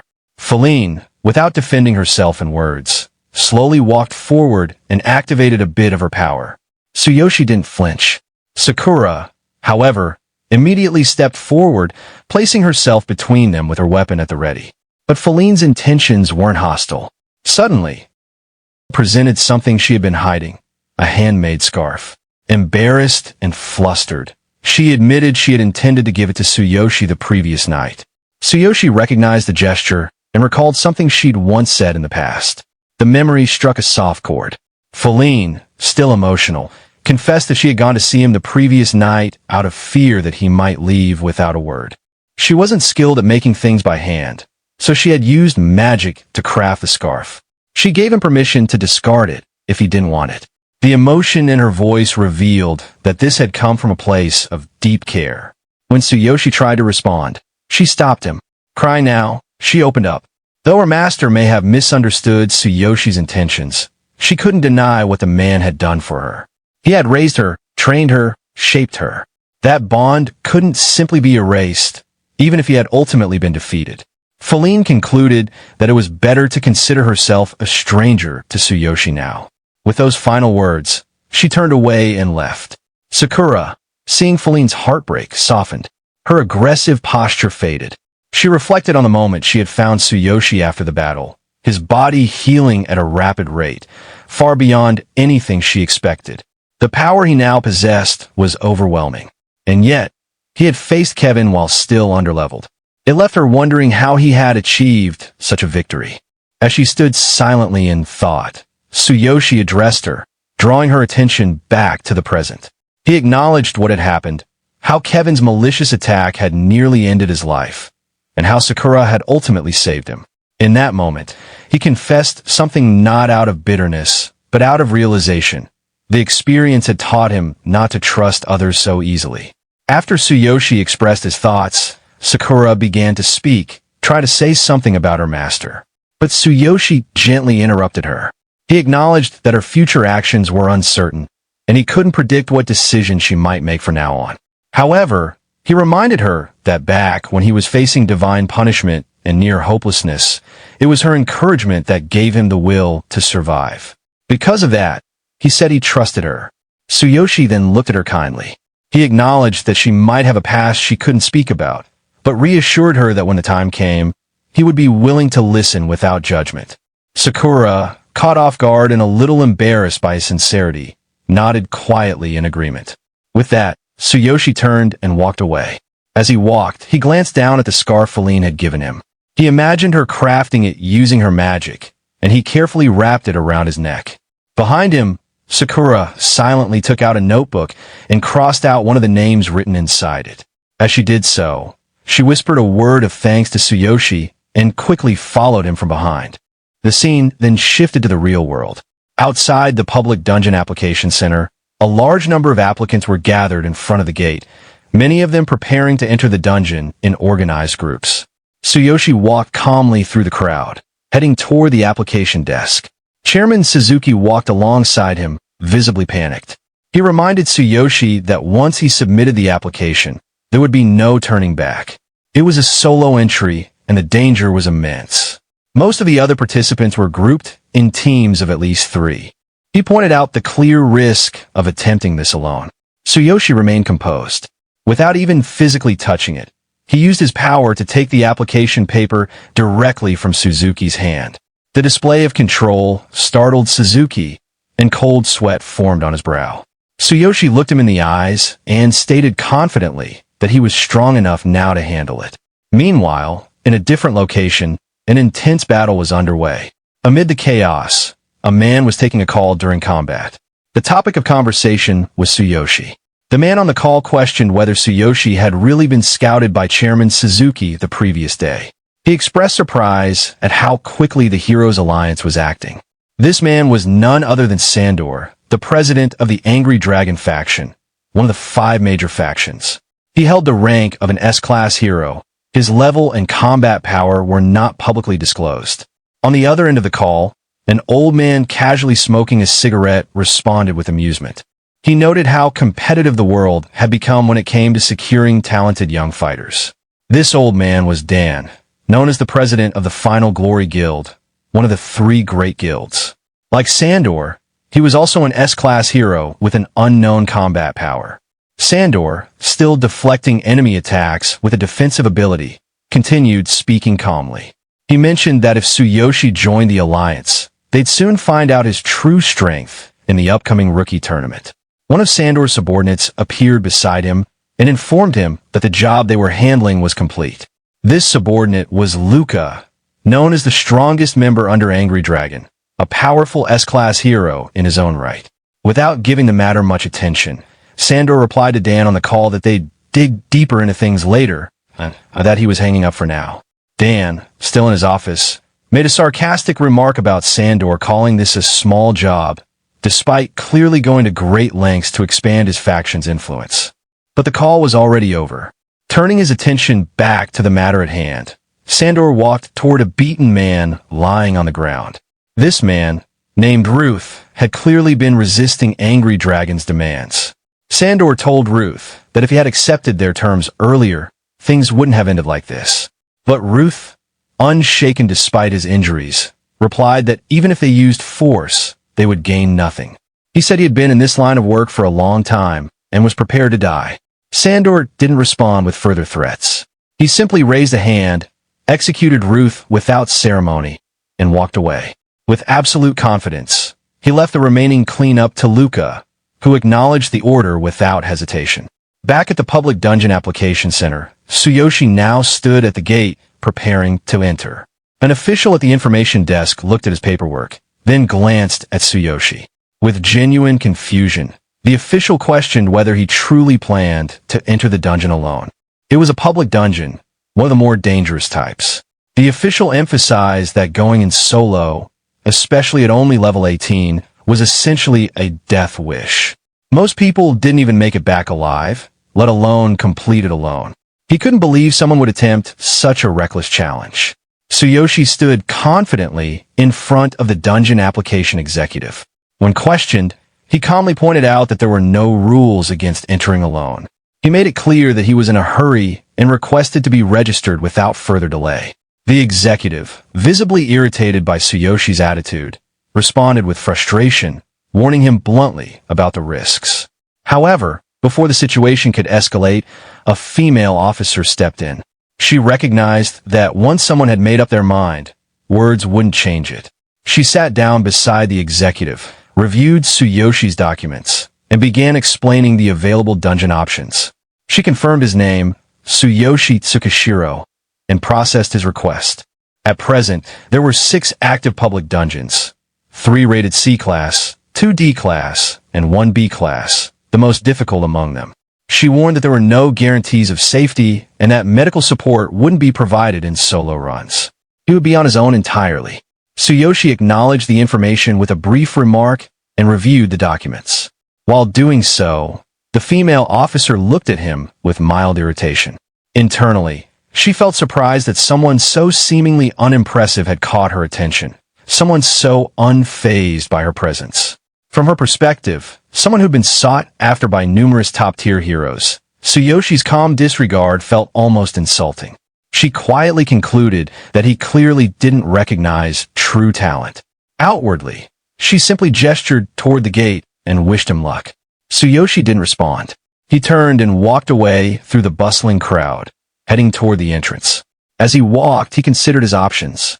6 dungeons were available, but he only had time for one. Near one of the dungeon gates, a group of adventurers stood talking among themselves. In the middle of the group, a young girl was crying. She had lost a wand during their last expedition, and one of the members questioned her angrily. The wand had been very expensive, something worth tens of millions of yen, and they were frustrated at the potential loss. The girl explained that a monster had appeared unexpectedly, and she had dropped it out of surprise. Another member expressed concern about their situation. They were all exhausted, low on supplies, and had no healing items left. Re-entering the dungeon under those conditions would be too dangerous. The group discussed possibly offering a reward to another team who could retrieve the item for them. As they debated, Tsuyoshi approached them. Calmly and without aggression, he asked them to move aside so he could pass. The group leader, a bit surprised, stepped out of the way and asked if Tsuyoshi was planning to enter that particular C-class dungeon. Tsuyoshi said nothing more at that point. One of the group members whispered to the leader, wondering if Tsuyoshi was new and questioning whether they should even consider trusting someone they didn't recognize. The leader quieted him, knowing better than to judge someone too quickly in front of others. Before they could continue, the young girl approached Tsuyoshi with teary eyes. She hesitantly asked if he could retrieve the wand they had lost inside the dungeon. The other members were stunned by her boldness, taken aback that she had made the request without waiting for their permission. The group leader quickly stepped forward, gently pulled the girl back, and apologized for her behavior. He clarified the situation to Tsuyoshi. They had dropped the wand near the exit, and if Tsuyoshi retrieved it, they would reward him. Tsuyoshi gave a direct and brief response. He was going in alone. He had no party. The entire group was visibly shocked by his statement. They questioned whether he was truly planning to challenge the dungeon solo. Based on his appearance, he seemed too young. They wondered if he might be a ranked B-level hero despite how he looked. Their surprise grew as they struggled to understand who this newcomer was, someone walking alone into danger, completely unfazed. As Tsuyoshi continued walking toward the dungeon gate, he didn't answer the group's barrage of concerns. Just before entering, he glanced back briefly and stated his level and rank. Level 18, D-rank hero. Then, without another word, he stepped into the gate. The adventure group behind him was stunned. They were shocked that someone so inexperienced, at least in appearance, would enter a C-class dungeon solo. They doubted whether he truly understood the dangers. One member, clearly frustrated, pointed out how even a full party with a balanced lineup, mage, priest, thief, shield warrior, and swordsman, still had to take extreme caution. A mistake inside could be fatal even for them, despite their average level being higher than Tsuyoshi's. But Tsuyoshi didn't stay to argue. He offered a simple thanks for the warning and proceeded into the dungeon without hesitation. As he passed through the gate, the dungeon system recognized his entry. The group outside continued discussing his recklessness, dismissing him as an overconfident rookie who had probably done well in a controlled training dungeon and was now acting above his capability. However, the party leader, despite his earlier warnings, noticed something different. He thought Tsuyoshi had seemed too composed, too deliberate in his actions. In his mind, it didn't feel like Tsuyoshi was inexperienced at all. Inside the dungeon, Tsuyoshi took in his surroundings. The cave had a unique structure, a stalactite-filled environment that he hadn't encountered before. It was clearly a natural limestone formation, and conditions inside were darker and more humid than average. As his upgraded system began analyzing the environment, Tsuyoshi reviewed the readouts. The monsters in this dungeon ranged from level 20 to 25. Darkness, water, and limestone were the dominant environmental features, with fire, light, holy, and wind being the most effective elements here. The cave structure and hazards required swift, adaptive combat. He readied himself, adjusting his armor. He noticed the system's new upgrades allowed him greater compatibility with various items, even those from alternate worlds. Without needing external storage or manual summoning, his weapon appeared instantly in his hand. He appreciated the improved efficiency. Not long after, a large monster appeared before him, a level 22 Tsuchigumo. Without hesitation, Tsuyoshi channeled his energy into the blade. The law of earth, wind, and frost, now infused into his weapon, activated. The sword took on a strange elemental power, capable of releasing devastating force directly from the infused law. As the Tsuchigumo lunged toward him, Tsuyoshi countered with a single strike. The power was overwhelming. The monster was defeated instantly. Experiencing the raw strength of the law for the first time in battle, Tsuyoshi was quietly impressed. He realized he could likely rise far above his current level, possibly even to the top tier of dungeon explorers. With access to more laws, he might even unlock the legendary law of destruction. 15 minutes later, back at the dungeon entrance, the adventurer group from earlier was still gathered. They had been hoping another party would arrive to retrieve the wand they'd lost. But no new groups had shown up. They grew more anxious. The girl from their party apologized again, still feeling guilty. One member, armored in gold, mentioned it had already been 15 minutes. Another adventurer, wearing a green hood, bluntly remarked that Tsuyoshi was probably dead. Dungeon deaths were a harsh but familiar reality in their line of work. Suddenly, the gate flickered with activity. People nearby began to notice, and a general sense of confusion and surprise swept through the waiting area. An official announcement was made. A new dungeon record had just been set. Panic erupted among the staff. They questioned whether it was really the C-class dungeon they were monitoring. Someone double-checked the database and confirmed it. The fastest clear time had been broken.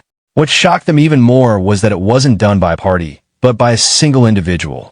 It was the first ever solo clear of that dungeon. Tsuyoshi emerged calmly from the gate. The system recognized his completion time, 15 minutes and 33 seconds, beating the previous record of 19 minutes and 54 seconds. He was now the record holder for the fastest clear of the dungeon, and notably, the only person to ever complete it alone. The adventurer group stood frozen, stunned by his return. The girl looked up, speechless. Tsuyoshi approached and held out the wand they had lost, asking if it belonged to them. Without breaking his calm demeanor, he asked if there was any bonus for breaking a dungeon record, as if it had been just another task to complete.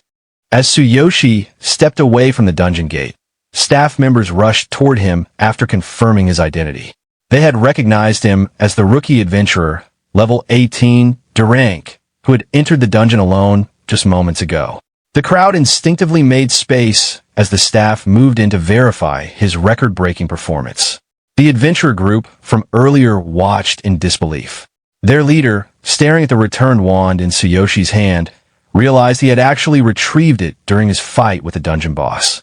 The group struggled to understand how someone supposedly at such a low level could not only survive the dungeon, but also update its fastest clear time, completely on his own. The young girl in the group, overwhelmed with excitement, suggested that Tsuyoshi should join them on future adventures. But he simply returned the wand calmly, explaining that he noticed it during his battle and brought it back with him. The group leader, shocked by how casually Tsuyoshi mentioned the boss fight, began to question who Tsuyoshi really was. Internally, he couldn't reconcile Tsuyoshi's level and rank with what he had just witnessed. It was clear that Tsuyoshi's combat ability far exceeded that of a typical D-rank adventurer, possibly even rivaling much higher ranks. He began to wonder if such a prodigious rookie had somehow gone unnoticed in their region until now. Just then, more staff members arrived beside the adventurer group. One of them, looking surprised and flustered, asked where they could find Tsuyoshi, the solo adventurer who had just updated the record. Upon realizing who he was, a female staff member nervously asked to verify his identity. Tsuyoshi, mildly confused, agreed to the check and asked that it be done quickly since he had more to do. Once confirmed, the staff were left speechless. The woman had assumed it might be someone else with the same name, but now it was certain. Tsuyoshi was indeed the one who had set the solo record.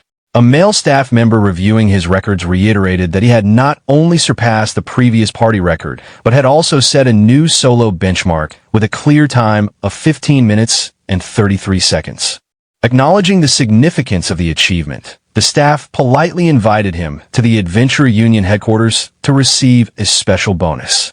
However, Tsuyoshi declined the offer, waving them off as he walked toward another dungeon. He explained that he was still in the middle of clearing caves and would handle any bonuses later. The adventure group was left stunned once more.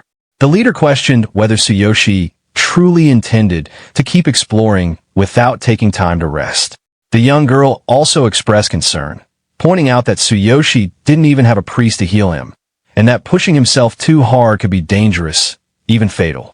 Tsuyoshi, before entering the next gate, simply rubbed his face with one finger and stated that he didn't need recovery. For him, this was still just a warm-up. This statement left the entire group frozen in disbelief.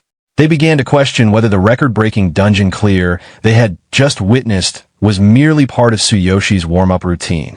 Inside the second Sirang cave, 20 minutes later the setting shifted to a different dungeon. This one was a ruin-type cave, with dominant elements of earth, mental influence, and wind. The monster levels ranged between 22 and 28. Darkness was present here too, slightly more so than in the previous cave. The environment favored the use of water, ice, and earth-based skills. Tsuyoshi, fully aware of the risks, pressed forward. He wasn't intimidated by the increasing difficulty. He defeated monsters efficiently, often with minimal effort, even casually carrying a monster's severed limb on his shoulder as he walked away. His focus, however, was now on understanding his system better. After its most recent update, the system no longer directly explained new functions. He realized he would need to study it more thoroughly himself, through hands-on experience. Eventually, Tsuyoshi stood in front of the boss room's gate. He took a brief moment to reflect. Ever since acquiring the divine selection system, he hadn't truly rested. Every day had been spent either learning, fighting, or testing the system's capabilities. He opened the boss room gate with confidence and walked in. Inside, he paused briefly. Something about the boss caught his attention. The boss of this cave wasn't what he had expected. It was a humanoid creature, more specifically, a female figure identified as a lady invader type monster. Tsuyoshi found it unusual. He had assumed he would face another darkness-based beast, but this was different. It wasn't entirely composed of dark energy. He rubbed his face again, a habit when mildly puzzled. Humanoid monsters were rare in these dungeons. From what he had read, There were around 360 confirmed species of cave monsters so far, 300 of them being darkness type, and that number continued to grow each year. This one, however, didn't match the usual pattern. It intrigued him. As soon as our protagonist spoke, the lady boss monster calmly extended her arms, addressing him with a seemingly peaceful invitation to rest. But what followed was anything but peaceful. A sudden, intense wave of energy surged from her. Sensing the abnormal wave, our protagonist stood confused for a moment, immediately trying to understand what it was. Right then, a system notification popped up, identifying the nature of the attack.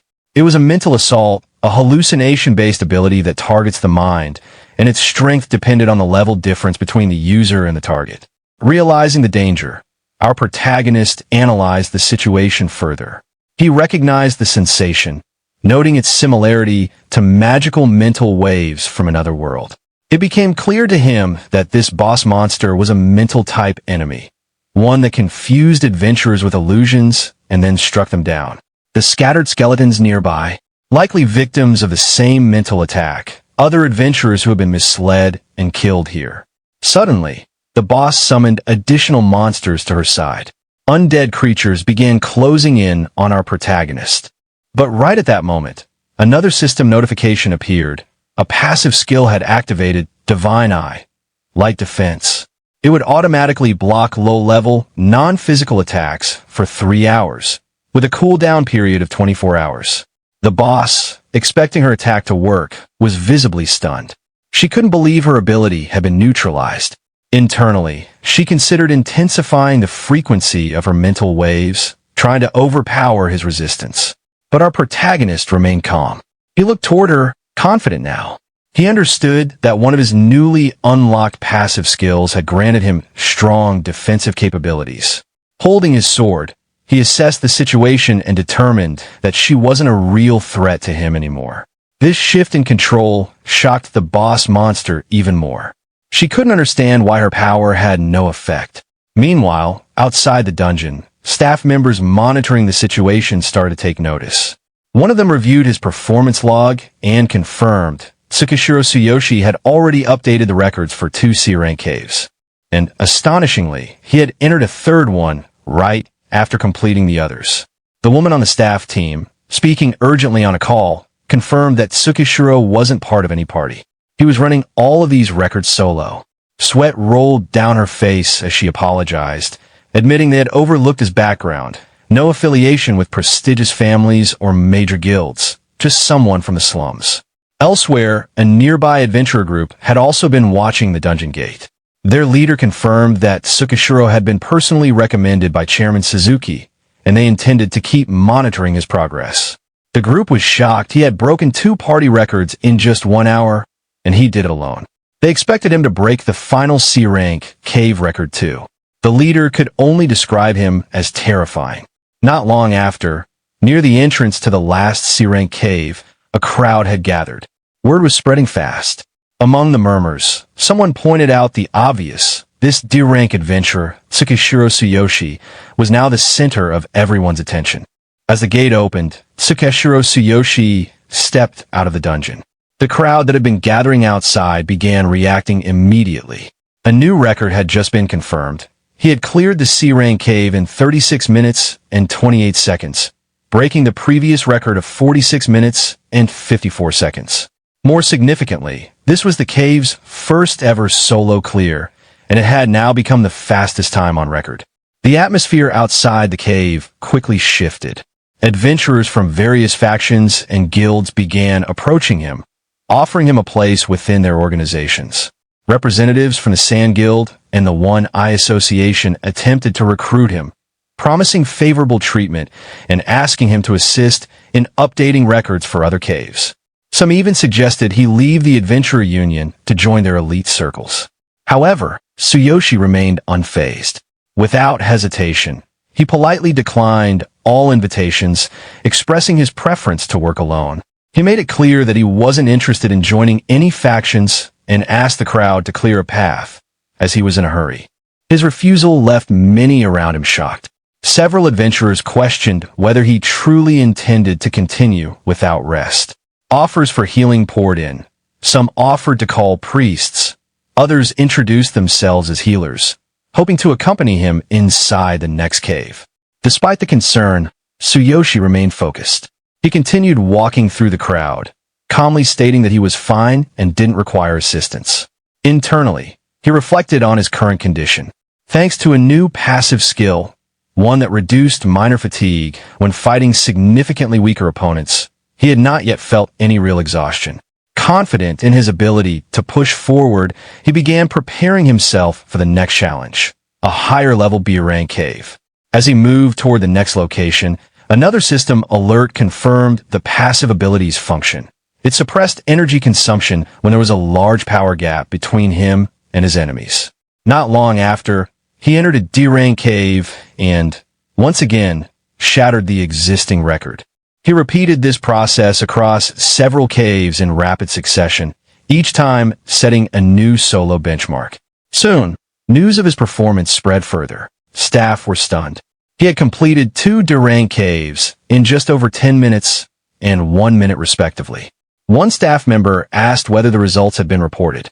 Another confirmed they had, and noted with visible tension that Tsuyoshi now seemed to be heading toward the final B-rank cave. Meanwhile, outside the public caves, Chairman Suzuki checked the time and expressed his frustration. Although impressed, he was clearly irritated that Tsuyoshi had given no prior notice. With the public dungeon scheduled to close in just 3 hours, Suzuki mused that, were he an adventurer himself, he would already be inside. As Suzuki was lost in thought, he overheard a group of adventurers discussing something urgent. They were in a hurry. They had just learned that someone was still active inside the cave. Curious, Suzuki approached and introduced himself, asking what had happened. The adventurers explained that a remarkable D-rank adventurer had appeared and broken 5 different cave records, all solo. Rumors were already circulating that this individual might be backed by a powerful organization. They admitted they had come specifically to find out more about this Tsuyoshi. As the crowd moved on, Suzuki was left standing alone. He considered the possibility that Tsuyoshi was indeed a secret recruit trained by an influential force. But then something clicked. The name struck him. With sudden realization, he recalled the exact identity of the adventurer and was visibly stunned. At that moment, near the final cave gate, Tsuyoshi approached once again. A large group of adventurers had already gathered there. Word had spread quickly. This D-rank adventurer, Tsuyoshi, was about to enter the last remaining B-rank cave. Then suddenly, just as Tsuyoshi stepped into the dungeon, a group of new adventurers appeared near the gate. With mocking expressions, they started whispering among themselves. Outside the B-class dungeon, one of them scoffed, Tsuyoshi? That D-rank hunter? Is he for real? He's only level 18, but he's cleared 3 C-class dungeons and 2 D-class ones in a row, breaking records each time. And now he's taking on a B-class dungeon? Is he trying to die or something? Hearing that, another adventurer jumped in with disbelief. He went in alone without forming a party. A D-rank hunter, soloing a B-rank dungeon? If he really had that kind of power, he would have been snatched up by a major guild ages ago. He wouldn't be in a place like this. Then, a bespectacled adventurer joined the conversation with suspicion. Maybe he's secretly working for some powerful faction, sent here to break records. He must be using illegal items or temporary power-boosting drugs. There's no way he could pull this off otherwise. Others nearby laughed mockingly as they looked toward the dungeon gate. One of them saying, "That's right. We D-rank heroes know the difficulty of B-rank dungeons better than anyone." "He's hiding something," another added coldly. "I think he won't make it out alive." But one adventurer, clearly concerned, sweat trickling down his face, tried to speak up. "Don't say such things. I saw him come out of a C-rank dungeon, completely unharmed. Considering the timing, I don't think he's a fluke." That only made another snap back angrily. "Shut up. What do you know? If he was that powerful, he wouldn't still be a D-rank." Then one of the adventurers, holding a bow and smirking, added, "That's right. He must have falsified his level, or he has a powerful backing. For an ordinary hero, even a C-class dungeon is life-threatening. Entering a B-class dungeon alone is insane." The concerned adventurer, now more nervous, stammered out a reply. But the evaluation was done by the system, right? You couldn't do it without considerable skills. Suddenly, all the adventurers turned their heads. Someone was walking confidently toward the dungeon. Their presence sent a shockwave of surprise through the crowd. One of them muttered, "Huh? Ah, is that the Wild Rose party?" Eyes widened as the group appeared, the famed party Wild Rose. Leading them was the Vice Captain Eric, a level 35 C-rank hero. Beside him walked the captain, Roland, a level 38 C-rank hero. The adventurers standing at the gate froze. Whispers broke out again as someone exclaimed in disbelief, "Hey, it's no Bara. They're the strongest C-rank party in this area, right?" The leader is level 38, an incredibly strong female warrior. One of the female adventurers with glasses lit up with excitement as she turned toward the group, clearly impressed. She reminded everyone that the Wild Rose team had once set a new record in a B-rank dungeon, clearing it in just 7 minutes and 5 seconds. Not only that, they did it in a dungeon that was open to the public, which meant their achievement was witnessed and recognized by many. Their rising fame wasn't just rumor. They had already built a strong reputation, and what stood out even more was their independence. Unlike most powerful teams, they weren't tied to any guild or faction. The girls seemed to genuinely admire that about them. Meanwhile, another glasses-wearing adventurer, the same one who previously made a dismissive comment about Tsukishiro, glanced over at the Wild Rose team with visible irritation. His voice was laced with sarcasm as he muttered a complaint about their arrogance, wondering aloud what they were doing here. Just then, the leader of the Wild Rose group raised her hand, signaling everyone to listen. Calmly and confidently, she addressed the crowd, stating she had heard that a D-rank hero named Tsuyoshi was planning to challenge this dungeon all by himself. One of the adventurers quickly confirmed it, explaining that Tsukishiro had already broken records in 3 different C-rank dungeons. It had seemed suspicious, so they decided to look into it more closely. At that point, a member of the Wild Rose team scoffed and voiced their doubts. He pointed out that if Tsukishiro had already achieved that much as a D rank, there was a strong chance that something unnatural was involved. He speculated that the guy could be using forbidden items or illegal herbs to boost his power unnaturally, and maybe even had support from someone influential backing him up. The leader of the Wild Rose team didn't outright deny it, but considered the possibility.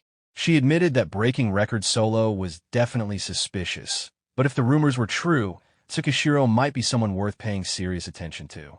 Still, the idea of someone with such a low rank pulling off all of this was undeniably odd. The other Wild Rose member wasn't convinced. He bluntly claimed Tsukishiro was cheating. In his view, there were only 2 outcomes. Either the guy would die inside the dungeon or suffer long-term consequences from whatever enhancement drugs he might be using. He pointed out how much effort they had all put in to set those B-class records, and now they were supposed to just sit back and watch a D-rank blow past them. That frustration sparked agreement from others nearby. Several adventurers raised their voices, suggesting that Tsukishiro should be tested for drugs the moment he came out. If he was caught cheating, they insisted he should lose his license as a hunter right there. However, one of the adventurers quietly told his friend something that didn't quite fit the narrative. He remembered seeing Tsukishiro walk out of a C-rank dungeon looking calm and composed, not at all like someone relying on shady enhancements. The 2 of them were both D-rank, so his observation carried some weight. That remark didn't sit well with the same arrogant Wild Rose member, who shot back with condescension. He mocked the idea that a low-level adventurer would dare to object to him, scoffing at the idea of a small fry D-rank thinking they could challenge those in the C-class. Still, since he had time to spare, he was willing to entertain the idea and indulge Tsukishiro's challenge. Their leader, however, remained level-headed. She stated that regardless of whether Tsukishiro was cheating or not, entering a B-class dungeon solo was no small feat if he managed to come out of it alive. She admitted she might have to reconsider everything she had assumed about him up to now. Hearing that, the arrogant Wild Rose member turned toward his captain, clearly unsettled. His tone shifted slightly as he asked her cautiously, as if trying to confirm her intent. Was she seriously beginning to believe in Tsukishiro? Inside the dungeon, Tsuyoshi stood alone in the middle of a vast grass-covered plain. The terrain was much larger and more complex than what he had experienced in lower-ranked dungeons. He noted this difference calmly, recognizing that B-class dungeons represented an entirely different level of challenge in both size and difficulty. He reflected on his achievements so far, noting that his current record already qualified him for the rookie tournament. But he wasn't here just to test his limits. He genuinely wanted to experience the intensity of a B-rank environment firsthand. He was ready for a real fight. As he moved deeper into the dungeon, his surroundings were analyzed by an advanced ability he possessed. The results detailed the landscape, approximately 12 square kilometers of open plains, populated by monsters between levels 30 and 35. Nearly half the dungeon was covered in darkness, and elements like wind, thunder, and earth were best suited for combat here. With a quiet confidence, Tsuyoshi noted that even the weaker monsters here were impressive for their level. If the dungeon's boss turned out to be darkness-aligned, all the better. He was curious whether it would resemble the darkness powers he once knew in another world or reveal something new entirely. Moments later, he launched himself forward with powerful momentum. His attack devastated the surrounding grasslands. Soon after, a pack of monsters emerged, swift, agile creatures with wind and dark attributes. They were known for their razor-sharp claws that could shred armor, and their vulnerable spot was located in the abdomen. Lightning or earth-based attacks were ideal for taking them down. Tsuyoshi engaged the monsters immediately. Though he was impressed by their speed, he adjusted quickly, activating a combination of elemental skills to counter. His attacks landed with precision, and the monsters fell quickly under the onslaught. As he observed the aftermath, he noted the toughness of these enemies compared to previous low-tier creatures he had encountered. It was a clear reminder that stronger equipment and weapons would be essential once he returned to the other world. Still, the challenge thrilled him. In time, more monsters appeared, but he dispatched them effortlessly, walking confidently through the battlefield. To him, the enemies here were nothing more than B-rank fodder. Eventually, he came to a halt before the bodies of defeated monsters, holding his weapon firmly in hand. It had been a long time, he thought, since he had felt such genuine exhilaration from combat. But the test wasn't over. A new presence emerged, a much larger, more imposing creature. An elite-class monster, the stone rhinoceros. This beast possessed powerful earth and darkness attributes. Its entire body was coated in a rocky exterior that granted it exceptional defense. Unless someone could truly injure it, its armor wouldn't break. However, it had one clear vulnerability: its eyes. Attacks using lightning, elemental magic, or poison were most effective against it. Recognizing it as an elite monster, he doesn't hesitate. Instead of showing fear, he reacts with enthusiasm and immediately charges forward. He launches his attack using one of his combat skills, Thunder Chain Fork. As the battle progresses, he begins to realize that this enemy isn't going down easily. Despite his skill, the monster withstands his initial assault, which surprises him. He acknowledges to himself that the creature's durability is far beyond normal expectations. In the midst of the encounter, Tsuyoshi positions himself in front of the monster, landing directly in its path. Without a pause, the monster counters aggressively, moving toward him at a speed that defies its massive size. He braces himself and blocks the incoming strike with his sword, noting in the moment how unbelievable it is for such a large creature to move so quickly. The monster continues its relentless advance, and Tsuyoshi quickly maneuvers to avoid the next attack. He makes it clear that he doesn't intend to waste time trading blows.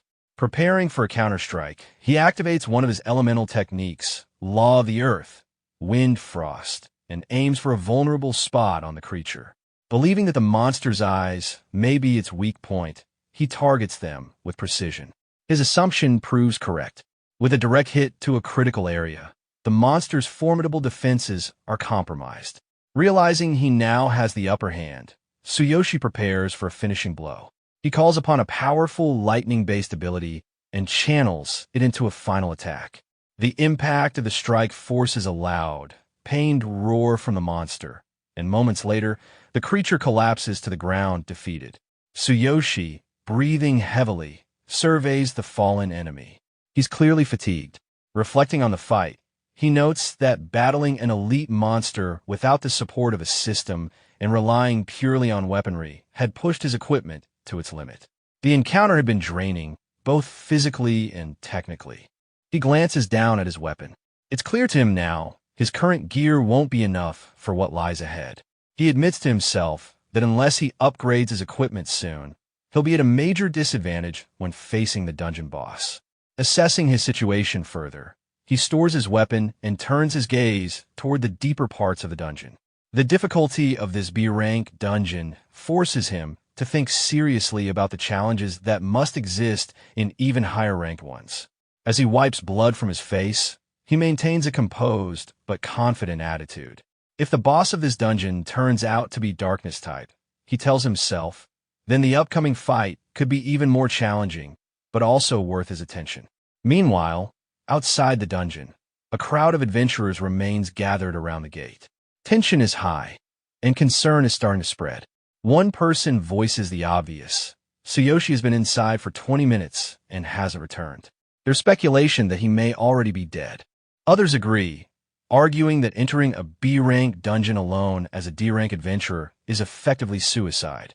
Someone suggests that if a group of level 30 monsters had surrounded him, he wouldn't have stood a chance.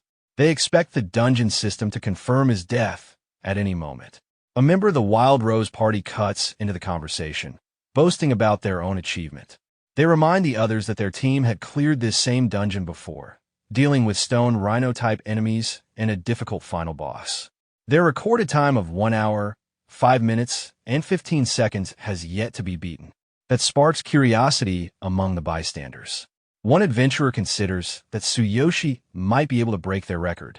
The suggestion angers a Wild Rose member, who refuses to believe a D rank could surpass them. He insists that if Tsuyoshi doesn't exit in the next 2 minutes, he's as good as dead. Furthermore, if he survives, they'll demand a full investigation to confirm he isn't using any illegal performance enhancers. Another adventurer with a calculating look chimes in, stating with confidence that even if Tsuyoshi were doping, there's no way he could survive long alone in a B-rank dungeon. The danger level, he says, is simply too high for tricks or temporary boosts to make a difference. In his opinion, Tsuyoshi isn't trying to break records. He's just trying to stay alive.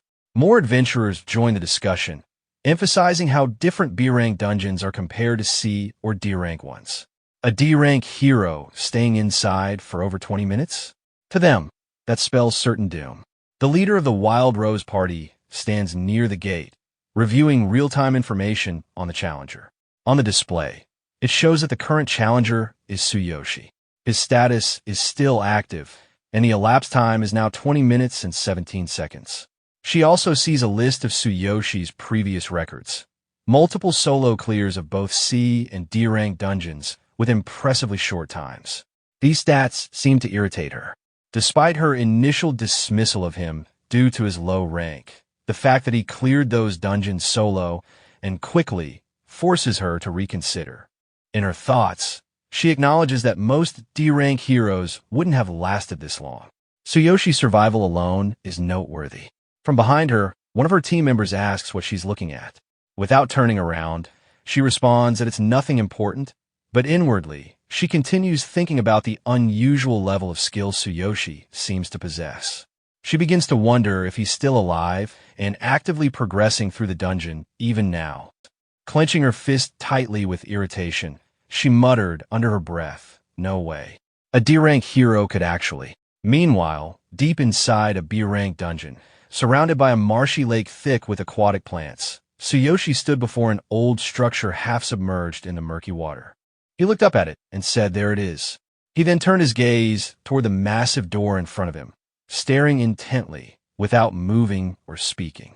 As he stood there, a memory from his childhood surfaced. He remembered sensing that same suffocating presence. He thought to himself, "That's the presence of darkness." With determination, he pushed the door open and said quietly, "Let's go." As he stepped inside and laid eyes on the monster waiting within, sweat trickled down his face. "Sorry to keep you waiting," he muttered. The creature before him was humanoid, holding a blade with a sinister presence. It was a darkness phantom, tall, sharp-eyed, and radiating malice. It turned towards Tsuyoshi and spoke arrogantly. Alone? This is a first. Tsuyoshi observed the monster calmly, analyzing its features. It had a dark aura, intelligent eyes, a solid defense posture, and moved with unnerving agility. He noticed its blade gave off an eerie glow, hinting at psychic and ice-based attacks. He also instinctively figured its weak spot, somewhere near the heart. It was clear that using lightning, light, or fire would give him the edge in battle. The monster laughed and said, "Such a puny hero. You dare face me alone?" Tsuyoshi didn't answer. He just stood there silently, his body trembling slightly. The monster grinned wider. "You're trembling. Are you scared?" "Hiv hiv. You should be. If you're afraid, go ahead and kill yourself. It'll save me the trouble." But Tsuyoshi raised his head, his voice cold and calm. "No, I'm not afraid." The monster paused, surprised. Tsuyoshi smirked and replied, "It's not fear, it's excitement. I can't wait to slay a darkness like you. And besides, I need that weapon of yours. Just so happens I lost mine recently." The monster stood up, clearly provoked. He laughed loudly. Interesting. To think a mere human would have such guts." He placed his sword on his back and said, "I'll commend that bravery. But to claim this weapon." Suddenly, the air around the monster grew cold and heavy. He unleashed his ice domain, filling the room with sharp frost and a suffocating chill. He pointed at Tsuyoshi and shouted, "Let's see if you can." Tsuyoshi, unfazed, laughed with pure excitement. "Very well. For Karina, for my father and mother." Then, without hesitation, he charged straight at the monster, shouting, "I'll kill you all with my own hands." Outside the B-rank dungeon, the captain of the adventurer group sat quietly, sipping tea. Her mind was restless. She thought about the situation. If Tsukishiro Tsuyoshi really managed to break their record, it would mean her party's achievement was surpassed. That wouldn't only hurt their reputation, it could also affect their resources and future opportunities. As she pondered, one of her group members approached and asked if something was on her mind. She acknowledged him and, without hesitation, asked his thoughts on the hero named Tsukishiro Tsuyoshi. The man answered seriously, saying he believed Tsuyoshi was strong and that there was a high chance he would break their record. When the captain pressed further, asking why he thought that, the man explained that although he had never personally met Tsuyoshi, he had observed his behavior before entering the dungeon. Even when mocked and ridiculed by those around him, Tsuyoshi didn't react emotionally. He had simply glanced at them once and moved forward. If he had been nothing more than a reckless fool or someone relying on drugs, he wouldn't have carried himself with such composure. Hearing this, the captain quietly repeated the words in her mind, calm and composed. Nearby, some other adventurers were also gathered by the gate, gossiping among themselves. One scoffed, saying that relying on performance-enhancing drugs would only shorten one's life. Even if someone survived a dungeon run while using them, they'd come out broken in body and spirit. He added mockingly that if Tsuyoshi somehow came out alive, he would swallow his staff whole. The captain's subordinate frowned at this, speaking with disappointment. He commented that, in his experience, the quietest beasts were often the most terrifying. The scene then shifted back inside the dungeon. In the boss chamber, an area shrouded in shallow darkness, Tsuyoshi stood with his sword in hand, ready. Across from him, the dungeon boss, a dark phantom warrior, fixed its gaze on him. The creature could sense something unusual about Tsuyoshi's presence. The dungeon boss studied Tsuyoshi closely, unsettled by the strange aura surrounding him. In its thoughts, the creature recognized that this presence did not feel native to this world. It wondered if the hero standing before it had come from some faraway otherworld. Despite this doubt, the boss admitted to itself that although Tsuyoshi might not be the strongest hero it had ever encountered, he was by far the most surprising. In response, Tsuyoshi activated the power of the Divine King's Hammer. His body became enveloped in electricity, crackling energy covering him completely as he prepared for the clash.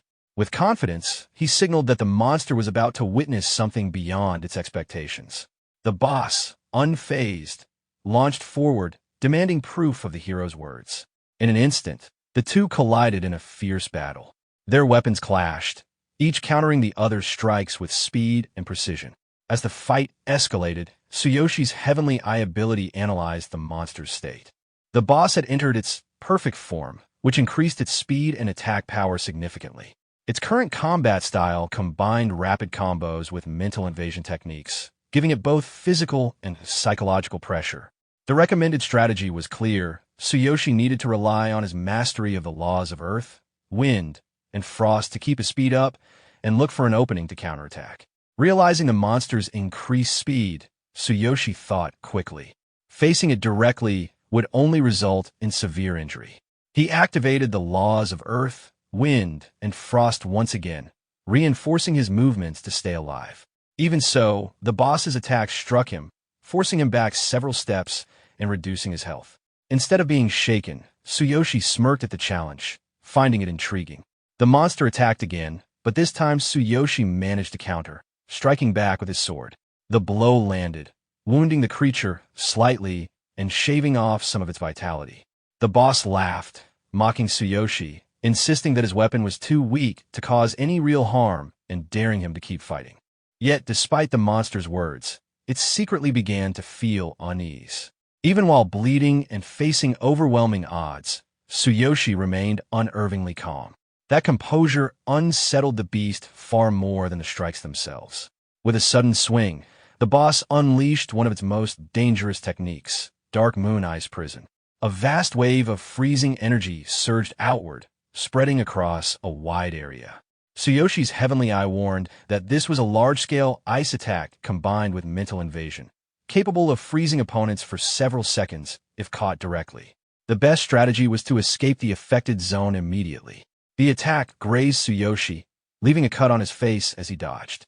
Evaluating the situation, he noted that the area of effect was dangerously wide, far more difficult to evade than he had anticipated.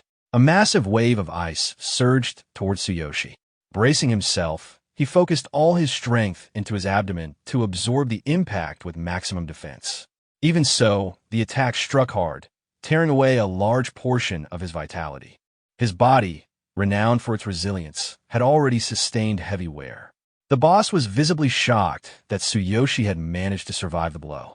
Confident that the hero's remaining strength was too little to matter, the monster rushed forward, sword raised high, intent on finishing the fight in a single strike. At that moment, Tsuyoshi released his sword. Instead of panicking, he seized the opening. With calm precision, he prepared to turn the monster's momentum against it. His plan was clear. Use the analysis from the heavenly eye to time his leap perfectly, exploit the enemy's opening, and summon the Divine King's hammer at the decisive moment. The boss, seeing Tsuyoshi readying himself, mocked the attempt, convinced the hero lacked the power to kill it. But Tsuyoshi's confidence came not from recklessness, but from mastery. With the Divine Selection System's upgrades, he could now draw more power from the hammer. Its usable strength had increased significantly. On top of that, he could channel the laws of earth, wind, and frost into the weapon, layering it with attributes of wind and lightning to amplify its destructive force.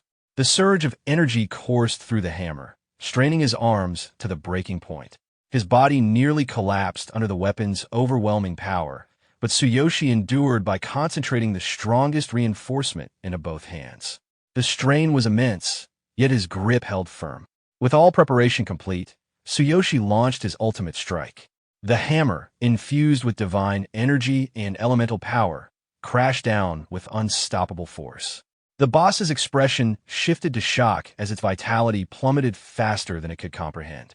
In the next instant, the blow struck true, and the monster's health dropped to 0. The battle ended. Tsuyoshi staggered slightly, his own health diminished from the effort, and landed heavily on the ground. He quickly drank a healing potion to stabilize himself, then picked up the boss's fallen sword. With calm assurance, he recognized his victory. The dungeon acknowledged his achievement. The trial was officially cleared in 45 minutes and 36 seconds, shattering the previous shortest record of over an hour. Not only had he secured the fastest clear time, but he had also achieved the first ever solo completion of a dungeon. As rewards, Tsuyoshi acquired a powerful weapon, the soul-cutting Moonblade, a blade infused with attributes of darkness, mental power, and ice. Alongside the weapon, he gained a significant increase in experience, leveling up from 18 to 20 in a single leap due to the massive difficulty gap and the solo clear bonus. His current status reflected the growth. Now a level 20 warrior, clad in his black armor disguise, set belonging to the Fox Beastmen, wielding the newly obtained soul-cutting moonblade. His arsenal of skills had also expanded, including the Thunder Chain Fork and his mastery of the laws of earth, wind, and frost. With a combat power now reaching 27,600, Tsuyoshi had firmly established himself as a force to be reckoned with. Crowds of adventurers gathered near the gate as a system-wide announcement echoed across the area. It declared that Tsukishiro Tsuyoshi had successfully cleared the B-rank cave in just 45 minutes and 36 seconds, shattering the previous record of 1 hour and 5 minutes, which had been set by the well-known adventurer party, Wild Rose. More importantly, it was revealed to be the first ever solo clear of the dungeon. The crowd was stunned into silence at first, then broke out in disbelief. Many muttered that such a result should have been impossible. Even the captain of a nearby adventurer group, upon seeing the record posted, rose from her seat in shock, struggling to accept what she was witnessing. The staff members of the Adventurer Union, also present outside the cave, were equally shaken. They repeated the result aloud, almost unable to process the data. A D-rank adventurer had not only cleared the cave alone, but had done so in a record time. Their anxious eyes turned toward the gate, waiting for Tsuyoshi to emerge. Moments later, a heavy gust of wind burst from the gate, startling everyone present. As the dust and air settled, Tsuyoshi appeared at the entrance, holding the newly obtained blade in his hand. He walked forward silently, his expression calm. The crowd parted around him, their gazes fixed on his blood-stained armor. Some recognized traces of the boss monster's blood on him, mingled with his own injuries, which only deepened the sense of awe and intimidation. Whispers spread rapidly. His presence radiated a killing intent that weighed heavily on everyone nearby. Despite the attention, Tsuyoshi's thoughts were elsewhere. The overwhelming stares and murmurs were of no importance to him. What mattered was leaving quickly to meet Chairman Suzuki and securing his qualification for the Supernova tournament at the Adventurer Union headquarters. Just as he began to move through the crowd, an adventurer blocked his path. The man, wearing a self-assured and hostile expression, accused Tsuyoshi of doping. He claimed that there was no possible way a D-rank adventurer could have defeated a B-rank boss monster alone. The accusation spread like wildfire. Onlookers, caught between disbelief and envy, began shouting in agreement, demanding Tsuyoshi explain himself. Many echoed the same conclusion. His victory had to be unnatural, achieved through cheating. The crowd closed in tighter around him, their voices growing louder with each passing second. Despite the accusations and shouts, Tsuyoshi did not bother to argue with the surrounding adventurers. With a calm but confident tone, he dismissed the confrontation, making it clear he had no time to waste. His indifference only fueled the anger of the crowd. One adventurer stepped forward, accusing him of running away because he was guilty of using doping. The man loudly declared that if Tsuyoshi's strength was real, then he should prove it in a duel. The challenge was issued publicly: defeat him in a one-on-one fight, and only then would the record be acknowledged. Tsuyoshi met the man's words with a cold, dismissive gaze, finding the idea ridiculous. Yet the challenger twisted this calm reaction, pointing to him and shouting that his refusal proved panic, stirring the crowd into further unrest. The man who stood against him was no ordinary adventurer. He was the vice captain of Wild Rose, a mage at level 35 with a combat power of 18,000.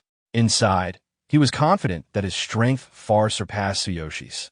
He was already imagining how he would make Tsuyoshi regret his calm defiance. Before the tension could escalate further, the captain of Wild Rose herself stepped in. She addressed Tsuyoshi directly, her tone formal and measured. While she admitted that if his achievement was truly through skill, she would respect it, she explained that the situation had cast doubt on everyone present, herself included. To dispel suspicion, she requested that Tsuyoshi prove his abilities through a duel. For her, this was not only about his reputation, but also about the pride of the adventurers who had worked hard in this dungeon. Tsuyoshi listened in silence before replying coldly, questioning the necessity. Yet as the explanation continued, he finally turned his gaze to the Adventurer Union staff nearby and asked for the current time. They replied nervously. It was exactly 5 p.m. Hearing this, Tsuyoshi weighed his schedule and determined that he could still afford to participate.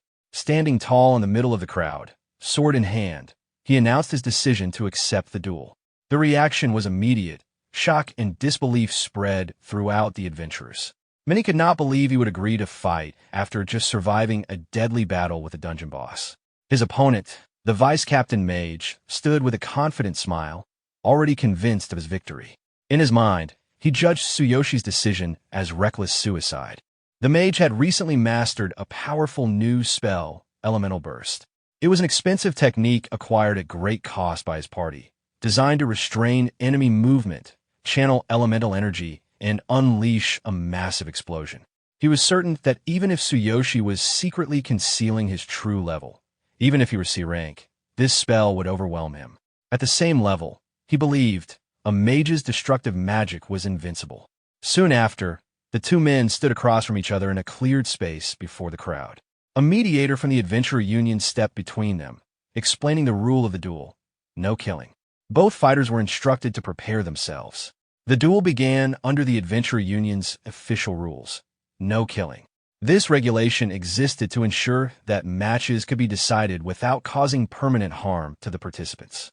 Edric, the vice-captain of Wild Rose, stepped forward first. He formally introduced himself as a C-rank mage, level 35, with a combat power of 18,000. His tone was filled with arrogance. In contrast, Tsuyoshi kept his introduction simple, stating only that he was a warrior at level 20. Internally, however, he reminded himself that his true combat power had already reached 27,600. He deliberately withheld that fact, knowing that revealing it would only create further complications. Edric misinterpreted his silence as weakness. With a mocking grin, he suggested that Tsuyoshi's refusal to state his combat power proved he was hiding something, likely relying on doping. He even remarked on how impressive it was that the supposed drugs seemed to show no severe side effects. Tsuyoshi remained calm, only hinting that if his true combat power were revealed, Edric would be shocked. Amused, Edric took this as empty bravado. Confident that the duel would be over quickly, he prepared to strike, his staff raised to the sky. From the sidelines, the captain of Wild Rose observed quietly. She noted Tsuyoshi's composure.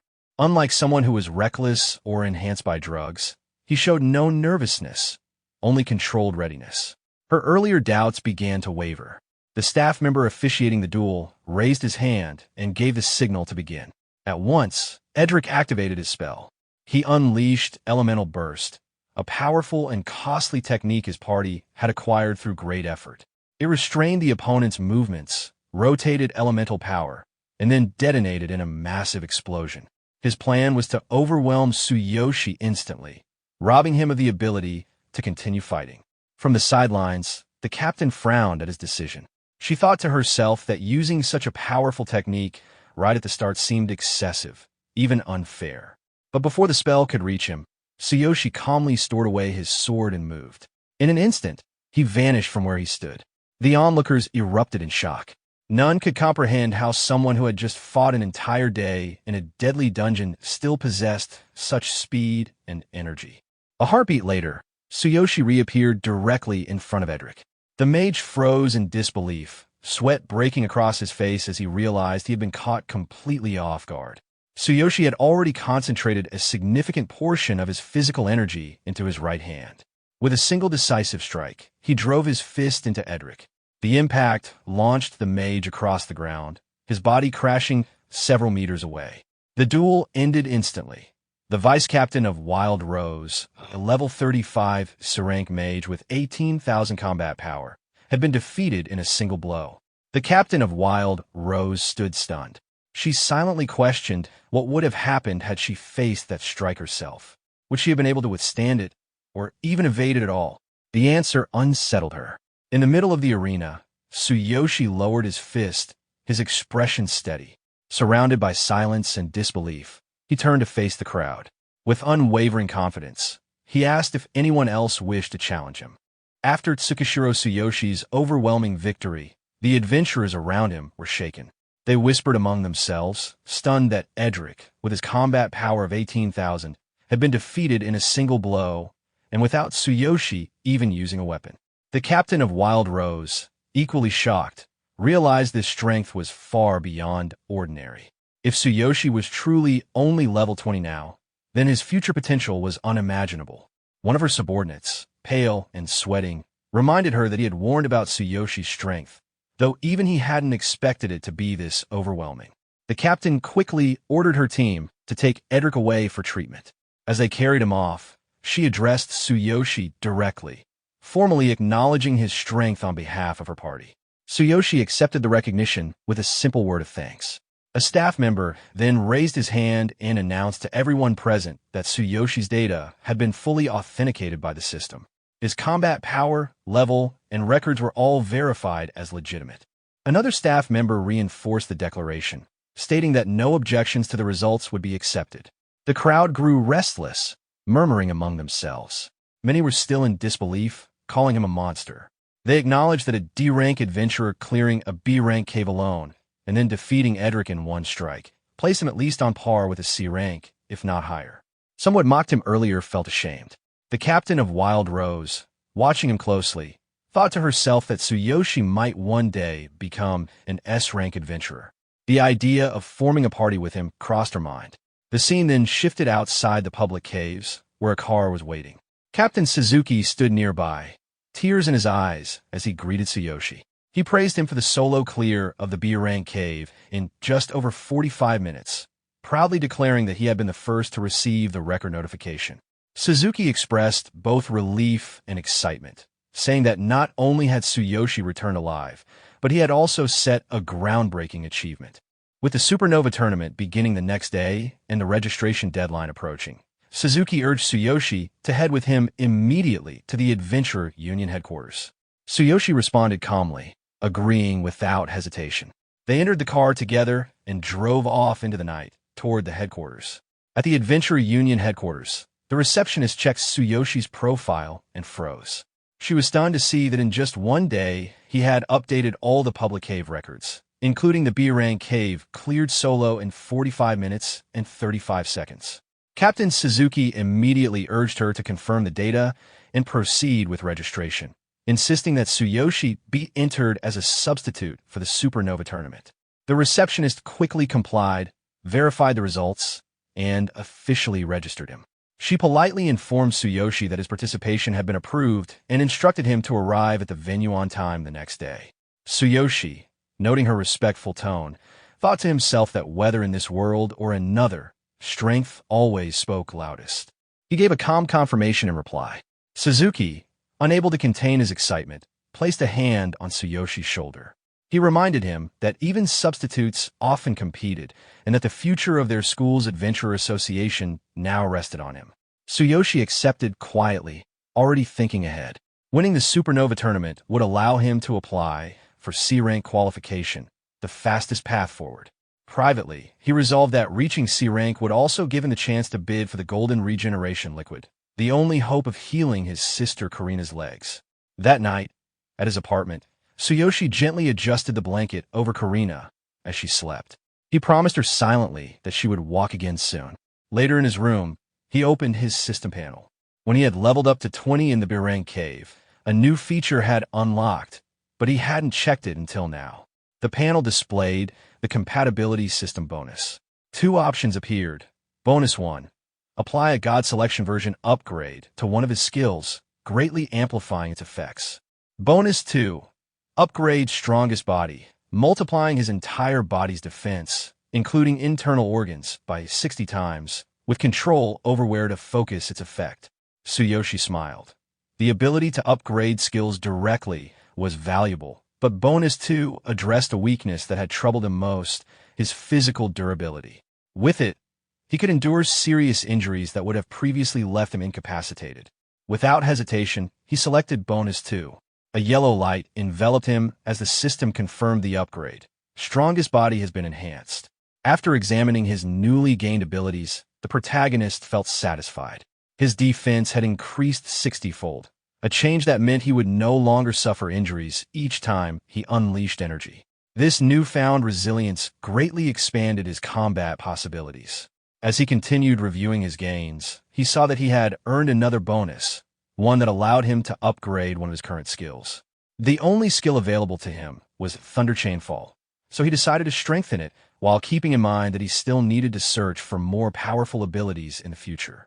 The system then enhanced his chosen skill, transforming Thunder Chain Fall into Thunderbolt. The upgrade drastically improved its range, extending it from just 3 meters to 300, while also removing its movement restrictions. Additionally, the upgraded skill could now continuously strike a single enemy for 10 seconds within its effective range. Realizing the scale of this improvement, he was astonished. The ability to attack over such a vast distance without limitations meant his offensive capabilities had risen to an entirely new level. He acknowledged that he had once again grown stronger. Later, lying in bed, he reminded himself that the Supernova tournament would begin the next day. Wanting to be prepared, he decided to rest early, as it had been some time since he last had a proper sleep. Before closing his eyes, his thoughts turned briefly to Sakura, who had seemed troubled when they last met. He resolved that once things settled here, he would return to the other world. With the strength he now possessed, he believed he might finally be able to help her. The following morning, in the suburbs, he traveled with Chairman Suzuki by car toward the tournament venue. Along the way, Suzuki explained that the outcome of the Supernova tournament would determine resource distribution, and that competitors should show no mercy since rankings were the highest priority. Many young elites would be fighting, risking their lives. The protagonist, however, was unfazed. Since becoming an adventurer, he had long grown accustomed to battles where lives were on the line. Suzuki glanced at him and noticed a change. The boy seemed more mature, colder, and far more composed than before. With a drop of sweat forming, Suzuki shifted the conversation to the tournament venue. He explained that it was located inside a massive mountain cavern, known as One Strike Mountain. According to legend, a single blow from an S-rank adventurer had once pierced through it, creating the vast hollow space that now served as the arena. The story piqued the protagonist's interest. He wondered aloud about legendary S-rank adventurers and how they compared to ordinary ones, recognizing that even within the highest rank, vast differences in strength existed. Suzuki admitted that the truth was uncertain, as such figures were spoken of only in tales, their continued existence unknown. Soon after, the car came to a stop. They had arrived. Stepping out, the protagonist gazed up at the mountain. A massive opening yawned in its chest, the entrance to the venue. Looking at the imposing landmark, he reflected silently.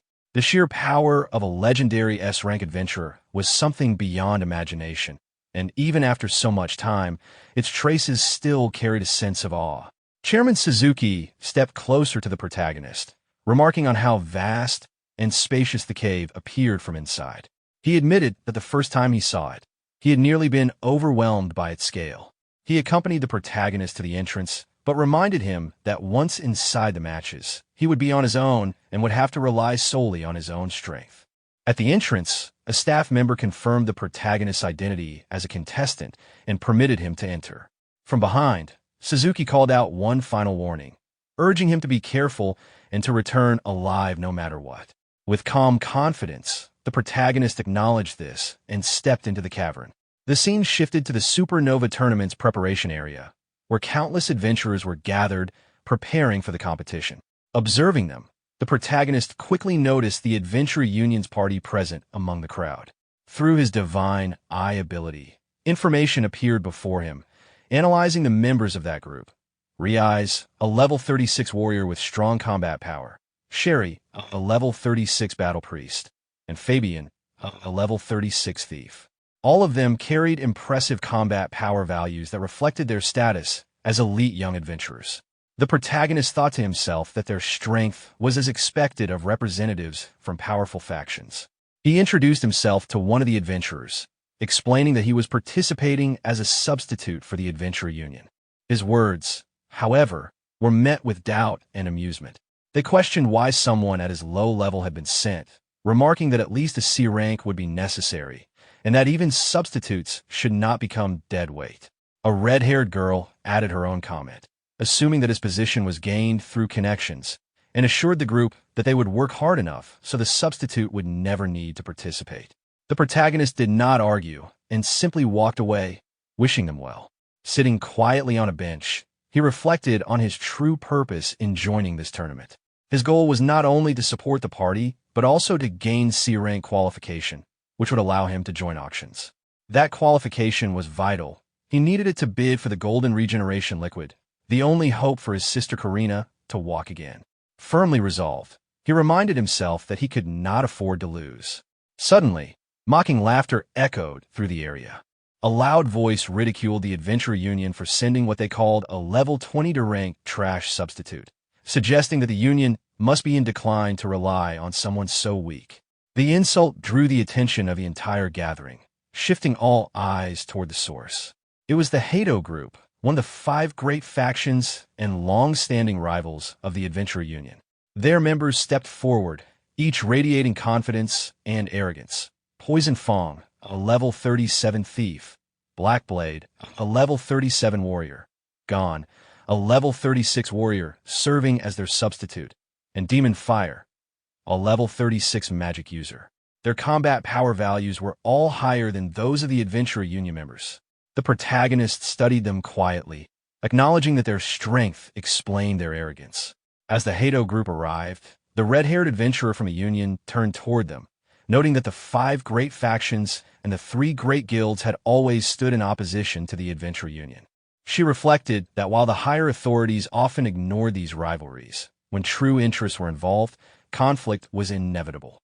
Standing beside her, another Union adventurer smirked at the protagonist, pointing out that he was already the subject of ridicule.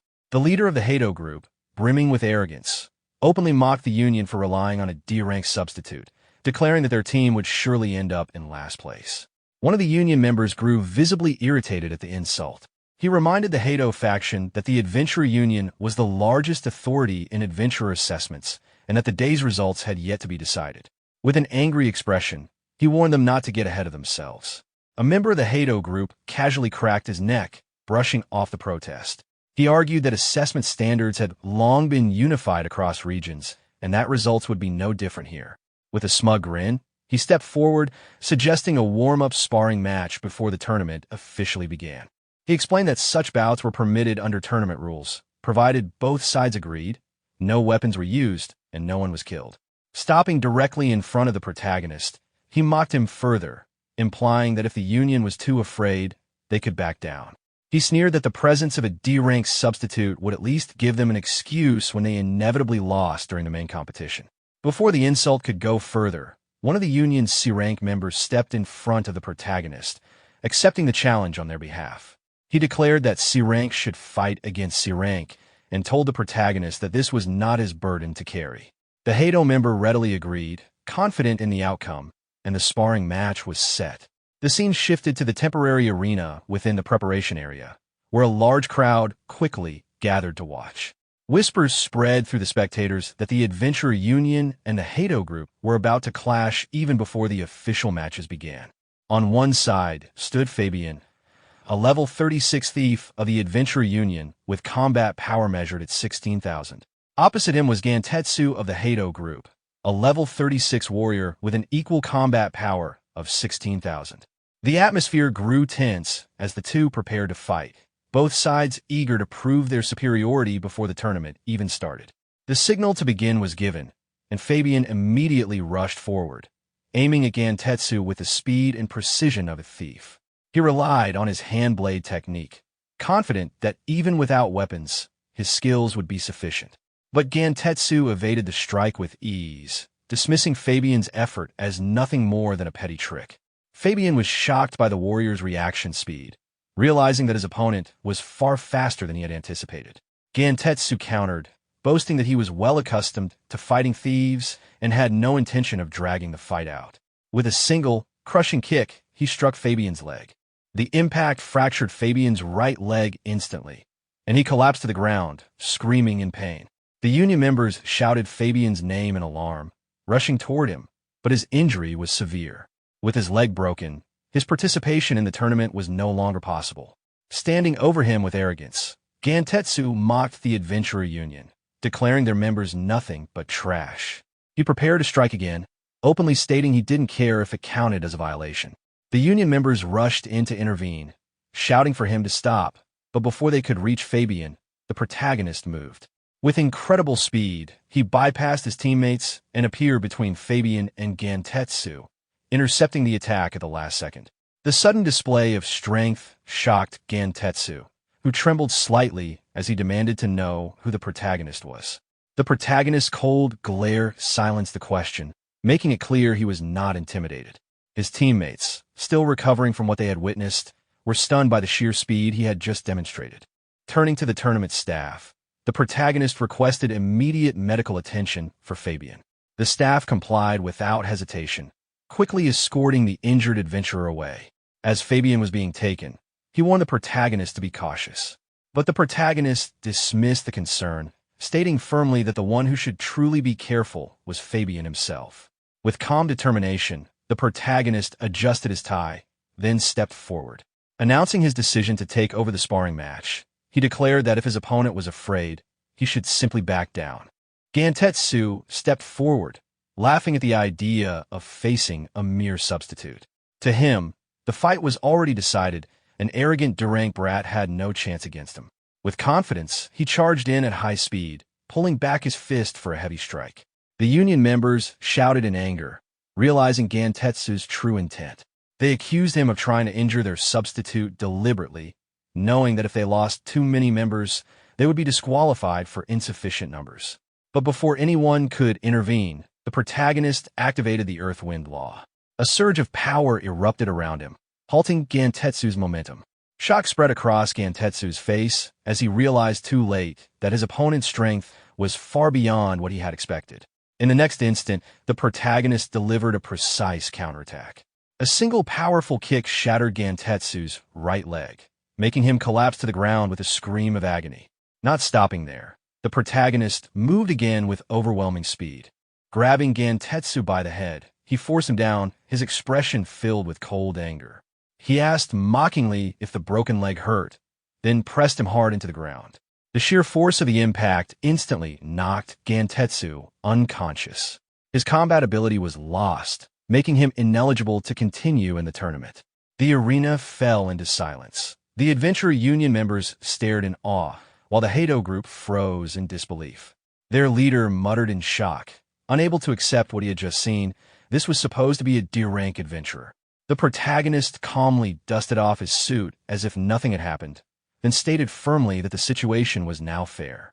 His sharp gaze turned toward the remaining Hado members, and with absolute confidence, he asked whether they still wished to continue. None of them moved. Their bravado melted away, leaving only silence and frustration. The leader of the Hado group eventually broke the silence, glaring with annoyance. He pointed at the protagonist, declaring that he would remember this strength, but his words only highlighted the humiliation of their defeat. Nearby, some adventurers who had witnessed the sparring whispered among themselves in disbelief. They remarked on how incredible it was to see someone break an opponent's leg with a single kick and knock him out in one blow. None of them could reconcile such overwhelming strength with the supposed rank of D. The scene then shifted back to the Adventure Union's preparation area. The red-haired adventurer looked at the protagonist with a tone of respect. She thanked him for avenging Fabian earlier and questioned his true strength, stating plainly that there was no way a D-rank adventurer could display such power. The protagonist, however, downplayed it. He explained that he had only intervened because he couldn't stand by and watch, and reaffirmed that he was indeed still D-rank. The red-haired adventurer then reminded him that with Fabian injured, he would now have to participate directly in the tournament. The protagonist accepted this without hesitation, stating with calm determination that losing was not an option. From behind, the group leader observed quietly, commenting on how enigmatic the newcomer was. Later, the red-haired adventurer handed the protagonist a small device, a communication bracelet specifically for use during the tournament. The leader demonstrated its function, opening the interface to reveal the details of the first event. All participants were instructed to check the rules. The first stage would be an elimination round, a trial designed to cut the number of contestants in half. On activating his device, the protagonist noted the term elimination competition, and the red-haired adventurer explained further. All contestants would be placed in a mock cave, tasked with defeating monsters. They needed to score at least 150 points within 1 hour to pass.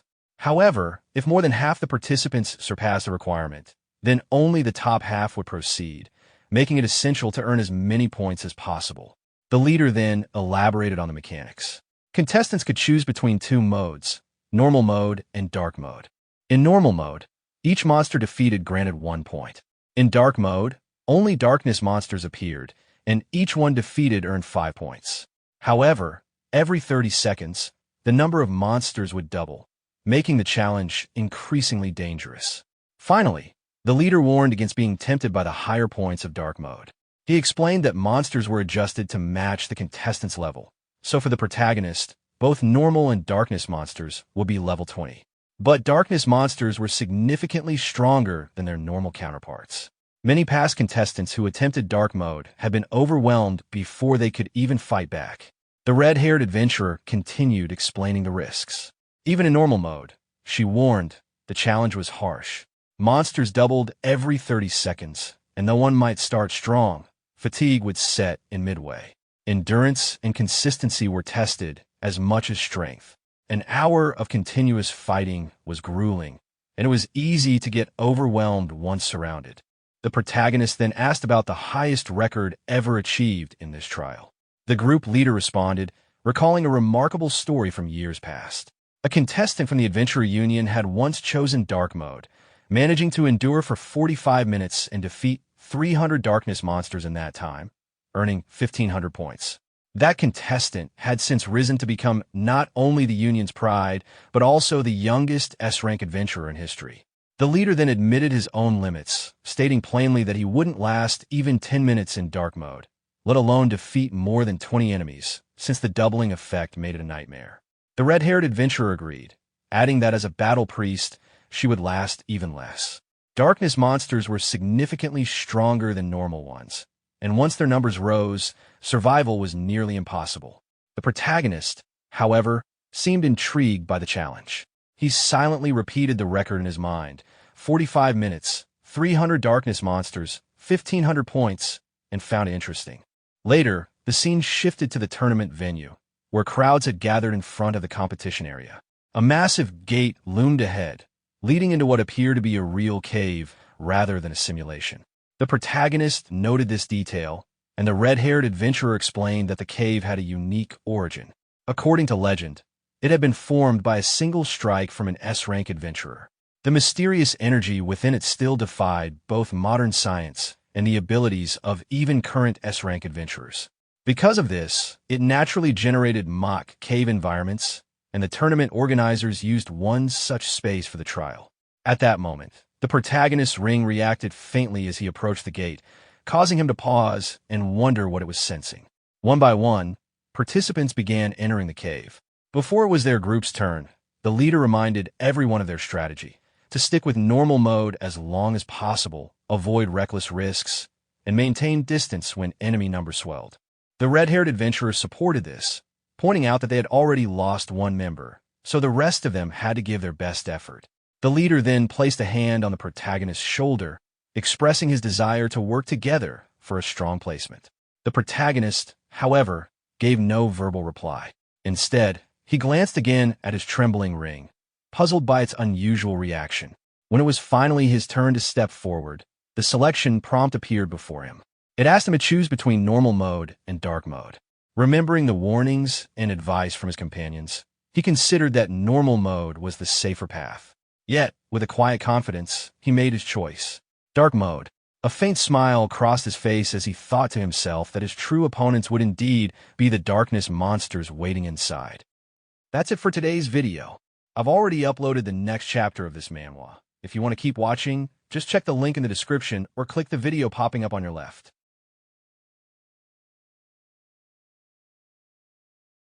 The scene shifted to the Supernova Tournament venue, Ma Cave, dark mode. Inside the cave, Tsuyoshi looked out at the vast forest in front of him and muttered to himself that he didn't expect it to be this spacious. Just then, a notification appeared showing his current status. The system also explained the rules of dark mode. A monster would appear in 10 seconds, and every 30 seconds, the number of surviving monsters would multiply. Points would be earned by defeating them. Tsuyoshi carefully considered this information. He realized that if he didn't finish the enemies quickly, their numbers would keep doubling, first 2, then 4, then 8, and so on. No wonder dark mode was referred to as a nightmare. Ordinary contestants wouldn't stand a chance here. But instead of being concerned, Tsuyoshi walked forward with a confident smile. Activating his divine king hammer power, he reminded himself, but I'm not an ordinary contestant. Perfect for testing my new skill. The countdown began, slowly ticking away until it reached 0. A portal suddenly appeared ahead, and from it emerged a monster. The system explained its details. It was a darkness creature at level 20 with a combat power of 8,000. It had tough scales that boosted its physical defense, and its attacks also carried mental damage, meaning it was especially dangerous up close. The system even recommended that he should keep his distance to avoid mental damage and focus on eliminating it quickly. Tsuyoshi studied the monster calmly and said, "Level 20 with 8,000 combat power. Much stronger than ordinary adventurers of the same level. Indeed incomparable to normal monsters," but before he could finish, another update appeared. This time it explained the details of his Thunderbolt skill. The attack could continuously strike one enemy for 10 seconds, within a range of 300 meters, and it had no limit on usage.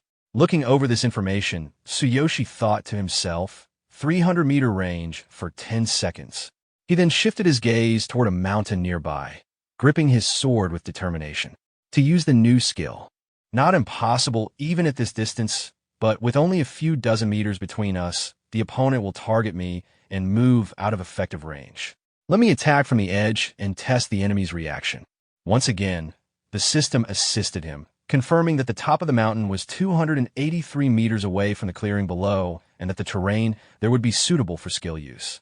Tsuyoshi prepared a leap, muttering, 283 meters. There! With that, he activated his power, Earth-Wind Law. Tsuyoshi suddenly jumped toward the mountain. As he moved, the system indicated that 30 seconds had already passed, which meant the number of monsters inside the cave would now double. When he landed in front of the creatures, he confidently declared that there were now 2 monsters and that he would finish them together. Activating his power, he thought to himself about using Earth-Wind Law and Thunderbolt at the same time, determined to take them all at once. From a distance, he launched his attack, shouting for the monster to take his new skill. The skill, Thunderbolt, activated. He noticed that the monsters showed no signs of detecting him. Lightning began gathering in the sky above them, and within moments it struck down on the creatures, killing them instantly. Holding his sword, Tsuyoshi looked at the defeated monsters and pointed out that he was outside their detection range. At that distance, they couldn't sense him, and he was safe. The system then confirmed the outcome of the battle. It explained that his lightning attack had lasted 10 seconds. 2 darkness monsters had been defeated, and 10 points were awarded to him.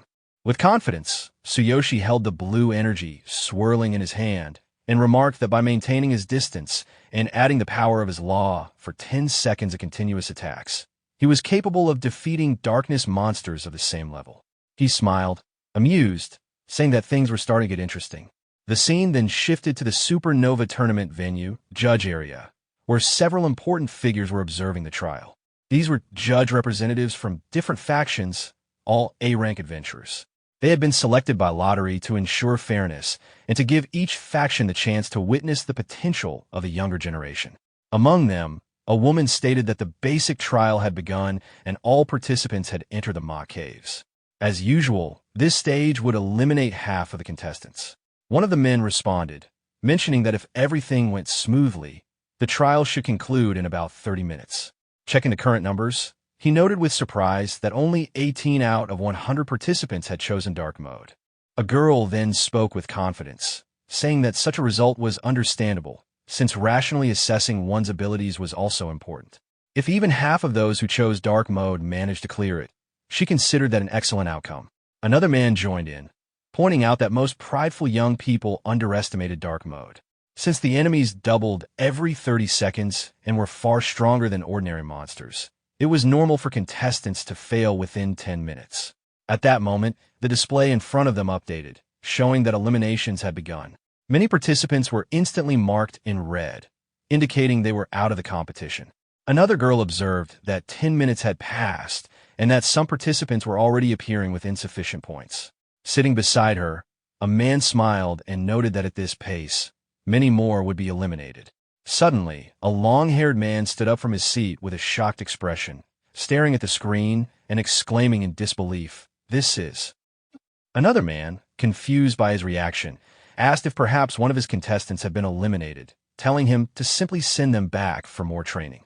The long-haired man quickly clarified, stammering that it wasn't about an elimination. He told everyone to look at the data of contestant Tsuyoshi, insisting that it had to be some kind of mistake. The screen then displayed Tsuyoshi's profile. It showed that he was affiliated with the Adventurer Union, currently a level 20 rank adventurer, and had chosen Dark Mode as his difficulty. His results were shocking. He had already defeated 98 darkness monsters and earned 490 points. The long-haired man, still staring at the screen in disbelief, shouted that Tsuyoshi had already gained 490 points in just 10 minutes, and in Dark Mode. The entire room was shaken. They all cried out in shock, "What?" Some of the others, still stunned, looked closely at the screen. They muttered to themselves that it was impossible for a D-rank adventurer to achieve such results. They wondered aloud what kind of trick he could have used. One of them pointed at the screen and demanded an explanation from the Adventurer Union representative, asking if Tsuyoshi was some kind of secret weapon. The Adventurer Union judge representative began to sweat as she looked at the data with confusion.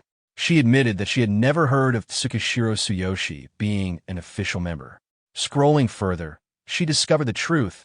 He had applied later and was only registered as a substitute member of the Adventurer Union. Her words left the room even more stunned. Everyone exclaimed together in disbelief. A substitute, a D-rank substitute in Dark Mode, earning 490 points in just 10 minutes? They found it impossible to believe.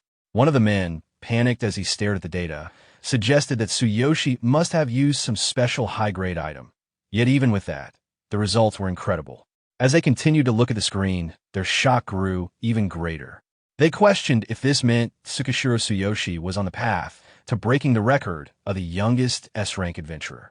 Back inside the cave, more monsters emerged from the portal. Tsuyoshi fought them again with his lightning skill, striking them down, but this time he was left breathing heavily, fatigued from the effort. A new notification confirmed his results.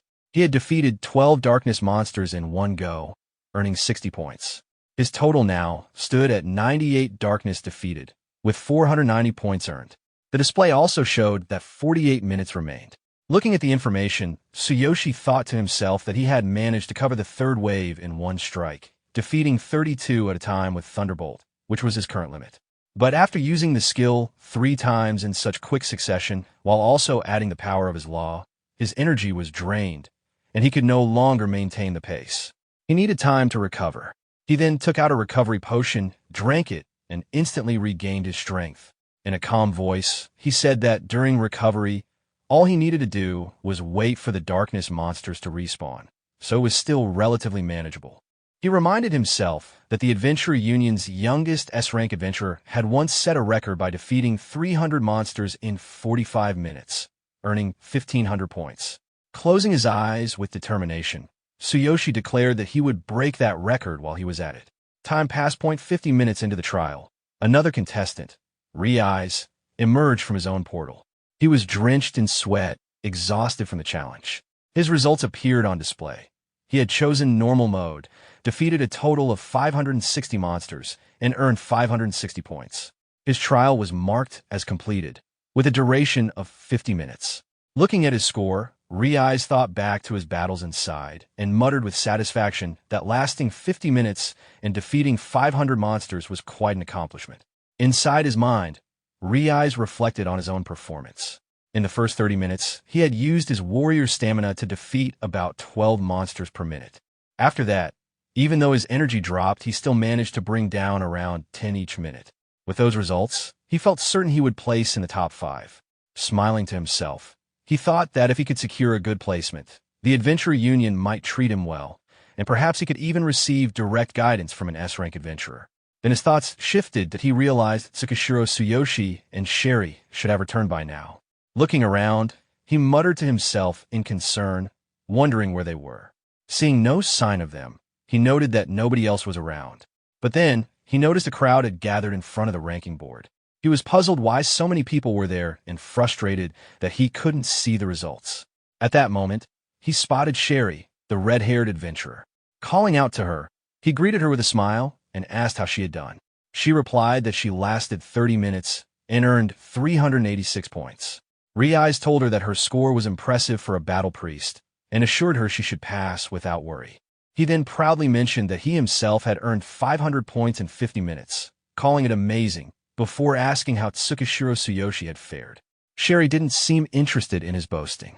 Instead, she looked toward the ranking board, sweating nervously, and said that Tsukishiro had chosen dark mode. Ryai's expression turned to anger. He cursed, calling Tsuyoshi a fool, and complained that he had told him not to do that. If Tsuyoshi got disqualified, their party would be reduced to just 2 members, which would be a huge disadvantage in the next matches. He demanded to know if Tsuyoshi had been eliminated. Sherry, still tense, clarified that he was still inside, in the middle of the trial. Ryai was confused. He asked what she meant by still in the middle. Both of them then looked up at the ranking board. That was when he noticed Tsuyoshi's name displayed at the top of the list. His eyes widened as he read the numbers. 588 darkness defeated, 2,940 points, first place. He muttered in disbelief that it was impossible. Sherry, still staring at the board, said quietly that Tsukishiro had already broken the record once set by the youngest S-rank adventurer. Ryai's panic grew as he continued to look at the scoreboard. He said aloud that Tsuyoshi had broken that record, the legendary achievement of 300 darkness defeated in 45 minutes, worth 1,500 points. It had always been the aspiration of young adventurers. In his mind, he reeled at the thought. That record had now been shattered by a level 20 substitute D-rank adventurer. Sherry, without taking her eyes off the board, explained that there were only 7 minutes left.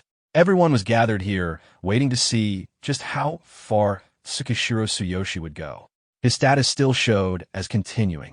7 minutes later, Tsuyoshi finally emerged from a gate. The crowd in front of it gasped in shock as he stepped out. Ryai rushed to him, sweating, and shouted his name.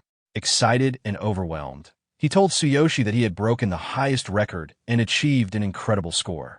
Clapping a hand on Tsuyoshi's shoulder, Ryai exclaimed with pride that he had earned 3,240 points, a truly magnificent result. Sherry also looked at him with wide eyes and admitted that such a record might never be broken by anyone. Tsuyoshi, however, remained calm. He looked back toward the portal and remarked with confidence that if he had more time, he could have achieved even more. Just then, an announcement echoed through the venue. It declared that the basic trial was complete. 75 participants had been disqualified, leaving 45 remaining. It announced that the highest record holder of the tournament was Tsukishiro Tsuyoshi from the Adventurer Union. In dark mode, he had defeated 648 monsters for a total of 3,240 points, a new all-time record. Everyone turned immediately to look at Tsuyoshi.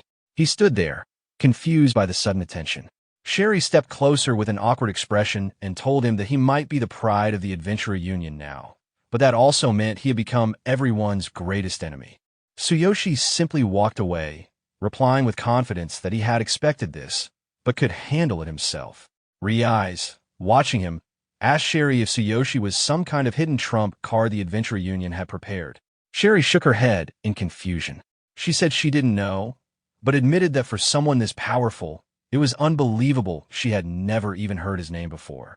Suddenly, a new announcement appeared on everyone's bracelets. It declared the next stage, Event 2, Party Cooperation Battle. All participants were required to enter designated caves with their respective parties. If only one member remained in a party, then that individual would form a party alone. Each team had to complete assigned quests, and parties that failed to do so would be disqualified. At the Adventure Union's internal mock training ground, S-rank adventurer Hashimiya Kenji effortlessly destroys a level 60 darkness construct in just 12 seconds, his blade still humming with residual energy. From the shadows, the elder Sesko emerges, praising Kenji's speed and skill and reminding him that the Supernova tournament has begun.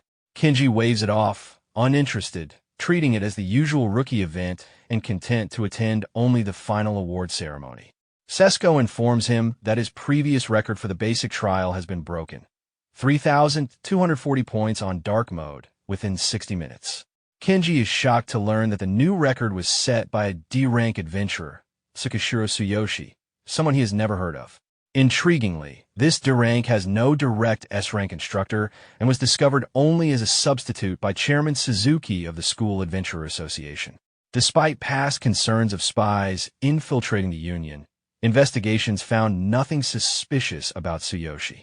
Recognizing his potential, Kenji instructs Sesko to monitor Tsuyoshi closely, noting that if the boy is truly talented, he might be able to open the mysterious door in One Strike Mountain that no one else has been able to unlock. Sesko agrees, committing to keep a close watch on his performance. Kenji reflects on the boy's rise and plans to commend him at the award ceremony, while also wondering how Tsuyoshi might compare to him in strength. Kenji decides he wants to commend Tsukishiro at the award ceremony and is curious how his strength would compare to the boys in the past. At the Supernova tournament venue, the atmosphere is tense as gates to the mock caves open. Teams huddle, strategizing nervously. The announcer informs everyone that the party cooperation battle will begin shortly and instructs parties to enter their designated caves. Protagonist companions emphasize the importance of positioning. Each party will be randomly transported into a cave and given a quest immediately, so a poor position could lead to failure or to disqualification. The protagonist and his companions enter a portal, shifting to a dense jungle with strong darkness presence. The female companion notes the complex terrain and the need to confirm their direction quickly. A notification informs them that they must obtain 6 dark crystals from specific high-level darkness within 3 hours, or face disqualification. The other companion explains the value of these crystals for crafting and trade, while the female companion points out that collecting 6 in such a vast jungle will be difficult. Suddenly, she detects movement. Enemy teams are harvesting immediately, treating the event as a business opportunity. They target small parties and disregard rankings, focusing on profit. Observing from a distance, the male companion remarks that some participants exploit the tournament for gain and that this isn't how adventurers should operate. The protagonist clarifies that the event was designed to make parties fight each other. Shocked, the companions ask for clarification, and he explains that survival, not the quest itself, is the key. The true intent of the party cooperation battle is mutual elimination, a survival competition disguised as a cooperative quest. The companions understand. The quest is secondary to survival. A burst of flame suddenly rained down on the protagonist and his companions. The male companion immediately reacted, scolding the attackers for cowardice. The clearing tightened as the ambushers closed. The enemy captain stepped forward, making it clear they had tracked the Adventurer Union party since entering the dungeon and intended to settle a grudge. They suspected the protagonist had used some illicit item to achieve his record and intended to seize it for a high price. The male companion instantly took a defensive posture and ordered the priest to stay behind him, noting that the thief would likely target the support. He also voiced concern about the protagonist's unknown capabilities and asked if the protagonist could handle a single opponent if needed. The group braced for close-quarters combat. The attackers were built for melee and magic, and their composition suggested a brutal, focused assault. A rival 2-person party, a warrior and a mage who had been tracking the same area, then joined a fray on the attacker's side, turning the engagement into a disadvantageous mismatch. The male companion acknowledged the new allies, and the female companion urged retreat, calculating that with an extra thief and mage they had no chance in a straight fight. The protagonist overrode retreat, ordering the 2 companions to break off and search for dark crystals required by the quest while he held the enemy. His insistence was urgent. There was no time to waste, and they needed to secure the quest objective. The companions reacted with alarm and disbelief at the idea of leaving him alone against 5 opponents, arguing it would be suicide for a level 20 D rank. The captain intercepted any thought of escape, moving to cut off retreat and making a point of the captive's lack of options. The protagonist urged them again to trust him and run, clarifying that he did not possess any secret items. His strength was not due to hidden tools. The attackers, watching the exchange, began to doubt the protagonist's listed rank. Some whispered that his presence and performance did not line up with a mere D rank. With the decision made, the 2 companions fled through thorny paths toward the objective while the protagonist prepared to hold the clearing. Behind them, the pursuing thief called for a chase, and the captain barked orders to prevent any escape. The protagonist channeled a concentrated verdant power and struck once with a massive, ground-shattering technique. The blow split the earth and sent gale-force winds through the clearing, launching 4 foes into the air and killing the thief outright. The ambushers froze, mages staggered, weapons trembling, and the warriors' hands went numb from the force and speed of the attack. The captain tightened his grip, stunned that a single strike could repel most of his squad and end one of them. As the enemies reeled and argued about whether the man before them could truly be a low-rank D-adventurer, the protagonist reminded them he had given them a chance outside.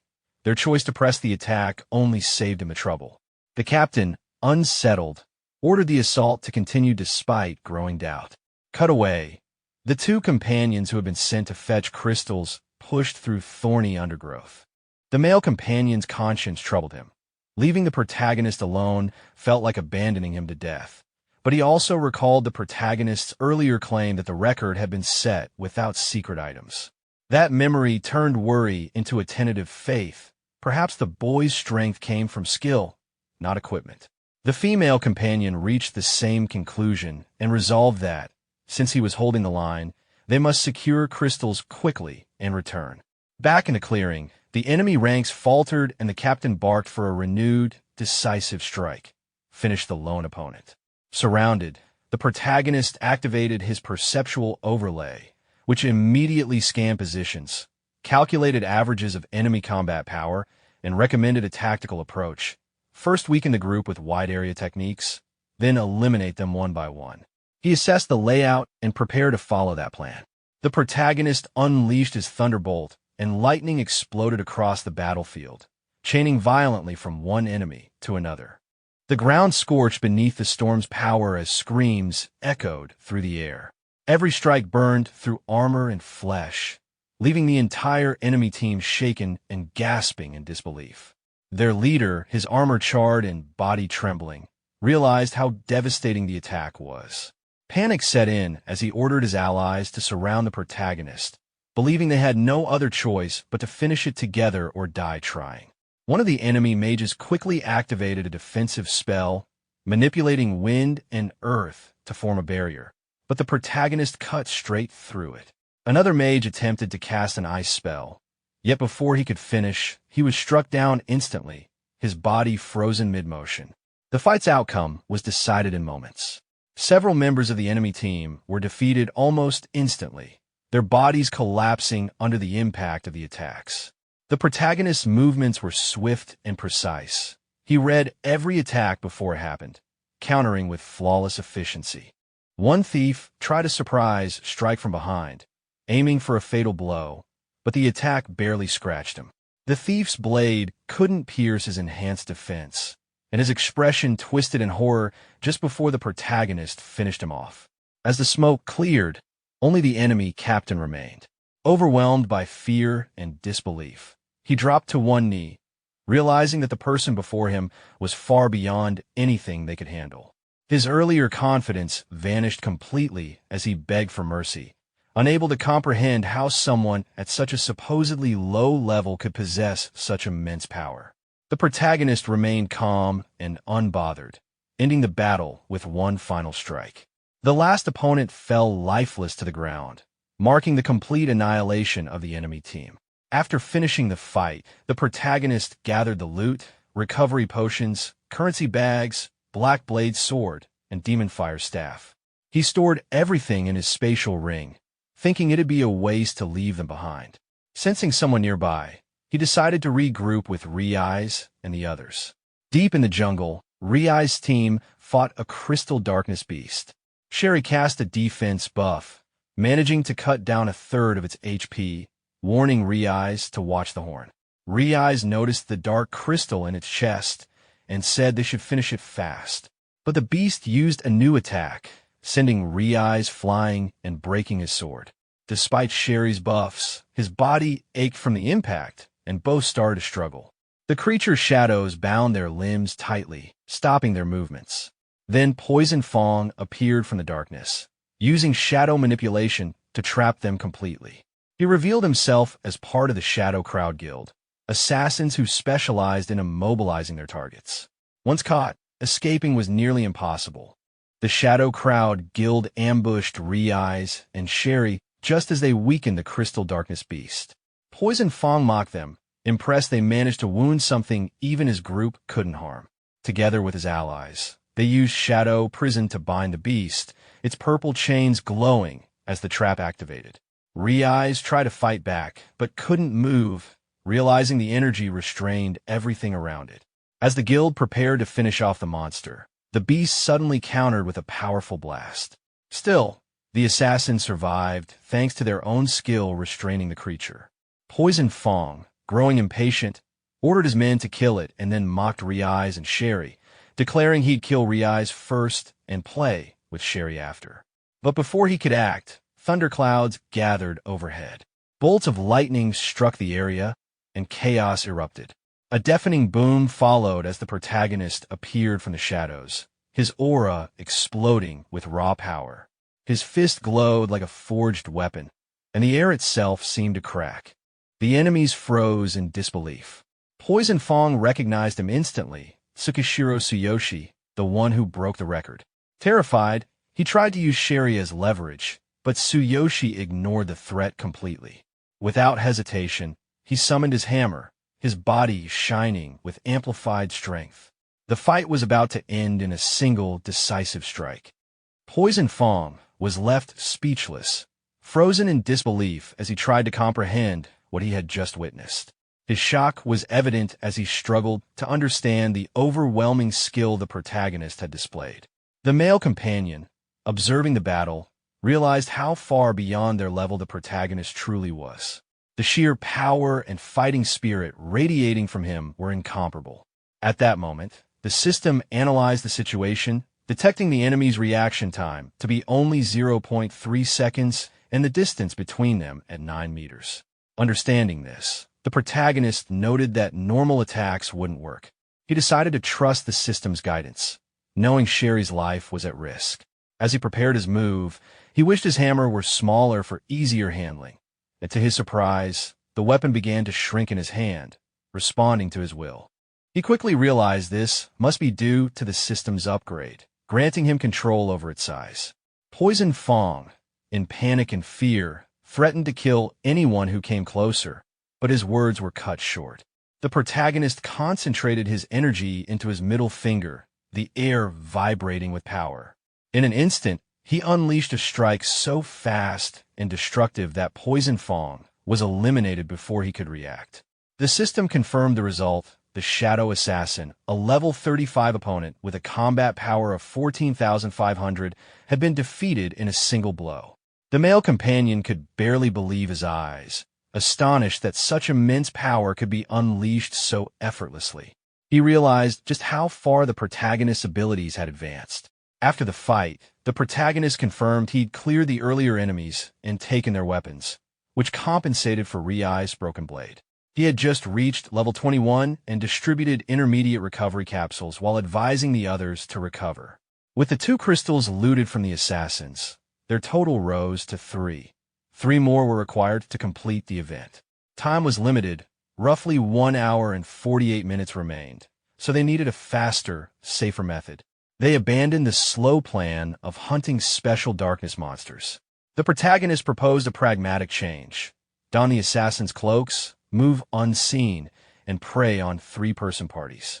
The objective was not to kill indiscriminately, but to incapacitate opponents, steal any dark crystals, and leave those teams unable to finish the quest before time ran out.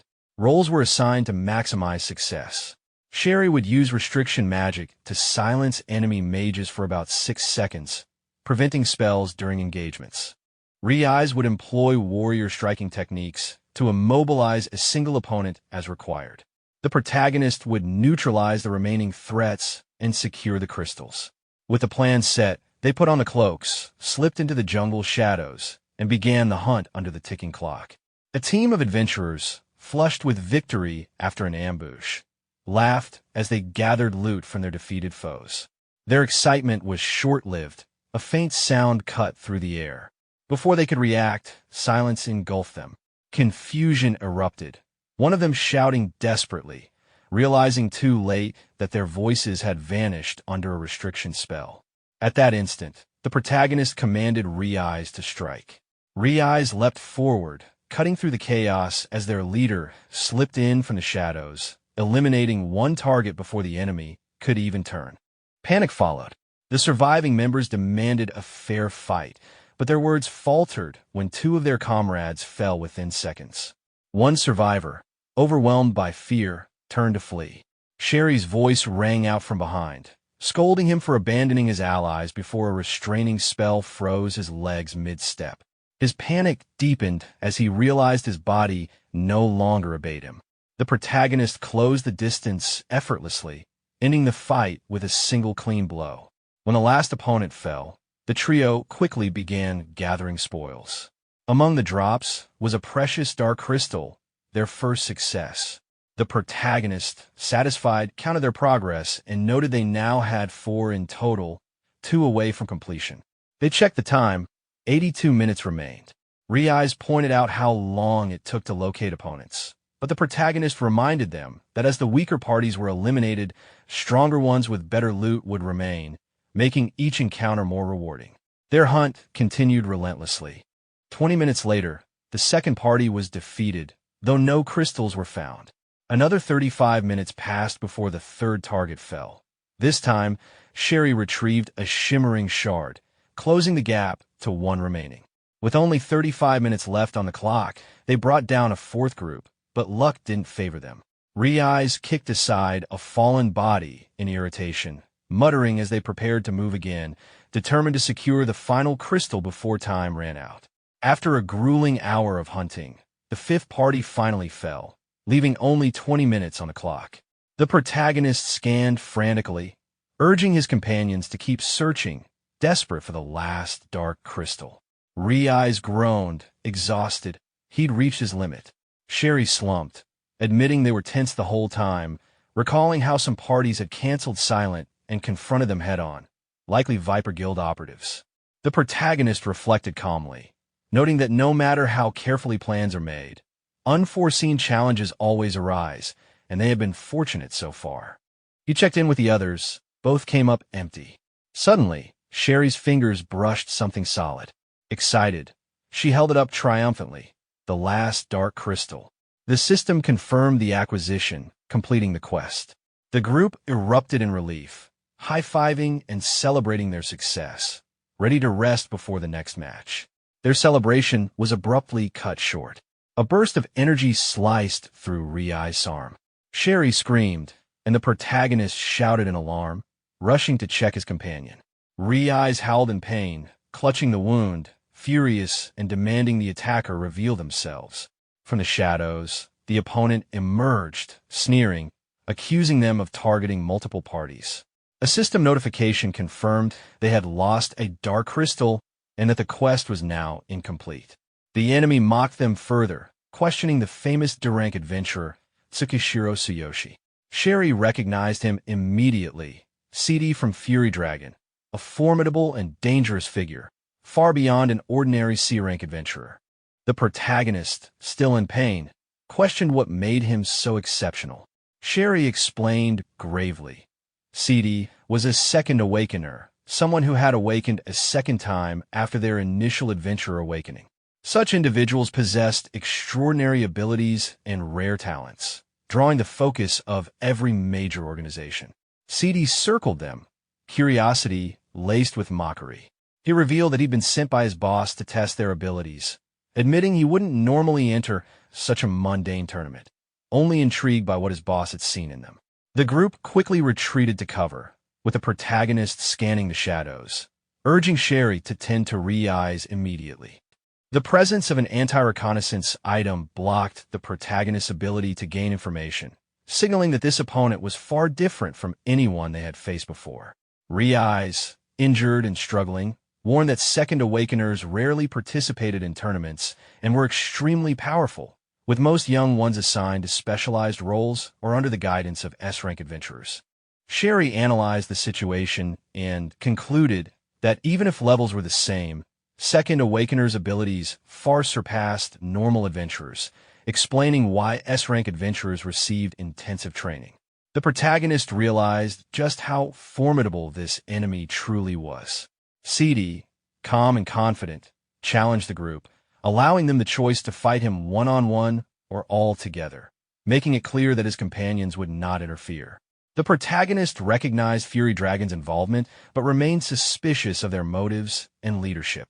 As the fight began, CD blocked the protagonist's attack with ease, showing both his strength and his appreciation for Tsukishiro's speed. Ryai's winced, realizing the full power of CD's weapon, while Sherry grew anxious, knowing the stakes were high. The protagonist instructed his companions to stay back and take no part in the fight, focusing entirely on the clash with CD. Combat erupted with incredible intensity. The protagonist noted that CD was a speed-type fighter but found openings through Divine Eye. CD aggressively pressed attacks, striking with devastating force, while the protagonist countered strategically, reading each movement. Blasts of energy and shockwaves filled the area. The clash continued with immense force until the announcement indicated the event's end was imminent. Despite the pressure, the protagonist managed to seize the stolen dark crystal during the battle, completing the quest while CD was left astonished at how it had been taken mid-combat. The subordinates and companions alike were left impressed by the protagonist's skill and tactical thinking. The protagonist made it clear that their goal was to collect the dark crystals, suggesting any further combat could be settled in the next match. CD's subordinate reported that the combat video had been sent. Sander watched it carefully and ordered CD to return. He belonged to one of the 5 great factions, known as the Fury Dragon, and was called the Dragon Tamer, an S-rank adventurer of immense power. Sander insisted that resources didn't matter, but CD refused to come back, determined to continue fighting in the next solo event. Even after being warned that he couldn't win, CD argued that he still had one final method left, a form capable of fighting upper-level darkness. Reluctantly, Sander allowed him to act as he pleased. His subordinates grew uneasy, asking if they would return after the match, but CD silenced them with a threat. Inside, he knew this was the first time his boss had ever doubted him, and he resolved to go all out in the next round. Meanwhile, Sander mentioned that it might be time to see Tsuyoshi. Don, the chairman of Final Glory, one of the 3 great guilds, reacted with surprise.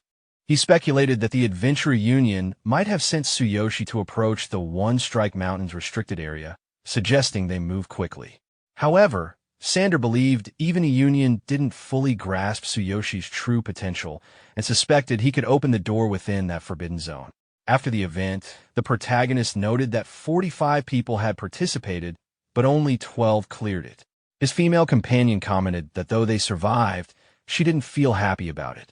Among the survivors, only 3 parties cleared with all members intact, 1 with 2 people, and 1 solo participant. They had gathered only the required number of dark crystals, placing them last. The male companion was shocked to learn that the solo participant ranked first, Shankai from the Skull Knight Guild, a name feared among the 3 great guilds. His female companion, unfamiliar with the name, wondered if Shankai was also a second awakener. Skull Knight's members were shrouded in mystery, even their leader's identity unknown. The protagonist thought about how large guilds usually avoided such tournaments, meaning participants like Shankai might have special reasons for joining. As the crowd cheered, the announcer's voice filled the arena, congratulating everyone who cleared the second event and instructing them to prepare for the final round, solo battles to begin in 1 hour. The male companion clenched his fist with determination, ready for the solo battle finale. But the protagonist could tell both his companions had lost their confidence after the last fight, their lives having been at risk. He urged them to withdraw, deciding to represent the Adventurer Union alone. They hesitated at first, unwilling to abandon him, but after hearing his warning about the danger ahead, they reluctantly agreed. Both wished him luck, realizing they might only hold him back. After they left, the protagonist quietly thanked them for their efforts. Sitting alone, he noticed Hashimiya Kenji nearby, an S-rank adventurer affiliated with the Union. Hashimiya spoke up, saying that standing alone required courage. He recognized Tsuyoshi as the Union's representative chosen by Chairman Suzuki, acknowledging how far he'd come. When asked if he was from the Union, Hashimiya confirmed casually, saying he held a high position. He questioned whether Tsuyoshi was a second awakener, to which Tsuyoshi replied that he wasn't and asked if there were any instructions. Hashimiya explained he was only there as a representative for the upcoming awards ceremony, but wanted to meet him personally after hearing about his performance. Finding the man strange, the protagonist decided to keep his distance and politely mentioned wanting to rest before the match. As he prepared to leave, Hashimiya leaned in, asking if he was interested in the One Strike Mountains restricted area. The protagonist looked puzzled when Hashimiya mentioned the restricted area, realizing Chairman Suzuki had never told him about it. Hashimiya explained that even someone of the chairman's level wouldn't know of its existence. He added that there was still time before the next match and offered to take him there, saying he had something to confirm. Curious but cautious, the protagonist asked for an explanation. Hashimiya said he wanted to see if he could open a certain door, one left behind by a mysterious S-rank adventurer who had created One Strike Mountain, a door no one had ever been able to open. The protagonist thought back to his past encounter, wondering if there was a connection between that door and his ring. When he questioned why he was chosen, Hashimiya explained that many S-rank adventurers had tried and failed, and that the door could only be opened by someone with a unique link, not by strength alone. Deciding that the door might reveal the ring's secret, the protagonist agreed to go. They soon arrived at the restricted area, where Hashimiya explained that true adventurers faced battles beyond the ordinary, realms unreachable without S-rank power. He said that the price of truth was too high for normal adventurers, and that the legendary ones were revered not only for strength, but because they had seen beyond that door, where the world's deepest mysteries and disasters might be connected. Before them stood a massive gate guarded by 2 adventurers.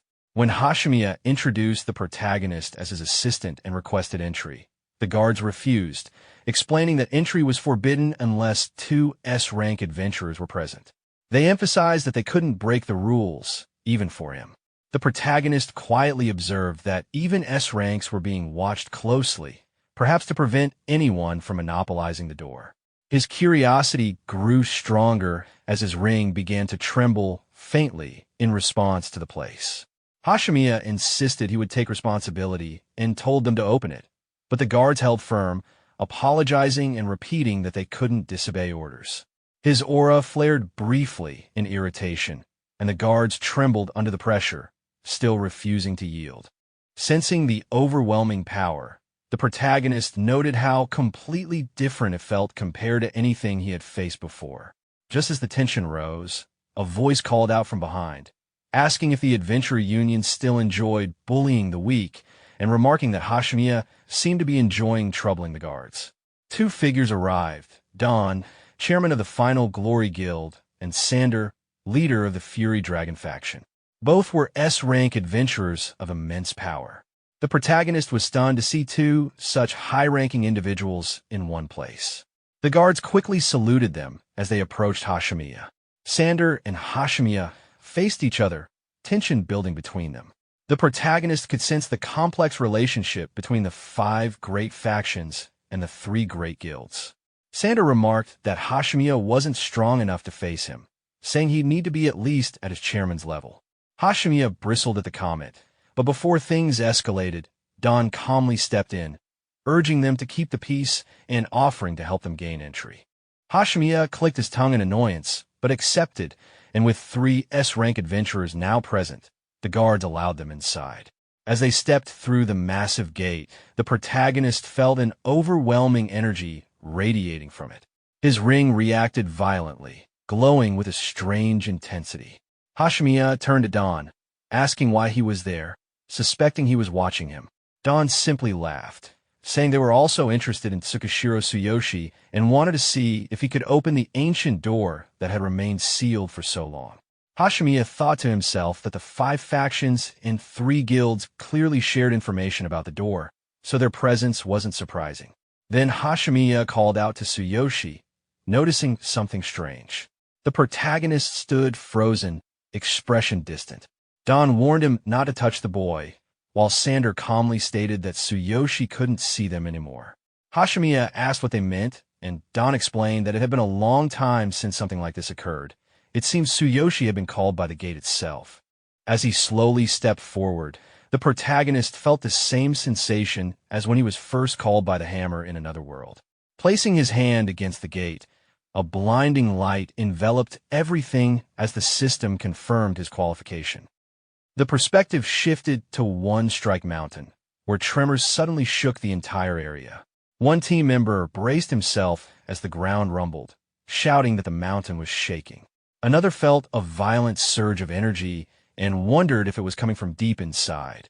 Panic spread as a bald man questioned whether the whole mountain was about to collapse, while a hot-tempered woman pointed toward the restricted zone, reminding everyone that only S-rank heroes were allowed beyond that point. Near the massive sealed door, the bodyguard fumbled to contact the supervisor, reporting that the tremors were coming from within the restricted area and pleading for instructions. The system then clarified that the supervisors were S-rank representatives chosen from each major faction, responsible for relaying any information about that door to their leaders. As the sealed structure finally cracked open, Hashimiya stared in shock, unable to believe it had truly opened. The bald elder felt a long-awaited moment arrive, while Sander demanded to know just who the protagonist really was. The group moved to enter, only to be abruptly blocked by a sudden force barrier. Hashimiya tried pressing against it, realizing it allowed only a specific individual through.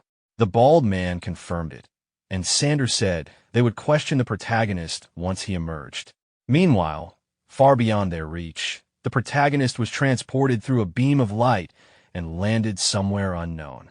Confused, he muttered that he'd made it out, but even with his abilities, the system registered the location as undetectable. Heavens, I refused to activate, leaving him disoriented. Then he sensed someone nearby, an overwhelming presence. A mysterious white-haired man with a piercing gaze said he had waited a very long time for him and recognized the protagonist as the new owner of the Boundless Ring. The protagonist trembled inside, feeling those eyes peer straight into his soul. Trying to gather himself, he asked who the man was and where they were. The elder explained that confusion was normal and introduced himself as Dignity, someone who would be considered an S-rank hero by modern standards. He revealed the shocking truth. This place was One Strike Mountain, 300 years in the past. The revelation sent the protagonist reeling. Before he could fully process it, Dignity used telekinesis and sent him flying effortlessly. Apologizing, the protagonist insisted he simply didn't understand what was happening. Yet in Dignity's presence, he felt completely powerless, like a helpless newborn overwhelmed by a force far beyond anything he had ever experienced. Blue and purple aura rose around the white-haired man as he calmly spoke, telling the protagonist that his mind must be overflowing with questions. He explained that this place was where the last of his power had been sealed, a pocket dimension completely separate from the real world. Then he pointed directly at the protagonist and revealed that he was the previous owner of the ring. The protagonist reacted with shock, stuttering out his disbelief. The man didn't seem bothered and asked which world he had been sent to. The protagonist explained that he'd been transported to another world that resembled a fantasy realm filled with beastmen, elves, and humans, admitting that he was full of questions himself. The man responded with mild amusement, saying the protagonist was luckier than he had been, since the world he himself was summoned to had not been particularly welcoming. Floating in the air, the protagonist pieced together the implication. When this man obtained the ring, the world he traveled to had been completely different from the one the protagonist experienced. The old man then noted that the protagonist had already obtained the first treasure and asked how much control he had over it, ordering him to summon it. Light flickered in the protagonist's head as he hesitated, thinking about how summoning the Divine King's hammer would drain his stamina just before an important match. His status and equipment information appeared briefly before the man examined him. The man remarked that the protagonist still had far to go, estimating that at level 21 he could only use around 20% of the hammer's power. Still, since he had reached this place, the man promised to answer all his questions. With a simple motion, he pulled the protagonist toward him and commanded the hammer to appear. The protagonist felt the artifact being summoned straight out of his body, reacting with shock as the familiar shape pushed its way out. The man greeted it like an old companion, naming the Divine King's hammer alongside the sacred sword of the bright moon and the star-shattering staff, wondering aloud when the three great treasures would be reunited. He admitted that he hadn't been able to master all three at once, but wondered if this time would be different. Hearing this, the protagonist immediately understood that the hammer had two counterparts. He explained how, in his own otherworld experience, he had been called by the hammer and reborn, begging the man to explain what the ring, the different worlds, and the three great treasures had to do with him. He needed to understand how everything connected. The white-haired man turned and told him to follow. He promised to tell him everything he knew, and whatever remained unknown, the protagonist would have to uncover on his own. This responsibility, he said, was both his duty and his mission as the ring's previous owner. The scene shifted to a peak floating in a different dimension, high above the sky. As the protagonist followed the white-haired man, he called out to him, addressing him respectfully as Mr. Dignity. He admitted there was too much he wanted to understand and asked what darkness truly was. Mr. Dignity responded calmly, saying it was a good question. The protagonist continued, explaining that he had seen darkness in both the other world and this world. They felt similar yet different, so he wondered if darkness existed in every world as an unknown power that parasitized living beings. Mr. Dignity agreed, calling the word parasitize a clever description. He confirmed it. Darkness was an unknown power, an existence descended from some ancient space unknown to humanity.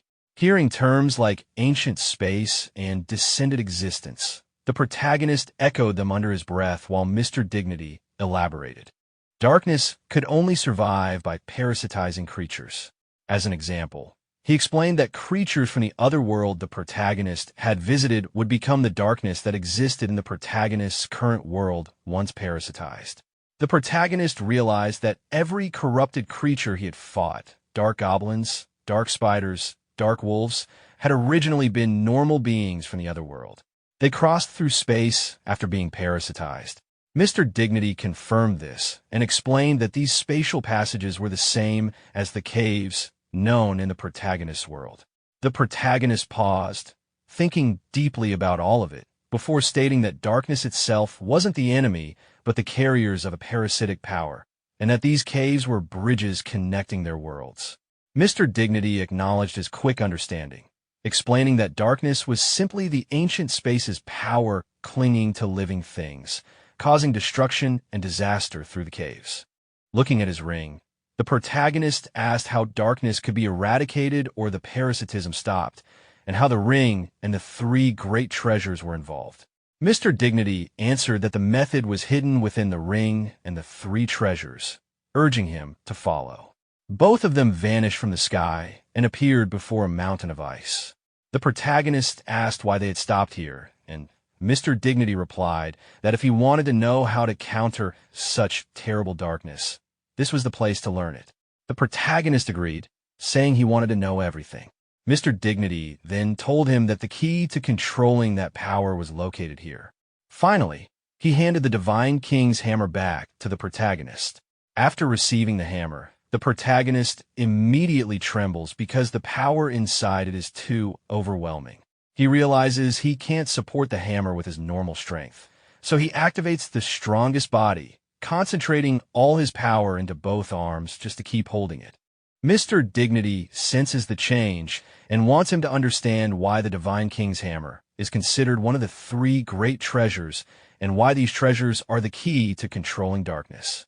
To demonstrate this, Mr. Dignity summons a dense sphere of terrifying energy. The protagonist feels its intensity the moment he gets close, so strong it feels like his body could be torn apart. Mr. Dignity makes him experience this power directly. As the protagonist endures it, he feels his entire body filling with an ocean-like surge of energy. Mr. Dignity explains that he cannot grant him real power. Each owner of the limitless ring must discover their own. But by experiencing this energy, the protagonist now understands how powerful the treasure can become when wielded by someone capable. With this realization, the protagonist finds himself able to handle the hammer as easily as an ordinary weapon. He acknowledges the terrifying nature of its power and wonders why he is being shown this now. Mr. Dignity reminds him that they are in the past, 300 years ago, and that the mountain before them is what will one day become One Strike Mountain. He then urges the protagonist to feel the treasure's true power. Energy bursts around him as the protagonist reaches full output, finally understanding that this level of strength is what can counter darkness. He accepts that searching for this power is his responsibility as the owner of the Limitless Ring. After unleashing the attack, the protagonist sees the mountain completely destroyed and realizes that the destructive force was the true power of the treasure. Mr. Dignity confirms that this level of power is the treasure's full potential, strong enough to reshape the land and destroy heaven and earth itself. The protagonist recalls that the Divine King's hammer is only one of the 3 great treasures. Mr. Dignity explains that the other 2 are the Bright Moon Holy Sword and the Star-Crushing Staff, and all 3 appear in the alternate world that the Limitless Ring transports its chosen wielder to. To counter darkness fully, the treasures must be found and fused together, and this fusion grants true power capable of opposing the force behind darkness. The protagonist realizes that his mission from the start was to collect all 3 treasures, fuse them, and gain the power needed to resist darkness. Mr. Dignity tells him that responsibility began the moment he put on the Limitless Ring. He must return to the other world, locate the remaining treasures, fuse them, and obtain the strength to oppose the existence responsible for darkness. Out of curiosity, the protagonist asks why Mr. Dignity didn't fuse the treasures himself. After a pause, Mr. Dignity explains that he is already long dead. The skeleton wearing the ring in the dried well was his real body. What the protagonist is speaking to now is only a consciousness echo left behind 300 years earlier. He explains that even though he collected all 3 treasures, he never discovered how to fuse them and was ultimately defeated by the source behind darkness, which is far more powerful than simple parasitism. It is a deeper origin of calamity that even he, at his peak, could not overcome. However, he believes the protagonist may reach a different outcome. Before disappearing, Mr. Dignity passes on his final gift, the technique associated with the Divine King's hammer, the same one that created One Strike Mountain. The skill allows the protagonist to summon the hammer and perform a world-shattering strike without exhausting his energy and soul each time. The technique will grow stronger as his own power develops, and it was Mr. Dignity's proudest creation. The protagonist expresses his resolve to use the power properly. Mr. Dignity sends him on his way, reminding him that his journey is much longer and more difficult than he currently understands.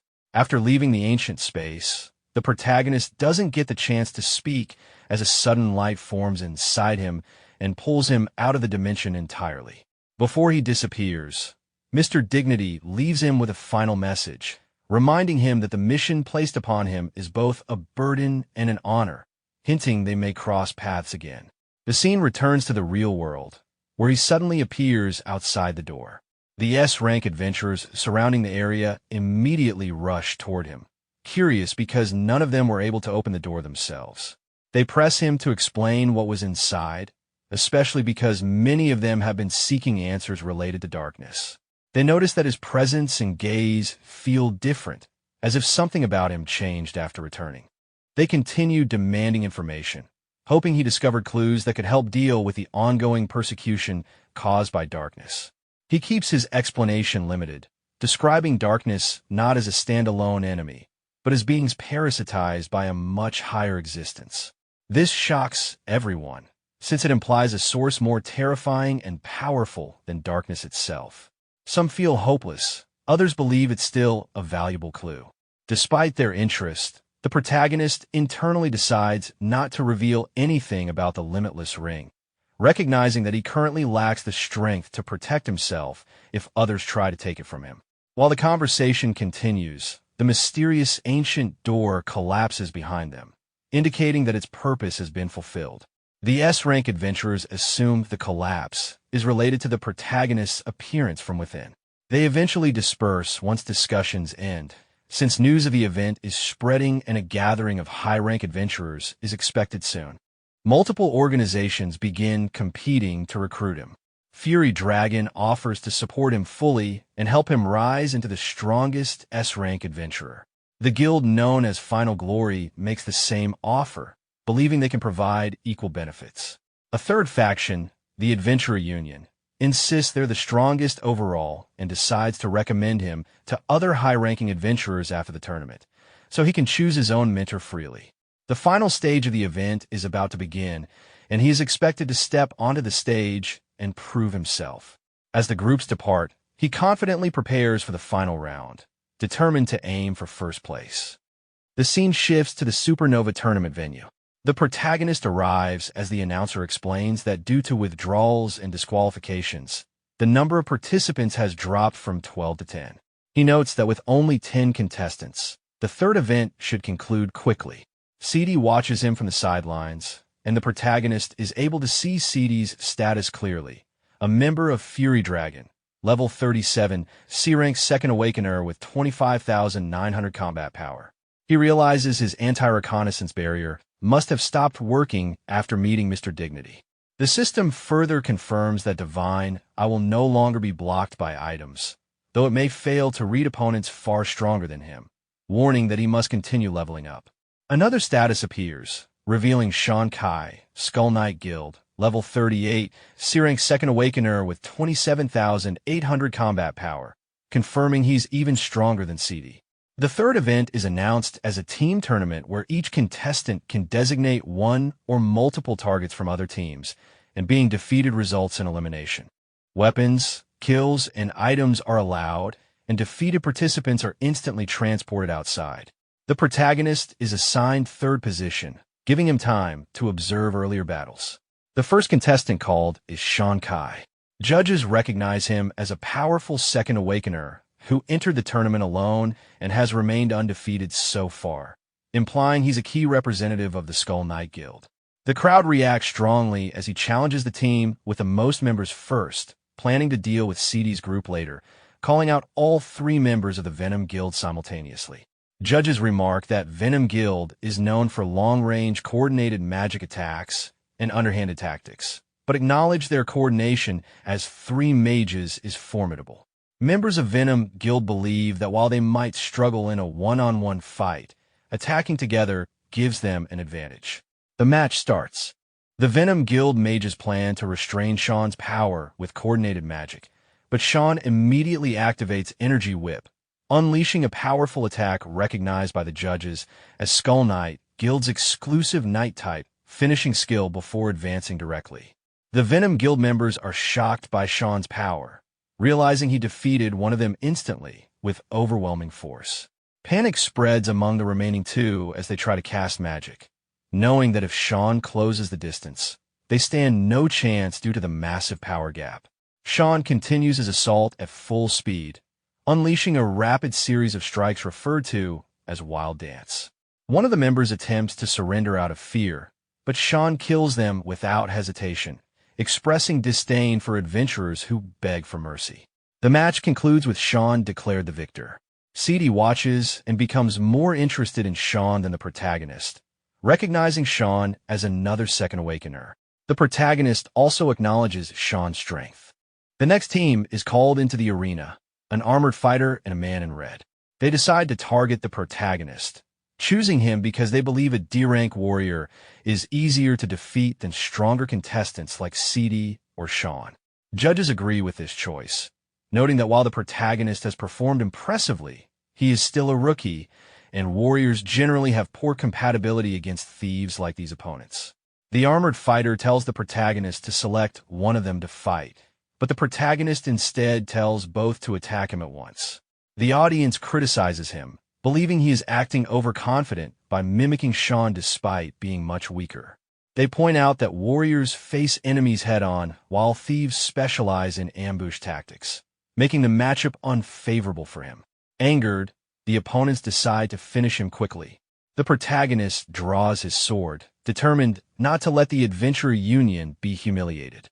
The protagonist confidently tells his opponents to attack, releasing an overwhelming aura that causes both the armored warrior and the red-clad thief to tremble. Despite being a D-rank adventurer, his fighting spirit feels far stronger than expected. But the two enemies reinforce their resolve, planning to attack together and finish the fight quickly before he has time to react or use skills. They execute a coordinated assault from both sides, aiming to trap him between a frontal power strike from the warrior and an afterimage ambush technique from a thief. Spectators worry, recognizing the combination as a deadly strategy where choosing to defend against one attack guarantees being hit by the other. The attacks land, but the protagonist remains completely unharmed, not even moving or exerting effort. The attackers freeze in disbelief, wondering if he's using a hidden artifact, while the crowd panics at the idea that a D-rank adventurer could endure such powerful moves without scratch. His body is revealed to possess overwhelming durability, shocking both spectators and notable figures like Sean and Cede, who begin taking interest in him. After effortlessly tanking the attacks, he counterattacks using Earth-Wind Law, moving so quickly the thief attempts to escape with instant shadow dive, believing his speed guarantees safety. However, the protagonist appears behind him instantly, striking both opponents with overwhelming power and speed. They are defeated with almost no resistance, and while on the ground, the armored fighter realizes that the protagonist possesses terrifying strength, defense, and speed beyond their understanding, forcing him to act immediately rather than accept death passively. The armored fighter removes his armor, revealing a heavily trained body, signaling he intends to use his full strength. The protagonist notices this and prepares himself calmly. The audience recognizes the warrior's spirit, recalling how he fought recklessly in earlier events, gathering crystals even after losing a teammate. They praise his courage and anticipate a brutal, life-or-death clash. The warrior charges with full force, choosing a direct attack. The protagonist accepts the challenge head-on and blocks the strike effortlessly.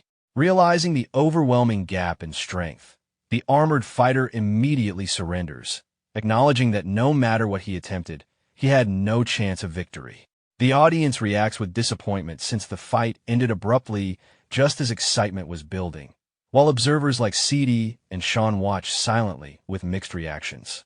The protagonist looks confused, expecting more battles. The announcer explains there should be additional matches, but suggests he rest first. He refuses, stating he's merely finished warming up.